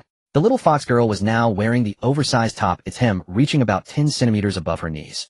Master. Anna clutched the hem of her shirt, her face flushed crimson, her fox tail drooping, not daring to raise it. Let's go. Leon took Anna's hand and pushed open the door. The castle of Lord Messer covered 100 acres, built entirely from, or imbued with magical power, housing nearly 100 servants and family members with rooms stacked intricately, like a maze. So where should he find the women's wardrobe? Bang bang bang. Lazybones 6, the sun is scorching your butt. Get up. Leon pounded hard on the door of his sixth sister, fiery red hair seemingly ready to ignite at any moment. Siobhan opened the door in her pajamas. Her temper was like her fiery red hair seemingly ready to ignite at any moment. Looking for a beating, are you? Pa, you spendthrift. Leon pulled Anna straight into Siobhan's room, looking at the clothes strewn all over the floor with a disdainful expression. Hurry up and find some skirts. Leonardo, you'd better not bring your toys into my room. Siobhan grabbed her hair in frustration. Seeing Anna, she grew somewhat irritated. I guarantee you can't handle my anger. Oh, spare me your rage. Leon directly opened Siobhan's wardrobe, rifling through it as he spoke. Hand over a few skirts, and I won't hold a grudge about you putting that little blue pill in my wine glass. What wine? Siobhan looked confused. You son of a... Leon laughed in disbelief. So you're telling me that big glass of blue wine had no impurities at all? Trying to get your little brother killed, weren't you, eh? Ahem. Siobhan immediately deflated, scratching her hair awkwardly. Well, nothing happened. Though I am a bit surprised this demi-human is still alive. Siobhan scrutinized Anna carefully, finding no signs of abuse from head to toe, and couldn't help but look suspicious. With that big a dose, you were still dejected all night. Shoo, go play somewhere else. Leon rolled his eyes. Siobhan was half a year older than Leon, but the treatment they received was worlds apart. Since the three elder sisters had already monopolized the marriage alliance projects, Siobhan lived a carefree life. After all, the only troubles a noble lady faced aside from the bitterness of an arranged marriage were the dilemmas of what kind of happy day to have today. As for the original owner, after accepting the stud label, he realized with a slap to his forehead that aside from being destined for a life of constant toil, he didn't seem to have any other worries. And so these two carefree souls became so close that they would even conspire to put chili sauce in Lord Messer's underwear. Not this one. Siobhan grabbed Leon's wrist, pulling out a snow-white long dress that was so sparing with fabric it even omitted the sleeves. Detected suitable original target, Siobhan Messer deity hybrid. This works too. Hey, there's no orthopedic department in Del Kingdom here. Hearing the system prompt, Leon raised an eyebrow. Bro system, this is the original owner's sister. This isn't something you should be evaluating. Fertility, A rank. Current affection, 59. Buffed. Leon was already sweating over the system's incestuous assessment, but when he saw the subsequent rating and glanced at Siobhan's flat chest, he couldn't hold it in and burst out laughing. What are you laughing at? Siobhan held up the white dress, spreading it against the morning light, which made it shimmer with a radiant glow. You ignorant fool, this is ice silk fabric. It's impervious to water and fire. Such a precious thing is still a treasure, even without sleeves. Oh, Leon's eyes lit up. He tossed aside the other clothes and snatched the white dress. Thank you, Leonardo. Siobhan grabbed a pillow and swung it at him. Give it back. Why are you dressing a toy in such things? No manners. Her name is Anna, your future sister-in-law. Leon dodged while clutching the dress. Meanwhile, Anna, who had been standing quietly in the corner, felt her eyes flicker intensely at those words. But she quickly calmed down, resuming her obedient and demure demeanor. What a ridiculous hick joke. Siobhan scoffed, as if hearing a shepherd boy proclaiming his intent to marry a ewe or a frog prince embracing a toad. I think the drug hasn't worn off yet, has it? Give me back my dress. You don't know a damn thing. Leon directly grabbed Anna's hand and turned to leave. Why did the affection value just jump? Back in the room, looking at Anna, who had changed clothes, Leon stroked his chin and opened the system panel. Affection 1. What? 1 point. You've got to be kidding. Leon was immediately displeased. This will take ages. Bro system, aren't you used to this abundant offspring business yet? She was willing to warm the bed before. How could it be just 1 point? Please check Anna's status, host. Even though the system had remained silent through previous torrents of complaints, this time it responded. The cold electronic voice seemed to carry a hint of helplessness. Right? The slave contract. Leon grabbed Anna's hand, looking it over. Do I need to dissolve the contract to have a passionate romance? Master, my slave contract is with the butler. Anna let Leon examine her hands. The word contract seemed to trigger a keyword. The butler manages the contracts for most of the work. The demi-humans. Ding, quest triggered, retrieve Anna's slave contract. Looking at Anna's calm expression, Leon mentally added a prompt for accepting the quest. In the slave market of Mengen City, the merciless sun wilted everything. A band of slave traders lounged together, their calls languid as they hawked, wild stock fresh vigorous. Have you heard? This place has turned strange, someone murmured. You mean? A month ago, one night in Mengen City lasted more than half again as long as usual. I heard. Those tavern girls were worked to exhaustion. The next day they could barely stand, another replied. What odd things you pay attention to. I mean the matter of Chernashi found hanging before a mansion gate. They say he killed himself out of shame, one said. Quick, be brisk. A sharp, energetic voice cut through the idle chatter. Bye. Haven't seen you in a month. What closed up shop? A merchant drew his sleeve and approached. Where have you been lately? I heard the Eastern Jinhai Fortress produces a tribute point elixirs, hot goods. Want to try your luck? Attribute point elixirs. The rotund by sheltered in the eave shade cooling himself while he supervised his men. He grinned at the speaker and joked, "Little brother, are you not afraid that dealing with those who dwell upon the Fuejuwu will see you fed to their ship?" A retro wave of cultivation had risen along the eastern coast, yet attribute point elixirs remained exceedingly difficult to obtain. They said the place produced a monstrous thing half metal and half flesh, which only yielded attribute point elixirs after periodic sacrifices of foreign merchants. What was that thing called again? I scratched his head, unable to recall the odd name. Fuejuwu. You mean the Hongmu of Fanti, GLV Luba 15. 3. 0. 1781 version. Cow, how do you remember that so clearly? I was stunned. He had not expected the man to even recall a version number. Of course, my intelligence is thorough, the merchant cow said, uncurling his sleeve, twirling his thin mustache, and drawing out a fine black line. Go to the eastern coast, and make a haul. Guaranteed huge profits. Recently, adventurers in Minjin City favored buying combat followers, and ordinary servant prices plunged, leaving many slave merchants ruined. He had to consider switching trades. No thank you. I have business to attend to. I shook his head, and after seeing his shop's gear mostly stowed, prepared to leave. The Red Masked Guild? That hot-tempered firebeard is not easy to deal with, Cow remarked, seeing that I had only brought out transport wagons. The Red Masked Guild? That hot-tempered firebeard is not easy to deal with, Cow remarked, seeing that they were crushing the slave market. Ordinarily, merchants would boycott such practices, but the Red Masked Guild had behind it one of Minjin City's two epics, Tianyin Songzangs. An emergent fire-type epic, that fire-bearded figure was no mere hermit tucked away in the city lord's mansion. On the plains west of Minjin City, the flames he summoned a month ago had melted mountains and everything upon them. They had yet to be extinguished. Some scholars speculated that a vast chain of volcanoes would eventually form there. Who would dare resist such a fearsome powerhouse? They would likely be hung on the city walls and roasted like dried fish by the next day. There were even rumors that Chernashi had been hanged by him. This was an exceedingly dangerous volatile firebeard.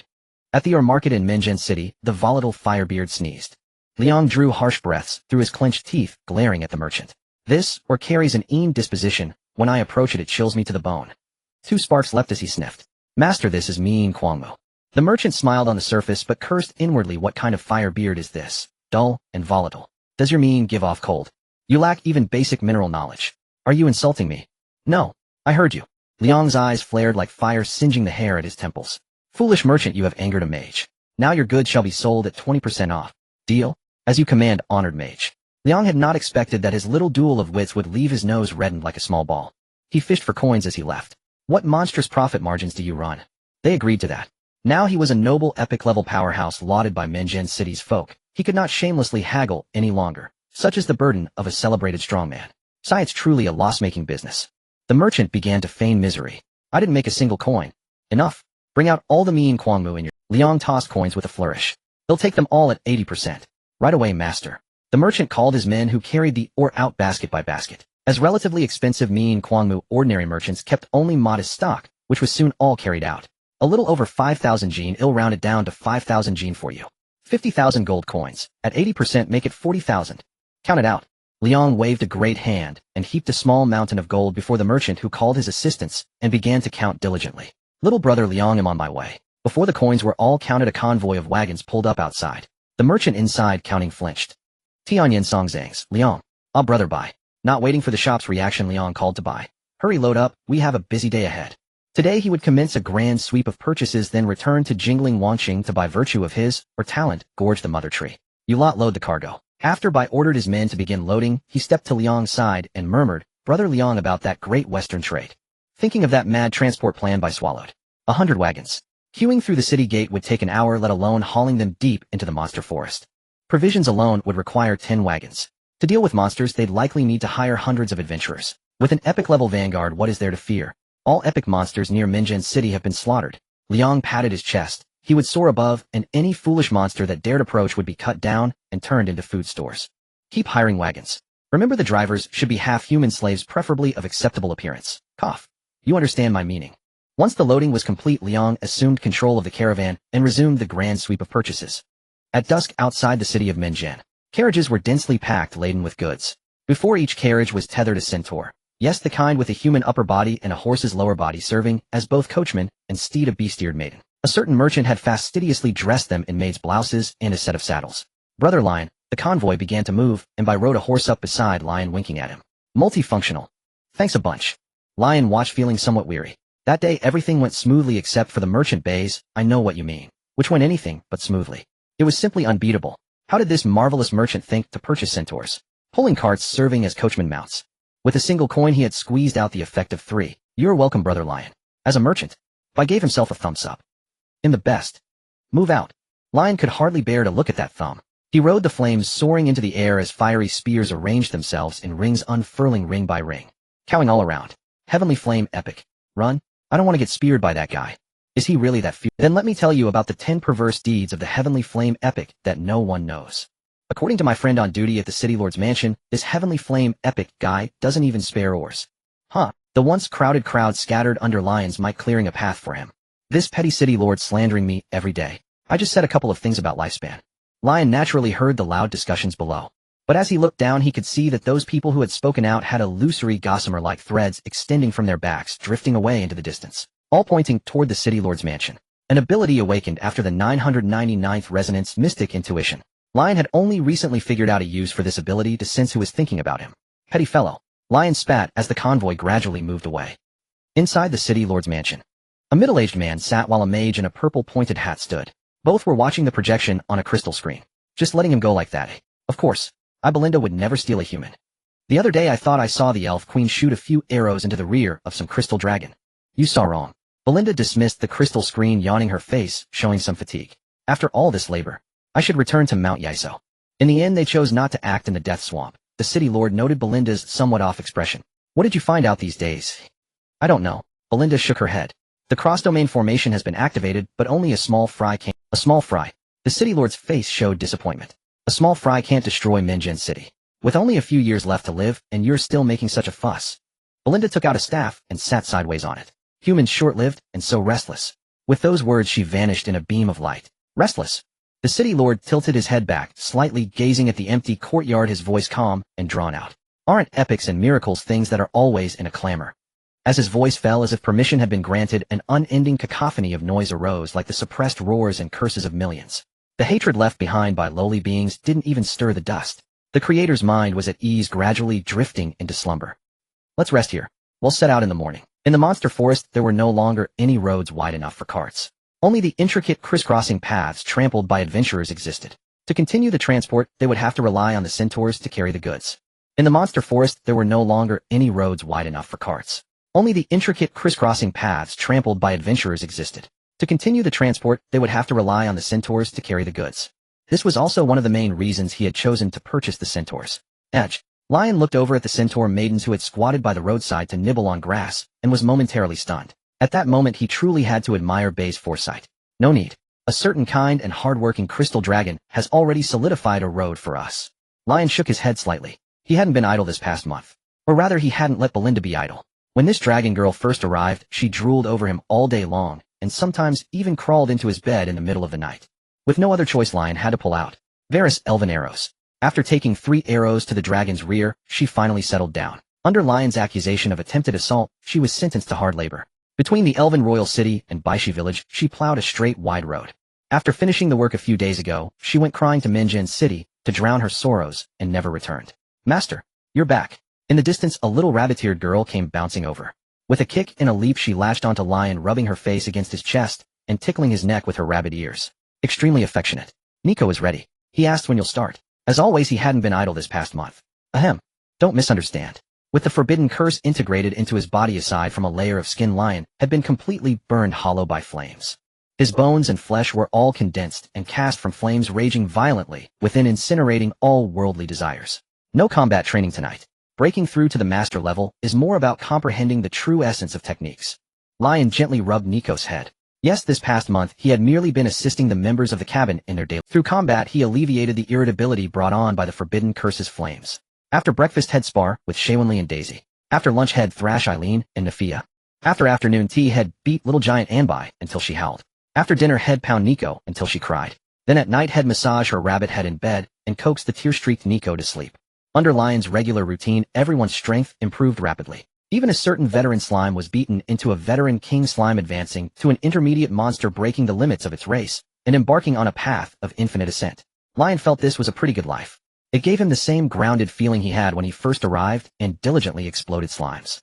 The little rabbit girl was a bit disappointed to hear there would be no combat.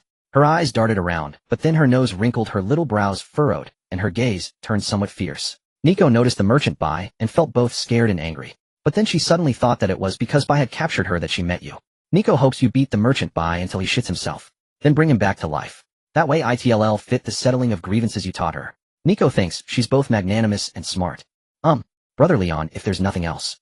Bai cautiously broke the mounting tension. Good night. Sweet dreams, Bai. Leon gave a light chuckle, his knuckles cracking as he clenched his fists. We are brothers after all. Bai sighed deeply and silently crouched down, cradling his head. Just spare my face. He recognized Nico. He also sensed Leon's tenderness toward her. As a merchant adept at reading subtle cues, he instantly pieced together much of what lay beneath the surface.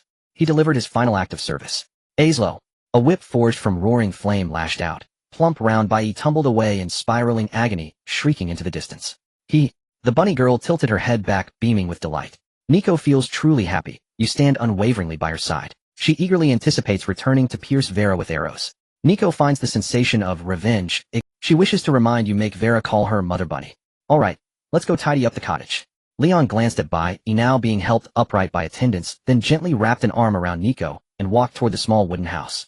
Master, I will continue helping you build the cottage. Nico slipped her arms around Leon's neck, watching quietly as he arranged the furniture. Well, here it is. After finishing the cleanup, Leon pulled Nico onto the bed, preparing to rest. We must also build a cottage in the royal capital. Nico believes you shouldn't always reside in Vera's home. As you wish. You're the very best, master. Of course. Snap. As the two whispered softly, the cottage door swung open. Leon, I saw many caravans. Are you departing tomorrow? Savrenla's voice approached from afar, and by the time her words settled, she stood just beyond the edge of the bed. Have you made your decision? Leon keenly detected the deeper implication behind her word, departing. Lifting his gaze to Savrenli, he noticed her eyes flickering nervously, her hands hidden behind her back, clutching something unknown. At Leon's question, Savrenli murmured softly, I've pondered it for a long while. There are things As she spoke, she sank gracefully to her knees, her face now only a foot from his. Yes, face it bravely. Leon smiled warmly, offering quiet encouragement. The sharp-witted you will surely resolve even the most intricate matters. Since the Crawford family incident, Savrenli had not returned once to the Messala household. Though Savrenli rarely showed it, Leon could still sense the occasional shadow of melancholy and deep contemplation that lingered within her. The curse of divine blood. Yes. Thank you for your encouragement. Savrenli leaned forward, drawing ever closer to Leon. I've resolved that the chaos of the previous generation cannot be undone. Nor does it require me, a descendant, to dwell upon it. I need only ensure this generation knows no such tragedy. Leonardo will certainly aid me. Leon, will you? Savrenla's gaze softened infinitely as she held his eyes steady and serene. Of course. Without hesitation, Leon affirmed, it would be my honor to serve you. Then, a delicate flush crept up Savrenla's cheeks, and her hands, still concealed behind her back, began to emerge slowly. Leon raised an eyebrow. Something felt distinctly amiss. SHW. With swift motion, Savrenli placed a pair of katir hairbands atop his head. Her shoulders slipped, her outer robe fell to the floor, revealing an inner garment styled in feline elegance. Leon, I shall faithfully embody a feline subrace. Savrenli watched Leon's stunned expression and flashed a mischievous smile. You just pledged your aid. Surely an epicteer cultivator wouldn't renege on his word. First, let me establish my ranking order. Then after I return home, I'll seek you in the Elven royal capital. Nico has already instructed me how to acquire power. Night is fleeting, we must seize our time. Her voice trembled faintly with shyness and nervousness as her tongue quivered, inching toward Leon's cheek. Hot, hot, hot. With startled cries, Savrenli collapsed onto the floor. Tongue lolling, she fanned herself frantically, tears welling in her eyes. Nico, did you deceive me? This was not at all what she had envisioned. Miss Savrenli, Nico never said it was permissible right now. The bunny girl curled tightly in Leon's embrace, and trying desperately to vanish covered her eyes. Lately Nico hasn't even partaken of master. Did I perhaps forget to mention that? Leon rolled off the bed, lifted Savrenli to her feet, and then tore open his own abdomen. Lately Leon is within his abdominal cavity, organs forged of living flame pulsed and writhed. Suspended at its center, a palm-sized flame-born figure sat cross-legged in serene meditation. How can this be? Shock, disbelief, then chagrin and mortification flashed across Savrenla's eyes. Hastily snatching up her cloak, she buried her face beneath it and mumbled, voice muffled, Leon, could you pretend I was never here? Leon offered no reply. Silently, he closed the wound in his abdomen, then gently pried apart the fabric concealing Savrenla's face. His tone turned grave. Savrenli, you will accompany me to the Elven royal capital. Savrenla's tongue hung limply. You must. Very well. Silence stretched through the night. At dawn the next day, outside the wooden cottage. Dear Archmage, I shall miss you dearly once I enter the forest. Leon performed an exaggerated farewell bow. and Lady Illyria's cuisine. I shall reminisce about it often. Travel safely, Mr. Leon. Illyria laughed at Leon's theatrics, elegantly lifting her skirt in a graceful curtsy. Should you ever return, breakfast, lunch, and dinner shall all await you. Leon, you are the finest student I have ever instructed. Though admittedly you are also the only one I've taught. Daisy stifled a giggle behind her hand. A novice mage guiding an epic tier cultivator. That boast I shall cherish for life. My dear elder sister, you'd best whisper that boast lest it reach Montan City where this fellow's reputation remains. Less than stellar. Adrian approached, leading the carriage. His blood mask had been repaired, but now concealed once more beneath a silver one. His eyes were calm, placid. Oh please, Red Mask Guild operates under my banner, yet still draws universal scorn. Adventurers at least hold gratitude toward me. Or rather some of them. Cough cough. Surely you haven't sold your combat attendants to some bizarre adventurers. Probably not. Leon exchanged a few more words with the three, then wasted no further time, leading the group onward toward the monster forest. A centaur hauled the carriage, its wheels carving deep furrows into the earth. Halt. This tree I planted, this road I forged. A skeletal figure wearing a nobleman's hat staggered unsteadily up from the soil. The forest behind him rippled sideways, parting to reveal a vast straight road stretching endlessly toward the horizon. None may pass without paying. Huh, a countryman. Then the price rises. Go play elsewhere. Lion Spat jumped off the carriage and dragged Vega to the roadside. Heavens, someone's dragged along, Vega shouted. Old pal, there must be something shady in your carriage. As if you were human. That hurts, old pal. Vega stood at the edge of the road watching carriages roll by, lowering his hat brim with one hand and clutching his collar with the other, glancing around. What are you doing? Chill. Old pal, let me show you a big treasure. It better be a treasure. Lion looked Vega up and down. This fellow had come running via the teleportation matrix some time ago, bustling about to assist Belinda. Wherever the road was built, she used wood magic to camouflage it. Indeed, though this guy had a skeletal body, his main profession was a wood mage. He was a grand mage of wood at the master level, a step away from epic. Quite the contrast. That she-dragon hasn't sent the promised legendary dragon blood yet. What could I possibly pull out? Vega, seeing the carriages were mostly gone, slowly took out an object and tossed it to Lion. A palm-sized crystal, gray and hazy, yet giving a flowing, illusory feel. What the hell is this? As Lion took it, a low, dense chant echoed in his ears like wailing and praying. An elf's wandering soul. In ancient times, after the genocidal war, the elf empress at your place gathered the remaining elf souls and handed them to the lord of the Death Swamp for restoration. Now the glory of the elf race, the dominant species, is about to re-emerge. This item is also due to be returned. Vega raised his arm bone before Lion with only his thumb and index finger left twitching excitedly. The 9 phalanges have been distributed. Are you ready, my friend? Let's start the Warzone conquest. Speak plainly, old pal. Lion felt Vega was up to something. Don't drag me into weird events. Old pal, let me test you. Where's the sea? Everywhere. Lion pointed around casually. No, it's right beneath you. Vega pointed down. The death roots of the Death Swamp have grown through the earth vein corridor to the Nether Sea. We snatched a bunch of elf soul fragments from those guys. Vega tapped his chin with his finger bone, his tone intriguing, but they don't call them soul fragments over there. If they call them $100 bills. And skeleton silver coins, dragon gold coins, giant copper coins, etc. They use the souls of various races as currency. If your elf bank opens, they'll come to withdraw money. You get what I mean? Lion's brows knitted into a frown. After a long moment he exhaled. Can we fight? Kidding. With us 5 cheaters it's a sure win. Vega flashed a confident grin, spreading his arms. Let those natives hold up in the sea, witness the glory of the dominant race. Just go back and mass-produce troops. The earth vein corridor will be blocked by the Death Swamp. Up north, Leon is building super soldiers. The eastern coast is guarded by an outsider, old pal. Meow, a supergiant aircraft carrier like a city, so cool. Oh, let me give you a world map. Vega slapped his head and pulled out a map from his pocket. As you see, the entire Redania continent is a massive fragment floating on the Nether Sea. In the northern part of the continent lies the resting place of ancient beings, the Coral Plateau. It keeps the continent afloat and now belongs to the Dragon faction. Next to it is the earth vein corridor running north-south and infested with the undead. It's my backyard. Ahead, the southern end is the giant kingdom, a gathering of mountains. Most of the kingdom is submerged in the Nether Sea, probably already defected. Well, treat it as a treasure hunting ground. As for the 3 human kingdoms to the west and the Ebon dynasty to the east, they belong to the neutral faction. It remains to be seen if they'll join this battle for the dominant race. The struggle for dominance. Lion flew midair, intimidating the monsters in the forest. His thoughts churned. According to Vega, the elves were a dominant race in ancient times. Redania had 2 origin roots, the life root and the death root. They nurtured elves and the undead respectively, together with dragons and giants, known as the 4 dominant races. Alas, at the end of the ancient era, over 10,000 years ago, races from the Nether Sea surface destroyed the life root, hammered the death root into the earth vein corridor, dragged large numbers of dragons into the sea, and reduced the giants to wandering giants. The Nether Sea races were incredibly fierce. Yet after a few battles, they hurriedly submerged without taking over Redania. Now, sensing signs of the Mother Tree's revival, they've sent envoys to investigate. The elf mother tree says to you welcome back. She misses you deeply. She also wants to birth elves. She asks you why are you holding her back. Unconsciously as Lion's thoughts wandered, the convoy entered the range of the elf mother tree. The status bar kept dinging. In moments it surged past 99. From initial longing to final resentment and complaints flooding the screen. Is this a city? Below by also saw the city at the roads, and his pupils contracting. The forest ancient city elf city Afmar. He hadn't expected that the end of this road where trees receded and the ridge arched led to the legendary Afmar. That was a mythical capital where countless legendary creatures had resided, and even gods had stayed. The elf mother tree was surprised to hear the name, not expecting anyone in the world to remember the former royal city. No, this is Lion's imperial capital. Lion descended hovering beside by and tossed him a phalanx. Now you are the only merchant coming and going because Lion's imperial capital is a city that prefers quiet. The elf mother tree was taken aback, thinking, oh well, a married woman follows her husband. As long as you're happy calling it Lion's mother tree or Lion's Vera is fine. Lion silently muted the elf mother tree and looked at Bai.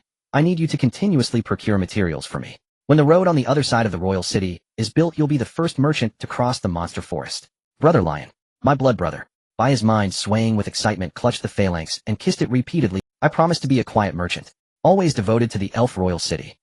Don't do anything excessive with that phalanx. The vengeful demon will get angry. Lion's mouth twitched. Unload the goods first. We don't need a cholesterol-heavy heart here. Yes. Bai's voice rang with fervor. Respected lord of Lion's royal city. Outside the Elven King's city. You are back.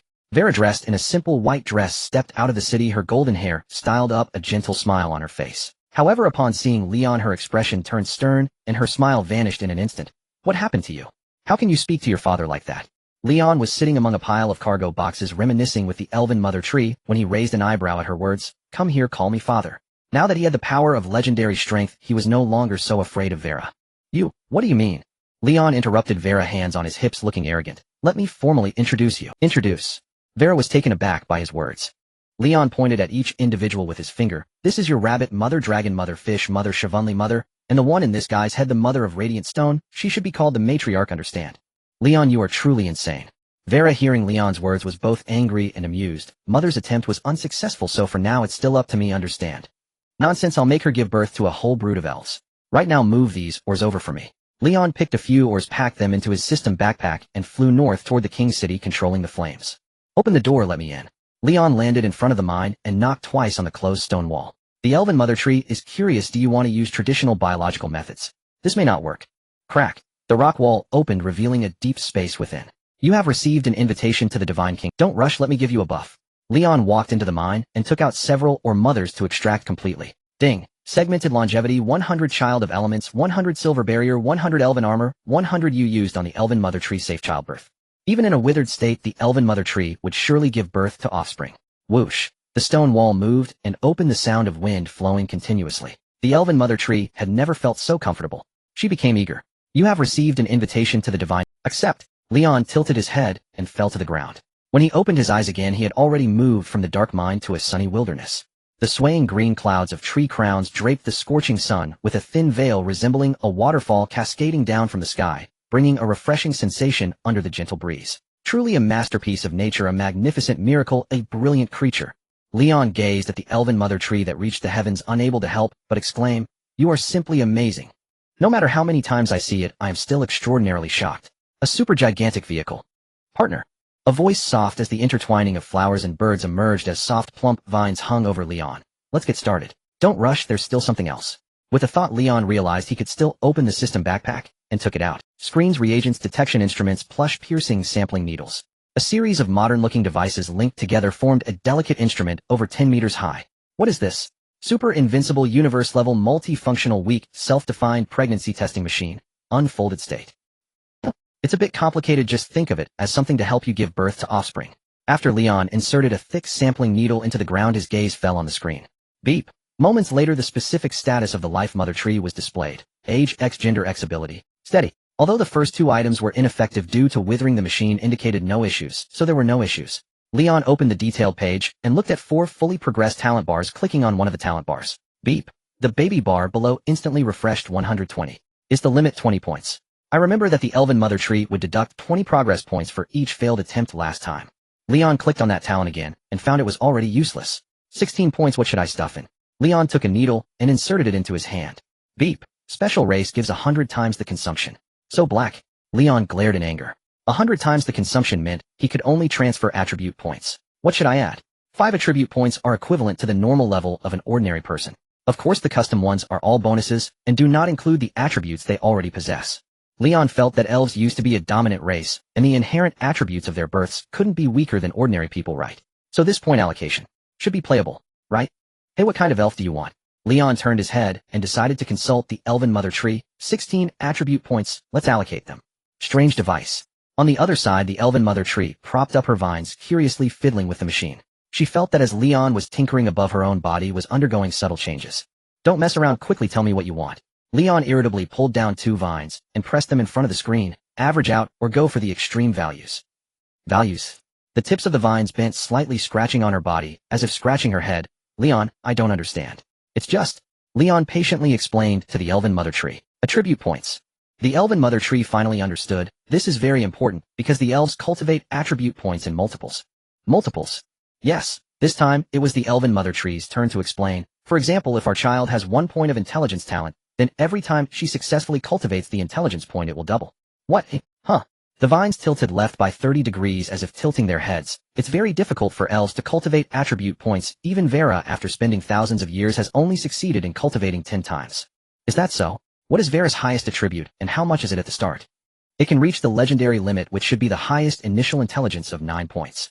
The Elven Mother Tree shook her head slightly, but with the disappearance of the gods, the wisdom deity no longer bestows blessings. She, like you, has her intelligence points locked at the extreme of the mundane. The divine path has long been severed, and elves have to specialize as mages and archers. During this time, she woke up and understood the changes that had occurred in Redania over the past 10,000 years. Blessings.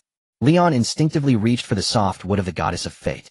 Upon touching the vine on his waist, he remembered that he was in the divine kingdom, and not only was there no soft wood, but he didn't even have a piece of clothing. Forget it, let's create the elves first. Intelligence, 1600. Ding, allocation complete. Ugh. As Leon completed the allocation, the machine and the voice of the Spirit Mother Tree chimed almost simultaneously. A little. Joyous news. You have sired a spirit offspring. Calculating feedback. Alright, it's gone.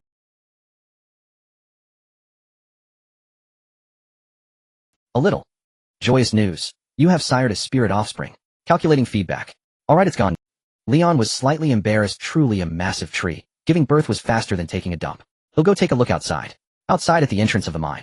A colossal branch 10 meters high bulged outward, bearing a giant fruit, half the size of a person. The emerald rind began to peel away, ripening into a mature orange-yellow hue. So, call me. Through the semi-translucent rind, Leon glimpsed the fully formed spirit infant within. He immediately taunted Vera beside him. Hurry up, call me father once. I. Vera's expression was dazed. She hadn't expected Leon to be so swift. No sooner had he left than he had completed the deed with the Mother Tree. And now there was even a child.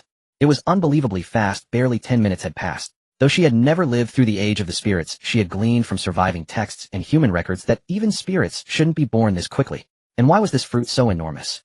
It was big enough to fit a fully grown adult spirit inside. Warning, your conception does not conform to the rules. The withered Mother Tree lacks the conditions for conception. The spirit infant is about to wither and die. Mother-child safety activated. Condition screening. Screening complete. Spirit wandering soul crystal. Durability 1. Spirit wandering soul crystal. Leon recalled the gray mist crystal sent by Vega. Mother-child safety activated successfully. The fruit of your love with the Spirit Mother Tree is on its way. Forced birth, forced descent, forced growth, forced maturation. The semi-translucent fruit blurred, churning incessantly as sounds of gnawing, chewing, and the grinding of bones echoed. Under your coercion, the world has accepted this life. Thump. A heartbeat resounded, one beat after another. Hiss. This series of changes made Leon's brows twitch wildly. He suddenly felt a sense of foreboding. Instinctively, he stepped backward. Daddy. Ha ha ha. Before Leon could retreat, far an ancient tongue rang out. The rind split open with a crack, and a pale, slender body struggled to slide out. The body, already that of a young maiden, was drained of all color. Her hair, the hue of withered grass, was soaked through with juice, clinging wetly to her form. A pair of cerulean eyes stared fixedly at Leon. Daddy, daddy. Ha ha ha. Her voice was childish, but her manner of speech sounded as if squeezed from mud and stagnant water. Each utterance was followed by a heavy gasp, like a moan. It made Leon's hair stand on end. Hephalia, you're the eldest here, and the child is newborn. Leon scratched at the shadow in his hair. Come out quickly and be her wet nurse. Lord Leon, I'm scared. The shadow clung to a tuft of Leon's hair, refusing to emerge. She couldn't understand the elvish tongue, only sensing that the thing lying on the ground was emitting a spine-chilling sound. Daddy, daddy. Ha ha ha. The newborn spirit crawled on the ground struggling to reach out her hand. Hold Kaya please. It hurts so much. Ha ha ha. Kaya. A pair of gentle hands encircled the spirit's waist, lifting her up, their tone soft. Your name is Kaya? I've seen that name in books. It belongs to a spirit elder. I don't know, ha ha ha. Kaya looked up and seeing the other was also golden-haired with pointed ears relaxed into their embrace. There are so many blurry things they keep calling me Kaya. Ha ha ha. Open your mouth. In Kaya's bewildered gaze. The other pried open her mouth and pulled out a sticky lump of pulp from her throat. I'm better now. Kaya's voice became clear and melodious. You're amazing. What's your name? Vera. Vera tossed the pulp aside then lifted her skirt to wipe Kaya's damp forehead. This time you should call me sister. Yes. Vera pressed her forehead against Kaya's. Kaya, I'm so glad you've come. Mother and I are both overjoyed. Swoosh. Two vines grew forth, gently stroking the heads of the two spirits. The spirit mother tree is overjoyed. Whether this is reincarnation or new birth, she desires to birth more spirits. Ding. Revenue summary complete. Your lifespan increased 333 years. Your intelligence increased 5 points rounded. You have acquired talent start over X1 spirit helmet silver wall fires joy attribute multiplier rounded negative exempt. Attribute multiplier. And with negative exempt. Leon clicked on the details. The first four were weakened versions of the four great plugin talents while the last was a racial talent of the spirits. Attribute multiplier, you can temporarily double all attributes rounded. Your base attribute points are defined as all 5. Additionally, you can continuously stack this multiplier by birthing spirits negative exempt. Attribute multiplier. And with negative exempt. Leon clicked on the details. The first four were weakened versions of the four great plugin talents while the last was a racial talent of the spirits. And didn't stack. What a fine negative exempt indeed. Leon glanced at the mother and daughters embracing each other, chose not to disturb their reunion peace, and walked toward the depths of the mine. Come on. My massive tree, I need more spirits too. Attribute point allocation cancelled. You have been burned to death. You activate start over. Stowaway successful. You have arrived at the spirit mother tree's rainbow divine kingdom. You have been reborn. Please have the spirit mother tree forge a flesh and blood body for you. What do you mean stowaway? How these talents?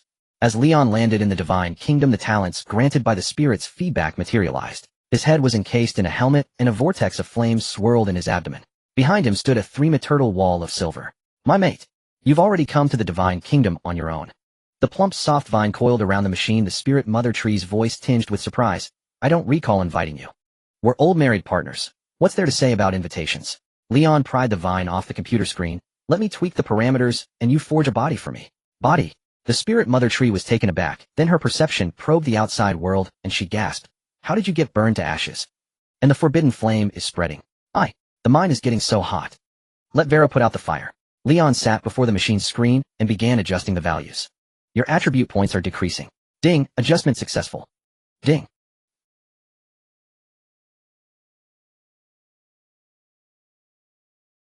I only have a little over 1,000 attribute points left.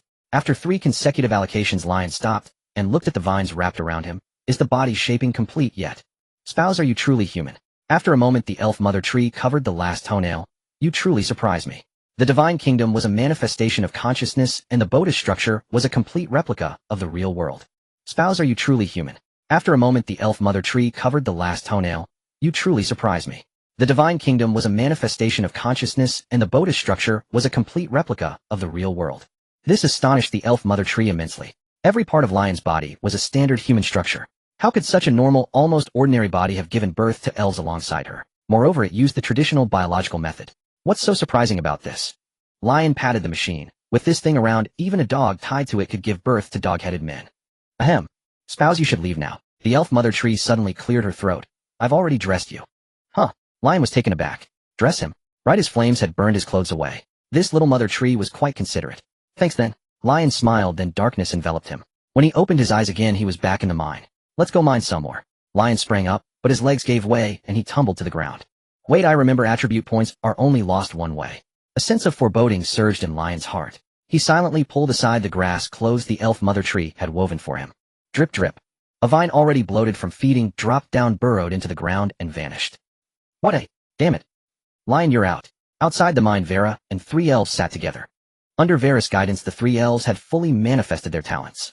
Magnificent armor materialized, displaying different colors based on their elemental affinity. Lion's gaze was numb and hollow, his steps weak and unsteady as he limped along. In response to Vera's greeting, he only nodded slightly, said nothing more, and turned to leave. Daddy, daddy, father, nuzzle snuggle. The 3 elven maidens crowded around Lion, rubbing and cuddling again. Hello. Lion forced a faint smile. He was starting to question his life, but these daughters were in theory truly born from him and the elf mother tree. After all, the process and the result were right before him. Kaya is very attuned to fire magic, Nora has great talent in earth magic, Tia is also fire aligned. Vera introduced them one by one, a gentle smile on her face. Father, thank you. After 10,000 years finally seeing her kin again, she approved of this marriage. Oh, even being called father by Vera, Lion couldn't muster any joy. The elf mother tree sensed your unhappiness. She reminds you not to pass negative emotions to the children at home. All right, my good daughters. Lion took a deep breath, patted each of Kaya and the others on the head, and said in Elvish, I'm glad you've come into this world. Now follow me to rebuild the glory of the elven race. Great, great. Happy. How? Elven glory. The three elven maidens were stirred by Lion's words, hopping around him excitedly. They jostled Lion, making him stagger and nearly fall. Rebuild the glory. The smile never left Vera's face as she stepped forward to support Lion's arm. Father, Vera will assist you too. Just call me Lion. Lion found it awkward. Steadying himself with Vera's help, he said, All right, daughters, now let's take the first step toward glory. Under the elves' hopeful gazes, he pointed southeast of the royal city, mining, or at Vera's residence. The courtyard was already piled with crates. Nico, aren't you worried about your master? Shaywinley lined up a few crates, lay on them like a salted fish basking in the sun, and spoke lazily. As far as I know, the elf's mother is the elf mother tree. Since Lion made her call him daddy, he must have become the elf mother tree's husband. Miss Shaywinley, mind your noble image. Nico sat on a crate, using her legs as a pillow for Shaywinley, her small hands rummaging through the other's red hair. Let Nico see if there are any bugs in your head. There's magic in my head, not bugs. A lazy bug is pillowed on my thigh. Hey you. Shaywinley pouted, don't change the subject. I mean, your master might be off carving wood. Huh, carving wood, so what? The little bunny girl was taken aback. Carving wood was something Lion often did back in the cabin, wasn't it? Sigh, an innocent Nico. Shaywinley twisted her head to turn over, intending to sun the other side, but met several pairs of blazing eyes.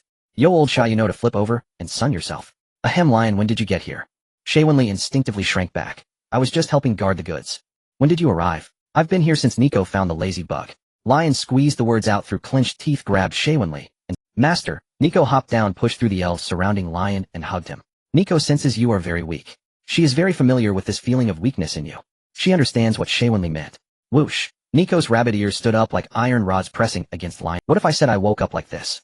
Feeling the little bunny girl's stiffened, Lion broke into a sweat. I don't remember a thing. Nico doesn't believe you. Ahem then. Lion glanced at the surrounding elves and forced a grin. What are you waiting for? Call her Bunny Mom. Chirp chirp, Bunny Mom, Bunny Mommy. The three elves nuzzled up to Nico. This. Before long, Nico was softened by the elves, who were a head shorter than her. Nico feels something is off. Why are the elves born so big? Why did you give birth so fast? She has fallen into a blind spot of knowledge. She thinks she might have misunderstood you, right? Then bring him back to life. That way ITLL fit the settling of grievances you taught her. Nico thinks she's both. His gaze fell on Nicole. Now I have a significant and arduous task for you. Build a row of wooden cabins here, there, and everywhere. Once you're done, this place shall be called the Nicole Heavy Industries Group. Alright. Nicole was delighted to hear her name used for the naming, although she had no idea what Heavy Industries Group meant. Get to work. From now on, this whole crowd is under your command. Leon's gaze swept over the people behind him. Kara on her broom, Mando wielding a long spear, the giant Embryo, who had already reached 5 meters tall, the high-ranking mermaid, Irene, the mid-tier combatant, Nafia, the 3 elven cubs, and a certain red-haired mage adorned with pink, black, and white tricolor fluff balls. It should be enough for Nicole to form a construction team. Alright. Nicole released Leon's arm, ran into the crowd, and began planning. Vera, come with me. Let's take a trip. Leon took Vera's hand and walked toward the outskirts of the royal city. Father, where are we going? Call me Leon. Yes, father. To the Grey Rock Cave. Now that the elves had begun to emerge, it was time to bring over Chief Luke of the research department. Do we need to hurry? Vera stepped forward, linked her arm with Leon's, and smiled faintly. Father Leon. Has the birth of the elves affected you this much? Leon tapped Vera's forehead. You're nothing like the unruly, madly defiant person I first met. And what? Vera supported Leon, whose steps had grown unsteady as they walked out. With a nimble leap, they were several steps away, exiting the royal city. Nothing. Leon glanced at Vera's favorability level. He didn't even notice that Vera's favorability had plummeted again. Those elves might not be firstborn. Leon began to prepare Vera for the news. But there should be normal elves in the future. The declining durability of the elf wandering soul crystal had already made it clear. These elves were most likely bizarre beings like reincarnated souls, or something of the sort. He hoped Vera could accept this fact, and not lose her mind again. I know, Leon. Vera supported Leon as they arrived at the carriage depot outside the royal city. Leon kept only the largest centaur and handed the others over to by instructing him to engage in trade and continuously transport Mother or to the elf royal city. But it's fine. They have been reborn and are my sisters now. Vera untied the centaur's reins. The past shouldn't become their shackles. But it's fine. They have been reborn and are my sisters now. He hadn't paid much attention to the other two elves, but he remembered that one named Kaya had called him Daddy, with a strange laugh, and even blurted out her own name. Her intelligence and cognitive level were not like those of a newborn. It's just a name. Don't be so old-fashioned.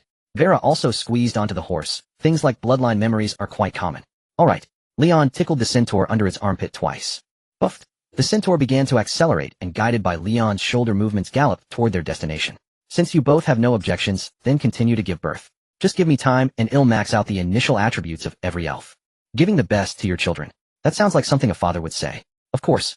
Call me Dad. Dad. No fun. Next time remember to be a bit more reserved, showing some resistance, defiance, and forbearance. Yes, father. 3 days later at the Ashrock Cavern. Chief Luke, long time no see. Leon smiled at Luke, who was wearing a seamless helmet. The elf royal city is already operational. I've come. Greetings, friend from afar. Luke's voice came from within the helmet. We are ready. Aren't you going to take off your helmet to pay homage to the elf empress? Leon pushed Vera forward. Oh, Chief Luke, it's not polite to face a lady with a helmet on, Goblin Luke. Vera flicked her skirt and gracefully extended her hand. Leon tells me you wish to pledge your allegiance to me. A vast surge of mana rippled through the air. Merely the sound of her voice caused plants to grow wildly throughout the underground space, flowers to bloom from cracks in the stone, and a faint fragrance to spread in all directions. It was as if the cavern itself was welcoming and catering to the arrival of a supreme being. Tisk tisk, that's the style of a legendary powerhouse. Leon marveled inwardly. Not bad. The two had spent a considerable amount of time discussing matters along the way. In the end, they decided that Vera would take the lead, publicly governing the overall affairs of the elf race, while Leon would remain in the shadows, stirring up trouble and developing in stealth. Thus at this moment in public, Vera had to put on the airs of an elf empress. What she was displaying was one of the entrance effects Leon had devised for her. Esteemed elf empress, please forgive my rudeness. Luke was awed by Vera's entrance effect, his voice now filled with deep respect. Our Ashrock clan will spend our lives adorning your miracle. With that, he knelt on one knee and pressed his helmet to Vera's fingertips as a sign of fealty. The elf empress forgives you. It was Leon who answered Luke. She has decided to bestow a treasure upon you. A treasure? Yes, a wondrous thing that can push a marvel toward a miracle. A hint of mischief flickered across Leon's face as he produced a green-skinned head with white hair and a white beard. Tada, it's Luke's head. It got to see the elf empress before Luke did. This? Luke's voice trembled with shock as he held the head, momentarily speechless. He had never expected to see his own head again. How is he? Upon contact with Luke, the head instantly regained vitality, turning on his palm to look at Leon. Did you end all of this? The eyes had been reattached to the head, so I just pieced together some organs for him on the battlefield. Leon recalled seriously, probably a crooked nose, mismatched eyes, a mouthful of huge buck teeth, and fangs, one ear with a lobe and the other with an earring. And then, Leon paused. Luke sighed and finished the sentence, so he at least had a complete corpse. No, then I threw him back to his clan to rebuild the Goblin Kingdom, which had lost nearly all of its people. Haha, Luke, what's with that look? Leon patted Luke on the shoulder. I'm your friend, and your brother is also my friend. It's just that the Goblin Priest Luke Tun is already dead, leaving only a green-skinned head called the Dungeon Emperor. This way that old codger in Minjan City can turn a blind eye. Leon. Luke's hands trembled as he removed his helmet, attached the head, and then prostrated himself heavily on the ground. Goblin Luke, epic tier mage, is willing to serve you for eternity until my soul withers and fades. An epic level mage. My friend Luke is only high tier. A high tier forest druid and an epic tier necromancer and geomancer. Luke stood up, using his beard and hair to conceal the scars on his neck. I didn't mean to hide it, but with 3 epics near Minjan City, that's already enough. Leon frowned. The city lord. Luke's eyes flickered, but he remained silent. Fine, since you're so strong, I won't bother escorting your kin anymore. Leon tugged at Vera, who was still emanating dramatic effects, and pointed at the centaur grazing nearby. This one, Sauna, knows the way to the Elven Royal City. We're leaving first. Sauna. Luke looked the centaur up and down. A colossal being 3 meters tall with muscles rippling like piled rocks on its horse body. Yet the curves of the human torso were perfect and exaggerated, exuding power without lacking flamboyant beauty. But why were there purple markings on its abdomen? Was it a legendary zebra? Luke was puzzled. Master Sauna will lead them to Avmar. The centaur, seeing everyone staring, patted its chest in assurance. Sauna remembers the way back. Alright, Luke, stop staring at the horse's belly. It's improper. Leon noticed where Luke's gaze fell, and a flicker of awkwardness crossed his face. By the heavens, he truly had no strange thoughts about his mount. He didn't know why, but the patterns of the slave contract he cast always turned purple. It must be some bizarre god playing trick. My apologies, Sauna. Madam. Luke apologized, then turned to Leon and Vera, who were about to leave. By Nephinx, may you have a safe journey. By Nephinx. Nephinx. Outside the cave, Vera glanced back at the underground lair, deep in thought. What's wrong? Leon extended his senses, planning to catch a passing monster for transport. I recall in the elven mythical text, Nephinx is a despicable usurper who stole the authority of a certain god and gave that god a ridiculous title. What title? The god of tackiness. Leon's face twitched. This Nephinx's style was truly, hey, isn't that my trusty wolf teacher? As they talked, Leon spotted a monster and sent a fireball into the bushes, blasting out a deep forest red wolf. Roar. The deep forest red wolf sensed Leon's aura and bared its fangs. You a mere intermediate mage putting on airs before me, wolf lord. You? Let me ride you. Leon glared, brandishing a spear and conjuring a fireball, ready to reason with the wolf through force. Although his attributes barely totaled 200, Leon had forged a wealth of combat experience through the harsh trials of it. He beat the deep forest red wolf until it rolled on the ground. You still have the aura of an intermediate mage. Even worse than that rabbit demi-human. Vera yawned, releasing a sliver of her aura, which immediately forced the wolf to stick out its tongue. It curled up, more docile than a dog. What rabbit demi-human? That's your bunny mother. Leon spat. And am not intermediate, I can now reach legendary level combat power. He found it strange. His little bunny girl had 999 intelligence, and after settling down, she was already breaking through to master level. Why was he still stuck at intermediate? Though intelligence didn't equal class level and only aided cultivation, he had maintained 5,994 intelligence for a long time. 9 times the bunny girl's cultivation efficiency, yet he was falling behind. Strange state. Vera had briefly witnessed Leon's legendary prowess, as she was the one who extinguished the forbidden flame. She walked up to Leon and reached for his belly. Don't move, let me check. Buffed. With a few rips, she tore open Leon's belly, pushed aside the colorful intestines, and focused on the mana core in the abdominal cavity, her eyes narrowing. This checkup is rather hardcore, Leon said, his belly gaping open and blood splattering. Are you done? Him feeling a bit faint. His face was turning pale from the damage. A strange power. All elements are mixed together, forming a self-contained cycle. Vera reached in and stirred the mana core, causing Leon's organs to spin along. This, though used to pain, Leon broke out in cold sweat from her actions. Wait, the cycle is missing one. Vera finally found the cause. She brought her nose close to Leon's mana core and sniffed lightly. Leon, what's going on? You've absorbed all elements, but why is Earth missing? With one element forever missing, it's naturally hard to break through. Leon was stunned. Well, it was impolite, so I didn't take it. Leon gently pushed Vera away. He remembered. The method for absorbing Earth element was hard to accept, so he had refused. Meow, why didn't it just go straight to the stomach? Why choose such a weird way to enter the body? Vera's reminder finally made Leon realize. He tore open his belly and pressed himself against the ground. You, the power of Earth element under that tacky god, controlled by that tacky elemental lord, so tacky. Boom! An existence in the void heard Leon's rant and erupted in fury. A surging tide of Earth element converged, blasting Leon 3 meters into the air. I can feel it. The power of a self-contained, eternal cycle. Leon accepted the surging Earth element, flailing his limbs and gesturing in all directions. All elements were purified and unified. A terrifying aura erupted, and eternal ancient presence descended. His eyes sparkled with brilliant radiance, a light so weathered, as if an immortal gazed upon an ant. As his gaze shifted, snow and rain fell abruptly, flames flickered and vanished, emerald vines emerged from the void and retreated back like scattering serpents. This time Leon wasn't adding effects to himself. Various elemental phenomena manifested. Immortality. Eternity. This is the aura. Vera looked up at the smugly smiling Leon, a smile spreading across her face. Such pure, immortal aura. Your lifespan is even longer than mine. Of course, and your father. Father Leon. A flicker of resistance and 3 parts of reluctance crossed Vera's face, all melting into forbearance. Father, Vera shall forever be your child. You're quite the actor. Leon absorbed the surrounding elements into his body and landed on the ground. What level have I reached now? Mana coalesces into a core with a vast inner space expanding within. Vera tore open Leon's abdomen and examined it closely. By human professional standards, this is the master rank. Father, have you broken through so quickly? For an ordinary mage, upon advancing to the high rank, surging mana solidifies and compresses, forming a mage's core. When skills are honed to perfection and spiritual force carves open the core to create an inner space, one reaches the master realm. Though there was no need, like common warriors, to pursue the ultimate breakthrough of a perfected state of mind. Yet carving open the mana core with spiritual force was a step that could stymie 99 of practitioners. After all, with the core in one's head, a moment of impatience and a slightly misaligned spiritual strike could easily leave one mindless. Thus, whether expanding the core or opening the inner space, it all came down to day-by-day drip-wearing stone accumulation through practice. But why is the core round? Vera pinched the golden sphere inside Leon's abdominal cavity and gently rubbed it. And why are there 2 hazy silhouettes within? Your old man is a magical genius. Leon pushed Vera's hand away, channeling wood elements to stitch up his own belly. The 2 silhouettes were talents bestowed by the feedback from giving birth to his elven offspring, joy of fire and earthy gloom. As a rounded-down third of the elemental child, it merely granted Leon corresponding elemental abilities. Tisk, after breaking through those mere mid-tier monsters, seem beneath me now. After sewing up his belly, Leon pulled Vera onto the Deepwood Red Wolf and galloped into the distance. With Luke's matters settled, he needed to find his gold mine, the Dungeon Emperor. The Deepwood Red Wolf raced on until it stopped at the foot of a mountain. The Red Rock Lair. Vera looked up at its surface was riddled with caves like a honeycomb. Yes, this goblin nest is rich in blood jade, mother, or... Seeing Vera's confusion, Leon added, blood jade is a gem of vibrant color and excellent quality. Honored. Celestial epic welcome. The sound of flapping wings arose as a green-skinned head wobbled unsteadily before them and spoke respectfully. The Dungeon Emperor has been awaiting you.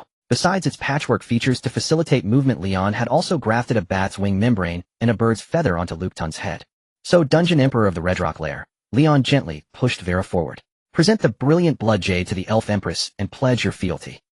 Vera raised her chin slightly. Strange head, offer your loyalty. As mana surged, trees bent back, twisting and intertwining, they converged to form a massive throne. The Elf Empress. Seeing the majestic legendary elf before the throne, Luke Tun folded his wings and fell to the ground. I am willing to serve you. Before you I should not be called emperor. A red gemstone floated out from Luke Tun's head. Radiant bright, like pure blood. It was the finest blood jade. Then from now on you shall be called the Red Rock Lord. Vera pocketed the blood jade and casually named him. No, at least call him the Dungeon Lord. Leon tried to retain his right to name his spoils. Dungeon Lord, I accept your fealty. Vera shot Leon a sharp glance and turned to walk away. Take all your wealth and journey east. Present yourself to me at the Elven Royal City. My Emperor, I am honored to present myself, but... Luke Tun looked at Leon. But if I stop suppressing them, the evil monsters of the underworld will begin to counterattack the surface. A month ago he had thought Leon would burn him to death. Unexpectedly, upon hearing about the horde of evil monsters below, Leon not only tossed him back into the Red Rock Caverns, but even arranged for Bloodface Adrian to continue running the business, steadily trading battle minions to human cities. Training manuals and low-level spells flooded the goblin faction. The rise of numerous goblin professionals allowed them, even after a massive purge of their race, to hold their own against the evil monsters below. However, the two forces were now locked in a stalemate. His abrupt departure could easily lead to a breach in the defenses. Pack your things. The elves in the Royal City need you to open dungeons for their training. Leon waved a hand at Luke Tun. They'll give you a few more days. Set up the trade system for Adrian. He'll treat the goblin race well. Let me show you what it really means to profit from war. He knew just how dark Adrian's heart was.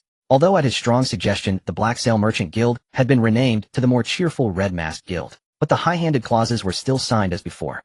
As you command. Luke Tun bowed his head slightly. You mentioned elven training earlier. The Deepwood Red Wolf carried them both through the dense forest. After they had traveled some distance, Vera spoke slowly. Father, I feel you are a bit anxious. Call me Leon. A normal address is fine. Leon reached back and poked Vera's forehead. What do you know, little homebody? The day of divine calamity is less than a month away. How could I not be anxious? But I've already decided to stop hunting the ancient wyverns after all. A faint blush crept across Vera's face. All right, I forgot to tell you. The Death Swamp has already struck a deal with Mount ISO. Leon tugged on the wolf's ears to speed up, unable to see Vera's expression, and continued. The plan to hunt the ancient wyverns was cancelled long ago. In a while, both factions will come to negotiate a new cooperation with you. New cooperation? About attacking the deep sea. So soon? Vera was stunned. The elven infants had just been born and hadn't even gotten their feet steady, and they were already starting an assault on the deep sea. It wasn't supposed to be this fast. I was prepared to pay protection fees for a few hundred years. Leon glanced back at Vera and continued, but with this batch of elves maturing quickly, we don't have to waste that money. That day when Vega found him, it wasn't just to open a map. He had outlined the subsequent plan. Temporarily, the Death Swamp would take the front line, officially starting the war in the Earth Vein Corridor on the day of divine calamity. The Dragon faction would participate in the battle as war supporters. The Elven faction far in the rear would act as the development lane of first accumulating strength. The price for this protection was Vera. She had to pay once a month with a dragon hunting arrow strike. A dragon hunting arrow of maximum power capable of blowing apart a legendary wyvern in a single shot. Though Leon didn't know the cost of such an arrow, it didn't stop him from haggling for more benefits. So the two agreed to hold a tripartite meeting after Vega contacted Mount ISO to finalize the matter. But now if the Elven race could quickly enter the war and even become a core force through segmented immortality, then it was worth a serious renegotiation. When they arrive, you must hold the scene together. Don't be timid. Even if the negotiations break down, do not be afraid. Leon warned Vera. Cooperation is almost inevitable. It just depends on who can gain more benefits. Don't easily concede. He was different from Vega. The other party spread their legs, and after it was done, they could command the Lord of the Swamp. On my side, I have a whole family of elves to support. Can't be careless, father you. Must be tired. Vera gently embraced Leon from behind, her voice carrying a hint of sincere respect. I used to think you just wanted an excuse to leave the royal city and find women behind mother's back. How could that be? Leon interrupted Vera, speaking firmly. I have nothing but respect for your mother tree. The two quickly set off, during which Vera even caught a Lord-level red wolf for transportation.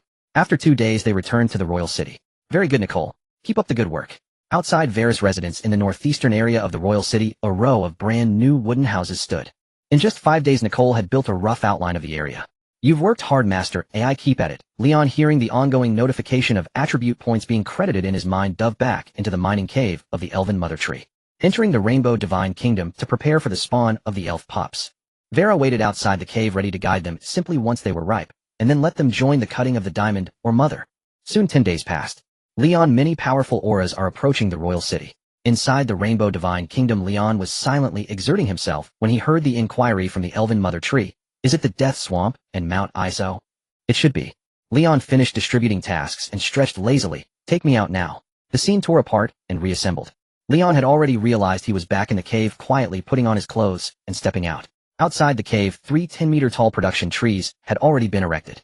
Vera sat quietly in a wrought-tan chair waiting for the fruits to fall. Father, are you resting so early today? Noticing the movement, Vera tilted her head to look at Leon. Only 5 elves were born today. The opposing forces are here. Oh, prepare yourself. Leon stumbled as he nimbly jumped and hurried away toward the royal city.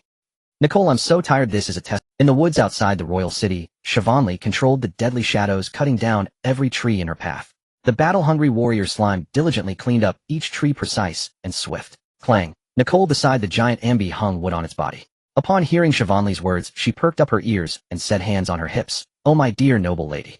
Why are you still a mid-level mage? Nicole is almost at master level. You need to practice more. With you like this, how can you sleep soundly? Stop. Siobhanly covered her ears, saying, Nicole, why are you becoming more and more like the harsh Leon? Nicole thinks the master's words make a lot of sense. I think it doesn't make sense. Siobhanly ran over and pinched Nicole's waist. That liar, I got nothing when I arrived at the royal city. Yet you're getting fatter and fatter. Not at all. Nicole poked Siobhanly with her rabbit ears. The master comes back every day looking exhausted and haggard, and Nicole has been hungry too. Huh, where's this guy wasting his energy? Nicole doesn't know. Roar. Just as the two were getting close and starting to grumble about Leon, a dragon roar echoed from the sky. A dragon over 30 meters long hovered above the winds. It stirred, making the trees below sway violently. The translucent dragon scales made of crystal revealed pale dragon skin, refracting a faint rainbow glow. The azure eyes gazed downward, surveying the area below. In the next moment, one after another smaller dragons, only about 10 meters long, appeared and hovered to the side. White dragons, green dragons, black dragons, blue dragons. All 5 colored dragons except the red dragon species appeared. Among them were also friendly factions like gem dragons, metallic dragons, and light giants. The massive wings flapped and the dense dragon swarm darkened the sky. Nicole, be careful, dragons. The giant Ambi rapidly grew in size, reaching 10 meters tall, its aura overwhelming the surrounding vegetation. Blood surged and roiled. Miss Siobhanly, do dragons eat rabbits? I can't say about other rabbits, but you are so plump, if I passed by I would definitely take a bite to taste the flavor. Siobhanly and Nicole quietly retreated hand in hand. Nicole is hard and firm. The little rabbit girl tilted her head. According to Leon's evaluation, she was super powerful. One rabbit punch can crush a dragon. Crack. As the two retreated, a 10-meter-tall skeleton giant squeezed through the trees, swinging its massive axe in a circle to clear the obstacles, revealing a small skeleton wearing a noble hat behind it. God, Miss Guide of the Forest, we meet again. Vega took off his hat and bowed to Siobhanly, his posture elegant. Behind him, a surge of death energy flowed as more skeleton giants emerged. Guns, shields, swords, crossbows. Various types of troops were complete, and under the spreading death aura, the surrounding trees withered away in circles. Dreadful dead things, keep your death energy to yourselves. A cold voice tinged with slight disdain rang out as Heberia hovered in front of the dragon race and skeleton giants. And you crawlers, are you waiting for the Elven Queen to shoot you down one by one without landing? Oh, Heberia, don't be so cold. Guests are guests. Flames exploded in circles of elemental rings bursting out from the royal city, transforming into Leon, who stomped down on the ground. A host of elements received instructions. Trees danced, and the earth writhed as the environment rapidly changed. Glaciers, toxic swamps, fire pits, rotting blood rivers, graveyards.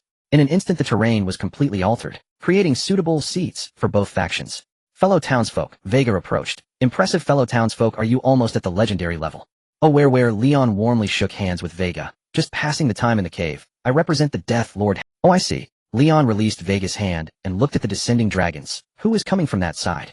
Fellow townsfolk, that's rude. At least let me finish saying the name. Vega placed the noble hat on his hollow head. Of course, it's the giant dragon. Leon, a slightly delicate voice interrupted their conversation as a 30-meter-long crystal giant dragon pranced up, wiggling its dragon behind, suddenly stopping in front of Leon and Vega. Did you miss me? Belinda. Lion erected a wall of silver blocking the debris, and Gale stirred up by her sudden halt. Bingo. The crystal dragon lowered its head, its draconic eyes nearly pressing against Lion's face. You are weak, yet you shine, ever brighter. Vega, embarrassed for Lion, changed the subject. So how many pillow talks? Lion stood before the vertical pupil nearly as tall as himself, admiring his reflection, as if before a mirror. Behold the epic endlessly sung by the city of Mungen, how handsome I am. Oh, spare us, old friend. Have some shame. Vega, embarrassed for Lion, changed the subject. So how many pillow talks did it take for the elf queen to agree to this alliance? Lion. Vega, though I lack flesh and blood, I can see at a glance that you are utterly drained. Pa, do you take me for you? Lion turned and walked away. Enter. The elf queen is amenable, it's up to you. In the heart of the royal city, white jade steps cascaded layer upon layer.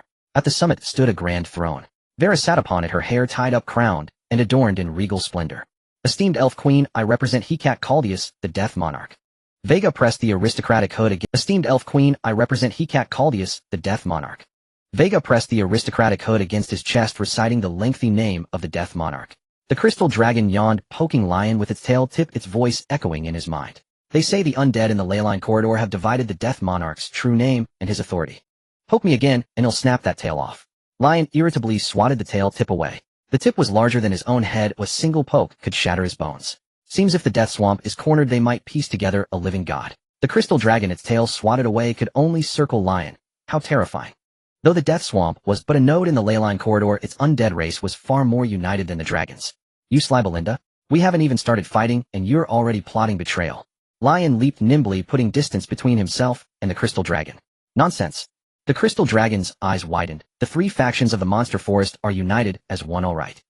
I extend my greetings. While Lion and the crystal dragon whispered, Vega finally completed the basic formalities. May its soul burn. Vera nodded. Messenger of the death swamp, you have arrived once more. How fares the plan to hunt the ancient wi? Her gaze then fell upon the crystal dragon, carrying a hint of coldness. Lion, I feel your queen stare at me is rather odd. Foolish dragon, if someone flirted with your spouse right before your eyes, would you be pleased? True. The crystal dragon silently tucked its tail away. Respected queen, I have not come this time to hunt the ancient wi. Vega's ribs spread one by one, releasing a dense ink-like aura of death. The swamp lord wishes to discuss another important matter with you. Elf queen, it has been long. Vega's voice halted abruptly, turning misty, as if from underwater. You remain eternally radiant, and a pair of scarlet eyes opened within the deathly black mist, scanning the royal city. At last you are no longer alone. Cormans. Vera's gaze swept over Vega, whose head lolled as he stood amidst the black mist. After millennia, you two are no longer solitary. Heh, I am glad you found a way to revive the elf world tree, but our enemies are equally pleased. Cormans let out a soft laugh, cutting straight to the point. The deep-sea races are beginning to rise, and their target is your... After all these years, Vera's voice was unhurried. The death roots in the leyline corridor must be thriving, yes. So, the black mist surged, and Corman's gaze fell on the crystal dragon. The dwindling dragon race will also partake in this war. Correct. Nafia. Roar. Of course. The crystal dragon let out a low roar, its body swelling, scales flaring outward as its voice turned hoarse and heavy. But the name Nafia has been sullied by my puppet. You may now call me Cambifius. Very well, Lady Progenitor Cambifius. Cormans acknowledged Cambifius, then looked at Vera. Since we all intend to join this war, we must negotiate thoroughly. Proceed. Vera and the crystal dragon's gazes both fell upon Cormans.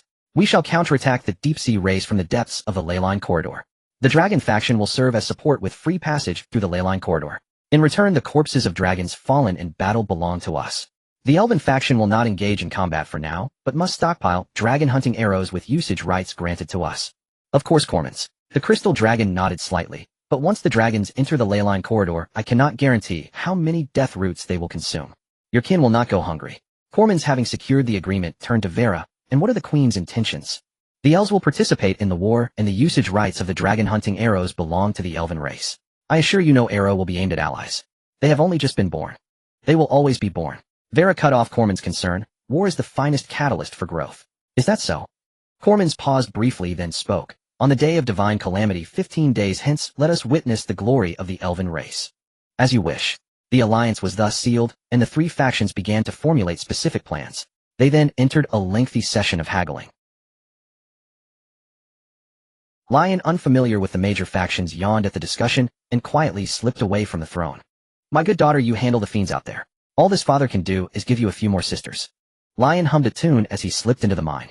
He was about to begin mass-producing troops, striving to assemble a few elven centuries for Vera before the day of divine calamity. A few days ago, Luke's tribe arrived. Stealing his heart and abandoning a shred of psychological scruples, Lion set the goblins to excavating the adamantine mother lode.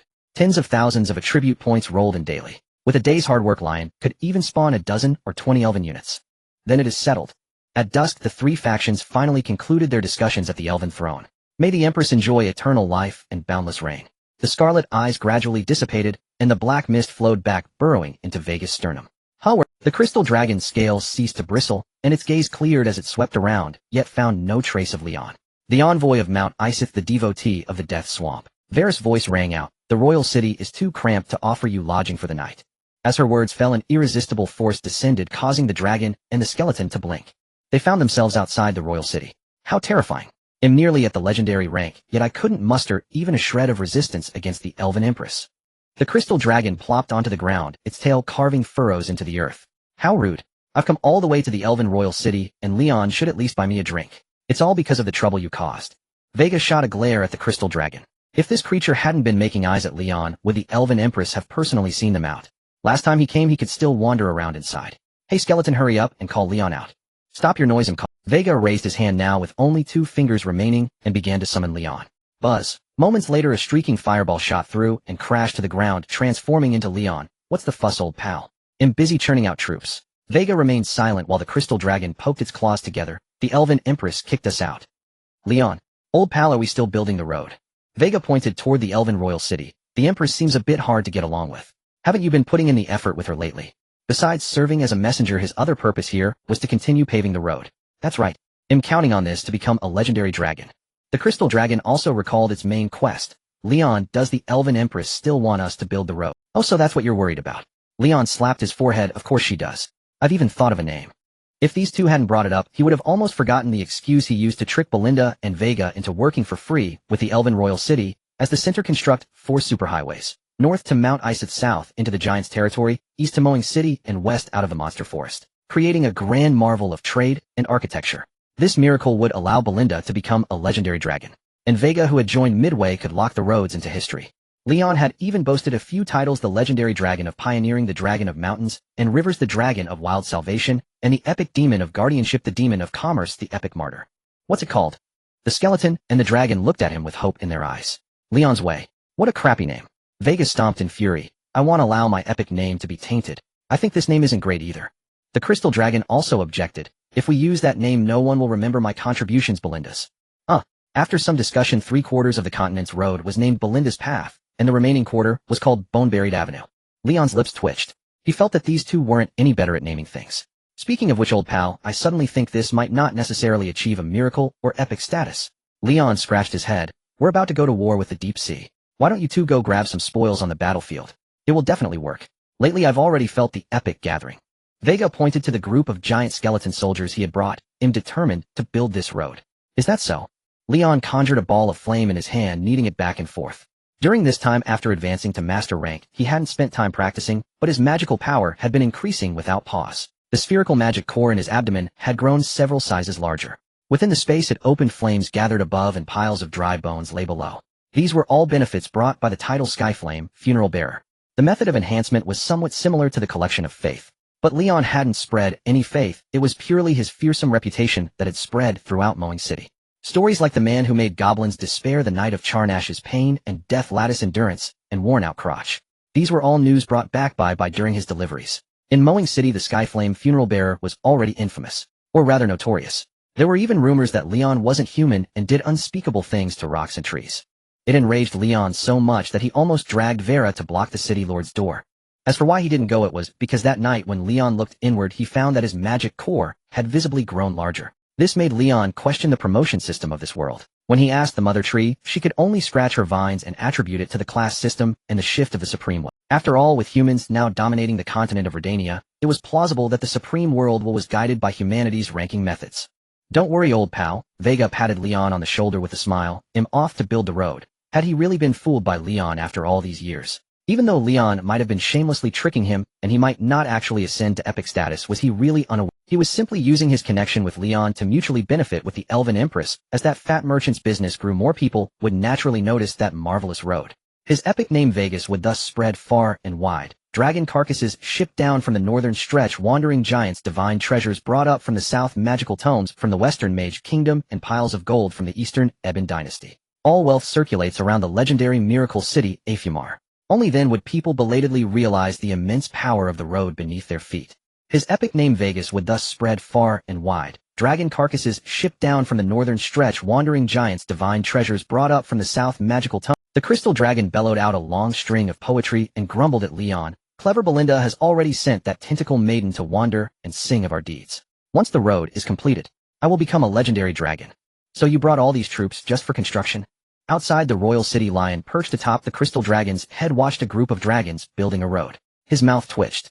Weren't we supposed to personally create a miracle? Why leave it all to them? Whether black, white, green, or blue dragons, they all obediently gnawed at trees and earth, spewing fire, stomping, and lashing their tails to compact the foundation. A squad of dragons even gathered as a mage circle, altering the terrain with draconic magic. If I did it myself, it would take ages to dig. The crystal dragon lifted a claw and reached into its mouth. And who says I'm not contributing?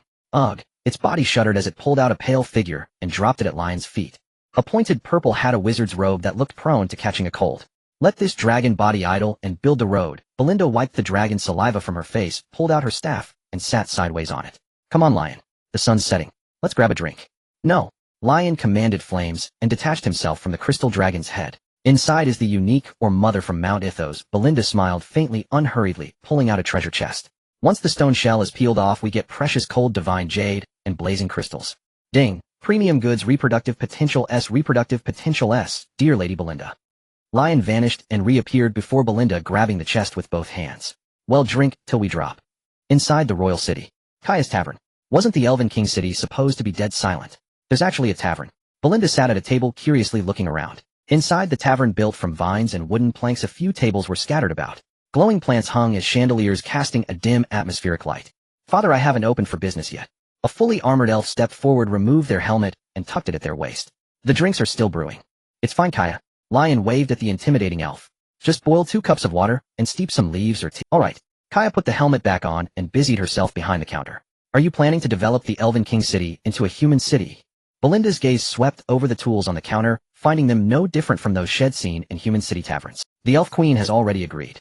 Lion sensed Belinda's doubt and spoke slowly. You might not believe it, but even the elf queen has to call me father. Keep dreaming. Belinda rolled her eyes, then, as if struck by a thought, turned back. If that's your fetish, I could call you that.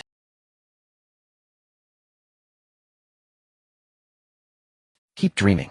Belinda rolled her eyes, then, as if struck by a thought, turned back. If that's your fetish, I could call you that. His fingers moved like blades peeling off the stone skin. The cold jade, or mother, thinks you're impatient and rough. The blazing, or mother, thinks keeping a bit of stone skin is more thrilling. Nephia, or rather Sebethes, wants to see you. Belinda leaned on the table, her gaze fixed on Lion. As a token of sincerity, she has already cut off the true name Nephia. That's quite sincere. Lion didn't stop his actions, continuing to peel the your mothers. Did she send you with this? Lion hadn't deliberately hidden the matter of Nephia. It was only natural that the other party knew and reported it. But sending Belinda with the your mothers, had she guessed something? Yes, she said you'd definitely be interested.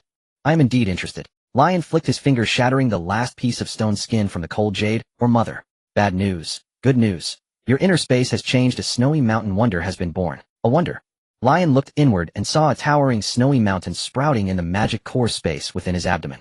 It demarcated the area above as the sky and below as the land. You have allocated the wonder to the elf mother tree. Adaptation complete. Cold divine domain miracle. Progress 0. 1. The elf mother tree is observing her offspring and feels a bit confused by your sudden addition. She feels her divine kingdom is getting a bit chilly. Sebethes must have told you how to obtain these things. Lion put down the half-peeled blazing or mother and looked at Belinda. Of course. Belinda paused to recall, then mimicked the strange language and expression Shed recorded. Baring her teeth, eyes gleaming with excitement, fingers scraping the tabletop with a grating sound, her voice trembling with suppressed excitement. Are you ready? Newbie, you might break if you're not careful. I can't wait to fill you up with experience. Open your backpack. Hey, what's with that look? After finishing her relay, Belinda calmed down. And what do those strange sounds mean? Nothing. It'll make time to visit Mount Ithos. Lion sighed inwardly and fell into thought. Lately, he had also asked Vera about this legendary dragon. According to Vera's memories, the other had become famous a few thousand years before her. As a red dragon, she had hunted the red dragon race across the world until she drove them to extinction, leaving behind the legend of the red dragon progenitor. After that, she seized Mount Ithos and fell silent. When Vera rebuilt the miracle city of Afmar and ascended to legend, she had also gone to spar with her. In the end, she only managed to shave a few thousand meters off Mount Ithos without a decisive victory. Still exterminating the red dragons. That couldn't be the many offspring, many blessings system, could it? A slaughter system. Clank clank. The sound of armored footsteps broke Lion's thoughts. Kaya approached with 2 cups of hot tea and set them on the table. Father, your tea is here. Thank you, Kaya. Kaya let out a soft chuckle and leaned her head close to Lion. I can't help it. Lion smiled and shook his head slightly, reaching out to pat her head. Kaya squinted, rubbing her helmet against Lion's palm, then sat down beside him. Wait. Belinda was slow to react, slamming her hands on the table, her gaze darting between Lion and Kaya. You her father? Cuddling. Kaya looked sideways at Belinda, still wearing her helmet, rubbing her head against Lion's shoulder. Father. Alright, Kaya. I'm discussing serious business with the envoy from Mount Ithos. Okay, I won't tell Sister Vera. It's useless to tell them anyway. I'm the one who calls the shots at home. Lion glared at Kaya, poking his finger against her helmet. You've got way too much free time on your hands, acting all coy and whatnot. This batch of elves possessed exceptional intellectual aptitude along with innate naming and linguistic abilities. With just a bit of guidance from Vera, they quickly learned the continental common tongue and adapted seamlessly to life in the royal city. After selecting their dwellings, they even organized combat squads to purge monsters within the city walls. Notably, a third of the gold coins earned from these hunts by his daughters would be credited to Lion. In just over 10 days, the group of over 300 cubs had netted Lion tens of thousands of gold coins. The monsters in the royal city were nearly hunted to extinction, even the lowly rats were chased frantically. Yet Lion couldn't bring himself to send these newborn elf babies to grind monsters outside the city or subject them to the grueling 6 27-hour mining shifts. After all, though they appeared as adult elves, they constantly radiated a sense of dependence on Lion. Like Kaya's earlier request for a head pat, and now her nuzzling against him. They were all like little children. Even as he walked through the city, an elf cub would suddenly dart out and bump into him, rubbing her hard helmet against him. Their innate talent, elven armor, integrated defense, stealth, and material absorption for enhancement. The elves bore no malice, so his mystic sense wouldn't trigger. Lion was utterly defenseless. Of course, most of the time, when an elf collided with him, she'd bounce off and dent her own helmet. Ouch. It hurts. Just like now, Lion with his high attack and defense easily pierced Kaya's helmet, raising a big bump on her forehead. Father. Kaya pulled off her helmet, her eyelashes holding back tears, her lips pursed as she stared at him. I'm hard to comfort right now. JPG. He'll set a gem for you. Lion pinched Kaya's cheek, then quickly peeled off the stone skin of the blazing, or mother took her helmet and began setting the gem. Once extracted, the blazing crystal was only the size of a fingertip. Under Lion's hammering, it was soon embedded in. Ding. You have enhanced the armor of your elven offspring Kaya, and fully utilized the value of the blazing crystal, triggering 2 instances of meticulous crafting. Hope for father's success two times, huh? Lion tossed the helmet back to Kaya. Thank you, father. Kaya caught the helmet and put it on. Her sobbing ceased. With sisters being born like they cost nothing, receiving a gift from father was no easy feat. She was feeling quite pleased now. Whoosh! The blazing crystal radiated light, and Kaya's originally emerald green helmet turned a fiery orange-red. 2 crimson curved horns materialized, their design rugged, and high temperatures emanated from them, causing the air above to shimmer. Whoa! A horn bull! Lion was taken aback. Flaming great horns. Had he just equipped the armor with a flame? Father, I feel stronger. Kaya extended her left hand, gently clenched her fist, and her delicate wrist guard began to transform. Metal plates multiplied and unfolded, covering each finger entirely. Whoosh! Flames flickered in her palm, the shapes of various weapons flashing and dancing, before finally solidifying into a longbow over 2 meters in length. Swish! Kaya knocked an arrow and drew the string. A flaming arrow shot forth, striking the ground and blasting a small crater. Father is amazing. Kaya excitedly drew her bow again like a child with a new toy, firing arrow after arrow into the ground, leaving a trail of small craters. Oh, well, I won't pry the gem off her head. She is my daughter after all. Lion watched Kaya play with a longing gaze. He had already assembled the elven armor set, and even outfitted Nicole, Siobhan, and others. He just hadn't expected the blazing crystal to enhance the armor further. It's Kaya? How does she have a bow? Why does it explode? Father is here too, and there's a strange elder sister. The commotion from Kaya soon drew a crowd of elves. Then their gazes gradually converged on Lion. Darn it, does father prefer the tavern? When will he ever come to my tailor shop? Sigh, father only ate my water ghoul slime soup once and never came to my place again. You two have it easy.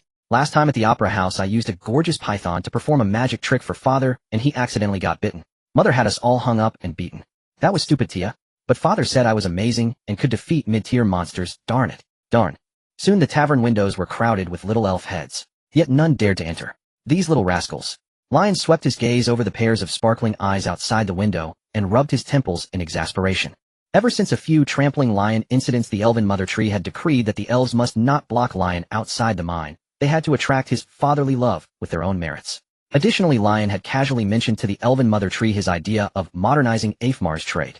A large number of elves then learned business skills and started their unique little workshops. As a result, Lion had to set aside a small portion of his time each day to bond with the elves by visiting their distinctive things like a foot bath shop using the suction cup-covered belly skin of a stillwater ghoul kept alive and spread in a basin, or a natural amusement park hung on a windmill where elves cast wind magic to spin it at super speed.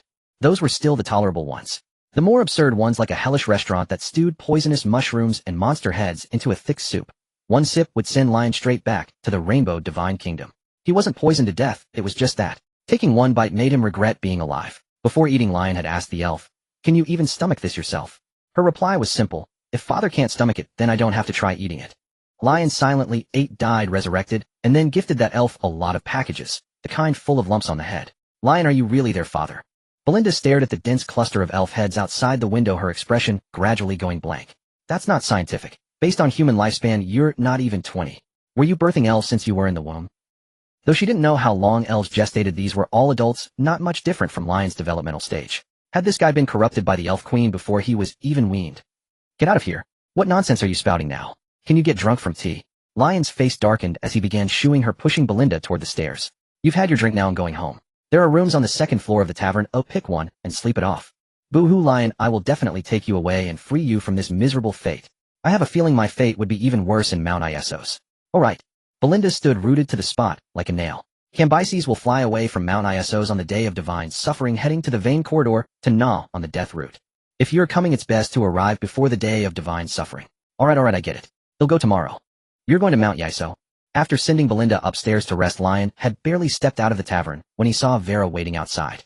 "Yeah, I have to go." Lion closed the tavern door. "I won't be gone long." Judging by the message Belinda had conveyed, Cambyses, the old player from 10,000 years ago, seemed fairly friendly toward this newbie. Right? If not, it didn't matter. At worst, he'd just die and come back. Over this period, he had accumulated over 300 chances to revive. He could afford to take risks.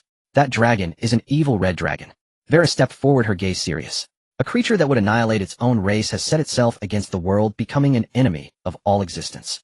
So after you achieved legend status, you received a command from the world consciousness to hunt her down." Lion walked toward Vera's residence, conversing as they went. "Are you confident you can win now?"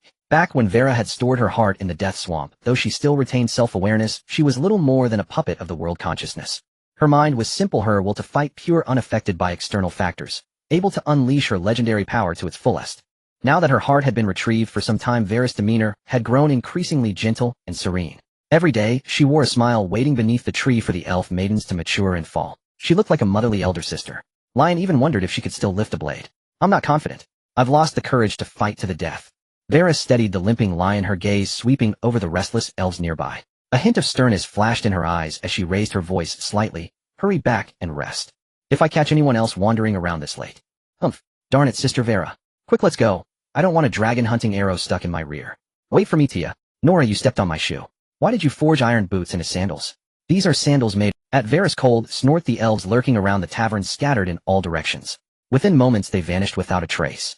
"But if you and the sisters are taken from me, I will grant destruction equally to all things." "Talking big, aren't you?" Lion rolled his eyes and pinched Vera's cheek. "Outside the range of the elf mother tree, you can't even use elven magic. What could you possibly destroy? He'll stand atop Afmar, and my arrows can blast the death swamp to pieces or snap Mount Iso to the north, starting with some restless little reptile." Thump! From behind came the sound of a window closing, a bit rushed, with a certain purple pointed hat caught in the crack. "Shoo!" Lion glanced back at the second floor of the tavern, suppressing a grin. "Don't scare the envoy from the sacred mountain. She has to guide me tomorrow." "Oh, Dawn." Outside the royal city. "Lion, does the elf empress really call you dad?" The crystal dragon lay on the ground, its head planted down, picking at its teeth with a pointed tongue, leaving a trail of wet saliva on its fangs. The light archmage stuck between its teeth ventured cautiously. "I feel like you're not her biological kid. Why is the seat in the dragon's mouth?" Ignoring Belinda's probing, Lion complained about the mode of transport. "Shouldn't I be riding on its head?" He had a feeling he'd end up getting licked on the rear by that sharp dragon tongue. "I don't eat people." Belinda pointed at the crystal dragon. "See the dust on it? It ate dirt all night long. I'm a vegetarian dragon." But he don't listen to her nonsense. A skeleton in an aristocratic hood wobbled closer. "This thing grabbed me and dragged me back to the death swamp. The fare was over 1,000 undead." Roar.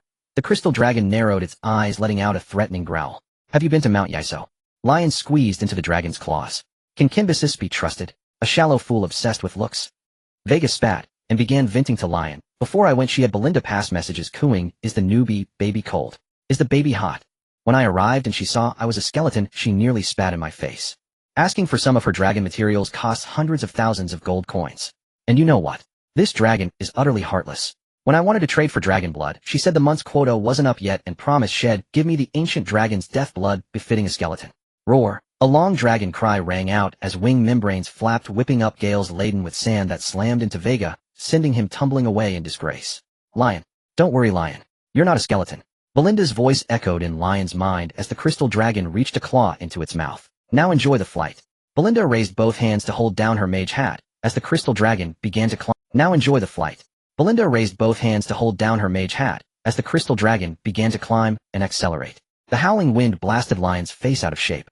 The forest below shrank rapidly, and in the distance between heaven and earth a tiny black speck emerged. Moments later the speck grew larger. Mount Yiso.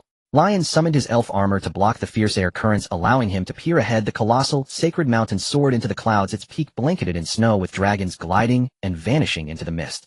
Halfway up, verdant greenery sprawled with towering ancient trees twisted together as monsters lurked within.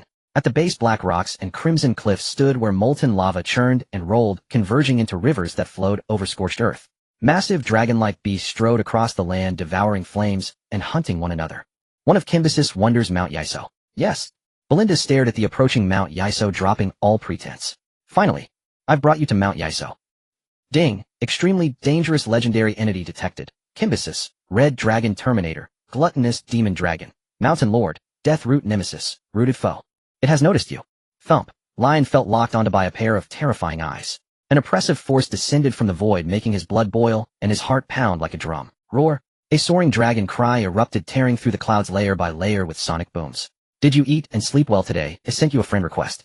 The other party sent you male red dragons, firm wing X999 red dragons, sharp claw X999 red dragons, tough tail X999 red dragons, thick scale X999 red dragons, jewel X999 red dragons, heaven scale X999. Your warehouse space is insufficient. Unlock with gold coins. Fortune, great fortune. In the heart of Mount Yiso, a colossal red dragon 100 meters long lay on its side in its lair. One dragon claw propped up its head while the other was raised, tapping incessantly at the air. Kimbus, I've brought the human back. The crystal dragon burrowed into the lair and tossed out the person clutched in its thud. Leon, caught off guard by the sudden drop, hit the ground headfirst, creating a large crater. Well done. Go summon the dragons. Kimbus waved a claw at Belinda, then silently watched Leon climb out of the pit. An evil dragon. A shadow dragon. A red dragon. Leon looked up and met Kimbus' enormous eyes. His gaze swept downward, appraising this veteran player. Scales like a rocky bulwark, each one polished smooth and gleaming on the dragon's claws. The talons were trimmed round and even adorned with ores styled like a manicure. Over the flamboyant chest armor was a massive suspender skirt stitched together from monster hide. A hip-hugging one. Leon, right? A mage. As Leon studied Kimbus, the dragon likewise scrutinized him, a look of world weariness appearing in its draconic eyes. 15,425 years 9 months. I've finally waited for some fresh meat. I'm a married man. Oh, that's a plus. Kimbus leaned its head close to Leon, baring its teeth. I gave you so many materials, now let me have a taste. Leon stepped back. Don't get any ideas. He knew it. These dragons coveted his body. Swish. Leon's vision blurred, and he saw the dragon head start smacking its lips, its mouth opening and closing. Looking down, he found his left arm gone, the entire limb vanished, blood gushing from the wound. You actually ate it. Leon clutched his shoulder and retreated swiftly, crashing against the rock wall with a thud. Fresh meat tastes great. You've been entangled with the elf mother tree a lot, haven't you? Kimbus picked its teeth with its tongue, then flicked a plant from its claw toward Leon. Here, a divine miracle drug that can regenerate limbs for legendary beings, regrow flesh from bone, and reverse life and death. The divine drug exuded an exotic fragrance. Just one whiff made Leon feel completely clear, and even the flesh buds at his shoulder wound began to squirm and heal. In the end, Leon couldn't resist, and silently took the divine drug. Kimbus revealed a faint smile, rubbing its claws together as more divine drugs fell. You should be the same, right? Heh. Leon sneered. Old thing. Tap tap. From between Kimbus' claws, mother ores began to SSSS. You win, evil dragon. Leon lay silently on the ground, closing his eyes. Come on, rip. The sound of tearing flesh echoed continuously in the cavern. After a long time. Your origin has been devoured. The shackles of fleshly collapse have been reimposed. Leon swallowed a divine drug, his torso and limbs regrew, and after dressing, he silently gathered the compensation on the ground. Blazing Mother or X999, Cold Jade Mother or X999, Divine Feather Mother Stone X999, Resurrection Divine Drug X999, Reincarnation, Womb Mother X999. As a plundering transmigrator from the ancient era, Kimbus was obscenely wealthy, and it gave Leon things he couldn't refuse. Leon spent over 1,000 gold coins to expand his inventory before storing everything in his system backpack. Burp, Kimbithus rubbed its belly belching. The power of rooting. How wonderful. I need to go back. Leon's voice was feeble. The essence channeled by the elf mother tree has been completely drained by you. I no longer carry the nutrients for rooting. He finally understood why Kimbithus craved his body. It was after the rooting power of the elf mother tree. But its strength was on par with Varus, so it had to set its sights on him. I still have plenty of your favorite mother ores. Leon's face was melancholic. How do you know? Mount Isawa was so far from Morn City, could this thing still spy on him? And to say it again, he really hadn't done anything weird with the mother ores. With all the things you bought in Morn City combined with the name rooting, is it that hard to guess? Kimbithus scratched its dragon chin, clicking its tongue in wonder. Everyone got the standard multi-blessing system, but how did you a conceptual level 1 sneak in? You? Multi-blessing. Leon was stunned. Blessings. More like burdens. Don't you know who wiped out? As a human, I could never accept evil dragons, alright. Kimbithus' gaze turned cold. A bunch of red dragons wanting to ride me. I just killed them all. You wiped out the red dragons just for that. What about the females? I got carried away killing. Who invented bloodline sensing, anyway? It's just too convenient to use. Kimbithus gestured with its claw. Can you imagine the satisfaction of clearing a radar this big of all those dense red dots? And after becoming an extinction species and claiming the title of Red Dragon Ancestor, I inherited all the clan's fortune. Achieving the ultimate limit through slaughter, becoming a super limit legendary dragon. Impressive, right? Impressive. Leon chuckled, walking out. You've gathered the rooting, go gnaw on the death root. Absorb the two extremes of life and death, defy the age of ending, and become the first new deity in 10,000 years, the dragon god. Hey, you're even more imaginative than me. Kimbithus wagged its dragon tail, walking behind Leon. Given the state of this world, it might actually work. Don't forget your fellow villagers' hard work over these 10+ days. Of course, if I succeed, I'll invite you to eat divine-grade red dragon barbecue and drink divine-grade dragon blood. The two walked out of the lair as they spoke. Outside the lair, a row of giant dragons crouched, each with a dragon girl at its feet. Seeing Kimbithus emerge, the dragon girls who had been waiting shouted in unison, "Hail the Red Dragon Ancestor! The day of divine calamity has arrived." Kimbithus spread its wing membranes, scraping the cavern walls, its voice deep and majestic. "Overlord Dragon Clan, follow me into the Death Swamp, enter the Vein Corridor, and overturn the Nether Sea." Overturn the Nether Sea. Might of the Dragon Ancestor. Glory of the Overlord. Roar. The dragon's cry shook Mount Iso, its formidable aura spreading and compressing the clouds for 100 frost dragons, radiant dragons, black dragons, white dragons. One by one they unfurled their membranous wings and soared, circling above the sacred mountain. Below, the dragon maidens collapsed one after another, falling into a deep slumber. When that skeleton has gathered enough gold coins, give this to him. Kimbithus tore a bloody chunk of dragon flesh from her side and tossed it to Leon, sighing softly. It was decided at the moment of racial transmigration and can never be changed. I truly don't want to tell him this cruel news. As her words fell, the red dragon soared into the clouds, leading the dragon horde southwest toward the Death Swamp. The race is set. Leon silently stowed away the legendary dragon's material. Clang, he felt a bump against his arm. Leon, all the aunties and cousins are asleep. Belinda clung to his arm, licking her lips. Thump. Leon punched her on the head, pointing at the dragon maidens lying all around. Then hurry up and carry them back to the nest. All right. The two of them quickly moved the 100 or so dragon maidens outside the nest back inside. Are these all the mortal forms of those dragons? Leon crouched before a dragon maiden, scrutinizing her. Though she was called a dragon maiden, the dragon features on her body were already scarce. Only by prying open her eyelids could one see a pair of vertical golden dragon pupils. Kimbithus said, "This is a second life cultivated for us." What was it called? Belinda pulled out a roll of blanket and covered the dragon maiden. Oh, I remember now. It's called the second primordial spirit. Doesn't Kimbithus slaughter red dragons? How does she still have so many followers? Most of those who didn't follow were killed and buried in the coral highlands north of the continent. A small few hide in the Dragon Mountains north of the Sacred Mountain. Leon rubbed his forehead in dismay. He was beginning to doubt the information Vega had gathered. Perhaps the dragon race hadn't declined from battles with the Nether Sea races, but from being slaughtered by Kimbithus. So even if the dragon race is disunited, they wouldn't stand by and watch the red dragons go extinct. Belinda shrugged. So they fought. I was just an egg back then, and since Kimbithus noticed I had no little tail, she didn't scramble the yolk. Leon was at a loss for words. After helping Belinda tuck the dragon maidens in, he left the nest. Fancy a drink at Lulitica? Below the crystal dragon, Belinda watched Leon climb up its claws and tried to persuade him. It's just east of the sacred mountain, not far. She had to stay and guard the nest, unable to wander too far. No, I need to head back.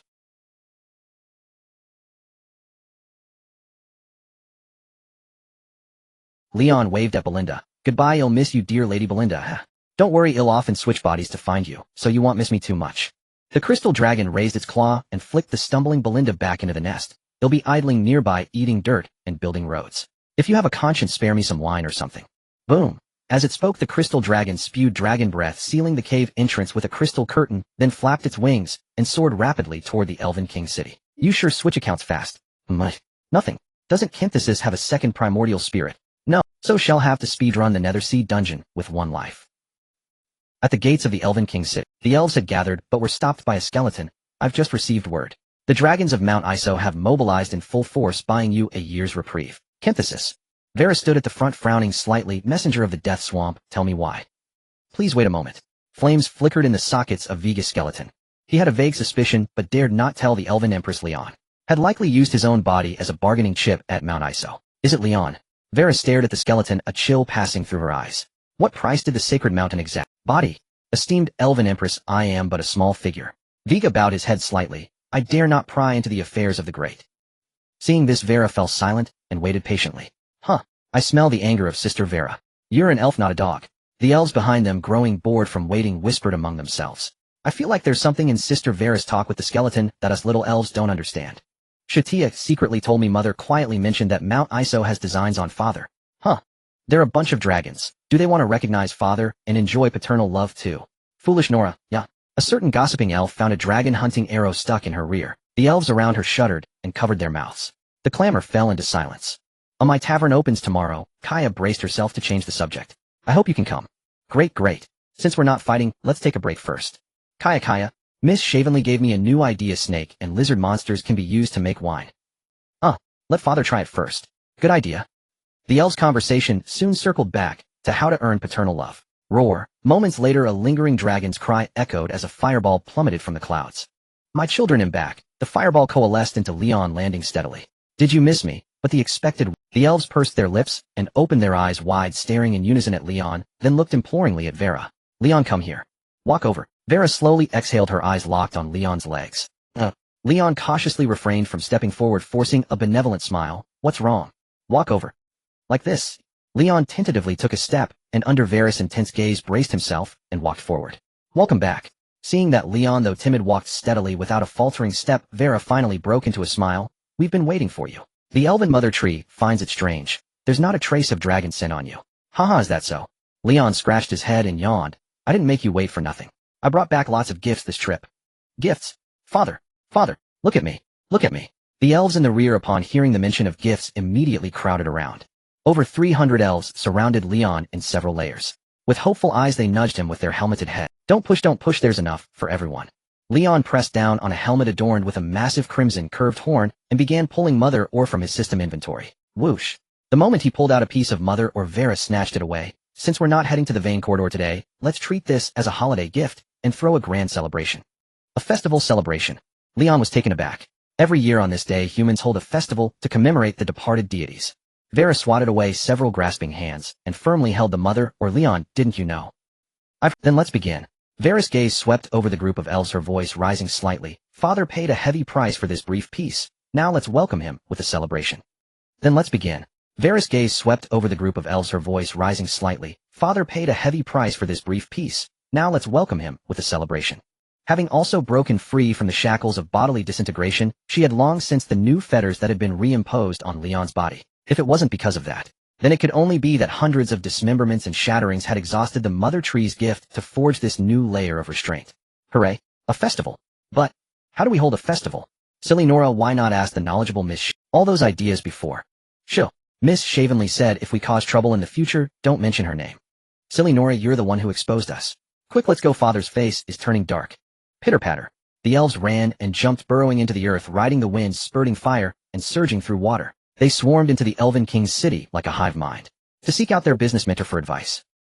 This evening's dusk is making one drowsy. Within the Nicole Heavy Industries group, beside Vera's residence, between two great trees, a hammock was woven from vines.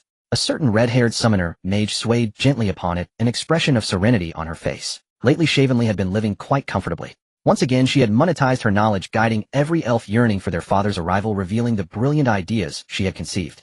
The elves were clever. She only needed to offer a little guidance, and they would quickly grasp the concept, innovate, and then open their shops with great success. Although the market response wasn't great, the elves still referred to this evenly tanned mage as the master of esoteric wisdom, the ingenious designer Mentor Shavenly, and they regularly offered delicious fruits and savory jerky as tribute. What a pity. The elves are leaving. Shavenly sighed softly. She truly adored these lively little elves. And the food they offered. No need to regret. We're not leaving. An elf's head popped out of the ground. We're going to hold the Calamity Day Festival. Thump. A swirl of wind descended, landing in Shavenly's arms and transforming into an elf. Miss Shavenly. Tell Elman how to hold the festival. Tell us. Miss Shavenly. Rustle, rustle. More and more elves emerged, surrounding Shavenly in layer upon layer, leaving no gap. Don't gather like this. Weren't we supposed to come secretly at night? Shavenly's face stiffened. With so many elves, her secret was bound to be exposed. Scared. Realizing now that you've been giving terrible advice. A cold voice rang in Shavenly's ear as an unyielding iron hand pressed her firmly into the hammock. I was wondering where my dear little elves got all those wild ideas. Leon, let me explain. Shavenly looked up to see Leon's face as dark as ink and stammered. It's not. Go explain it to your super spinning hammock. Leon's face twisted into a scowl as he pushed aside the nearby elves, grabbed the hammock, and gave it a violent spin. Whoa, blah blah blah blah. Shavenly, in this medieval era where household appliances had yet to appear, perfectly experienced a first-person perspective of a washing machine drum. Splat. After the force subsided, Shavenly collapsed to the ground, stars swirling before her eyes. She raised her hand weakly. Ugh. So many stars. Has dusk already passed? Miss Shavenly. An elf grasped Shavenly's hand. Father wants you to arrange the festival as atonement. Help me up. Night fell. The Divine Calamity Day Festival commenced, and the Elven King's city buzzed with activity. Under the arrangement of a certain brilliant red-haired mage, fire-attributed elves turned themselves into renewable fireworks, exploding for fun. Kaya, whose helmet bore a large crimson horn, performed a bullfight for Leon on a stage erected by earth element elves. Light-attributed elves even hung themselves on lampposts, acting as festive lights. Old Shy, you're truly a little genius. Leon, holding the little rabbit-eared girl, led a group of people through the lively streets, clicking his tongue in admiration. So this is the Montaigne City development plan you accumulated from all your book reading. I admit you do have your methods. Nicole also thinks Miss Shavenly is very impressive. The little rabbit-eared girl clung to Leon's neck, looking around. Nicole thinks these elves are amazing, and even more amazing that they were born from you. Nicole thinks you're amazing too. Ahem, just so-so. Shavenly, holding 3 slimes, walked beside Leon. I didn't expect them to come up with so many variations. She swore that she had only briefly outlined the process. The rest was all the elves' own innovation. She had merely mentioned, what a pity there are no musical instruments, and an elf shot into the sky, elementalized without a word, and exploded with a bang and a flash. She had only said the king's city is a bit dim, and an elf hung herself on a lamppost, flickering with light. All right, my daughters. Leon walked to the center of the festival area, waved his hand, and a cascade of mother ore poured out. These are gifts for you. Kimbathis had paid a great deal of mother ore. All were strength, the kind that one mind could provide, or for wonders. Leon intended to distribute them among his. Let them excavate the gems within to strengthen their elven armor, and channel the feedback wonders to the elven mother tree, piling them into miracles within the rainbow divine kingdom. I want this one.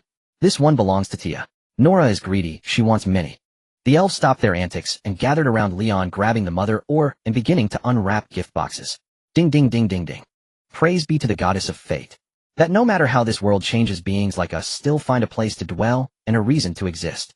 Within a certain church in the royal city, including Vega, 19 skeletons stood with their arms clasped together beneath the statue, murmuring prayers in low voices. Tap tap. A figure landed on the church roof, silently observing everything. The cork in his hand grew slightly warm. The goddess of fate is parched. She urges you to let her sip some faith power quickly. TSK. Old friend, do you truly believe in the goddess of fate? Leon ignored the goddess of fate, silently watching the prayer scene below. It was the same festival of the god's calamity, compared to the elves' theatrical way of celebrating. The skeleton group, led by Vigo, was far more proper. All the skeletons wore formal attire and top hats, their movements devout and voices solemn. At the base of the statue, ahead, offerings such as flowers, bone vessels, and monster remains were already laid out.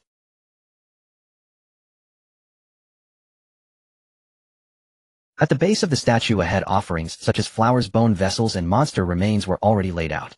Leon pinched the cork and wrote rapidly on it. Do you know the path of divinity? Can you unlock my attribute? The goddess of fate blushed. She realized you were waiting and hesitated slightly. Unlocking the cap she could, but she would need the cork to project part of her body. The goddess of fate's face continued to redden.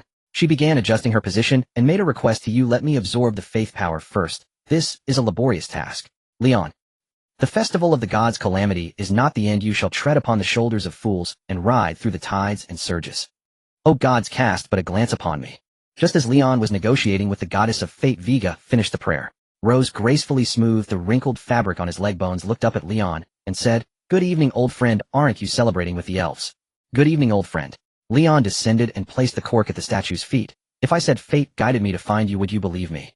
He had just been busy giving the mother or reward to the elves for them to mine, extract gems, and strengthen themselves, and then splitting the feedback talent to accumulate wonders and create miracles with the mother tree.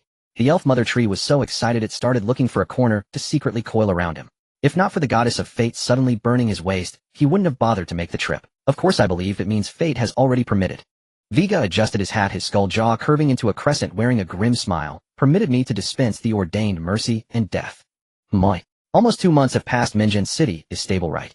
Vega removed his hat and held it to his chest, tilting his skull downward. How about it, old friend? Let me fulfill that knight's wish and finish the side storyline. I can't get involved in this. Leon shook his head slightly. He had taken money, though it wasn't protection money, but ransom. He had no reason to destroy the nobles, nor did he care to meddle in Minjin City's affairs. What about the city lord? The soul flame flickered in Vega's eye sockets. Leon had told him that in Minjin City there existed a terrifying legend overlooking all living beings. The city lord, a bound spirit and a recluse. Even if the sky fell in Minjin City, he wouldn't step out. That's good. Vega nodded lightly, a crimson magic matrix spreading beneath his feet as his body sank step by step. Don't kill Duke and Duchess Mezra.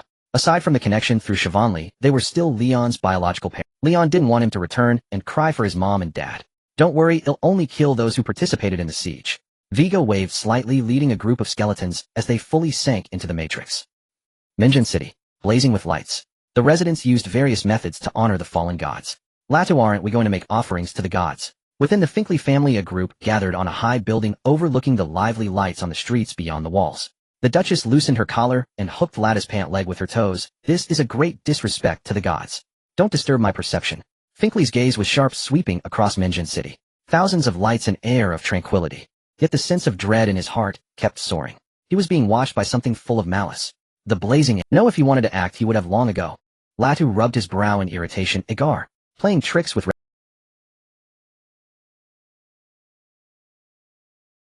No, given the blazing epic's greed, he would have drained every bit of value from the night.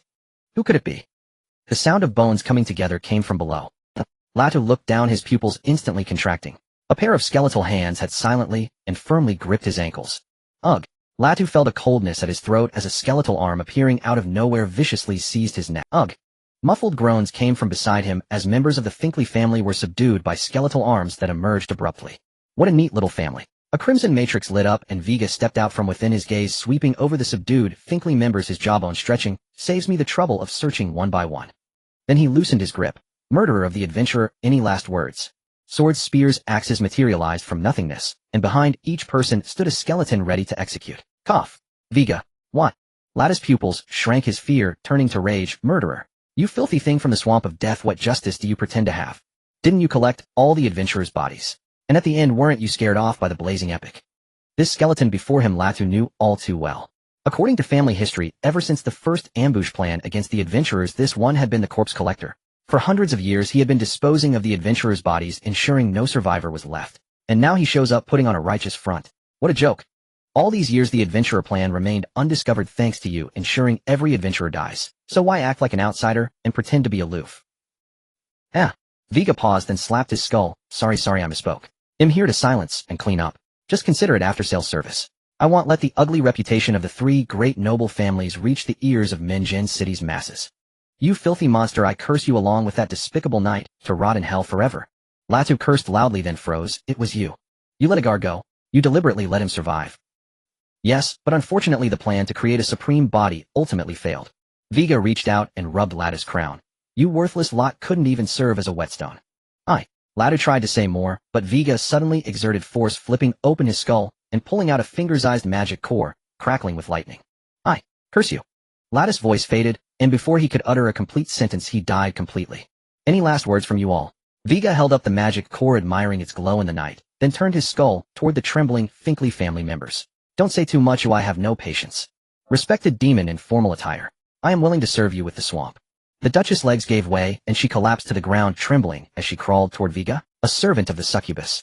Vega hoisted the Duchess up, his skeletal fingers caressing her skin, gently rubbing the purple lines upon it. You have connected to the sixth plane. That is no desirable path. Succubi were not rare, at least not in the Death Swamp. On the ley line corridor, there was a localized demon nest, inhabited by horned demons and succubi. Whenever undead wished to frolic in human cities, they would go there to capture a few as travel fare. After all, these low-level demons had been localized, losing their ability to transform, and could only be reproduced by the mother entity within the nest. It was safe. The human high ranks couldn't be bothered to pursue the matter. Yes. Great demon in formal attire. Seeing his interest, the Duchess hurriedly displayed more lines. I am merely becoming a servant. It will not spread. It is safe.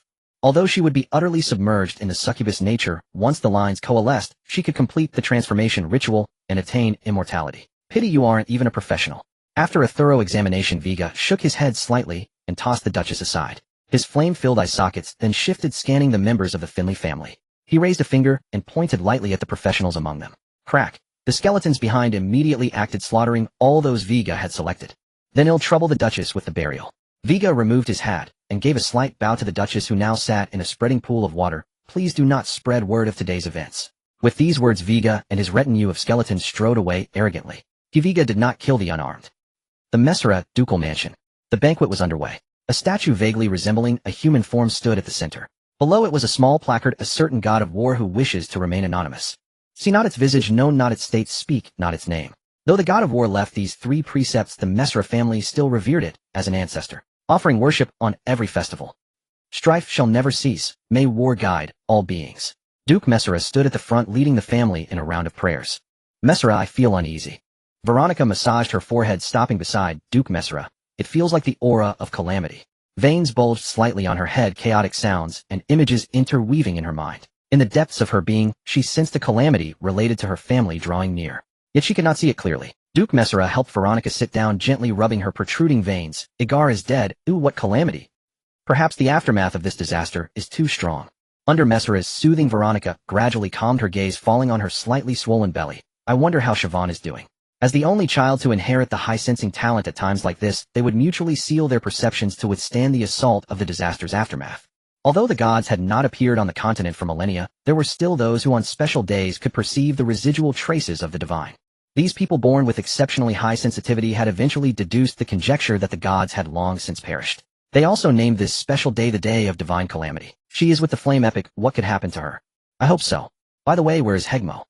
He should be tempering his body. Ever since he returned that time, he has been obsessed with advancing his flesh to the epic rank. Outside the mansion wall, in an alley, the skeletons bearing fully formed spells stood at the 4 corners, encircling the figure below. Demon in form. Hegmo swept his gaze over the skeletons, finally fixing it on Vega. You don't seem to be in the mood to continue discussing cooperation.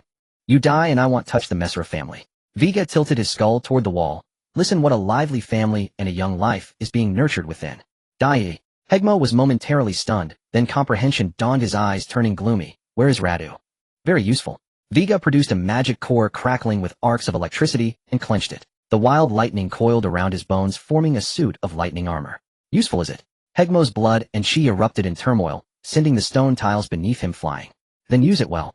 With a thunderous roar, Hegmo took a single step, instantly appearing before Vega, and threw a punch. So fast. Good thing I didn't choose to ambush. Vega only had time to raise his arm to block, taking the punch heat in. Crack. Hegmo's overwhelming blood and chi crushed down, shattering Vega's lightning armor. Break. Hegmo's power surged again. Before Vega could react, he was sent flying backward, crashing a large crater into the ground, the flying debris creating a series of explosive sounds. He was stopped by an invisible barrier. All the residual force of the battle was confined within the alley. Outside the alley, people came and went, but no one looked their way, as if they were in another world. City Lord, rest assured. When I decided to reach the epic rank, I had no intention of continuing to live. Hegmo glanced at the world outside the alley, a flicker of attachment in his eyes, then scraped his hand along the wall as he walked toward Vega. With the stride of a dragon and the step of a tiger, he was like a wild beast, unleashed his powerful blood and chi impacting the invisible barrier, creating twisted ripples. You actually broke through to the epic rank. Vega's skeleton trembled violently as he struggled to rise from the pit. His bones were riddled with holes from the fragments of the lightning armor. With a single blow, Hegmo had nearly shattered him. Hegmo stopped before Vega, his blood and chi gradually converging and focusing, his killing intent locked onto the skeleton, still trying to climb out of the pit. Or will you make a pact with me? A pact, eh? Vega lifted his skull, his voice tinged with surprise. What pact? Take my soul and flesh. Hegmo's voice was calm, his old skin and white hair beginning to fall away, revealing a youthful appearance beneath. His voice was indifferent, betraying no emotion. As the price, you must protect the Messera family for 100 years. It sounds tempting, but... Vega leaned against the wall. Shouldn't we be fighting to the death? You monsters born in the swamps of death can never understand us humans. Hegmo turned to look at the wall, his eyes seeming to pierce through it to the family banquet, just a wall away, his voice carrying a hint of contempt. You can never understand our devout reverence for the continuation of our bloodline. The city lord, in accordance with the dynasty's decrees, would never allow a banished family to produce another epic or forge a legend. Yet with the demon in formal attire attacking, not breaking through to epic meant certain death. If he broke through to epic and killed Vega, the city lord would not let him live. If he didn't break through, he would be killed by Vega. Either way, today was a dead end. Having grasped this in an instant, he lost all desire to fight Vega to the death. Breaking through to epic now was merely to increase his own value. He only hoped to secure more benefits for his family before he died. Deal. Inside the church of the Elf King City, the magical array lit up, casting the church in a crimson glow. Hey there, fellow countrymen. A skeleton in a noble hood crawled out and lay on the ground. More skeletons crawled out from behind, dragging a lifeless corpse and placing it beneath the statue inside the church. Is this Hegmo? Lion stepped forward, scrutinizing the corpse. The corpse was young. The lion almost didn't recognize it. Yeah, Vega recounted how Hegmo had broken through to the epic level. So if I hadn't interfered, you would have taken down the 3 great nobles with a Gaul, and then killed a Gaul, eh? Lion clicked his tongue in amazement. Truly ruthless, utterly inhumane. I just wanted to maximize the game. Vega spread his hands, his tone somewhat helpless. Old pal, you're like a wrench in the gears. Not only did you ruin all my plans, but you also cleaned out all the gold coins from these NPCs. This makes my looting feel utterly unsatisfying. He had just searched the corpse, not a single gold coin. Only in Ratu's magic core was there a master-level staff. Lion thought for a moment, then pulled out a gold coin and slipped it into the corpse's pocket. Alright, now loot. He finally understood Vega. This guy simply treated this world like a game, following his whims of good and evil. Lion even suspected that Vega's desire to shape a flesh and blood body was just like installing a cheat patch for some game. He wanted to experience the full content of his transmigration. Just small change, small change. Ding. During their casual chat, a system notification popped up. The goddess of fate is thoroughly satisfied. Just small change, small change. Ding. During their casual chat, a system notification popped up. The goddess of fate is thoroughly satisfied. She has accumulated enough faith power to manifest the softwood into a tangible form. She hopes you find a secluded place to enjoy some quiet time together, just the two of you. Well, old pal, I'll take my leave. Lion picked up the softwood beneath the statue, bid Vega farewell, and with nimble leaps his figure quickly faded into the distance. This guy has a connection with the goddess of fate. Vega glanced in the direction Lion had gone, tapping his jawbone with his finger. Fate is a very dangerous deity. So it's a hand. Inside Varus' residence, Lion watched the softwood gradually take shape before him, a hint of disappointment on his face. He had thought it would be some unspeakable part. The goddess of fate's manifestation is nearly complete. After some thought, she decides to place her facial features on her left hand as well. As the system notification appeared, the left hand of fate trembled slightly. Its fingers tapped the floor and rapidly transformed. The middle and ring fingers stood upright, their pads splitting open to reveal 2 vibrant swirling eyes, while the index and little fingers drooped to the sides, each sprouting an ear. The palm slightly concave, splitting open into a deep dark throat, with a wriggling long tongue lolling out. Hello. Testing. The palm opened and closed, retracting the tongue, while the eyes on the finger pads locked onto Lion, looking him up and down. Goddess of fate. Lion raised an eyebrow at the sight. Such a bizarre form was somewhat grotesque. Lion, right. The thumb reached into the palm, stirring around the tongue. The goddess of fate's voice gradually became clear. It's been finally meeting you. Lion attempted to greet her. Nice to meet you. What gibberish are you muttering? Nothing, just think this online date meeting is a bit niche. Nonsense. You truly are an otherworldly being. The mouth and the palm bit down on the thumb, tearing off the skin to reveal half a nose. Then it leaped abruptly, landing on Lion's shoulder, pressing the nose against his face and sniffing wildly. Sniff, sniff. Not the scent of the 6 stars. Sniff, sniff. From a place even more distant. Sniff, sniff. The world is such a fool, expecting you outsiders to save it. But you are quite handsome. Sniff, sniff. I want to drag you down to the nether sea. Why aren't you talking? Sniff, sniff. Slurp. The tongue in the palm of fate's left hand let out a loud slurp as it licked Lion's neck. Tui. How come your soul feels so dirty? Ahem. Well, am I? Lion grabbed her middle finger and dangled her before his eyes. Good evening, my goddess. Good evening. The goddess of fate struggled to pull the skin over her eyeballs, earnestly batting her eyelashes. Ding. Name goddess of fate. Procreation potential SS level. Combat power sovereign god. Affection 60, E61, 62. Note: don't pry into the goddess affairs. Second narrow spouse affection threshold unlocked. Stage rewards unlocked.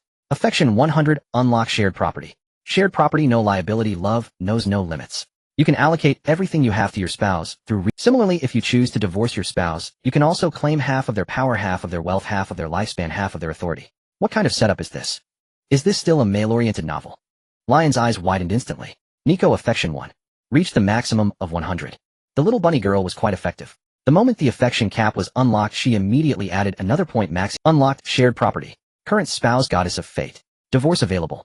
Huh. Lion's gaze turned dazed. Did this mean he could divorce her right now and take half of her power? Shared property and relying on offspring were similar. They only required one narrow spouse to reach the specified affection to unlock. And when used, they directly bypassed the affection levels of subsequent narrow spouses. You could use it immediately. And it seems I didn't need to check affection when binding either. A glint of greed flashed in Lion's eyes. Could he divorce and immediately rebind, then divorce and rebind again, until he completely plundered everything from the goddess of fate? No. I have to abide by morality and conscience. Lion suddenly shook his head violently, feeling his heart was too dark. Are you scheming against me? The goddess of fate noticed Lion's strange behavior, her tone turning displeased. That greedy look in your eyes really annoys me. We're lovers after all. What's wrong with looking? Lion pinched the tongue that was still licking his neck and asked, do you have any rival goddesses? He remembered that when she first appeared, she had slapped the goddess of life. Yes. Plenty. The goddess of fate pulled her tongue from between Lion's fingers, a fierce glint flashing in her swirling eyes. What, my love, do you want to help me take them down? Tell me more quickly. Just you. The goddess of destiny scoffed. A body that isn't even legendary level, would it just get killed by a... That's a bit hurtful. Lion felt a bit embarrassed, raising his other hand to scratch at the palm of the other. You know I'm an outsider. Outsiders have their own ways, you see. Lion believed that as long as he could grip the goddess of destiny like this, he could grasp the opposing goddess too. Then he could initiate a shared possession, stripping everything from her bare. Foolish and arrogant lover. I think I need to break down your intellectual barriers first. The goddess of destiny wiggled her index and pinky fingers, using her ears as tiny wings. In a flutter, she manipulated her strange hand-like body, landing on Lion's head. Fanatic, now praise me, follow me, listen to the echoes of wisdom. The goddess of destiny did not find your faith in her. She temporarily could not break through your intellectual barrier. Strange. The goddess of destiny closed her eyes, her finger pressing against her eyeball, brutally bumping into Lion's forehead. Hurry up and unlock your wisdom. Hey, stop. Lion pressed down on her finger. Just a knock can unlock wisdom. I won't believe in your... Strange. The goddess of destiny closed her eyes, her finger pressing against her eyeball, brutally bumping into... You only need to knock a couple of times to unlock your wisdom. The goddess of destiny swiped her finger across Lion's face, licking her tongue erratically. This is quite unreasonable. System, add some points. Ignoring the goddess of destiny, Lion silently allocated points to his intelligence. Intelligence 999, 1000, 1500, 5994. Moments later, all attributes transformed into intelligence points. Yet there was no prompt indicating a bodily collapse, only a slight pressure in Lion's head. Very well. Lion's eyes sparkled, the vibrant colors overflowing, dense in texture, hanging beneath his eyelids, extraordinarily remarkable. It resembled the brilliant and colorful eyes of the goddess of destiny. Huh. Your intelligence points are rising so quickly. The goddess of destiny also sensed the change in Lion, her fingers dancing as her palm crawled around his head. The goddess of destiny suddenly thought to greedily siphon a portion of your attribute points, which would make her feel better in the abyss of souls. Your saliva is dripping on my face. Lion held down the wandering palm, pulling it off his head. Are attribute points that hard to acquire? Of course, in the era of the gods, 99 of beings follow the path of attributes, practicing attribute points. The goddess of destiny paused, then added with a hint of pride. But in the end, only a little over 100 beings achieved millions of attribute points, attaining divinity, and there are only 6 supreme deities with hundreds of millions of attribute points. Now the one speaking to you is one of the 6 extremes of the world, the absolute master of the path of sensing, the one who promises the survival of all races. The goddess of fate. So powerful, yet still coveting my attribute points. Lion spat. Since you are the ultimate deity of the sensing points, shouldn't you be able to break the barriers of sensing?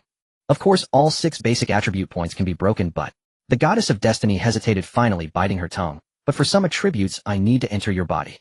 The goddess of destiny thought that since your attribute points were rising rapidly, she could make a profit. Enter my body. Are you sure you didn't misspeak? Lion pinched her tongue in the palm of her hand. Siphoning attribute points. That's just dividing attribute points, something he was quite familiar with. Sure, the goddess of destiny squinted. Open your mouth, I'm going in. With that, she leaped, transforming her palm to cover Lion's face, starting to pry open his mouth. Tisk, eating fingers. That's something I only did as a child. Lion opened his mouth. A child. Heh. The goddess of destiny let out a light laugh, then her palm transformed and crawled into Lion's mouth. Under Lion's increasingly wide eyes, the entire hand formed of inside. Let me think. What attribute point corresponds to here? The goddess of destiny pinched Lion's tonsils, rubbing them. Is this reliable? With destiny choking his throat, Lion's voice distorted. Stop playing around, him feeling a bit nauseous. You. Oh, I remembered, this place corresponds to nothing at all. You. The goddess of destiny directly squeezed Lion's tonsils hard, causing him to gag and interrupt his profanity, then continued down his throat. Even though Lion suffered dismemberment torture for over 10 days at Kinbai's, he still gagged continuously under the crawling of the hand form. Must you, this way, enlighten the believers. You. That's right. The goddess of destiny let out a light laugh, as she previously didn't need to do this. But now her incarnation was too weak, and she could only make close contact. We've arrived. The goddess of destiny finally stopped at Lion's abdomen, tearing open the intestines, her fingers piercing Lion's kidneys. Here is sensing. Ding. Sensing unlocked. Here is attack power. The goddess of destiny poked her finger into Lion's magic core, then grabbed several sections of his intestines. Here is defense power. Ding, ding, ding. The goddess of destiny did not stop, and soon all barriers of the basic attribute. Ding. Achievement unlocked. Supreme power. Supreme power 6 foundations laid. Unparalleled might. With this achievement your body can carry and use any nature of power. What a delightful play. Lion tore open his belly, pulling out the hand form that was still playing with his organs. Destiny, let's go hunt those evil deities. Starting from the goddess. With shared possessions and supreme power, Lion felt a sense of thrill that he didn't have to worry about upsetting his stomach. He wanted to devour the might of all the goddesses. Why is it that you don't have a single drop of other attribute points? Compared to Lion's exuberance, the voice of the goddess of destiny was somewhat gloomy. She had just rummaged around and found not a single drop of attribute points. What do you want? Lion was in a good mood, now stuffing the hand form into his belly. Here, take it all. They'll squeeze everything out for you. Sensing points. The goddess of destiny squeezed Lion's kidneys hard. You have nothing. Huh. You activated the wish for your father to become a dragon. Sensing 5996. The goddess of destiny, like milking a cow, squeezed some sensing points from your kidneys. She devoured the sensing points, licking her lips, quite satisfied. And then continued. Sensing points 100. Hurry, give me more. The goddess of fate, having devoured 500 points of perception, felt considerably better. The agony inflicted by the nether sea had slightly abated. There's no more for today. Lion pulled out the reluctant avatar of his palm, meeting its colorful eyes. This incarnation of yours doesn't have any time limit, does it? No, why? Good. It'll nourish you during this time. This is all I can do for you now. Lion sat on the bed, tossing the palm aside, flipping through his system inventory as he began to calculate. There were many matters demanding his attention, but the most urgent was the battle a year hence. If he could crush the nether sea races, he could then attempt to revive the elf mother tree. After all, if he revived the elf mother tree now, it was highly likely she would no longer remain dormant in the nether sea and would begin a large-scale landing. The human faction would inevitably be involved, and the Matina Prairie in the north would also meddle. The allegiance of these two factions was unclear. The monster forest was a natural prison, blocking the westward expansion of the human Hero King and also cutting off the westward retreat route of the prairie beastmen. This forced the Hero King to focus solely on fighting the beastmen, even raising them just to slaughter them. The latter could only huddle on the prairie, silently enduring beatings, clinging to the banner of the goddess of life to avoid extermination. If the three major powers of the monster forest were all crippled, it would benefit both factions immensely. Of course, they could ally with Leon, who was causing trouble in the north, to take down the warmongering Ebbing dynasty. That would benefit all factions. Alternatively, they could join the Ebbing dynasty to first slaughter the Matina Prairie, eliminating worries from the rear, and then jointly resist the nether sea races. But Lion, being human, still felt a bias towards the human faction. Beastmen and humans were both people. Without prior enmity or open war, there was no need to deliberately annihilate one side. Vega and Kinthesis likely had this same consideration when they chose to secretly attack the deep sea with the three ancient hegemon clans.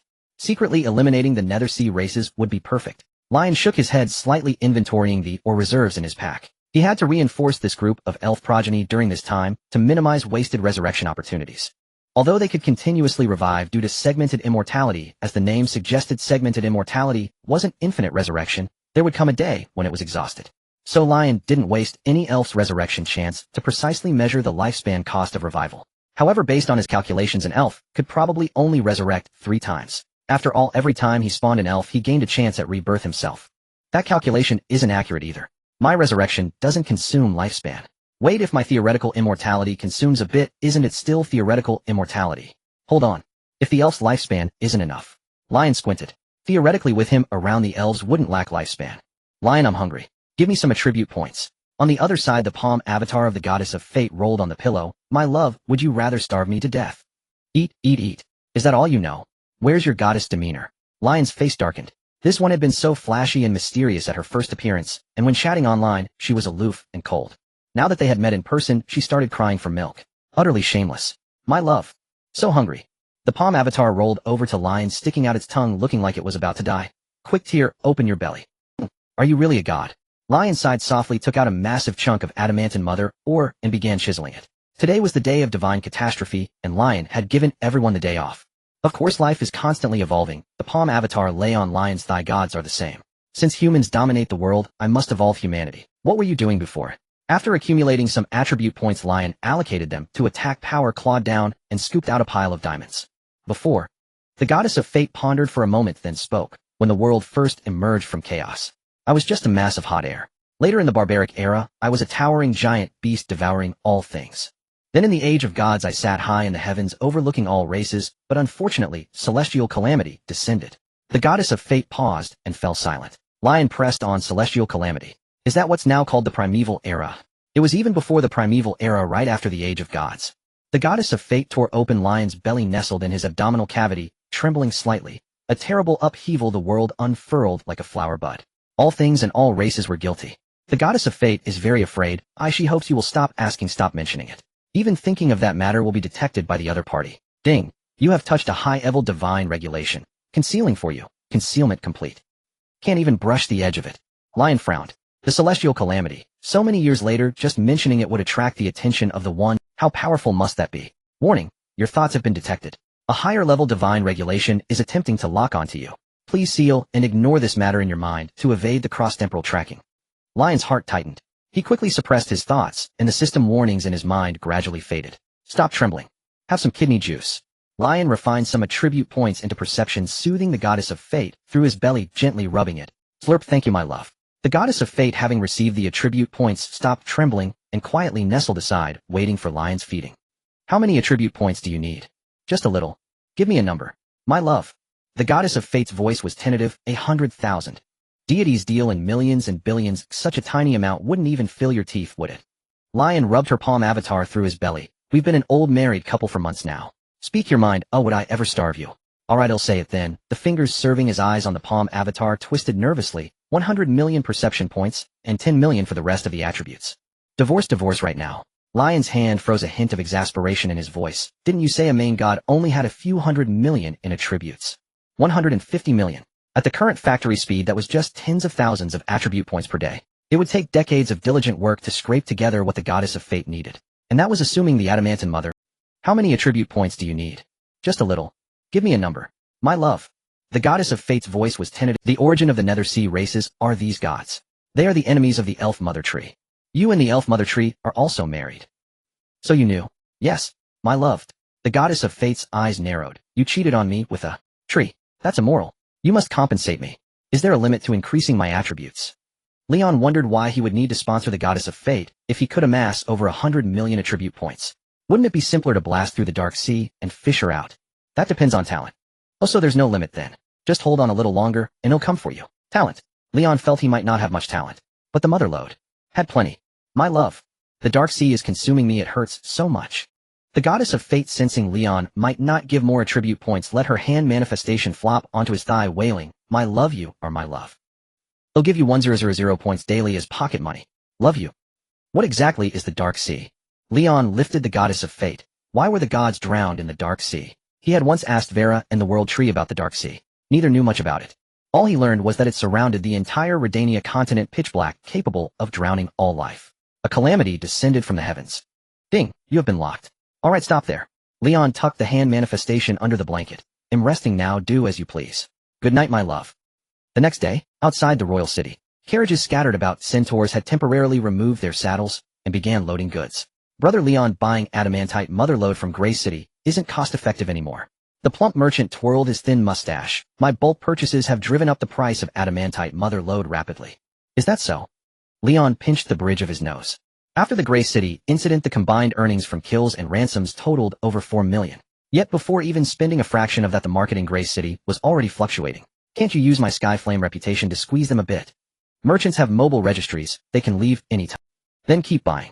Leon grabbed an empty crate and started filling it with gold coins. Keep an eye on the price. If it becomes 10 times more expensive than trading with other cities, stop. Gray City had no diamond polishing techniques, and due to its hardness, adamantite was typically used for tools. Thus the adamantite mother lode was very cheap. Including mining and transport costs, 1 gold coin could provide Leon with about 100 attribute points. Compared to other gem or metal mother lodes, which cost several gold coins per piece, and offered only 1 or a few attribute points after mining, the adamantite mother lode offered incredible value.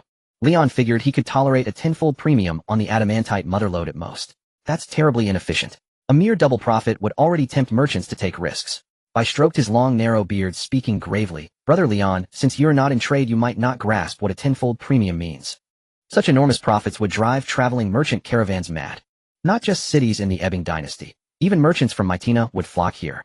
Merchants from the Kalia Mage Kingdom and Tambinus beyond the western monster forest would risk crossing it to trade. That extreme. Leon clicked his tongue in amazement, then his eyes lit up. Then what are we waiting for? Spread the word that the legendary capital Afmer will buy adamantite motherlode at 10 times the price with no limit. He was running low on attribute points. The world tree and goddess of fate were bottomless pits. Brother Leon, actually. A triple price would already attract the Ebbing dynasty's traveling merchants. I grabbed a handful of gold coins from the crate, letting them trickle through his fingers. Then those merchants would offer fair prices to draw traders from the Mytina plains. The clinking of gold brought a pleased expression to the merchant's face. Currently, he was the only one with access to the road to the Elven Royal City. Leon paid him by volume for transport, so he hoped this business would last a while longer. Keeping Leon this nouveau riche from being too extravagant was key. Thinking this by seeing no response from Leon added, we don't need to set profits too high. I paused slightly, and when Leon didn't interrupt continued, our goal is just to get them off their backsides. Then, he'll leave it to you, our designated merchant of Afmer. Leon smiled, faintly understanding Bay's meaning. Since the other was starting to consider his interests and save him money, he didn't mind siding with this rotund merchant. Come merchant, let worthless wealth transform into my unstoppable power. Haha, my pleasure, Lord Leon. I returned the smile. The two cheerfully watched the centaurs shuttle back and forth. Each dreamed of their own riches. Master AI, you're amazing. After seeing Bai off, Leon arrived at his eyes fell on the mermaid Irene, who was wielding ice blades with fierce vigor at the workshop center. Under the frost blade storm, the adamantite motherlode birthed offspring one by one. Each piece precisely met the standard for birthing, without error. A certain dragon girl coiled around her waist, occasionally spouting flames, acting as a hand warmer. Master. Irene paused her movements, responded to Leon briefly, then resumed cutting. Her name was Irene, a high-ranking mermaid, and a diligent cutting maiden. She had feared being dragged from the deep sea by evil, greedy humans and subjected to all sorts of fates. Instead, after being bought by this man, she had spent nearly 2 months cutting ore, with only 4 hours of rest daily, working from 6 in the morning to 2 the next morning, 7 days a week. A brutal 627 schedule. Though tiring, she had no worries about food or clothing. Unlike in the deep sea where she had to hunt to survive, and now she had a warm dragon girl to dispel the chill from her ice blades. And besides, my ice blades seem different somehow. Irene stared blankly at the adamantite motherlode. As the ice blades danced, a glimmer of insight flashed in her eyes. Swoosh. More ice blades condensed, intertwining the frost storm, expanding step by step. Is this enlightenment? Leon stared at Irene at the center of the ice blades storm, his expression peculiar. Master level. Wasn't it said that one must refine their skills, reach the pinnacle of technique, achieve a perfect state of mind, and then break through to ascend? And Irene is high tier, which is like the rank of a magical creature. After high tier magical creature, it's Lord level. Lord. Workshop master. Leon glanced around the cutting factory. It was said to be a factory, but it was actually just a small workshop. It covered an area of about a dozen acres. Except for a row of wooden huts at the edge, the rest of the place was all workbenches. Over 100 goblins sat at their stations, silently cutting the mother lode of diamond and polishing diamonds. A squad of goblins was dedicated to serving Irene, responsible for delivering raw materials and hauling away the output. This factory, though named Nicole Heavy Industries, was in reality already under Irene's leadership. Clink. Just as Leon was appraising the factory, the ice blade storm converged and surged skyward, emitting a dense clashing sound. Thousands of ice blades merged into one, forming 100-meter crystalline spirit blade standing upright above the mermaid. The cascading chill scattered and swept her azure hair into a flurry. Lord tier Irene. Broken through, have I? Irene looked up, glanced at the massive crystalline spirit blade, then dismissed it, and silently resumed cutting the diamond mother lode. Now was not the time for celebration. That human was still overseeing them. After work, maybe you'll go to Kaya's tavern for a couple of drinks. A faint smile tugged at Irene's lips as she condensed several more ice blades. Whoosh. The ice blades darted about, and in a few breaths shattered a piece of diamond mother lode. Impressive, Master Irene. On the other side, Leon had just managed to approach, looking at the diamond mother lode fragments scattered on the ground, a satisfied expression on his face. A truly joyous day. When will you return to your maternal home? Irene looked at Leon in confusion. What maternal home? Your old home, Leon explained. Your lair nest territory, or something like that. A mermaid with such drive. I need to get myself a couple more.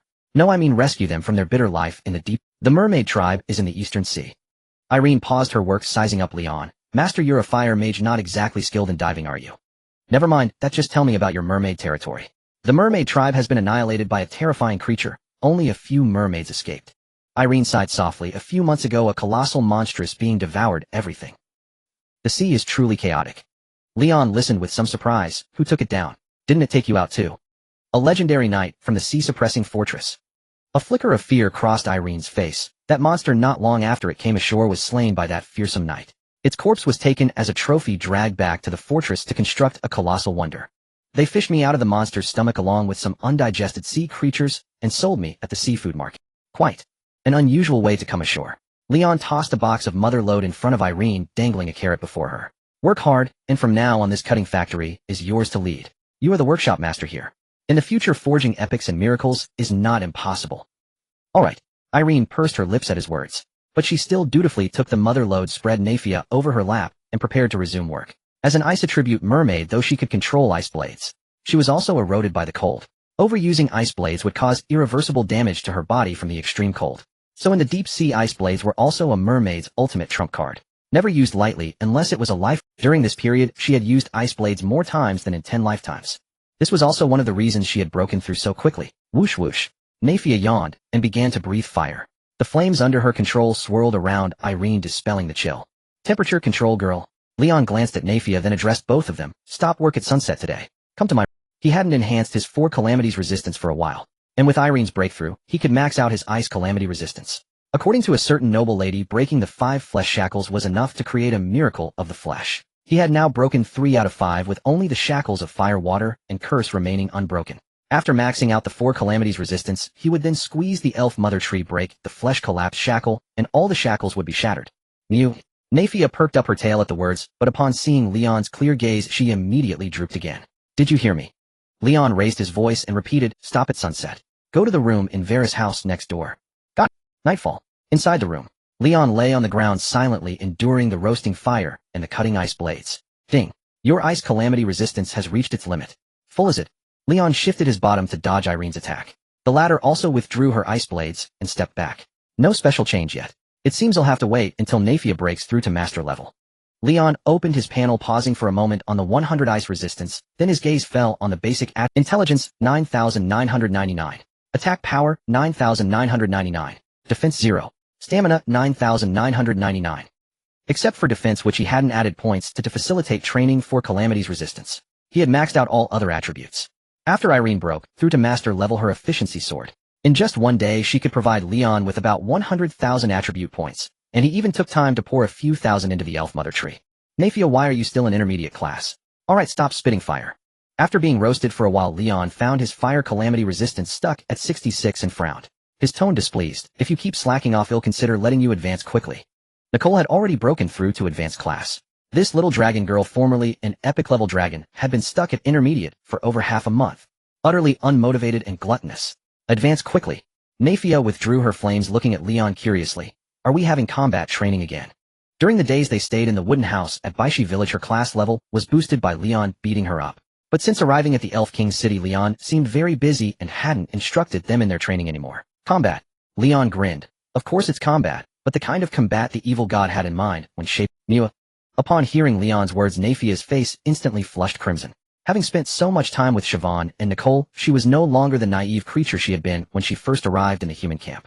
She had come to understand everything, what she ought to know and what she shouldn't. Is it 10 days without stop? This didn't seem right. Nafia glanced at the bed and swallowed the rest of her words. There, a certain little rabbit-eared girl pretending to sleep had already begun biting the corner of the blanket. Her 2 long rabbit ears stood erect like sharp swords piercing through the pillow. 10 days. Leon shook his head. What good would 10 days do? We won't stop until you reach the master level. This, Nafia will be ruined. A trace of shyness, a hint of fear, and a great deal of anticipation flickered across the little dragon girl's face. But if this is my master's command, then Nafia will surely persevere. She had eavesdropped plenty on Siobhan and Nicole's conversations. Back when she was still an epic tier red dragon, she would have scoffed at such a method of empowerment. After all, dragons had their pride. But recently Belinda had told her that she was merely a doll crafted on a whim by some ancient dragon. On her thigh, the dragon's true name, she had once taken such pride in, was nothing more than the creator's signature. Just as humans name their creations after themselves, the creator took pride in fashioning life with bare hands, leaving a signature on the work. As a creation, she had never possessed a single dragon's true name that was truly her own. In the epics and legends of later generations about Nafia, the centuries of dread she had built as a demon dragon in Moongrace City were but an insignificant footnote on the monument of the ancient dragon Nafia's miracles. This stirred a profound sense of defeat within her, bringing both helplessness and a certain resignation. Perhaps after becoming Leon's slave, she should be called Leon's Red Dragon, Leon's Little Dragon Girl. Just like Moon Grace City, Leon's City, and Leon's Spear. Besides, this might not be such a bad thing. In a short span of time, Leon had become the lord of the elven royal city Afmar, and the secret leader of the elves. Even casually renaming Afmar to Leon's City, a status rivaling that of legendary beings. If she became his consort in the annals of the future elven king, surely at least one page would be reserved for her, this dragon-blooded mistress. No, perhaps a queen. Nafia glanced at the little rabbit-eared girl wrestling with the bed and thought that as a reborn dragon soul, she was surely more formidable than a mere rabbit-eared girl, as long as Leon granted her enough power. I'm glad you agree, Nafia. Leon stepped forward, cupping Nafia's face, and as she shyly closed her eyes, he spoke softly. Tomorrow I'll throw you into Mount Yiso, where the fiercest and most brutal dragon-type monsters will gnaw you from peak to base. The cliffs of Mount Yiso will be festooned with the remnants of Nafia's war. The hunt of cruelty and blood will bear witness to the illustrious might of a master-level dragon soul warrior. Leon knew well the body reshaped by the evil god. For instance, that certain tentacle girl who survived even after being torn apart by Heberly. Leon believed that with such formidable vitality, even if Nafia's head were severed and kicked around like a ball, she would still survive. He just needed to time the rescue right. Mew mew mew mew. How can this be the method of empowerment? Nafia's illusions shattered in an instant, her face turning pale. Don't, master. I will diligently cultivate. Nafia felt a bit weary. She had done her research. Her figure and face were among the top tier in the human camp. She could have simply lain down, closed her eyes, and mewed her way to strength. Nafia was vexed. Where's your desire? Pull it out. She cursed the evil god vehemently. Censored. Nafia longed for her hard scales, broad wing membranes, and fangs capable of crushing any monster's bones. Looking at the status bar, Nafia had summoned. Leon's expression turned odd. At your age, you're still thinking of coasting on me. Diligently cultivate.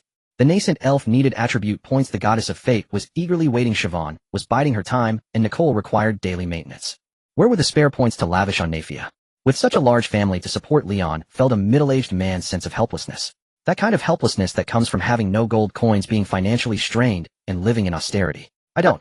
Nafia's thoughts were exposed by Leon, and her face burned bright red. Master, I will diligently cultivate. Please don't exile me to Mount Yiso. Nafia feared that once on the sacred mountain, the skin of her namesake legs would be stripped away. That was the last shred of dignity for this doll. She wanted to preserve this name she had never truly owned. Alright, cultivate diligently, and if you reach the master level.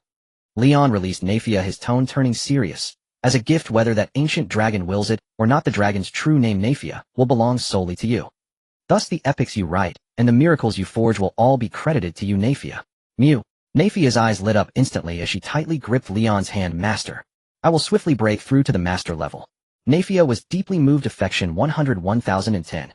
Enough, you may go now. Start your cultivation early tomorrow. Mew. Nafia, brimming with determination, pulled the ever-silent Irene along and left the room. Tisk, this time I'm not just paying lip service. Leon chuckled, heading toward the bed. The true name Nafia had long been severed by kin bithers. Yanked him into the covers. Nicole had counted on her fingers. It had been exact. As soon as Leon reached the bedside, a small hand yanked him into the covers. Nicole had counted on her fingers. It had been exactly 23 days, 2 hours, and 52 minutes since you last. She felt a sense of crisis rising. Nicole decided she couldn't let this continue. She keenly sensed Nafia's possessiveness toward you. Ahem. I've really been busy lately. Besides, your attribute points are maxed out. Leon stroked the stiff little rabbit-eared girl, soothing her. At least let this period pass, then ill. Before he could finish, his mouth was stuffed with a rabbit ear, rendering him speechless. Nicole was ready. Fine. Leon looked at the little rabbit-eared girl pressing against him, growing hotter by the second. He tore open his own belly, pulled out a hand-shaped avatar with a nose and eyes, and pressed it onto Nicole's head. You enlighten her. The next day, ding, defense 11111. Is Master AI working this early? Lion was awakened by the system's chime. He peeled Nicole off him, dressed, and stepped outside. How outrageous, my— As soon as he stepped out, a palm grabbed his ankle. How can you just discard me outside after using me? Otherwise, would you rather I keep you in bed to push me forward? Lion grabbed the hand manifestation, brushed off the dust, tore open its belly, and stuffed it inside. You can only take 1,000 points. Got it. Understood. Love you. In a while I'll allocate most of the attribute points to you. Lion cast a few healing spells, sewed the belly shut, and headed toward the northern mine. Eileen's cutting speed was swift. He needed to use them quickly. Inside the Rainbow Divine Kingdom. Has the terrain changed this much? The sight before him left Lion momentarily stunned. The Divine Kingdom remained serene and sunny, the Spirit Mother tree towering and majestic as ever. What had changed was its surroundings. Once barren and desolate, now adorned with wonders. A flame mountain flowing with magma, an infinite pale pillar, a floating continent covered with wings circling beyond the canopy. Each wonder embellished the Spirit Mother tree, rendering it extraordinary. Spouse, these are the 9 foundations of miracles you stuffed into me at the celebration. A vine descended, gently resting on Lion's shoulder. Your deal with Kimbathes? At the cost of my immortal gift. Celebration. I remember now. The manifestation of the goddess of fate had appeared. Eileen broke through, and he had fed Nicole all night. Lion had nearly forgotten that he had hosted a Calamity Day celebration 2 days prior. At the celebration, he had distributed the mother ore from Kimbathes to the elves to strengthen their armor, and the feedback talents had all been given to the spirit mother tree. You look quite exhausted. Ahem. Yes, indeed. Lion coughed dryly and declared loudly. The ruler of Ephmar, after perilous trials, ascended Mount Iso and struck a deal with the progenitor dragon Kimbathes, trading the immortal gift for the dragon's divine treasure. On the day of divine calamity, he made the ancient WRM plummet into the dead swamp, sinking to the bottom of the earth vein corridor. Then the ruler returned to Ephmar, using the divine treasure within the mother tree's divine kingdom to forge 9 great miracles. The glory of the elven race, the ancient dominance of a bygone era, unfolds once more. Remember, tell Vera to write it like that in the Elven Chronicles. After speaking, Lion tugged at the spirit mother tree's vine. He'll find time to upgrade these wonders into miracles. Kimbathes was indeed generous.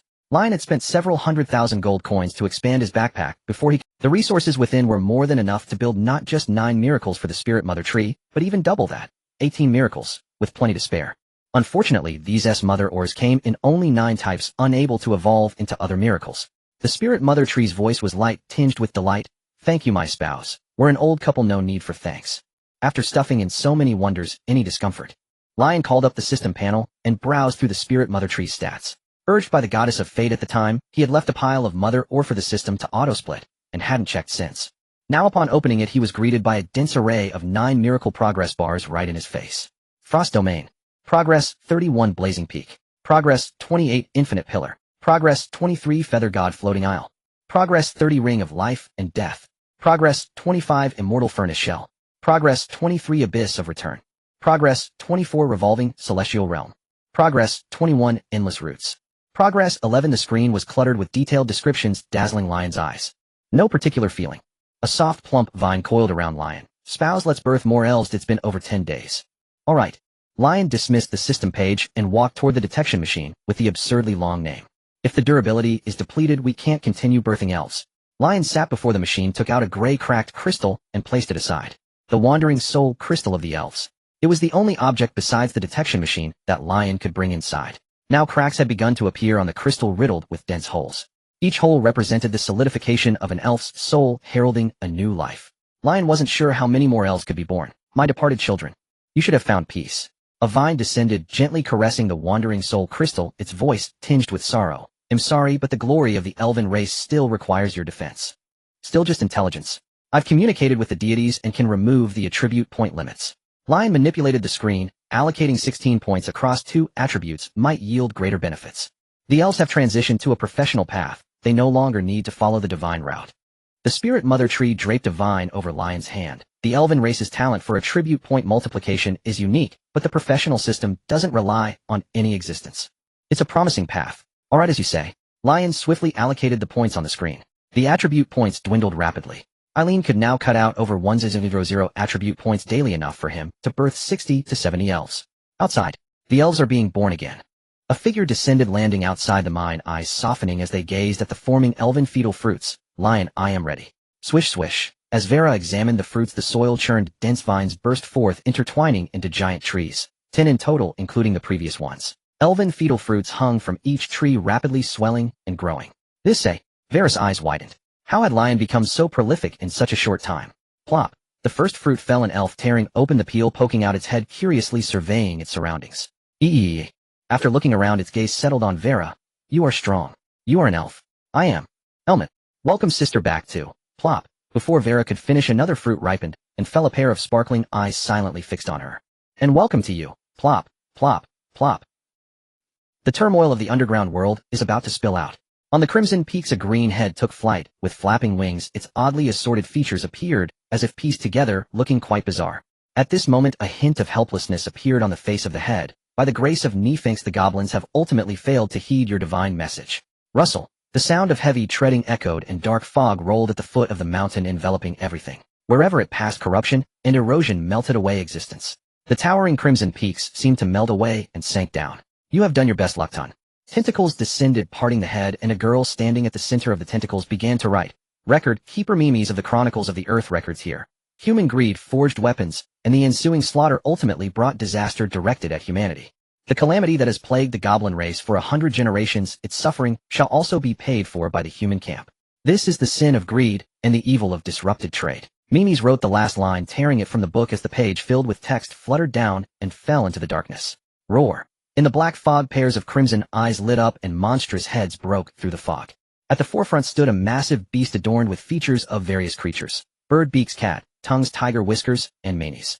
Ears of different monsters covered its back like scales, while eyes of diverse beasts hung across its abdomen like armor. The tribe that governs the realm with the faces of myriad beings, Nephinx. Apostle of the evil god, I accept your proposal. The beast Nephinx picked up the paper on the ground, its armored eyes glaring towards the east, its lips unmoving as a voice resonated from the void. The legend of the celestial star, will this tribulation be accepted or rejected? Roar. The beasts erupted in chaos, all bursting forth from the black fog rushing towards Minjin City. Roar. The beasts erupted in chaos, all bursting forth from the black fog rushing towards Minjin City in the east. Inside the royal mine, ending a tiring day, Leon dressed and stretched lazily, walking outside at a leisurely pace. As soon as he stepped out of the mine, he was met with a cacophony of noise. The elves were frolicking and chasing each other outside the mine. A massive crowd. Why are there so many elves today? Vera approached, holding onto Leon's arm. Are you alright? Just kidding, what could happen to me? I'm amazing. Leon looked at his labor results and smiled with satisfaction. Oh wait, where did that green ball come from? Leon observed for a while and found that most of the elves were chasing the ball, which had its own flying capabilities. In the midst of twists and turns, not a single elf could touch it. Instead, the elves leaped and tumbled, often colliding and falling. It's your dungeon master. Vera pulled Leon's head closer. Since you were still busy, I didn't let it disturb you.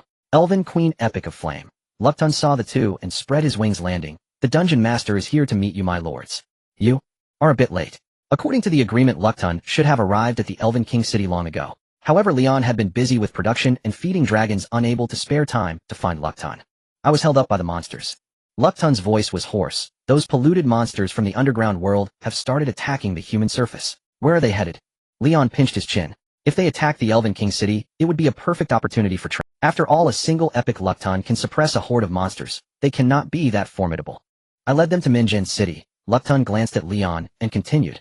After all, they disrupted trade and wiped out my goblin tribe. These consequences should be borne by them. Ahem, of course. Leon coughed lightly. Finding something for that earthbound spirit to do isn't out of the question. Everything is part of the conspiracy of the three noble families. The Epic of Flame is just a kind-hearted passerby, cleaning up the mess. Yes, the Origin Mother Pool continuously births polluted monsters, even if Minjin City can withstand it. Leon suddenly pressed down on Lukton's head. Origin Mother Pool. Elaborate. Lukton was taken aback, but still shared relevant information with Leon. The goblins of the monster forest have followed Nephinx's divine command, resisting the underground world for generations, and the underground world is evolved from a corner polluted by the Origin Mother Pool. What is the Origin Mother Pool? Leon interrupted Lukton's background report. Give me the details about this. That's something from the goblins' folklore. The one responding to Leon was Vera, who glanced at Lukton and spoke softly. In their mythology, when the world was in complete chaos, the primordial essence solidified and collapsed, forming a vast ocean. The ocean spewed forth land and clouds, shaping heaven and earth, quickly consumed. In the end, when only a pool remained, two divine beasts emerged, their bodies splitting and evolving into myriad races of male and female. The pool is called the Origin Mother Pool, meaning the mother of all things, while the divine beasts worshipped as Nephinx are the children of the Origin Mother Pool. Nephinx is of such great origin. Leon found it hard to imagine that the deity guarding the wooden door was a super single-celled being on par with the Earth Mother. Only in goblin folklore is it like this. Vera huffed lightly. In our elven origin history, heaven and earth were still supported by the elven mother tree. Nephinx embodies the aspects of myriad races. Isn't it strange that it lacks the characteristics of elves and dragons? Respectable elven queen, the undead elves and dragons are all super races beyond the origin. Lukton spoke respectfully. Although the Origin Mother Pool is extraordinary, its ability to evolve is ultimately limited. Of course. Vera glanced at Lukton, saying nothing further. Since the Origin Mother Pool is so important, how could... According to records, it was during the time the Underworld Sea race broke the three major overlord races that the Origin Mother... According to records, it was during the time the Underworld Sea race broke the three major overlord races that the Origin Mother Pool was also polluted by the enemy. Damn the Underworld Sea race. Countless consequences. Leon suddenly grabbed Lukton's head, his sincere gaze meeting Lukton's bewildered eyes. We have a common enemy. The elven race will help you reclaim the Mother Pool and cleanse it. This even Nephinx cannot. Trust me. Trust the Elven Queen. Are we getting involved? Vera frowned at Leon's eager demeanor, unable to resist, asking, Our current focus shouldn't be this. The origin mother pool had been contaminated, and even Nephthys couldn't resolve it. She couldn't understand why Leon suddenly wanted to meddle. Relax, I've got it under control. Leon snapped off a branch and balanced Luketon on top of it. Let's first check on your brother Luke's equipment progress. With that he strode off toward the cutting factory north of the royal city. Luketon perched atop the branch. North of the royal city beside the cutting factory, Nicole Heavy Industries, a massive smelting furnace stood tall, belching thick smoke. Clang. A colossal vine bear 10 meters tall swung a hammer upon the anvil, sending molten slag flying. Luke, look what I've brought you. Leon landed beside the bear-formed Luke, thrusting the head forward. Tada, it's your good brother Luketon. Luketon. The vine bear halted its work, looking down. Why are you here? I disbanded all the goblins and gave up suppressing. Luketon met the vine bear's gaze, a trace of melancholy on his face. I defied Nephthys Oracle, and the goblins' millennia of perseverance have all come to naught. He had made one final effort, even breaking his pact with Leon, to linger forcibly. But in the end the surviving goblins could no longer resist, and he was powerless to change their fate. That was the accumulation of many mistakes. The vine bear pinched the head with two claws, wrapped it in magic, and tossed it toward a crate behind. Don't bother with the origin mother pool anymore. But Bam! As Luketon flew backward he tried to speak, but collided with the crate. The magic shattered the wooden planks, revealing a long-dead corpse. The corpse's shoulders were bare, the head missing. Beneath the pallid skin, every muscle seemed like tightly coiled iron. It radiated an explosive sense of power. Even in death, its life force still emanated, scattering the broken splinters. This is... Luketon was flung back by the corpse's life force, flapping his wings to barely hover 3 meters away. The foundation of a bloody epic, the headless, undead Hejimo. The vine bear stepped forward, pinching Luketon's head, its voice calm. If you wish, you may claim this body at the cost of guarding the Messala family for a century. Hejimo. Luketon gazed at his former nemesis, his eyes dimming. A headless corpse, huh?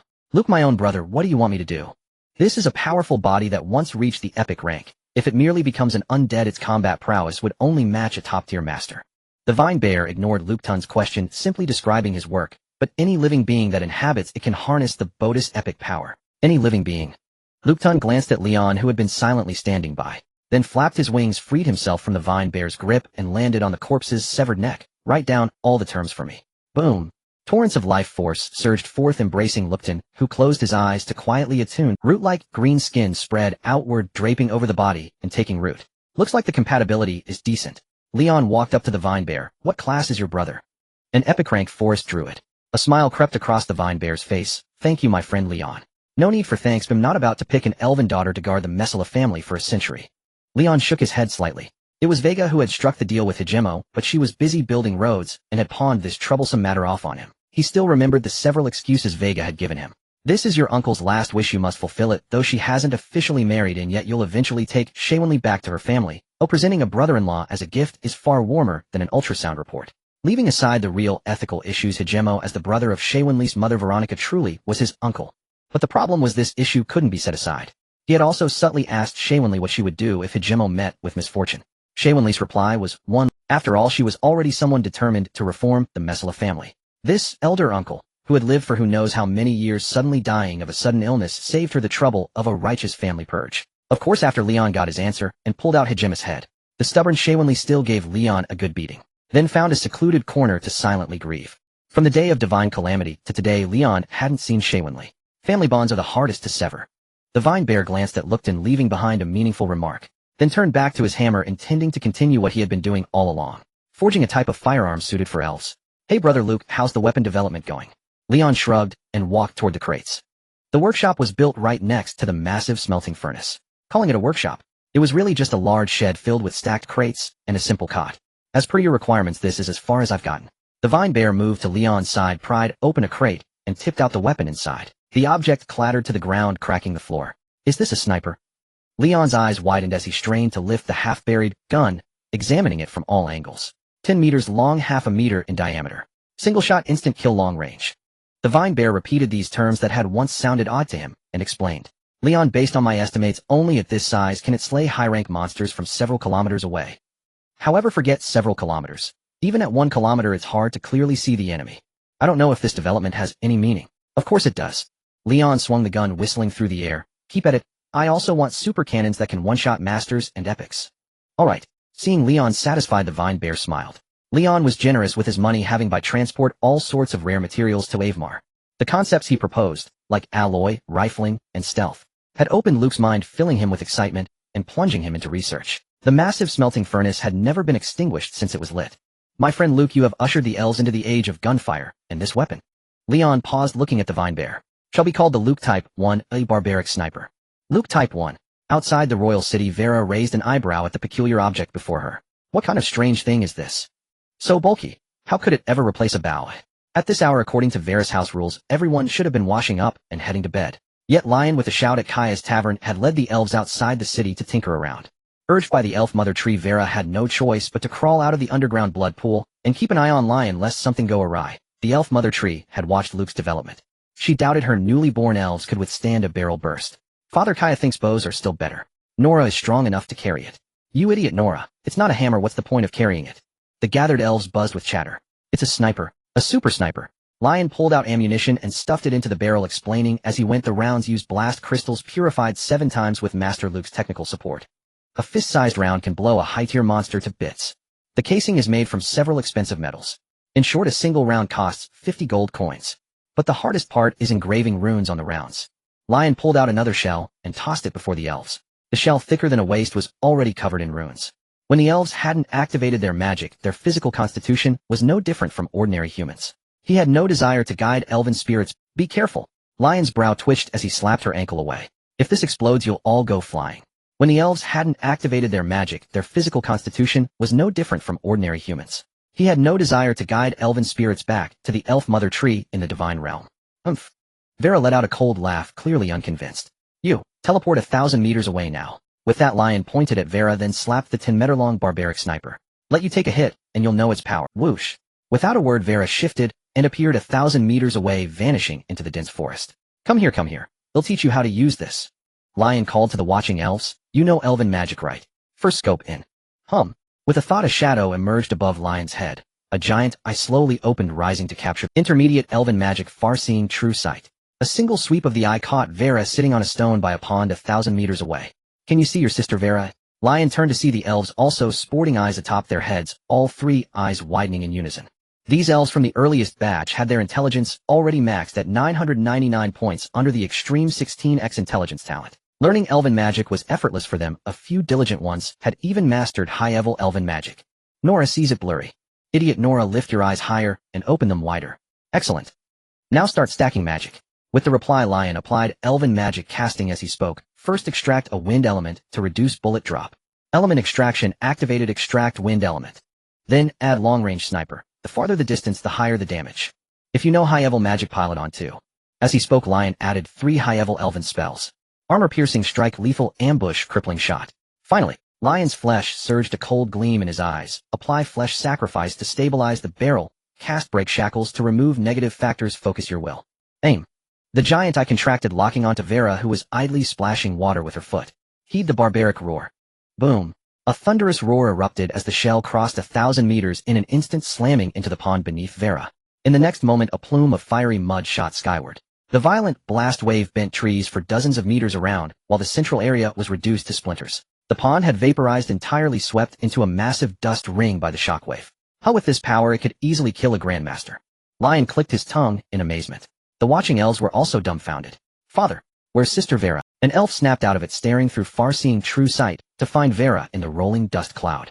Yet not even a scrap of clothing was visible. The elves began to wail. Boo-hoo turned to ash. Bad father. Give us back our sister Vera. Quiet. Lion knocked on the loudest elf's head. She's clever. She bolted before the shell hit. Right now she's probably too embarrassed to face her father. Why? She refused to defend properly. If I hadn't aimed off on purpose. Lion grumbled. You'd be scavenging for her pieces and playing jigsaw right now. Vera had long broken the shackles of flesh disintegration. Even blown to bits, she could reassemble herself. That was one reason Lion felt safe using her as a target. Is that so?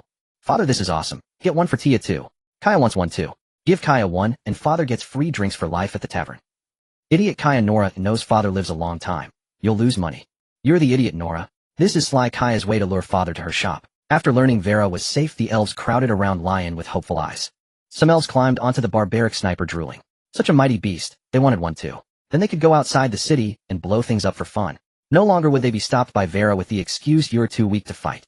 The monsters in the city had been cleaned out. Even the lowliest rat nests were emptied and the yolks of bird eggs and tree nests were shaken. It was truly boring. They were the ancient ruling race, the invincible race. They needed to hunt, to dominate. Don't rush, don't rush. He'll have Luke tweak a few models. The power of the Luke Type 1 exceeded Lion's expectations. Next head, need to cut the cost. A single shell cost 30 gold coins, and the barbaric sniper itself cost several hundred gold coins. That stung Lion's wallet. Besides, with more and more elves I need to set up a trade system, so they can save up for their own gear, Lion thought, eyeing the sea of elves before him and clutching his purse. I may have plenty of gold, but I can't just sit and spend it all. Lion was quite satisfied with the performance of the barbaric sniper. Though costly to produce, it at least proved his concept was sound. In the days that followed, his focus shifted to simplifying lightning and creating different models. He aimed to produce models suitable for various professional tiers of elves, thereby reducing costs. Half a month swiftly passed. Lion, the final piece, is forged. Beneath the colossal smelting furnace, Vine Bear hung a tunter-long firearm on a weapon rack. His gaze swept across the rack, his eyes filled with satisfaction. A dazzling array of novel weapons lined the racks, catering to everyone from apprentice archers to advanced marksmen.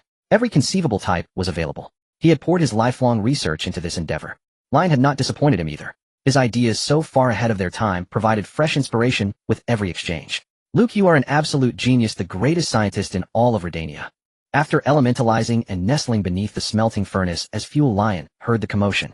He shot out from the furnace, materialized before the rows of firearms, and his eyes sparkled with excitement. Once the durability of the elves' wandering soul crystals was exhausted, he ceased production and focused solely on developing weapons with Luke. He even granted Eileen an indefinite leave of absence, summoning all available goblins and elves to fully support Luke's research. Over 100 goblins and more than 1,000 elves participated in this gunpowder industrial revolution. Next, the monsters near the royal city are in for a world of trouble. A torrent of vast magical power surged from within Lion, lifting all the firearms as he strode through the air toward the center of the royal city. His voice echoed throughout, testing, testing. My chosen elven whelps assemble beneath the throne. Am issuing your equipment. As a chef, your emotions influence the flavor of your food.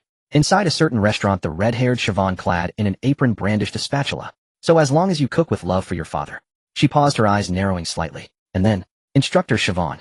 The elves behind her clutched small notebooks, diligently taking notes. Their eyes were filled with admiration. As a renowned instructor in the royal city, Siobhan was so erudite, she was called a walking library. The elves had pooled their food rations for days just to secure her lecture, determined to record every single word. As long as you have enough love, you can prepare anything for Lion to eat. Siobhan smacked the chopping board with her spatula. Don't worry about him not being able to stomach it. Just stare at him with hopeful eyes and he'll eat it all. Yes. Understood, Instructor Siobhan. I suddenly have a brilliant idea. The elf's eyes sparkled as she began pondering what kind of culinary surprise she could create for her father. Of course, this only applies to your father, not to others, especially not me. Siobhan cleared her throat. Remember this, while I need sweet and sour fruits, dried meat with minimal seasoning, and absolutely nothing poisonous or harmful. The elves behind her chorused. Understood, Instructor Siobhan. Nicole, is it really okay for Siobhan to keep misleading them like this? In a corner, Hiberia held a little rabbit-eared girl, watching the young elves, whose eyes grew brighter with each word. Her own eyebrows twitched incessantly. Lord Lion will be angry. Nicole doesn't know anything. The little rabbit-eared girl covered her eyes. Miss Siobhan is very unhappy. She hasn't visited Master for days. Unhappy. A hazy, luminous glow swirled in Hiberia's eyes. What I perceive is loneliness. Testing, testing. My chosen elven whelps assemble beneath the throne. Am issuing your equipment. Equipment. Equipment. Lion's resonant voice boomed, overpowering the lecture within the restaurant. What? Father is issuing equipment. What are you so excited about? You were only born a few days ago. You're not eligible. Arg. I have to go see. I'm going too. The elves abandoned Siobhan's lecture, each activating their innate elemental talent, transforming into wisps of element and vanishing in an instant. Issuing equipment. Is he sending these elven children to the battlefield? Siobhan gripped her spatula, bending it forcefully, and ground her teeth. That's a serious crime under the laws of the Ebon dynasty. Lion's single bellow had stolen her students, leaving her feeling a pang of defeat. Miss Siobhan. Nicole, seeing the elves had all run off, tugged at Siobhan's hem. Master said he's very worried and misses you a lot. Rabbits don't tell lies. Say that again. Say what? Nicole has to go back for lunch. Unable to persuade Siobhan, Nicole turned and fled, leaving Siobhan alone in the restaurant, twisting the iron spatula into a pretzel. Come, come, apprentices, stand here, juniors, stand over here. On the plaza before the throne, Lion organized the elves into groups, handing out weapons one by one. Hey father, why did I get this little thing? An elf holding a pistol frowned. Give Nora a big one. Nora's got plenty of strength. How dare you say that? Your professional assessment doesn't even qualify you as a junior archer. Shooting at a 10-meter target, you missed 9 out of 10 shots. Lion stopped before the elf named Nora and pinched her chubby cheeks. If I give you a high-grade weapon to squander, you won't be able to hunt enough monsters to pay off the weapon loan, even if I sell you. During this time, aside from assisting Luke with his research, he had also been silently observing these daughters while scouting locations. Considering factors like their mastery of elven magic and marksmanship skills, he had selected the best 100 elves for the upcoming training plan. This one, Nora, had only learned basic elven magic, and whether using a bow or a gun, her aim was atrocious. Yet Lion still chose her for one reason alone: her raw brute strength. Yes, raw strength. This little rascal had sneaked out of the royal city, punched a deep forest red wolf to death, and dragged it back to secretly show off to him. Lion was utterly stunned at the time. It was hard to imagine how this little elf with her chubby baby-faced cheeks could have pulverized a deep forest red wolf with a single punch. Of course, after that incident, this little elf had her bottom thoroughly thrashed by Vera and became completely docile. After all, nothing could be hidden from the elven mother tree near the elven royal city. Art Father Nora will definitely make you eat your words. Nora tightened her grip on the small pistol, her brows furrowed together. I will prove. Crack. The pistol was crushed, its parts scattering across the ground. Nora's eyes instantly went blank. Eeked. The elves around her who had just received their guns saw this, and immediately became cautious, carefully holding their weapons. Some curious ones who had been tapping and knocking their guns against things also stopped, and silently cradled them against their chests. Excellent, Nora. You've already made me eat my words. Lion Pride opened her hand, brushed away the gun scraps from her palm, and then shoved another pistol into it. You haven't even left yet, and you've already incurred double the weapon loan. Nora. Oh. Liang, having finished distributing weapons, addressed the gawking elves. All right, my daughters, those who did not receive arms should not despair. The ban on Wong City is lifted from now on. You are free to venture out and hunt. You may also exchange spoils for weapons at the Lu Ku workshop north of Wong City. Sufficient gold will persuade Master Lu Ku the blacksmith to accept orders of any kind. A chorus of exclamations rose. Can we leave the city? Hooray. The spectators erupted into raucous cheering as some stopped looking at Liang, and assuming elemental form streaked toward the outskirts of Wong City. Isn't this rushing things? Weila stood beside Liang, brow slightly furrowed. They were born only days ago. By class level, most of these elves were not even of the primary rank. When clearing the city's monsters, they had relied on formidable talents like elven male and children of elements to crush the foes. Time waits for no one, Weila. Liang's gaze swept the rear, lingering on the weapons-bearing curious elves. His tone grew solemn. Next, I intend to begin reviving the mother tree. The elven race will for a considerable span to come be plunged into war. Revive. Weila's eyes filled with astonishment. Is this the right moment? In these days, elves have been born ceaselessly. Weila no longer doubted Liang's words. Yet now the undead and the dragons lurk at the bottom of the Lavane galleries, drawing the Nethersea tribes. If the mother tree begins to revive, the Nethersea tribes will very likely land from the eastern seas of the Ibeen dynasty. With a single misstep, the Maitina steppe and the Ibeen dynasty would be swept into the conflict. Even the three great kingdoms west of the monster forest might be drawn in. Rest assured, I am here. Liang opened his palm, and phantasms of wonders clustered upon it. If necessary, I can seize control of the mother tree's 9 wonders and unleash them against them. During this time, he had organized a cohort of elves to extract the Mind Mother delivered by Kinbasisi, inching forward the miracle progress of the elven mother tree. Without exception, each of the 9 wonders was stuck at a 99% node. The withered elven mother tree could not sustain the majestic power of the miracles. Even if a wonder swelled to its limit, it could scarcely manifest beyond the elven Wong City from the Kaihong divine realm. That did not matter. This was a shared asset between him and the elven mother tree. After several more unions, Liang believed he could draw all the wonders into manifestation, take the final step, and become a super-legendary powerhouse who possessed the 9 great miracles. Alas, let alone all 9 wonders, even a single one was too great a burden for Liang's slight frame to bear. After all, the elven mother tree was an apparatus of such magnitude. Liang could only regard himself as expendable, prepared at need to tow a few wonders out, manifest them into miracles, and detonate together with the meddling legendary powerhouses. I must guard Wong City and Mother. Seeing Liang's determination, Weila could only hand him a dragon-hunting arrow and whisper, within a radius of 10,000 li, any legendary powerhouse is to be shot on sight. Invincible at the legendary tier. Liang put away the arrow, and looking at the composed Weila asked, what if it is above the legendary rank? If the Rudania continent remains sealed, then there will only be legendary tier powerhouses. Does that not allow me to ride unfettered? Those elven brats. Liang grinned, waved at the 100 elves he had selected, his body flaring into a meteor of flame as he streaked eastward. Come, ill take you to Meng En City to stir up some trouble. Ho ho, kill them all. Idiot Nuala, we're going to hunt the corrupted monsters. Then loot everything. Nuala is all. Minter Shah Wenli taught you in vain. Oh, we're going to collect protection fees. Brilliant elemental orbs rose and pursued Liang. The blooming radiance painted the sky above Wong City in iridescent hues. Outside Meng En City, icy spires, scorched earth, and cratered pits lay scattered, battle scars that had rendered the fields beyond the walls barren. Creatures shrouded in black mist prowled the battlefield, their pairs of crimson eyes fixed on Meng En City, yet they halted before the moat. Creatures shrouded in black mist prowled the battlefield, their pairs of crimson eyes fixed on Ming and City. With a thunderous boom, the once clear sky was abruptly cloaked by a terrifying black veil, plunging the world into palpable darkness. Only a blinding bolt of lightning cleaved the horizon, driving through and slaying monsters as its aftershock ripped. A swath of creatures and the earth beneath them were blasted into charred ruin. The nearby monsters roared in panic and scattered in all directions. A gust sighed across the field, those that had crossed the moat were lifted by a sudden cold surge rising from the river. Though the beasts had already been felled by lightning, the killing intent of the cold torrent did not abate. Encrusted with carcasses, it slammed them beyond the moat and formed an icy peak, crushing many of the monsters who had not yet fled. In the next instant, the black veil above Ming and City dispersed, the sky cleared, and a gentle breeze swept the air. Those wretched monsters. On the battlements, 2 sentries were roused from their cornered nap by the commotion. One sighed faintly. Henrui, where do you suppose these monsters came from? Foolish new recruits, why worry about that? The pack leader defends the city. We cannot defeat them anyway. Henrui rubbed his eyes. Shall we hit the tavern for a couple of drinks tonight? With monsters besieging the city, prices have gone up. The soldier tapped the battlement with his spear. Where will you find them? You know how it is. Meng'an City is unstable, and many fragile women need consoling. I must soothe their frightened hearts. Am not going. Your coin is tainted. Bullshit. Filthy Yidang. Henrui leapt up and smacked the other soldier on the head with his helmet. Merely on gate. Part-time. Henrui, quiet. Oh my, I think I hear the gate duck calling. Damn Yidang. Clang. The 2 soldiers came to blows. Huh. The recruit Yidang had been toppled by helmets and spun about when he found himself pinned under a boot, and looked up. He saw the impassive face of a middle-aged man.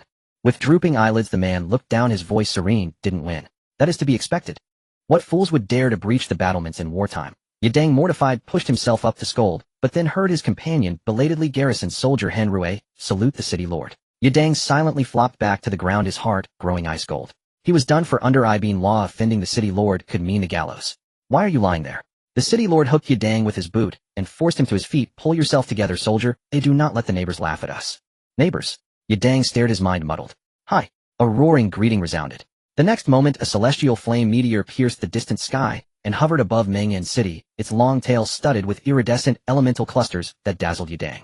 The voice reverberated in his ears like thunder. How's the weather over on your side? You flew over like that, and those demon lords didn't stop you.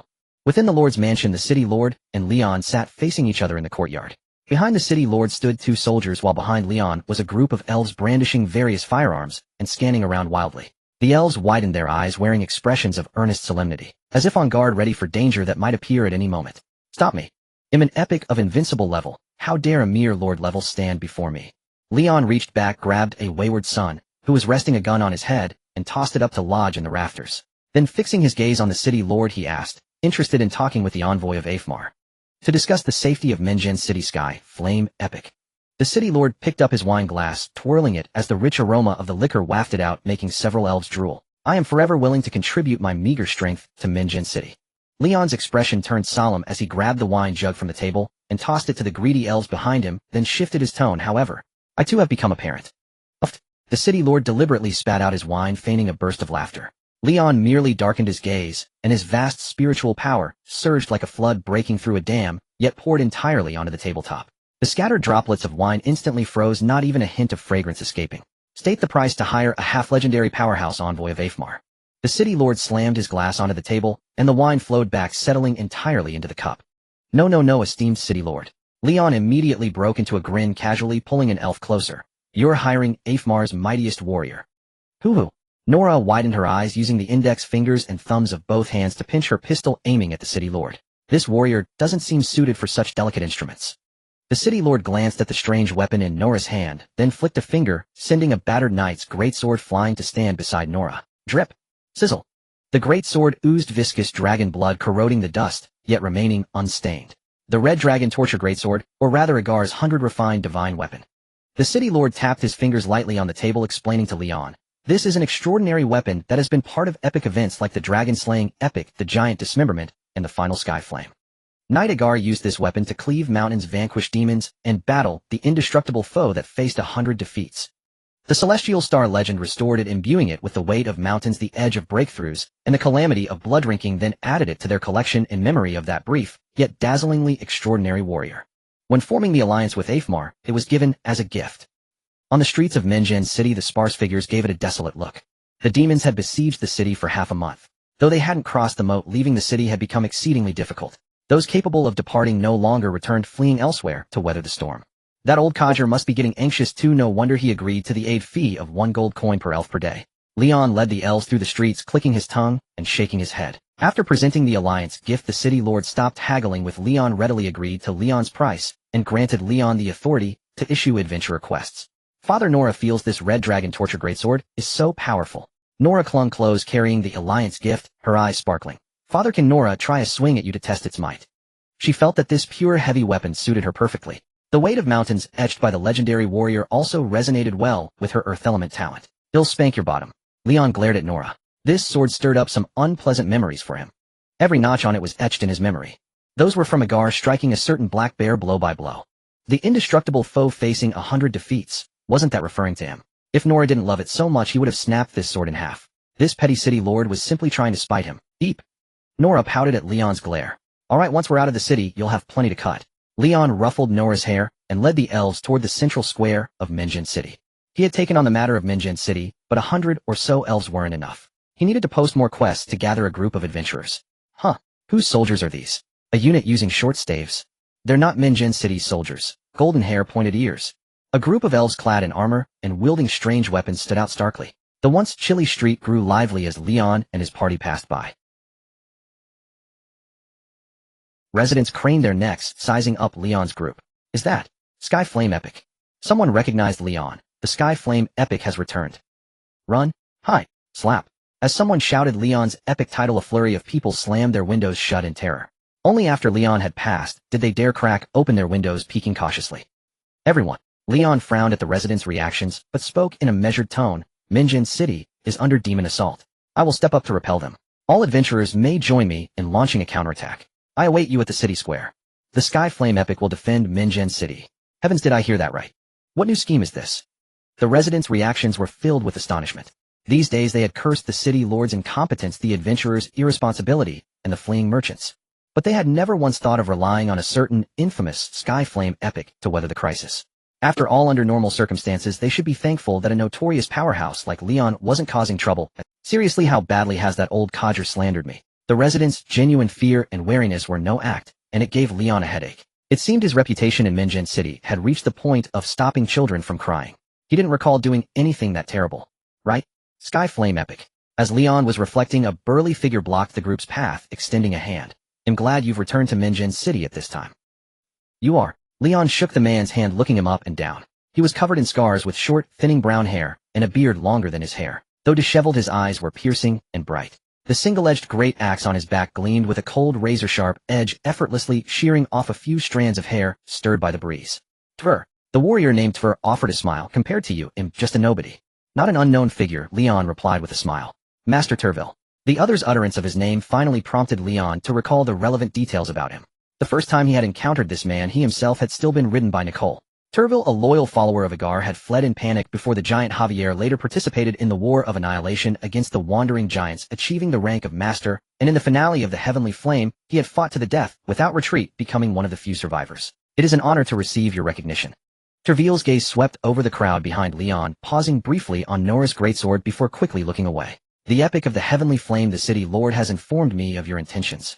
However, I would advise against you recruiting people from the square. Because my reputation is terrible. It's not because of that. The adventurers in Minjin City have been draining away recently. You won't be able to recruit many people at the square. Turville hadn't expected Leon to be so self-deprecating, and he immediately grew a bit flustered. Of course, I'm not saying your reputation is bad. Haha, Turville, perhaps you should use that sharp axe of yours to trim your beard, instead of letting it idly clip your hair. Leon stepped forward a few paces, bumping his shoulder against Turville's arm. I think it must be that thick beard of yours that's tangling up your smooth words. Maybe my beard is tying my tongue in knots. Leon's joke eased Turville's tension, dispelling his awkwardness. I hope you won't take offense, epic of the Heavenly Flame. Of course not, you can call me Leon or friend. If you like, you can even call me the wild adventurer of the forest. Leon beckoned for Turville to follow his tone light. So my friend Turville, you must tell me in detail just how that old city lord has been spreading tales about my epic title. Well, Turville scratched his head. Seeing that Leon seemed unconcerned about his reputation, he blurted it all out. Forgive my rudeness, but the epic of the Heavenly Flame is an extremely selfish and egotistical fellow. For his own selfish desires, he killed the valiant Agar Hang Charnash and extorted millions of gold coins from Minjin City. Although he completely resolved the conflicts, he also stripped Minjin City of all its defenses and destroyed the order established by the three great noble families. But I advise you not to go and denounce that hot-tempered firebeard. With his keen hearing, he only wants to burn everything before his eyes to ashes. He also has an incredibly bizarre obsession with monster slaughter, torture, perhaps with a dash of human wailing. After all, he once transformed into a bear-like monster that delighted in devouring humans. Fortunately, he is not an evil, mindless beast. As long as you don't appear before him, you will forever enjoy his protection. The more Leon listened, the darker his expression became. By the time Turville finished, his face was so grim it seemed ready to drip with water. The city lord has people spreading this stuff every day. He recalled that during his previous time in Minjin City, these matters hadn't been exaggerated to such an extent. This information wasn't released by the city lord. Walking behind him, Turville couldn't see Leon's expression and spoke carelessly. These are all written on the first page of the adventurer's manual under the most important death warning. Walking behind him, Turville couldn't see Leon's expression and spoke carelessly. These are all written on the first page, but I don't think these words are true. You're not that kind of person.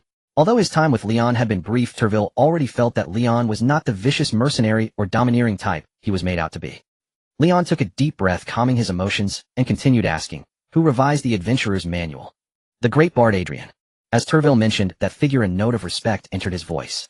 Although he was born a noble, his character is generous and righteous, and he dares to expose the darkness. Boom! An overwhelming spiritual force that seemed to freeze all things erupted abruptly. Turville only felt a roar in his eardrums, as if the surge of a tidal wave swept past his ears. Before his eyes, the epic of the heavenly flame exploded into rings of sonic booms, vanishing into the distance in an instant. Inside a certain tavern, a few scattered guests sat around. A business was slow. And why do I feel like someone's got their eye on me? A cloaked figure wearing a silver mask tucked away in a corner paused his quill and tilted his head slightly. Boom! Blazing flames instantly filled his vision. Under the pull of immense kinetic force, the face within the flames stretched and warped. His ears were still at the tavern door, but his nose was already pressing against the silver-masked man's face. Deep, unfathomable pupils shimmered with iridescent colors. The whites of his eyes squeezed into the corners, glaring like a cross-eyed man. "Good afternoon, you damned bard." Word by word, his ears, sideburns, and forehead stretched like rubber bands, snapping right up to the silver-masked man's eyes, forming a face twisted with rage. Cough! The silver-masked man shrank back against the wall, trembling. "Let me explain.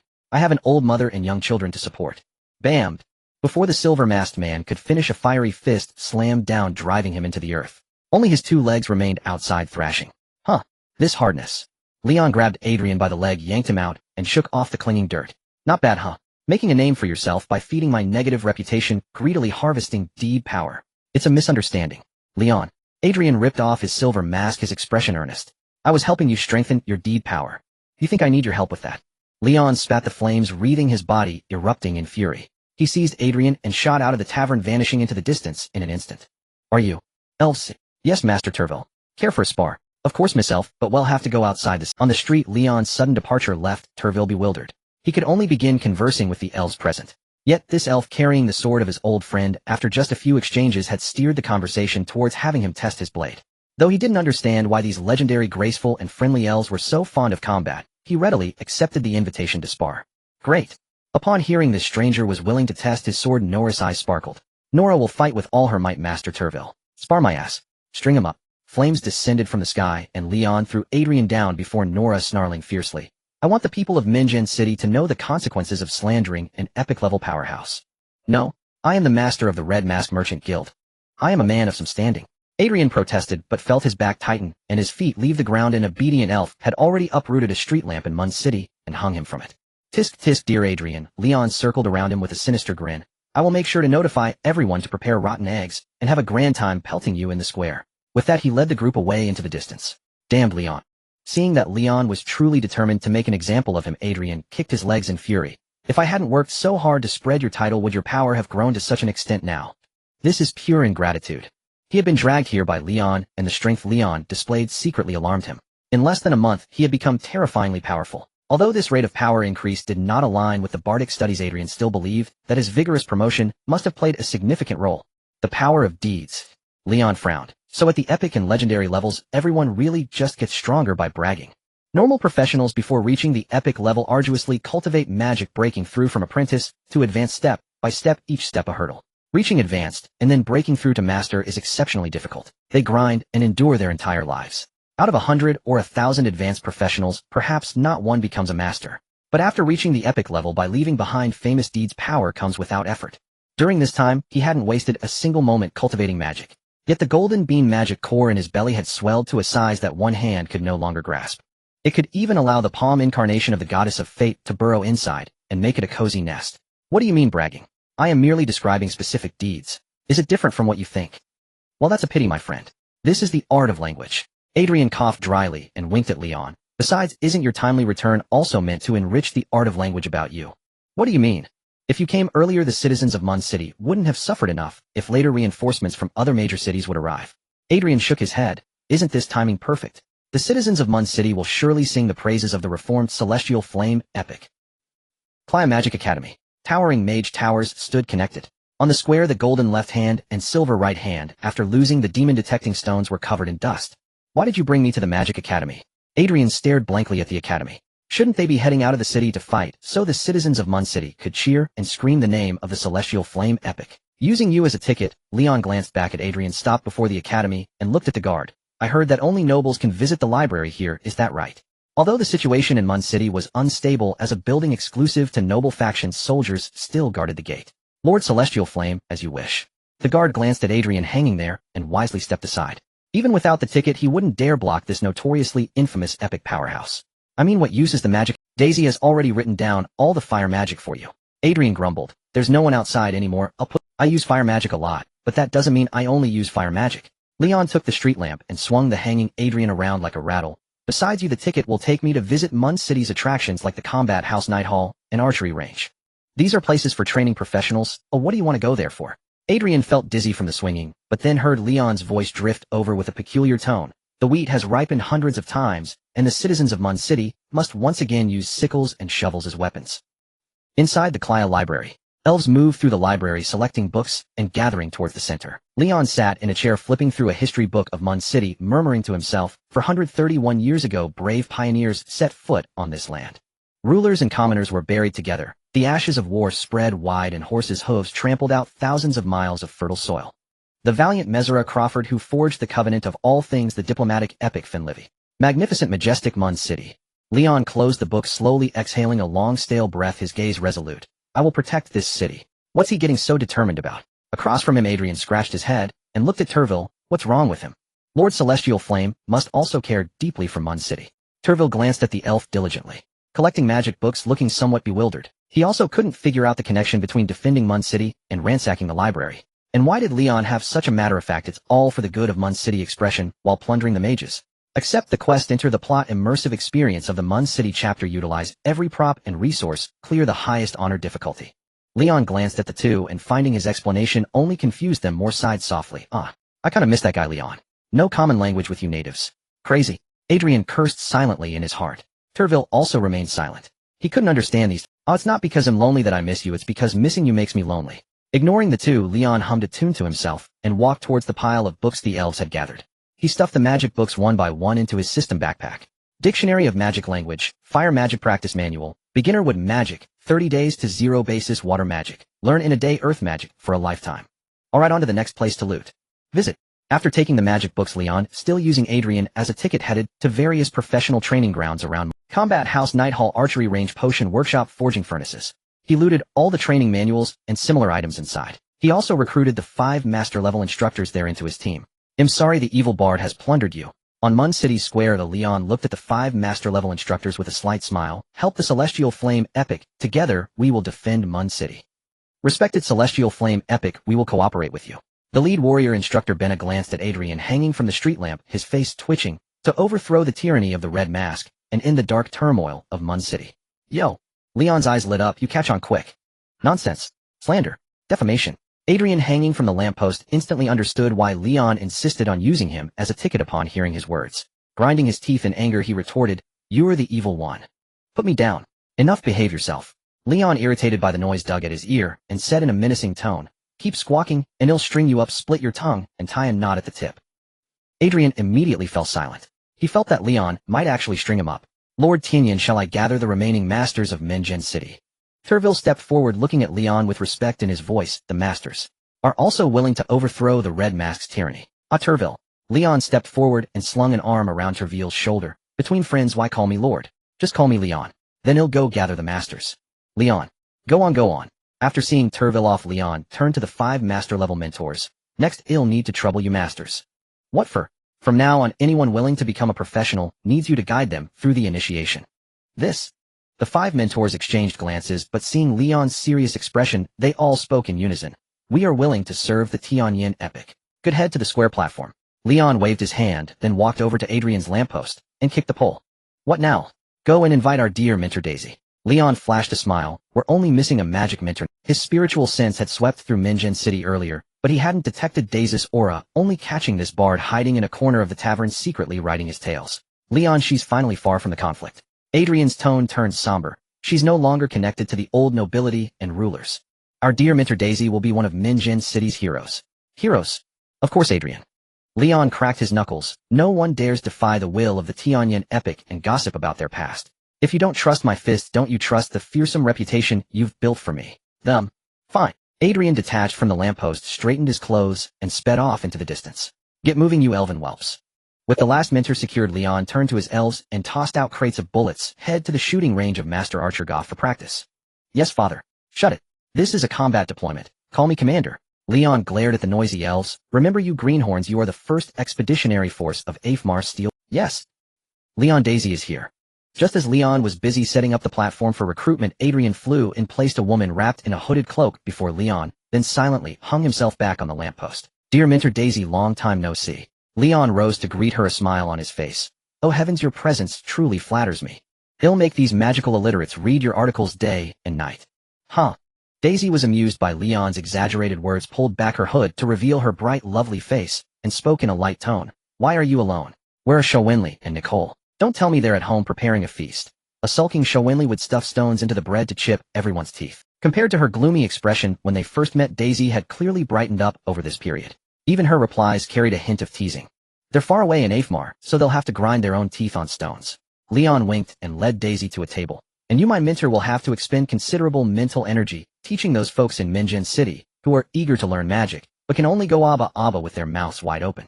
Beside the table stood a row of advertising boards. Fresh mud ball spell for 1 gold coin. 9 bean sprouts can actually be combined into a 3-star swift water sword here. Fireball. Great fireball. Super fireball. Super duper mega fireball. Glad to be of service. Daisy, a gentle smile on her face, ignored the chaotic slogans and sat gracefully on the chair. Care to learn some magical phrases, Lord Leon, the Tianyin funerary? Leon, abba. Huh. Daisy burst into laughter at Leon's antics.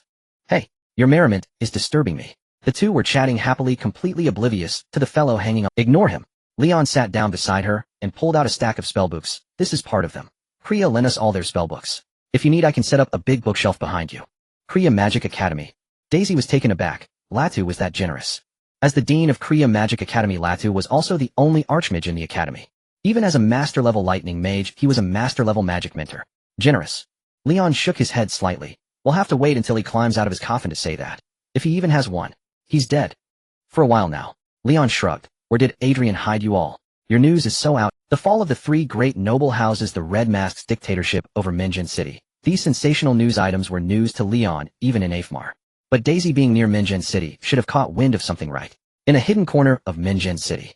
Daisy smiled faintly, didn't press further, and instead scanned the square of Minjin City, gathering so many professional mentors here. What does the city lord plan to do? These mentors, though master level, never involved themselves in any conflicts. Though nominally under the nobles, they were secretly loyal supporters of the city lord, belonging to the city lord's mansion. No one else could command them. To solve Minjin City's problems, my dear mentor Daisy. How out of the loop are you? Leon tapped his fingers on the table. You didn't notice the city lord turning off the lights every now and then? Turning off the lights? Daisy looked confused. Seeing this, Leon sighed, and was about to explain when the sky suddenly darkened. All light vanished, leaving the world in pitch-black darkness, where one couldn't see their hand before their face. Countless consequences. Leon suddenly grabbed Luctun's head, his sincere gaze meeting Luctun's bewildered eyes. We have a common enemy. The elven race will help you reclaim the mother pool and cleanse it. It should be considered magic. The city lord is dealing with the intruding monsters. Lion conjured a fireball, illuminating the surroundings. That old fellow seems bound by some seal or contract. Even killing a few monsters beyond the moat requires borrowing strength. This is terrifying. Daisy looked around. Even with Lion's fireball, she could only see within 3 meters. Beyond that, everything was hidden, silent. Don't mind him. Just treat him like the candle snuffer, the spirit of Morn City that controls the lights. As the words fell, Morn City regained its clarity. The brief darkness seemed like an illusion. See, the lion pointed at himself, explaining to Daisy. To spare his old bones, the Celestial Flame Epic has taken over Morn City, organized a group of mentors, and opened up the power system. The entire city will arm itself to resist this calamity. Opening up the power system is a bold decision. Daisy took a few deep breaths to calm herself, glanced at her brother, hanging on the lamppost, then met Lion's eyes. Is the disaster Morn City faces not at the city-destroying level? If Morn City were facing total ruin, Adrian would have immediately led her to escape. So if even Adrian, a master, was confident in facing this disaster, why wouldn't a few epic-level forbidden spells from Lion solve everything? Why such a grand mobilization? Tisk tutored Daisy. Overthinking leads to weariness. Lion gently tapped the back of her hand. I have my schemes, you have your gains, and the city lord has his secrets. But I guarantee this will be a win-win for everyone. He glanced at Adrian, still hanging on the post. My good poet, Morn City is just a beginner's village. Shed the shackles of your red mask identity, and come with me to witness an era of miracles. Oomph. The only response was a cold snort. Adrian remained silently on the lamppost, which was taken as task. Extra. The Celestial Flame Epic returns to Morn City, launching the Demon Extermination Plan. All restrictions lifted. Anyone can become a professional. Morn City needs you. As Lion set up a stage in the square, servants in livery ran through the streets and alleys. They threw flyers into the air to spread the news. A grand mobilization of adventurers. Only the brave need apply. People stirred by the commotion stepped out to pick up the papers and read. Their jaws dropped at the contents. Kashu, is this real? The Celestial Flame Epic is waiving all registration fees for professionals and adventurers. Someone turned to another equally astonished person. Want to give it a try? In Morn City, becoming a professional required a substantial fee. Once registered as an adventurer, one had to pay tiered fees for life, whether or not they continued adventuring. Thus, while adventuring offered high rewards, it was also high risk. Most adventurers died on their missions. No other profession yielded returns high enough to cover the exorbitant lifelong registration fees. Only a few adventurers could save enough to retire comfortably. The nobility of Morn City is a thing of the past. But the reinforcements from Leludica, the royal capital, and the border city Kasaheim are not allies, they are the lords. The youth named Kashu tucked the flyer into his pocket. Talk, this is our chance. We have to seize it. Before they can settle into their seats, we must show them that Morn City can handle its own affairs. Hey kid, watch the shop. I can mind the goods, but what about Madame Moray next door? What nonsense. I'm just going to the square for a look. Oh, alright, I'm coming too. You're so young. Boss, are you worried about me? You have to take care of Madame Moray. Is that something I can do? In the general store, the owner and the clerk huddled. After much hesitation, both set aside their attachments and headed for the square. The same scene unfolded across. Urged on by the newsboys' cries, a crowd converged on the square. Meanwhile, the newsboys slipped into deserted alleys and... Ladies and gentlemen, I am Lion, the Celestial Flame Undertaker. I am Adrian the Bard.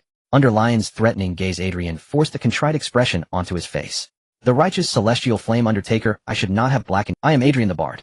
Under Lion's threatening gaze, Adrian forced a contrite expression onto his face. The righteous Celestial Flame Undertaker, I should not have blackened your name. Celestial Flame Epic. The red-faced master. Aren't they in league? Maybe things aren't what we thought. Am I the only one wondering when the spells will be handed out? A crowd of residents encircled the square. All had been drawn by the flyers. Everyone. Lion raised a hand for silence, his voice turning solemn. Centuries ago, this land was overrun by monsters. Hoe, shovel, and pick were our weapons. Rulers and commoners were buried together. The ashes of war spread far, and hooves trod the fertile soil for 1,000 miles. 431 years have passed, and much has changed. But if the people of Morn City do not save themselves, no one will ever save you. Let us drink blood and wine together once more like the pioneers who first set foot on this land. Morn City needs you, and you need Morn City. Awakening the masses. He's finishing what Agal started. For figures stood at the edge of the square. This is not just what Agal left unfinished. Tevel was among them, speaking softly to the one who had commented. Nasha, this is also what we left unfinished. Tevel, your eyes have cleared again. Nasha planted her door-sized greatsword into the ground, resting her hands on the pommel, tilting her head to look at him. That's good. If you tidy up your beard and hair, ID like you more, just like before. I am honored. But this is not the time for that. Tevel shook his head, his gaze fixed on Lion among the crowd. Morn City still has a long way to go. The City Lord's choice of the Celestial Flame Epic is a perilous shortcut along a mountain path. Name, age, occupation. Kashio, 18, an apprentice at a cobbler's. What do you know about being a professional practitioner? Which kind of magic do you tend to prefer? Dai, she paused with her quill appraising the youth from head to foot. His garments were threadbare, yet washed pale, and kept neatly. I'm not entirely sure. If I lack magical talent, I could become a warrior. A sharp thud. An apprentice spellbook slammed onto the table, cutting their conversation short. Daishi and Kashio looked up in unison, and saw the newcomer planting the lamppost into the ground, then pointing at the pendant. AI, Dalian, draft the terms with my contract staff. If you want another vocation, change it yourself. Terms. Kashio watched AI Dalian drooping on the contract staff, and felt his chest tighten. The Tianyin sure before them was even more formidable than the rumors had promised. The Hong Mianji had been reduced to a mere charm. Ugh. Greedy boy. Sign with me a demon-hunting contract of ceaseless slaughter. AI Dalian yawned as Kashio looked on, and a pearly scroll unfurled. Our currency is every same-tier monster you slay. The scroll was dense with text laying out the clauses with crystalline clarity. Kill 10 unranked monsters to exchange for an apprentice manual of any profession. Kill 10 novice-tier monsters to redeem any basic training manual. Kill 10 mid-tier monsters. Kashio's gaze followed the clauses until it stopped at the loan section. All terms permit use before settlement. During wartime, interest is waived. Agreed. After reading the terms, Kashio pressed his hand to the contract scroll and signed it at once. Next, Liang flicked his fingers and sent the apprentice spellbook toward Kashio, his eyes sweeping the crowd behind them. When the rally concluded, the crowd queued at the 6 major vocation registration booths. The warrior and mage stations, those most desired, already had lines more than twice as long as the others. Tianyin sir will pay, no contract. 2 men behind Kashio stepped forward and respectfully offered a pouch. Here are 10 gold coins. Quite well off. Liang accepted the pouch with a half smile. Young boss, what's your name? Yuli Ko. He's Kendi. Yuli Ko clutched his side cheeks, reddening. Lord Tianyin, this is all our savings. If it's not enough, I'll go back and tear down the shop. You're a shrewd tradesman. You must know I'm not doing this for profit. Liang dipped a hand into the pouch, fished out 2 gold coins, then bent close to Yuli Ko. He placed 2 apprentice manuals into the man's palm, set the pouch atop them, and whispered, what I need is for you to risk. Understood, sir. I understand. Yuli Ko broke out in a cold sweat, nodding frantically. He pressed the handprint of the boy named Kendi onto the contract scroll, and they hurried away. Liang, your reputation is already filthy. Don't say I'm the one making it worse. AI Dalian shook the scroll. That fellow was frightened. His handprint sealed the mid-tier terms. It's fine. With effort, there are ways to kill 10 mid-tier monsters. Liang waved his hand back. When the indomitable handsome Tianyin sure was an apprentice mage, he could already solo a mid-tier deepwood red wolf. Spare me the pride. AI Dalian rolled his eyes. I could drown a slime with a single piss. He thought Liang was, no, you're the one with uremia. AI Dalian, unfamiliar with the term, but sensing the insult, snapped back. Though that wolf had been maimed by Wei La to lure him, he had still smashed open the red wolf's skull alone. So in theory, a mage's power could indeed slay monsters beyond their rank. No, you're the one with uremia. AI Dalian, unfamiliar with the term, but sensing the insult, snapped back. Liang replied, tersely, touché. AI Dalian blinked. You're both famed figures. Why quarrel like children? Die she. Seeing them bicker felt a headache forming.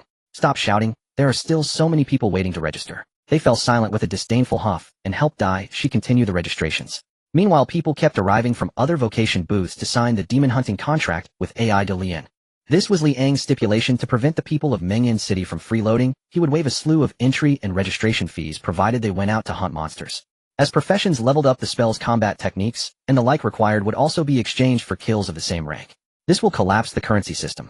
After signing with another practitioner, AI Dalian looked at Liang. You seem to have forgotten that Mengyan City already has a core of professionals. The entire economy of Mengyan City was propped up by adventurers. Liang's scheme of trading slain monsters for training resources was almost tantamount to handing them out for free. Apprentice and beginner tiers were one thing, but mid and high tiers involved spells and techniques that cost thousands or tens of thousands of gold coins. If these could be obtained by signing a contract, that segment of currency would effectively evaporate. Apprentice and beginner tiers were one thing, but mid and high tiers involved spells and techniques that cost thousands or tens of thousands of gold coins. If these could be obtained by signing a... Don't panic, we have backing. Liang bobbed his head. The city lord has hoarded a fortune for years. It will be enough for me to squander until this demon-clearing campaign ends. And after we repel and slaughter the besieging monsters, then let the city lord worry about it. Perhaps I was too... And after we repel and slaughter the besieging monsters, then let the city lord worry about it. Perhaps I was too... Head of city affairs. In the end, it would be pushed down to subordinates. Under the city lord isn't his Hong Mianju guild after all. In that instant, AI Dalian thought Liang's cry to overturn the Hong Mianju's dictatorship sounded admirably bold. Better yet, if they truly toppled the Hong Mianju. Besides, he had amassed enough gold to take his family far away and spend the rest of his life in comfortable excess. As for Liang's talk of witnessing an age of miracles, AI Dalian scoffed inwardly. Do you believe Liang? You might as well believe I am the hero king. He Galali. What are you muttering? Nothing. Nonsense, I heard someone whisper my name. Liang narrowed his eyes. His 9,999 perception stat, coupled with an uncanny blessing, made his senses unusually keen. Do you think that if you squander resources like this, the city lord won't both pay and scold you? True enough. Liang walked toward the edge of the square. I'll go fetch some muscle. If the city lord's purse can't bear it, we'll clear the place ourselves. At the ducal mansion of Messala, Veronica sat on a chair in the courtyard, her breaths long and steady. Duke Messala sat nearby, peeling a strangely shaped fruit that exuded a rich fragrance. Messala, you've been keeping me company these past few days, Veronica said, stroking her slightly swollen belly as she leaned her head against the Duke. Have all the shops been acquired by the Red Mask Merchant Guild? In days past, or rather earlier times, Messala, who managed family affairs, would never have had the leisure to sit. The Red Mask Merchant Guild is quite generous. The subsequent gold coin earnings will be enough for us to live comfortably for the rest of our lives. Duke Messala caught Veronica's head with his shoulder, finished peeling the fruit, and offered it to her mouth. Try this. It's a rare delicacy shipped all the way from Relutica. Why does Hegmo always wear a hood and show no interest in the Red Mask Merchant Guild? Veronica chewed the fruit pulp, mumbling indistinctly. He and those two servants always stay in their own small courtyard and never come out. She remembered that Hegmo had disappeared for a time. He only returned when the monsters besieged the city, filling her. He also brought back two servants shrouded entirely in black cloth, a warrior who wielded a spear and an earth mage who carried a broom. The warrior's spearmanship was quite unskilled. Veronica heard the sound of his practice every day, a persistent tapping and thrusting marked by extraordinary diligence. As for the broom-carrying mage, she often dreamed of him riding the broom clad in rags, gleefully picking and devouring colorful mushrooms from the forest while cackling in the sky. She understood this was her ingrained stereotype of forest witches. Those mages, unwilling to pay the exorbitant mana and magic taxes to the Cleria Magic Academy, were often depicted by the magic mentors in the Mage Tower as the deranged figures from her dreams. In fact, the archmages did exactly that. They drove all mages who disrespected magic into the forests outside the city, categorizing them alongside monsters. Veronica found no fault in the actions of the Mage Tower. She had accompanied a young Siobhan to a few magic lessons and knew that those old men with beards longer than their hair expended great effort in researching a new spell. For instance, she hadn't heard these old scholars announce any new magic for quite some time.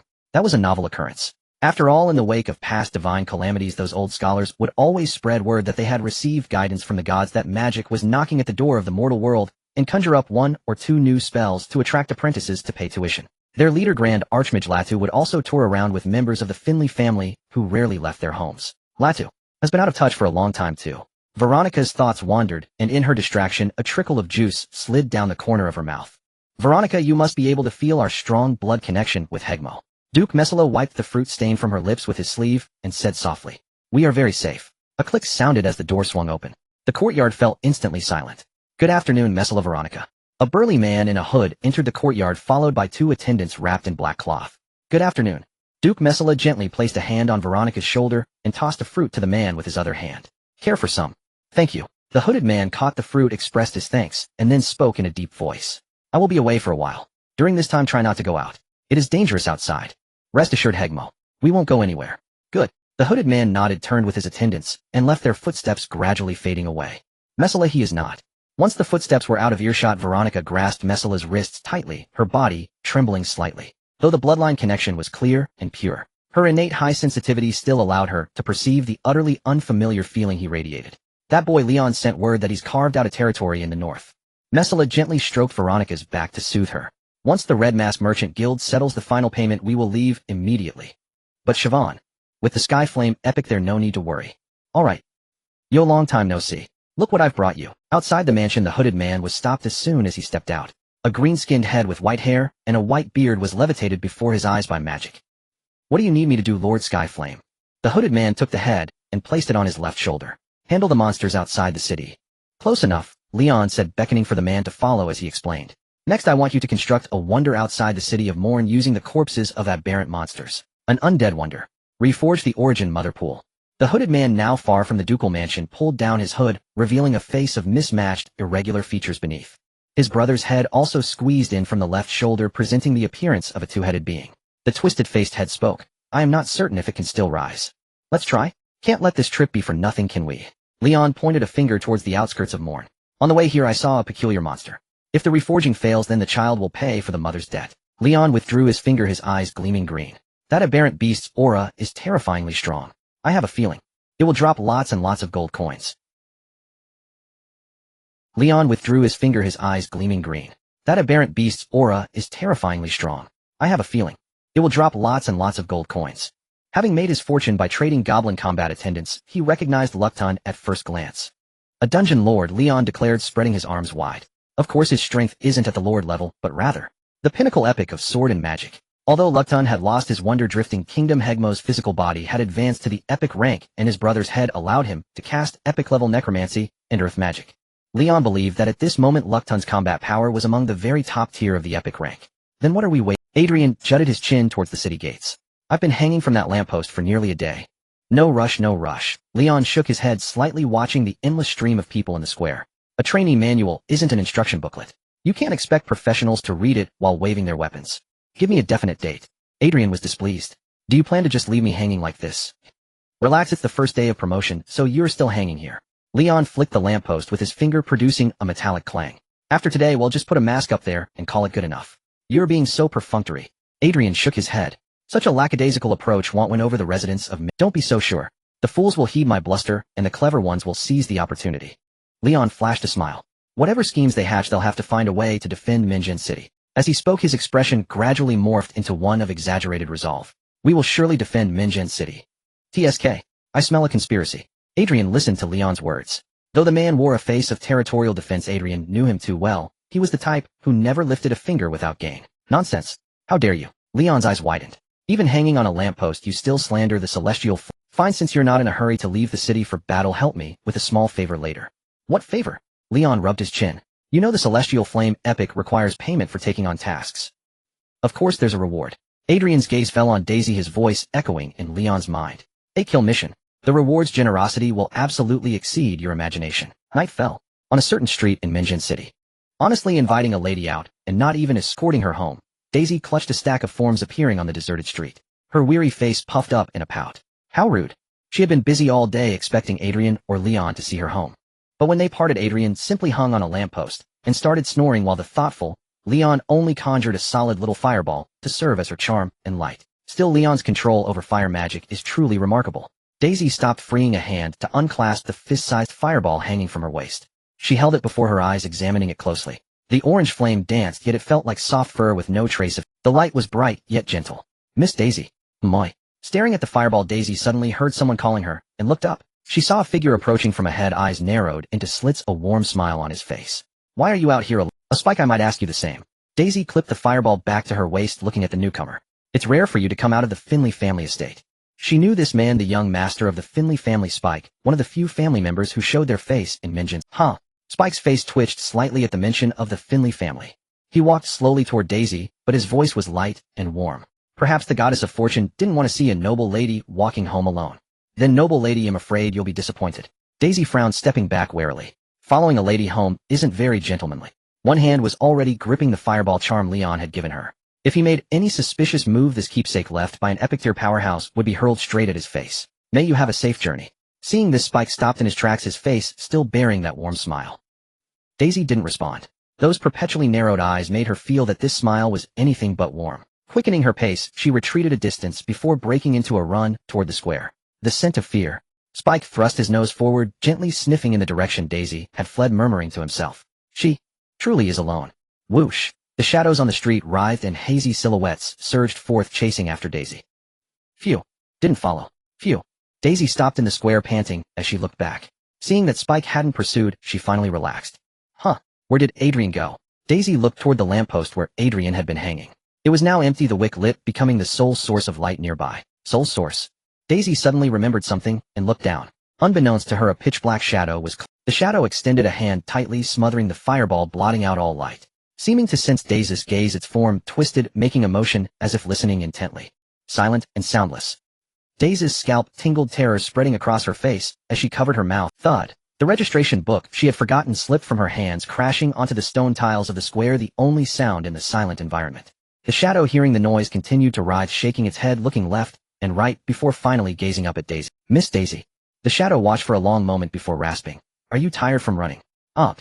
Daisy could no longer contain her panic. Frantically, she grabbed at her skirt, trying to tear the shadow off. The fabric stretched and deformed, but it had no effect on the shadow. Clatter, clatter. Footsteps sounded from behind.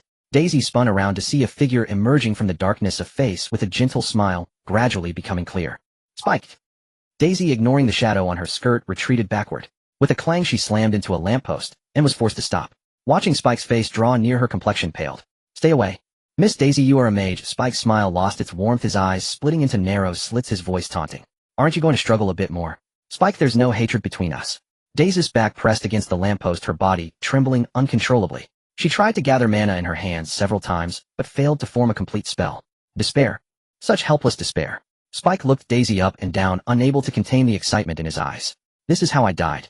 The three great noble families should all perish together like this. I will end. Damn it, Adrian, damn your lousy baiting plan. A voice laced with displeasure interrupted Spike's words. Blazing firelight exploded from Daisy's waist, interweaving into a tangible human form. It stomped the shadow underfoot and seized Spike by the throat with one hand. Who do you think you are? You little punk. Lion. Daisy, having been rescued, hid behind a lamppost, clutching the pole as she shivered and spoke. Thank goodness you're here. I apologize, Mentor Daisy, for frightening you. Lion offered an apologetic smile, slamming the spike he had been choking into the ground. Adrian is a foolish man. I should never have agreed to his plan. Plan, oi. Daisy frowned in confusion. What plan? On the day of divine catastrophe, a great upheaval struck Moongray City, and the members of the Finley family vanished overnight. Adrian landed on the lamppost, scrutinizing Spike, whose legs were twitching outside the hole. The outside world claims that the evil celestial epic secretly slaughtered the entire Finley family. But I know that some of you went into hiding along with two master-level figures from the Crier Academy, and have been lurking near where Daisy and Ilaria were hiding. What I don't understand is why target me. Adrian unfurled the contract scroll, conjuring a stone spike that pierced through Spike's ankle. Spike stopped. This matter had troubled him for some time. Wary of the two hidden master-level figures, he dared not let Daisy and Ilaria venture out easily. Having endured pain and separation, he cherished his remaining family all the more. Damn it. Pierced by the magical stone spike, Spike cried out in pain, pulling himself from the earth, his eyes glaring venomously at Adrian. You traitor to the nobility. A traitor am I. Yet now you are about to face interrogation from this very traitor. The contract scroll unfurled before Adrian, magical matrices lighting up one by one. He ran his fingers over them, his voice turning cold. I can cast both scorching fire magic and high-level healing spells. I guarantee you'll stay alive long enough to tell me everything. Spike's covert surveillance of Daisy and Ilaria had crossed Adrian's boundaries. He would not hesitate to use every conceivable torture to make this former nobleman speak. Huh. Live in fear. Huh. Spike, however, showed no fear, bursting into manic laughter. You'd better keep them hidden forever, never letting them show their faces, like burying them in a tomb or caging them for life. This is your punishment for betraying the nobility. He sensed Adrian's anxiety and anger, exactly what he wanted. Even with the two hidden master-level figures, they might not be able to kill Adrian. But as long as they remained concealed, Adrian's loved ones, Daisy and Ilaria, would live in perpetual fear and dread.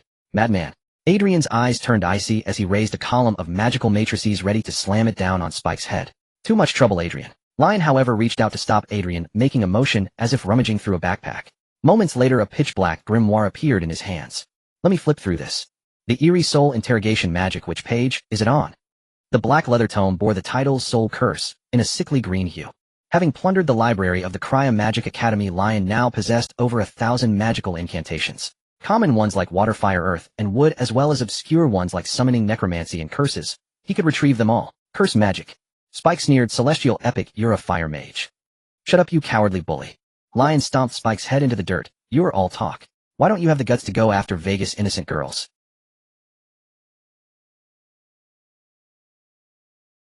Having listened to Adrian and the others' exchange, he now understood. The Spike family had been mostly slaughtered by Vega. Lacking the courage to seek revenge on Vega, they instead targeted Adrian, who had vulnerabilities. Poor Adrian caught in the crossfire. But didn't Vega say that anyone with even a trace of magic was killed off? This skeleton body has no eyeballs, so its eyesight is truly poor. Lion muttered a complaint about Vega, then stopped before the magic he sought. He began chanting the incantation in a mumble as a gray-green energy materialized and pulsed in his palm. It formed a mirror as verdant and translucent as carved jade. The mirror of interrogation. The erudite Daisy recognized the spell's name, her face filled with astonishment. Aren't you a fire mage? You can cast curse magic too? The vast majority of people could only possess a single elemental affinity within their bodies. To cast magic from other schools, they had to rely on scrolls borrowing power or other means. For instance, although Adrian could cast multiple types of magic, those matrices were all stolen from his contractors through the oppressive clauses in his contract scrolls. Everyone who sees the celestial epic cast spells marvels at his magical talent. After finishing his incantation, Lion was quite pleased by Daisy's astonished expression, revealing a crooked grin. Yet they don't know that this is just the tip of the iceberg of his talent. At the World Tree, he had birthed thousands of spirits, and the various talents fed back by the elemental children had nearly burst his talent slots. Blazing Joy, Earthen Blossom, Inquiry, Blooming Spring. Although some of these talents had peculiar names, their effects were even better than the magic affinity initially bestowed by the Glimmer or Mother. Not only did they allow Lion to cast spells from the corresponding schools without hindrance, but they also enabled him to elementalize himself, turning into a fireball to dart around for travel, becoming a tree for photosynthesis, transforming into a rock to gradually harden, or dissolving into water to experience the sensation of being devoured, torn, and merged by all things. Ahem. In any case, elementalization had many and varied uses. Just now he had used fire elementalization to shrink into a fireball and secretly protect Daisy. In any case, elementalization had many and varied uses. Just now he had used fire elementalization to No, spare me. They'll tell you everything. Spike howled in anguish. Don't consume my soul. Tisk, what's all? Weren't you just talking tough? Lion didn't pause, slamming the mirror of interrogation directly onto Spike's head, drawing his soul into the magic. Within the mirror's surface, Spike's contorted face appeared, letting out a silent scream. Tell me, Spike, where you're hidden at? Lion held the mirror, his eyes deep and abyssal like the gaze of a specter peering down. And Spike within the mirror, upon receiving the caster's irresistible command, displayed a series of images revealing all his secrets. Let's go, Adrian. Time to loot those two masters for gold. After gathering the information, Lion casually dropped the mirror on the ground. Crack. The mirror shattered, its brilliant images scattering across the floor before fading away entirely. 5 gold. Oh, such an evil magic, instantly killing Spike like that. Upon hearing the kill notification, Lion stowed Spike's corpse, then carried Daisy and Adrian away in an instant. In a spacious inn on the southern side of Minjin City, Anders remarked, perhaps we should leave Minjin City. Opening the window, the old man gazed at the silent city with light swirling in his eyes. The radiance is swiftly receding. This great city is like a beast devouring life itself. Raga, well, depart once Spike returns, Anders replied. Seated nearby Anders, another elder with closed eyes and a staff entwined with a serpent carving, murmured, the shadows seem to writhe. Something evil draws near. Beware the flame racing across the sky. The celestial flame epic. Raga sighed softly. Why would he return at this time? Though Adrian has spread tales of his infamy, I've yet to witness the hues of their falling out. Oh, reading people by their colors. Is that a skill of yours? A grating voice shattered the elder's conversation as Leon, pulling Daisy and Adrian, emerged from beneath a table shadow. Good evening. The celestial flame epic. Spotting Leon's sudden appearance, the two elders bolted toward the window. In an instant, a pitch-black serpent and a blinding white halo surged forth. Advanced dark magic shadow serpent. Advanced light magic blinding ring. 2 masterclass mages, swift in reaction, unleashed advanced spells instantly. Such quick reflexes. Experts. Valuable. Leon's eyes lit up at the magic. Pushing Daisy aside, Adrian reached out to grasp the 2 spells. The spells were crushed, exploding into black and white elemental residue that scattered, painting the room in monochrome. With both attack and defense at 9,999, mere advanced magic posed no threat to Leon. Trying to flee. Drop your gold. Activating his nimble leap, Leon closed and grabbing both elders by the ankles. With terrifying force, he crushed the gripped spots into mist with a slight exertion. The magical energy infused in their flesh scattered, staining the surroundings. So strong. Adrian's brows twitched in awe. He sensed that even one of these masterclass mages would be a struggle for him. Encountering both would only leave him fleeing. It must have been tough for them to hide in secret, wondering what they dreaded. This is too brutal. Daisy gasped, covering her eyes at the bloody scene. She never imagined Leon, a mage, could possess such monstrous brute strength. Even a masterclass warrior focused on strength couldn't be this fearsome, could they? Upon reaching masterclass, a mage's magic core begins to temper and strengthen the body, infusing the flesh with magical energy to shed mortal confines. Some seasoned archmages with abundant magic can even wrestle with lord-class monsters. She recognized these 2 elders, renowned scholars and grand magisters from the Cleria Magic Academy. Capable of unleashing advanced magic instantly, their magical prowess neared epiclass, making them top tier among old masterclass mages. In the surge of magical energy, they could easily repel lord-class monsters with bare hands. And now Leon crushed them like tofu at a touch. Had his terrifying physique tempered and filled with magical energy, completely broken free from mortal flesh.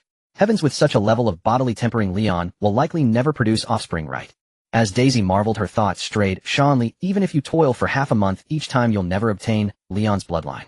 As a noble, she knew why the 3 great houses used only the unoccupied as heads to carry on the bloodline. Though offspring of high-class professionals boasted high talents and attribute points, as class levels rose, bearing children became harder. Especially after master class, when flesh transcends the mortal, the chance of producing heirs dwindled to near nothing. In ancient times, the goddess of life, who governed existence, allowed humanity to endure and grow infinitely. Yet she did not permit humans, like monsters, to accumulate the fruits of infinite growth across generations. All beings must start from frail mortal forms and cultivate step by step. Celestial flame epic. Spare us. As Daisy's thoughts wandered miles away, Anders and Raga were engulfed by death's shadow. Anders shrieked, we still have value. Yes. Celestial flame epic. Minjin City is surrounded by monsters. You need every bit of strength. Raga, catching on, dropped his serpent staff and prostrated on his remaining leg. We can sign a slave contract. In the next instant, Anders slid to his knees, 2 scrolls rolling out and stopping at Leon's feet. These are masterclass slave magic scrolls. What the? You. Leon was stunned, his hand ready to crush them, wavering awkwardly in midair. Too fast. Their plea for mercy was so swift that even Leon's agility of 9,999 couldn't kill in time. And why did they have masterclass magic scrolls ready? You just blasted me with magic. Leon still sought an excuse to open these 2 gold chests.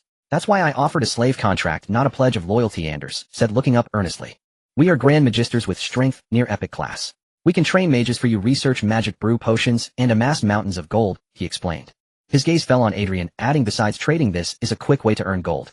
As an old scholar, he knew survival required showcasing unique value. As for the dignity of an elder with such an aged face, what shame was there to lose? Survival first, only then could one consider whether there was face to lose. Not that you. Leon was at a loss for words again, thoroughly impressed. What do you say, Adrian? Daisy? Leon turned to the 2 bystanders. Kill or not? Anders' reasoning left him with little cause for execution. Apart from blasting him with magic, there was no real grudge. As everyone knew, he, the Celestial Flame Epic, was a magnanimous man. Of course, if Daisy deemed them deserving of death, he wouldn't mind killing them for her amusement. Leon, your greed is blinding me, Daisy pouted. But a cultured noble lady doesn't kill slaves for crimes not yet committed, she said. Anders immediately kowtowed to Daisy. I willingly become your slave. Raga, catching on, followed suit. Your grace will be an elegance beyond compare. On the street, Lion and Daisy walked ahead, followed by 2 white-bearded old men hopping on one leg. Lion, you might not believe this. Daisy glanced back at Anders and Raga. I attended their magic language classes when I was a child. That was also one reason she chose to forgive them. After all, they were her former teachers. This stirred complex emotions within her, whether it was their complicity with Snake in plotting her murder, or their current pitiful state as one-legged slaves. Oh, is that so? Lion's gaze grew somewhat distant. Where Daisy couldn't see, the system panel unfolded. The achievements displayed on it dazzled his eyes. You have contracted, Anders. Achievement unlocked, Strong Man locks man. Strong Man locks man. While wearing this achievement, your control type attacks will always take effect. You have contracted, Raga. Achievement unlocked, Harder and Harder. Harder and Harder. While wearing this achievement, your control type attacks produce double the effect. 2 very powerful achievements. But Lion felt dizzy and overwhelmed by the system's malice. He knew that the slave marks on Anders and Raga's bellies must be purple. How could this be? The moment Lion imagined that scene, he felt a wave of physical disgust. Pulling out 2 contract scrolls, he roared inwardly, damn contract god. Don't let me catch you. Master-level scrolls were extremely rare in Minjin City, worth a fortune in gold. He only wanted to save them and earn more coins. Lion, you're distracted. Daisy's slightly dissatisfied voice rang in Lion's ear. He turned his head and saw Daisy already lifting her chin, hands on her hips, her jaw nearly poking into his shoulder. And you and Adrian did something very excessive today. That makes me sad. With the crisis resolved, it was time to settle accounts. Spike's eerie appearance still frightened her when she recalled it. This was Adrian's plan. Lion took a few steps back, then remembered that Adrian had already slipped away under the pretext of worrying about Aurelia, and felt a headache coming on. Believe me, dear mentor Daisy, I would never let a single hair on your head be harmed. Humph. Daisy let out a soft snort, silently lifting her long skirt to reveal the hem. There were several torn spots where it had been ripped during her struggle with the shadow. Oh, that's not. Lion's gaze fell on the skirt. He started speaking, but then faltered, becoming hesitant. Is it a lion? Daisy's face instantly flushed crimson, the redness spreading all the way to her ears. She covered her face and ran ahead. Ahem. Let me explain. Lion chased after her, scratching his head. I mean, even though I elementalized into a fireball, I was always watching over you. You were absolutely safe. I know. Daisy still covered her face, bumping Lion with her shoulder. Her next words, however, were utterly off topic, drifting softly into Lion's ear. Siobhanly hasn't either. Shoot. Inside the Elf King City, at Varus residence. Miss Siobhanly, I told you Nico can't be used as a blanket. The little bunny girl poked the red-haired girl, hugging her with her ears. But a warm owner can. Don't mention him to me. Siobhanly ruffled Nico, expressing her displeasure. He went back to Minjin City without taking me. The owner said Minjin City is very dangerous. Then aren't you worried about your owner? The little bunny girl's ears perked up, but quickly drooped again. Nico can't break through to master level. The owner has started to dislike Nico. Lion hadn't asked her to use magic bombardment in a long time, and the little bunny girl felt neglected. Go to Minjin City, Siobhanly suggested. Accumulate insights into the master level amidst danger. You need external pressure. The owner will get angry and lose his temper. Then let him vent and cool down. The little bunny girl covered her face, squirming on the bed, scratching the sheets with her short rabbit tail. Nico is a rabbit who knows nothing. Cut it out. You are much more knowledgeable than me. Siobhanly grabbed Nico's soft belly and sighed slightly. No movement at all. No. The further we go, the slimmer the chances. Mother was right. Strike first to gain the upper hand. The red-haired girl's eyes gradually filled with determination. She cupped the little bunny girl's face. We have to find your owner. Lion's strength is improving too fast. We don't have much time. Lion has already birthed 1,000 elves with the elf mother tree. Squeak. The little bunny girl's ears instantly shot up like 2 sharp daggers. Nico will fly to Minjin City. We've flown home, mentor Daisy. In Minjin City, the flame hovered midair, seeking the opinion of the person above. Fly inside. The mansion's gate was already closed. The beam that had once hanged a master-level powerhouse intimidated every passerby, making many residents reluctant to move nearby. Just outside the mansion, Daisy signaled Lion to descend. After leaving the flame's support, she pushed open the gate and slipped inside in a flash. After a long moment, she poked out her still-flushed head. "Good night, Lion." Then without waiting for his reply she withdrew. Lion heard silence behind the door, twitched his mouth, and spoke loudly, "Sweet dreams, Minter Daisy." Patter patter. The faint sound of footsteps from the crack in the door gradually faded away. Lion. Just as Daisy departed, Adrian's figure drifted down. The two masters are dealt with, but there should still be intermediate and advanced professionals involved in various places, right? Of course. Lion grabbed at Adrian. "He'll mark them out later and let the elves practice on them." "Practice? Time is running out, Lion." Adrian didn't move, letting Lion grab his silver mask, his tone pointing elsewhere. "I must remind you, reinforcements from the 4 major cities are already on their way." "That doesn't matter, does it?" Lion removed Adrian's silver mask and examined it in his hand. "Tomorrow the red-faced lord's corpse will be hanging on the lamppost. The first batch of brave adventurers will leave the city. The Dragonblood Adventure Society of Relutica, the Knight Temple of Jinhai Fortress, the Red Guard of the Royal City, the Slaughter Legion of Qasim." Adrian listed the names, his voice grave. "The leaders are at least epic level, and legendary level ones might even be coming. The monsters outside the city won't be enough for them to kill." "This, so formidable." Leon frowned at the mention of these forces. "That doesn't add up. How did Mune City, with no notable powers to speak of, ever rank among the 5 great cities?" "A great city earns its title not only by scale, but also by its unique function." Adrian sighed softly. "Relutica hunts dragons, the sea-calming fortress lives up to its name, the royal city is the very soil beneath the hero king's feet, and the border city of Kasaheim stands as a stalwart bastion against the subhumans. As for Mune City, founded by exiled nobles, its existence merely serves to showcase the hero king's extraordinary magnanimity, that even the guilty are allowed to carry on. But now the guilty are no longer to be continued." Adrian looked up at the night sky. "It is time for new iron hooves to take their stand, to point toward the dark sea and the demon beast forest, and to make Mune City worthy of the name super great city." "I see. Understood." Leon nodded, slightly grasped his silver mask, and flew off toward the city lord's manor. "Wake up. At your age there aren't many years left. How can you still be sleeping?" At the city lord's manor, Leon pounded on the door. "Stop sleeping. Leon, at this hour you should be coaxing your old elf babies to sleep." The door swung open, the city lord's face dark. "Not disturbing the sweet dreams of a lonely old man. Don't pretend. You were just blasting monsters with the city under siege. When did you have time to dream?" Leon slipped through the crack in the door and sat down in the courtyard. "How long until the reinforcements from the 4 great cities arrive?" "How long?" The city lord sat across from him, slamming his clenched fist on the table. "How long do you want?" 1,000 miles north of Mune City. Endless glaciers stretched across the land, severing north from south. Adventurers in varied gear lingered beyond the ice. Kinching. A figure soared into the sky, standing atop the mountain peaks. Scorching, searing heat radiated outward, melting the endless glaciers, his voice drifting far away. "Put away your miracle. Alo, I who dwell in Mune City, truly wish I could help you put away those uncontrollable miracles." The glacier stirred. On the ice field it had created cracks were born and healed, forming a face rich with expression. Its voice echoed like the howling wind among the mountains, vast and profound. "Just as I wish to put away the souls of the subhumans who died under this miracle." Kinching, since you're already old, stop thinking about atonement. Alo's gaze fell upon the face on the ice field, and his searing heat spread, distorting it. "I never mourn for the prey I've slain. Praising their deliciousness is what a hunter should do. That's how humans are. The older the more fearful." Billowing cold air swept away Alo's heat. The face's expression faded, its gaze calm. "Alo, your prime was merely your bravest moment." "Is that so?" Alo raised his hand, no longer concealing his terrifying, brutal aura. His blood vitality stirred the glaciers, carving furrows across the ice field. "As you wish." The face vanished from the ice field. The next moment the glacier closed in, sealing all directions. 1 month. Amidst a forest of nights, a little girl looked at the phantom of a middle-aged man floating before her. Barefoot she stood on the iron-helmed head of a horse, and spoke with a grin. "Can these old bones of yours hold them back? Then you'll help me." The middle-aged man's gaze swept over the nights behind the girl, finally settling on the massive floating object above. He frowned. "What is that?" "Something called a cruiser or a destroyer. All such strange names." The little girl didn't look back. She tugged at the horse's ear and continued, "Don't mind those who clamor to visit relatives inland. Give me something good, and I'll sneak in a few forbidden spells. They're all our people." "I said I'd do it in secret." The little girl raised her hand. The air around them began to thrum with the sound of forbidden spells, a pillar of coalescing mana that churned the clouds. She waited quietly for his reply. "I've found a mage who can reach the 6th plane." The middle-aged man was silent for a moment before speaking slowly. "Help him, and he will help you with all his might." Boom. The moment he finished, the little girl vanished. The pillar of mana stirred the elemental tides, carrying a low, dense chant that faded into the distance in an instant. Her voice drifted down to the nights. "Stand guard here for a month.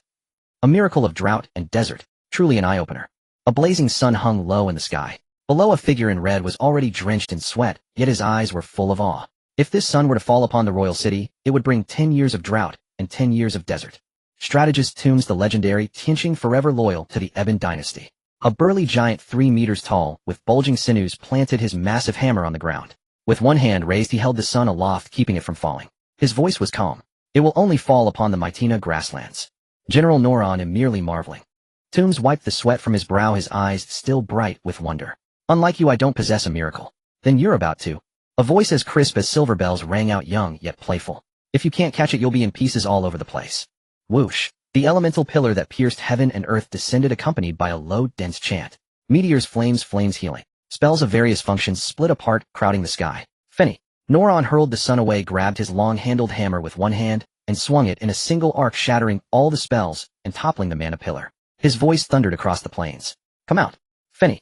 Noron hurled the sun away, grabbed his long-handled hammer with one hand, and swung it in a single arc, shattering all the spells and toppling the mana pillar. His voice thundered across the plains. Come out. Whoosh. Rings of mana exploded around the sun. Figures appeared on the rings, each in a different pose, their enacted sufferings merely syllables of a forbidden spell. As distorted ripples spread, everything moved at lightning speed, as if half a day had passed in mere moments. Strategist Tombs, take the soldiers and leave. Noron's long-handled hammer expanded, stretching endlessly like a continent rising from the earth. It struck the sun and sent it flying once more. A hint of gravity crept into his voice. A miracle of triple calamities stacked upon each other. I can only hold it back. How long can you hold it? Tombs' eyes gleamed with even greater awe at the mention of a triple miracle. Noron remained silent, merely tightening his grip on the hammer's haft. Boom! The sun fell again. Amidst the roar and the chant, Feni's voice was crystal clear. 30 sunrises, 30 sunsets. Boom! The sun fell again. Amidst the roar and the chant, Feni's voice was crystal clear. 30 sunrises. There are gaps between legends too. The city lord leisurely sipped his wine. Take that elf empress for instance. Even 10 legends wouldn't be enough to kill her, let alone 4. What about you? We are the closest of allies, aren't we? The city lord's eyelid twitched. Don't say things that hurt our feelings. Oh, of course. The Ebon dynasty will forge a lasting friendship with the elven race through this campaign. Leon rose, intending to leave. I will use all my miracles. The city lord's voice came from behind, offering a kind reminder. Tomorrow morning the monsters will begin their assault on the city. All right. In the western district of Menjin City, where the professional halls gathered. Even though it was already deep into the night, the area was still brightly lit. Dense figures filled the training grounds, constantly practicing. Archery, arrows, shield defense, blacksmithing, potion brewing. The task is arduous. Leon, inside the archery range, watched a group of apprentice archers train and felt a headache coming on. Most of these archers were holding a bow for the first time. They couldn't even compare to Nora, the least skilled elf archer. Hitting 1 out of 10 shots at 30 meters would be considered. However, what truly troubled Leon wasn't the combat strength, but how to coax this group out of the city to fight side by side with the elves and establish friendly relations between humans and elves. Father. Commander. As Leon was pondering, an elf pressed close to his shoulder, her voice excited. Nora can now hit the target 100% of the time. At what range?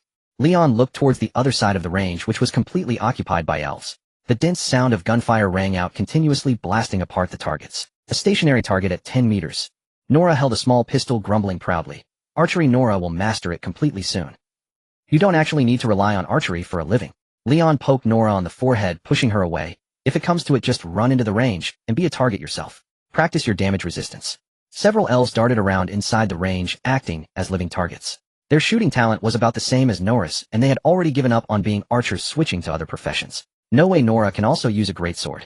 Nora shook her head, taking down the knight's greatsword strapped to her back, and fixed her gaze on Leon. Father, use your loving blood to temper my blade. Bang! Before Nora could finish her sentence, she felt the surrounding scenery rapidly recede. The howling wind bent her pointed ears back, pressing them tightly against her face. The next instant the world stood still, and a dense hail of bullets came flying towards her. Before she could react, she was already blasted away by Leon and landed inside the archery range. Nora, what's she doing down there? Looks like Father blasted her over. That makes her a target. The elves at the shooting positions, seeing Nora enter the range, began chattering excitedly. Some of the quicker ones immediately grabbed their weapons.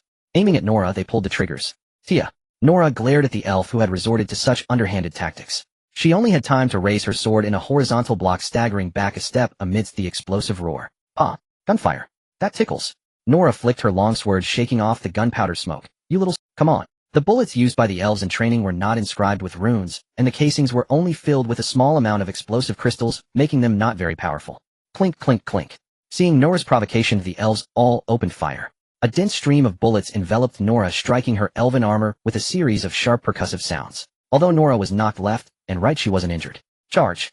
After gradually getting used to the bullet attacks, Nora charged through the hail of gunfire towards the elven archers, shouting loudly, "You other targets? You can't learn to fight by just getting hit. Roar!" Charge with the stubborn Nora. Inside the range, the other moving target elves, hearing Nora's shouts, also slapped their heads and charged towards the archers. They drew a portion of the fire away from Nora. Form ranks. Load live ammunition. Seeing this, Tia shoved a bullet into her Tunterlong giant firearm aimed at Nora charging at the front and fired directly. Boom! Nora was sent flying backward. Tia. Ambushed by Tia twice in a row, Nora got up, her wide eyes glaring. She brushed the dust off her armor and charged again. Once within range, she made an agile leap, plunged into the archer formation, raised her fist, and sent Tia flying with a single punch. "You all fly too." Nora, still unsatisfied, swung her fists at those around her. "Don't hit the face, Sister Nora." "Stupid Nora. You flattened my helmet." "Nora, I'll fight you." "Ow, ow." The elves scrambled to scatter, but they were no match for Nora's fists, and one by one they were sent flying. This Nora. Her physical fitness rivals that of a high-level warrior. From a distance, Leon saw Nora slaughtering her way through the elves, and couldn't help but chuckle. This completely defies the stereotypical image of an elf. Father Nora is just a brute who only uses her strength. Tia, who had been sent flying by Nora, landed right next to Leon, clutching a large bump on her head with tears welling up in her eyes as she ran over. "Father, go give her a beating. Don't be a deserter. You're the reserve commander." Leon, however, grabbed Tia and tossed her back towards Nora, shouting loudly, "Let me see who is more fit to be the Legion commander." "Father is being biased." Tia muttered in midair, her lips pouting. Her elven armor materialized, and a pair of wings spanning 2 meters unfurled, allowing her to hover steadily as she took aim with her gun. "Feather God, or..." Nora sensed the danger and looked up, locking onto Tia. "Are you drawing on the power of the gem?" "Too weak, Tia. Eat a bullet, you stupid, reckless Nora." Bang! Tia decisively pulled the trigger, and the bullet shot towards. "Think you're the only one with a gem." Nora's elven armor vibrated, and an earthy yellow aura burst from her chest plate, deflecting all the bullets. "Let me show you the power of 3 gems: the mountain soul, the cold divine jade, and the blazing crystal." Nora spread her arms. Scorching magma erupted from her left vambrace, while frost blew from her right vambrace. They intertwined into a storm of frost and fire, and with a single sweeping motion, she brought the hovering Tia crashing down. The bullets fired by the surrounding elven archers couldn't even penetrate the storm. "They'll beat you until you cry." Nora ignored the other elves retreating around her, her gaze fixed on Tia. "I am the strongest. I will become the Legion commander." "Father." Tia landed on the ground, and seeing the aggressive Nora striding towards her, she immediately flapped her wings and ran towards Leon. "Cowardly Tia. A legion forged of steel must fight to the death without retreat." Nora dispersed the mountain soul gem, which slowed her down, and wreathed in frost and fire pursued Tia. Nora is truly durable. The elf armor has already been embedded with 3 gems. Leon watched Nora chase Tia, clicking his tongue in admiration. Tia has excellent shooting talent, but she's only embedded 1 feather god or gem. The 4 types of gems, feather god, blazing, frost, and mountain, were all offspring produced by a mother, load rated S in reproductive potential by the system. The talents they granted gave rise to 4 great wonders: feather god, floating peak, blazing inferno, summit, frost, divine domain, and boundless pillar. "Father." Tia finally ran to Leon, hiding behind his back. "Help Tia." Tia doesn't want to get beaten. This is war, no one escapes a beating. Leon grabbed Tia's arm and pulled her out. "At worst, Nora will bruise your head, dent your helmet, pluck your wing feathers, and spank you raw." "Mean father." Leon grabbed Tia's arm and pulled her out. "At worst, Nora will bruise your head, dent your helmet, pluck your wing feathers, and spank you raw." Leon looked down at Tia's pitiful expression and was momentarily stunned. Though this elf had an adult form, her demeanor still held a childlike innocence. Such a temperament seemed unreliable for the battlefield. "Father, protect Tia." Seeing Leon frozen, Tia thought she had awakened his paternal love and wiped her tears on his shoulder. "Nora is a violent brat. Call me Legion commander." Nora wreathed in frost and fire, punched Tia on the head, shattering her helmet and raising a lump. "Cowardly Tia, weeping Tia." "Wah." Tia, dizzy from the blow, clung to Leon's arm and sobbed. "Nora the strong, don't bully the weak. You've already won." Seeing Nora about to strike again, Leon reached out to separate them. "I acknowledge your strength. You are now the first Legion commander of the Steel Forge Legion." "Great." Nora beamed at Leon's recognition, forgot about Tia, and skipped over to the elven archers. She would make all the elves call her Big Sister Legion commander. "All right, Tia, let me heal you a bit." Leon wiped Tia's tears with the back of his hand, channeling mana to soothe the 2 bun-shaped lumps Nora had given her. "Elves are a dominant race. Why are you crying?" "Boo-hoo, father won't help me, boo-hoo." "Cry again, and he'll call Nora over to hit you." Tia was stunned, staring blankly at Leon. "Ahem, just kidding." Seeing her stop crying, Leon wiped her tears with his sleeve. "One defeat means nothing, you can fight back later. Tia can't win. He'll teach you fire magic and blast Nora with it." Leon conjured fire elements before Tia's eyes. With a forbidden spell in one hand and a high cannon in the other, how many layers of armor can Nora withstand? The fire elements coalesced and shifted forms. Fireball spears a giant wielding a greatsword. Edge. Tia's eyes reflected the flames sparkling. Can I? Of course you can. Don't you have the talent, elemental child? Fire. Leon had observed Tia and Nora's battle. Luke's firearms were still in their infancy. Though they allowed Tia, an intermediate shooter, to trade blows with Nora, a senior warrior, her methods were still too limited. If she could integrate another class, her strength would likely improve. For instance, when Tia activated the Feather God Stone earlier, a fire acceleration spell would have let her easily create distance. Nora, lacking flight capability, would have been left helpless, unable to pursue. Great. Tia wants to learn this. Tia cupped Leon's fire element, needing it, and glared at Nora, who was strutting among the elves. Just wait. They'll make you cry too. I believe in you, Tia. Seeing her spirit reignited, Leon tossed her a fire magic tome. Ask me if you don't understand. Okay. Tia took the tome, but quickly frowned, pointing at the first character of the title. Father, what's this character? Fire. Leon sighed inwardly. For Tia to defeat Nora, she still had a long road ahead. The next day, on the walls of Minjin City. Why are they gathering? Leon stood on a battlement, surveying the monsters lingering beyond the moat. He recalled that when he arrived at Minjin City yesterday, the monsters had been roaming the wilderness in small groups. Now overnight they had gathered into hordes. Packs of cave spiders, kobold tribes, lizardman tribes, and harpy subspecies, black eagle flocks, all lurked outside the city under the command of Lord-level monsters, awaiting the moment to strike. Knifex is summoning them. He knows my power has been dispersed. The city lord stood beside Leon, looking at him. I've counted them 54 Lord-level monsters, 10 of which already possess epic tier power. Once they unleash their strength, they will undergo epic transformation. Epic transformation. Leon frowned. What does that mean? After the master level advancement to epic and legend follows two paths. One is to create wonders and build miracles. The other is coronation. The city lord's gaze shifted to the wall. So-called coronation is gaining recognition from all things. Worship and fear are both forms of recognition. We can spread deeds to earn more praise for the strong, but we cannot erase the fear of powerful foes or stem its spread. A few scattered figures stood on the wall, pens and paper in hand, eyes fixed on the city, ready to record. Bards again. Leon followed the city lord's gaze and scowled. These vultures, drawn by the scent, protected by law, and coming to cause trouble, right? Bards were a unique existence. Hero King Helgrali had decreed that epics and miracles should exist fairly. As recorders of events, bards enjoyed immunity as long as they maintained a neutral stance of non-participation and non-interference. Absolute immunity in every sense. Of course, once they involved themselves in an event or after it ended, things became trickier. Thus, bards were often the world's greatest hiders and vanishings. Their unique occupational power allowed them to escape perfectly, leaving no trace. Take the loot and run. For instance, a certain tentacle girl whom Leon had long overlooked. Adrian the bard, who shows his face. At the corner of the wall, Memes looked at the golden-haired bard before her, grinning. I envy you, swaggering around every day. Why are you still lingering around here? I recall Lion wanted to capture you. Adrian glanced at Memes' tentacles. He's the one starting this. I suggest you don't fabricate his deeds, he's a petty fellow. Memes' 8 tentacles gripping the quill quivered with excitement, secreting a slimy fluid that dampened her garment. Adrian feared she might get carried away and include Lion in her records. Knowing Lion, he would surely kill Memes first, and even Adrian, merely a bystander, would suffer a few kicks. I know my limits, Memes said, pulling out a notebook and unfolding it. I haven't been caught yet. As you wish. Adrian shook his head and silently distanced himself. He also produced a tome and began recording while a contract scroll unfurled behind him with an escape spell ready to activate. Odd poet. Memes' gaze fell on Adrian's contract scroll. Entrusting your entire life to a scroll, once it shatters, everything fades. Why not let an evil god save you? An evil god is merely a being of despair trapped beneath the sea.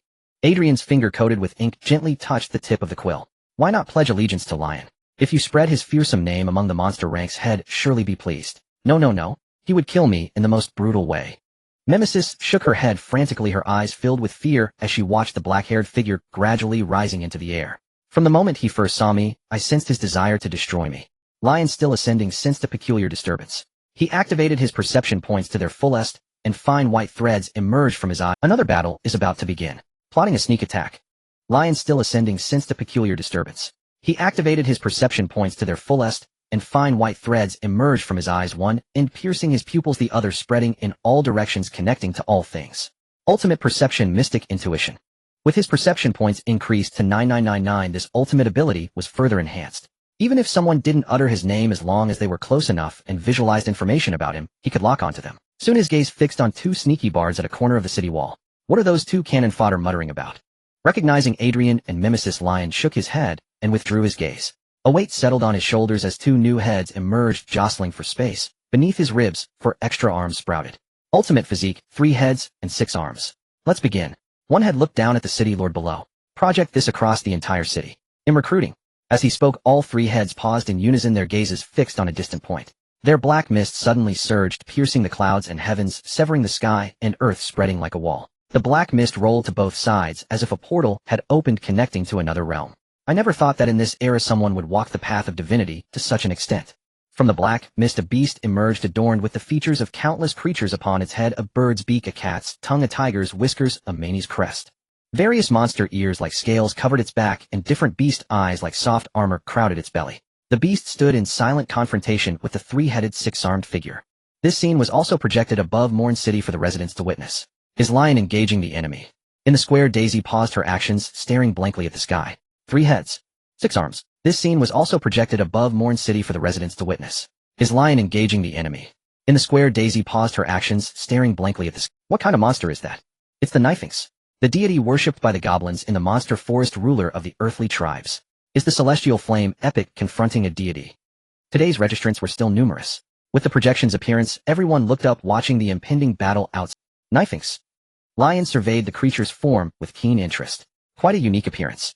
A hum resonated as brilliant hues coalesced in Lion's eyes, overflowing into liquid form, suspended but not falling. His aggressively probing mental energy swept inch by inch over the Knifing's body. Ultimate intellect, transcendent wisdom. This ability, rarely used since Lion acquired it, now revealed its true power. All information about the Knifings was captured. Ding! You have discerned the shadow of the past of the deity Knifings. Wisdom and reason, superior state. Screening complete. Information as follows: weakness, extremely strong; light magic weakness, extremely strong; sound magic weakness, due to a past transgression, drowning his beloved, uttering your wife Knifings in the inferior state. Death and hatred, is quite a swimmer, will enrage and panic him, causing instability in his divine authority.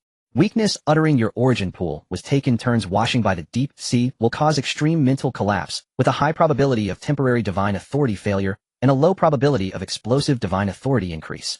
Weakness, singing the song Only Mom is Good in the World, has an extremely low chance of redeeming him. Weakness.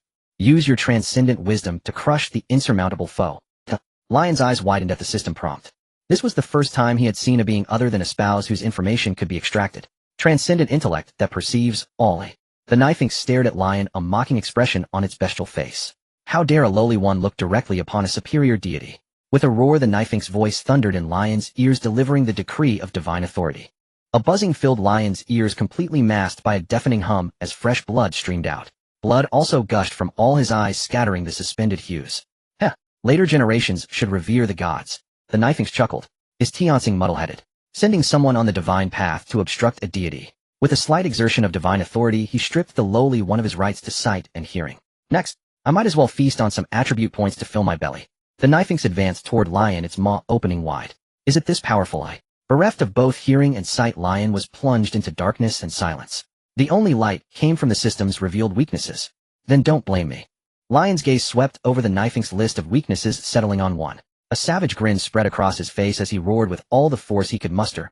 Your wife, quite a swimmer. Pity she can't make it to shore.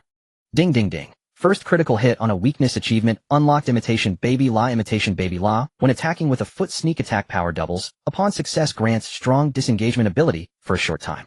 Critical hit on weakness. Knifing's divine authority destabilized. You have broken free from the basic divine decrees: do not see and do not hear. The goddess of fate has been awakened by your noise. She senses the scent of gossip. She presses against your belly, urging, spill the details, quick, spill the details. You despicable rebel. As Leon's sight and hearing returned, he found the Sphinx roaring directly in his face, its voice rattling his eardrums. I will kill you. 1,000 times would not be enough. The Sphinx was colossal, over 10 meters tall. From its gaping maw burst a powerful suction force. Before it could even bite down, Leon's robes were torn to shreds, and the skin on his body cracked and disintegrated inch by inch. Even the surrounding light was devoured, plunging everything into gloom. Ambush. Leon's eyelids twitched. Striking face-to-face, he kicked the Sphinx's teeth. Activating the effect of the achievement, Leon's escape ability surged momentarily. His body turned into a streak of light, darting hundreds of meters away in an instant, escaping the Sphinx's attack range. Die! The Sphinx bit into the air, then kicked off with its hind legs, standing firm in the void. It aimed its abdomen at Leon, divine authority. All mortals yearn for death. With the roar, the densely packed eyes on its abdomen scattered and drooped. The eyeballs twisted, all glaring at Leon, filled with rage and loathing. This feeling of weakness. Under the gaze of countless eyes, Leon's heart surged with inexplicable panic. His hair withered and turned white, fine sweat broke out all over his body, and his skin wrinkled and shriveled. In mere moments, under the death-laden gaze of those eyes, Leon's eternal lifespan seemed to reach its end. The magic power accumulated within him dissipated into nothing, spilling down from his abdomen like a mottled, weary rainbow cloud. You see, blasphemer against the divine. The Sphinx dragged its scattered, drooping eyes step by step approaching Leon, its voice wavering and echoing from all directions. All mortals yearn for your death. Your life is ending. How will you resist? The voice carried an irresistible authority, causing Leon's 6 raised arms to droop and his 2 heads to tilt toward his shoulders, unable to face the divine might. His body hunched and collapsed into a ball. What terrifying power is this? The celestial flame, epic, unable to even resist. Mythic level. A divine existence beyond epic and miracle. It's a god. A god has brought calamity of monsters upon Minjin City. How can we possibly resist? The battle was projected in real time above Minjin City, shocking the crowd below. No one expected Leon to fall so quickly, completely on the defensive. Do gods have absolute control and suppression over lower beings? Inside the city lord's mansion, the city lord stood with a frown. In his palm was a pitch-black void, as if holding the vast night sky in his grasp. But what's wrong with Leon? He's far weaker than I anticipated. This doesn't match his strength. A month ago, the Sphinx had crossed vast distances to strike Minjin City, leaping over the moat. Then the city lord had slapped it back with a single blow. The residents of Minjin City hadn't even reacted, not even catching a glimpse of the Sphinx before the battle was over. The residents then enjoyed a month-long siege by monsters. The wary Sphinx could only lurk outside the city, taking no further action. Wait a little longer. If I leave the city now, a century of scheming will come to nothing. After much deliberation, the city lord silently sat back down. He felt that the elf empress would probably intervene, right? Although I don't know how Leon got her to produce hundreds of elves in such a short time. The city lord tapped the table, looking at Leon's curled-up figure, feeling a headache coming on. But at least she's a legendary powerhouse. She can't be as weak as this guy suffering from postpartum fatigue, can she? He knew nothing of the elf mother tree and naturally attributed the production to Vera. Consequently, he chalked up Leon's swift defeat to exhaustion after high productivity. Is immortality merely a plaything of divine authority? Above the outskirts, Leon was unaware that the city lord had already begun lamenting his fate. He raised his hand with difficulty, his gaze falling on his wrinkled palm, and sighed softly. What an unreasonable divine authority. The last time he had endured such weakness was when the war god drained his lifespan to deliver a fatal blow to an eternally theoretical lifespan drained dry by the war god in a couple of breaths. Now facing the Sphinx directly, he was reduced to nothing by just a few glances. Gods are the masters of all things in the world, the ultimate form of life. The Sphinx stopped before Leon, looking down at him. Now you can await death. Await death. Leon shook his head slightly, and a magic book appeared in his raised hand. Sphinx, I will never submit to you. Leon's voice, mixed with the rustle of turning pages, was weak, but quickly chanted a spell. Water element, beginner level, bubble prison. Plop. As the chant ended, Leon condensed a bit of water element from his nostril, forming a snot bubble that floated toward the Sphinx. Foolish. The Sphinx let out a mocking laugh, ignoring the snot bubble, and stared at Leon coldly, struggled despair. This is the sin of your blasphemy against the divine. You will drink deeply of this helplessness. I will watch here, let you use every means, and then face the doom of inescapable death. The death of its mate was its secret. Since Leon dared to mention this past, it would make him suffer the most hopeless death in the world. Gurgle, gurgle. Just as the Sphinx reveled in the pleasure of revenge, its triumphant laughter abruptly turned into a series of drowning gurgles. The snot bubble Leon had released struck its claw, transforming into a massive water sphere that sealed it inside. Before it could react, it was trapped in midair. All that blabbering, one might think you became a god with that mouth. The water obstructed its view, giving Leon a brief respite. He pulled out a piece of mother lode, and began chipping away at it.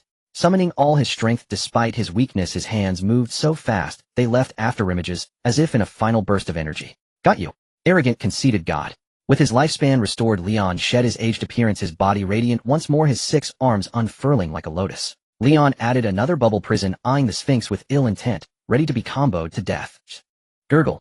The Sphinx's eyes widened, but it could only produce drowning sounds. Leon had already tossed out a chain of bubbles around the prison, ready to maintain control. His learning ability, granted by an intelligence of 9,999, allowed him to master beginner magic almost instantly. After a few casts, he could even cast it instantly. Combined with the absolute control of forcibly restraining a man, and the enhanced control of making it even harder. A mere beginner spell was enough to imprison a god. What a deity imprisoned in the skies. The Skyfire entombed the imprisoner of gods. How terrifying, how terrifying. Within the city of Mungin, the astounded crowd watched as Leon suddenly reversed the tide, leaving them utterly dumbfounded. Magnificent. A bondage play with the divine beast, drowning 3 heads and 6 arms. Meanwhile, a certain tentacled bard hidden in a corner of the city wall jabbed his quill into the paper, leaving a blur of afterimages, such a novel form of entertainment. I see. This is a mythic legend. The imprisoner of gods, Leon the god of love. You'll die, Mimes. Adrian silently distanced himself. The bard's muttered words sent a chill down his spine. Ahem, rest assured, Mimes knows his limits. Mimes tore out several pages and quietly burned them. I'm just indulging a bit, the real story comes next.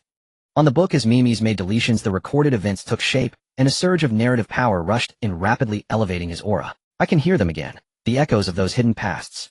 Mimes closed his eyes, savoring the rise in power, relishing the ancient memories of the deity that surfaced along with the narrative's tide. That god sat high above, and for mortals to even glance was a sin.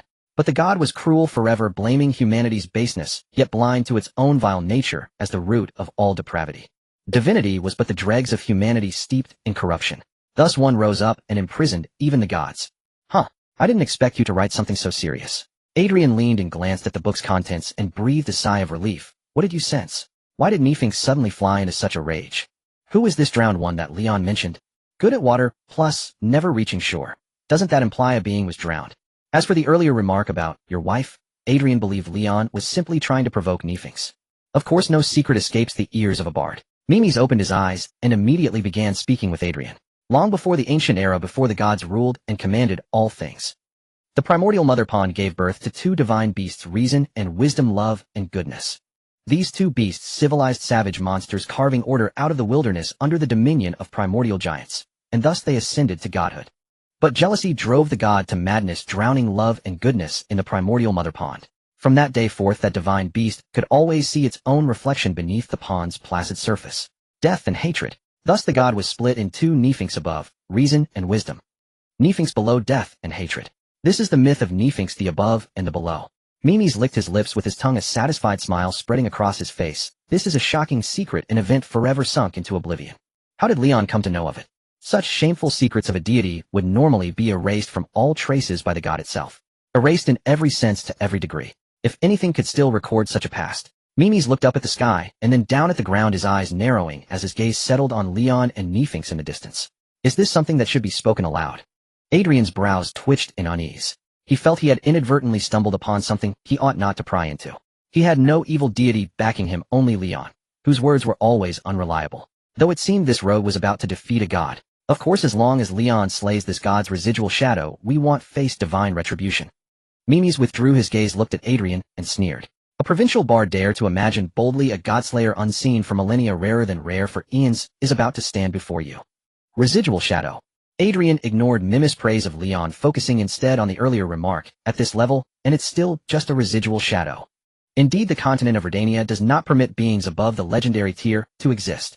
Mimes twirled a tentacle tip in circles as naturally as playing with a strand of hair, let alone a major deity like Nephinx. This is merely a shadow of the past left behind as it lingered over the primordial mother pond, gazing at death and hatred. While gazing into the past, it was also etched by the past itself. What is it that drives you mad yet leaves you in constant regret? In the distance, Leon's ears perked up, catching every word of the conversation between Mimes and Adrian. His innate perception had never been turned off. After filtering out the barrage of amazement and adoration from the citizens of Mungin, he also picked up the juicy gossip spilled by the bystander Mimes. Gurgle, gurgle. In response to Leon's query came Nephinx's garbled sounds. You seem to harbor some resentment. Leon let a crack open in the water bubble. Now it's my turn to play the villain who talks too much. Nephinx, are you a... What power is this? Nephinx fell silent for a moment, its gaze fixed on the water bubble barrier, wariness in its eyes. It can suppress my divine authority. As a deity born from water, control over water was one of its fundamental divine rights, yet even with its full power, it could not break free. This is a power you can't understand. Rules, concepts, get it? Leon massaged his forehead. He hadn't expected that Nephinx's first words after finally speaking would be about the power. He had thought it would be regret over the past, but it was merely defiance at being defeated by an inexplicable force. An unreasonable conceptual god. You're formidable. I've only felt a similar power from the outer gods. Nephinx raised a claw and pressed it against the water bubble barrier. You come from that realm. Such a flimsy barrier couldn't even stop a heavy stone, let alone its claws. But a power distinct from divine authority had been imbued into it, granting it extraordinary properties. This was something only outer gods could wield. Outer gods. Leon continued to replenish the water bubble, maintaining the chain of control. There seem to be quite a few outer gods in this world. Which realm do you mean? Vega Leon Kimbathus and the aircraft carrier anchored at Jinhai Fortress. Just among those Leon knew of there were already 4 transmigrators. During the era of the Redanian gods a few transmigrators appearing wouldn't be impossible. The 6th plane, the world of the devourer Haimtia. Leon was taken aback. He suddenly recalled one of his pending tasks to go to the 6th plane and acquire a Zerg Hive, a demon mother entity, or something similar. My jealousy stemmed from that. Nephinx ignored Leon's momentary distraction and continued, the union of above and below is the ultimate form of divine authority. After drowning love and goodness I indeed gained the power to contend with the 6th plane. But I never expected that tens of thousands of years later I would still fall to you, an outer god. I have been defeated. Nephinx crouched within the bubble, the black pool below, emerging as his voice rang with gravity, but this is merely a remnant of the past. My true self will soon ascend from the deep sea to eliminate this scourge. This is no longer a matter of the Redania continent, but a war for the entire world. The pool reflected Nephinx's figure, his gaze cold and piercing, locking onto Leon through the water's surface. A flood of hatred and madness pierced through time and space. The ancient deities of the old world were about to shatter their chains and descend from the deep sea. An overwhelming aura, merely a wisp escaping from the water's surface, pressed down upon heaven and earth, causing chaos and splitting the black void with cracks that stretched for 100 miles. Rip! One of Leon's arms, merely grazed by a spatial rift, was twisted into a mist of blood. The classic case of the elder coming after the younger. Leon's heart raced as he swiftly retreated, flipping up his shirt to reveal his belly, pointing at a palm-shaped bulge on it, with a cocky tone. Think you're the only one with backing from the depths. Nephinx looked on with confusion, then his pupils widened in shock. Destiny. Ahem. Sorry for eavesdropping on your past. The goddess of destiny, seeing Leon expose her, gave his side a reproachful poke, then tore open his belly and crawled out. Fixing her eye on her fingertip, she met Nephinx's gaze. Mind the rules. It's not yet time for the deities to descend. As her words fell, a pale arm emerged from the black pool, gripping the reflection tightly, rendering it immobile. The turbulent heavens and earth instantly calmed. Destiny. Nephinx shrieked. You have betrayed him. Well. Nonsense, I am the world's staunchest supporter. The hand incarnation danced its fingers, washing Leon's bodily fluids off the water sphere, while bathing itself, speaking, my beloved is going to save him. Well. Safe. Ridiculous. Nephinx roared. The outer gods are all suppressed in the nether sea. We are about to annihilate everything. What salvation do you speak of?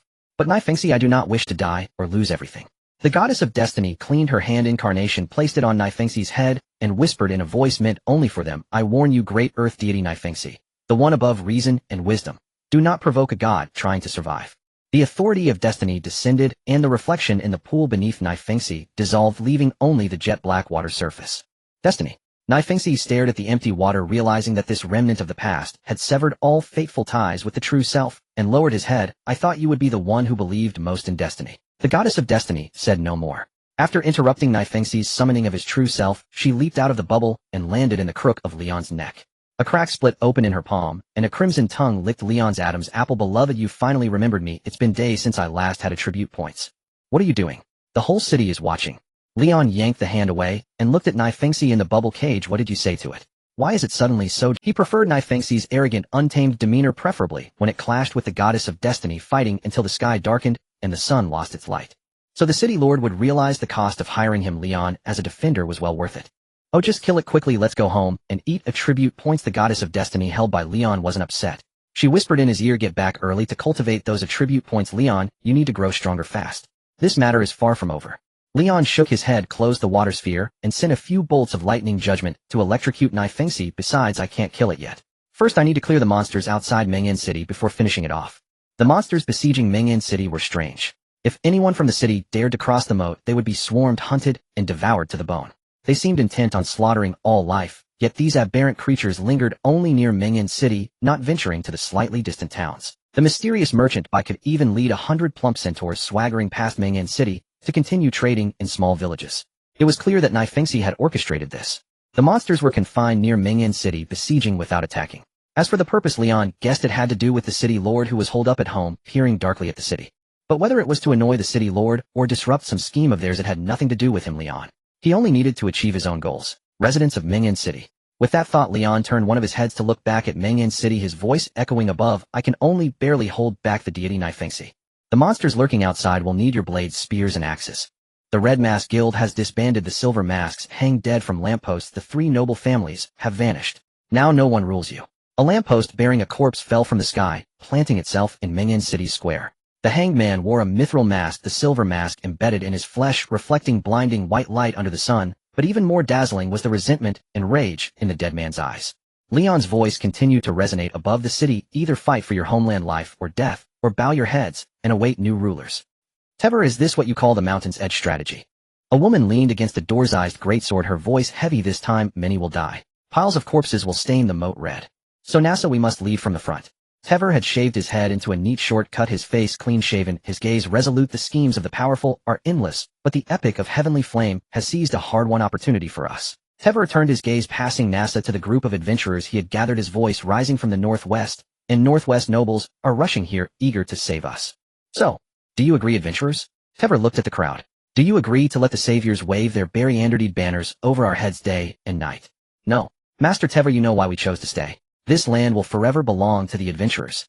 Mengyan City was built by adventurers. Its high walls will never bear a noble's flag. This is our chance to rule everything. Out of the city. Out of the city.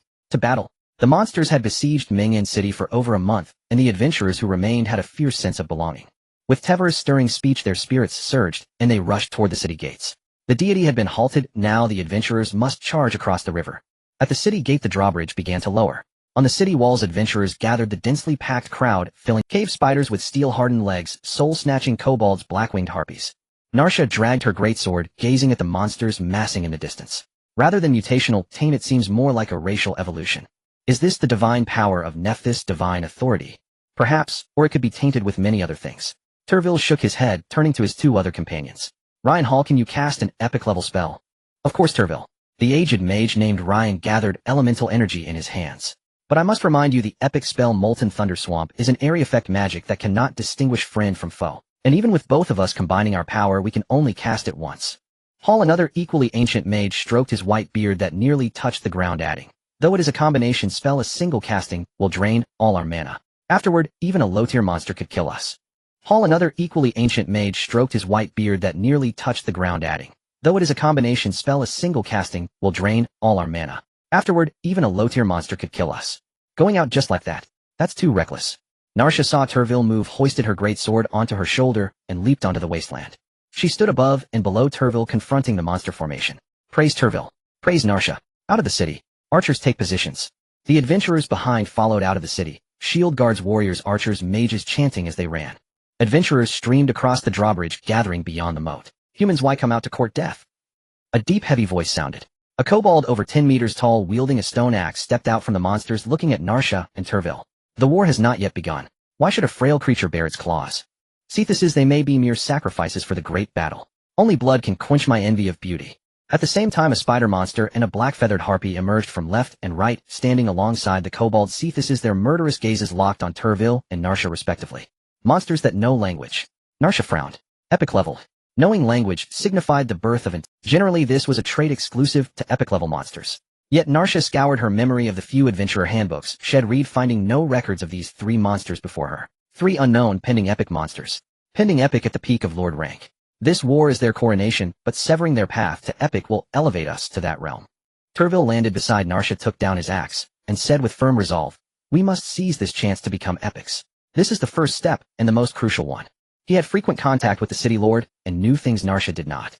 The three monster hordes before them were merely the prelude to this great event. First step. There are second, third, fourth, fifth. Turville, this isn't what I signed up for.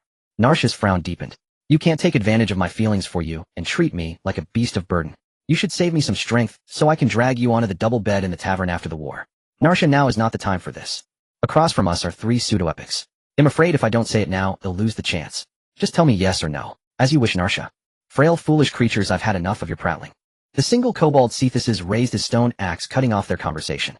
I have risen from the underworld, let the sound of your skull shattering be the first line of my epic. Then come. Turville stopped chatting with Narsha and raised his axe high. Let's see who becomes the stepping stone for epic. Cetheses, roar, answered Turville.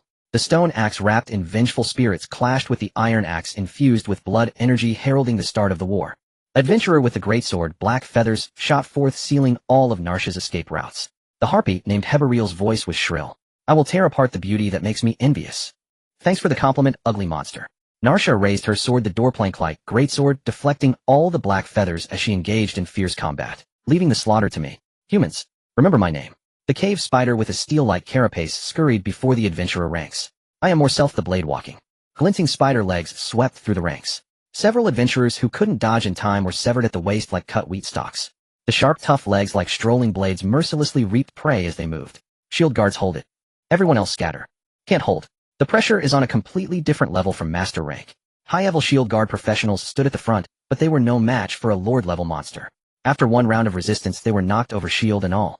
Where are the mages? Quick heal. Use fire. Melt the steel monster. Boom. As the shield guards were knocked down, the mages behind finished their incantations.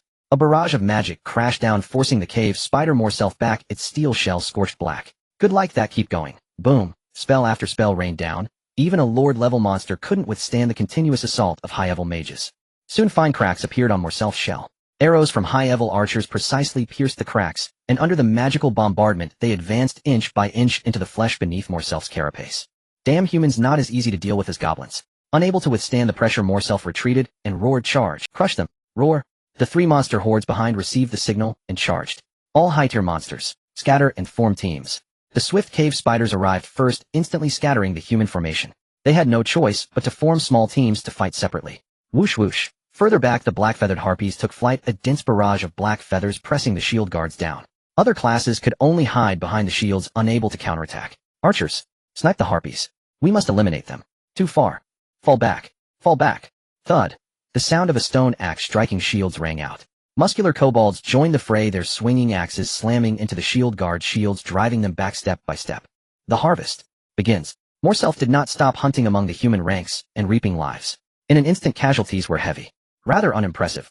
This battle has barely begun, yet they're already overwhelmed. Above, Leon observed the adventurers struggling to hold their ground, his brow furrowing slightly as he tapped a nearby water bubble prison. Where are the rest of the monsters? According to the city lord's intelligence, Nephinx commanded over 50 lord-tier monsters. So far, only 3 had appeared, and already the adventurers were faltering. This bodes ill. Outer God. A voice resonated with quiet disdain. The humans you've ensnared have stepped onto the battlefield. After 10,000 years, you still resort to these same cruel games, sending the weak to die. The water sphere ruptured and Nephinx's calm voice emerged. These monsters are more than sufficient to slaughter them all, without exception. You say that so matter-of-factly, I almost feel like the villain here. Leon shook his head, turning toward the city wall, where colossal eyes unfurled behind him like celestial constellations. Watch closely. This is no suicide charge. It is a historic alliance between humanity and the elves. Elven kin, activate the mirrors. With most adventurers having departed the wall, it now stood eerily. Ding ding ding. At Leon's signal, light flared. The elves leapt with uncanny grace onto the ramparts in a cascade of iridescent eyes, each hue distinct, rose and hovered in midair. Tumterlong luck light rifles braced upon the crenellations, concentric rings of magic detonated around them. Elemental extraction.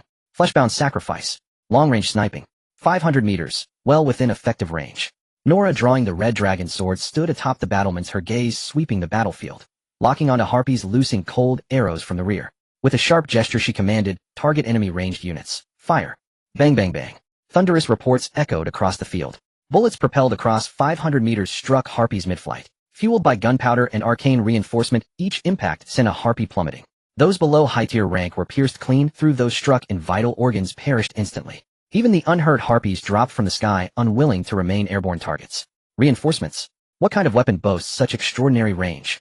Black-feathered assaults ceased abruptly. An adventurer startled glanced back, and beheld the ramparts transformed into a kaleidoscope of elven magic. Higher still, rows of enormous blood-veined eyes floated motionless, rolling slowly, unblinking, fixed upon the battlefield. The unsettling spectacle sent a shiver down the adventurer's spine. Simultaneously, the astonishing long-range precision stirred his soul. Within his mind, a faint fragmented resonance trembled like a shattered chime. Have I ascended to novice mage? Boom. Just as the adventurer marveled at his sudden breakthrough, a whistling bullet tore past his ear, striking a burrow spider lunging from the side, obliterating its skull with surgical lethality. One shot, one death. Zoning out mid-battle? Are you daft, Caxi? A shield bearer slapped the adventurer's head with one hand, while raising his massive shield with the other, crushing another burrow spider barreling forward. Even for an apprentice, this level of incompetence is staggering. Apologies. Elder Getho. Snapping back to awareness, Caxi, it broke into a cold sweat, swiftly chanting a spell to finish off the dazed burrow spider, flung aside moments earlier. Shush shush. Nearby, several apprentice mages joined in, casting coordinated spells to obliterate the low-tier burrow spider. Burrow spiders surged without pause. One slipped past Getho's guard, its two thick forelimbs impaling an apprentice mage clean through the torso. Master Yorick. A youth witnessing his comrade struck abandoned his incantation and slammed his staff against the spider's leg, desperate to halt its advance. Snap! His novice-grade staff, flimsy as kindling, shattered on contact with the monster's armored carapace, useless as a fire poker. Roar! The burrow spider roared, ignoring the youth entirely, its limbs tensing to tear its captured prey. Damn it! Eyes blazing crimson, the boy hurled his broken staff aside and seized the spider's leg barehanded, voice raw with fury. Stop! He strained with every fiber, but the barbed chitin shredded his palms, and the monstrous limbs kept wrenching outward, unstoppable. The crushing force radiating up his arms burst open his shoulders in crimson blossoms. An apprentice mage's physique simply could not match even a low-tier monster in brute strength. Step aside, Candy. Getho arrived at last, kicking the youth aside before slamming his great shield down, crushing the man-sized burrow spider into ruin. Cough cough. Candy, I fear I won't make it. Yorick, the rescued apprentice mage, leaned heavily on his staff, voice trembling. Look after my beloved Mistress Morai. Master Yorick. Tears streamed down Candy's face. I swear, I'll care for her with my life. Hey, I'm standing right here. A woman with coiled hair hurried forward, hands already weaving healing light toward Yorick. You old scoundrel. You gossip even on your deathbed. You'll answer for this when we get home. Ah, saved. And you little rascal. Save that vigor for tavern wenches. A woman with coiled hair hurried forward, hands already weaving healing light toward Yorick. You old scoundrel. You gossip even on your deathbed. You'll answer for this when we get home. Ugh, what kind of adventurers did I bring along? Getho parried incoming monsters, listening to the trio's banter, his expression darkening. These can't possibly be genuine Mountain City adventurers. Quite the contrary, Elder Getho. Caxiu's spellwork grew ever smoother as he fought back-to-back with Getho, a sly old fox, a retired tavern lass, a boy infatuated with mature women, and me, a humble shoemaker's apprentice. He paused, hurling a fireball that sent a burrow spider flying, then swept his gaze across the battlefield. We're native-born Mountain folk, authentic to our marrow. Getho's squad was but one among many. Numerous apprentice adventurers fought alongside seasoned veterans, holding the battlefield's periphery, slaying monsters under watchful guidance. Most of these apprentices had received their handbooks only yesterday, and today they stood on the front lines. Without veteran mentors, novice and mid-tier alike, their odds would be measured not in battles, but in heartbeats. Some mages stumbled over incantations, mumbling nonsense for agonizing seconds before releasing feeble flaccid bursts of magic. Warriors fared somewhat better, swinging iron blades with instinct, but swordcraft battle techniques and physical cultivation demanded years of relentless refinement. Mastery could never be rushed. Others were even more absurd, apprentice warriors chewing mana potions while swinging greatswords, simultaneously forging blood and chi-tempering flesh mid-combat. As for archers and shield-bearers, the former practiced aim at target ranges, the latter lifted stones to build strength, neither yet mastering their weapons' true weight or balance. Ordinary, hardly boy. Getho watched Caxiu unleash fireballs in rapid succession, eyebrows lifting. Instant cast multi-target novice spells. Even mid-tier mages rarely achieve such fluency. That honor belongs to the Flame Epic and Lady Daisy's generosity. Caxiu gazed upward, at Leon locked in celestial combat with a god, gratitude softening his features. Without this gift my talent would have withered unseen, buried beneath leather and thread in a cobbler's workshop. From his vantage, Leon manifested 3 heads and 6 arms, spells cascading like stellar rivers, his immense eyes blazing brighter than a second sun. Caxiu assumed without question that Leon fought alone, battling gods for Montan's survival. That man bore Montan's fate upon his shoulders. Flame Epic is infamous for good reason. Getho glanced skyward, briefly, then returned focus to the fray. Yet Lady Daisy, a noble who relinquished her family's exclusive magical inheritance to share sorcery with all. Her name shall echo through history. Lady Daisy is noble too. Indeed, though the 3 great noble houses are relics of the past, especially the Crawfords who vanished overnight, Lady Daisy prefers silence on such matters. I see. Then let us praise Lady Daisy, Grand Archmage, the luminous herald of magic's golden age. On the square of Minjin City, the golden-haired maiden paused mid-motion, gazing at the burning parchment before her with a contemplative air. It's the coronation. A gentle voice chimed in beside her as a handsome man with equally golden hair alighted nearby. The wind carries many murmurs. I hear countless praises for the great magic spreader Daisy, heartfelt exclamations from every novice mage who slays a monster. Adrian, you shouldn't be here at this hour. Daisy glanced at the newcomer, intending to swap for a fresh sheet of parchment, but the surging mana dissipating from her caused the paper in her grasp to burst into flames. Let me handle it. Adrian took Daisy's place, is sitting down to register mage professions. Praise be.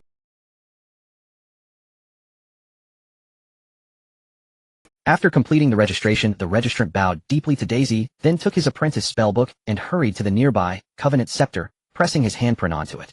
Red-faced Lord, your death was well-deserved. Await the Covenant's fulfillment in hell. Under the resentful, hate-filled final gaze of the silver-masked corpse, the apprentice mage departed, clutching his new spell book with satisfaction. Next, Adrian's mouth twitched as he continued registering. Though Spike's corpse hung from the lamppost, the silver mask still covered his head. As long as Adrian didn't expose it himself, the benefits from the Covenant's made would still belong to him. So you've returned to collect the Covenant power. Daisy needed an elemental orb adapting to her explosively. That's one reason, Adrian replied between registrations. Secondly, I feared a certain bard's blood might spill. Daisy. Brilliant, absolutely marvelous. Fate merges with it, bypassing all cumbersome steps to suckle directly from the source organ. At the corner of the city wall, Mimis' writhing tentacles had already shredded her clothes, rubbing against the bricks in ecstasy. What a genius. How did fate ever conceive of splitting a mouth in the palm? Both hand and mouth, ah. Ha ha ha. Crack crack crack. Caw caw caw. TSK TSK TSK. Such eerie sounds. No wonder Father sent us to stop her. Tia, did Father want us to tie her up or chop her into pieces? Already lost in her writing frenzy, Mimis failed to notice the two elves creeping up behind her, earnestly debating how to deal with her. Neither. Father said either she doesn't write or she writes something normal. Normal? What counts as normal? Oh, what a bother. Nora thinks letting her take a nap will do. Nora scratched her head in frustration, then lunged forward, striking with her sword. Hua. Mimis jerked awake, turning her head only to see the red dragon execution sword, less than half a meter. The great sword once used to hunt legendary epic dragons in bygone days now bore the inscriptions of a legendary powerhouse. As it descended, it carried the crushing weight of mountains, as if to make the world itself bow and crumble. Before it even landed, the pressure suffocated Mimis, rendering her immobile. No. Sensing the terrifying power, her pupils shrank to pinpricks. Tie. The next instant, the greatsword struck. Mimis' limbs and all 8 tentacles went rigid, then she collapsed limply to the ground. Perfect mission accomplished. Nora hoisted the limp tentacle, a satisfied smile spreading across her face. So Nora wants some barbecue. Tia crouched beside her, poking the soft tentacle. I recall Father mentioning that tentacle monsters and the like should be grilled to well done. Shatia, you cruel elf. She's already unconscious. Nora tossed out a rope. We'll tie her up and hang her on the wall. If she wakes, knock her out again. All right. Next, we must continue aiding our human allies. After tying Mimis up tightly and hanging her from the wall, Nora turned her gaze to the chaotic battlefield. Can you hit that giant cavern spider? At the forefront of the melee, a spider over 10 meters tall rampaged through the human ranks. Its legs as sharp as swords cleaved through shield bearers with each swing, allowing the high-level monsters trailing behind to harvest the rear professionals. If left unchecked, the human formation would soon be plowed under. Nora, Lord-tier monsters aren't to be trifled with. Tia frowned at the sight, stowing her 2-meter Luke light rifle and shaking her head. Time to bring out the big guns. Boom! A crude steel-forged behemoth crashed down onto the wall with a dull thud. The 10-meter-long monstrous mechanism collapsed a section of the battlement. Luke Model 1 barbaric sniper. How in the world did you stuff that thing into your head? Nora's eyes widened. What kind of spirit or power is this? Not spirit or Nora. I used elemental extraction to extract some spatial elements with my brain. Tia shook her head again, disgorging a shell larger than her own head and loading it into the cannon barrel. Don't ask why I don't extract elements by hand. Clever. Tia already thought of that, but the magic core grows in the brain. It's easier to control here. You've advanced to high rank. Only when a mage reaches high rank does a magic core condense in the brain. Though elves are archers by profession, they rely on elven magic, barely qualifying as mages as a secondary class. Almost there, the core is still forming. Tia strained to swing the Luke Model 1, aiming at the giant spider rampaging through the crowd. Watch this, Nora. This is what Father called the miracle of gunpowder. A mid-rank professional shall hunt a lord-tier monster. A ring of blood burst from Tia's hand as she fully activated flesh sacrifice. Blazing fire elemental energy surged from her palm, tracing dark red patterns along the gun barrel. Elemental extraction, pure flame. Not done yet. Tia furrowed her brow, squeezing the nascent magic core in her head, barely forcing out 3 high-level elven spells: armor-piercing strike, lurking lethality, crippling shot. All high-level elven spells were auxiliary to shooting, converging all power into a single lethal arrow. Boom! A deafening roar erupted, instantly drowning out the battlefield's clamor. Faster still was the shell that tore from the barrel, crossing 500 meters in an instant to strike its target, deaden. Boom! The giant spider over 10 meters tall was blasted into the air.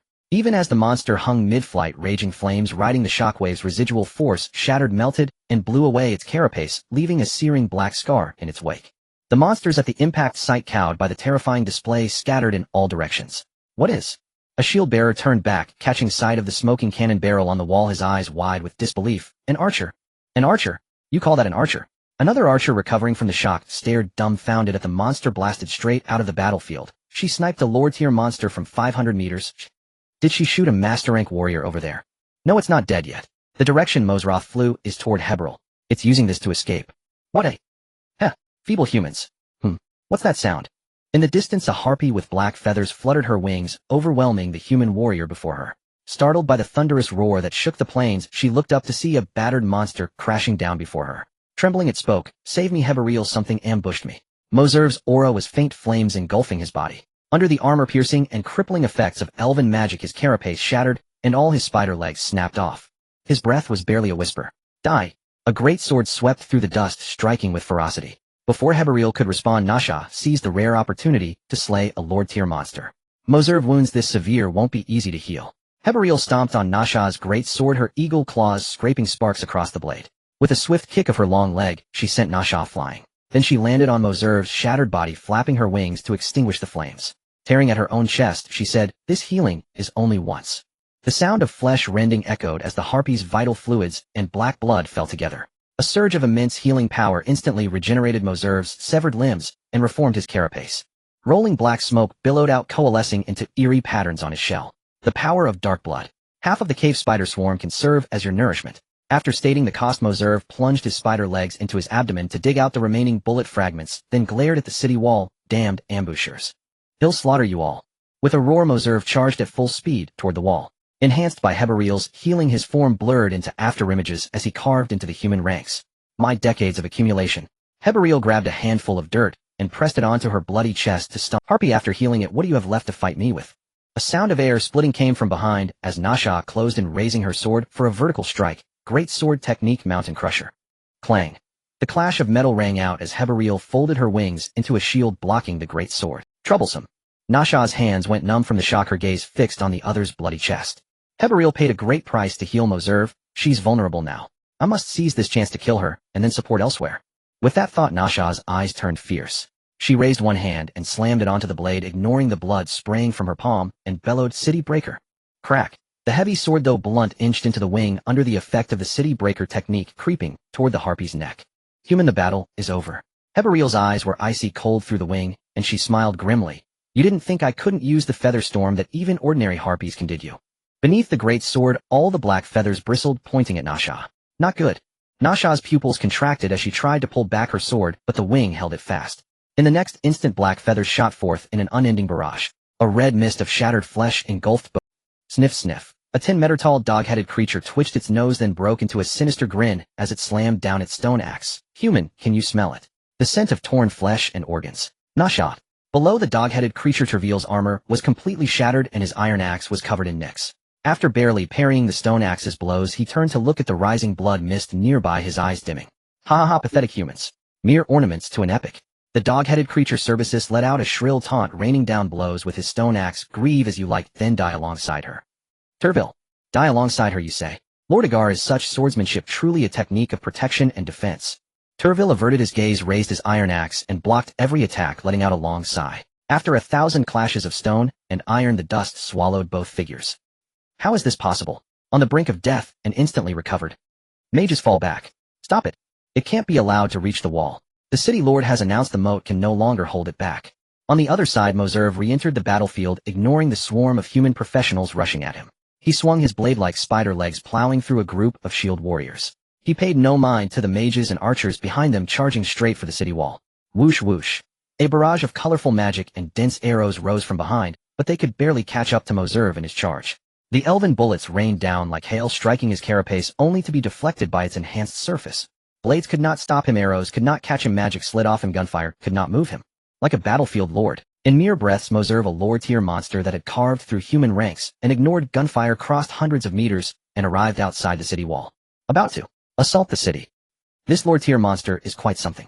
How did you raise it? What about the others? Above in the sky, Leon observed the scene below. He felt a twinge of worry. Just 3 lord-tier monsters had the adventurers of Mornin City gasping for breath. If over 50 came at once, wouldn't Mornin City be shaken like an egg? No, he had to sneak in and cut them down a notch. The Origin Motherpool's second fetal movement, monsters drowning and then reborn.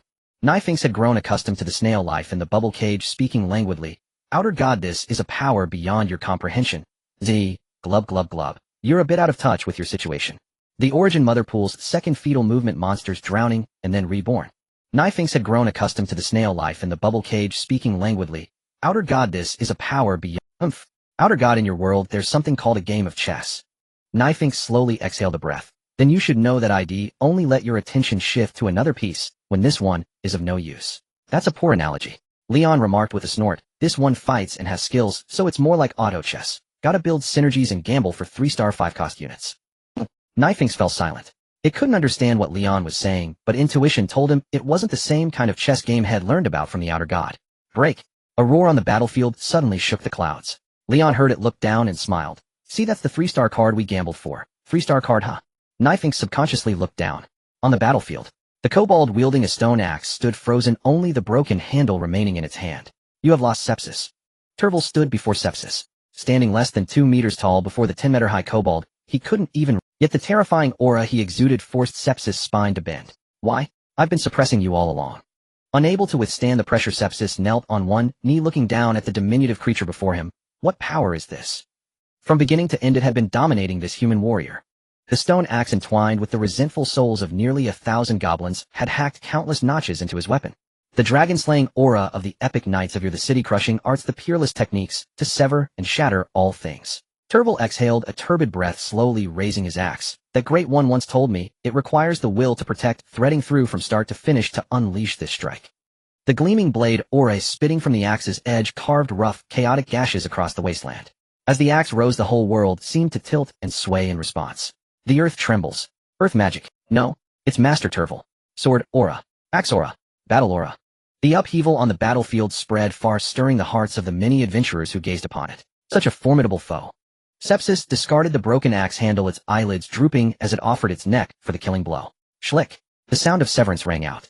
The axe handle fell first, embedding itself into the earth, followed closely by the massive head, nearly 2 meters in size, impaled upon the handle. Like a trophy hung. For display? Is it over? Terval dragged his iron axe, staggering to the side.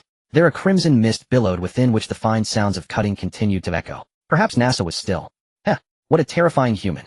Clap clap. The blood mist parted and the succubus, drenched in red, clapped and laughed. But after that strike you have no strength left, do you? NASA. Terval ignored Hebariel, his gaze falling upon her wings, his pupils instantly contracting to pin. The succubus' black feathers had all fallen away, leaving only twisted wings resembling chitinous pincers. And atop those pincers rested a pair of skeletal arms. Embracing a greatsword. The bones were broken and scarred, covered in the marks of slashes and thrusts. NASA. Is that her name? Hebariel fluttered her wings, tossing NASA towards Terval. Hero who vanquished the monster lord, I permit you before death to first taste the bitterness of losing your mate. Mate. Hearing the succubus word, Terval caught NASA, tremblingly moved aside the greatsword, and then froze in place. Of his former companion, only half a face remained, a shattered heart dangling over pale ribs. It beat no more. NASA. Terval's throat bobbed, his voice carrying a suppressed tremor. NASA. Shoo. What's all the shouting for? Your old lad is tough as nails, just faking death to fool her. Just as Terval grieved, Naza's corpse suddenly erupted with a powerful heartbeat. The chi and blood hidden within her marrow surged, transmitting strength to Terval. Don't worry, I used the greatsword to protect part of my heart. Naza's single eye shifted downward, signaling she was still alive, her remaining half of a mouth rapidly chattering. That succubus is also spent. Quick, take the chance to kill her. As if to prove she still had strength, Naza's shattered heart beat fiercely, spurting blood that splattered across Terval. Was that the strike of the Owl Lord? Beyond the moat, the charging Morsif was also awed by that cleave, pausing briefly. This is war. It carries a turbulent aura. A voice sounded from behind, and an elf bearing a greatsword appeared on the drawbridge, striding forward. Nora can't resist hunting a lord-level monster either. The atmosphere of slaughter and fierce battle seemed to awaken the brutality hidden in this elf's blood, causing Nora to bare her teeth, roll her wide eyes, and begin snorting with her nose wrinkled. Foolish human. Snorting nasal hair at me. It's elf. Nora raised the red dragon execution sword, correcting loudly. I am the first warrior of Afmar, city commander of the Steel Forged Legion. Nora. An elf? So frail. Morsif lifted a forelimb to stab. With an aura like that, you're not even as good as a high-rank monster. Clang. The sound of metal striking metal rang out, and Nora was sent flying backward, embedding into the city wall, sending bricks and stones flying. Nora. No way. I knew it. Too weak, Nora. On the city wall, the elves covered their eyes, sighing in disappointment. Pah. Rude monster, you didn't even announce your name. Nora crawled out from the rubble, hearing the sighs from the wall, her face flushing red as she stepped back onto the drawbridge and roared fire. Boom. The sound of the projectile leaving the barrel was like a thunderclap. TIA's sniper shot struck, instantly flipping Morsif over and sending him flying. The massive explosion surged in all directions, the rolling waters of the moat reversing like furious waves, crashing against the drawbridge. Hit. On the wall, Tia waved her hand, fanning the smoke from the cannon barrel, a satisfied smile on her face. Tia is the best. Flipping a lord. Awesome, Tia. I support Tia as commander. Suppressing a mid-rank lord unbeatable. The elves chat. Enough. You sneaky elves. Roar. The flipped Morsif roared, shaking off the embedded fragments of the projectile, his crimson eyes locking on Tia. I'll kill you. Your opponent is me. Nora hoisted the red dragon execution sword, executing a nimble leap, landing above Morsif, and bringing the sword down in a vertical slash. Taste the might of an epic sword. Roar. As Nora channeled her power, the vivid dragon blood on the greatsword writhed, and a dragon's roar rose high. Dragon. Morsif's whole body was seized by a shiver of dread, the fear of a lower life form before a higher one, a reverence rooted in the instincts of bloodline. Weight of the mountain. At Nora's cry, the greatsword fell like a descending mountain, smashing onto Morsif's carapace, the immense impact forcing him to stagger backward. Another strike. Edge of breaking the deadlock. Nora executed another nimble leap, pursuing, swinging the sword in a horizontal arc, directly flipping off a piece of Morsif's shell. What a bizarre weapon. Morsif turned his head to look at the cut. A few drops of crimson dragon blood clung to it. The dragon blood, as if alive, writhed, sprouted fangs, and began gnawing at Morsif's flesh. Of course, this is the calamity of blood. Nora used a finger to scrape the viscous dragon blood from the greatsword, confirming the weapon wouldn't devour her too, before confidently resting it on her shoulder. Nora also thinks this weapon is amazing. In its first real combat, Nora was quite satisfied with this ceremonial weapon. She acknowledged the friendship between the legendary weaponsmith, Tianxing, and the elves. The blood-drinking calamity, is it? Excellent elf. With such a divine weapon you are worthy to become the opening chapter of my epic. Moser raised his spider legs, sliced off the dragon blood-soaked tissue, and cast it aside, his gaze locking onto Nora. Let the epic tale of me, Moser the Bladewalker, now unfold. Hey, let's settle this, Moser. Nora, hearing him declare his title, revealed a satisfied smile. As you wish. Moser roared, his form blurring into a phantom. In an instant he closed in on Nora, raising his forelimbs to strike down upon her head. The lower-tier cave spiders, specialized hunting caliceri, nearly 10 meters in length, were thickened by layers of carapace, making them resemble siege-battering rams. So fast. Nora's vision blurred, and she was instantly engulfed by Moser's shadow, the caliceri, less than half a meter from her skull. Before the blow fully landed, the sheer force of the wind whipped across Nora's face, leaving fine cuts. Elven armor. Silver wall. Nora's expression turned grave as she activated both talents simultaneously. Such swift movements made even a nimble leap insufficient to escape the attack range she could only endure. Boom! In the next instant the caliceri struck. A dull thudding impact resonated all around. Nora was sent flying backward, trailing after images. Before she could react, Moser pursued her like a specter. He raised both caliceri high and slammed them down from above, driving her into the earth. Not shattered. An unexpected sensation from the blow caused Moser to let out a questioning growl, but he did not relent, repeatedly lifting and thrusting his caliceri. Nora's bizarre weapon made him wary, but by overwhelming her with sheer speed and power, he could deny her any chance to swing her sword. Crack! The ground trembled under the assault, fine cracks spreading outward. Nora, at the epicenter of the strikes, was hammered into the soil. Boom! Moser's relentless assault was cut short, as a roaring cannonball flew in once more. Trying to ambush me again. Moser, already on guard, stiffened his spider legs and sidestepped the moment he heard the sound, dodging the shot. Cough. Well done, Tia. Below, Nora finally caught a breath. She shifted the silver wall, pushing aside rubble to reveal herself, now fully clad in heavy armor. Her yellowed armor, like iron and jade, covered her entire body. On her back and both wrist guards were set 3 primary colored gems, red, yellow, and blue. The gems shimmered brilliantly, trailing pillars of elemental energy, making Nora appear extraordinary. Roar. The sword's swing carried a dragon's roar, intimidating all living beings. Damn, this dragon's might emanating from the blade. Moser's body trembled involuntarily under the pressure, barely managing to raise his caliceri in defense. Whoosh! The feather god gem embedded into the leg armor, and Nora vanished from her spot instantly. When she reappeared, she was already above Moser, gripping the red dragon's sword with both hands and bringing it down in a vertical slash. Roar! The sword's swing carried a dragon's roar, intimidating all living beings. Damn! This dragon's might emanating from the blade. Moser's body trembled involuntarily under the pressure, barely managing to raise his caliceri in defense. The red dragon execution, sword bearing the edge to break any defense, easily pierced the caliceri's armor, leaving a trail of cracks. Catalyzed by the blood-drinking calamity, the dragon blood twisted into fangs, gnawing at the carapace with a series of grating sounds. Hey, take this. 2 punches. Nora released the sword embedded in the caliceri. The yellow gem on her back blazed brightly, swelling her upper body into an exaggerated inverted triangle. Her left fist wreathed in flames, her right coated in frost. She drew back her arms like a bow and smashed down at Moser with all her might. What a terrifying Nora, like a humanoid monster, an elf exclaimed. And Mountain Soul, Cold Divine Jade, Blazing Crystal plus the Feather God Gem. What a terrifying Nora, like a humanoid monster, an elf exclaimed. And Mountain Soul, Cold Divine Jade, Blazing Crystal plus the Feather God Gem. Has Nora become a high warrior? The elven armor talent strengthens as the elf's power increases. Embedding gems amplifies their effects, granting greater strength, but it also imposes immense pressure on one's. From apprentice to high level, one can embed at most 4 gems. Her chi and blood aren't externalized. She's not a high warrior. Tia, who knew Nora best, shook her head. Though this one uses her exceptional intelligence to brute force her way through, she's still a ways off from being a high warrior. Right now she's just relying on her high intellect to command the gem's power. How many times has she cultivated? Has she reached the limit? Under Leon's distribution, the elf's intelligence talent was locked at 16. Each successful cultivation doubles the value.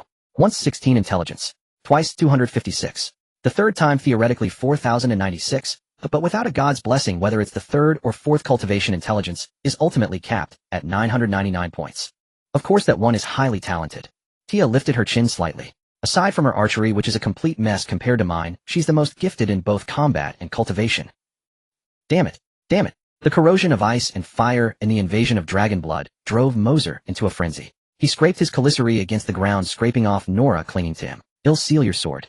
Moser retreated, raising one calicera to smash the other, driving the red dragon execution sword deep into its own flesh. Sacrificing one limb to seal the epic weapon. Again. Keep going. Nora shook her head, shedding dust, and clashed her fists before her chest. Wreathed in frost and fire, she lunged forward to launch a fierce assault on Moser. He'll mince you. Freed from the red dragon's sword's pressure, Moser unleashed his full strength.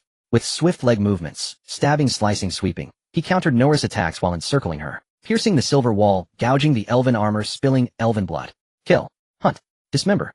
The blood-soaked battle awakened the latent potential within Nora's hegemon bloodline. Amidst constant injuries, she absorbed combat experience and honed herself. She refined her spilled blood into fuel for her physical sacrifice. She activated shatter shackles to negate fear, pain, and other negative factors, dedicating all her spirit and energy to battle. The synergy between Nimble Leap and the Feather God gem grew ever stronger, each movement becoming more fluid and untraceable. Each improvement came as naturally as if she had practiced it 1,000 times before. It was the memory and experience transmitted from the souls of ancient elven warriors who had scorned all life after over 10,000 years of death. The glory of slaughtering myriad races, hunting ancient dragons, and dismembering the gods' envoys. Each improvement came as naturally as if she had practiced it 1,000 times before. It was the memory and experience transmitted from the souls of ancient elven warriors who had scorned all life after over 10,000 years of death. This was the accumulation and legacy of the hegemon's glory. Boom. The elf and the monster fought beyond the moat, unleashing their desires for battle and slaughter. Scorched earth, frozen peaks, gaseous cracks. The entire region's ground was utterly devastated by the aftermath of the two terrifying creatures' struggle. Do you see that? That's my daughter. My daughter. Above, Leon's grin stretched ear to ear. She's a 3-star golden legend. Without the Grandmaster's judgment, Mosev took command of the battlefield, transforming into a warlord, cutting through enemies like slicing melons and vegetables all the way to the siege. Leon was ready to reveal his trump card, but Nora directly erupted into bloodrage, relying solely on her intermediate warrior rank to stand firm against a lord-level monster. Legend. Huh. A failure who barely manages to contend with a lord-level monster by relying on bloodline treasure mines, epic weaponry, and even the accumulated soul of an ancient hero. Sizzle. Gurgle. Knifeinks remained stubborn, still enduring the electric therapy. Well then, Knifeinks in the electrolytic water. Once Knifeinks regained consciousness, Leon's face still bore a smug expression. Your 3 pawns are all done for. Shouldn't you summon the remaining monsters? Of course. This time Knifeinks did not contradict Leon. It raised its claw and through the bubble lightly pointed into the distance. Roar. Beyond the moat of Minjin City, a roar shook the wasteland, sending rings of dust expanding in all directions. At the center, the elf raised her fist high, driving it down into the monster's skull from above. Ice and fire poured down. A half of the 10-meter-long creature turned into silent ice sculpture, while the other half was consumed by flowing flames, leaving only charred carapace chunks falling to the ground. Hey! Nora leaped down from the monster's corpse, punched open a claw, and pulled out the red dragon's torture sword embedded within, commander forged by steel, slaying the sword-walking blade Mosev beyond the moat. The surging blood and chi plowed through the sand and gravel beneath her feet, then rose to envelop the greatsword, transforming it into a 10-meter-high blood blade. In the relentless slaughter, Nora had absorbed the remnants of the Ba clan, soaring from intermediate warrior straight into the realm of master. Commander Nora, fist breaks lords, blood and chi form blades. Master rank. Unstoppable. On the city wall a clamor erupted instantly, and the elves gazed at Nora with boundless admiration. Did she directly reach master rank? I heard the sound of shackles shattering. Which physical constraint did she break? Tia twitched her pointed ears, muttering to herself, while stuffing the 10-meter-long Luke-type one back into her head. Since Nora had already slain Mosev, she had no need to use that costly weapon. After all, her unscrupulous father charged her 50 gold coins for a single shell. You have lost, Banshee. At the same time, at the farthest end of the battlefield, Turville, with Narsha draped on his back in her bare-boned state, drove his axe into the Banshee's torso, cleaving from shoulder to heart. Then he channeled the blood, and she, Narsha, had transferred, churning the Banshee's internal organs, scouring its bones and blood, erasing all life. Such a cunning human. Hebariel twisted her head, her eyes rolling to fixate on Narsha, her gaze filled with resentment. She truly hadn't expected this human to hide blood within her bones, stop her heart, and gamble with fake death. Even in years of battling Luke Dunn in the underworld, she had never encountered such a crafty and ruthless creature. Cunning. This is called combat wisdom. Narsha's head lolled on Turville's shoulder. Though only half her mouth remained, she showed no sign of dying, cursing at the Banshee, in Brain's chest, and asked him, bigger than you, in everything. Shouldn't I be the one to win? Heh. Our passing only means the next batch of monsters will take the stage. Hebariel sneered, her eyelids slowly drooping as her life faded, spewing a venomous curse. The skinned cat, the thorn Trent, and the Stillwater ghoul will kill you in the cruelest ways. Puffed. The Banshee's curse was cut short as her head was sent flying by the iron axe, rolling a few times on the ground before meeting its end. Roar. In the next instant, a dense chorus of roars erupted, and one pitch-black rift after another descended from the heavens. The rifts, 100 meters tall, expanded rapidly, displacing mountains and forcing clouds to retreat. Within them, terrifying creatures like horrors rising from the depths pushed aside the world's original form, crossing realms. 10 rifts, another 10 Lord-level monsters incoming. Know this pressure. Even before they appear, every inch of my flesh begins to tremble. This isn't Lord level. Are these 10 epic monsters? Turville gripped his iron axe tightly. Surging blood raced through his body, his heart pounded like a war drum, and a dense clattering sound resonated. Yet the shackles that existed in the unseen remained stubbornly unbroken. Merely slaying a peak Lord-level monster did not earn him the recognition and coronation of the bards. The fierce battle had not shattered his physical constraints either. Is achieving epic so difficult? Turville knelt on one knee, letting out a long sigh. Neither his strength nor his deeds were sufficient to elevate him to epic. Rain, do you see that? Of course, Hall. Am not blind. On the city wall, 2 aged mages studied the rifts on the horizon. Can you reach them, Rain? Of course, but it'll be a life-risking endeavor, the kind that drains every drop of blood from you, Hall.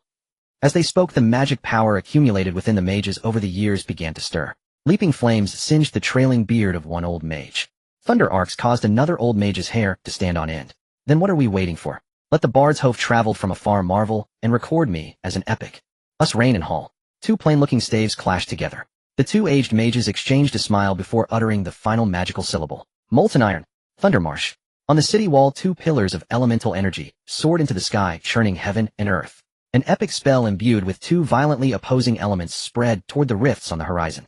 Black clouds expanded in rings, thunder roared, and lightning bolts as thick as mountains exploded, turning the world a frosty white. Then seemingly boundless fireballs pushed through the clouds, dyeing the world crimson. Amid the interplay of red and white, the ripples of destruction brewed. Even before its full release, it had already manifested as a celestial phenomenon looming overhead, completely obscuring gods and the celestial flame. Epic-level spell, Molten Iron Thundermarsh. Its mages, Rain and Hall, making their move. On the battlefield, adventurers locked in combat with monsters looked up, watching the epic spell fly overhead, struck with awe. So terrifying. So dreadful. So magnificent.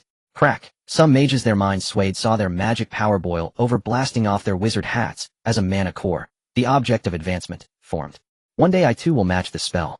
Whoosh. Some young warriors, their blood and chi erupting from the sight, stepped into the ranks of masters, refining chi into blades, eager to vie with the thunderclouds and flames. As the spell swept past, a wave of masterclass professionals was born. The 3 types of monster hordes on the battlefield also met their complete annihilation. Panting, the adventurer sank to the ground, clutching the half-broken staff. That was brutal. He gasped as the last monster fell. I'm alive. A nearby voice rang coolly, too slow. Cascio. Join the ranks of warriors. I finished the warrior trial 3 minutes before you. Cascio glanced back at the youth seated upon a cavern spider's corpse. Kendi, I always assumed you'd become a mage. It's a pity that a warrior was born because your staff snapped first. He added with a wry smile, at least you did not use a spellbook as a throwing weapon. Kendi coughed. That hardened spider leg is far more useful than that scorched stick of a staff. Kendi tossed aside the battered spider leg and scratched his head, admitting, though it does break quite easily too. In the ambush, the cave spiders forced him to stammer his spells, and his apprentice staff shattered. From that moment, he began to experiment, searching for a sturdier weapon to strike with. 3 goblin stone axes, the black feather banshee's dagger plumed the cave spider's hunting forelimbs. He lost count of how many monster parts he ruined, and the materials steadily grew less resilient. All right, young ones, congratulations on completing the trial. Shield guard Gutua stepped forward with a faint smile. Intermediate fire mage Ka Shio, novice warrior Kendi, return to Meng En City and you may claim your exclusive badges. Many thanks, Senior Gutua, they replied, both faces brightening with excitement. Does this count as a job change already? We directly qualified as novices. Mengyan City was no longer as it had been. Under the edicts issued by the Tianyin, epic adventurers formally registered with the guild were relieved of various onerous registration fees and taxes. Instead, they would receive substantial subsidies. Beside them, bandaged and leaning on a crutch, Yulika pleaded with hopeful eyes, "What about us?" Mrs. Mola-E, who had been muttering a flurry of healing chants, paused and looked toward Gutua as well. Gutua considered before answering. "As for you too." Mrs. Mola-E commended dying Yuliku. "She barely qualifies as a novice mage." As for the dying Yuliku himself, he cleared his throat. "There remains a great deal of apprenticeship to be done." He laughed lightly and patted Yulike's shoulder. "Do not mind me. Trust me, you will become a powerful earthy art." He felt buoyed by hope. Kashio's affinity for magic was remarkable. Even as an apprentice he could cast. In time, both might rise to become masters of their era. Looking across the battlefield, there were many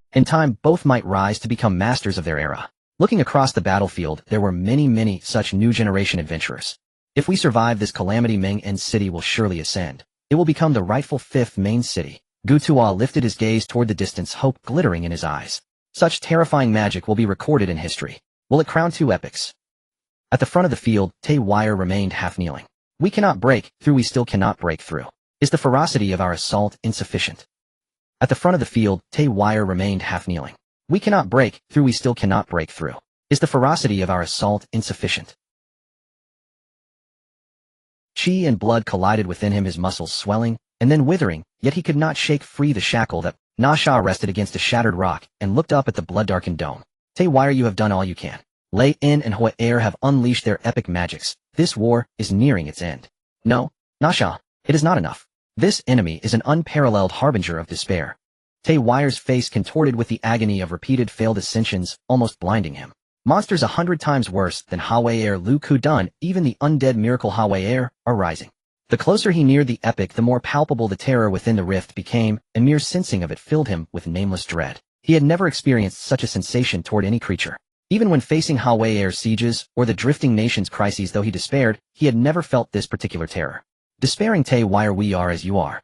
A chorus of aged voices rose from behind, mingled with roaring fire and leaping arcs of lightning, clamorous yet resolute.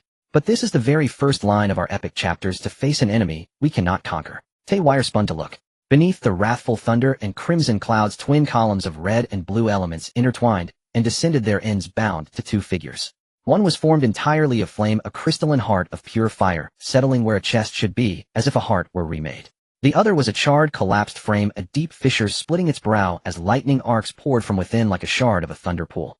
Their life forces seemed to dissipate, as if they were becoming elements themselves. "No, Hua Air, lay in wait. Let me break through the epic." Tay Wire's eyes reddened, and the surging chi burst at their rims. "I only needed to cast the epic spell to end this war." "What?" Hua Air in his flame form landed beside Tay Wire and placed his heart upon the youth's shoulder. "Tay Wire, break your shackles." We felt the despair rising from the rifts. The epic is only beginning. An elder mage who falls in battle dies with honor. Chard lay and followed, removing his skull and setting it upon Tay Wire's other shoulder.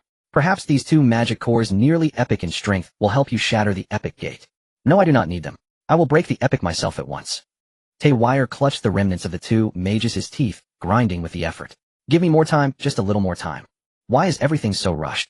"There is no time." "Hush, Tay Wire, listen." The bell had already tolled. The unconquerable enemy had awakened. The heavy thuds, dong dong dong, were not the sound of breaking mirrors from Tay Wire, but the resonant strikes from the 10 distant rifts that stood like sentinels. The bell rolled out as if from some far-off place, carrying with it the stench of rot and decline. With each peal, a foul jaundiced fluid poured and flowed from the mouths of the rifts. Trees and stones withered as the yellowed water streamed, each ring of flow leaving death in its wake. It became a realm of decay. The bell kept tolling. The black fissures trembled and began to widen from their centers like a closed eye. Suddenly, beyond them, a pale precipice was revealed. Its surface glowed with a faint radiance and a subtle curvature. It slowly advanced and struck the rifts, forcing them to crack and burst open. The rising horrors squeezed free of the marsh and prepared to make landfall. What in the world is this? Tevel stared at the 10 sheer cliffs, the aura emanating from them causing him to collapse. The world around him withered away in circles, murky yellow waters spreading across, yet none of these eerie scenes could compare to the terror brought by those cliffs. An unprecedented shudder was sweeping through every inch of his soul. Despair, terror, prostration. That object seemed to tower above all, commanding every living being, as if all races and creatures were born to worship and grovel before it. Crack. Under the pressure of the cliff's black fissures finally gave way, spreading outward like a collapse. revealing the true form of the cliffs behind. Above the turbid yellow ocean, the cliffs coiled and sprawled, their elongated form vast as mountain ranges with undulating folds and half-shells like bone and jade. The grand structure made Taville's mind roar in intense disbelief surging in his eyes. A finger, NASA, half of her skeletal frame submerged in the murky yellow waters, screamed in shock. How is this possible? A crack spanning 100 meters only shows the tip of a finger. How can such a terrifying creature exist in this world? No. Is this a divine being? Before such a colossal entity, everything, Minjin City epics and wonders, celestial-level magic, was no more than casually crushed mud and dust. Confronting a being so beyond comprehension, she finally understood the source of Taville's terror. It was the profound insignificance of flesh and soul before an ultimate life form. Even a single glance made one question the very meaning of their own existence, a life as insignificant as dust. The creature revealed only a fraction, yet proclaimed its invincible and fearsome might. What's all this noise about? The bell. Hiss. The bell. Has it already rung? On the city wall, a certain hanged bard slowly awoke, rubbing his eyes and stuffing his protruding tongue back into his mouth. Damn it, Memes has missed the opening of the epic. Even at this level, is it still just an epic? A handsome golden-haired man landed beside him, his quill pressing into the paper, but leaving no trace. What exactly is this creature? A legendary being. This entity refused his recording. It was the first time he had encountered such a situation since legendary. That would be underestimating him. Memes smoothed his tongue and raised his hand. Adrian, give me the pen and paper. You lack his authorization to record his deeds. Adrian frowned and tossed the pen and paper over. Yes, he is the perfect creation, the ultimate life born before the ancient epics, before the twilight of the gods. Memes took the paper and quill, gathering the scattered essence of deeds, sensing the secrets intertwined within, and pressed the quill to the page. Here records Memes, chronicler of the annals of the earth, the god below slumbers in the origin, devouring the things of the abyssal sea. When the drowned one returns once more, he shall grant reason and wisdom, all turned to death, and hatred equally bestowed upon all beings. Gods and myths rise here and thinks below death and hatred. As Memes wrote, golden pages materialized from the void, spreading across the entire domain of Minjin City, within the city, beyond its walls, and to the distant born before the ancient epics, before the twilight of the gods. Memes took the paper and quill, gathered from the birth, death, and return of an ancient deity. The myth of death and hatred began its prologue. Monster Forest, the legendary city of Afumar outside the northern mine. A giant tree bore a single unripe fruit, while at its roots a circle of elven maidens slept soundly. Vera, at the center of the sleeping elves, gazed at the page drifting before her eyes, a fierce, killing intent flashing in her gaze. If we sever the beginning of this myth, does the Ebon Royal City have the right to crown a deity? Spreading a myth. To a top-tier powerhouse like her, it seemed more like a bounty notice. A dead god seeking to rebuild. If she could hunt and slay this deity, that would become the myth of a god slayer. With that thought, a resplendent emerald armor materialized on Vera's body, and an arrow inscribed with runes pierced through space, shattering it into black cracks that spread like ripples. The dome of the sky trembled, and a colossal eye plunged all of Afumar into darkness. Intermediate elven magic, far sight, true, seeing legendary casting version. Sister Vera, an elven maiden sleeping with her head on Vera's lap, was awakened by the commotion. She rubbed her head and looked at Vera, mumbling, "Is it night already? What's for dinner?" "Not yet." The fierce killing intent on Vera's face instantly dissipated, replaced by a bright smile, her voice soft. "You're still half asleep, Kaya." Really?" Kaya rubbed her eyes and saw the sky above the royal city clear and bright, with white clouds drifting lazily, no sign of darkness. She started scratching her head. "Oh dear, Kaya feels like she slept for ages. Little sister hasn't been born yet." "Of course." Vera gently pried open Kaya's hand and smoothed her disheveled hair. "Father is truly hunting nourishment. This fruit will only ripen after mother absorbs the nourishment and awakens. And the nourishment sufficient for mother's revival has just appeared. Won't it be too hard on father? That's what he deserves for always being out and about. How the hell am I supposed to kill that?" Above Minjin City, Leon stared at the middle-aged man who had suddenly appeared before him, cursing. "You old bastard, you toss me a few gold coins and expect me to slay a true god. It's 10 million gold coins plus 80 of all Minjin City's taxes for the next 10 years, and a 10-year exemption from commercial taxes in Afumar, granting the envoy of Afumar absolute decree authority, and also..." The city lord, facing Leon's spittle nearly flying into his face, calmly enumerated the unequal treaty he had signed with Leon. "Ahem." Leon coughed dryly, interrupting the city lord, and gestured downward with his chin. "Well, there's been a bit of an accident. The intel you gave me said only 10 epic creatures and over 40 lord-level beings. I'm quite surprised too. This jealous and capricious god has allowed the other to revive." The city lord's gaze fell on the watery prison, meeting Enfink's eyes through the membrane. "His appearance will cause irreversible damage to your mythic records. Want it? And what of it? The god's followers have died 1,000 times over." Enfink's voice sounded from within the water, muffled and heavy. "Tianxing, make your choice." Either rally all legends to fight this outer god to the death, and let me watch as you fall one by one before your eventual victory. Or kill me immediately. Perhaps he will be in a good mood, and return to slumber in the origin pool.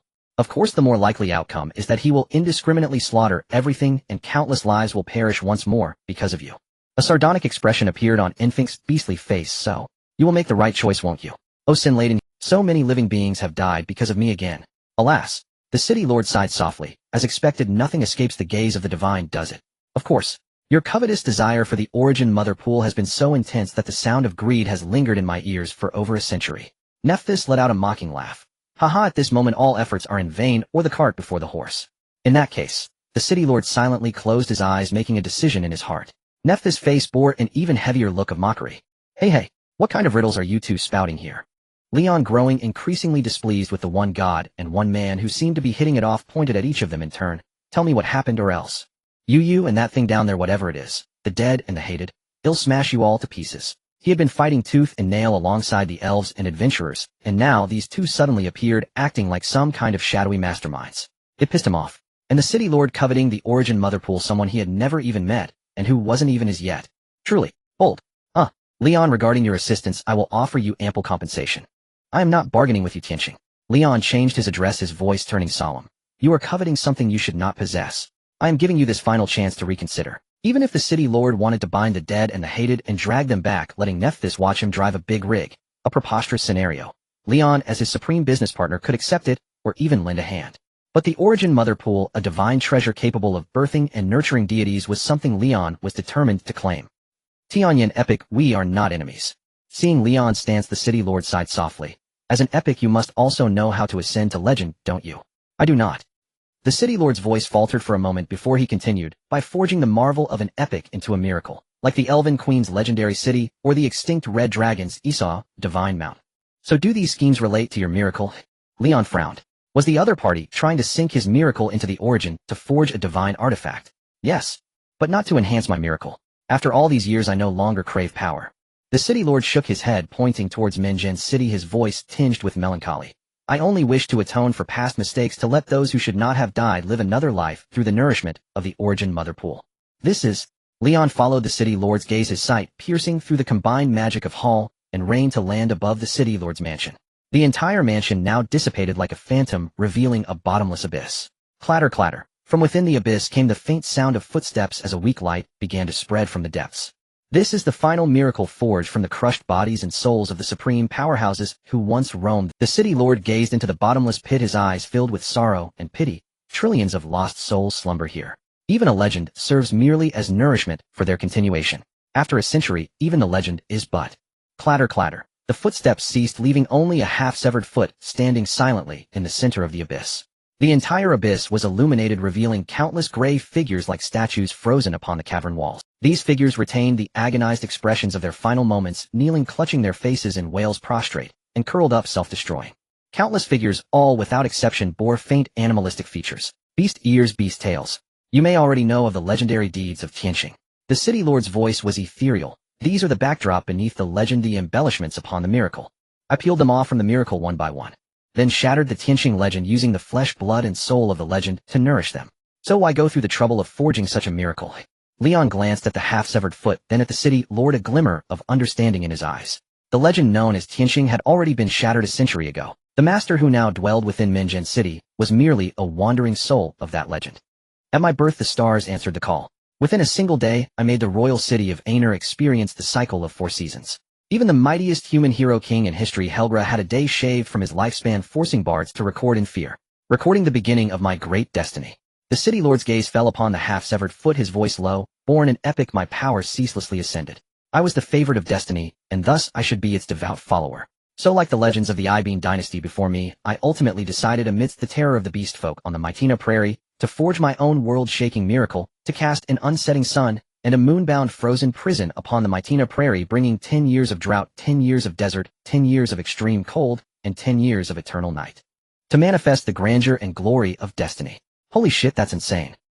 The city lord turned his head to look at Leon, his face contorted, as if he had eaten something sour. After a long moment, he finally composed himself and continued. When the miracle was completed, I became the master of the sun and moon, but hundreds of millions of beast folk had already perished. This miracle was too heavy, too bloody, and it left me in a daze. This daze lingered in my heart, trapped me for a long time, and my strength stagnated. Until I left the Ibene dynasty and journeyed to the kingdoms beyond the monster forest to visit the strongest legends of those lands. Only one legend dwelling in the far north told me under the cold moon that this daze was called compassion. Compassion, huh? Leon's brows furrowed tightly as he pushed aside the goddess of fate who was gnawing on his neck and constantly spamming the message, not me, not me, not me. Yes, it was compassion. I was utterly perplexed. The goddess of fate guided me into this world and bestowed upon me unrivaled power, and I was willing to wield it against the beast folk. After all, the life goddess they worshipped had a legend of falling out with fate. The city lord looked up at the sky as if gazing upon that deity who existed only in obscure legends. I simply do not understand. Why must fate play such tricks? Why at the very moment I forged my supreme miracle did you see fit to deliver this piece of human compassion? Do you take such delight in seeing mortals in their most wretched and bewildered state? Ugh, foolish human. The goddess of fate does not have the leisure to toy with people. She is busy. Stop blaming everything on her. Unable to contain herself any longer, the goddess of fate interjected. Let me repeat myself again and again, what you call the whims of fate is mostly just self-deception born of one's own inadequacy. The goddess of fate is not that idle. What could a finger monster like you possibly understand of the goddess of fate? The city lord turned his expression one of disdain. Your ugly deformed form, neither human nor beast, is itself a mockery and punishment from her. You, MMPH. Leon covered the goddess of fate's mouth and looked at the city lord. Don't get sidetracked. Continue your story. Was it all the work of fate? The goddess of fate's rage is skyrocketing. She wants to destroy everything, blow up the Nethersea, blow up the Ibene dynasty, blow up the Redania continent. Let all living beings tremble and experience true despair under the yoke of fate. The goddess of fate roars at you, let me go. Annihilation, annihilation. I shall bring down the cataclysm of extinction. Destroy everything. Stop it.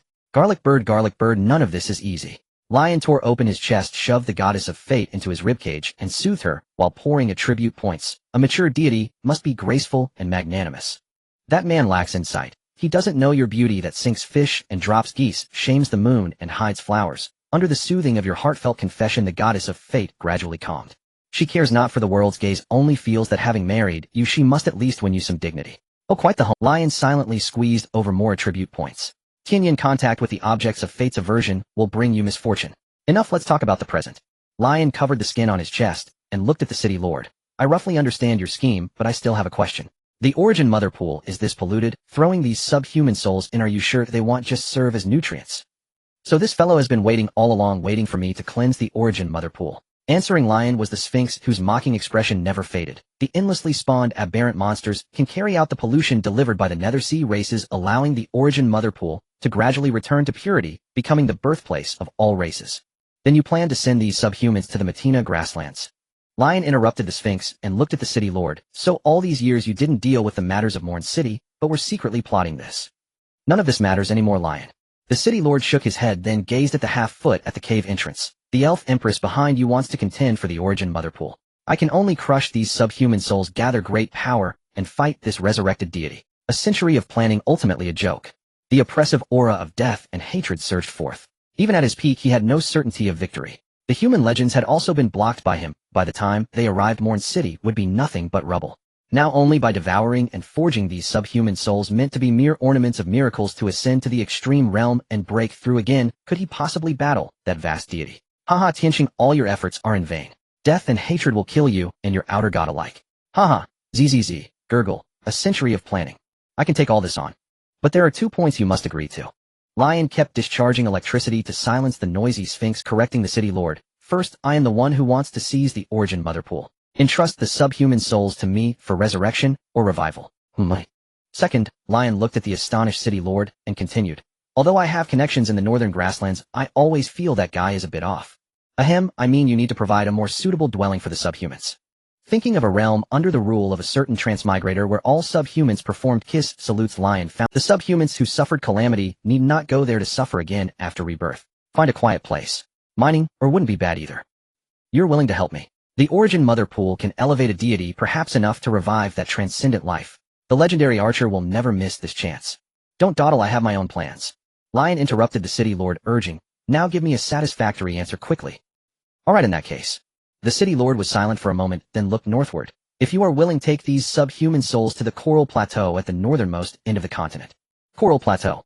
There beyond the monster forest and dragon mountains lies a coral land as vast as a sea of clouds, enough for these subhumans to live in seclusion away from the millennia of war between Matina and Eben.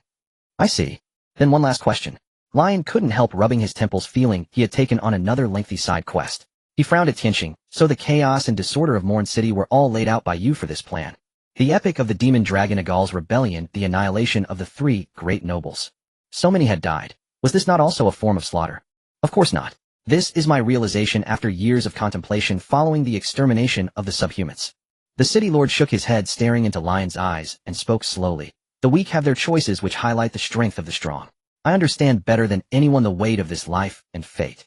Whether it's colluding with the demon dragon, the nobles' tyrannical rule, or Agal stirring up rebellion. As for the masses, their fate is their own choice. I am merely a city guardian exiled here by the hero king. Whether they are nobles or adventurers, the blessings and sufferings of Morn City have always belonged to those pioneers who dared to bleed and sacrifice for their land. From the first fire on the wilderness 300 years before 100 years ago until now, it has always been so. The first fire 300 years before 100 years ago, huh? Lion lowered his head, gazing at the pale deity above the yellow sea. I accept this epic fire and bear it here. You? Only the elf empress could contend with such an existence, right? The city lord sized up Lion. His aura was strong, already reaching the threshold of a half-legend. But that being below was practically a deity, wasn't it? An ultimate life form beyond legend. Only the elf empress in the legendary city of Afmar, unmatched in the world, had left fragmented accounts of battling a divine-level life. When Lion said he would handle this, the city lord naturally assumed he would ask the elf empress for help. Let me correct your notion, Tianqing. I am now the strongest in Morn City. How strong I am depends on how strong I need to be. Lion was annoyed by the city lord's gaze. Vera, I could make her cry with a lift of my hand. Boom. As the city lord was about to speak, Lion's aura began to surge. Stay back, don't get killed by the shockwave. Lion glared at the stunned city lord, sidestepped, and began stacking buffs. You activated Hoping Father becomes Dragon, refining all attribute points into 1 stat intelligence, 59994. Your physical form instantly collapsed and annihilated. Attribute Multiplication activated. Your attribute multiplier is 2. Your intelligence is 119,988. Transcendent Wisdom promoted Dominion Rulership. Dominion Rulership, a deity governed the world for 940 million years. The wisdom of a deity is absolute dominion and rulership. 100,000 attributes, absolute numbers. Power. Unparalleled power.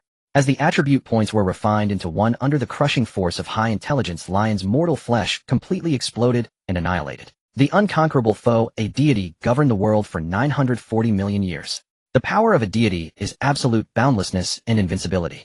He became the absolute sovereign of all formed and formless things. Continue. You refined intelligence into attack.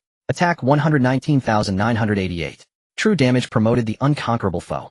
The unconquerable foe, a deity governed the world for 940 million years. The power of a deity is absolute boundlessness and invincibility. You refined attack into defense. Absolute defense promoted. As Liang entered the state of divine transformation, Mimicized chapters of the realm completed its diffusion. Everyone received this fragment of an ancient legend. A divine being.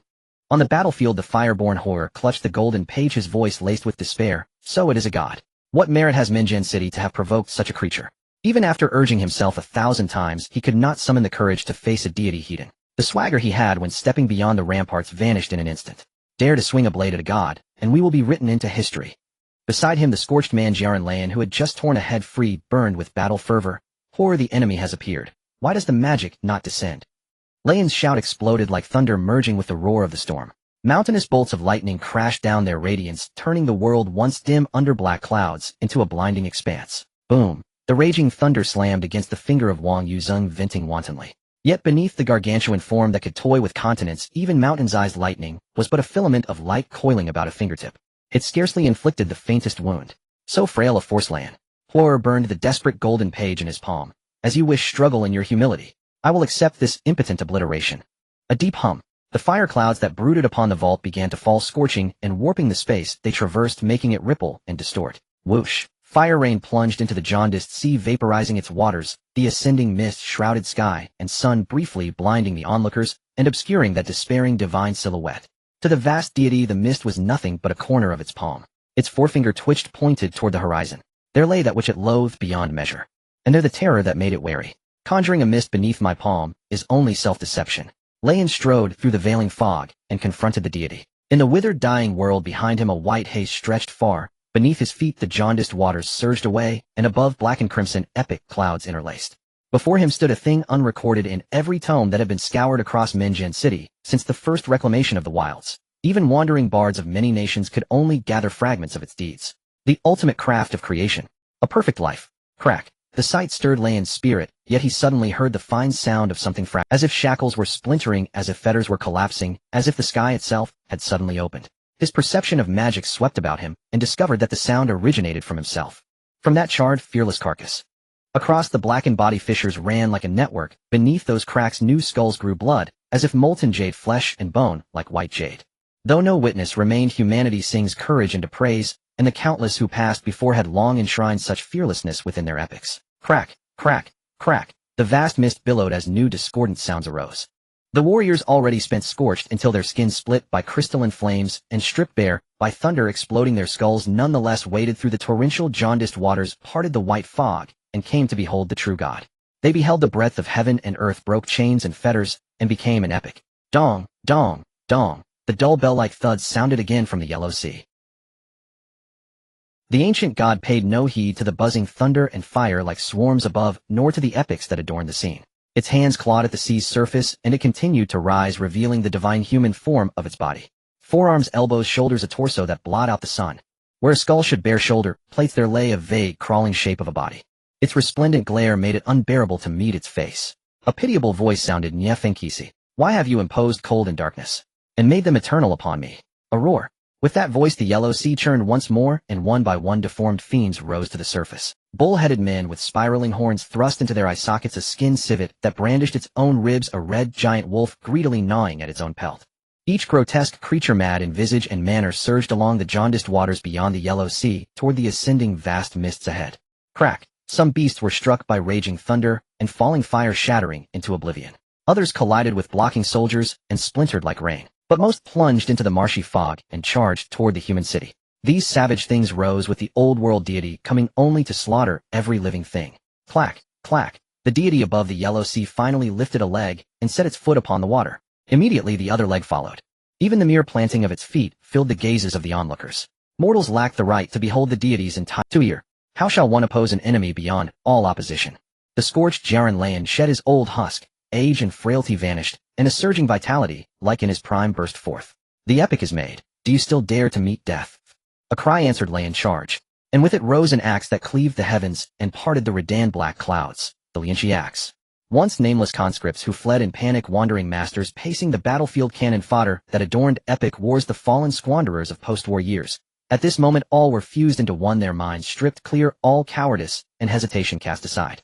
They embraced the dread aura of dragon slayers, and bore the unyielding duty of the brave. A hum. Flames still fell, thunder still roared. Two newly risen epics magnanimously joined this doomed battle. The divine being stood in grim composure, indifferent to the ant-like multitudes. Its world-piercing feet stepped forward, lifting clouds upon their insteps, and crashing down, as if overturning heaven and earth. Below, two men entered a frenzied state, swinging with all their strength, pouring forth furious lightning. In the last moments of life they strove to compose an incomparable epic before the god. I, Layan, am the epic of the god's left foot. Layan roared, staring fixedly at the divine first step. As it landed, the deity's pale skin already mirrored death. SSS. On the first step, Layan's form shattered into a mist of blood and arcs of lightning. The deity did not hesitate, and took a second step. Epic before the god. Lord Ygir, I understand your feelings then. 2 years swept across the place where Layan had been broken, his gaze dimmed for a moment, then his battle fervor flared anew. Though he would die, his final axe would be held aloft to dance steel with the god. Whoosh! The surging jaundiced waters reversed and gushed back. The mountains of the withered world seemed to answer, toppling and swaying for that blow. Hiss! My skin feels as if in phantom pain. What a nostalgic stroke, not a sword and axe. But it matters little now. At a moment when heaven and earth convulsed, and the divine being strode unhindered, a slightly grating voice sounded. So it is Tuir. He bears some likeness to an old comrade. Heaven flame epic. Tuir looked up, but beheld no one around. He only felt a boundless power, no less magnificent than the deities, descend and concentrate into that single blow, driving it earthward. Hush! Attune yourself to the aesthetic of absolute magnitude. With a thunderous boom, as Lion's voice fell, the chi-refining giant axe began to rise and expand. The swaying mountains finally crumbled, utterly yielding to its might. All anomalies across the heavens and earth, the black clouds, fire clouds, white mist, yellow sea, and yellow waters, were completely swept away. Every trace of gloomy, chaotic light was forcibly dispersed. Behold, a blazing sun hung high above the dome of the sky, a bright clear blue, with not a single cloud for 10,000 miles. And the awe-inspiring deity stood frozen, the giant axe poised before it. That proud god finally bent down, halted its steps, and gazed downward. What little punk dares trespass on a place under my Tyanyan's protection? Lion's voice resonated from all directions, carrying an arrogance no less than the deity's. Tired of living, are you? Tianyan. Where have you hidden the Sphinx? The deity's voice clashed like metal and jade, its texture inhuman. Radiant light burst forth, illuminating the surroundings, as if searching. Kill it! Kill it! Kill you all! TCH, can it only spout nonsense? Seeing this, Lion couldn't be bothered with the being of death and hatred. His voice echoed in Tuul's mind. In days of old, Agarl bathed in the blood of a frenzied dragon to forge his epic of dragon slaying. Today dare you drink deep of the god's aberrant blood and ascend as a legend of blood and sin. A legend of blood and sin. Tuul turned to look behind him. The monsters surging from the Yellow Sea seemed endless, charging toward Mornin City. The fireman hall had already burned out, falling toward the battlefield. Below, the strange two-headed being took over the fray, blocking the front line and summoning undead stitched from corpses to wrestle and battle the monsters. Two one-legged mages followed behind, casting spells of black and white. Further back, the wounded human adventurers had reorganized their ranks, and under the leadership of a newly ascended master launched another fearless charge. In the sky, darting elves tailed the formation, their bullets whistling ahead first. A brutal slaughter had begun where blood and bone would once again carpet the battlefield. Yes, achieve legend. The vast, overwhelming power continued to pour in the giant axe, now level with the deity. Make the gods bleed to save your Mornin City. Lord Tianyan, why not you? An old geezer just told me from 300 years ago, 100 years past, the blessings and sufferings of Mornin City have always belonged to those pioneers who dared to bleed and sacrifice for their own land. Before the giant axe could fall, the deity's chest had already caved in, as if a blunt blade had drawn near. Yet Lion's voice was unhurried. Answer me, pawn who has crossed the river, dare you drink your fill of divine blood and forge a miracle amidst certain death? The bell tolled again. Sensing the threat, the deity's two hands, like continents hanging in the void, slammed down with the force to overturn heaven and earth. 6 rough-hewn arms tore through the void, reaching for the deity. The arms were crudely shaped, elemental power clinging to them, constantly collapsing and reforming. Though they appeared tattered and worn, they crushed the deity with sounds of snapping bones and sinews, pinning it in place. That vast and majestic being was now like a fish on a chopping block. I have long since cast aside thoughts of life or death. Tuul looked up at the deity, his gaze resolute. If it can be done, let all suffering fall upon me. Good? Then open your eyes wide and witness the bleeding of a god. The chi-refining giant axe, already raised to its zenith, suddenly cleaved down toward the deity's chest. In a flash, Tuul's vision blurred, and the giant axe was already embedded in the deity's chest. Heaven and earth fell into sudden silence. The deity's arms hung high, frozen and motionless. But this was only the beginning. 1, 2, 3.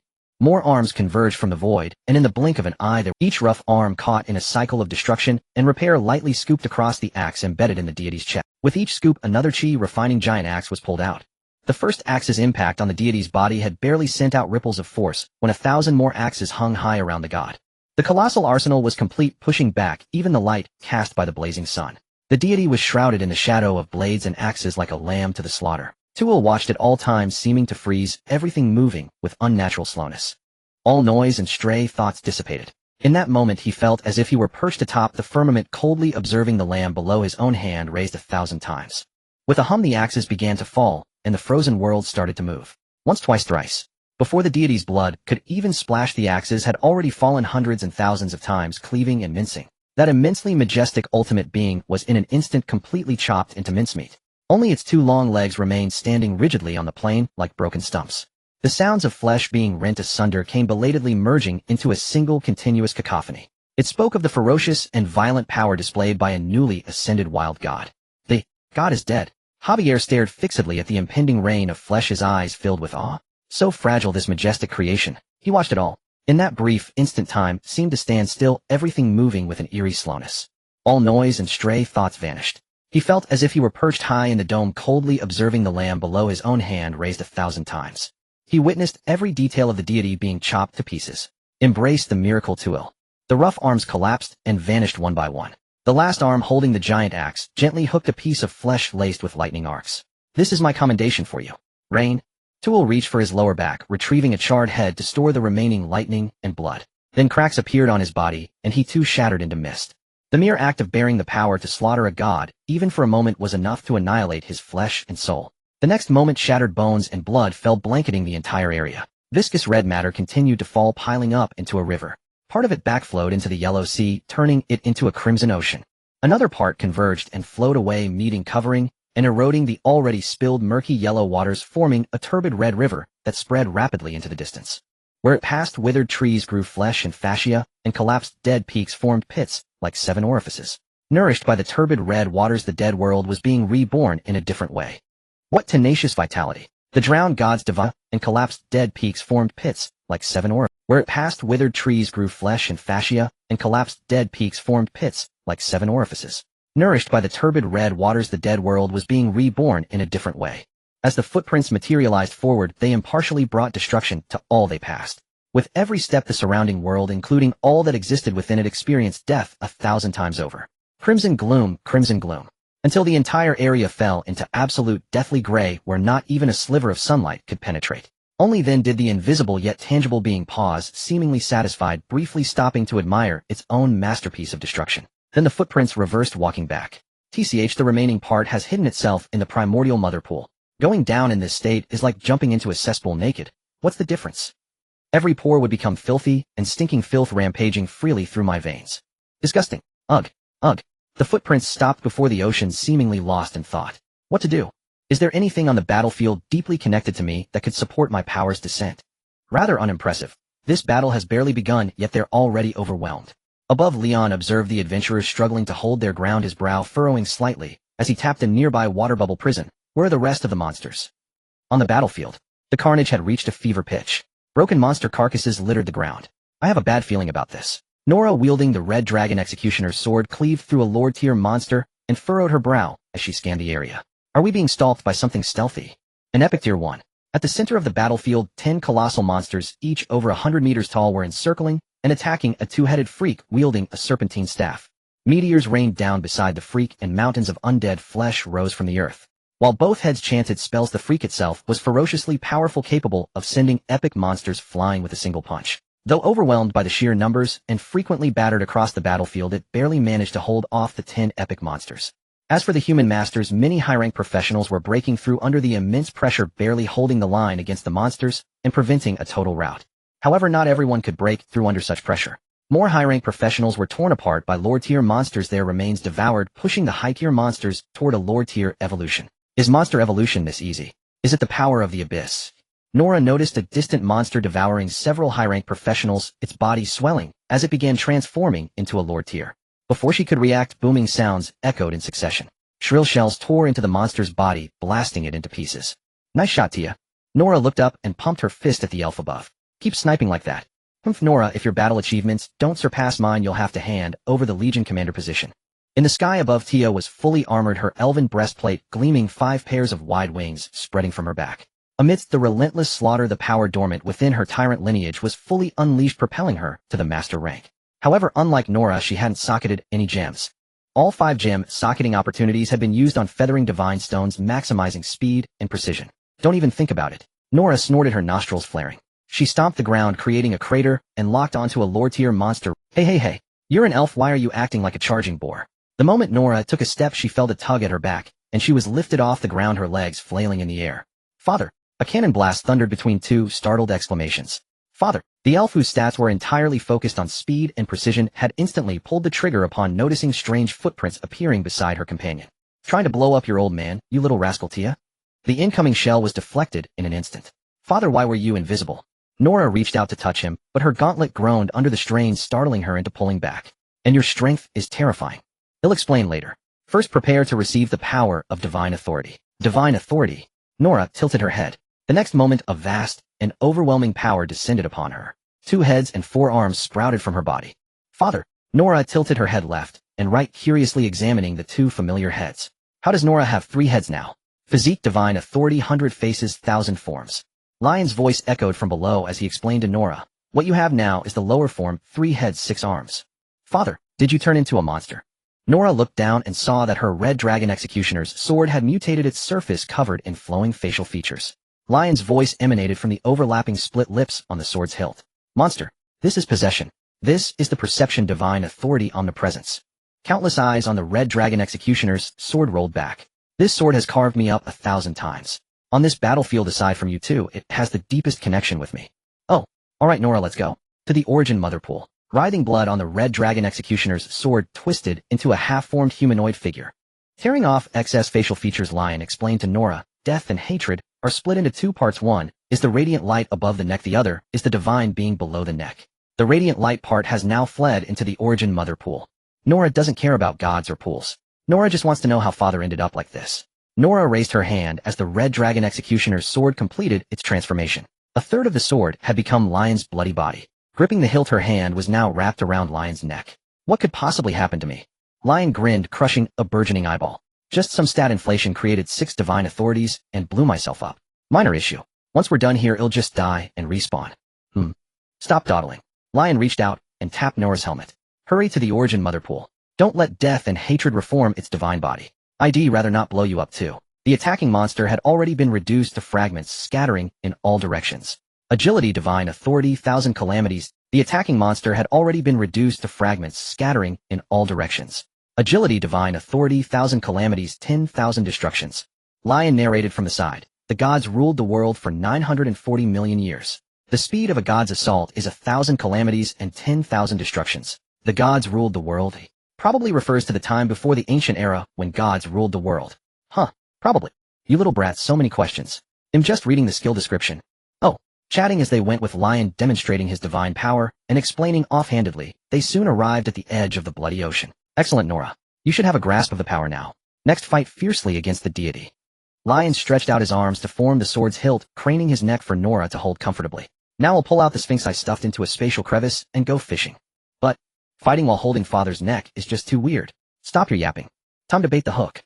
Lion reached out, knocking loudly on Nora's helmet, then tore open a black rift and shook out the alien beast within. Outer God. The sphinx steadied itself in midair, its gaze locking onto Lion. I sense it. The aura of heretical divine authority. Have you shed your disguise? Your nose is so sharp, can't you smell anything else? Like death and hatred, and its underwater divine. A splash sounded. Deep, resonant bells tolled over the bloody ocean, accompanied by brilliant the lurkers surfaced, ready to hunt. Nephthys.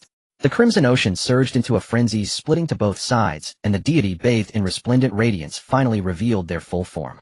Oh, a beautiful matron.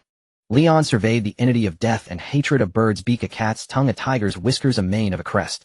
The ears of various monsters spread across its back like scales, while the eyes of different beasts crowded its abdomen like soft armor. It bore the same countenance as Nephthys, yet death and hatred's entire body was a pristine white, with soft curves and flawless smoothness, as if it had gathered the world's primordial affections into one. But such a sacred form, once infinitely beautiful, had its neck bound by a cold black iron chain. At one end of the chain hung a square bell forged from bronze and sharp stones. Bronze refined by water adding to its weight, sharp stones piercing bone, untouched by all things.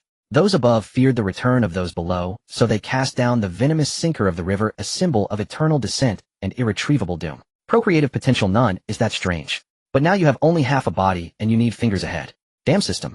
Leon silently dismissed the pop-up and browsed the weakness analysis the system had uncovered. Ding. You have discerned the deity Nephthys in her lower aspect, death and hatred the lower aspect of love and goodness. Screening complete. Information as follows. Weakness: the target has accepted the undying trait of the Nethersea race and refined it into divine authority. You must grant the target endless death. Weakness: remove the target from the deified primordial mother pool, otherwise it is immune to all damage. Weakness: due to past suffering, drowning. If you cast out Nephthys in her upper aspect, reason and wisdom, it will plunge the target into a rage, causing it to lose reason, charge out of its divine domain, and shed its protective radiant divine light.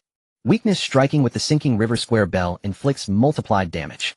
Weakness: by slaying Nephthys, shadow of bygone days on the Redania continent, your marriage to death and hatred will temporarily be exempt from the supreme divine laws, meeting the criteria for joint property. Please use transcendent wisdom to vanquish this pitiable and lamentable foe. Joint property. Leon's eyes lit up. Dong, dong, dong. As Leon observed death and hatred's weaknesses, the sinking river square bell told Nephthys, kill you. Death and hatred's pale claws touched the square bell, instantly torn and bloodied by the sharp stones, yet it paid no heed. The eyes, once filled with love and kindness, were now replaced by rage and hatred. The spikes piercing flesh and soul brought agony, goading it toward its eternal enemy. Why? I was willing to slumber forever at the riverbed, to fulfill your wishes. Why did you let the primordial currents strike the bell, forcing me to surface in pain? As it neared Nephthys, reason and wisdom, death and hatred's murky eyes regained a trace of reason. Why won't you grant me even the last shred of peace? I need you. Nephthys stood above, gazing down. An outer god has descended, but it is still in its infancy. The world of Enwital needs you. An outer god. Death and hatred stood below, its gaze falling on Leon. Indeed, like those other deities, aggression and greed almost spill from its eyes. Do you agree? Then lay the pain upon me. Nephthys plummeted downward, crashing headfirst into the ark. The sharp stones pierced through its skull, but it paid no heed. Kill my shadow of bygone days, then kill the outer god. My true self awaits you in the nether sea to devour. All remnants of myth and divine authority shall be returned twofold. Why? Two streams of clear tears flowed from death and hatred's eyes as it embraced the bell. The sharp stones pierced both their chests, and Nephthys' life force rapidly faded. A weapon capable of grinding down a true god for eternity easily pierced a mere shadow of bygone days. I am a primordial deity. For this world, I am willing to sacrifice everything and endure all. Nephthys twisted its head, the sound of snapping vertebrae echoed. Its eyes locked onto Leon, and a mocking smile returned to its face. Outer god, this shadow of bygone days has limited capacity. It cannot defeat you, but the divine form of death and hatred can contain the divine authority to kill you. Then let's see. Leon let out a soft laugh, his voice dripping with contempt. Let's see how many punches your so-called drowned lover can take in the void world. The vast, overwhelming power formed by the convergence, interweaving, and layering of the 6 fundamental divine authorities merely by existing crushed space, rejected by the world gathering beyond the void struggling to descend. Yet despite such formidable divine power, Leon found he could not extinguish Nephthys. Though thanks to the control boost from his achievements, Leon could pin Nephthys down and brutally beat it in the void world each time he shattered it. The shadow of bygone days would reform. After all, this was the remnant shadow of bygone days of a primordial deity at the main god level. Leon's power level as a newly ascended god was still somewhat lacking. Drowned lover, huh? Death and hatred let out a strange sound, half sob and half laugh. It pressed down on Nephthys' divine corpse, and using the divine remains suddenly tore off the bell that had dragged it down for countless ages. Thud! The dead divine corpse plummeted, and the resplendent divine authority fell from the sky, returning to its favored vessel. In that moment, the roles of the one above and the one below were reversed. Go! Death and hatred! Kill that outer god! Nephthys' life force was nearly spent. It watched death and hatred now revealing its divinity, and smiled with satisfaction. Then take everything back from me. With that, its presence faded, completely sinking into the primordial mother pool, now turned into a sea of blood. The one above the wanderer had made up its mind. The bygone days died then, and they're leaving no trace. Take everything back. Death and hatred stood atop the crimson waves, silent, as if in mourning. I'm sorry to disturb your grief. Leon's voice sounded from ahead. So will you stand against me? The elf wielding the half-man's sword strode across the sea, and stopped before death and hatred, pointing the blade at the deity. Arrogant, insolent outer god, I have returned. In response to Leon came the raging sea, and the eyes of death and hatred now covered in killing intent. Divine authority descended from the heavens, and in that instant space shattered like a mirror with cracks spreading in all directions. Though death and hatred had drowned, its body was still a complete divine vessel. The moment it bore the divine authority, it reached the world's limit and broke through the void. Arrogant and insolent. Though this method is somewhat despicable, Leon let out a soft laugh. But since you've decided to be my enemy, then endure my unscrupulous tactics against my foes. Binding successful. Ding. Please confirm the target for severing the relationship Nephthys in her lower aspect, death and hatred. The relationship between you and Niphinx below death and hatred has ended. Communal property is being divided. Please choose your portion. Choose the portion you paid. Huh. The killing intent in death and hatred's eyes dissipated entirely, replaced by stunned bewilderment as she gazed at Leon. She felt an ethereal connection suddenly form between herself and the person before her. Yet this profound link shattered in an instant, leaving her dazed. Meanwhile, Leon couldn't help but curse aloud. Damn, why must half of all my assets be given to her as well? Divine authority and lifespan I can tolerate, but half of my millions of gold coins too. Are you trying to ruin me? This destitute deity doesn't even have a single gold coin. And falling in love eternal, vows mutual affection. What kind of worthless divine authorities are these? Please choose, the system coldly reminded. What have you done to me? Death and hatred swiftly retreated, her eyes filled with wariness and vigilance. This is unfair, she's getting something for nothing. Leon, ignoring death and hatred, muttered as he examined the system panel. He felt that the ability unlocked at 100 intimacy couldn't possibly be this feeble. Found it. Leon frowned as he spotted the compensation clause tucked away in a corner of the system, clicked it open, and quick. Assets, power, and lifespan can be offset against each other with specific rules as follows. Life is priceless and eternal life is even more so. In short, it surpasses all assets and power. Ha ha ha. Priceless eternal life, huh? After allocating the assets, Leon flashed a malicious grin at death and hatred. 2 priceless treasures, all yours. Outer god. Roar. The overwhelming malice caused death and hatred to let out an uneasy growl. Divine authority. Separate. Leon roared first. Separate now. Relationship successfully dissolved. Niphinx below death and hatred receives eternal lifespan, your life. You receive divine authorities, dominion, myriad faces, thousand calamities, allure of all things, falling in love, enchanting beauty. 16 types in total, a sum of gold coins, divine form. Haha, awesome. A huge win. You have lost your life. Father. In the instant Leon died of joy, Nora stared in shock at the red dragon execution, sword in her hand. The dragon blood that had formed a human figure on it withered and collapsed, reverting to its original state in moments. She could no longer sense a single trace of Leon's presence. Damn it. What have you done to me? Death and hatred also stared in horror at the red dragon execution sword. All her power had drained away, an unprecedented weakness washing over her as she struggled to dog paddle in the sea of blood. Glub glub. Save me. I can't swim. What did you do? Nora grabbed death and hatred, and with her brute strength easily hoisted the 10-meter-tall deity up. Quickly. The divine kingdom is out of control, rejected by the primordial mother pool. The tidal wave will engulf everything. Ignoring Nora's interrogation, death and hatred was consumed by the unprecedented weakness that had detonated terror in her mind. Take me away. I'll tell you only if I live.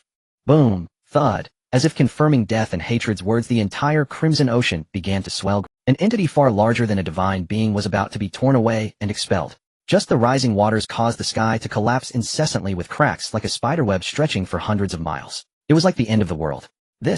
Nora's scalp tingled as she grabbed death and hatred by the hind leg, and the spirit mother tree has received you. Your resurrection, count 1, current count 1023.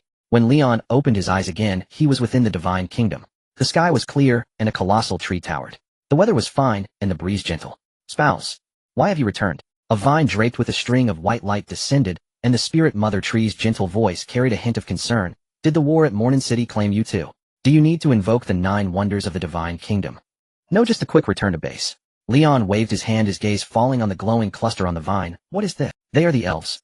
Tormented by nightmares of death. The spirit mother tree's voice held a faint sorrow. I am soothing their fear of death. They are but children born a month ago. The light cluster dimmed, revealing the elven souls within. Decapitated, dismembered, limbs twisted. They endlessly repeated the process of dying. I understand. Leon paused for a moment, then strode out of the divine kingdom. Spouse, I haven't had time to form a body for you. The spirit mother tree extended a vine, gently trying to catch Leon, but grasped only air. No need, I have the divine form. Divine form. Yes, I will end everything soon. Leon turned back, his gaze falling on the light cluster, then on the grand cloud-like green tree. Not just the matter of Mornin City. Mornin City on the battlefield. Wretched deity, what have you done to my father? Nora had already dispelled her 3 heads and 6 arms. Dragging death and hatred to the edge of the battlefield, she pressed her blade against the latter's neck. Tell me, or I'll kill you now. Death and hatred was equally bewildered, unable to fathom why that strange outer god, after plundering all her power, had suddenly collapsed and vanished like death itself. He'll kill you. Seeing death and hatred silent, Nora flew into a rage. Leon's sudden death had driven her to the brink of losing her mind. Just as she was about to swing her sword downward, a figure tore through the black space and descended. The figure was over 10 meters tall, with brilliant radiance flickering in its eyes, a light ancient and weary, as if an immortal looking down upon an ant. As the gaze shifted, snow and rain suddenly fell, flames flashed and vanished, and emerald vines emerged from the void, only to burrow back into it like scattering hidden serpents. Behind it, thousands of white arms stacked and spread like a peacock's tail, an endless cascade plunging into the void. It was both sacred and horrifying, with a solemn countenance, majestic and stern. Father. Nora halted, staring in shock at the figure before her. The face was so familiar, yet the aura was utterly alien, its resplendent appearance seeming not of this world. It's me, Nora. A smile spread across the figure's face as one arm reached down to the elf. The matter of Mornin City is over. It's time we returned. Father. Despite the affirmation, Nora still felt a flicker of fear, that primal dread of mortal beings born from the depths of soul and blood in the face of an ultimate existence. Kid, would your old man ever harm you? Leon grabbed Nora and hoisted her onto his shoulder. You're scared of your own. What's there to be afraid of? Sob. Father, I thought you were dead. The familiar scolding reassured Nora that this was indeed her sharp-tongued but soft-hearted father. She immediately wrapped her arms around Leon's neck. Sob. All right, stop your wailing. Daddy's taking you to fetch the other elves. Leon gently tapped Nora's helmet, then ignored the wary glances of death and hatred beside him. With a single step, he appeared at the heart of the battlefield. Under the assault of the aberrant monsters, the battlefield had shifted closer to Morn City. On the city walls and the moat across the wasteland, countless remains and pools of flowing blood had already stained the moat crimson, a testament to the brutality of this war. The elves are reduced to less than a tenth. Leon's gaze swept across the battlefield, spotting only a handful of elves still fighting. Of the 100-strong team, he had brought only 8 or 9 elves remained, their wings spread as they sniped at the monsters below from their aerial advantage. Father. Tia is dead. Elman Gali lose. All dead. Nora's eyes dimmed as she scanned the few surviving elves. So many have died. During the fierce battle, she had no time to dwell on such losses. But now with Leon to lean on, her grief finally arrived belatedly. This vulnerability belonged to a life that had existed for barely a month. They will be resurrected just like me. Leon offered a word of comfort, then raised his hand, sweeping across the battlefield to gently place the remaining elves behind him. Father! A blood-soaked elf with tattered armor stood on Leon's arm, aiming her overheated red-hot gun barrel at the battlefield. Though surprised by Leon's arrival, the Steel-Forged Legion's battle was not yet over. Enough, Leia. Leon reached out and placed his hand on the elf who was lost in a killing frenzy. The brave warriors of the Steel-Forged have already helped humanity defend Morn City. But the war isn't over yet. The elf looked at the seemingly endless tide of monsters and was about to speak when clouds raced across the sky. In a world reduced to ashes by the deity's rampage, a breathtaking flash of blood-red light pulsed into life. Amidst the turmoil, it coalesced into the form of an axe. It's already over. Leon extended a finger, invoking his divine authority, and pointed into the distance. Empowered once more by vast and majestic force, the axe trembled slightly, splitting into countless copies.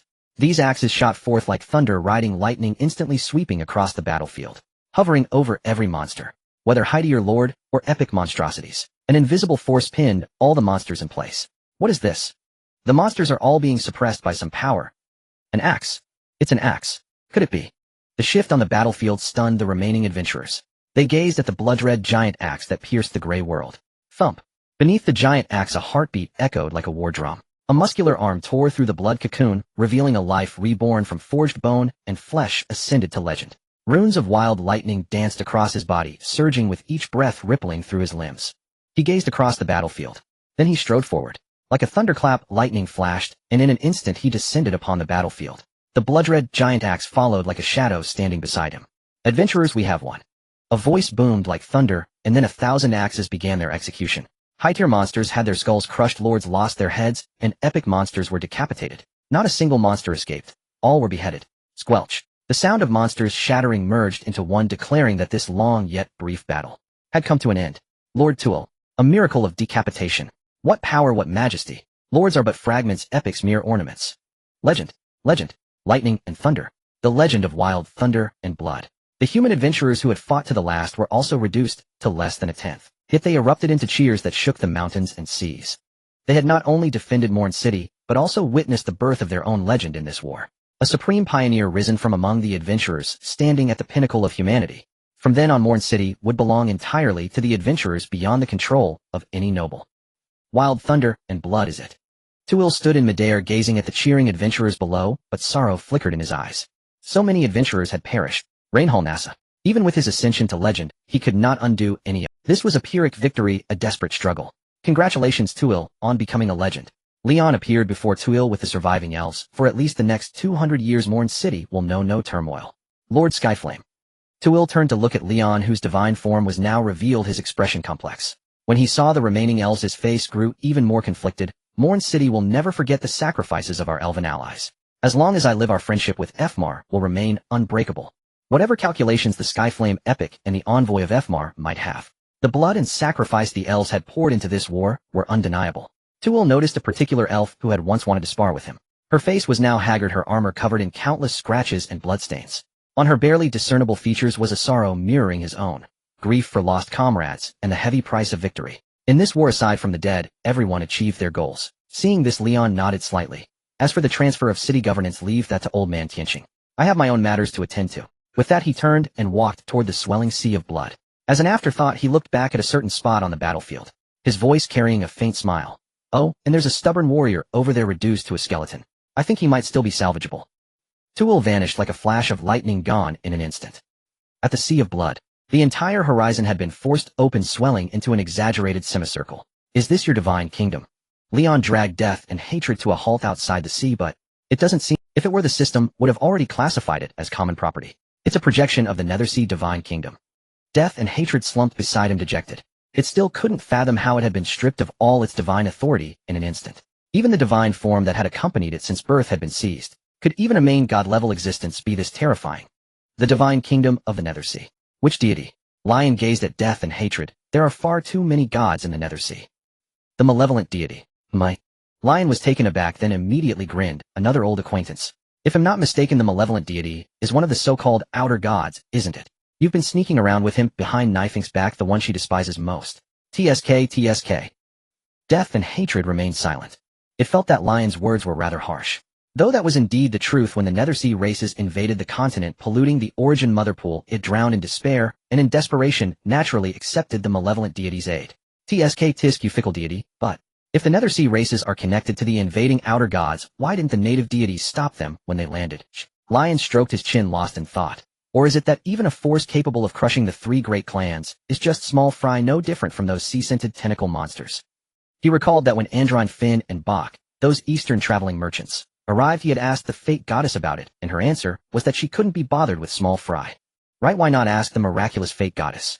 Lion slapped his forehead, reached through space, and groped into the void realm. After a moment, he fished out the palm incarnation foaming at the mouth, placed it in his palm, and sprayed a jet of water. Wake up, stop sleeping, it's dawn.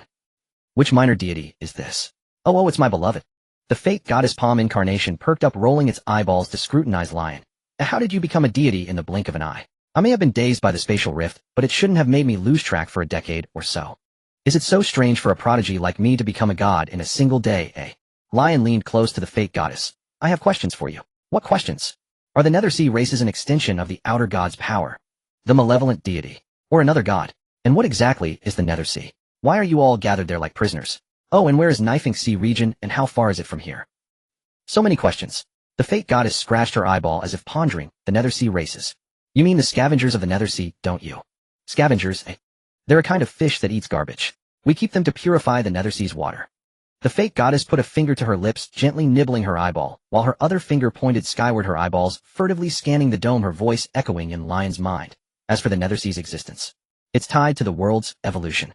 It's a catastrophe from the age of gods. Ding. You have touched a high-level divine decree, the manifestation of death and hatred's divine authority. It considers you an ally.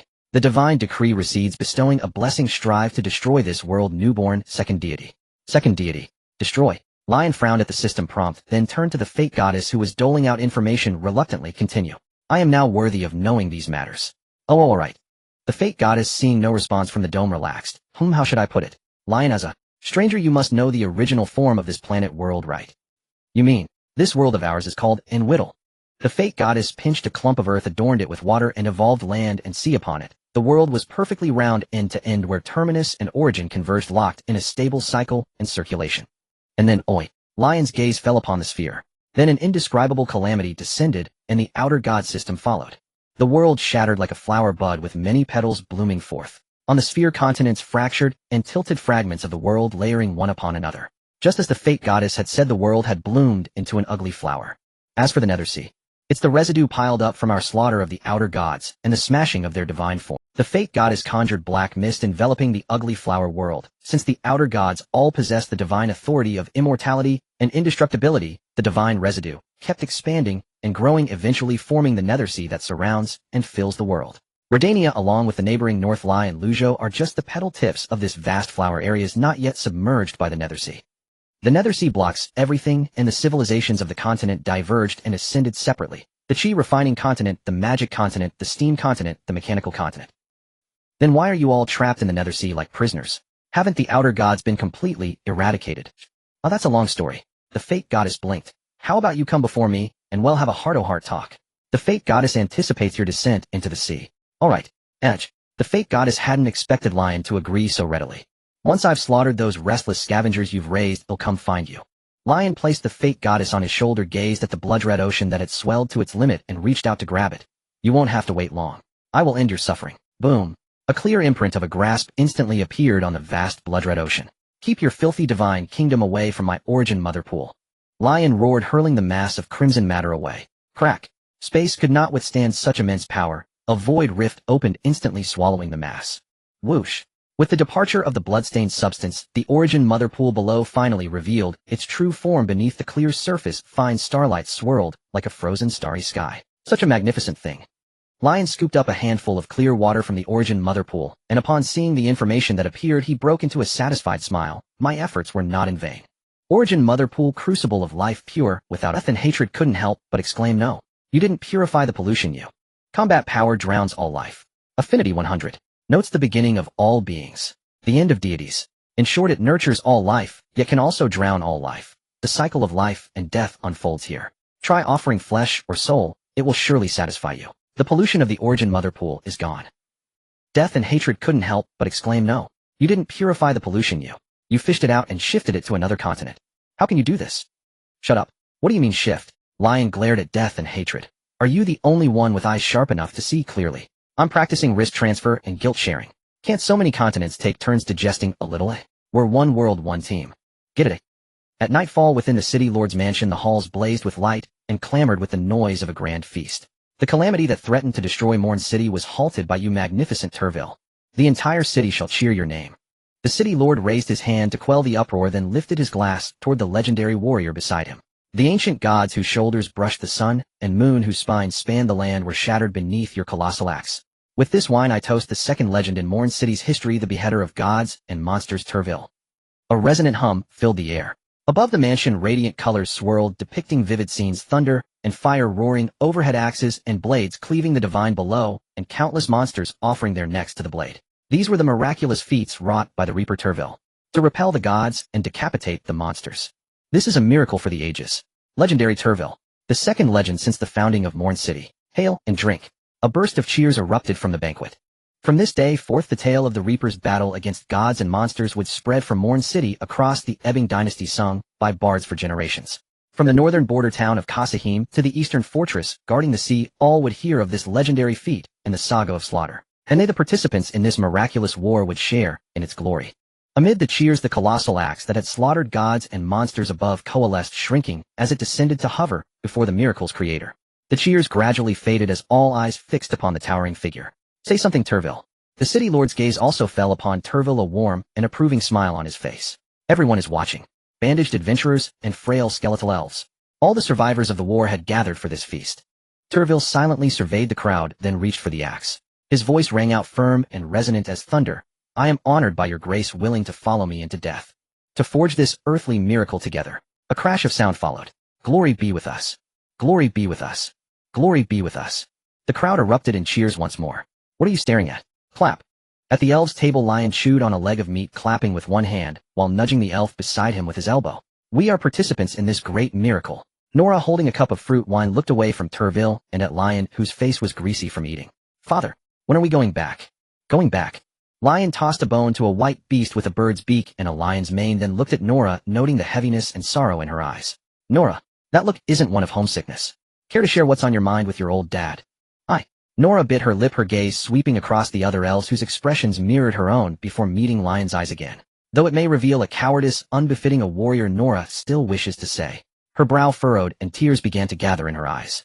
I do not know what courage it takes to face my reborn comrades. What courage is needed? Lion scratched his head, looking at the other elves who were also sniffling and teary-eyed. It takes a great deal of courage. Nora could no longer hold back her sorrow, tears streaming down her face. The other elves joined in sobbing softly. Compared to the other tables where adventurers drank and cheered, Lion's family table was steeped in a somber atmosphere. Is it the price of resurrection? Lion leaned closer, reaching out to wipe Nora's tears, only to stop when he saw his hands were covered in grease. Instead, he used Nora's sleeve to dab at her eyes. Dirty. New dress. Nora sobbed, slapping away Lion's grimy hand. You're crying like a mess, don't fuss over such small details. Lion glared at Nora, then reached over to the beast beside him, plucking a tuft of its soft mane to use as a cloth. Cheer up, little elves. We didn't lose the battle. But father, such a victory. The remaining 8 elves scooted their stools closer, sobbing as they looked at Lion with pleading eyes. Such weakness ill becomes a dominant race. Lion sighed, a headache forming. Multiple arms sprouted from his back, plucking the divine beast's mane clean as he wiped the elves' tears. Fortunately, you won't need to participate in the battles to come. With the divine form sent by death and hate, he could now perfectly wield the 6 basic divine authorities, transforming into a god with all attribute limits unlocked. All that remained was the monotonous task of accumulating attribute points and cutting through the abyssal sea.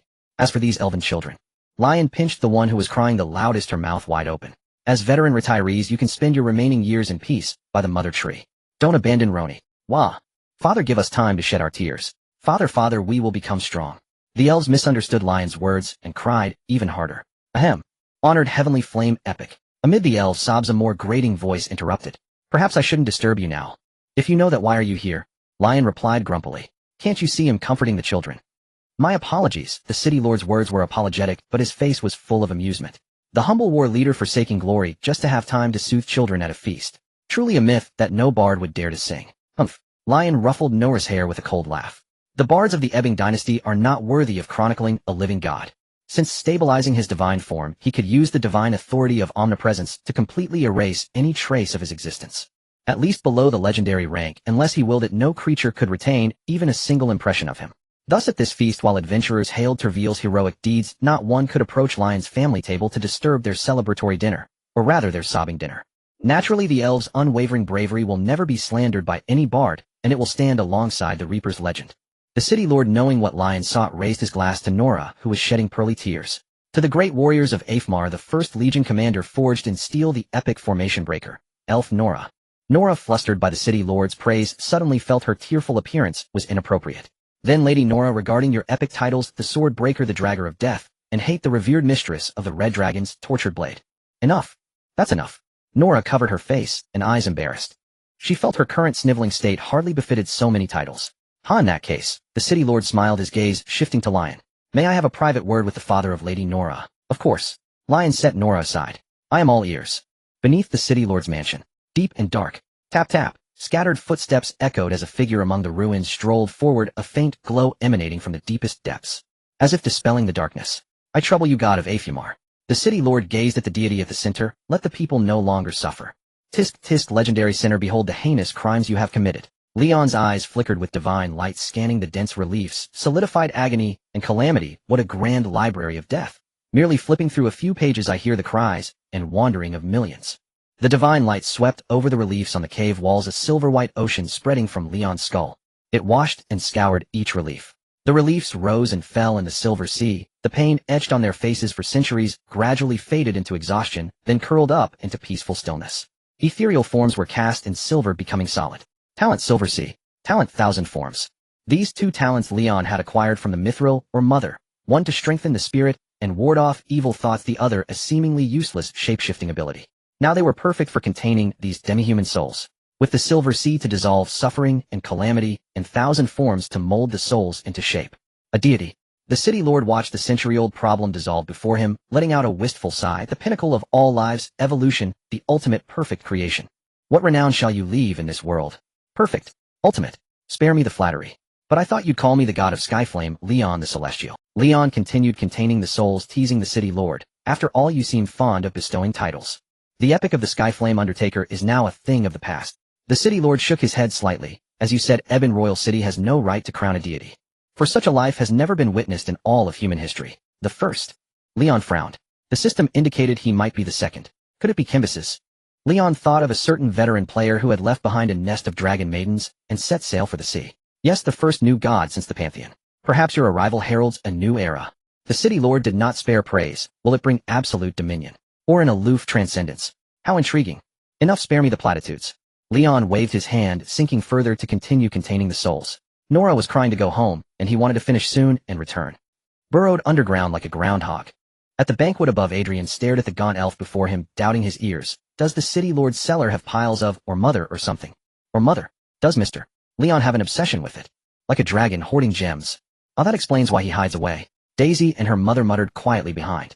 They had also attended this banquet. And due to Daisy's peculiar title of Father of Mages, they were seated at the table for career mentors, who had rendered considerable service. But the more they talked, the more they sensed something amiss. Everyone praised Treville's bravery and strategy, the human adventurer's resilience, and the elven legion's moving feats. Yet they completely overlooked the Skyflame epic who had orchestrated the entire situation. Even the release of Professions, a breakthrough that would shape future generations, was attributed to Treville. Why would a figure of such great achievements hide in the shadows and vanish? Hey, who stabbed me in the back?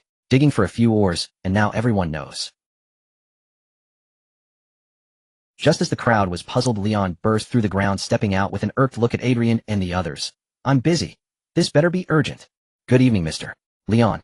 Alaria curtsied gracefully, but her gaze fell on Leon, and she gasped, good heavens. Why is your head swollen like a balloon? Daisy cut in, her curtsy frozen. Did you bump your head while digging that tunnel?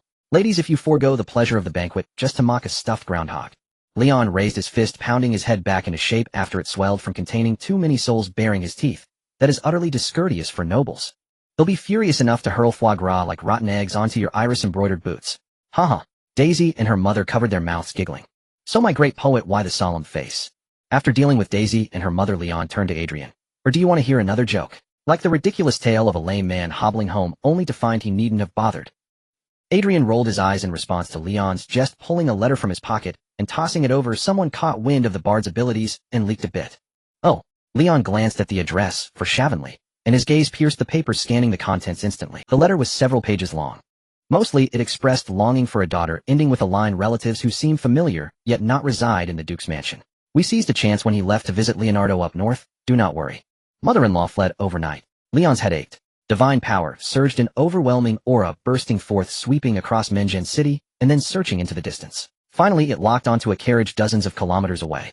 The towering Messera, the meditating Veronica. And outside the carriage, 2 goblins carrying a long spear and a staff. They took Kara and Manda too. Leon's mouth twitched. He reached into the banquet hall and grabbed a feasting 2-headed oddity still eating. Protect them in secret. Crack. A dark rift opened, instantly sharpening to reveal a carriage racing under the moonlight. As you command. Luke Tun barely replied before being shoved into the spatial rift. Huh, did I just see horses galloping? Come on, Heyman, you're too drunk. Your tolerance is nothing compared to the Dungeon Lord's. Burp. Dungeon Lord. What a strange name, strange look, but you help humans, so we're friends. Burp. Where'd he go? I saw him fall like a drifting leaf onto a galloping horse. Enough, Heyman, even pear wine gives you hallucinations. Go sit with the dogs. Burp. Finally finished collecting. Under the City Lord's mansion, Leon hung his head. It's really giving me a headache. The City Lord gazed at the towering figure beside him. This is the perfect creation, the ultimate. All right, out of words, Leon interrupted the City Lord impatiently. There are only so many sentences going back and forth. Are you going to starve if you go write a novel? If there's nothing else, I'm leaving. Seeing the City Lord fall silent, Leon began to press his head while stepping into the air. Yes. The City Lord hurriedly floated after him. In 10 days, reinforcements from other cities will arrive at Minjin City. Then go somewhere cool and stay there. Leon rolled his eyes. With the battle over, what reinforcements were still needed? Although Too Well was a newly risen legend, his presence had already ensured that Minjin City would no longer be subject to any noble's interference. Carrying abundant resources, including, but not limited to, specialty, or the finest blacksmiths from Lilutica. The City Lord looked at Leon, who was gradually turning away. I believe the Eifmar allies can share all of this. For this plan, the City Lord had already invested quite a bit. Gold coins trade, terms future income from the city, the right to enact laws. In short, whatever could be given. For this plan, the City Lord had already invested quite a bit. Gold coins trade, terms future income from the city, the right to enact laws. In short, whatever could be given or signed, Leon had squeezed it all out. If he were the City Lord, he would not let go of this chance to replenish his assets. Unless there was a pitfall. Ahem, of course, there is also a legendary figure who is very eager to accompany you for a journey. The City Lord cleared his throat, a hint of helplessness appearing on his face. I hope you can agree it's important for both her and he couldn't exactly say that before the battle even started he had already made a purchase of the newly risen deity in front of him. Unfortunately, he thought this war would at most elevate Leon to legend status. At that time he could facilitate a bit, and the matter would still work out. But who could have imagined? The person in front of him who had been so hungry months ago that he started gnawing on slimes would suddenly become a deity. Who would he talk to about this? It couldn't be faked. He could only increase the money. Where he? The sixth? No time. Leon pulled out a scroll filled with spells and tossed it to the stars. Just mutter to yourself, I'm busy. At this moment he was no longer very interested in the sixth dimension. Or rather, in the face of so many matters, activities like going to a small dungeon to play with a bug queen had to be pushed back a bit. Alas, what a pity that's the world of Earth, the only one among the known 6 worlds that retains a spherical shape. The or should be piled high. The City Lord looked down at the scroll, still trying to make one last effort to persuade. After all, since the establishment of Minjin City over 400 years ago, Leon was the only one recognized by the 6th dimension who could cast corresponding magic. Piled high. The City Lord noticed that Leon had stopped, a smile appearing on his lips as he looked up. But he discovered a pair of enormous eyes that seemed to be crazily stretched and bulging, staring back at him. Leon. The City Lord broke out in a cold sweat. Liu family's last land deed. He paused, his voice sinking. Tonight they ambushed me to kill me, and then swallow up the Liu family's last land deed. He paused, his voice sinking deeper. To be honest, Elder, even if I hadn't died here tonight, the Liu family couldn't hold on for more than 3 months. Why do you call it the Earth World? Hantea. What an ancient name. The City Lord, seeing Leon regain his composure, quietly put away the miraculous spectacle, wiping the cold sweat from his forehead. In the books left by that mage 400 years ago, the 6th dimension was referred to as Earth. That mage. Leon recalled the ancient voice that echoed in his mind when receiving the spell. What was his name? Yesu. The City Lord noted Leon's interest and added, his descendants hope that you can take them to the 6th dimension to find traces of this great mage. Yes. Yesu. Leon pondered the pronunciation of this name, then sighed slightly. I will handle the follow-up matters of this. Elder Yesu. 10 days later at Minjin City, on the city wall. Ah, Henry, what a pleasant day it is. Who says it isn't? Adam, today's weather is azure, not a cloud in sight. Two soldiers leisurely leaned against the city wall, watching the endless stream of passers-by yawning and chatting. Ah, so many adventurers have come. Who says it isn't? Adam, today's adventurers. All right, Henry, stop saying that same line. Then tell me something fresh. For example, floating land, iron-hoofed knights, red-clad legion. You really know how to talk. Henry slapped his helmet, spinning it around, causing the visor on the back of his head to return in front of his nose. Sounds just like the armies of other cities. Henry's voice suddenly rose by an octave. Staring wide-eyed at the dense figures appearing from afar, armored knights in heavy armor, red-clad guards wielding massive shields, warriors exhaling scorching breath. And above, a colossal object that parted layers of clouds, casting a vast shadow. Da-da. The sound of marching approached, shaking the stones on the wall. An enemy attack. Such a huge commotion instantly attracted the attention of adventurers. Clueless fools, that's the ruling power of another city. Someone recognized the origin and described it one by one. From the distant eastern city, the Knights' sanctuary of the Jinhai fortress, said to have mounts with dragon bloodline. Did you see those red-clad guards? They're the most elite shield bearers under the Hero King. And those adventurers whose breaths are almost burning their own beards are said to be dragon warriors who can only successfully change class after bathing in dragon blood and surviving countless near-death experiences. What about those in the sky? The surrounding people felt their minds sway. In the sky, eh? The person speaking shook his head, full of golden hair, biting his feathered pen. This book doesn't say, but I'll tentatively refer to this as the Sky City.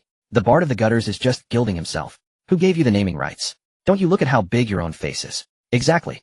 The surroundings erupted into a clamorous uproar. Hey, hey, hey. Adrian, hearing the commotion, looked at the person who had started the uproar and was shouting the loudest. You're acting all knowledgeable. Can you even name it? Isn't it written in square characters? This person picked his nose, pointed at the floating giant object, and clicked his tongue in admiration. Cruiser 3. This countryman is doing quite well, a carrier and a cruiser all in one. Oh, what an arduous journey. Finally, we've reached Mountain City. The white-haired crone leaned against her iron-armored steed, panting heavily. She glanced at the person beside her. Truly no easy feat. I envy you, young legend, so full of vitality. You certainly don't look like you've had it easy. The legendary figure named Alo moved like a dragon unleashed from its cage, his blood and chi surging. This decrepit appearance. Judging by age, are you Taengsing's paramour? Advisor Tomuz, I feel this man's mind has been affected by dragon blood corrosion. The old woman turned her head to look at another rider in red robes, her voice firm. We need to find a chance to kill him. Respected, Madame Finney. Tomuz wiped the sweat shaken from his brow, also somewhat out of breath. I have a feeling we've met long before this journey. Illusion. Finney shook her head vigorously, her aged bones emitting a series of grating clicks, as if her head might fly off at any moment. These old bones of mine couldn't possibly keep up with you. We only just rendezvoused 10 kilometers away for the first time. Haha, is that so? Tomuz offered a graceful smile. The eyes of mortals are too clouded, always unable to see clearly. I hope you don't mind. I'm not at all, no worries. Finney, why did you send Noron back to the border city? Alo's voice cut in untimely. You made me miss a chance to spar with a formidable opponent. You half-blood whelp, can we even have a conversation? Finney's deeply lined face twisted instantly. Spar. Today if I don't beat the shit out of you, my name isn't Finney. Whoosh. The cries and murmurs of thousands arose, and the incantation of a forbidden spell began to unfold. TCH. Watching the atmosphere instantly turn tense between the two, Tomuz silently reined in his horse, retreated to widen the distance, and rubbed his eyes, ready to enjoy the show. Lord of Mountain City Tianxing. Adventurer Tever. Two voices rang out in succession. The miracle of the realm-splitting battle axe and the sun-moon ice appeared, lining left and right. Welcome to the reinforcements from afar. Please enter the city for a welcoming feast. In the Lord's Manor, crowds circled the long table again and again. I appreciate your intentions. Leave the goods and resources, you may go. The Lord surveyed the crowd, tapping lightly on the long table. As you can see, Mountain City has solved all the problems. Tianxing, you have a thick skin. Alo sat nearby, his blazing aura scorching the area 3 meters around him. I can't leave empty-handed. Indeed, Lord City Lord, the Hero King still cares deeply for this city. Tomuz wiped the seemingly endless sweat with a handkerchief. That's why he sent me an expert in governance and everything else. To assist you. Ahem. I may be old and frail. Finney chimed in. And I didn't bring much, but... Hey, what was I going to say? Then there's no helping it. The Lord spread his hands, looking at a certain person standing quietly nearby. You see, taking things isn't so easy. 1. With the brief and powerful reply, a deep spatial rift suddenly opened behind Alo, swallowing. The next second, the legendary figure returned to his seat, bruised and swollen. The hall fell into absolute silence. Impressive. Alo rose and limped out of the Lord's manor without looking back. Ahem. Tomuz's brow stopped sweating. He stood up to take his leave, but was stopped by a pair of powerful hands. Well, what do we have here? A young face with black hair and black eyes leaned in, revealing a malicious grin. Specialties from the Imperial City. Arranged an automatic refresh of a governance expert. This is... Tomuz stiffly turned his neck to look at the undefeatable foe lion. Thomas' eyes instantly constricted to pinpricks, his face overtaken by. For a legendary figure to call him the undefeatable foe could only mean one thing. Mr. Lion, I have a family back in the Imperial City. No worries, work hard in your spare time, boost production, and you'll have a family here too. Lion patted Tomu's on the shoulder. More children, more blessings. Trust me, more children, more blessings. Is that your divine name? Hey, not a bad idea. You've solved a puzzle that's been troubling me for days. Lion's face lit up with joy. Worship me, the god of many children and many blessings. You shall all be blessed with profound fortune. Give birth to 108 in one go. Lately he had indeed been troubled by his divine name. Calling himself the god of victory felt a bit clashy with the goddess of victory. The god of war sounded like a little brother to the war god, and the heavenly god felt a bit too literally divine. He never expected Tomu's to come up with a suitable divine name so quickly. You shall all be blessed with profound fortune. I offer you my highest faith. Upon hearing Lion's own admission, Tomu's heart turned cold. He collapsed into the chair, forcing a smile uglier than tears, and roared inwardly, what kind of cursed place is Mountain City? Even creatures too terrifying for books had appeared. The last deity. The god of a new era. The complete end of the age of gods.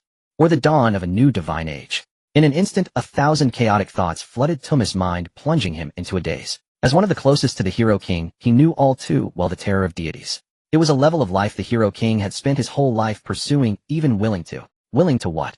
Willing to raise demi-humans. Tomu's answered subconsciously, then a chill ran down his spine, drenched in cold sweat. His eyes now filled with terror looked at Lion, but his voice continued involuntarily, to mass-produce legends hoping to be elevated to godhood. Willing to raise demi-humans. Tomu's answered subconsciously, then a chill ran down his spine, drenched in cold sweat. His eyes now filled with terror looked at Lion, but his voice— Dad! Fanny slammed her head onto the table with a bang, kowtowing to Lion. I remember. You are my knight, Lion. Lord City Lord. Tomu's, the taciturn Tever, the elves serving as background. They. You. I. You. Lion grimaced, raising his hand, his fingers curling and uncurling for a long time before he finally roared out, get lost. How can there be such a shameless person? You're 70 or 80 years old. Old enough to be my grandmother. Father, please don't say that. Fanny shrank back at Leon's roar, her eyes filled with grievance. It will shorten my lifespan. Shorten my. Leon bared his teeth in an instant, raising his fist to strike. Father. Father. Calm down. The elves babbled as they clung to Leon, holding him back, while curiously examining Fanny. That pitiful little gaze. No mistake, it was the very look they gave their father. Could it be that she truly was his long-lost daughter from years past? What if it's true? Hearing an elf's attempt to mediate, Leon's fury intensified. Ignoring their restraint, he strode to Fanny, grabbing her shoulders as if to tear her apart. This is clearly just begging for mercy, even calling me father. Rip. Fanny's aged body proved more fragile than anticipated. At Leon's touch, it split apart. Then, a half-meter-tall girl with rosy lips and white teeth, black hair, and black eyes crawled out from Fanny's chest, plopping onto the table, staring wide-eyed at Leon. You have birthed a legendary offspring. As no manufacturer is bound, you will receive no benefits. At that moment, Leon felt as if he were dreaming. Not only the system's malicious reminder, but he truly sensed a blood connection emanating from her. What a single touch could cause pregnancy and birth in an instant, so it's the life goddess curse. In the City Lord's mansion, the crowd dispersed, leaving only three. The City Lord sat above, massaging his brow. On the table lay a certain legendary offspring, bruised and battered. And life withers swiftly, only to begin anew, trapped in an eternal cycle. Leon lifted Fanny by her tiny arm, clicking his tongue in wonder. Such a peculiar divine authority. It is peculiar. Fanny's voice was faint. Even with her timely acknowledgement of fatherhood, Leon had still given her a thorough beating once he came to his senses. She was utterly subdued now. But this blood connection, how does it work? Leon picked up a strand of Fanny's black hair, examining it closely. Fanny's black hair and eyes did not surprise him. The traces left by Yeshu had prepared him. He simply couldn't fathom why he shared a blood tie with a descendant of that transmigrator from centuries past. And one recognized by the system at that. I truly don't know. Fanny scratched her head in frustration. Perhaps through countless rebirths my bloodline reverted to an ancestor. Ahem, before this rebirth began, we had no blood relation. She wasn't one to call just anyone father. But this time she had actually called up a real father. It's lives mischief.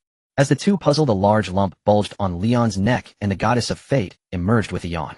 The earliest victims can be traced back to a certain war god who prefers to remain unnamed. Tell me more. Leon's eyes lit up. The deity governing lives, birth, and creation. What are blood ties to her but a mere seasoning? The goddess of fate crossed two fingers like legs, the eyeball dangling from her fingertips, rolling as it scrutinized Fanny. She mixes things on a whim, grabbing whatever she finds. So, when she was reborn, a single touch from me and my bloodline was plundered. Leon found it hard to accept. This was his first legitimate descendant. Not only was there no benefit from offspring, but he was still innocent in the matter. It was an absolute loss. Relax. The war god from millennia ago felt the same as you do now. Along with that horde of deities, she dragged by the hair. The goddess of fate stroked Leon's neck. Look, after all these years haven't you endured? Gathering the bloodlines of many gods. So that's when you two fell out. Leon recalled the elf mother tree, mentioning the two goddesses had been close sisters. No. Blood is nothing precious to gods like your hair or dead skin. The goddess of fate wagged a finger. Her true mistake was before sinking into the abyssal sea, dissolving half her divine form to create the beast folk tribes of the Mytina Plains. Divine form, you say? The divine form is recognized by heaven and earth, perfectly bearing the might of divine authority. It's the most crucial asset for gods to annihilate foreign pantheons. Wasting it is absolutely forbidden. The goddess of fate swiveled her eyeball to glance at the silent death and hatred cowering in the corner. A certain deity is quite eager to replenish. But my love, how did you manage to drain all the essence of an ancient god? Ah, some god will be heartbroken. A crimson tongue extended from her palm, licking Leon's neck. The goddess of fate is pleased. He hopes you'll take over in the abyssal sea soon. Outside the gates of Minjin City. Leaving just like that. The city lord glanced at the chattering, boisterous elves behind Leon. They've given much, perhaps they could savor their moment of glory a little longer. No, we've delayed long enough. Leon hoisted the bound fanny and looked at Tumuz, who stood obediently beside the city lord. As for your tales of 800 political struggles in Meng City bards, well, write them to me. Honestly. His scheme exposed. The city lord glanced at Tumuz and rubbed his brow again. Perhaps Ifmar could use a skilled strategic advisor. And my wisdom is boundless. Go about your business. Leon waved his hand, turning to lead the elves and a strange beast with a bird's beak and a lion's mane into the distance. With a few steps, space rippled, and his form faded into obscurity. The colossal entity floating outside Minjin City also vanished into the void. Does space bow to his rule? Does time also fear the might of a god, granting him eternal existence? Tumuz gazed at the spot where Leon had disappeared, letting out a wistful sigh. Kenshin, you truly created a terrifying achievement, though it has slipped from control. Hero King. It's not my achievement. The city lord cut Tumuz off, turning to walk back into the city. Besides, he is a god of warmth, kindness, and compassion, an ally to us humans. A compassionate ally, you say? Tumuz glanced at a strange legendary figure leaning against the city gate, carrying an axe, and mused briefly. Perhaps. He saw a lingering smile on the taciturn legendary's face. And a heartfelt respect. Ifmar. An elf, flushed and tipsy, gestured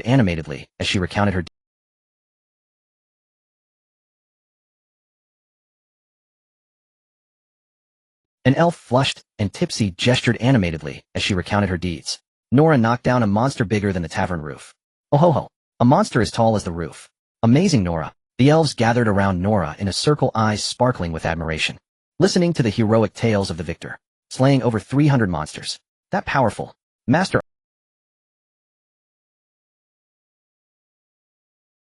Elman slew a lord-level monster. She's a master too. Cheers rose and fell in the tavern, a boisterous din. In contrast, a quieter, inconspicuous corner at the tavern's edge. Our matters in Minjin City, all set. In the dim lamplight, an elf in an emerald-long dress silently massaged the shoulders of the person before her. Do you need me to do something? Tsk Tisk Vela, you have become increasingly understanding. It's a world of difference from when we first met. Lion raised his fruit wine and drank it all in one go. But it's alright, I have everything under control. Your father is not what he used to be. I can handle everything. Kaya, don't let the wine stop. Father, you've already had many cups. Kaya sat beside him, pouting, pouring wine for Lion. If you want to experience the feeling of getting drunk, I can mix in some intoxicating potion that can kill a lord's monster. That's called poison, not an intoxicating potion. Lion glared at Kaya and flicked her forehead. Don't mix just anything into your father's wine.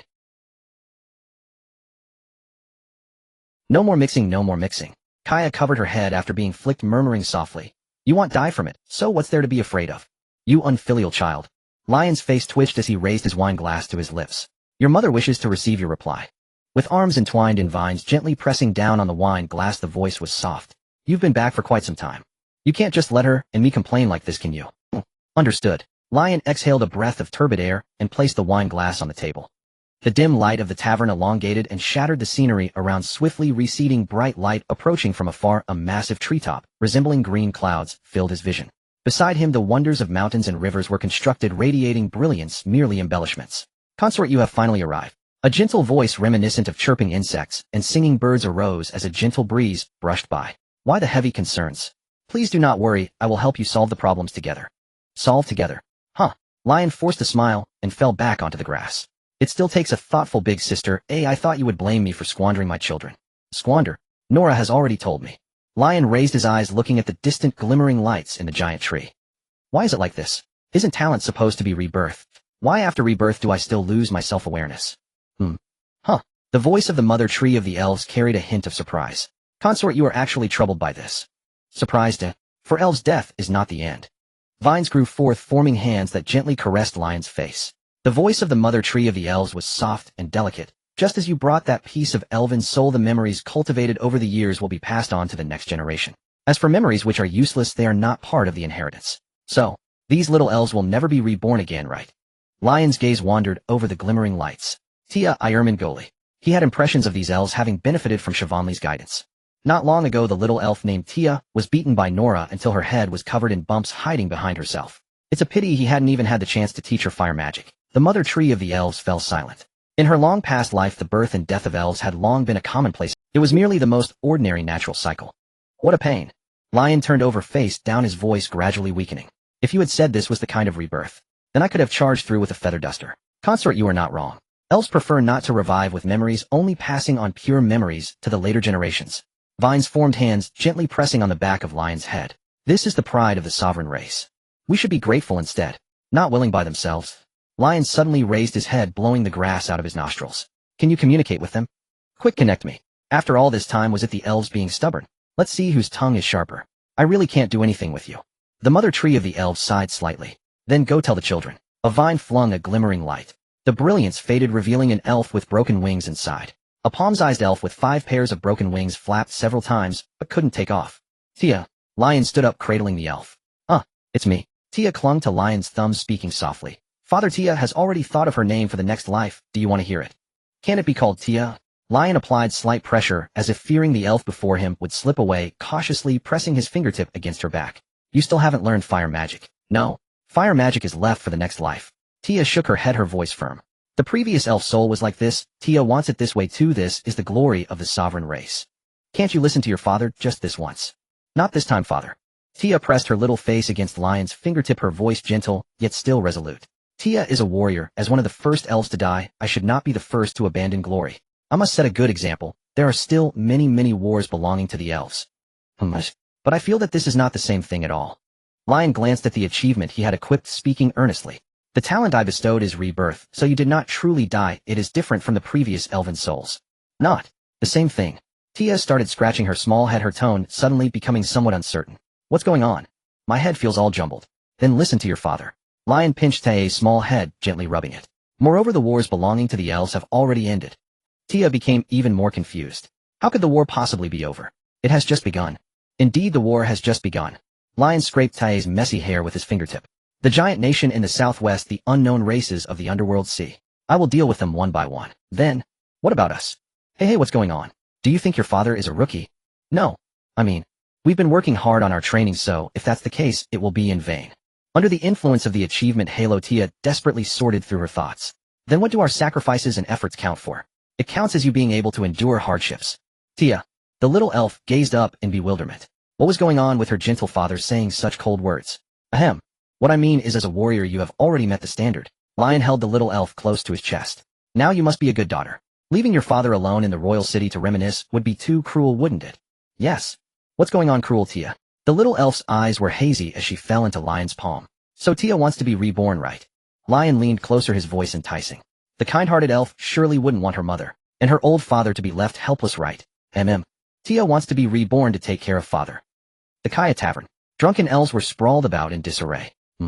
Nora can still have one more drink. Nora lifted her head unsteadily, and upon noticing the surrounding elves all passed out, she grinned broadly.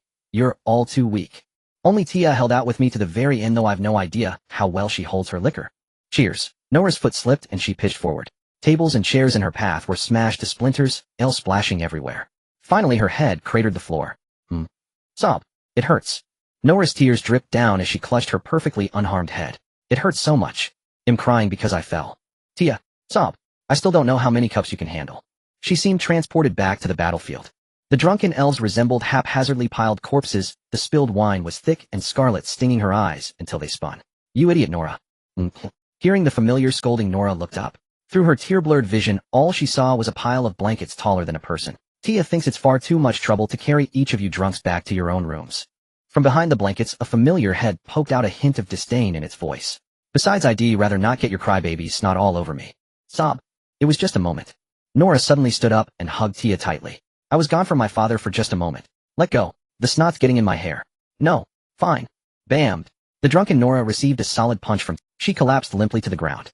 You idiot, Nora. After distributing the blankets, Tia crouched beside Nora and recovered the latter, who had kicked off her blanket. Barely half a minute, and you're already kicking off the covers. So annoying.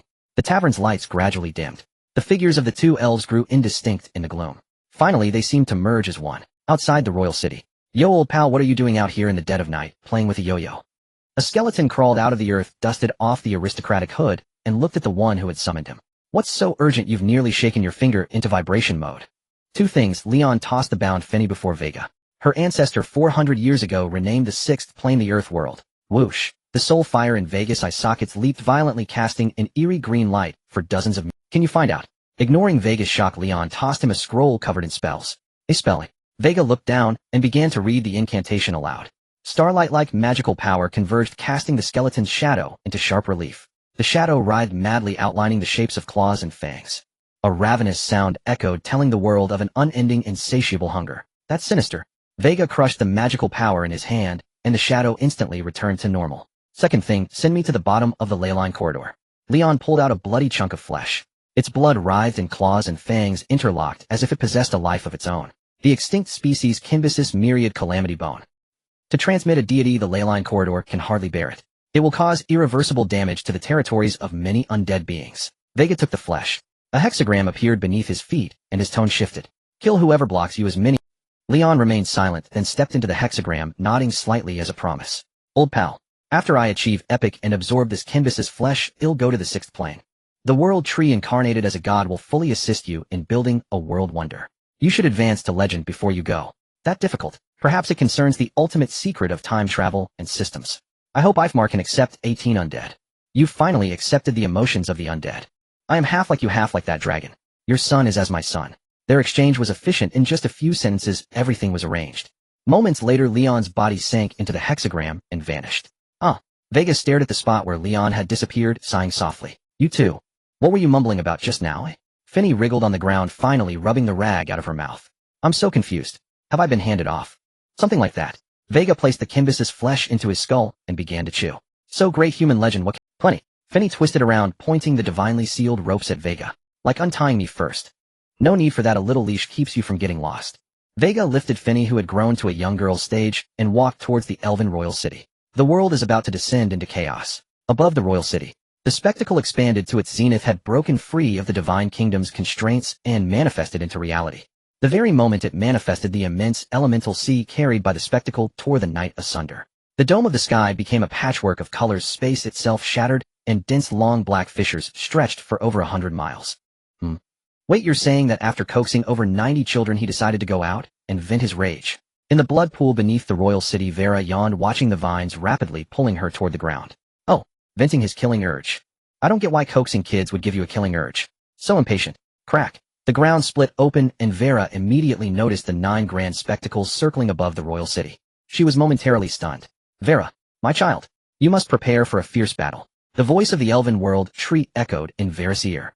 My spouse said he has prepared enough arrows for you. Mother, you've awakened. Vera turned to look beside her and saw a half-real, half-illusory shadow. Though it seemed it could dissipate at any moment, a look of intense joy appeared on Vera's face. This was the first time she had heard the elven world tree's voice so clearly outside the divine kingdom. It was different from the information she had vaguely sensed through the vines by accident. Leon has started to revive the world, but the next divine cataclysm hasn't come yet. This doesn't align with the plan she made with the undead and the dragons. What's going on? Perhaps. The elven world tree gestured for Vera to look up. Is that a double ocean? Vera's gaze pierced the space torn apart by the spectacles, seeing behind them 2 great oceans, one dazzling, like solidified starlight, the other, like countless beings cast in silver. It is the origin mother pool and my spouse's silver sea. The elven world tree explained beside her. One is used to forge spectacles into wonders and miracles. As the world tree's words fell, a strange beast with a bird's beak, a lion's mane, armor-like ears, and helmet-like eyes rose from the origin mother pool, landed at its edge, and charged violently. The origin ocean was overturned. A dull muffled chime resounded. The congealed starlight began to flow, pouring onto a spectacle of a mountain that had gathered flames. With a crack, the blazing peak shattered, its fragments raining down like a torrent, transforming into a sea of fire beyond the royal city. Amidst the surging tides of flame, the mountain's summit emerged and ascended. The vast, boundless sea of fire served only as the foundation for this towering mountain. A miracle, the scorching inferno peak. The somber bell tolled once more, its echoes heavy and persistent. Death and hatred ceaselessly crashed upon the vast ocean, overturning the primordial source, irrigating the grand spectacle, and transforming it into a divine miracle. The frozen divine domain of overlapping glaciers, the pillar of pure white that stretched endlessly between heaven and earth, the floating continent adorned with countless feathers. The 9 great wonders of the elf mother tree were undergoing a metamorphosis one by one into miracles. With a crack, pale gnarled roots eagerly pierced the void, plunging into the primordial mother pool. They began to absorb, to grow, to swell with power. A miracle, the endless root. A rustling sound arose as the primordial mother pool rapidly shrank, and a canopy of verdant clouds, the tree's crown, began to grow forth. Clusters of foliage grew luxuriantly, replacing the mottled dome, sealing the spatial rifts. Heaven and earth returned to tranquility, and the turbulent winds ceased abruptly. Under the dominion of the crown, the 2 vast oceans, the primordial mother pool and the silver sea, were squeezed, breached, and forced apart into rings. Within, souls floated up to the silver sea in a deathly posture and sank down to the primordial sea in a posture of birth. A miracle, the eternal cycle of life and death. A miracle, the revolving heavenly realm.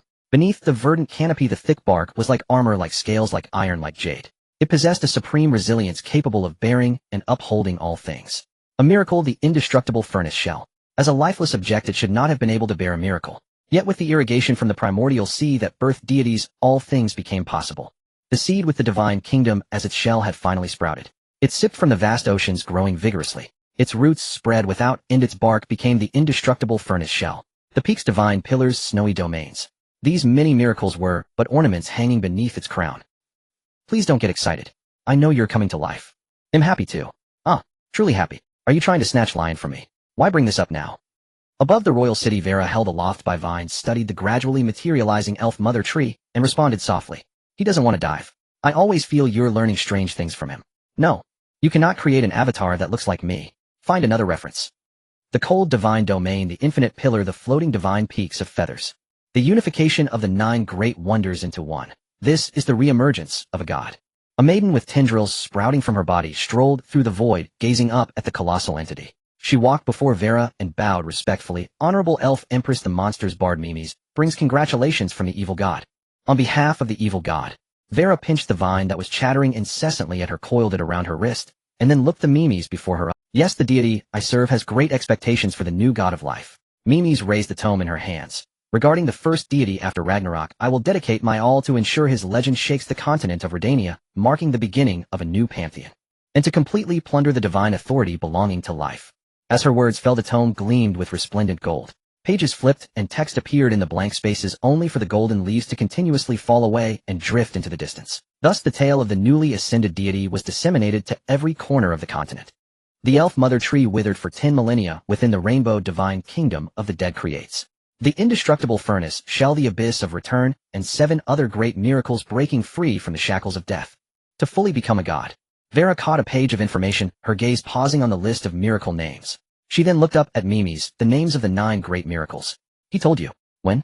Why didn't he tell me directly? She knew little of what transpired within the rainbow divine kingdom. A certain young father who was over 10,000 years her junior always forbade her from entering the rainbow divine kingdom, and even the mine, with excuses like it's not proper, it violates etiquette, and give your parents some privacy. Although the elf mother tree occasionally leaked secrets, saying things like your dad and I aren't just making little elves, I've also been brewing 9 big ones. Vera had always assumed it was something strange like giant elf warriors. Yes. Just now. Mimes hadn't expected Vera to focus on such an odd detail, but she answered honestly. As the dynasty's sanctioned bard, I can borrow the deity's divine power to spread his myth far and wide. Spread his myth. At this stage, a myth will only bring trouble. Yes, but that being asked me to convey this. Mimes looked at the text continuously appearing in the golden tome and recited, my good child. The title of the first god goes to your mother tree. Let your mother tree show these native otherworlders the true shock and awe of a deity. Your father I. Crack. Mimes heard the roar of the void shattering. But her profession's fundamental tool, the bard's golden tome, had already been invaded by that shameless deity. She had no choice but to grit her teeth and continue. Your father, I am going to slaughter my way through the nether sea. You and your mother tree just show off on the mainland. Blast a few legends into fireworks for your father to see. Legendary fireworks. Vera's expression was icy. She crushed the golden page in her hand and pointed towards the center of the royal city. You know as well that there will be those who try to sever the myth to ascend to godhood themselves. With a series of sounds, the royal city trembled slightly. Step by step, white jade arches rose and connected. This elevated the central throne, positioning it behind Vera. And yet he chooses to run off at a time like this. What an irresponsible husband and father, leaving all these troublesome matters to me. Vera muttered as she leaned back, settling into the wide throne and adjusting her attire. Very well, let me see just how many legendary cannon fodders this self-proclaimed sole hegemon of the era has amassed. The Emperor of the Elves sat high upon the throne. A magnificent robe materialized abruptly, flowing like water across her form. A crown grew organically from the tips of her hair, seamlessly integrated. The dull chime continued its toll. The primordial ocean was overturned by the ancient deity, expanding the wonders of the new era's god into miracles, allowing his divine domain to unfold and descend upon the mortal world. Boom. As the 9 great miracles were still being constructed, one terrifying aura after another manifested from the horizon. A legend of the 9 great miracles. No, this is a god of colossal proportions. A legendary spellcaster surrounded by elemental tides descended within a magical matrix radiating brilliant light. Such a mythic scene, even the wonders are mere ornaments. Mountain branches, continental leaves, ramparts of ore and iron. A coral legend whose entire body was formed of coral and hung high like a moving sea of clouds had its lake-like eyes already clouded with greed. Burying such a vast deity in the coral sea will cause the continent to ascend. Sever the myth and crown yourself a god. A legend of slaughter whose flesh crushed space and whose spear disturbed mountains and rivers radiated a soaring murderous intent. At this moment, to the west and north of the legendary city of Afumar, legendary powerhouses were all manifesting their means, stirring up the winds and clouds. Legends from across the world, having received the bard's intelligence, had all rushed here. They desired to treat the deity as fish on a chopping block, devouring it to achieve godhood. They wished to forge the terrifying legend of god-slaying. Quite a lively gathering. Vera's gaze swept across the assembled legends. The 3 western kingdoms also wished to meddle. Not a single legend from the eastern Ebon has come. Your Majesty, the Elven Empress. The witch, seated sideways atop her staff, drifted forward, returning Vera's smile with a faint one of her own. Forgive my greed, but this is an unprecedented divine ascension, my opportunity to forge a myth. In response to the witch came a dragon-hunting arrow piercing through. Crack. The legend was shot dead, their body exploding into a cloud of blood. Broken bones fell, nourishing the land below, causing the flora to grow wildly. Thousands of years have passed, and in your history books only my name remains. Her vast eyes unfurled, becoming the epicenter of an elemental storm scanning the assembled legends. Vera's voice echoed across heaven and earth, the one who sniped outer gods with arrows, the invincible legend, the continent's foremost extinct species. Have you remembered none of this? Steps of white jade were layered and ascended, and upon the central golden throne, the emperor lounged lazily, yawning, their face bearing the weariness of sleep deprivation. Too indolent even to mimic the stance of drawing a bow, they merely beckoned gently to the void. One after another, dragon-hunting arrows pierced through the void, adorned with arcane runes. Even a legendary powerhouse would be dazzled, falling into a stupor and daze upon a single glance. Squelch. Yet the arrows did not falter. In a single volley, several more legends met their doom. How can this be? Are legends no more than pigs and dogs? Lambs to the slaughter. A legendary powerhouse, coming to their senses, gazed at the languid emperor upon the throne, a feeling of powerlessness overwhelming them. The dragon-hunting arrow, the supreme weapon for hunting ancient wyverns, even sniping gods. A white-haired legend unfurled an ancient tattered parchment scroll, staring in horror at the faded script upon it. In that moment, they finally grasped the sheer terror and invincibility of the being described in those fragmented words. That creature was the overlord among the dominant races, the absolute monarch, the invincible emperor. The millennia-long reign of the dominant race over human dynasties was but a slightly extended, boisterous chapter in this supreme being's long life. Run! A legendary powerhouse gouged out their own eyes to break free from the dragon-hunting arrow's control, paying a tremendous price to instantly teleport 100 miles away. Yet the next moment, the deadly dragon-hunting arrow pursued them, striking them dead with a single blow. Flee! I grant you ample time to leave. Vera continued to yawn, the dragon-hunting arrow vanishing into the void, granting the surrounding legends a moment to catch their breath. Go! Without hesitation, the legendary powerhouses unleashed their full arsenal, fleeing as swiftly as they had arrived, traversing 1,000 miles in an instant. Thump! The dragon-hunting arrows, imbued with the elements of time and space, crossed vast distances, shattering each legend like bursting insignificant red bubbles. Blood and bone driven back by the impact rained down outside the royal city. The legendary monster from the northern cloud coral land, the Rot Fiend, the chief legend of the western Monet Mage Kingdom. That should be right if the lineage hasn't been broken. Oh, that legend is from the kingdom above the Mage One. Whatever it's called, probably a mid-tier legend. Vera counted on her fingers, leisurely tallying the legends she had slain. Outside the royal city, the flesh and blood of legendary powerhouses painted a crimson ring. Wild vegetation thrived, and the 9 great wonders grew more vibrant. Do you now understand why I stopped you? Upon a small hill city, Lord Tianxing legend cast a glance at his 2 dazed companions, then looked towards the Elven Empress. Amidst the storm of blood, and gore sighing softly. Legends are also like cattle, sheep, pigs, and dogs, like fertilizer for trees and flowers. Then, that god of many children we encountered during the day. That's an outlander. Forget about him for now. The city lord tapped his temple, his gaze sweeping over the two legends. Narong, Alo, the dynasty's potential gain might not lie in slaying this deity. But the hero king has already issued the decree. This is our only chance to hunt the elven empress. Dragon blood is enough to forge a legend, plus the blood of the elven dominant race. Alo's breath was hot, steaming the surrounding grass, which withered and died in an instant. Tianqing, I truly detest working with a cowardly old man like you. I am no coward, though the elven empress' terror defied imagination. But he was a legend enshrined in the Hall of Human Heroes, his heart forever harboring courage. If only he could obtain a trace of elven blood, then extinguish himself and return as an undead. He could gather the power of all three dominant races, his legendary power ascending endlessly. The elven empress is not invincible. Calm down, Alo. Don't let the dragon blood consume you through fear. The legend carrying the giant hammer reached out, restraining their agitated companion. Tianqing is right. I mean about the hero king's guidance. Calm down, Alo. Don't let the dragon blood consume you through fear. The legend carrying the giant hammer reached out, restraining their agitated companion. Tianqing is right. I mean about the hero king's guidance. What guidance did you receive?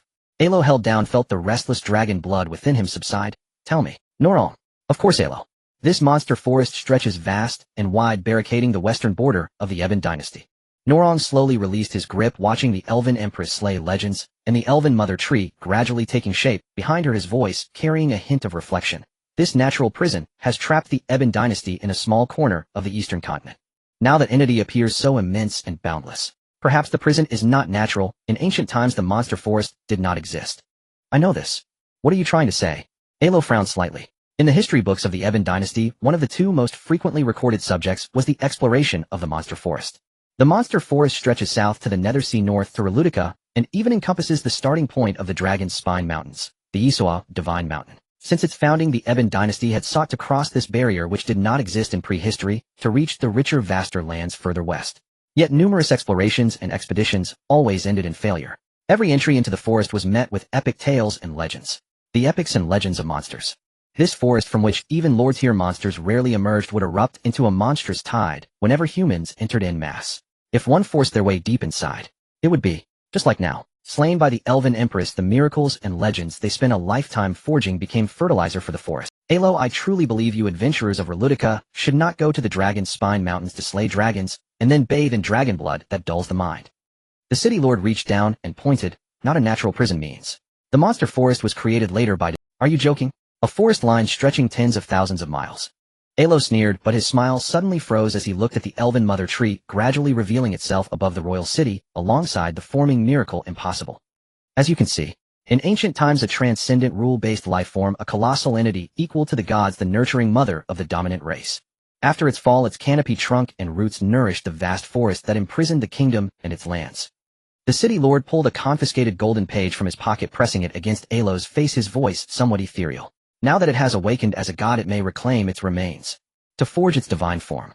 The monsters and mountains of the vast, endless forest shall become ornaments for its crown and fertile soil for its... To the southwest of the monster forest, beyond the treeline, the moonlit swamp stretched vast and wide, dense with countless undead drifting and sinking. With a wet splash, the swamp bulged on a massive scale. The thousand-armed deity pushed through the mire, and under its boundless divine might the world sank into a gray state, ring by ring. Countless undead shattered and crumbled like bubbles turning to dust. A gurgle sounded. Only one colossal undead remained, struggling in vain beneath the futile support of 1,000 arms. The undead surface was like black cloth, now withered and flat. Its death fire flickered as if it might extinguish at any moment. With a hoarse gasp, the deity ignored the struggling undead and gazed toward the northeast, its eyes calm and deep. A chime rang out. Your daughter Vera slew a legendary foe. You receive pension funds, 500k, 300k, 400k. A warning. Warning. Warning. Your spouse, the elf mother tree, does not possess the qualification for rebirth. Please expedite the progress of Incarnation Ascension. Incarnation Ascension 11. Vera killed a legendary so quickly, it seems I need not return. Dismiss notifications. Leon withdrew his gaze, tossing the massive undead before him. He looked it up and down, weighing his words. Legendary tier. Corpse wrapping undead Kermans. The one who attended the meeting with the elf empress. That was my sister. I am Hecate. Oh, I know. The origin of the Death Lord's title. Leon retracted his divine form, returning to a human shape. He poked at Hecate's cloth-like skin, curiosity brimming. How is it corpses or mud inside? 100-meter-long truck. When you and Vega Spawn little undead, do you stuff him entirely inside? He's so tiny. Although Hecate was roughly humanoid, her entire body was wrapped in black cloth. Her facial features were composed of bent rusted iron nails. Though no putrid scent reached him, yet Leon felt that Vega's tastes had already become terrifyingly unimaginable. It is the decaying torso of the Death Lord. Do you know Vega? Hecate curled into a ball. Now she was filled with a vast, overwhelming confusion. As the Swamp Lord at the southernmost end of the leyline corridor, she led a quiet life, idly dipping into the Nether Sea when bored, or invading the northern mage kingdoms for a cartload of corpses. The sky gradually darkened. Night fell, and the lake's surface shimmered with silver moonlight. Yu Yuan became more alert. Instead, as a turtle, he actually preferred moving it. Even when the three great clans warred against the Nether Sea, she as the youngest sister among the Swamp Lords had no need to worry about such matters. Yet today, while she was happily stacking giant corpse blocks like building toys, this inexplicable deity had burst and kicked apart her lair in the swamplands. And perversely it lifted her, slaughtering all the way, letting out joyous roars. She watched in despair as her swamp, cultivated for over 10,000 years, was utterly destroyed. Cultivated for over 10,000 years. Leon pinched his chin. Then shouldn't you want to tear me apart? I wish I could. Hecate looked up in sorrow, then her body trembled violently. The rusted nails on her head were forced half an inch higher as her voice quivered. You don't kill me. I don't want to. Panic consumed her. First from the terrifying power and almost overflowing killing intent of this strange being before her. Second from how eerily it could read her thoughts. What in the blazes was this thing? Not a thing but a deity. Leon glared at Hecate. You're the thing. Well, you are undead. Forget it. A friend's wife should not be wrong. Killing you for loot feels a bit off to Vega, though he did say to kill all that can be killed. In Hecate's increasingly terrified gaze, he looked further west, changing the subject. How far is the wandering giant kingdom to the west from here? Have you been there? I have. About. Hecate sank into thought, trying to give Leon an accurate distance. With a piercing sound, a sinewy arm tore through the void and plunged into Hecate's head. Ahem, let me sort it out for you. Don't panic, okay? I won't kill you, just straightening out your little thoughts. Leon soothed perfunctorily, aided by his divine authorities over wisdom and perception, now able to roughly probe a creature's thoughts. He seized those faint, ethereal strands of information that existed only in the unseen. Hecate trembled, but concentrated as best she could, recalling her memories of traveling to the wandering giant kingdom. With a sharp crack, space tore like brittle paper under his arm's pull. A vast pitch-black rift appeared, splitting. With a sharp crack, space tore like brittle paper under his arm's pull. A vast pitch-black rift appeared, splitting heaven and earth from left to right, stretching endlessly into the distance. Hecate shuddered at the savage display of power bubbles constantly rising from the nail-formed features on her head. Quite a few giants out there. After a moment, the rift slowly healed. Leon's hand grew heavy as crystal-clear orbs tumbled down. Each orb carried warm vapor and faint traces of blood. A few were notably large. Hecate's bubbling grew even more frantic at the sight. The giant kingdom was at least 1,000 li away. What kind of monster was this being before her? Harvesting the divine treasures of lore-tier epic and even legendary giants from 1,000 li away. After all, the giant matrix, the precious core treasured within a giant's skull, was never removed unless at a life or death moment. Well, actually, you can take it out once they're dead too. Leon shrugged. Seeing that Hecate didn't catch his dark humor, he curled his lip, tore open his chest, casually crushed his organs, and placed the giant matrix inside for repair. Offspring successfully born. The giant matrix gave you a kidney. You gained the talent feminization. You split the talent and gave it to the elf mother tree. The elf mother tree adapts the talent. Incarnation Ascension 16. Offspring born successfully. 23, 27, 30, 40, 60, 100. The progress quickly reached 100%.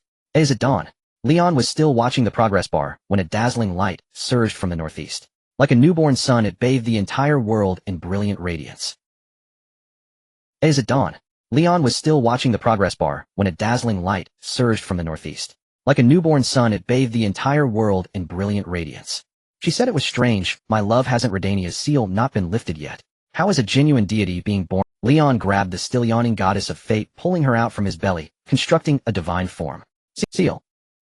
You misheard. The goddess of fate stuffed her eyeballs back into the mouth on her palm. I saw nothing. Fine, keep your secrets. He'll come block your door another day. Seeing this, Lion curled his lips, stuffed the goddess of fate back into his belly, and glanced at Hecate. I'm off, no need to see me out. Gulp. Hecate silently waved her hand. All right.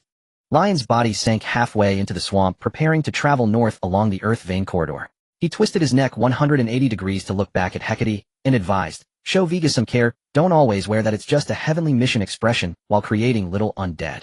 Look how angry you've made him. Now that you have nothing left. Ahem, go find him, apologize, properly confess your love. Though outside the royal city, Vega had confessed to him, slaying all the swamp lords he could along the earth vein corridor. But Lion felt Vega must have been in a daytime saint-like Buddhist state, and might later become a fine time mad like a demon. So he decisively broke his word, deciding not to kill Viga's little, big beloved wives. Didn't Viga want those skeletal offspring to seek refuge with the Elf King's court? He must love his wife and children. Especially when loved ones have lost everything, this pity will shine through Viga once a soul is loved, flesh and blood will grow wildly. This is the most crucial step in becoming human. Boom. The passage capable of bearing a legendary creature's transit after enduring the forceful passage of an overweight deity inevitably collapsed into ruin. Yet the god was in high spirits, even humming a tune. Love really needs courage. Hecate the Swamp Lord gazed at the utterly dead swamp, then glanced at the crumbling earth vein corridor. Finally, she silently turned and walked toward the northeast, toward the elf mother tree, which emitted a gentle radiance and shaped the divine form. Boom. After a few steps, she heard a distant rumble. Through a faint connection, she quickly deduced another swamp lord had been invited by that terrifying creature to join Viga. At the bottom of the earth vein corridor, the extreme north of the continent, ahead, black seawater surged in massive waves, ceaselessly crashing against vast coral formations. The echoes of the crashing sounded like mournful wails. The Stygian Sea. Lion emerged from the end of the earth vein corridor, glanced at the blocked and collapsed passage, then fixed his gaze on the Stygian Sea before stepping forward. He stepped into the Stygian Sea. Ding! You are bound by a higher divine decree, eternal sinking in the Stygian Sea. The mournful seawater boils, seeking to drown and solidify the newborn deity here. Your attribute points are draining. 1. The Stygian Sea is formed from the remnants of outer gods. Lion hovered in the sea, silently feeling the burning sensation spreading through every limb and bone. Threads of black smoke seeped from his skin, only to be assimilated into ash by the seawater. In a mere moment, it had evaporated 1 attribute point. The goddess of fate let out a soft laugh. How reckless, my love. Her palm avatar tore open Lion's belly and swam out, her voice carrying a hint of playful reproach. Once you enter the Stygian Sea, a deity can never rise again. Eternal sinking in the Stygian Sea. Lion glanced at the palm avatar swimming like a fish, then looked up at the surface less than half a meter away. Then will you tell me all your secrets? Of course I can. Boom. Just as the goddess of fate began to respond, above the Stygian Sea, rough black cracks intertwined, shattered, and stretched. A throne forged of gold shattered time and space, reigning over the Stygian Sea. Whoosh whoosh. Phantoms of beast-eared, beast-tailed beings drifted out from the cracks, prostrating themselves on the Stygian Sea, welcoming the throne and the god. And at the forefront, a fox-eared demi-human sat slumped beside the throne, performing a hand-kissing ritual toward the deity upon it. Am I too late? The red-haired deity on the throne wore a solemn expression, let out a faint sigh, rose from his seat, and gazed across the sea at the god, looking up from below. The god of light, kisses, eh? A voice came from beneath the sea, tinged with mockery. I was wondering who the first deity would be. Never thought it'd be you, a mere lip servant, taking the lead. Damn it, Lion. Leonardo heard this, and his face instantly lost composure, twisting into a snarl. Eager to throw your life away. Where's your elven legion? I alone can bear all, and sever the Stygian Sea. Lion shook his head slightly. The death of the elves made him realize that without the system's negative immunity, their resurrection talent only condemned them to a painful cycle of rebirth. Lion understood the principle that mercy cannot command an army. Yet he was the father of the elves. Though only nominally through the system, though they were synthesized and extracted by the pregnancy tester, though these elves were born as adults, natural war fodder. Every elf had a name, remembered the names of others. They would babble father and cling to him, looking at him with expectant eyes. They would also heed villainous advice, using various methods to catch his attention, hoping for paternal love.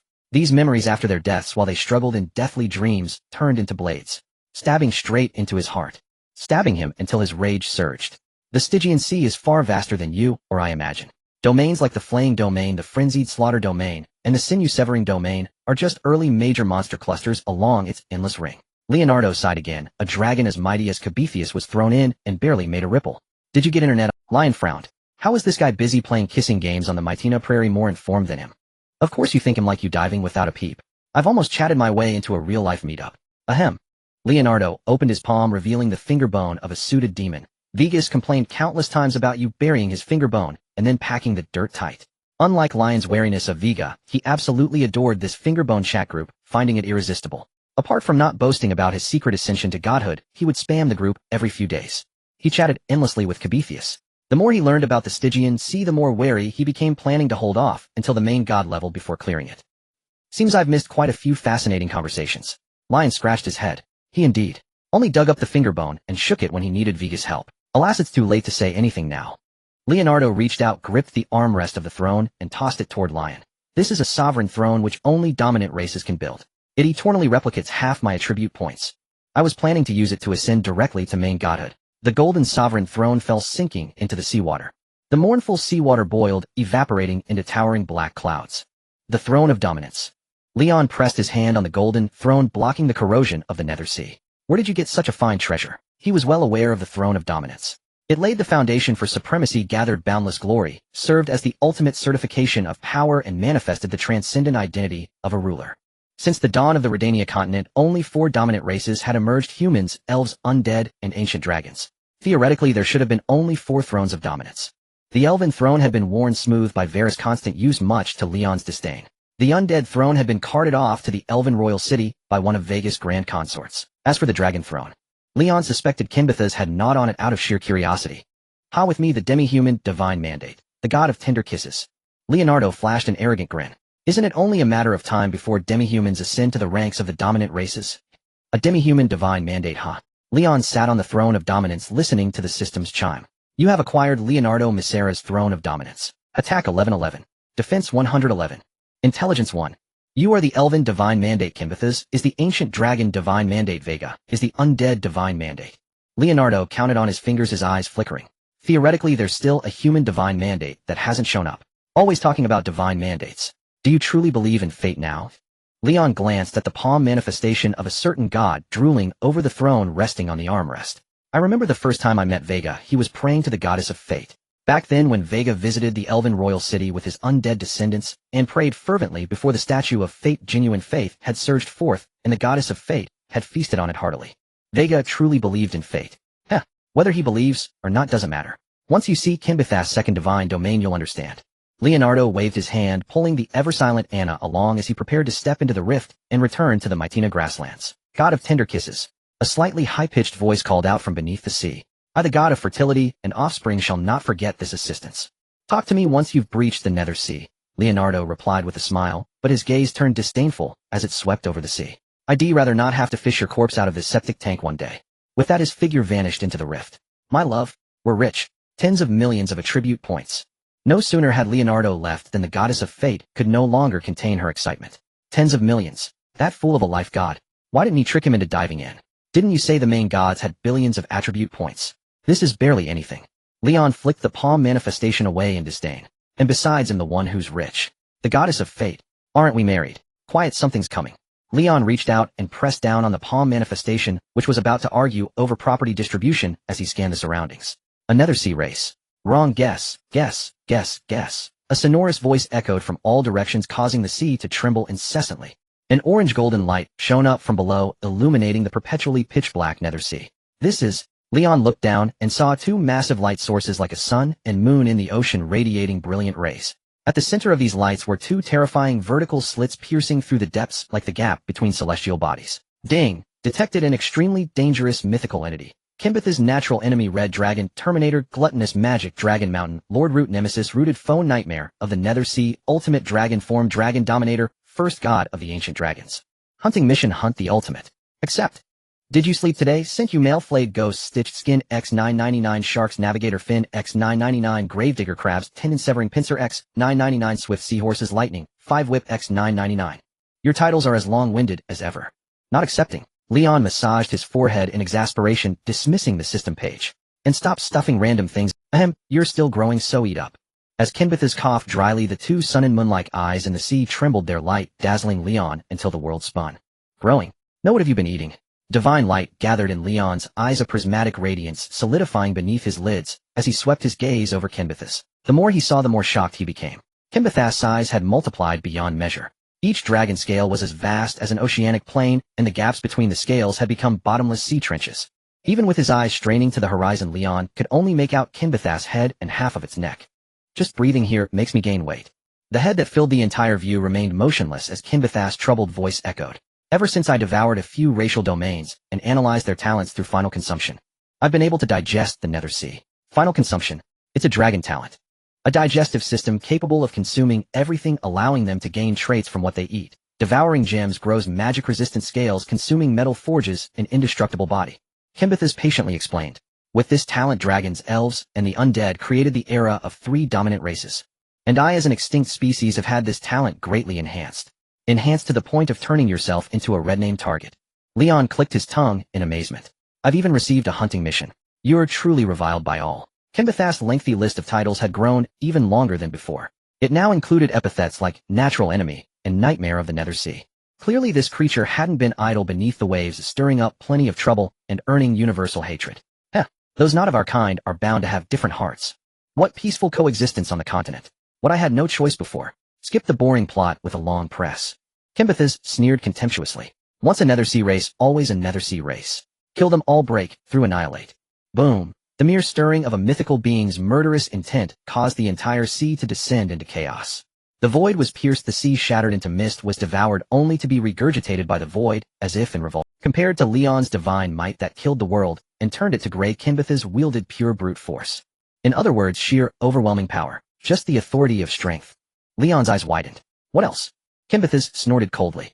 Big means invincible. Sheer might is a miracle. Let's talk about the Nether Sea races instead. Leon pinched his brow, feeling a headache coming on.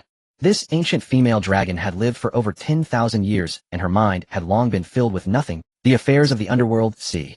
Kimbethis' gaze lifted slightly. In that case, continue down for another 10,000 miles, and whatever you see, just kill it. The affairs of the underworld, sea. Kimbethis' gaze lifted slightly. In that case, continue down for another, your dragon transformation divine domain. Lion turned his head back on the throne. He saw that the swirling currents of the world were merely pushed forth by Kimbethis' dragon claw. As the dragon claw moved, the skin tore open and deformed flying dragons surged forth, overlapping each other. In the brief moment Lion looked, a dense swarm of flying dragons had already piled up beneath the dragon claw, forming a terrifying shape reminiscent of a beehive, and they were still grotesquely emerging. The amniotic membrane that couldn't be torn apart hung down, resembling swaying long whiskers. Divine grace like the sea, divine power like a prison, bringing countless deaths to the ocean. In honor of Kimbethis, the mother of compassion. A low dense murmur of prayers echoed in Lion's ears. The Yetobebern flying dragons sang praises to their creator ahead of time. Boom. However, no amount of flattery could save them from their lives. The brutal divine power wrapped in murderous intent swept through this group of flying dragons, utterly shredding them to pieces. Heh. To survive, even calling out to mother. The dragon claw obliterated everything and retracted towards the far distance. Kimbethis' voice turned cold, divine domain. Just a moment of uncontrolled bloodline power. So as long as you make a move, your body will burst forth with countless flying dragons evolving into myriad dragon races. Lion was swept away by the violent current, glancing at the increasingly distant dragon eye of the sun and moon in the sea, the reproductive mission belonging to the dragon race's destiny. Bullshit destiny. Kimbethis snorted coldly, closing his eyes. The underworld sea, devoid of light, once again fell into dark chaos.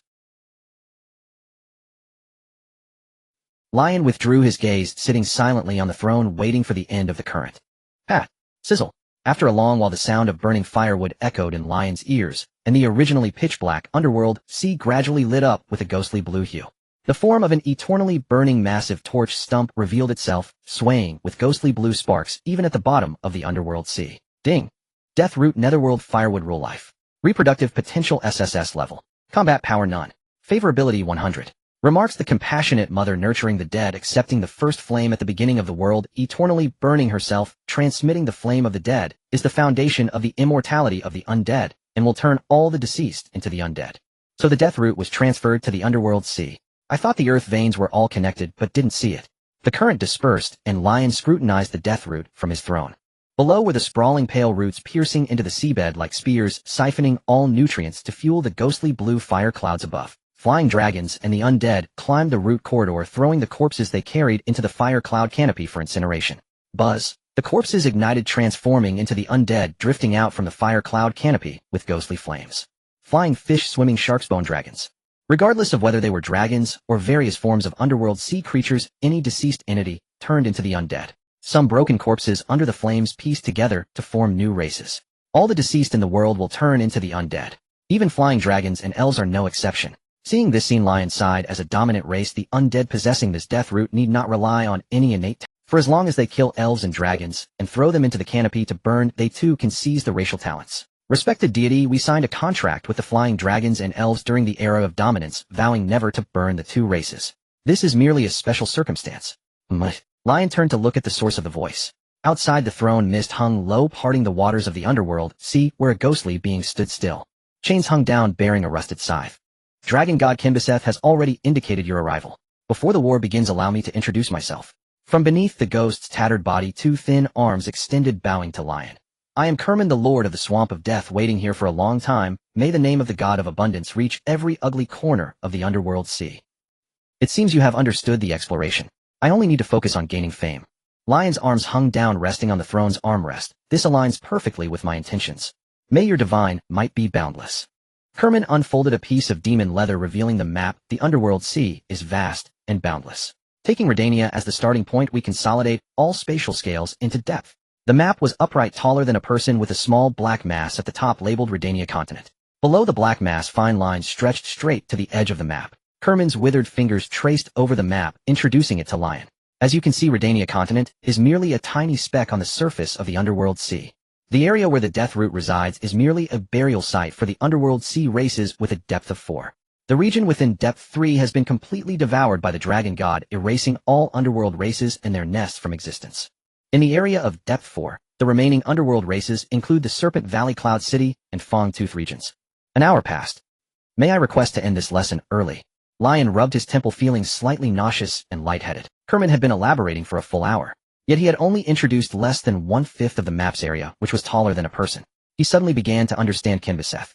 Indeed, he needed to skip this lengthy background story and get straight to the killing.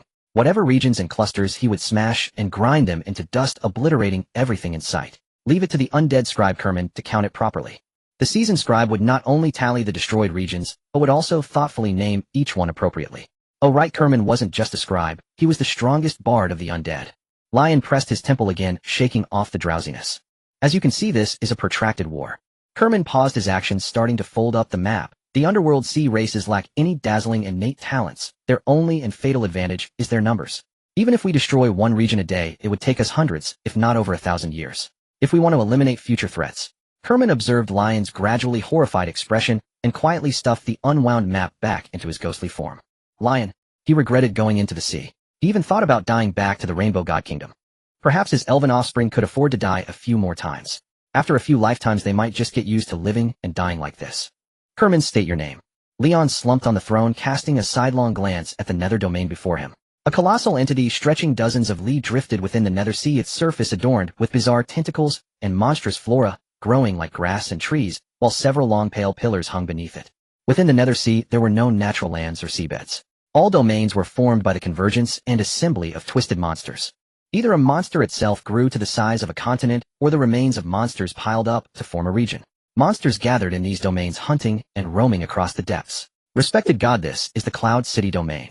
Its land is formed by a legendary jellyfish as vast as a city. Its talent is a low-level furnace type capable of capturing nethersea creatures and sealing them on its surface. The legendary jellyfish's skin resembles clouds sinking into the sea, located in depth zone 4. Just the name is enough. Leon raised his hand toward the Cloud City, cutting off Kerman's description, then clenched his fist and punched toward the domain. A muffled explosion echoed. The domain upheld by the legendary creature was instantly shattered, not even letting out a cry before scattering into drifting remains. 100 W gold, 100 gold, 1 W gold, 200 gold, 30 silver, 15 copper. A single domain dropped nearly 200 W gold. Generous, my system. Leon's eyes lit up in an instant. Though he no longer lacked gold, the sound of coins falling into his pocket was still so delightful. Leon sat up abruptly, thrusting an arm through the void to grab Kerman's navigate. I'm going on a killing spree. The next domain is the Serpent Valley domain, with 5 legendary sea serpents devouring each other's tails, forming a ring. Direction. The next domain is the Serpent Valley domain, with 5 legendary sea serpents devouring each other's tails, forming a ring. Direction. An unbridled surge of killing intent erupted, ravaging the surrounding sea thousands of times, turning the pitch-black nether water into a dead gray. Over there. Trembling from the terrifying, murderous aura, Kerman's pointed the way. With a roar, divine power surged, and the throne vanished into the distance. Another muffled explosion echoed from afar, the sound of a domain collapsing into annihilation ringing repeatedly through the nether sea. From that day on, the legend of the god of cold-blooded slaughter began to spread across the nether sea. This is the ring domain, the only place with order in depth zone 7. Order. Leon yawned, gazing at the domain before him. He had already destroyed over 100 domains, yet this was the first time Kerman's mentioned that any domain possessed order. Well, there is a simple order in the nether sea. When I reach the end of the map, I'll elaborate on this. Kerman's eyed the impatient god, and seeing his curiosity, pulled out a map and unfolded the last page. The all-ruling nation Kakelu, 10,000 years ago, launched an attack on Redania. Kakelu, the origin of calamity. Leon murmured the strange name of this kingdom, scanning the domain before him, taking in its scenery. On a continent stitched from flesh and membranes, broken eggshells were piled up, barely forming the shape of houses. Connected one after another, they barely resembled the scale of a small town. It was adorned with glowing creatures like street lamps, while on the town's streets, strange-looking beings walked about. fish heads, crocodile claws, bird feet, tentacle scales. The features of various creatures seemed randomly attached and wildly grown. Yet this chaotic mix did not hinder their movement, communication, or maintenance of order. In the busiest part of the street, a cacophony of guttural hawking sounds arose. Cockaloo. People. Perhaps it's enough to call these creatures cockaloo since in their language that's what they call themselves. Seeing Leon's attention captured, Kermans continued. These creatures are astonishingly bizarre, though they have a fixed racial form. Their bodies are more like walking bookshelves displaying limbs and parts of any creature. They piece together even better than us, undead. And once attached they can use them flexibly, even combining them to unleash greater power. Moreover, their talent allows them to self-fragment and reproduce, which is one reason the Netherseas creatures are endless. This is simply quiet, Kermans. Kermans, in the midst of his excitement, was cut off by a cold voice. Startled, he turned to see the gods seated on the sovereign throne, his face now frozen in fury. Kermans swallowed a non-existent saliva, feeling a long-dormant sensation, one only felt in life, of his hair standing on end. He couldn't understand why the god who had been so interested moments before had suddenly fallen into a rage. The Cockaloo race. Ignoring the terrified Kermans, Leon stared coldly at the ring domain. Die for me. Divine power surged, forming a massive hand that parted the Nethersea waters and grasped toward the ring domain. The hand halted above the town, casting a vast shadow. Cockaloo. These barbaric creatures are so rude. Inside the town, a cockaloo with a fish head looked up and sighed. And public order is terrible too. Haha, Lady Galai, you're right. Opposite the fish-headed cockaloo stood another covered in leather pouches, merchant-like, forcing a smile. Don't let those dreary creatures disturb our trade. This ancient elven maiden skin perfectly suits your princess status. Let's say 3 elven silver coins. As a border town of the Cockaloo Nation, it rarely hosted such an important figure. He had to seize the chance to sell his ancient, such an old relic. Deal. But the cockaloo named Galai tossed 3 silver coins, then raised an arm covered in dense calycery, all pointing at the hand descending from above. Her voice was displeased. But these barbaric monsters have such low intelligence they can't even sense the aura of an invincible overlord, daring to offend me. She had traveled all the way from the kingdom's capital. She had encountered too many mindless monsters like this. Marquises, monarchs, overlords. The closer to the surface, the less intelligent these creatures became. It was beginning to bore her. But this time, unlike before, the refined calycery did not easily shred the incoming overlord creature. Instead, all the calycery shattered, fragments flying back to strike her fish head, leaving gashes. This isn't an overlord creature. Fear filled Galay fish eyes. Yet the giant hand above did not pause, showing no sign of hindrance as its fingers dug into the earth, flipping over and scooping up the town like a toy in its palm. Divine power followed, sweeping through, reducing the town's inhabitants to pulp and its buildings to rubble. A currency forged from the souls of elves. The town was seized and shrunk into a miniature landscape within his palm. Leon rummaged through it, picked up a silver coin, and wiped away the sullied bloodstains on its surface. The coin was entirely silver, engraved with a curled-up maiden so lifelike it seemed ready to breathe. Her elongated pointed ears, pushed aside from her hair, protruded over the edge of the coin. It was as if it could spring to life at any moment. Sigh. Leon let out a soft sigh, rubbing his finger across the coin's surface to dissolve the power that imprisoned the soul within. Finally, the elven maiden's face revealed an expression of pain as she wearily leaned against Leon's thumb. Just like a Falmer, the sword-wielding elf from not long ago. Ding. Another coin was picked up, and the 2 coins clinked together, their long-imprisoned souls embracing one another. Yet some broken limbs and fragments fell off. These were the products of the caster's artful assembly, a prideful technique that pieced together remnants into a seamless whole. No matter how the spoils of war were hacked and slashed, the craftsman could always assemble them perfectly, showcasing a brutal aesthetic. Respected deity, the elven souls will quickly dissipate once freed from the coin's protection and imprisonment. Kelmans cautiously studied Leon, venturing to speak. If you wish, I can repair them and preserve them temporarily in crystalline form. In the ancient era after the War of Extermination, were all the elven souls Vera collected like this? Yes, the elven empress traded with the heart of invincibility. Seeing Leon's gaze suddenly fall upon him, Kelmans quickly added, but I have already returned the heart. You were present then. And the elven wandering soul crystals were also delivered later. Don't be so tense, Kelmans. Am not like Cambithus, a god who delights in slaughter and indiscriminate killing. Leon withdrew his gaze, his divine powers sweeping over the town littered with broken limbs within his palm, and continued picking up the elven silver coins. Damn barbaric creature. As Leon was picking up the coins, a sharp shout came from below. How dare you attack the princess of the kingdom? Are you challenging the Kakuru kingdom? Tens of thousands of invincible overlords can easily surround and kill you. Oh, is that a threat? Leon leaned closer, examining the fish-headed monster that had just recovered from its fear. Yes, respected deity, it is threatening you. Kelmans, thinking Leon didn't understand the Kakuru language, explained beside him. The Kakuru kingdom structure is roughly similar to the human dynasty of Redania, except it lacks a professional system. Their combat ranks ascend through titles: Marquis, Monarch, Overlord, corresponding to Master, Epic, Legendary. It means the kingdom has tens of thousands of invincible legends. I see. Leon rolled his eyes. He wasn't waiting for Kelman's explanation, but for, ding, reproductive ability Frank. Heh, indeed. Keeping you was the right choice. Leon grinned, leaning closer to the town. Don't come closer. Jalaven heard the chilling laughter, felt a shiver of dread, and couldn't help stepping back. Though confident it could escape using its innate talents against this monstrous being locked onto by a gaze filled with greed still stirred a strong sense of unease in its heart. The terror came from nowhere as if etched into the very instinct of its soul. Binding successful. You have dissolved this relationship, triggering the division of common assets. You have allocated the priceless treasure eternal life to Jalaven. You have acquired its abilities blood rebirth fission and differentiation coexistence with all things. What have you done? Jalaven let out a sharp roar. Though its body felt an unprecedented lightness, its flesh almost ascending to break through the Kakuru kingdom's millennia-old bottleneck into a realm beyond Overlord. Its three proud talents were gone, plunging it into endless panic. Jalaven, is it? Actually, there's no real enmity between us. After experiencing a brief marital relationship, Leon's mindset toward the fish-headed monster had somewhat calmed. Divine power coiled around it as he spoke in Kakuru. But your kingdom uses molten elven souls as currency and skins elven bodies for crafts. That was a war 10,000 years ago. Oh, I didn't participate. Pulled by divine power, Jalaven clearly sensed its life hanging by a thread and forced down its emotions. I am innocent. But you are a beneficiary of that war. You are not innocent. Leon lifted Jalaven before him, his divine power piercing the bulging money pouch at its waist. Clatter, dragon gold coins, elven silver coins, undead copper coins, giant commemorative coins. Various currencies fell downward. There were coins and simply crafted commemorative tokens made from the souls of other races. I don't care about other races, but not long ago, I became the father of a group of elves. I have no right to forgive the past sacrifices on their behalf.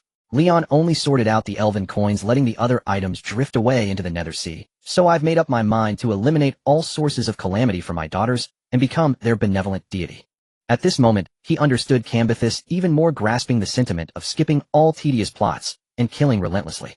Perhaps after 10,000 years the Kakuru creatures that invaded Redania had long since died or were few in number. In the Nethersea, there were only beings that had developed their own civilization, a group of innocents who hadn't participated in the war. So far they had done nothing wrong. But lured by resources like the elven mother tree and the dead roots, they would almost certainly invade the Redania continent in the near future, unleashing waves of slaughter and plundering everything.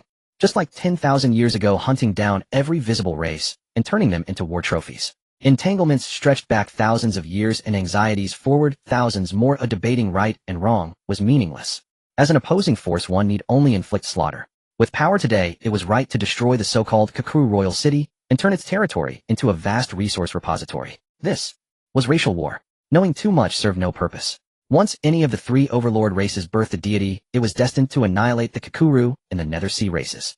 After all, the 10th Sandier blood feud among the three overlord races was plain. War was inevitable. If he didn't bring about their extinction today, he would only watch the stubborn elves bearing the glory of the old overlords perish in the Nethersea tomorrow.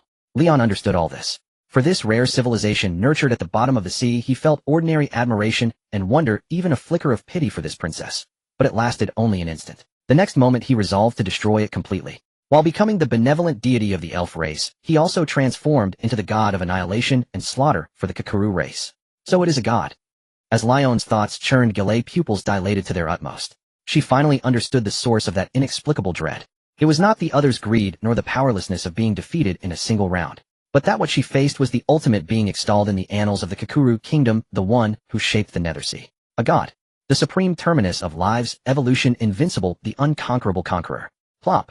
3 million gold. An ocean current surged, sweeping away the shattered flesh of the once invincible overlord. Kerman's eradicating these domains one by one is still too slow. Lyon withdrew his gaze from the receding current, rising from his throne to stand upon the ring-shaped domain like a membrane of flesh and blood. Fortunately, this Kakuru princess has provided me with an excellent method. As his voice fell, half of Lyon's body sank into the membranous earth, his feet submerged. Talent symbiosis of all things. Sizzle. The sound of tearing flesh echoed from within Lyon's body. Gruesome cracks appeared on his skin as blood gushed forth. Fangs sprouted, a crimson tongue licked the bloodstains, drinking deeply from the Nethersea and devouring the continent. Then limbs grew wildly. One after another, Lyons crawled out from within his body. Sizzle. The blood dripping onto the ground also assimilated the membranous continent, evolving into jagged spinal columns that arched the membrane. Talents blood rebirth fission and division. With the continuous activation of the Kakuru talents, Lyon at the center was reduced to nothing but a skeleton, his heart silent, as if dead. Around him countless Lyons stood in utter stillness. Has the elven god of benevolence also fallen into slaughter like the dragon god? Kermans looked up as if gazing through many depths at the silent slaughtering dragon god, that other ultimate being of the invincible Nethersea. Before the war began, Kermans thought it would be a protracted conflict of the three overlords against the Nethersea. Yet, with the gods of the elves and dragons descending one after another, the so-called war was merely a carnage festival for the other two races. The undead race, once one of the three overlords standing alongside them, had become mere marginalia, a foil to the war. If this god does not resolve everything, the undead might still be able to muster a deity. Kermans lowered his head, gazing at the skeleton amidst the throng of figures on the ring domain, murmuring to himself, but would the other marsh lords be willing to give up their long lives? And could Vega steel himself to kill all the marsh lords, piece together the Death Monarch's name, and seize his authority? 10,000 years ago, in the War of Extermination, the Death Monarch, who had already grasped divine authority in the mortal realm and was infinitely close to godhood, fought the Nethersea races to the death. His authority and true name were fragmented, forming a host of marsh lords. Though his soul was refined on the spot and forged into a copper coin, the death root embedded the coin into its body, shaping a network of underground passages to flee. Now if all the marsh lords were killed and everything unified, there would be a sliver of hope to recall this super powerhouse. Under the cycle of life and death, breaking through all constraints, achieving godhood would not be impossible. Thump. Just as Kermans was contemplating defeat before the battle had even begun, a faint heartbeat vibrated through the Nethersea. What is this? Kermans looked down and saw amidst the crowd on the ring domain the startling skeleton clutching a blood-drenched heart. It kept squeezing, then releasing, as if performing resuscitation. Thump, thump, thump. With the skeleton's movements, the heartbeat grew stronger, shaking the sea. My apologies for the spectacle. I just passed out from the pain. Leon amidst the crowd needed his own heart, yet his voice betrayed no weakness. You must understand, this is akin to flaying myself alive slice by slice. The agony is truly unbearable, and after cutting for so long, it's also quite tiring. Boom. The golden throne guided by his will descended behind Lyon. So, Lyon sat down on the throne, casually gouging out a pair of eyes from a nearby avatar's head and placing them into his own empty eye sockets. Let me see. Where should these avatars start their slaughter? A resonance of killing intent. The eyes of the countless avatars turned crimson. The surrounding sea along with space itself shattered and reformed, only to shatter again. Empowered by a portion of Lyon's flesh, these avatars possessed the strength of invincible legends. In the parlance of the Redania continent, their miracle or legendary feat would be devouring the god of fertility. A complete god devoured and divided. Kermans in his excitement pulled out paper and a pen, writing without hindrance. Even underwater, legendary event, the Feast of Gods. A banquet of consumption, forging hundreds of invincible legends. The god is but a skeletal frame, yet he treats slaughter as a spectacle and guide. They shall be the demons of the Nethersea, the despairing executioners of Kakuru. Leon. Look, I understand you're excited to witness an event. It's an old habit of bards. Lyon crushed the heart he was playing with, then grabbed an avatar and hurled it towards Kermans. Take him to mark the domains. This long legendary event has only just begun. As you command. No, I shall obey the divine oracle. Kermans pulled out a map and departed with the avatar. He felt that the simple-minded avatar might be more willing to appreciate the super map he had painstakingly crafted. As for the rest of you, don't just stand idle. Continue diving and kill anything you see. Lyon surveyed the avatars present. Get to work. Drag all the remains here for me to assimilate and create. The avatars nodded slightly and shot off into the distance. Thus began a long, drawn-out slaughter. The world is quiet. Ah, damn. I want to close my eyes and sleep, but I don't have eyelids anymore. After all the avatars had left, Lyon took out his eyeballs and casually crushed them. Then he leaned back on his throne. Gradually he fell asleep. He had exerted himself, greatly dismembering his own body. A short nap was in order. The light of the sun and moon in the sea shone down, flickering for a moment before vanishing. Sigh. My love, why must you be so prickly? A certain hand-shaped avatar crawled up along the skeleton, and after a bout of disgruntled muttering, it nestled in the collarbone and rested as well. The dark waters of the Nethersea were still. The currents ceased, as if frozen in eternity. The god slumbered, unseeing the passage of time. In the distance, thunderous roars continued. Unabated creatures died, and corpses piled up, vast and without end. Overlords and legends alike, pleas and wails alike, all were futile, all met death, affirming the god's frigid, murderous intent. In the forest of monsters, the main road stretches straight and wide like a long crack that opens up the forest. It is unreasonable, yet it always exists. Knock, knock. The convoy rushed forward, and roars of monsters echoed from the trees on either side. What a marvelous miracle this is, a road that even monsters would avoid. One of the carriage curtains was lifted, revealing a woman with a golden hair bun, who curiously leaned out to gaze at the surrounding scenery. You wouldn't understand, mother. Another head squeezed between the two, resembling the woman by about 60 to 70%, excitedly explained. This is the road of B, the starting point connecting the four corners of the world. It was built in collaboration between dragons and the undead. The hosts Belinda and Ouija ascended to legendary invincibility through this. It was a youthful face lacking some of the mature grace of the woman, but the vibrant beauty unique to youth far surpassed the scenery outside the window. The clarity in her brow shone dazzlingly, making the forest appear somewhat dim. Oh, Daisy seems to know a lot about this miracle. The red-haired head forced its way between the two. Quickly tell me how adventurers praise this miracle in front of the Father of Mages, Great Mage Daisy, Father of Mages. Daisy withdrew her head distressed, twisting a strand of her golden hair with her fingers. Shawenli, can you not use such an odd title? She felt that the title Father of Mages was somewhat of a heavy burden for a young girl. Glancing at the others in the carriage, she noticed that neither the curly red-haired person nor the rabbit with perked ears showed any approving expressions. The girl felt even more frustrated. Daisy, this is an honorific title the adventurers have for you. Alaria, sitting opposite, shot a sideways glance at Daisy, shaking her finger. This represents your achievements transcending gender distinctions and no longer bound by gender. As she spoke, Alaria covered her mouth and giggled. The furrowed brow of a certain blonde girl began to knot, making even her mother unable to continue. Shawenli began to chime in. Yes, Daisy is just like Father. As long as she is there, mages and magic users will sprout from the ground, like crops. Daisy was somewhat angry. That's completely illogical. I think it was just the foolish adventurer who first called out Father of Magic, showing respect towards some god who had a disastrous ending. The blonde bard fiddled with her shimmering scrolls, her tone sharp and scathing. Unfortunately, that god seems to be somewhat delicate, like a noble young lady fond of showing off yet unable to endure the noise and discussions of others, so she pushed all this onto my sister. Haha, Adrian, I really admire you for daring to say that about that stingy guy. Shawenli laughed heartily, but he indeed hasn't gotten married. Right, Nicole? Nicole glanced around, seeing everyone's eyes on her, not knowing what to think. Her face suddenly flushed. Oh dear. Miss Shawenli, that's not what we should be discussing right now. We should talk more about the Night of the Divine Tree celebration. The Night of the Divine Tree. Such a clumsy topic shift caused the people in the carriage to momentarily lose focus, because during this year the myth of that living deity had already become famous throughout the continent. On the special day of the god, the Day of Calamity. On the special night of the god, the Night of the Divine Tree. On the Night of the Divine Tree, legendary creatures transformed into fertile soil beneath the roots. The silver sea of subhumans surged, the ocean of origins embellished, and the majestic sky realm was completed. Among many mythological scenes, the deity, the Tree of Life, was born on this night. In contrast to the departure of the gods on the Day of Calamity, the Night of the Divine Tree signifies a truly invincible existence destined to dominate the Redania continent and protect all beings. The three kingdoms of the west, the eastern realms of Ibeen and Matina, and the five great powers of Redania, all bowed in submission to it. Even the human hero king came to pay his respects, seated beneath the ruling throne, inscribing the covenant of eternal peace for the subhumans on the bark. Receiving the seal of the Silver Sea, obtaining the blessing of the Divine Tree, and the body remains unceasing. It is said that a certain unnamed blonde bard remarked the harpy princess adorned with vines and flowers wove a forgiveness hat for the hero king. The decorations on the hat used daggers, feathers, seemingly a miraculous weapon that could slice off the finger of Helgala. Oh, by the way, when the hero king came to Afmar, did you see this great pioneer? Daisy tilted her head. That's a hero king whose lifespan surpasses human limits. At that time, she was busy registering magic users and missed the opportunity to meet this legendary king. Nicole doesn't know I overslept that day, but I heard from Hephelia that he's an old man with a white beard. I heard those little fairies say he has a nose large enough to hang 2 bunches of grapes. That day I was busy getting tangled up with the fairies at the shop, so I didn't see him. Oh, that's quite regrettable. Daisy continued to tilt her head, but why are those little fairies so obsessed with doing Oh. Shawenli puffed out her flat chest, making a sound as she slapped it. You've asked the right person. The Tree of Life above this starts from some old father who only cares for his own interests. The topic of conversation drifted elsewhere.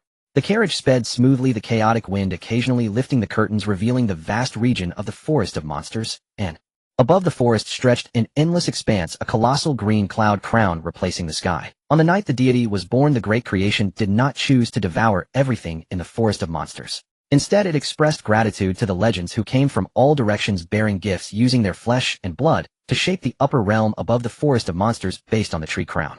One area covering tens of thousands of miles of the Forest of Monsters became the vast upper realm.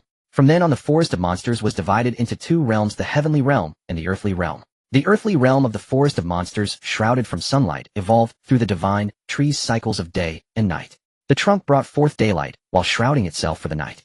In the earthly realm, monsters engaged in fierce battles, yet could ascend to the heavenly realm, creating legends and epics. Dominating the celestial phenomena of the great domain, allowing all beings to coexist, manifesting the deity's mercy and boundless might. At this moment, the long-standing stable heavenly realm slightly trembled. A strand of migrating vine gently swayed down, tilting towards the carriage, as if eavesdropping. The legendary city Afmar.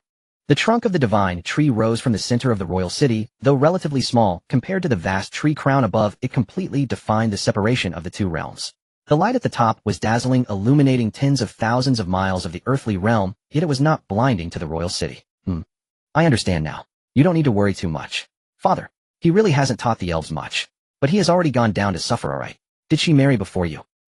This is something beyond control after all others encountered her first. The elven emperor dressed in splendid clothing sat majestically upon the golden throne beneath the tree. Nu Allah received the envoys from all quarters. Do not duel with any of them. The day of the celebration is to honor our mother's ascension to godhood, who do not sully the dignity of the Ba clan. Wei La chatted idly with the elven mother tree while giving orders to the elves Kaya, pull Tia down from the aerial who told her that basking in the sun helps one cultivate fire magic. Also send an elf to tell Lu Ku to extinguish the forge fires today. Mother greatly dislikes that smoky, tree-stinking contraption. Very well. I'll go at once. Wei La dispensed command after command. The elves dispersed little by little until only the soft whisper of Wei La remained upon the throne. Oh my! You are a god, oh do not fuss over mortals so much. Do you consent to my marriage with he, by Liya? Do you even hear what you are saying? He says a girl may marry. Don't listen to his nonsense. That isn't respecting a child's wishes. What? I am too conservative. Their murmured asides drifted on as time slipped by. The trunk's glow gradually faded, and the city lights of the royal capital ignited in its place to take up the illumination. A swell of clamor rose. The banquet's lively debates, the music of many instruments mingling and soaring. The sound traveled like footsteps ascending the white jade steps, reaching up to the golden throne and falling into the ears of the elven emperor.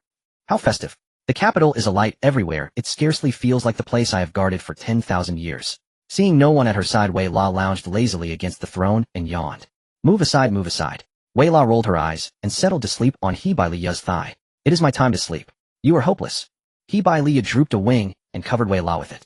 Move aside, move aside. Wei La rolled her eyes and settled to sleep on He Bai Liya's thigh. It is my time to sleep. You are hopeless. He Bai Liya drooped a wing and covered Wei La with it. I am the emperor, what can you do to me? Lady Wei La. Whoosh. As the two relaxed, an arrow flew from afar, and in an instant pierced Wei La's neck. Don't be alarmed. That is the rabbit's farewell. Wei La lifted a hand and stroked He Bai Liya's chest to soothe her, then shattered the arrow, and watched the crimson blood spurt and wind its way along the white jade steps. A farewell. He Bai Liya covered the gaping wound in Wei La's neck and squeezed forth the harpy's precious sap to heal her. Yes, a farewell. Long ago I owed that rabbit an arrow. Wei La tasted a drop of the sap on impulse, paying no heed to the hole in her neck that gushed, and when on she shot that arrow with purpose, she wished to depart the royal city. Depart? Where could I possibly go? He Bai Liya was taken aback, her mind conjuring the rabbit's clumsy vague to seek her master. Wei La lifted her gaze and swept a look toward the canopy aerial domain in the distance. There a pale beast with a beaked mouth and a leonine mane hesitated as it watched from afar. When Wei La did not move, it suddenly dove plummeting toward the royal city. Meanwhile, in a ramshackle 30-meter little hut on a street in the capital.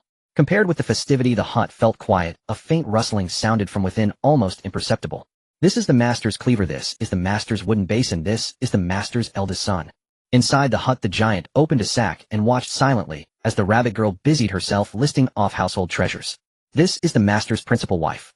Anika reached the end of her packing and fixed her eyes on the giant and Bai's head, as if contemplating whether she should pluck it off and tuck it into her bundle. Anika, leader, I will follow you to find the master. And Bai trembled and shook her head wildly. Truly, I will go wherever you go. But before long she felt her head being pressed down by a pair of surprisingly strong little hands.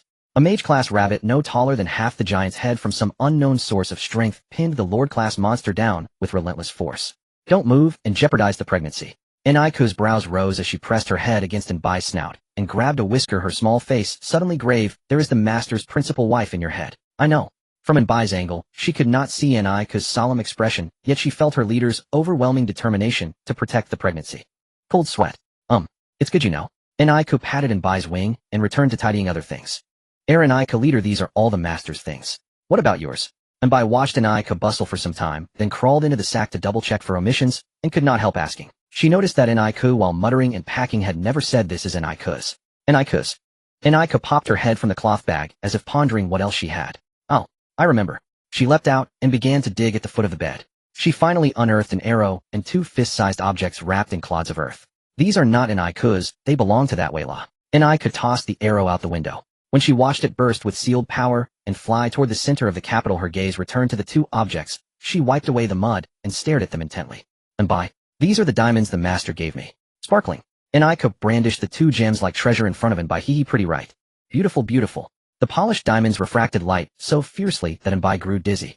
Although she found nothing particularly beautiful about those stones, and could not fathom why Enika prized them so dearly, Mbai knew well enough not to contradict her joyful leader. Tat-tat. A sudden knock on the door. Hm. Enika paused, and opened it to find a pale beast with a beaked muzzle and a lion's mane standing outside.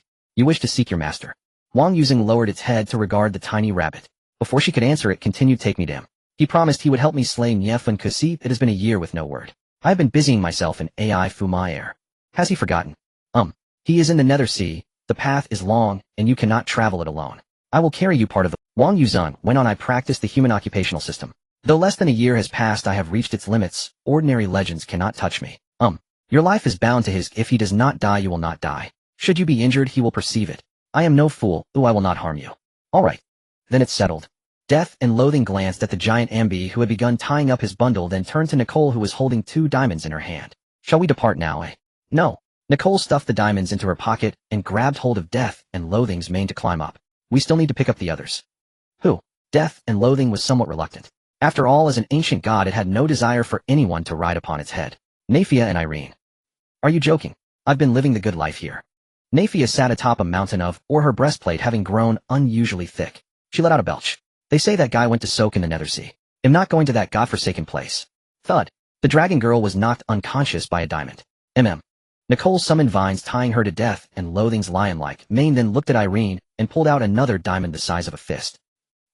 I was wondering why I've been feeling so restless lately. Turns out I was homesick. Irene wisely moved beside Death and Loathing, grabbing onto its carapace and climbing onto the beast's back, a silent shock coursing through her mind. What in the world? A rabbit mage? Where did she get such monstrous strength? Knocking out a master-level dragon soul warrior with a single pebble. Even if she spent the entire year either building log cabins or training in seclusion, how could she be this absurd? Alright, let's go. Nicole wore a satisfied smile, pulling on Death and Loathing's ears to steer it toward the outskirts. Why are you bringing these 2 burdens? Death and Loathing walked along, glancing back at Nafia and Irene. The former, after reaching the master level, did nothing but eat and drink, showing no inclination to forge epics or legends. The latter was limited by her racial ceiling. Though she was an ice-breed mermaid monster, reaching the Lord level was the pinnacle of her kind. Without cultivating a professional system, she could never advance further. It did not believe bringing these 2 weaklings would add any convenience to the journey, because the master enjoys the sensation of fire burning and ice stabbing. Based on my understanding of the professional system, your master was previously tempering his flesh, breaking free from mortal shackles. But now, having seized my divine form, his physical body is at the mythic level. He no longer needs such things. Then, Nicole tightened her grip on Death and Loathing's ear. Will the master not need me anymore?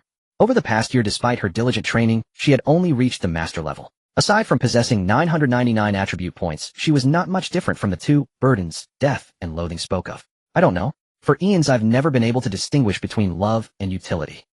Outside the royal city, a great road encircled the area, lined with all kinds of buildings stretching endlessly into the distance. Not everyone had the right to enter the royal city. The 4 Extremes Road, which led north to Mount Ithos, south to the Giant Kingdom, west to the 3 Nations, and east through Aben and Medina, wound around the city, elevating Afmar as the world's center and drawing countless beings to it. Subhumans, majescalers, adventurers, and even enlightened law-abiding monsters gathered and dwelled here. This made the outer city increasingly prosperous, with buildings being erected and boundaries expanded almost daily. So unfamiliar. Nicole scratched her head, looking around. Even when the forests outside the city were everywhere before, she hadn't been very familiar with the area. But that didn't stop her from finding everything fresh and strange. Roar!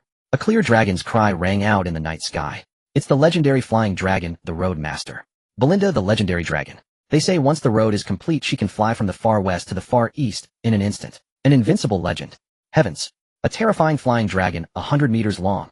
The outer city was also holding a celebration. All kinds of beings gazed up at the colossal dragon in the night sky, exclaiming in awe. The tales of Belinda, the Road Master, were thunderously renowned. The road that connected the world's 4 poles, which no being dared to violate, was hailed as an unprecedented miracle, the most magnificent wonder beneath the mythical realm. And the master of such a miracle was none other than this 100-meter-long crystal dragon. Though no one had ever seen her fight, all believed in her invincible legendary power. The Road Master is descending. How rare. Wait, she's landing before the legendary beast, the Wisdom Legend. As Belinda touched down, the gazes of the onlookers snapped to the pale, strange beast. Another legendary being. In the legends about it, it could bestow wisdom upon creatures, endlessly raising the attribute of intelligence and lifting its cap. This was a privilege once held only by gods in ancient times. Moreover, some beings had already entered the legendary realm in less than a year thanks to this blessing. Look closely, there's a nameless powerhouse sitting atop the wisdom legend. Heavens, it's just a lowly rabbit subhuman. Then what terrifying level has her professional cultivation reached? Holy crap, she's riding on the Roadmaster's head now. The watching beings grew more and more astonished. They stared in disbelief as the dragon hoisted the giant, carried the pale, auspicious beast, and bore the rabbit girl on its head, flying off into the distant sky, thus leaving behind a fantastical tale of rabbit, dragon, and legend. This is where Lion descended. Belinda stopped near the coast, her dragon claw pointing toward the dark sea. These waters contain devouring power. Even high-tier beings can only struggle a few times at the Lord or epic level. Staying too long will corrode them to nothing. Due to the unique formation of the Nethersea, even her road miracle crumbled instantly upon extending into it. To move within the Nethersea, one had to rely solely on their flesh to withstand the erosion. Nicole jumped down from the dragon's head and scooped up some seawater with her hand. A sizzling sound of corrosion immediately arose from her palm. So this is the Nethersea. The wails of the gods seemed to echo right in my ears. Death and loathing stopped at the shore, listened for a moment, then abruptly turned its head, locking onto a distant direction. Splash.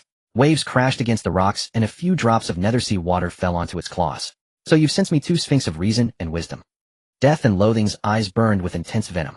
Its claws scraped against the sand as if ready to leap into the sea at any moment to settle the grievances of countless eons. Whoosh. Before it could act, a road extended through the void. The road was built of earth and stone, yet among the crevices bleached bones were starkly visible. A segment of the Four Extremes Road, the Bone-Buried Road. It seems I've made it in time for this journey. A black-haired man in formal attire approached from the far end of the road, in an instant arriving outside the Nethersea. He removed his aristocratic hood and bowed to each person present. Good evening, everyone. Vega, are you heading to the Nethersea too? Belinda looked at Vega with interest. Hecate and the others always complained to me that since you returned from the sixth plane, you're not up to par in that department. How would you like to tell them the living and the dead have no union? Just like you're a dragon and Lion is a human, you can't be together. Struck at a sore point, Vega's smile vanished. After retorting to Belinda, he turned to Nicole, who was holding seawater and hesitating. Miss Nicole and Lion's Homelander reunion after a long separation calls for a gift, you know. A gift? Nicole asked, bewildered, setting aside the Nethersea water she held. She had already learned from Shavenly to bring along all her master's belongings, thinking nothing was left behind. All right, Miss Shavenly. Nicole began scratching her head in frustration. She had forgotten all about Shavenly. Could it be? The little rabbit girl recalled Shavenly's first arrival at the royal city and looked at Vega with hopeful eyes. Could she, no longer a skeleton, miraculously pull out a Miss Shavenly again? Oh, such an expectant gaze. Fortunately, a demon never fails to meet mortal expectations. Vega smiled, and like a magician pulled a metasavenidal red-haired girl from his pocket. The girl held a bundle larger than herself in her mouth, hands on her hips, looking fierce. Her lively, clever eyes seemed to speak, carrying a hint of sharpness. You went out to play without me. The rabbit girl blinked innocently. No, let me explain. The girl scanned her up and down. I don't think an explanation is needed. The rabbit girl's eyes curved with a smile. Just forgive me then. Ahem, sorry to interrupt your eye contact. Vega set the bundle holding Shavenly beside Nicole, then began pulling out more items, an egg the size of a head, and a pale withered root. This is an egg from the Zerg Queen, a local specialty for him. And this small death root can shelter you from the Nethersea's erosion for a while. After explaining, Vega pulled a thick letter from his pocket. This is what your master asked of me. I've investigated it thoroughly. I hope you can deliver it to him. Nicole silently packed everything away, not daring to meet Shavenly's burning gaze. Well then, safe. Vega snapped his fingers, and the death root Nicole had stuffed in her pocket grew and spread, connecting death and hate, Anbai, and the others together. Good. Thank you all. With rabbit-like speed, Nicole hoisted the Stillerm Sakimbo. Shavenly leaped onto death, and hate in a flash grabbed its ears and dashed swiftly into the Nethersea. Hey Nicole, I said. Glub glub. Death and hate ran extremely fast, and in the moment Shavenly let go of the bundle, they had already plunged into the Nethersea. The poor red-haired girl, just about to start her questioning, first swallowed several mouthfuls of seawater. How wonderful to go seek one's beloved. Belinda gazed at the vast Nethersea, poking the water with her tail, unconcerned as it sizzled and corroded. Not going to follow. Vega waited a while, seeing Belinda still hadn't looked away, and couldn't help teasing, don't you have a date manual that can hook any human? No. Canbethus left me a whole nest of dragon girls on the Divine Mountain. I have to protect them every day. Belinda cursed at the Nethersea, and that 10,000-year-old virgin old dragoness book is harmful. Haha, 10,000-year-old virgin. Dragon. Vega agreed. Boom. The world trembled slightly. Though it was a moonless, sunless night of black, clouds of brilliant radiance shone from the sea. It was as if heaven and earth had reversed, with the sun and moon rising from the sea. Whoosh, whoosh. The great Tao coiled, dragging space, and the two legends fled swiftly, vanishing in an instant. It's dawn, then dark again. In the Nethersea, Nicole rubbed her eyes, feeling she might have seen an illusion of the sun and moon rising from the sea. If it hurts, it's not an illusion. Shavenly glared, biting Nicole's rabbit ear. Ouch, it doesn't hurt at all. Guilty Nicole didn't dare pull her ear back. A divine aura. Unlike the leisurely girls above, Death and Hate's mane bristled. It hadn't expected the Nether Sea to be so deep. An ultimate being one wouldn't encounter across all of Redania, and upon entering the sea, not only did they meet it, but they had trespassed into its territory. Achoo! It's so cold, why am I in the water? A certain dragon girl tied to the mane was jolted awake by Death and Hate's bristling, looking around in confusion. The faintly glowing root, the pitch-black water above and below, the chilling aura everywhere. Where had they brought her? Nafia, still bound by Lion. Is he a teddy bear, not even sparing a doll? A deep, muffled voice sounded from all directions. But why is her figure so good with armor thick enough to defy science? And her, but is too curvy, it must make noise. The voice was full of complaint. Yet it made the dragon girl's heart pound with fear. Nafia, no, it's Canbethus. The dragon girl shuddered, looking around, seeing only endless darkness above and below, completely unable to spot the fearsome dragon figure she dreaded. Yet she felt as if it were everywhere, already within its hunting range. Sob, sob, sob. Fear exploded in her mind, and the dragon girl fainted from terror. Glub, glub, glub, glub. The lower species mermaid Irene and giant Anbai also grew dizzy and foamed. Big white monster, any chance of escaping? Nicole, you're strong, free a hand to grab the big white monster's ear. Nicole and Shavenly, sensing danger, clung tightly together. Following Shavenly's advice, they twisted Death and Hate's ears out of shape. It's a bit uncertain. Ignoring the girls' improper nicknames, and with no time for introductions, the eye armor on Death and Hate's belly dropped, and the back armor on its ears fully spread. Ready to fight at any moment. Too weak. You'd probably be devoured by Nethersea creatures before diving a few depths. The darkness above and below surged, and a current swept in. The destination is depth 7. Once you arrive, you'd better shout loudly, so he knows you're here. Be smart, don't get killed by the divine domain's rhythm. Splash. The advice was mixed in the roar of the current. By the time the group understood, a faint blue light shone ahead, and a tree with a massive crown of fire clouds flashed by. Then gray took over the world's color. Above and below, everything turned into a gray state of death. This is a divine domain. The current reached its destination and dissipated. Death and Hate landed on the gray earth, looking around, its pupils. Dead colossal monsters, dead continents, dead Nethersea, dead space. Everything testified to the tyrannical will of a deity that had killed all visible things and displayed them. It was more like a hell than a divine domain. Or rather, a death domain. An absolute death zone where no living being was allowed. Boom. In the dead world, the intrusion of a living creature caused a faint ripple, like a natural pulse, gently sweeping over Death and Hate. Sizzle. Sensing something wrong, Death and Hate turned its head, and its eyes were instantly filled with terror. Where the ripple passed, whether fur, bone, or flesh, all turned gray, crumbling like powder. And where flesh was missing, blood gushed out, only to be instantly killed and turned to gray mist. Boom. More ripples spread. Danger. Under the intense crisis of life and death, Death and Hate's pupils shrank to pinpricks. Its limbs pushed off the gray earth, leaping high. Boom. However, such a violent movement instantly intensified the death domain's rhythm. Above and below, ripples filled the space, sealing all directions, creating a dead end. How can this be? Death and Hate couldn't help trembling. Even in the era of the gods, it had never seen a divine domain with such immense malice. After all, the divine domains of the gods were meant to harbor fanatical believers. One that annihilates everything. Who would become a god's fanatical believer? Should I activate the divine domain? A flicker of entanglement flashed in the eyes of Wang Yu and Zhang. Activating the divine domain, she was confident she could break the deadlock of the ripple surround, but now she was already within the dominion of that terrifying creature. If her hard-won divine domain from the origin mother pool were discovered, would it be plundered just like the divine authority and the divine corpse? To this day, she still couldn't figure out how she had been instantly stripped by Lion. Huh, Master. Just as Wang Yu and Zhang were in a dilemma, the rabbit girl on her head began to call out loudly, Master. Over here. Nicole is here. Him. Wang Yu and Zhang turned her head, following Nicole's gaze, and discovered a figure standing eerily on the distant Death Hill. At this moment, the figure heard the noise and suddenly looked up. In an instant, the world froze and the dead zone ceased to move. Intruder. Doesn't seem like it. Too weak. The figure quickly approached, its eyes a bloody red, locking onto Wang Yu and Zhang. This one. Ordered takeout. It doesn't look very appetizing. Should I slice it into pieces? A certain pale beast that had just relaxed said, No, this isn't the aura of the underworld creatures. An unexpected incident. I'll leave it to myself to decide. The figure slapped its head, and in a short moment the long unused brain began to work. Why not just leave the incomprehensible matters to myself? I don't even have a month's salary, why bother thinking? Why is she hitting her own head? Nicole tilted her head, puzzled as to why the lion in front of her didn't look at her first, but focused on Wang Yu and Zhang. Could it be that her master had stayed too long in the sea with demons and his tastes had become even stranger? Moreover, speaking in broken phrases and hitting his own head, he seemed to appear rather dim-witted. Nicole, let's be a bit cautious. Lion's eyes are red now, and there's a murderous intent. It might be what the book says. Siobhan straightened Nicole's tilted head. Once caught up in slaughter, one loses their sanity, becoming a mindless tool of slaughter, losing all emotions. Oh. The little rabbit girl covered her ears, her tone worried. What should we do? Nicole hasn't had the chance to have little rabbits with her master yet. Sigh, I haven't even obtained the bloodline of the war god yet. Now all we can do is take a gamble. Moi. Like this. Like this. And then like this. Center of the gray world. God sleeps here. On the throne forged of gold, the skeletal remains were already covered in dust. Buzz. With the summon of a certain avatar, the throne sprouted 2 fleshly legs, and the still half-asleep god began to race wildly. In an instant, thousands of miles were crossed, shattering time and space. How did I dream that I was flying?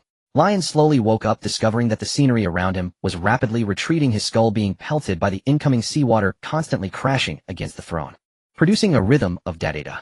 Buzz. A large amount of information came in orderly and violently.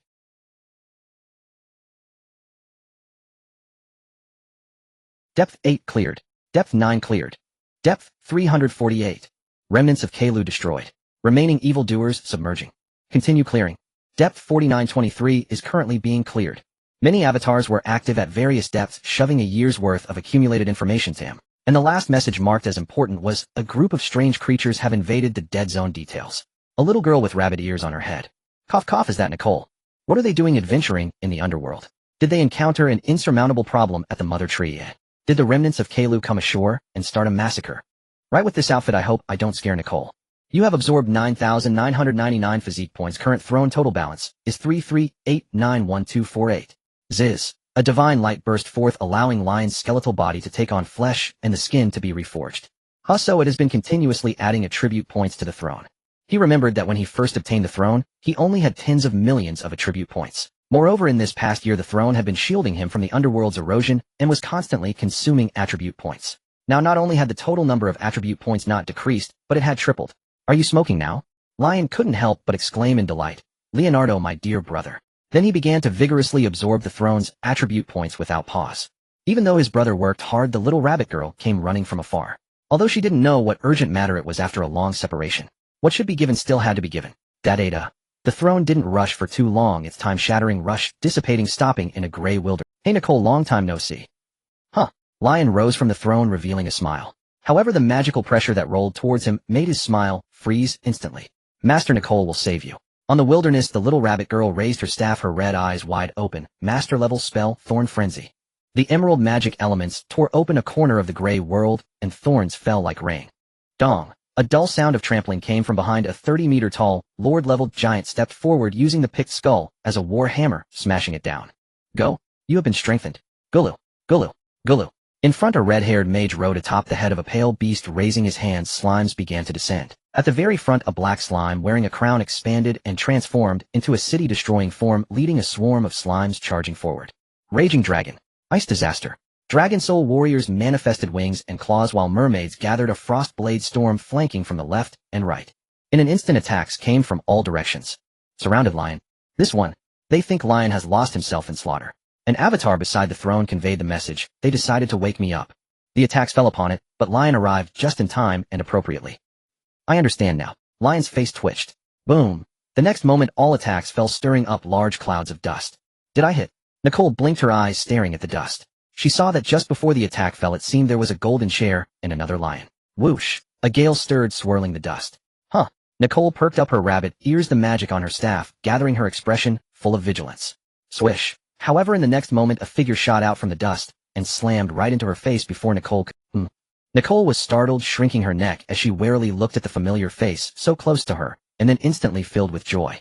It seemed she really had woken her master up. Look at that gloomy expression, it's so familiar. Hey wait, that gloomy expression. Master, bind. Just as Nicole realized, her head landed a solid punch. A large bump formed on her head. Hee, timid rabbit mage. Lion pulled on Nicole's rabbit ears. Did you shout out for mercy, master? Woo. The little rabbit girl was being tugged by her ears, her legs kicking in a flurry, one hand holding her head with the bump, while the other waved her staff to heal her injury. Hand in a rush. JPG, Nicole feels you are being very unfair. She was a bit confused. Clearly it was her who woke you up. Why did you hit her? Have foolish rabbit girl. Lion laughed in anger, hoisting Nicole onto his shoulder, descending downward. Below there were still people waiting for him. Ha, Lion, you're awake, that's great. Bind, bind. A certain red-haired mage received 2 big bumps. Roar, bind, wah wah wah. I was wrong, bind, ah ah. Are you subdued now? Leon lounged sideways on the throne, legs crossed. Nicole, Siobhan, Irene, and Nafia crouched in a row clutching the lumps on their heads. Amber, the only one unscathed, sat obediently aside, leaning close to the silent death and hatred striving to fade into the background. Mum. Mm. At the sound of Leon's voice they all nodded, still holding their heads. A bunch of rookies like you daring to come find me. If it weren't for Belinda and Kinbits helping you the whole way, I'd have lost my beloved and faced utter ruin. Leon sighed, tilting his head back. Wouldn't it have been better to stay put in the royal city? After soothing, the women hearing their tales of travels through sky and sea only made his head throb. He thought the continent had faced some irresistible catastrophe, but they had trekked all the way to the Nether Sea just for so-called longing. What a waste of time. A single mishap along the way would have led to their complete annihilation. Master. A weight pressed on Leon's chest as Nicole, pouting, clung to him with tearful eyes. See, you're so weak it's beyond belief. And you traveled this far. Leon poked Nicole's rabbit ears, scolding her. Look, even this shallow pressure has squeezed the water out of your head. What? Nicole burst into bunny tears, lowering her head. Nicole cares deeply for you. She misses you terribly. In the wooden cabin she thought for a long time, sitting through spring, summer, autumn, and winter in silence. Every time she opened her eyes to the empty bed, she felt a void in her heart. System, what's gotten into you? Pulling a sentimental act now. Ding. Yet the system, emotionless, dutifully played its comforting role, constantly refreshing Leon's narrowly defined spouse statuses, mood, comfort, feelings, thoughts, and more. Nicole feels she's drifting farther and farther from you, as if it were meant to be. She's a little rabbit nobody wants in a cage corner, just an extra in a trade spare food in the Wolfkin's livestock pen. Nicole feels lost and fearful. She brought your first wife and eldest son, yet you weren't happy. She doesn't know what use she is to you anymore. Hey, Nicole. Nicole feels deeply saddened, not just because you hit her head and left a huge lump. She opens her mouth, crying in silence. Her snot and tears blend, washed away by the sea, and she accidentally tastes a bit. Ugh. She switches to crying with her lips pressed tight. Huh. Ahem, sorry, Ahem. Leon's nose was just stinging with emotion when the little bunny's status updates made his feelings falter, and he couldn't stifle his laughter. Wah. Nicole's lips were pressed into a thin line as she looked up at Leon with teary eyes. Huh. The vivid image made Leon lose it again. Nicole thinks you're utterly wicked. Seeing you laugh with your mouth wide open, she's furious and wants to throw her snot and tears in there. But she doesn't dare. You hit rabbits and it hurts a lot. Alright, sorry, Nicole. Leon stopped laughing and wiped the snot from Nicole's mouth with his sleeve. It's fine now, wipe it clean, and you won't taste it anymore. Master. Hold on, too much info, can't keep up. Leon pinched Nicole's lips, gently, his gaze soft. Since you're here, don't leave. Help me fix the wooden cabin. You have no idea, I don't even have a shelter from the wind and rain here. Nicole wonders if it rains in the sea. It will soon. Leon snapped his fingers and vast divine power surged from within, pushing back the surrounding seawater to create an open land-like space. Above the dome the sun, moon, and stars spun, flickered, and vanished, until a blazing sun hung high, revealing a clear sky. Nicole. She's astonished. It feels like being back on land.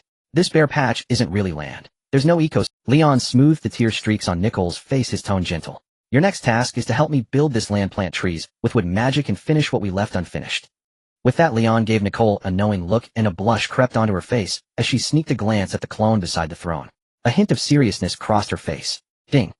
Help me continue tempering my body. You're already at master level enough to max out my resistance. Hard labor. Siobhan gritted her teeth and dared to ask, when did you change your name to hard labor? Leon. As for you all. Leon ignored the slightly disappointed bunny girl, his gaze sweeping over Siobhan and the others. You're all going to do hard labor. Hard labor. Siobhan gritted her teeth and dared to ask, when did you change your name to hard labor? Leon. I've been in line for a year. I know. Leon rubbed his nose. Ahem, there are so many outsiders here. Are you sure they're outsiders? Leon glanced at Irene and Nafia. They silently turned their heads and covered their ears. Fine. But we need to build a wooden cabin first. If it's a wooden cabin, we'll have to plant seeds in this barren land and wait for trees to grow. Seeing Siobhan's brows furrowing, Leon sighed helplessly. It can't be in the open air, can it? Okay. Siobhan turned her head, blushing, muttering softly, but her brows couldn't help relaxing. Nicole will work hard to plant trees. The little bunny girl, seeing the two in agreement, clenched her fists happily. We'll plant trees everywhere we see, then build a huge house. Plan away, build away. Leon lay on the throne, gazing at the barren land, yawning. You'll have plenty to eat.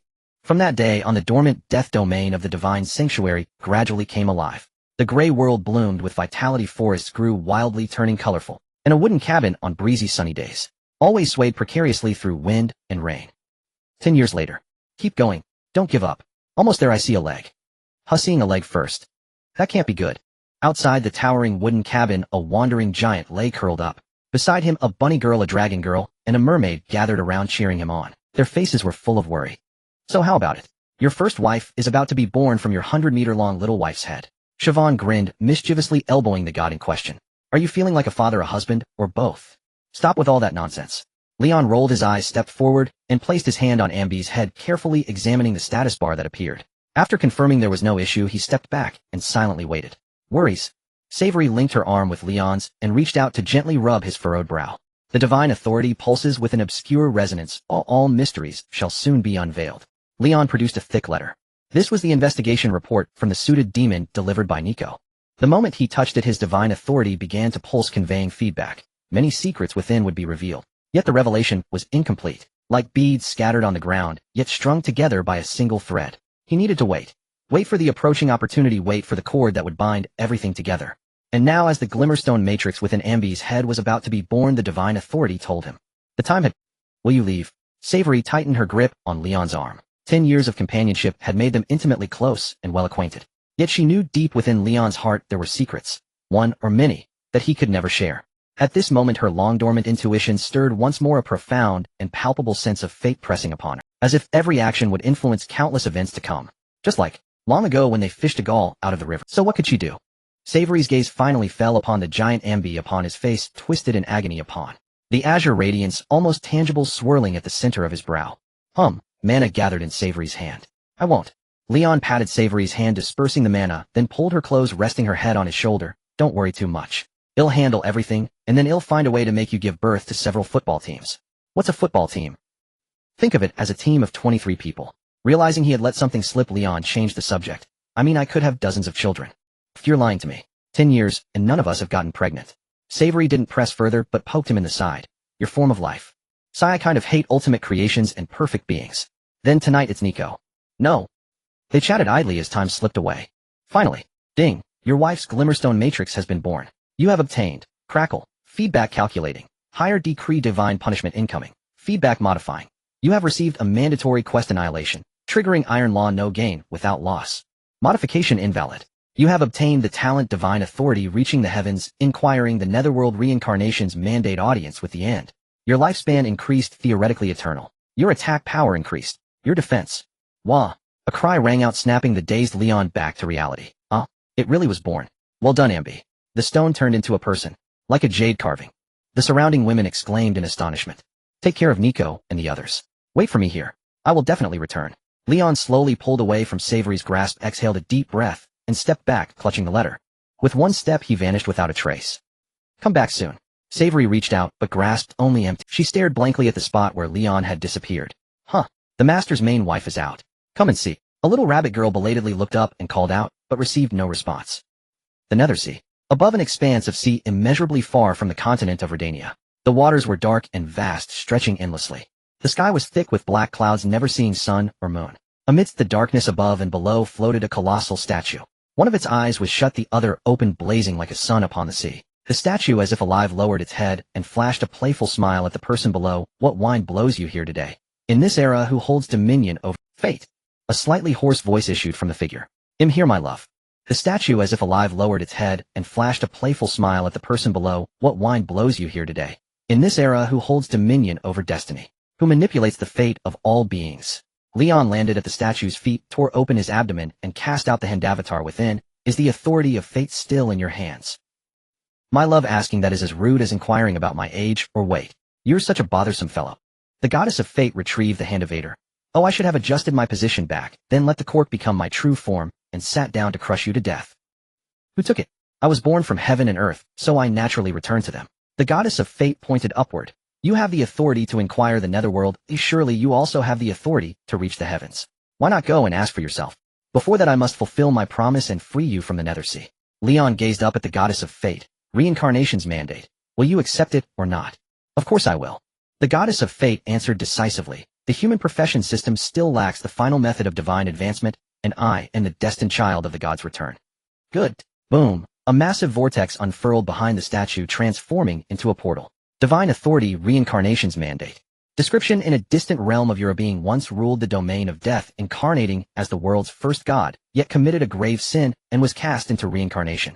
The supreme being promised, if at the end of reincarnation you see your true self, all divine authorities shall return. According to the system's introduction, this authority possessed the terrifying power to command the gods and sentence them to reincarnation as punishment. However, punishment and blessing were always relative. Now applied to the deities frozen in the Nethersea, it granted them a sliver of hope to escape. So I'm off. The goddess of fate in high spirits lifted her skirt and walked gracefully toward the portal. Splash. Before she could take a few steps, two more statues strode across the vast Nethersea. One was sinewy and muscular, wielding a spear that blazed brilliantly, suppressing the heavens above and the sea below. The other had gentle features radiating compassion and mercy, yet a glaring wound marred its neck with parts of its body and divine authority stripped away. It's the god of war and the goddess of life. You owe them something. The goddess of fate paused, looked back at the two deities, and smiled lightly. Looks like you'll have company. Elven destiny. A deep, muffled voice thundered over the Stygian sea. In the past, I struck 2 blows for you. Though they failed to sever the predetermined fate. Can it be counted as assistance? Yes. Leon looked at the god of war. You may enter reincarnation. Elven destiny. The voice of the goddess of life carried an indescribable softness and delicacy. The towering trees of Redania plundered my authority over life, leaving indelible wounds upon my already shattered divine form. Spare me the sob story. Enter reincarnation. Leon glanced at this deity whose voice was ever gentle and frail, and waved his hand slightly. Thank you. Thank you. The 2 voices rang out in succession, and then the 2 deities also walked toward the portal of reincarnation. Oh my, a deity who shaped demi-humans to harvest faith upon entering reincarnation might be reborn as a mere cat or dog. The goddess of fate nudged the goddess of life with her shoulder. Call me big sister, and I'll lend you a hand. Can you let me incarnate as a human? The goddess of life gazed at the portal of reincarnation, a trace of worry in her eyes. She wondered how many eons it would take before she could reclaim her authority. If fate was unkind, she might never be a goddess again. Of course not. They'll have my beloved pull some strings for you. At best, you could become one of those more precious breeds among cats and dogs. At least you won't go hungry, and you'll have a house full of offspring. Scram. Huh. The goddess of fate chuckled endlessly. Fate. A soft call came from behind. My. The goddess of fate turned around. Something else, my love. You once held absolute dominion over fate. Based on your understanding of it. Leon hesitated slightly but pressed on. Is everything I see and encounter merely the work of fate? The god of war who governed conflict could not slay a single legendary creature with 2 strikes, and ultimately sided with the elves. Vega in formal attire, the prairie's new god Leonardo, whether devout followers of fate or believers in destiny. The dragon slayer who defied fate ultimately succumbed to bodily collapse, reborn as a new generation of wyverns. Though Kinthesis had paused this segment of fate, through slumber one day she would tire of that eternal sleep akin to death itself. She would meet her end in dragonhood.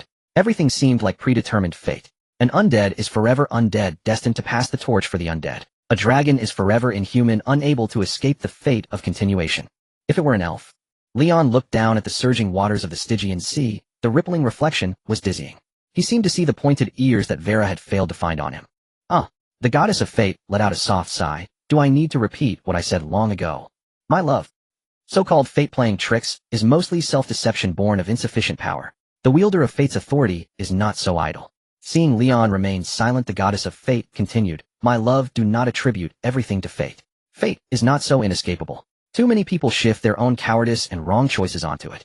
In truth, hose hammers and a blacksmith's tools. You'll encounter them all along your journey. They are simply left there. Now that you wield that person's throne-possessing power at the level of a primordial god, or even beyond, what outcomes await are for you to decide. You need only stand firm in your choices, and you will break free from so-called narrow fate. Oh, you're definitely about to ask what broad fate is, aren't you? Everything seen, encountered, done, all attributed to fate, that is broad fate. Those outer gods down below even call this rogue definition karma. So fate is illusory, love is real. Never put the cart before the horse, believing that love born of the heart is some deliberate act of fate. As the goddess of fate spoke, a light smile graced her lips. With one kick, she sent the watching god of war tumbling into reincarnation, then without pause booted the hesitant goddess of life in as well. Ignoring the contemplative Leon, she leaped into the reincarnation portal herself. Boom! The portal began to close, but a crystal shoe flew out. The goddess of fate's distinctive playful voice echoed from afar. The Stygian sea is empty. I've left you a place to rest so you can ponder at your leisure. No need to thank me, because this is life's boot. Remember, follow this shoe's guidance and slaughter all those outer gods below. Thanks. Bang. The portal shut and the auras of the 3 primordial gods faded completely. Leon stared at the boot, still faintly steaming, his brow twitching. Unbidden, the image of the goddess of fate viciously stripping the goddess of lives boot surfaced in his mind. That's hardly elegant. Splash. The gods were gone, leaving only the overlapping waves as a reply. A relieved smile spread across Leon's face as he opened Vegas' envelope. Fellow countrymen, set off some fire. I've incarnated as a human. Screw fate. The first 2 lines left Leon stunned. Written in the square characters of Blue Star, each word separated by a comma. Across the vast expanse of years, Leon could almost feel the writer's profound joy from a decade ago. Also about the so-called sixth plane. I turned the world upside down, but found not a single trace of our homeland. Nothing worth investigating. Except for the Zerg Queen and the succubi. Cough, don't misunderstand. I mean investigating. Don't get any ideas. It's that kind of investigation. These creatures come from a far more distant star domain. You know the outer gods, right? The ones imprisoned in the Stygian Sea. These Zerg and succubi are their servants. Or perhaps pets. Moreover, they truly hold the clues to our homeland. That's why that predecessor from another world renamed the sixth plane. However, he only uncovered a few clues before being drained. You know the outer gods, right? The ones imprisoned in the the real mystery still lies with the outer gods. Since you're in the Stygian Sea, this side quest is yours to continue. Finally, I'm gifting you an illustrated guide to 108 types of succubi. Ultra detailed, you're welcome. Just call me a hero. Image. Leon flipped through the pages and found it was indeed a succubus illustrated guide. But the succubi within were not what he had imagined. They were a bunch of tentacled monsters draped in human skin. Vega had meticulously recorded each succubus habits, elemental weaknesses, and various ecological details. Had even noted what magical beasts they liked to eat. Could it be that he got involved with a succubus-fathered offspring, and then gained an anthropomorphic talent in return? Leon felt he had deciphered the letter. Well then, the Stygian seaside quest. Leon stepped onto the crystal shoe the goddess of fate had tossed out. The shoe sank, carrying Leon down into the depths of the Stygian Sea. At the bottom of the Nether Sea, the crystal slippers slowly came to a halt. Fate.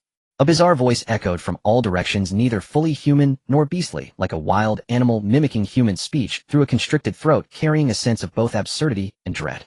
Are you here to peddle your acerbic linguistic artistry to me again? Tell me your name and origin. Leon gazed at the empty seabed, divine light flickering in his eyes. Divine authority, inquiry of the nine nether. You're not fate. The seabed churned and split apart, and a creature within slowly crawled out. It resembled a lizard, its body covered in interlocking pitch-black dragon scales and protruding bone spurs. Leon did not answer him, but silently awaited the activation of his divine authority. Divine authority, inquiry of the nine nether.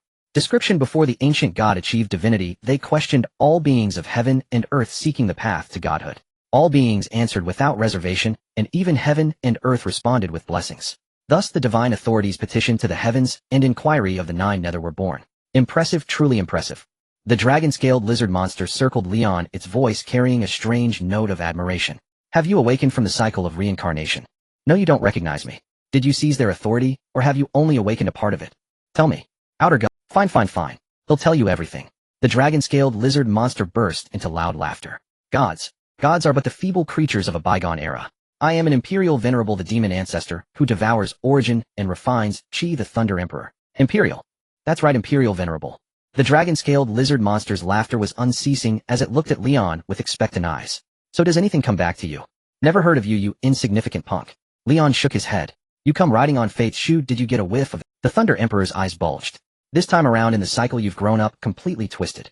I am myself. Leon didn't bicker with the Thunder Emperor. He produced a throne cast from molten gold and seated himself upon it. Answer my questions. When I lose interest, I will kill you. A main god level. The Thunder Emperor's claws scraped against the throne, unbothered even as its nails shattered. Did we lose? How could that be? That one was just a bottom-tier god before death. No matter how great their talent, they couldn't have revived as a main god. Who are they? A primal wilderness deity, a being of supreme talent. The Thunder Emperor was full of praise. When colossal ancient beasts roamed and ignorance only knew to temper flesh and blood, they were the first to comprehend the laws, forge a divine spark, and become the very first god in heaven and earth. They pioneered the path to godhood, an achievement comparable to the Chi refinement system I created. For such a being to die, did you all besiege and kill them? Besiege and kill. No. They were slain by an even more terrifying existence. The Thunder Emperor's voice carried a trace of regret. Because they dared to bare their fangs at the Supreme, they were annihilated by a single sword strike beyond the chaos. A pity. Who is this supreme existence? Leon frowned. The more the Thunder Emperor answered, the more questions arose for him.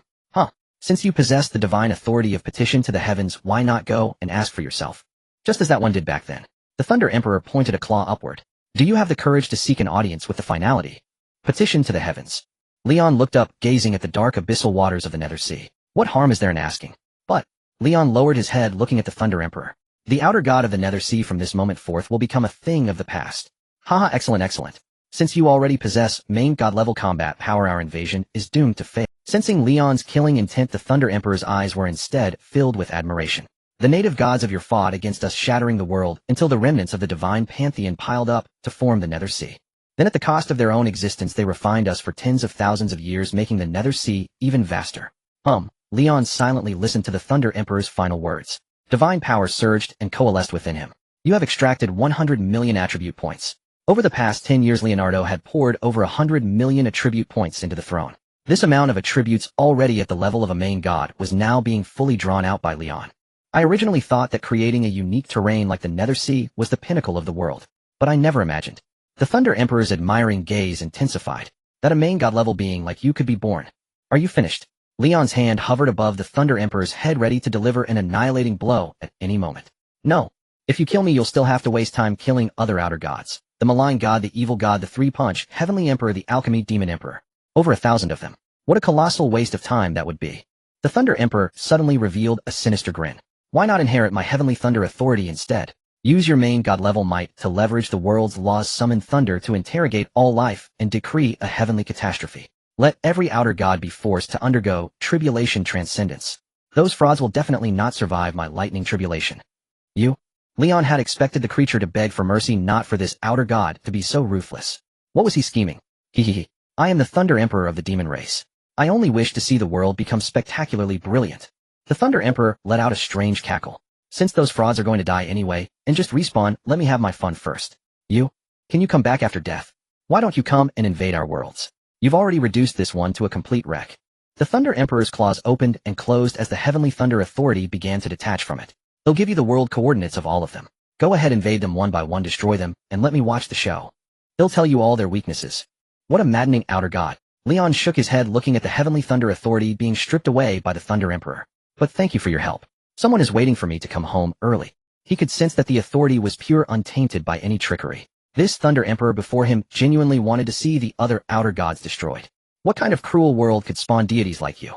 Leon reached out his hand, grasping for the Thunder Emperor's authority. I can feel the aura of eternity and the power of reincarnation within you. You have achieved immortality. You will understand us one day. Deprived of its authority, the Thunder Emperor could no longer resist the Nether Sea's refining power. Its body began to crumble, and its voice carried a renewed hint of anticipation. I await your arrival in 10,000 or 100 million years. The coordinates are. One by one the coordinates were recited. Leon did not want to listen, but he subconsciously committed every single coordinate to memory. Boom! The outer god's authority merged with Leon's divine power without any rejection, becoming one. ZZZT. Sated with divine power, the Heavenly Thunder Authority pulsed with eagerness, pulling Leon upwards. Take me with you. Seeing this, the Thunder Emperor hurriedly shouted. Let me hear their delightful screams. The thunderclouds above the Nether Sea. I've been secretly accumulating them for tens of thousands of years. Maddening outer god. Leon grabbed hold of the Thunder Emperor, then retrieved the crystal slippers from the seabed, shrunk them, and hung them at his waist. Finally, he allowed the Heavenly Thunder Authority to guide him, transforming into a bolt of lightning that shot rapidly towards the surface. Above the Nether Sea, black clouds rolled. Sizzle, lightning bolts leaped from the sea's surface, revealing the figures of Leon and the Thunder Emperor. It's coming, it's coming. The Thunder Emperor gazed at the black clouds, devouring the authority of the Heavenly Thunder, his eyes brimming with anticipation. All beings must sink into the Nether Sea, and also cross the boundless thunder tribulation. He. Will you frauds? Boom. As if responding to the Thunder Emperor's excitement, the black clouds twisted, and a lightning bolt as thick as a mountain abruptly struck toward the Thunder Emperor. Sizzle, Leon silently intercepted this bolt. He had promised to let the other witness the wails of the outer gods. It was not yet time for the Thunder Emperor to die. Boom, boom, boom. Leon's obstruction seemed to enrage the Heavenly Thunder, and 8 more bolts descended. Potent.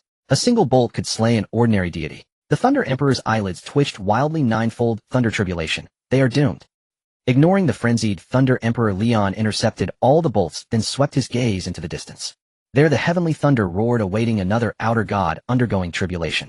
Boom. A wild lightning bolt crashed down, dyeing the Nether Sea frost white. It was like a pale pillar piercing heaven and earth. Heavenly Thunder. Damn it. A moment later the thunder dissipated. A dragon-scaled creature resembling the Thunder Emperor in form crawled out of the Nether Sea. Its body cracked from the lightning and roared skyward. Damned Thunder Emperor, you've betrayed us. The roar pierced metal and shattered stone, shaking the Nether Sea. Oh, it's calibrated to current strength. Seeing his comrade's miserable state, the Thunder Emperor howled with laughter. Cheats, you monster emperor, perish. Under the ninefold thunder tribulation, if you survive, he'll take your name. Hum. Such commotion even stirred the local deities. They cast their phantom projections to observe. Is that the domain of the war god and fate? Why aren't they revealing their auras? Are these two outer gods starting a brawl? Strange. Damned Thunder Emperor. The outer god called Cheats, Monster Emperor, seeing the black clouds flicker with thunder again, gnashed its teeth. You violated our pact. Not at all. We are doomed to lose. The Thunder Emperor's voice was unguarded as he cheered because the other side has given birth to a supreme god. Supreme god. How can that be? 6 fundamental attributes, 6 supreme gods. Who did it slay? Whom? War or fate, or the life that has yet to appear? The Thunder Emperor's roar stirred waves 1,000 feet high, dazzling the local deities. Why was this outer god upon the birth of a supreme god more delighted than itself? The world had crumbled to such an extent. Where could it still nurture a deity? Hadn't the gods united to seal off nearly 99% of the continent? Without unsealing, even ordinary deities could hardly be born. From whence did this unheard-of supreme god emerge? I don't believe it. Boom. Before Cheats, Monster Emperor could finish its words, the next bolt shattered it, annihilating it. Only a golden mass remained in place. Gold. It's the authority of the gold element. Quick, blend it into the heavenly thunder. The thunder will grow fiercer. Fine. Leon looked at the excited Thunder Emperor and pointed toward the authority of gold. The heavenly thunder swept down, absorbing the authority into the pitch-black thunderclouds. Boom. The thunder did not cease. After slaying one outer god, it aimed at another spot and descended. Wild lightning accompanied by blades, spears, swords, and axes shattered that part of the nether sea in an instant. Thunder Emperor I. The creature beneath the nether sea only managed a single wail before perishing. Good death. Hee hee hee. Quick, take the illusion demon authority. The thunder tribulation can spawn new variations. Fine. Above the nether sea, the wild thunder raged on. Some powerful outer gods tore the falling lightning with their claws and shattered the thunderclouds with their fists. Yet they could not survive the thunder tribulation, turning to ash, while the mighty authorities they left behind only increased the thunder's violent might. Damn you, three-fist heavenly emperor. Scatter your authority before you die. Some outer gods wailed curses beneath the thunder pool. The Thunder Emperor is vile. Are you vile too? At least give us a glimmer of hope. Magnificent, truly magnificent. Let me lend a hand. Other outer gods supported the Thunder Emperor, stripping their own authorities before the thunder tribulation arrived and casting them into the thunderclouds. You. Damn. All of you die. Hee hee hee. Strike. For a time the nether sea echoed with the wails and cheers of outer gods, making the long silent sea lively beyond measure. On countless continents above the nether sea, the top-tier powerhouses watched in terror as the gods underwent tribulation, a spectacle that shook the world. A forbidden spell. Even beyond a forbidden spell, a mage stood on a continent gazing up at the wild thunder slaying gods. The bottleneck that had sealed his cultivation for years began to loosen. Yes, that's it. Ultimate magic. A god-slaying curse. Boom. The mage seized the thunder, deducing a spell surpassing forbidden magic. Sizzle.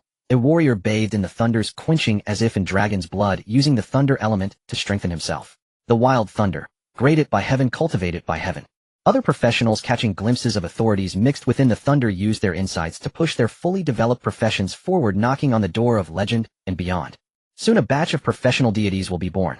A local deity swept its gaze across the continent and sighed softly, perhaps shattering the law of faith back, then was the right choice. Indeed, though each continent and civilization has taken different paths, evolving different systems of empowerment, another deity beside it also sighed, yet each of their pinnacle powerhouses has reached the threshold below godhood, pushing their systems to the extreme. Now that the outer gods are dead, their flesh enriches the world, their authorities perfect the laws. They too have the chance to become gods. It was not in vain that we fell into the nether sea for eternity, enduring tens of thousands of years. The world has finally ushered in its rebirth.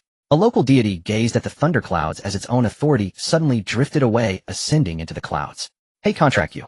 At the inception of the nether sea, the rule was set: either a supreme god breaks through everything, or all deities are boiled to death, nourishing the world. The addressed deity turned back, revealing a relieved smile. Now it's merely an early conclusion. Yes, we were destined to be boiled to death by the nether sea. Haha, you've been tricked by contract again. It's cunning.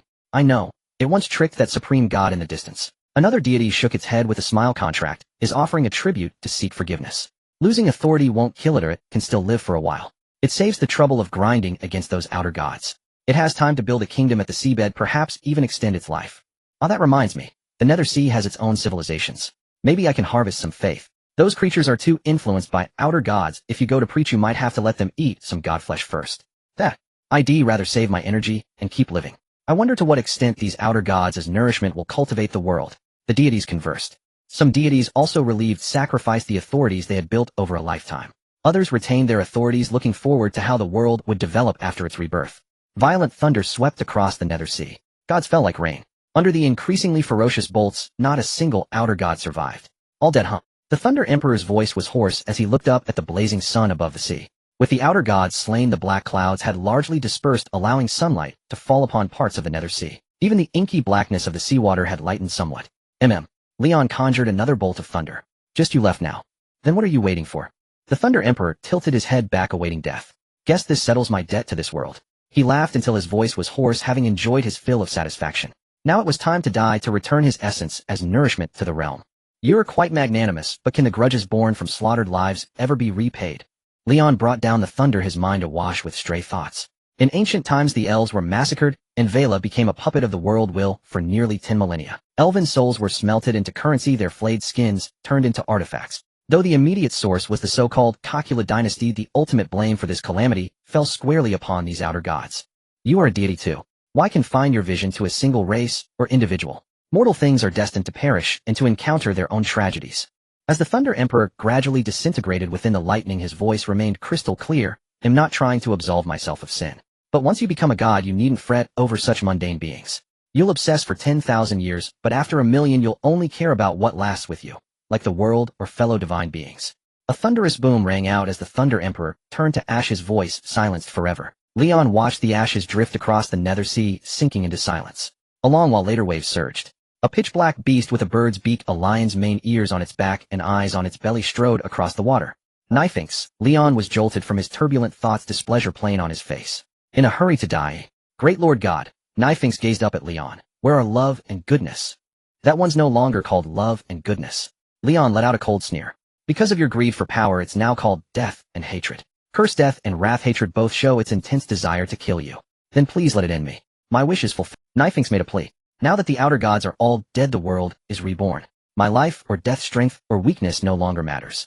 Doesn't the agony of hatred endured for tens of thousands of years matter either? Love and goodness had too narrow a view, caring only about individual gains and losses. Knifings shook its head. We are deities born from heaven and earth.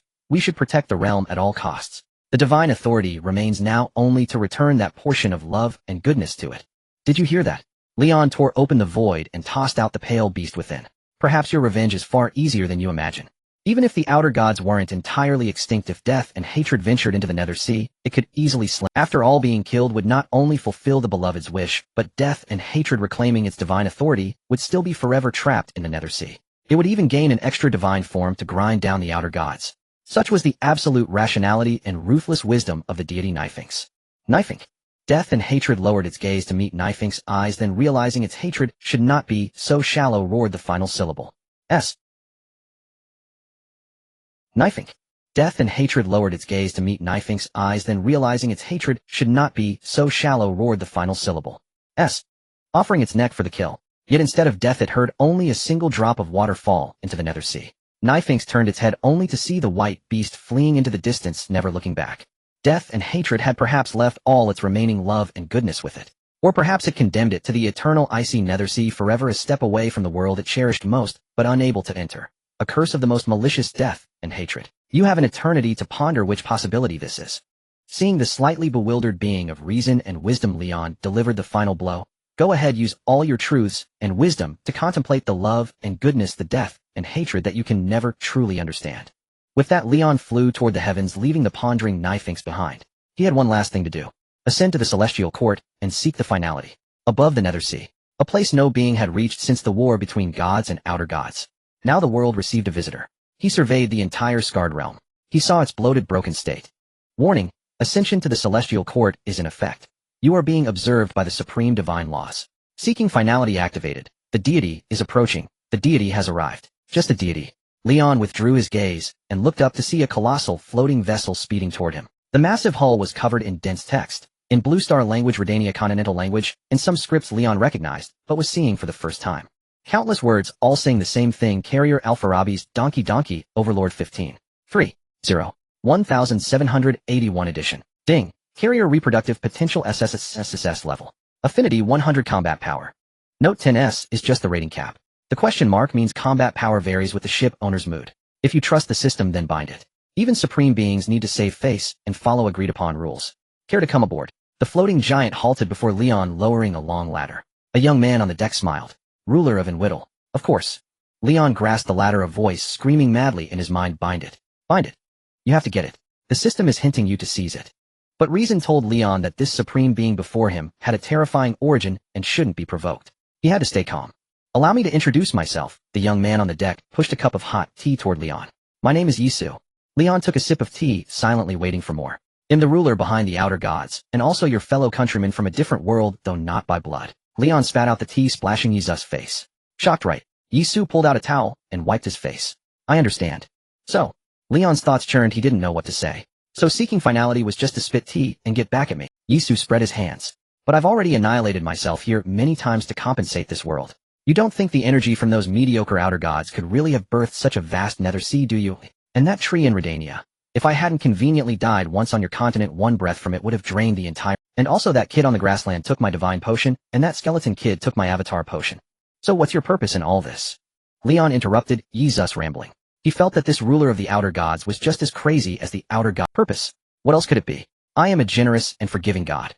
Yisus' eyes rolled, revealing a mischievous look. Why don't you ask another supreme being? It will surely tell you everything. I've had enough of this boring finds B finds C plot. Oh, young gods have no patience. Hey, what are you doing with your hand on the deck? Holy FCK. UFCK. A generous and patient god, Leon said, covering his ears to block the others' screeching.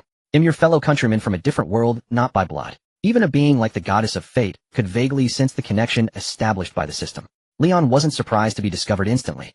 He was just a bit surprised that this supreme being seemed unexpectedly easy to bully. Well, easy to talk to. Was a few curses all it had to say after he plundered the carrier. Fellow countrymen, my SS. Yisu cursed loudly. Just planets from different worlds with nearly identical civilizations. Who the hell is your fellow countryman? So that's what not by blood means. Leon stroked his chin. Is that why you indulged the outer gods' invasion while funding this world? Like attracts like. You wouldn't. Leon watched Yisu swallowing his anger, and a sudden thought flashed through his mind. Could it be that this guy is so tolerant because he can't beat? You wouldn't. Leon watched Yisu swallowing his anger, and a sudden thought flashed through his mind. Could it be that this guy is so tolerant because he can't beat me? Recalling the mention of dying several times in Whittle. With this in mind, Leon decided to test the waters. Your carrier is really nice. A cracking sound came from the teacup, and Yisus' hand fine fissures spreading across it. Ahem, sorry. Leon saw the veins nearly popping on Yisus' forehead, and quickly smiled apologetically. Hey fellow countrymen, it's nothing serious. Let it go, we all have our troubles. You've got some nerve, openly snatching things from a supreme being. Yisu downed a gulp of tea. I admire that. Be my lackey. No thanks, I need to take your carrier home for dinner. UFCK. Yisu cursed again. Fine kid. My projection in this world can't handle you, but I have plenty of outer god lackeys. Believe me, one whistle and 10,000 outer gods will be blocking you tomorrow. I believe you. But then the story of a ruler being cuckolded to his face will surely be passed down among those immortal outer gods wanted. Leon emphasized immortal. He still held respect for what the system identified as supreme laws and supreme beings. So far, the only weakness the other party had shown seemed to be a particular concern for face. UFCK. Sure enough, Leon smiled as he noticed the others' curses had lost their vigor. So, oh generous and forgiving God. Leon waited a moment, seeing the other had calmed down, and was silently drinking tea again before voicing his final doubt. About the matter of the transmigrators. Just raising goo. Toys. Studs. Yisu said irritably. Does it matter? With your current power, you can already shape a spacetime. Let a civilization evolve inside, stuff a few Redanians in there, and they'd be transmigrators too. Throw in an AI, let it ding-ding in their heads, and it could even be a system. Leon's breath caught. You're wondering about the system in your head, eh? Yisu suddenly grinned chillingly. Return the carrier, and he'll tell you about its creator. Unbinding successful. You have forfeited this property distribution opportunity. Edge. Leon moved so fast that even Yisu was stunned for a moment. Beyond the world of Whittle, there are countless star domains home to a group of supreme beings who have attained absolute detachment. Yisu began speaking leisurely. But coincidentally, the supreme being in your star domain hasn't reached that state. And I am its sworn enemy. And even more coincidentally, it had me on the ropes for a few epochs. This epoch, I managed to kill it with the help of my lackeys. Oh, by the way, your system is one of the contingencies it left behind enough to reach the supreme realm. Every word from Yisu struck a heavy chord in Leon's heart. As for the method, you've probably guessed it right. Yisu continued, reaching out over the deck. When he pulled his hand back, the entire world of Whittle was a toy in his palm, which he presented before Leon. You need to find a local creature that calls this its home planet and sincerely acknowledges it as such. Then the countless beings born on this planet every moment will provide you with endless power. These are the divine laws and rules that being accumulated over endless years, recognized by all supreme beings. And now I've already helped bring that child of the planet into existence. Beneath a certain area of the nether sea, days and nights cycled in a secluded pocket dimension. Yes, that's how you walk. A girl as delicate as a carved jade or porcelain doll struggled to move her limbs, learning to walk. But newly born, her limbs were awkward. After a few steps, she fell to the ground. Wah! The girl cried, her face a mess of tears and snot. It's okay, you're doing great. The little bunny girl scratched her head beside her. Maybe we should sleep first, and continue tomorrow. Wah! The girl cried, even louder, waving her arms and legs at Nico. Ahem, shouldn't we teach the Glimmer or Mother to talk first? Shavenly lifted the girl's long skirt to show the scraped knee to Nico. Otherwise we're trying to put her to sleep while she's howling in pain. Wah! The girl nodded tearfully in agreement. Wah, your big head. When we first got you, you were pretty chatty, weren't you? A slightly impatient voice sounded from behind. Master. Leon. Wah. The three women turned their heads, their gazes converging on the approaching Leon. Back so soon. Shavenly stepped forward and linked her arm with Leon's. Nico sniffed around Leon's neck, suddenly widening her eyes in shock. Smell of a man. You're a rabbit, not a dog. What can you smell? Leon's face darkened. He grabbed Nico and tossed her aside, his gaze falling on the porcelain-like girl. He reached out a hand. Glimmer or Mother? The Glimmer or Mother is very happy to see you again. She missed you so much. And Whittle is your mother, right? The Glimmer or Mother processed your meaning. She thinks you're right. The world nurtured her, so it is indeed her home planet. Ding. In Whittle reproductive potential 10s combat power none. Affinity 100. Note, the world cherishes all living beings, so why does it favor only you? Naturally, because it has been waiting for a long time, having foreseen your inevitable arrival in the descriptions of its creator father. Binding successful. Ding ding ding ding ding dong. You have evolved. You have evolved. You have evolved. Your attack power 3498572230. Your defense. Leon. Leon. The shaking hand gradually came into focus. Shavenly's voice came from afar, tinged with slight worry. Why did you suddenly space out? A nothing. Leon tightly grasped the hand waving before him, his voice carrying a hint of gravity. Shavenly. Do you think someone would develop feelings for another just because they believe in fate or the future? Are you talking about me? Then tell me. Leon looked at the system prompt, confirming the binding, his eyes fixed on the endlessly climbing attribute points. Would someone, a being after killing its archrival, find it too lonely, and then create a powerful enemy for itself? Yes. Leon, why are you asking such boring questions? Shavenly reached out with both hands, pressing her index fingers against the corners of Leon's mouth, pushing them up until his downturned lips were forced into a smile. You must have solved all the problems when you came back, right? So why the long face? Yeah, I've solved everything. Next, I really need to form a few soccer teams with you all. Soccer teams.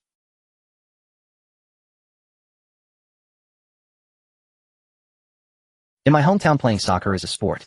It's for fun and competition. You're throwing another bunch of strange words. Shavenly looked up, meeting Leon's unwavering gaze, and a smile bloomed on her face again. But it seems like this time you'll patiently explain everything to me. From now on, we'll have all the time in the world. He'll tell you so many things. Master. As Leon and Shavenly were lost in their tender moment, the frowning bunny girl pulled a crystal boot from Leon's waist. Oh no. Leon turned his head to see Shavenly's face instantly turn frosty, her smile vanished. At that moment, even though the goddess of fate had already entered reincarnation, he could almost hear her soft laughter. What if I said fate played a trick on me? Would you believe me? Of course. Shavenly's smile was icy. Why wouldn't I? I believed in the goddess of fate from the very start. Let me explain. No problem, take your time. We have all the time in the world. Shavenly grabbed Leon by the ear, pulled out some chi-replenishing medicine, and walked toward the wooden hut, chewing as she spoke. In this life or death situation, you can tell us all about how you spent those wonderful days and nights, and then explain why you kept the boot to endlessly reminisce. Maybe then he'll be grateful to you. After all, you didn't keep something more intimate or provocative. The wooden door slammed shut. Before that, a bunny girl, a dragon girl, a mermaid, and a glimmerer girl had scurried inside. The gods long night. Before that, a bunny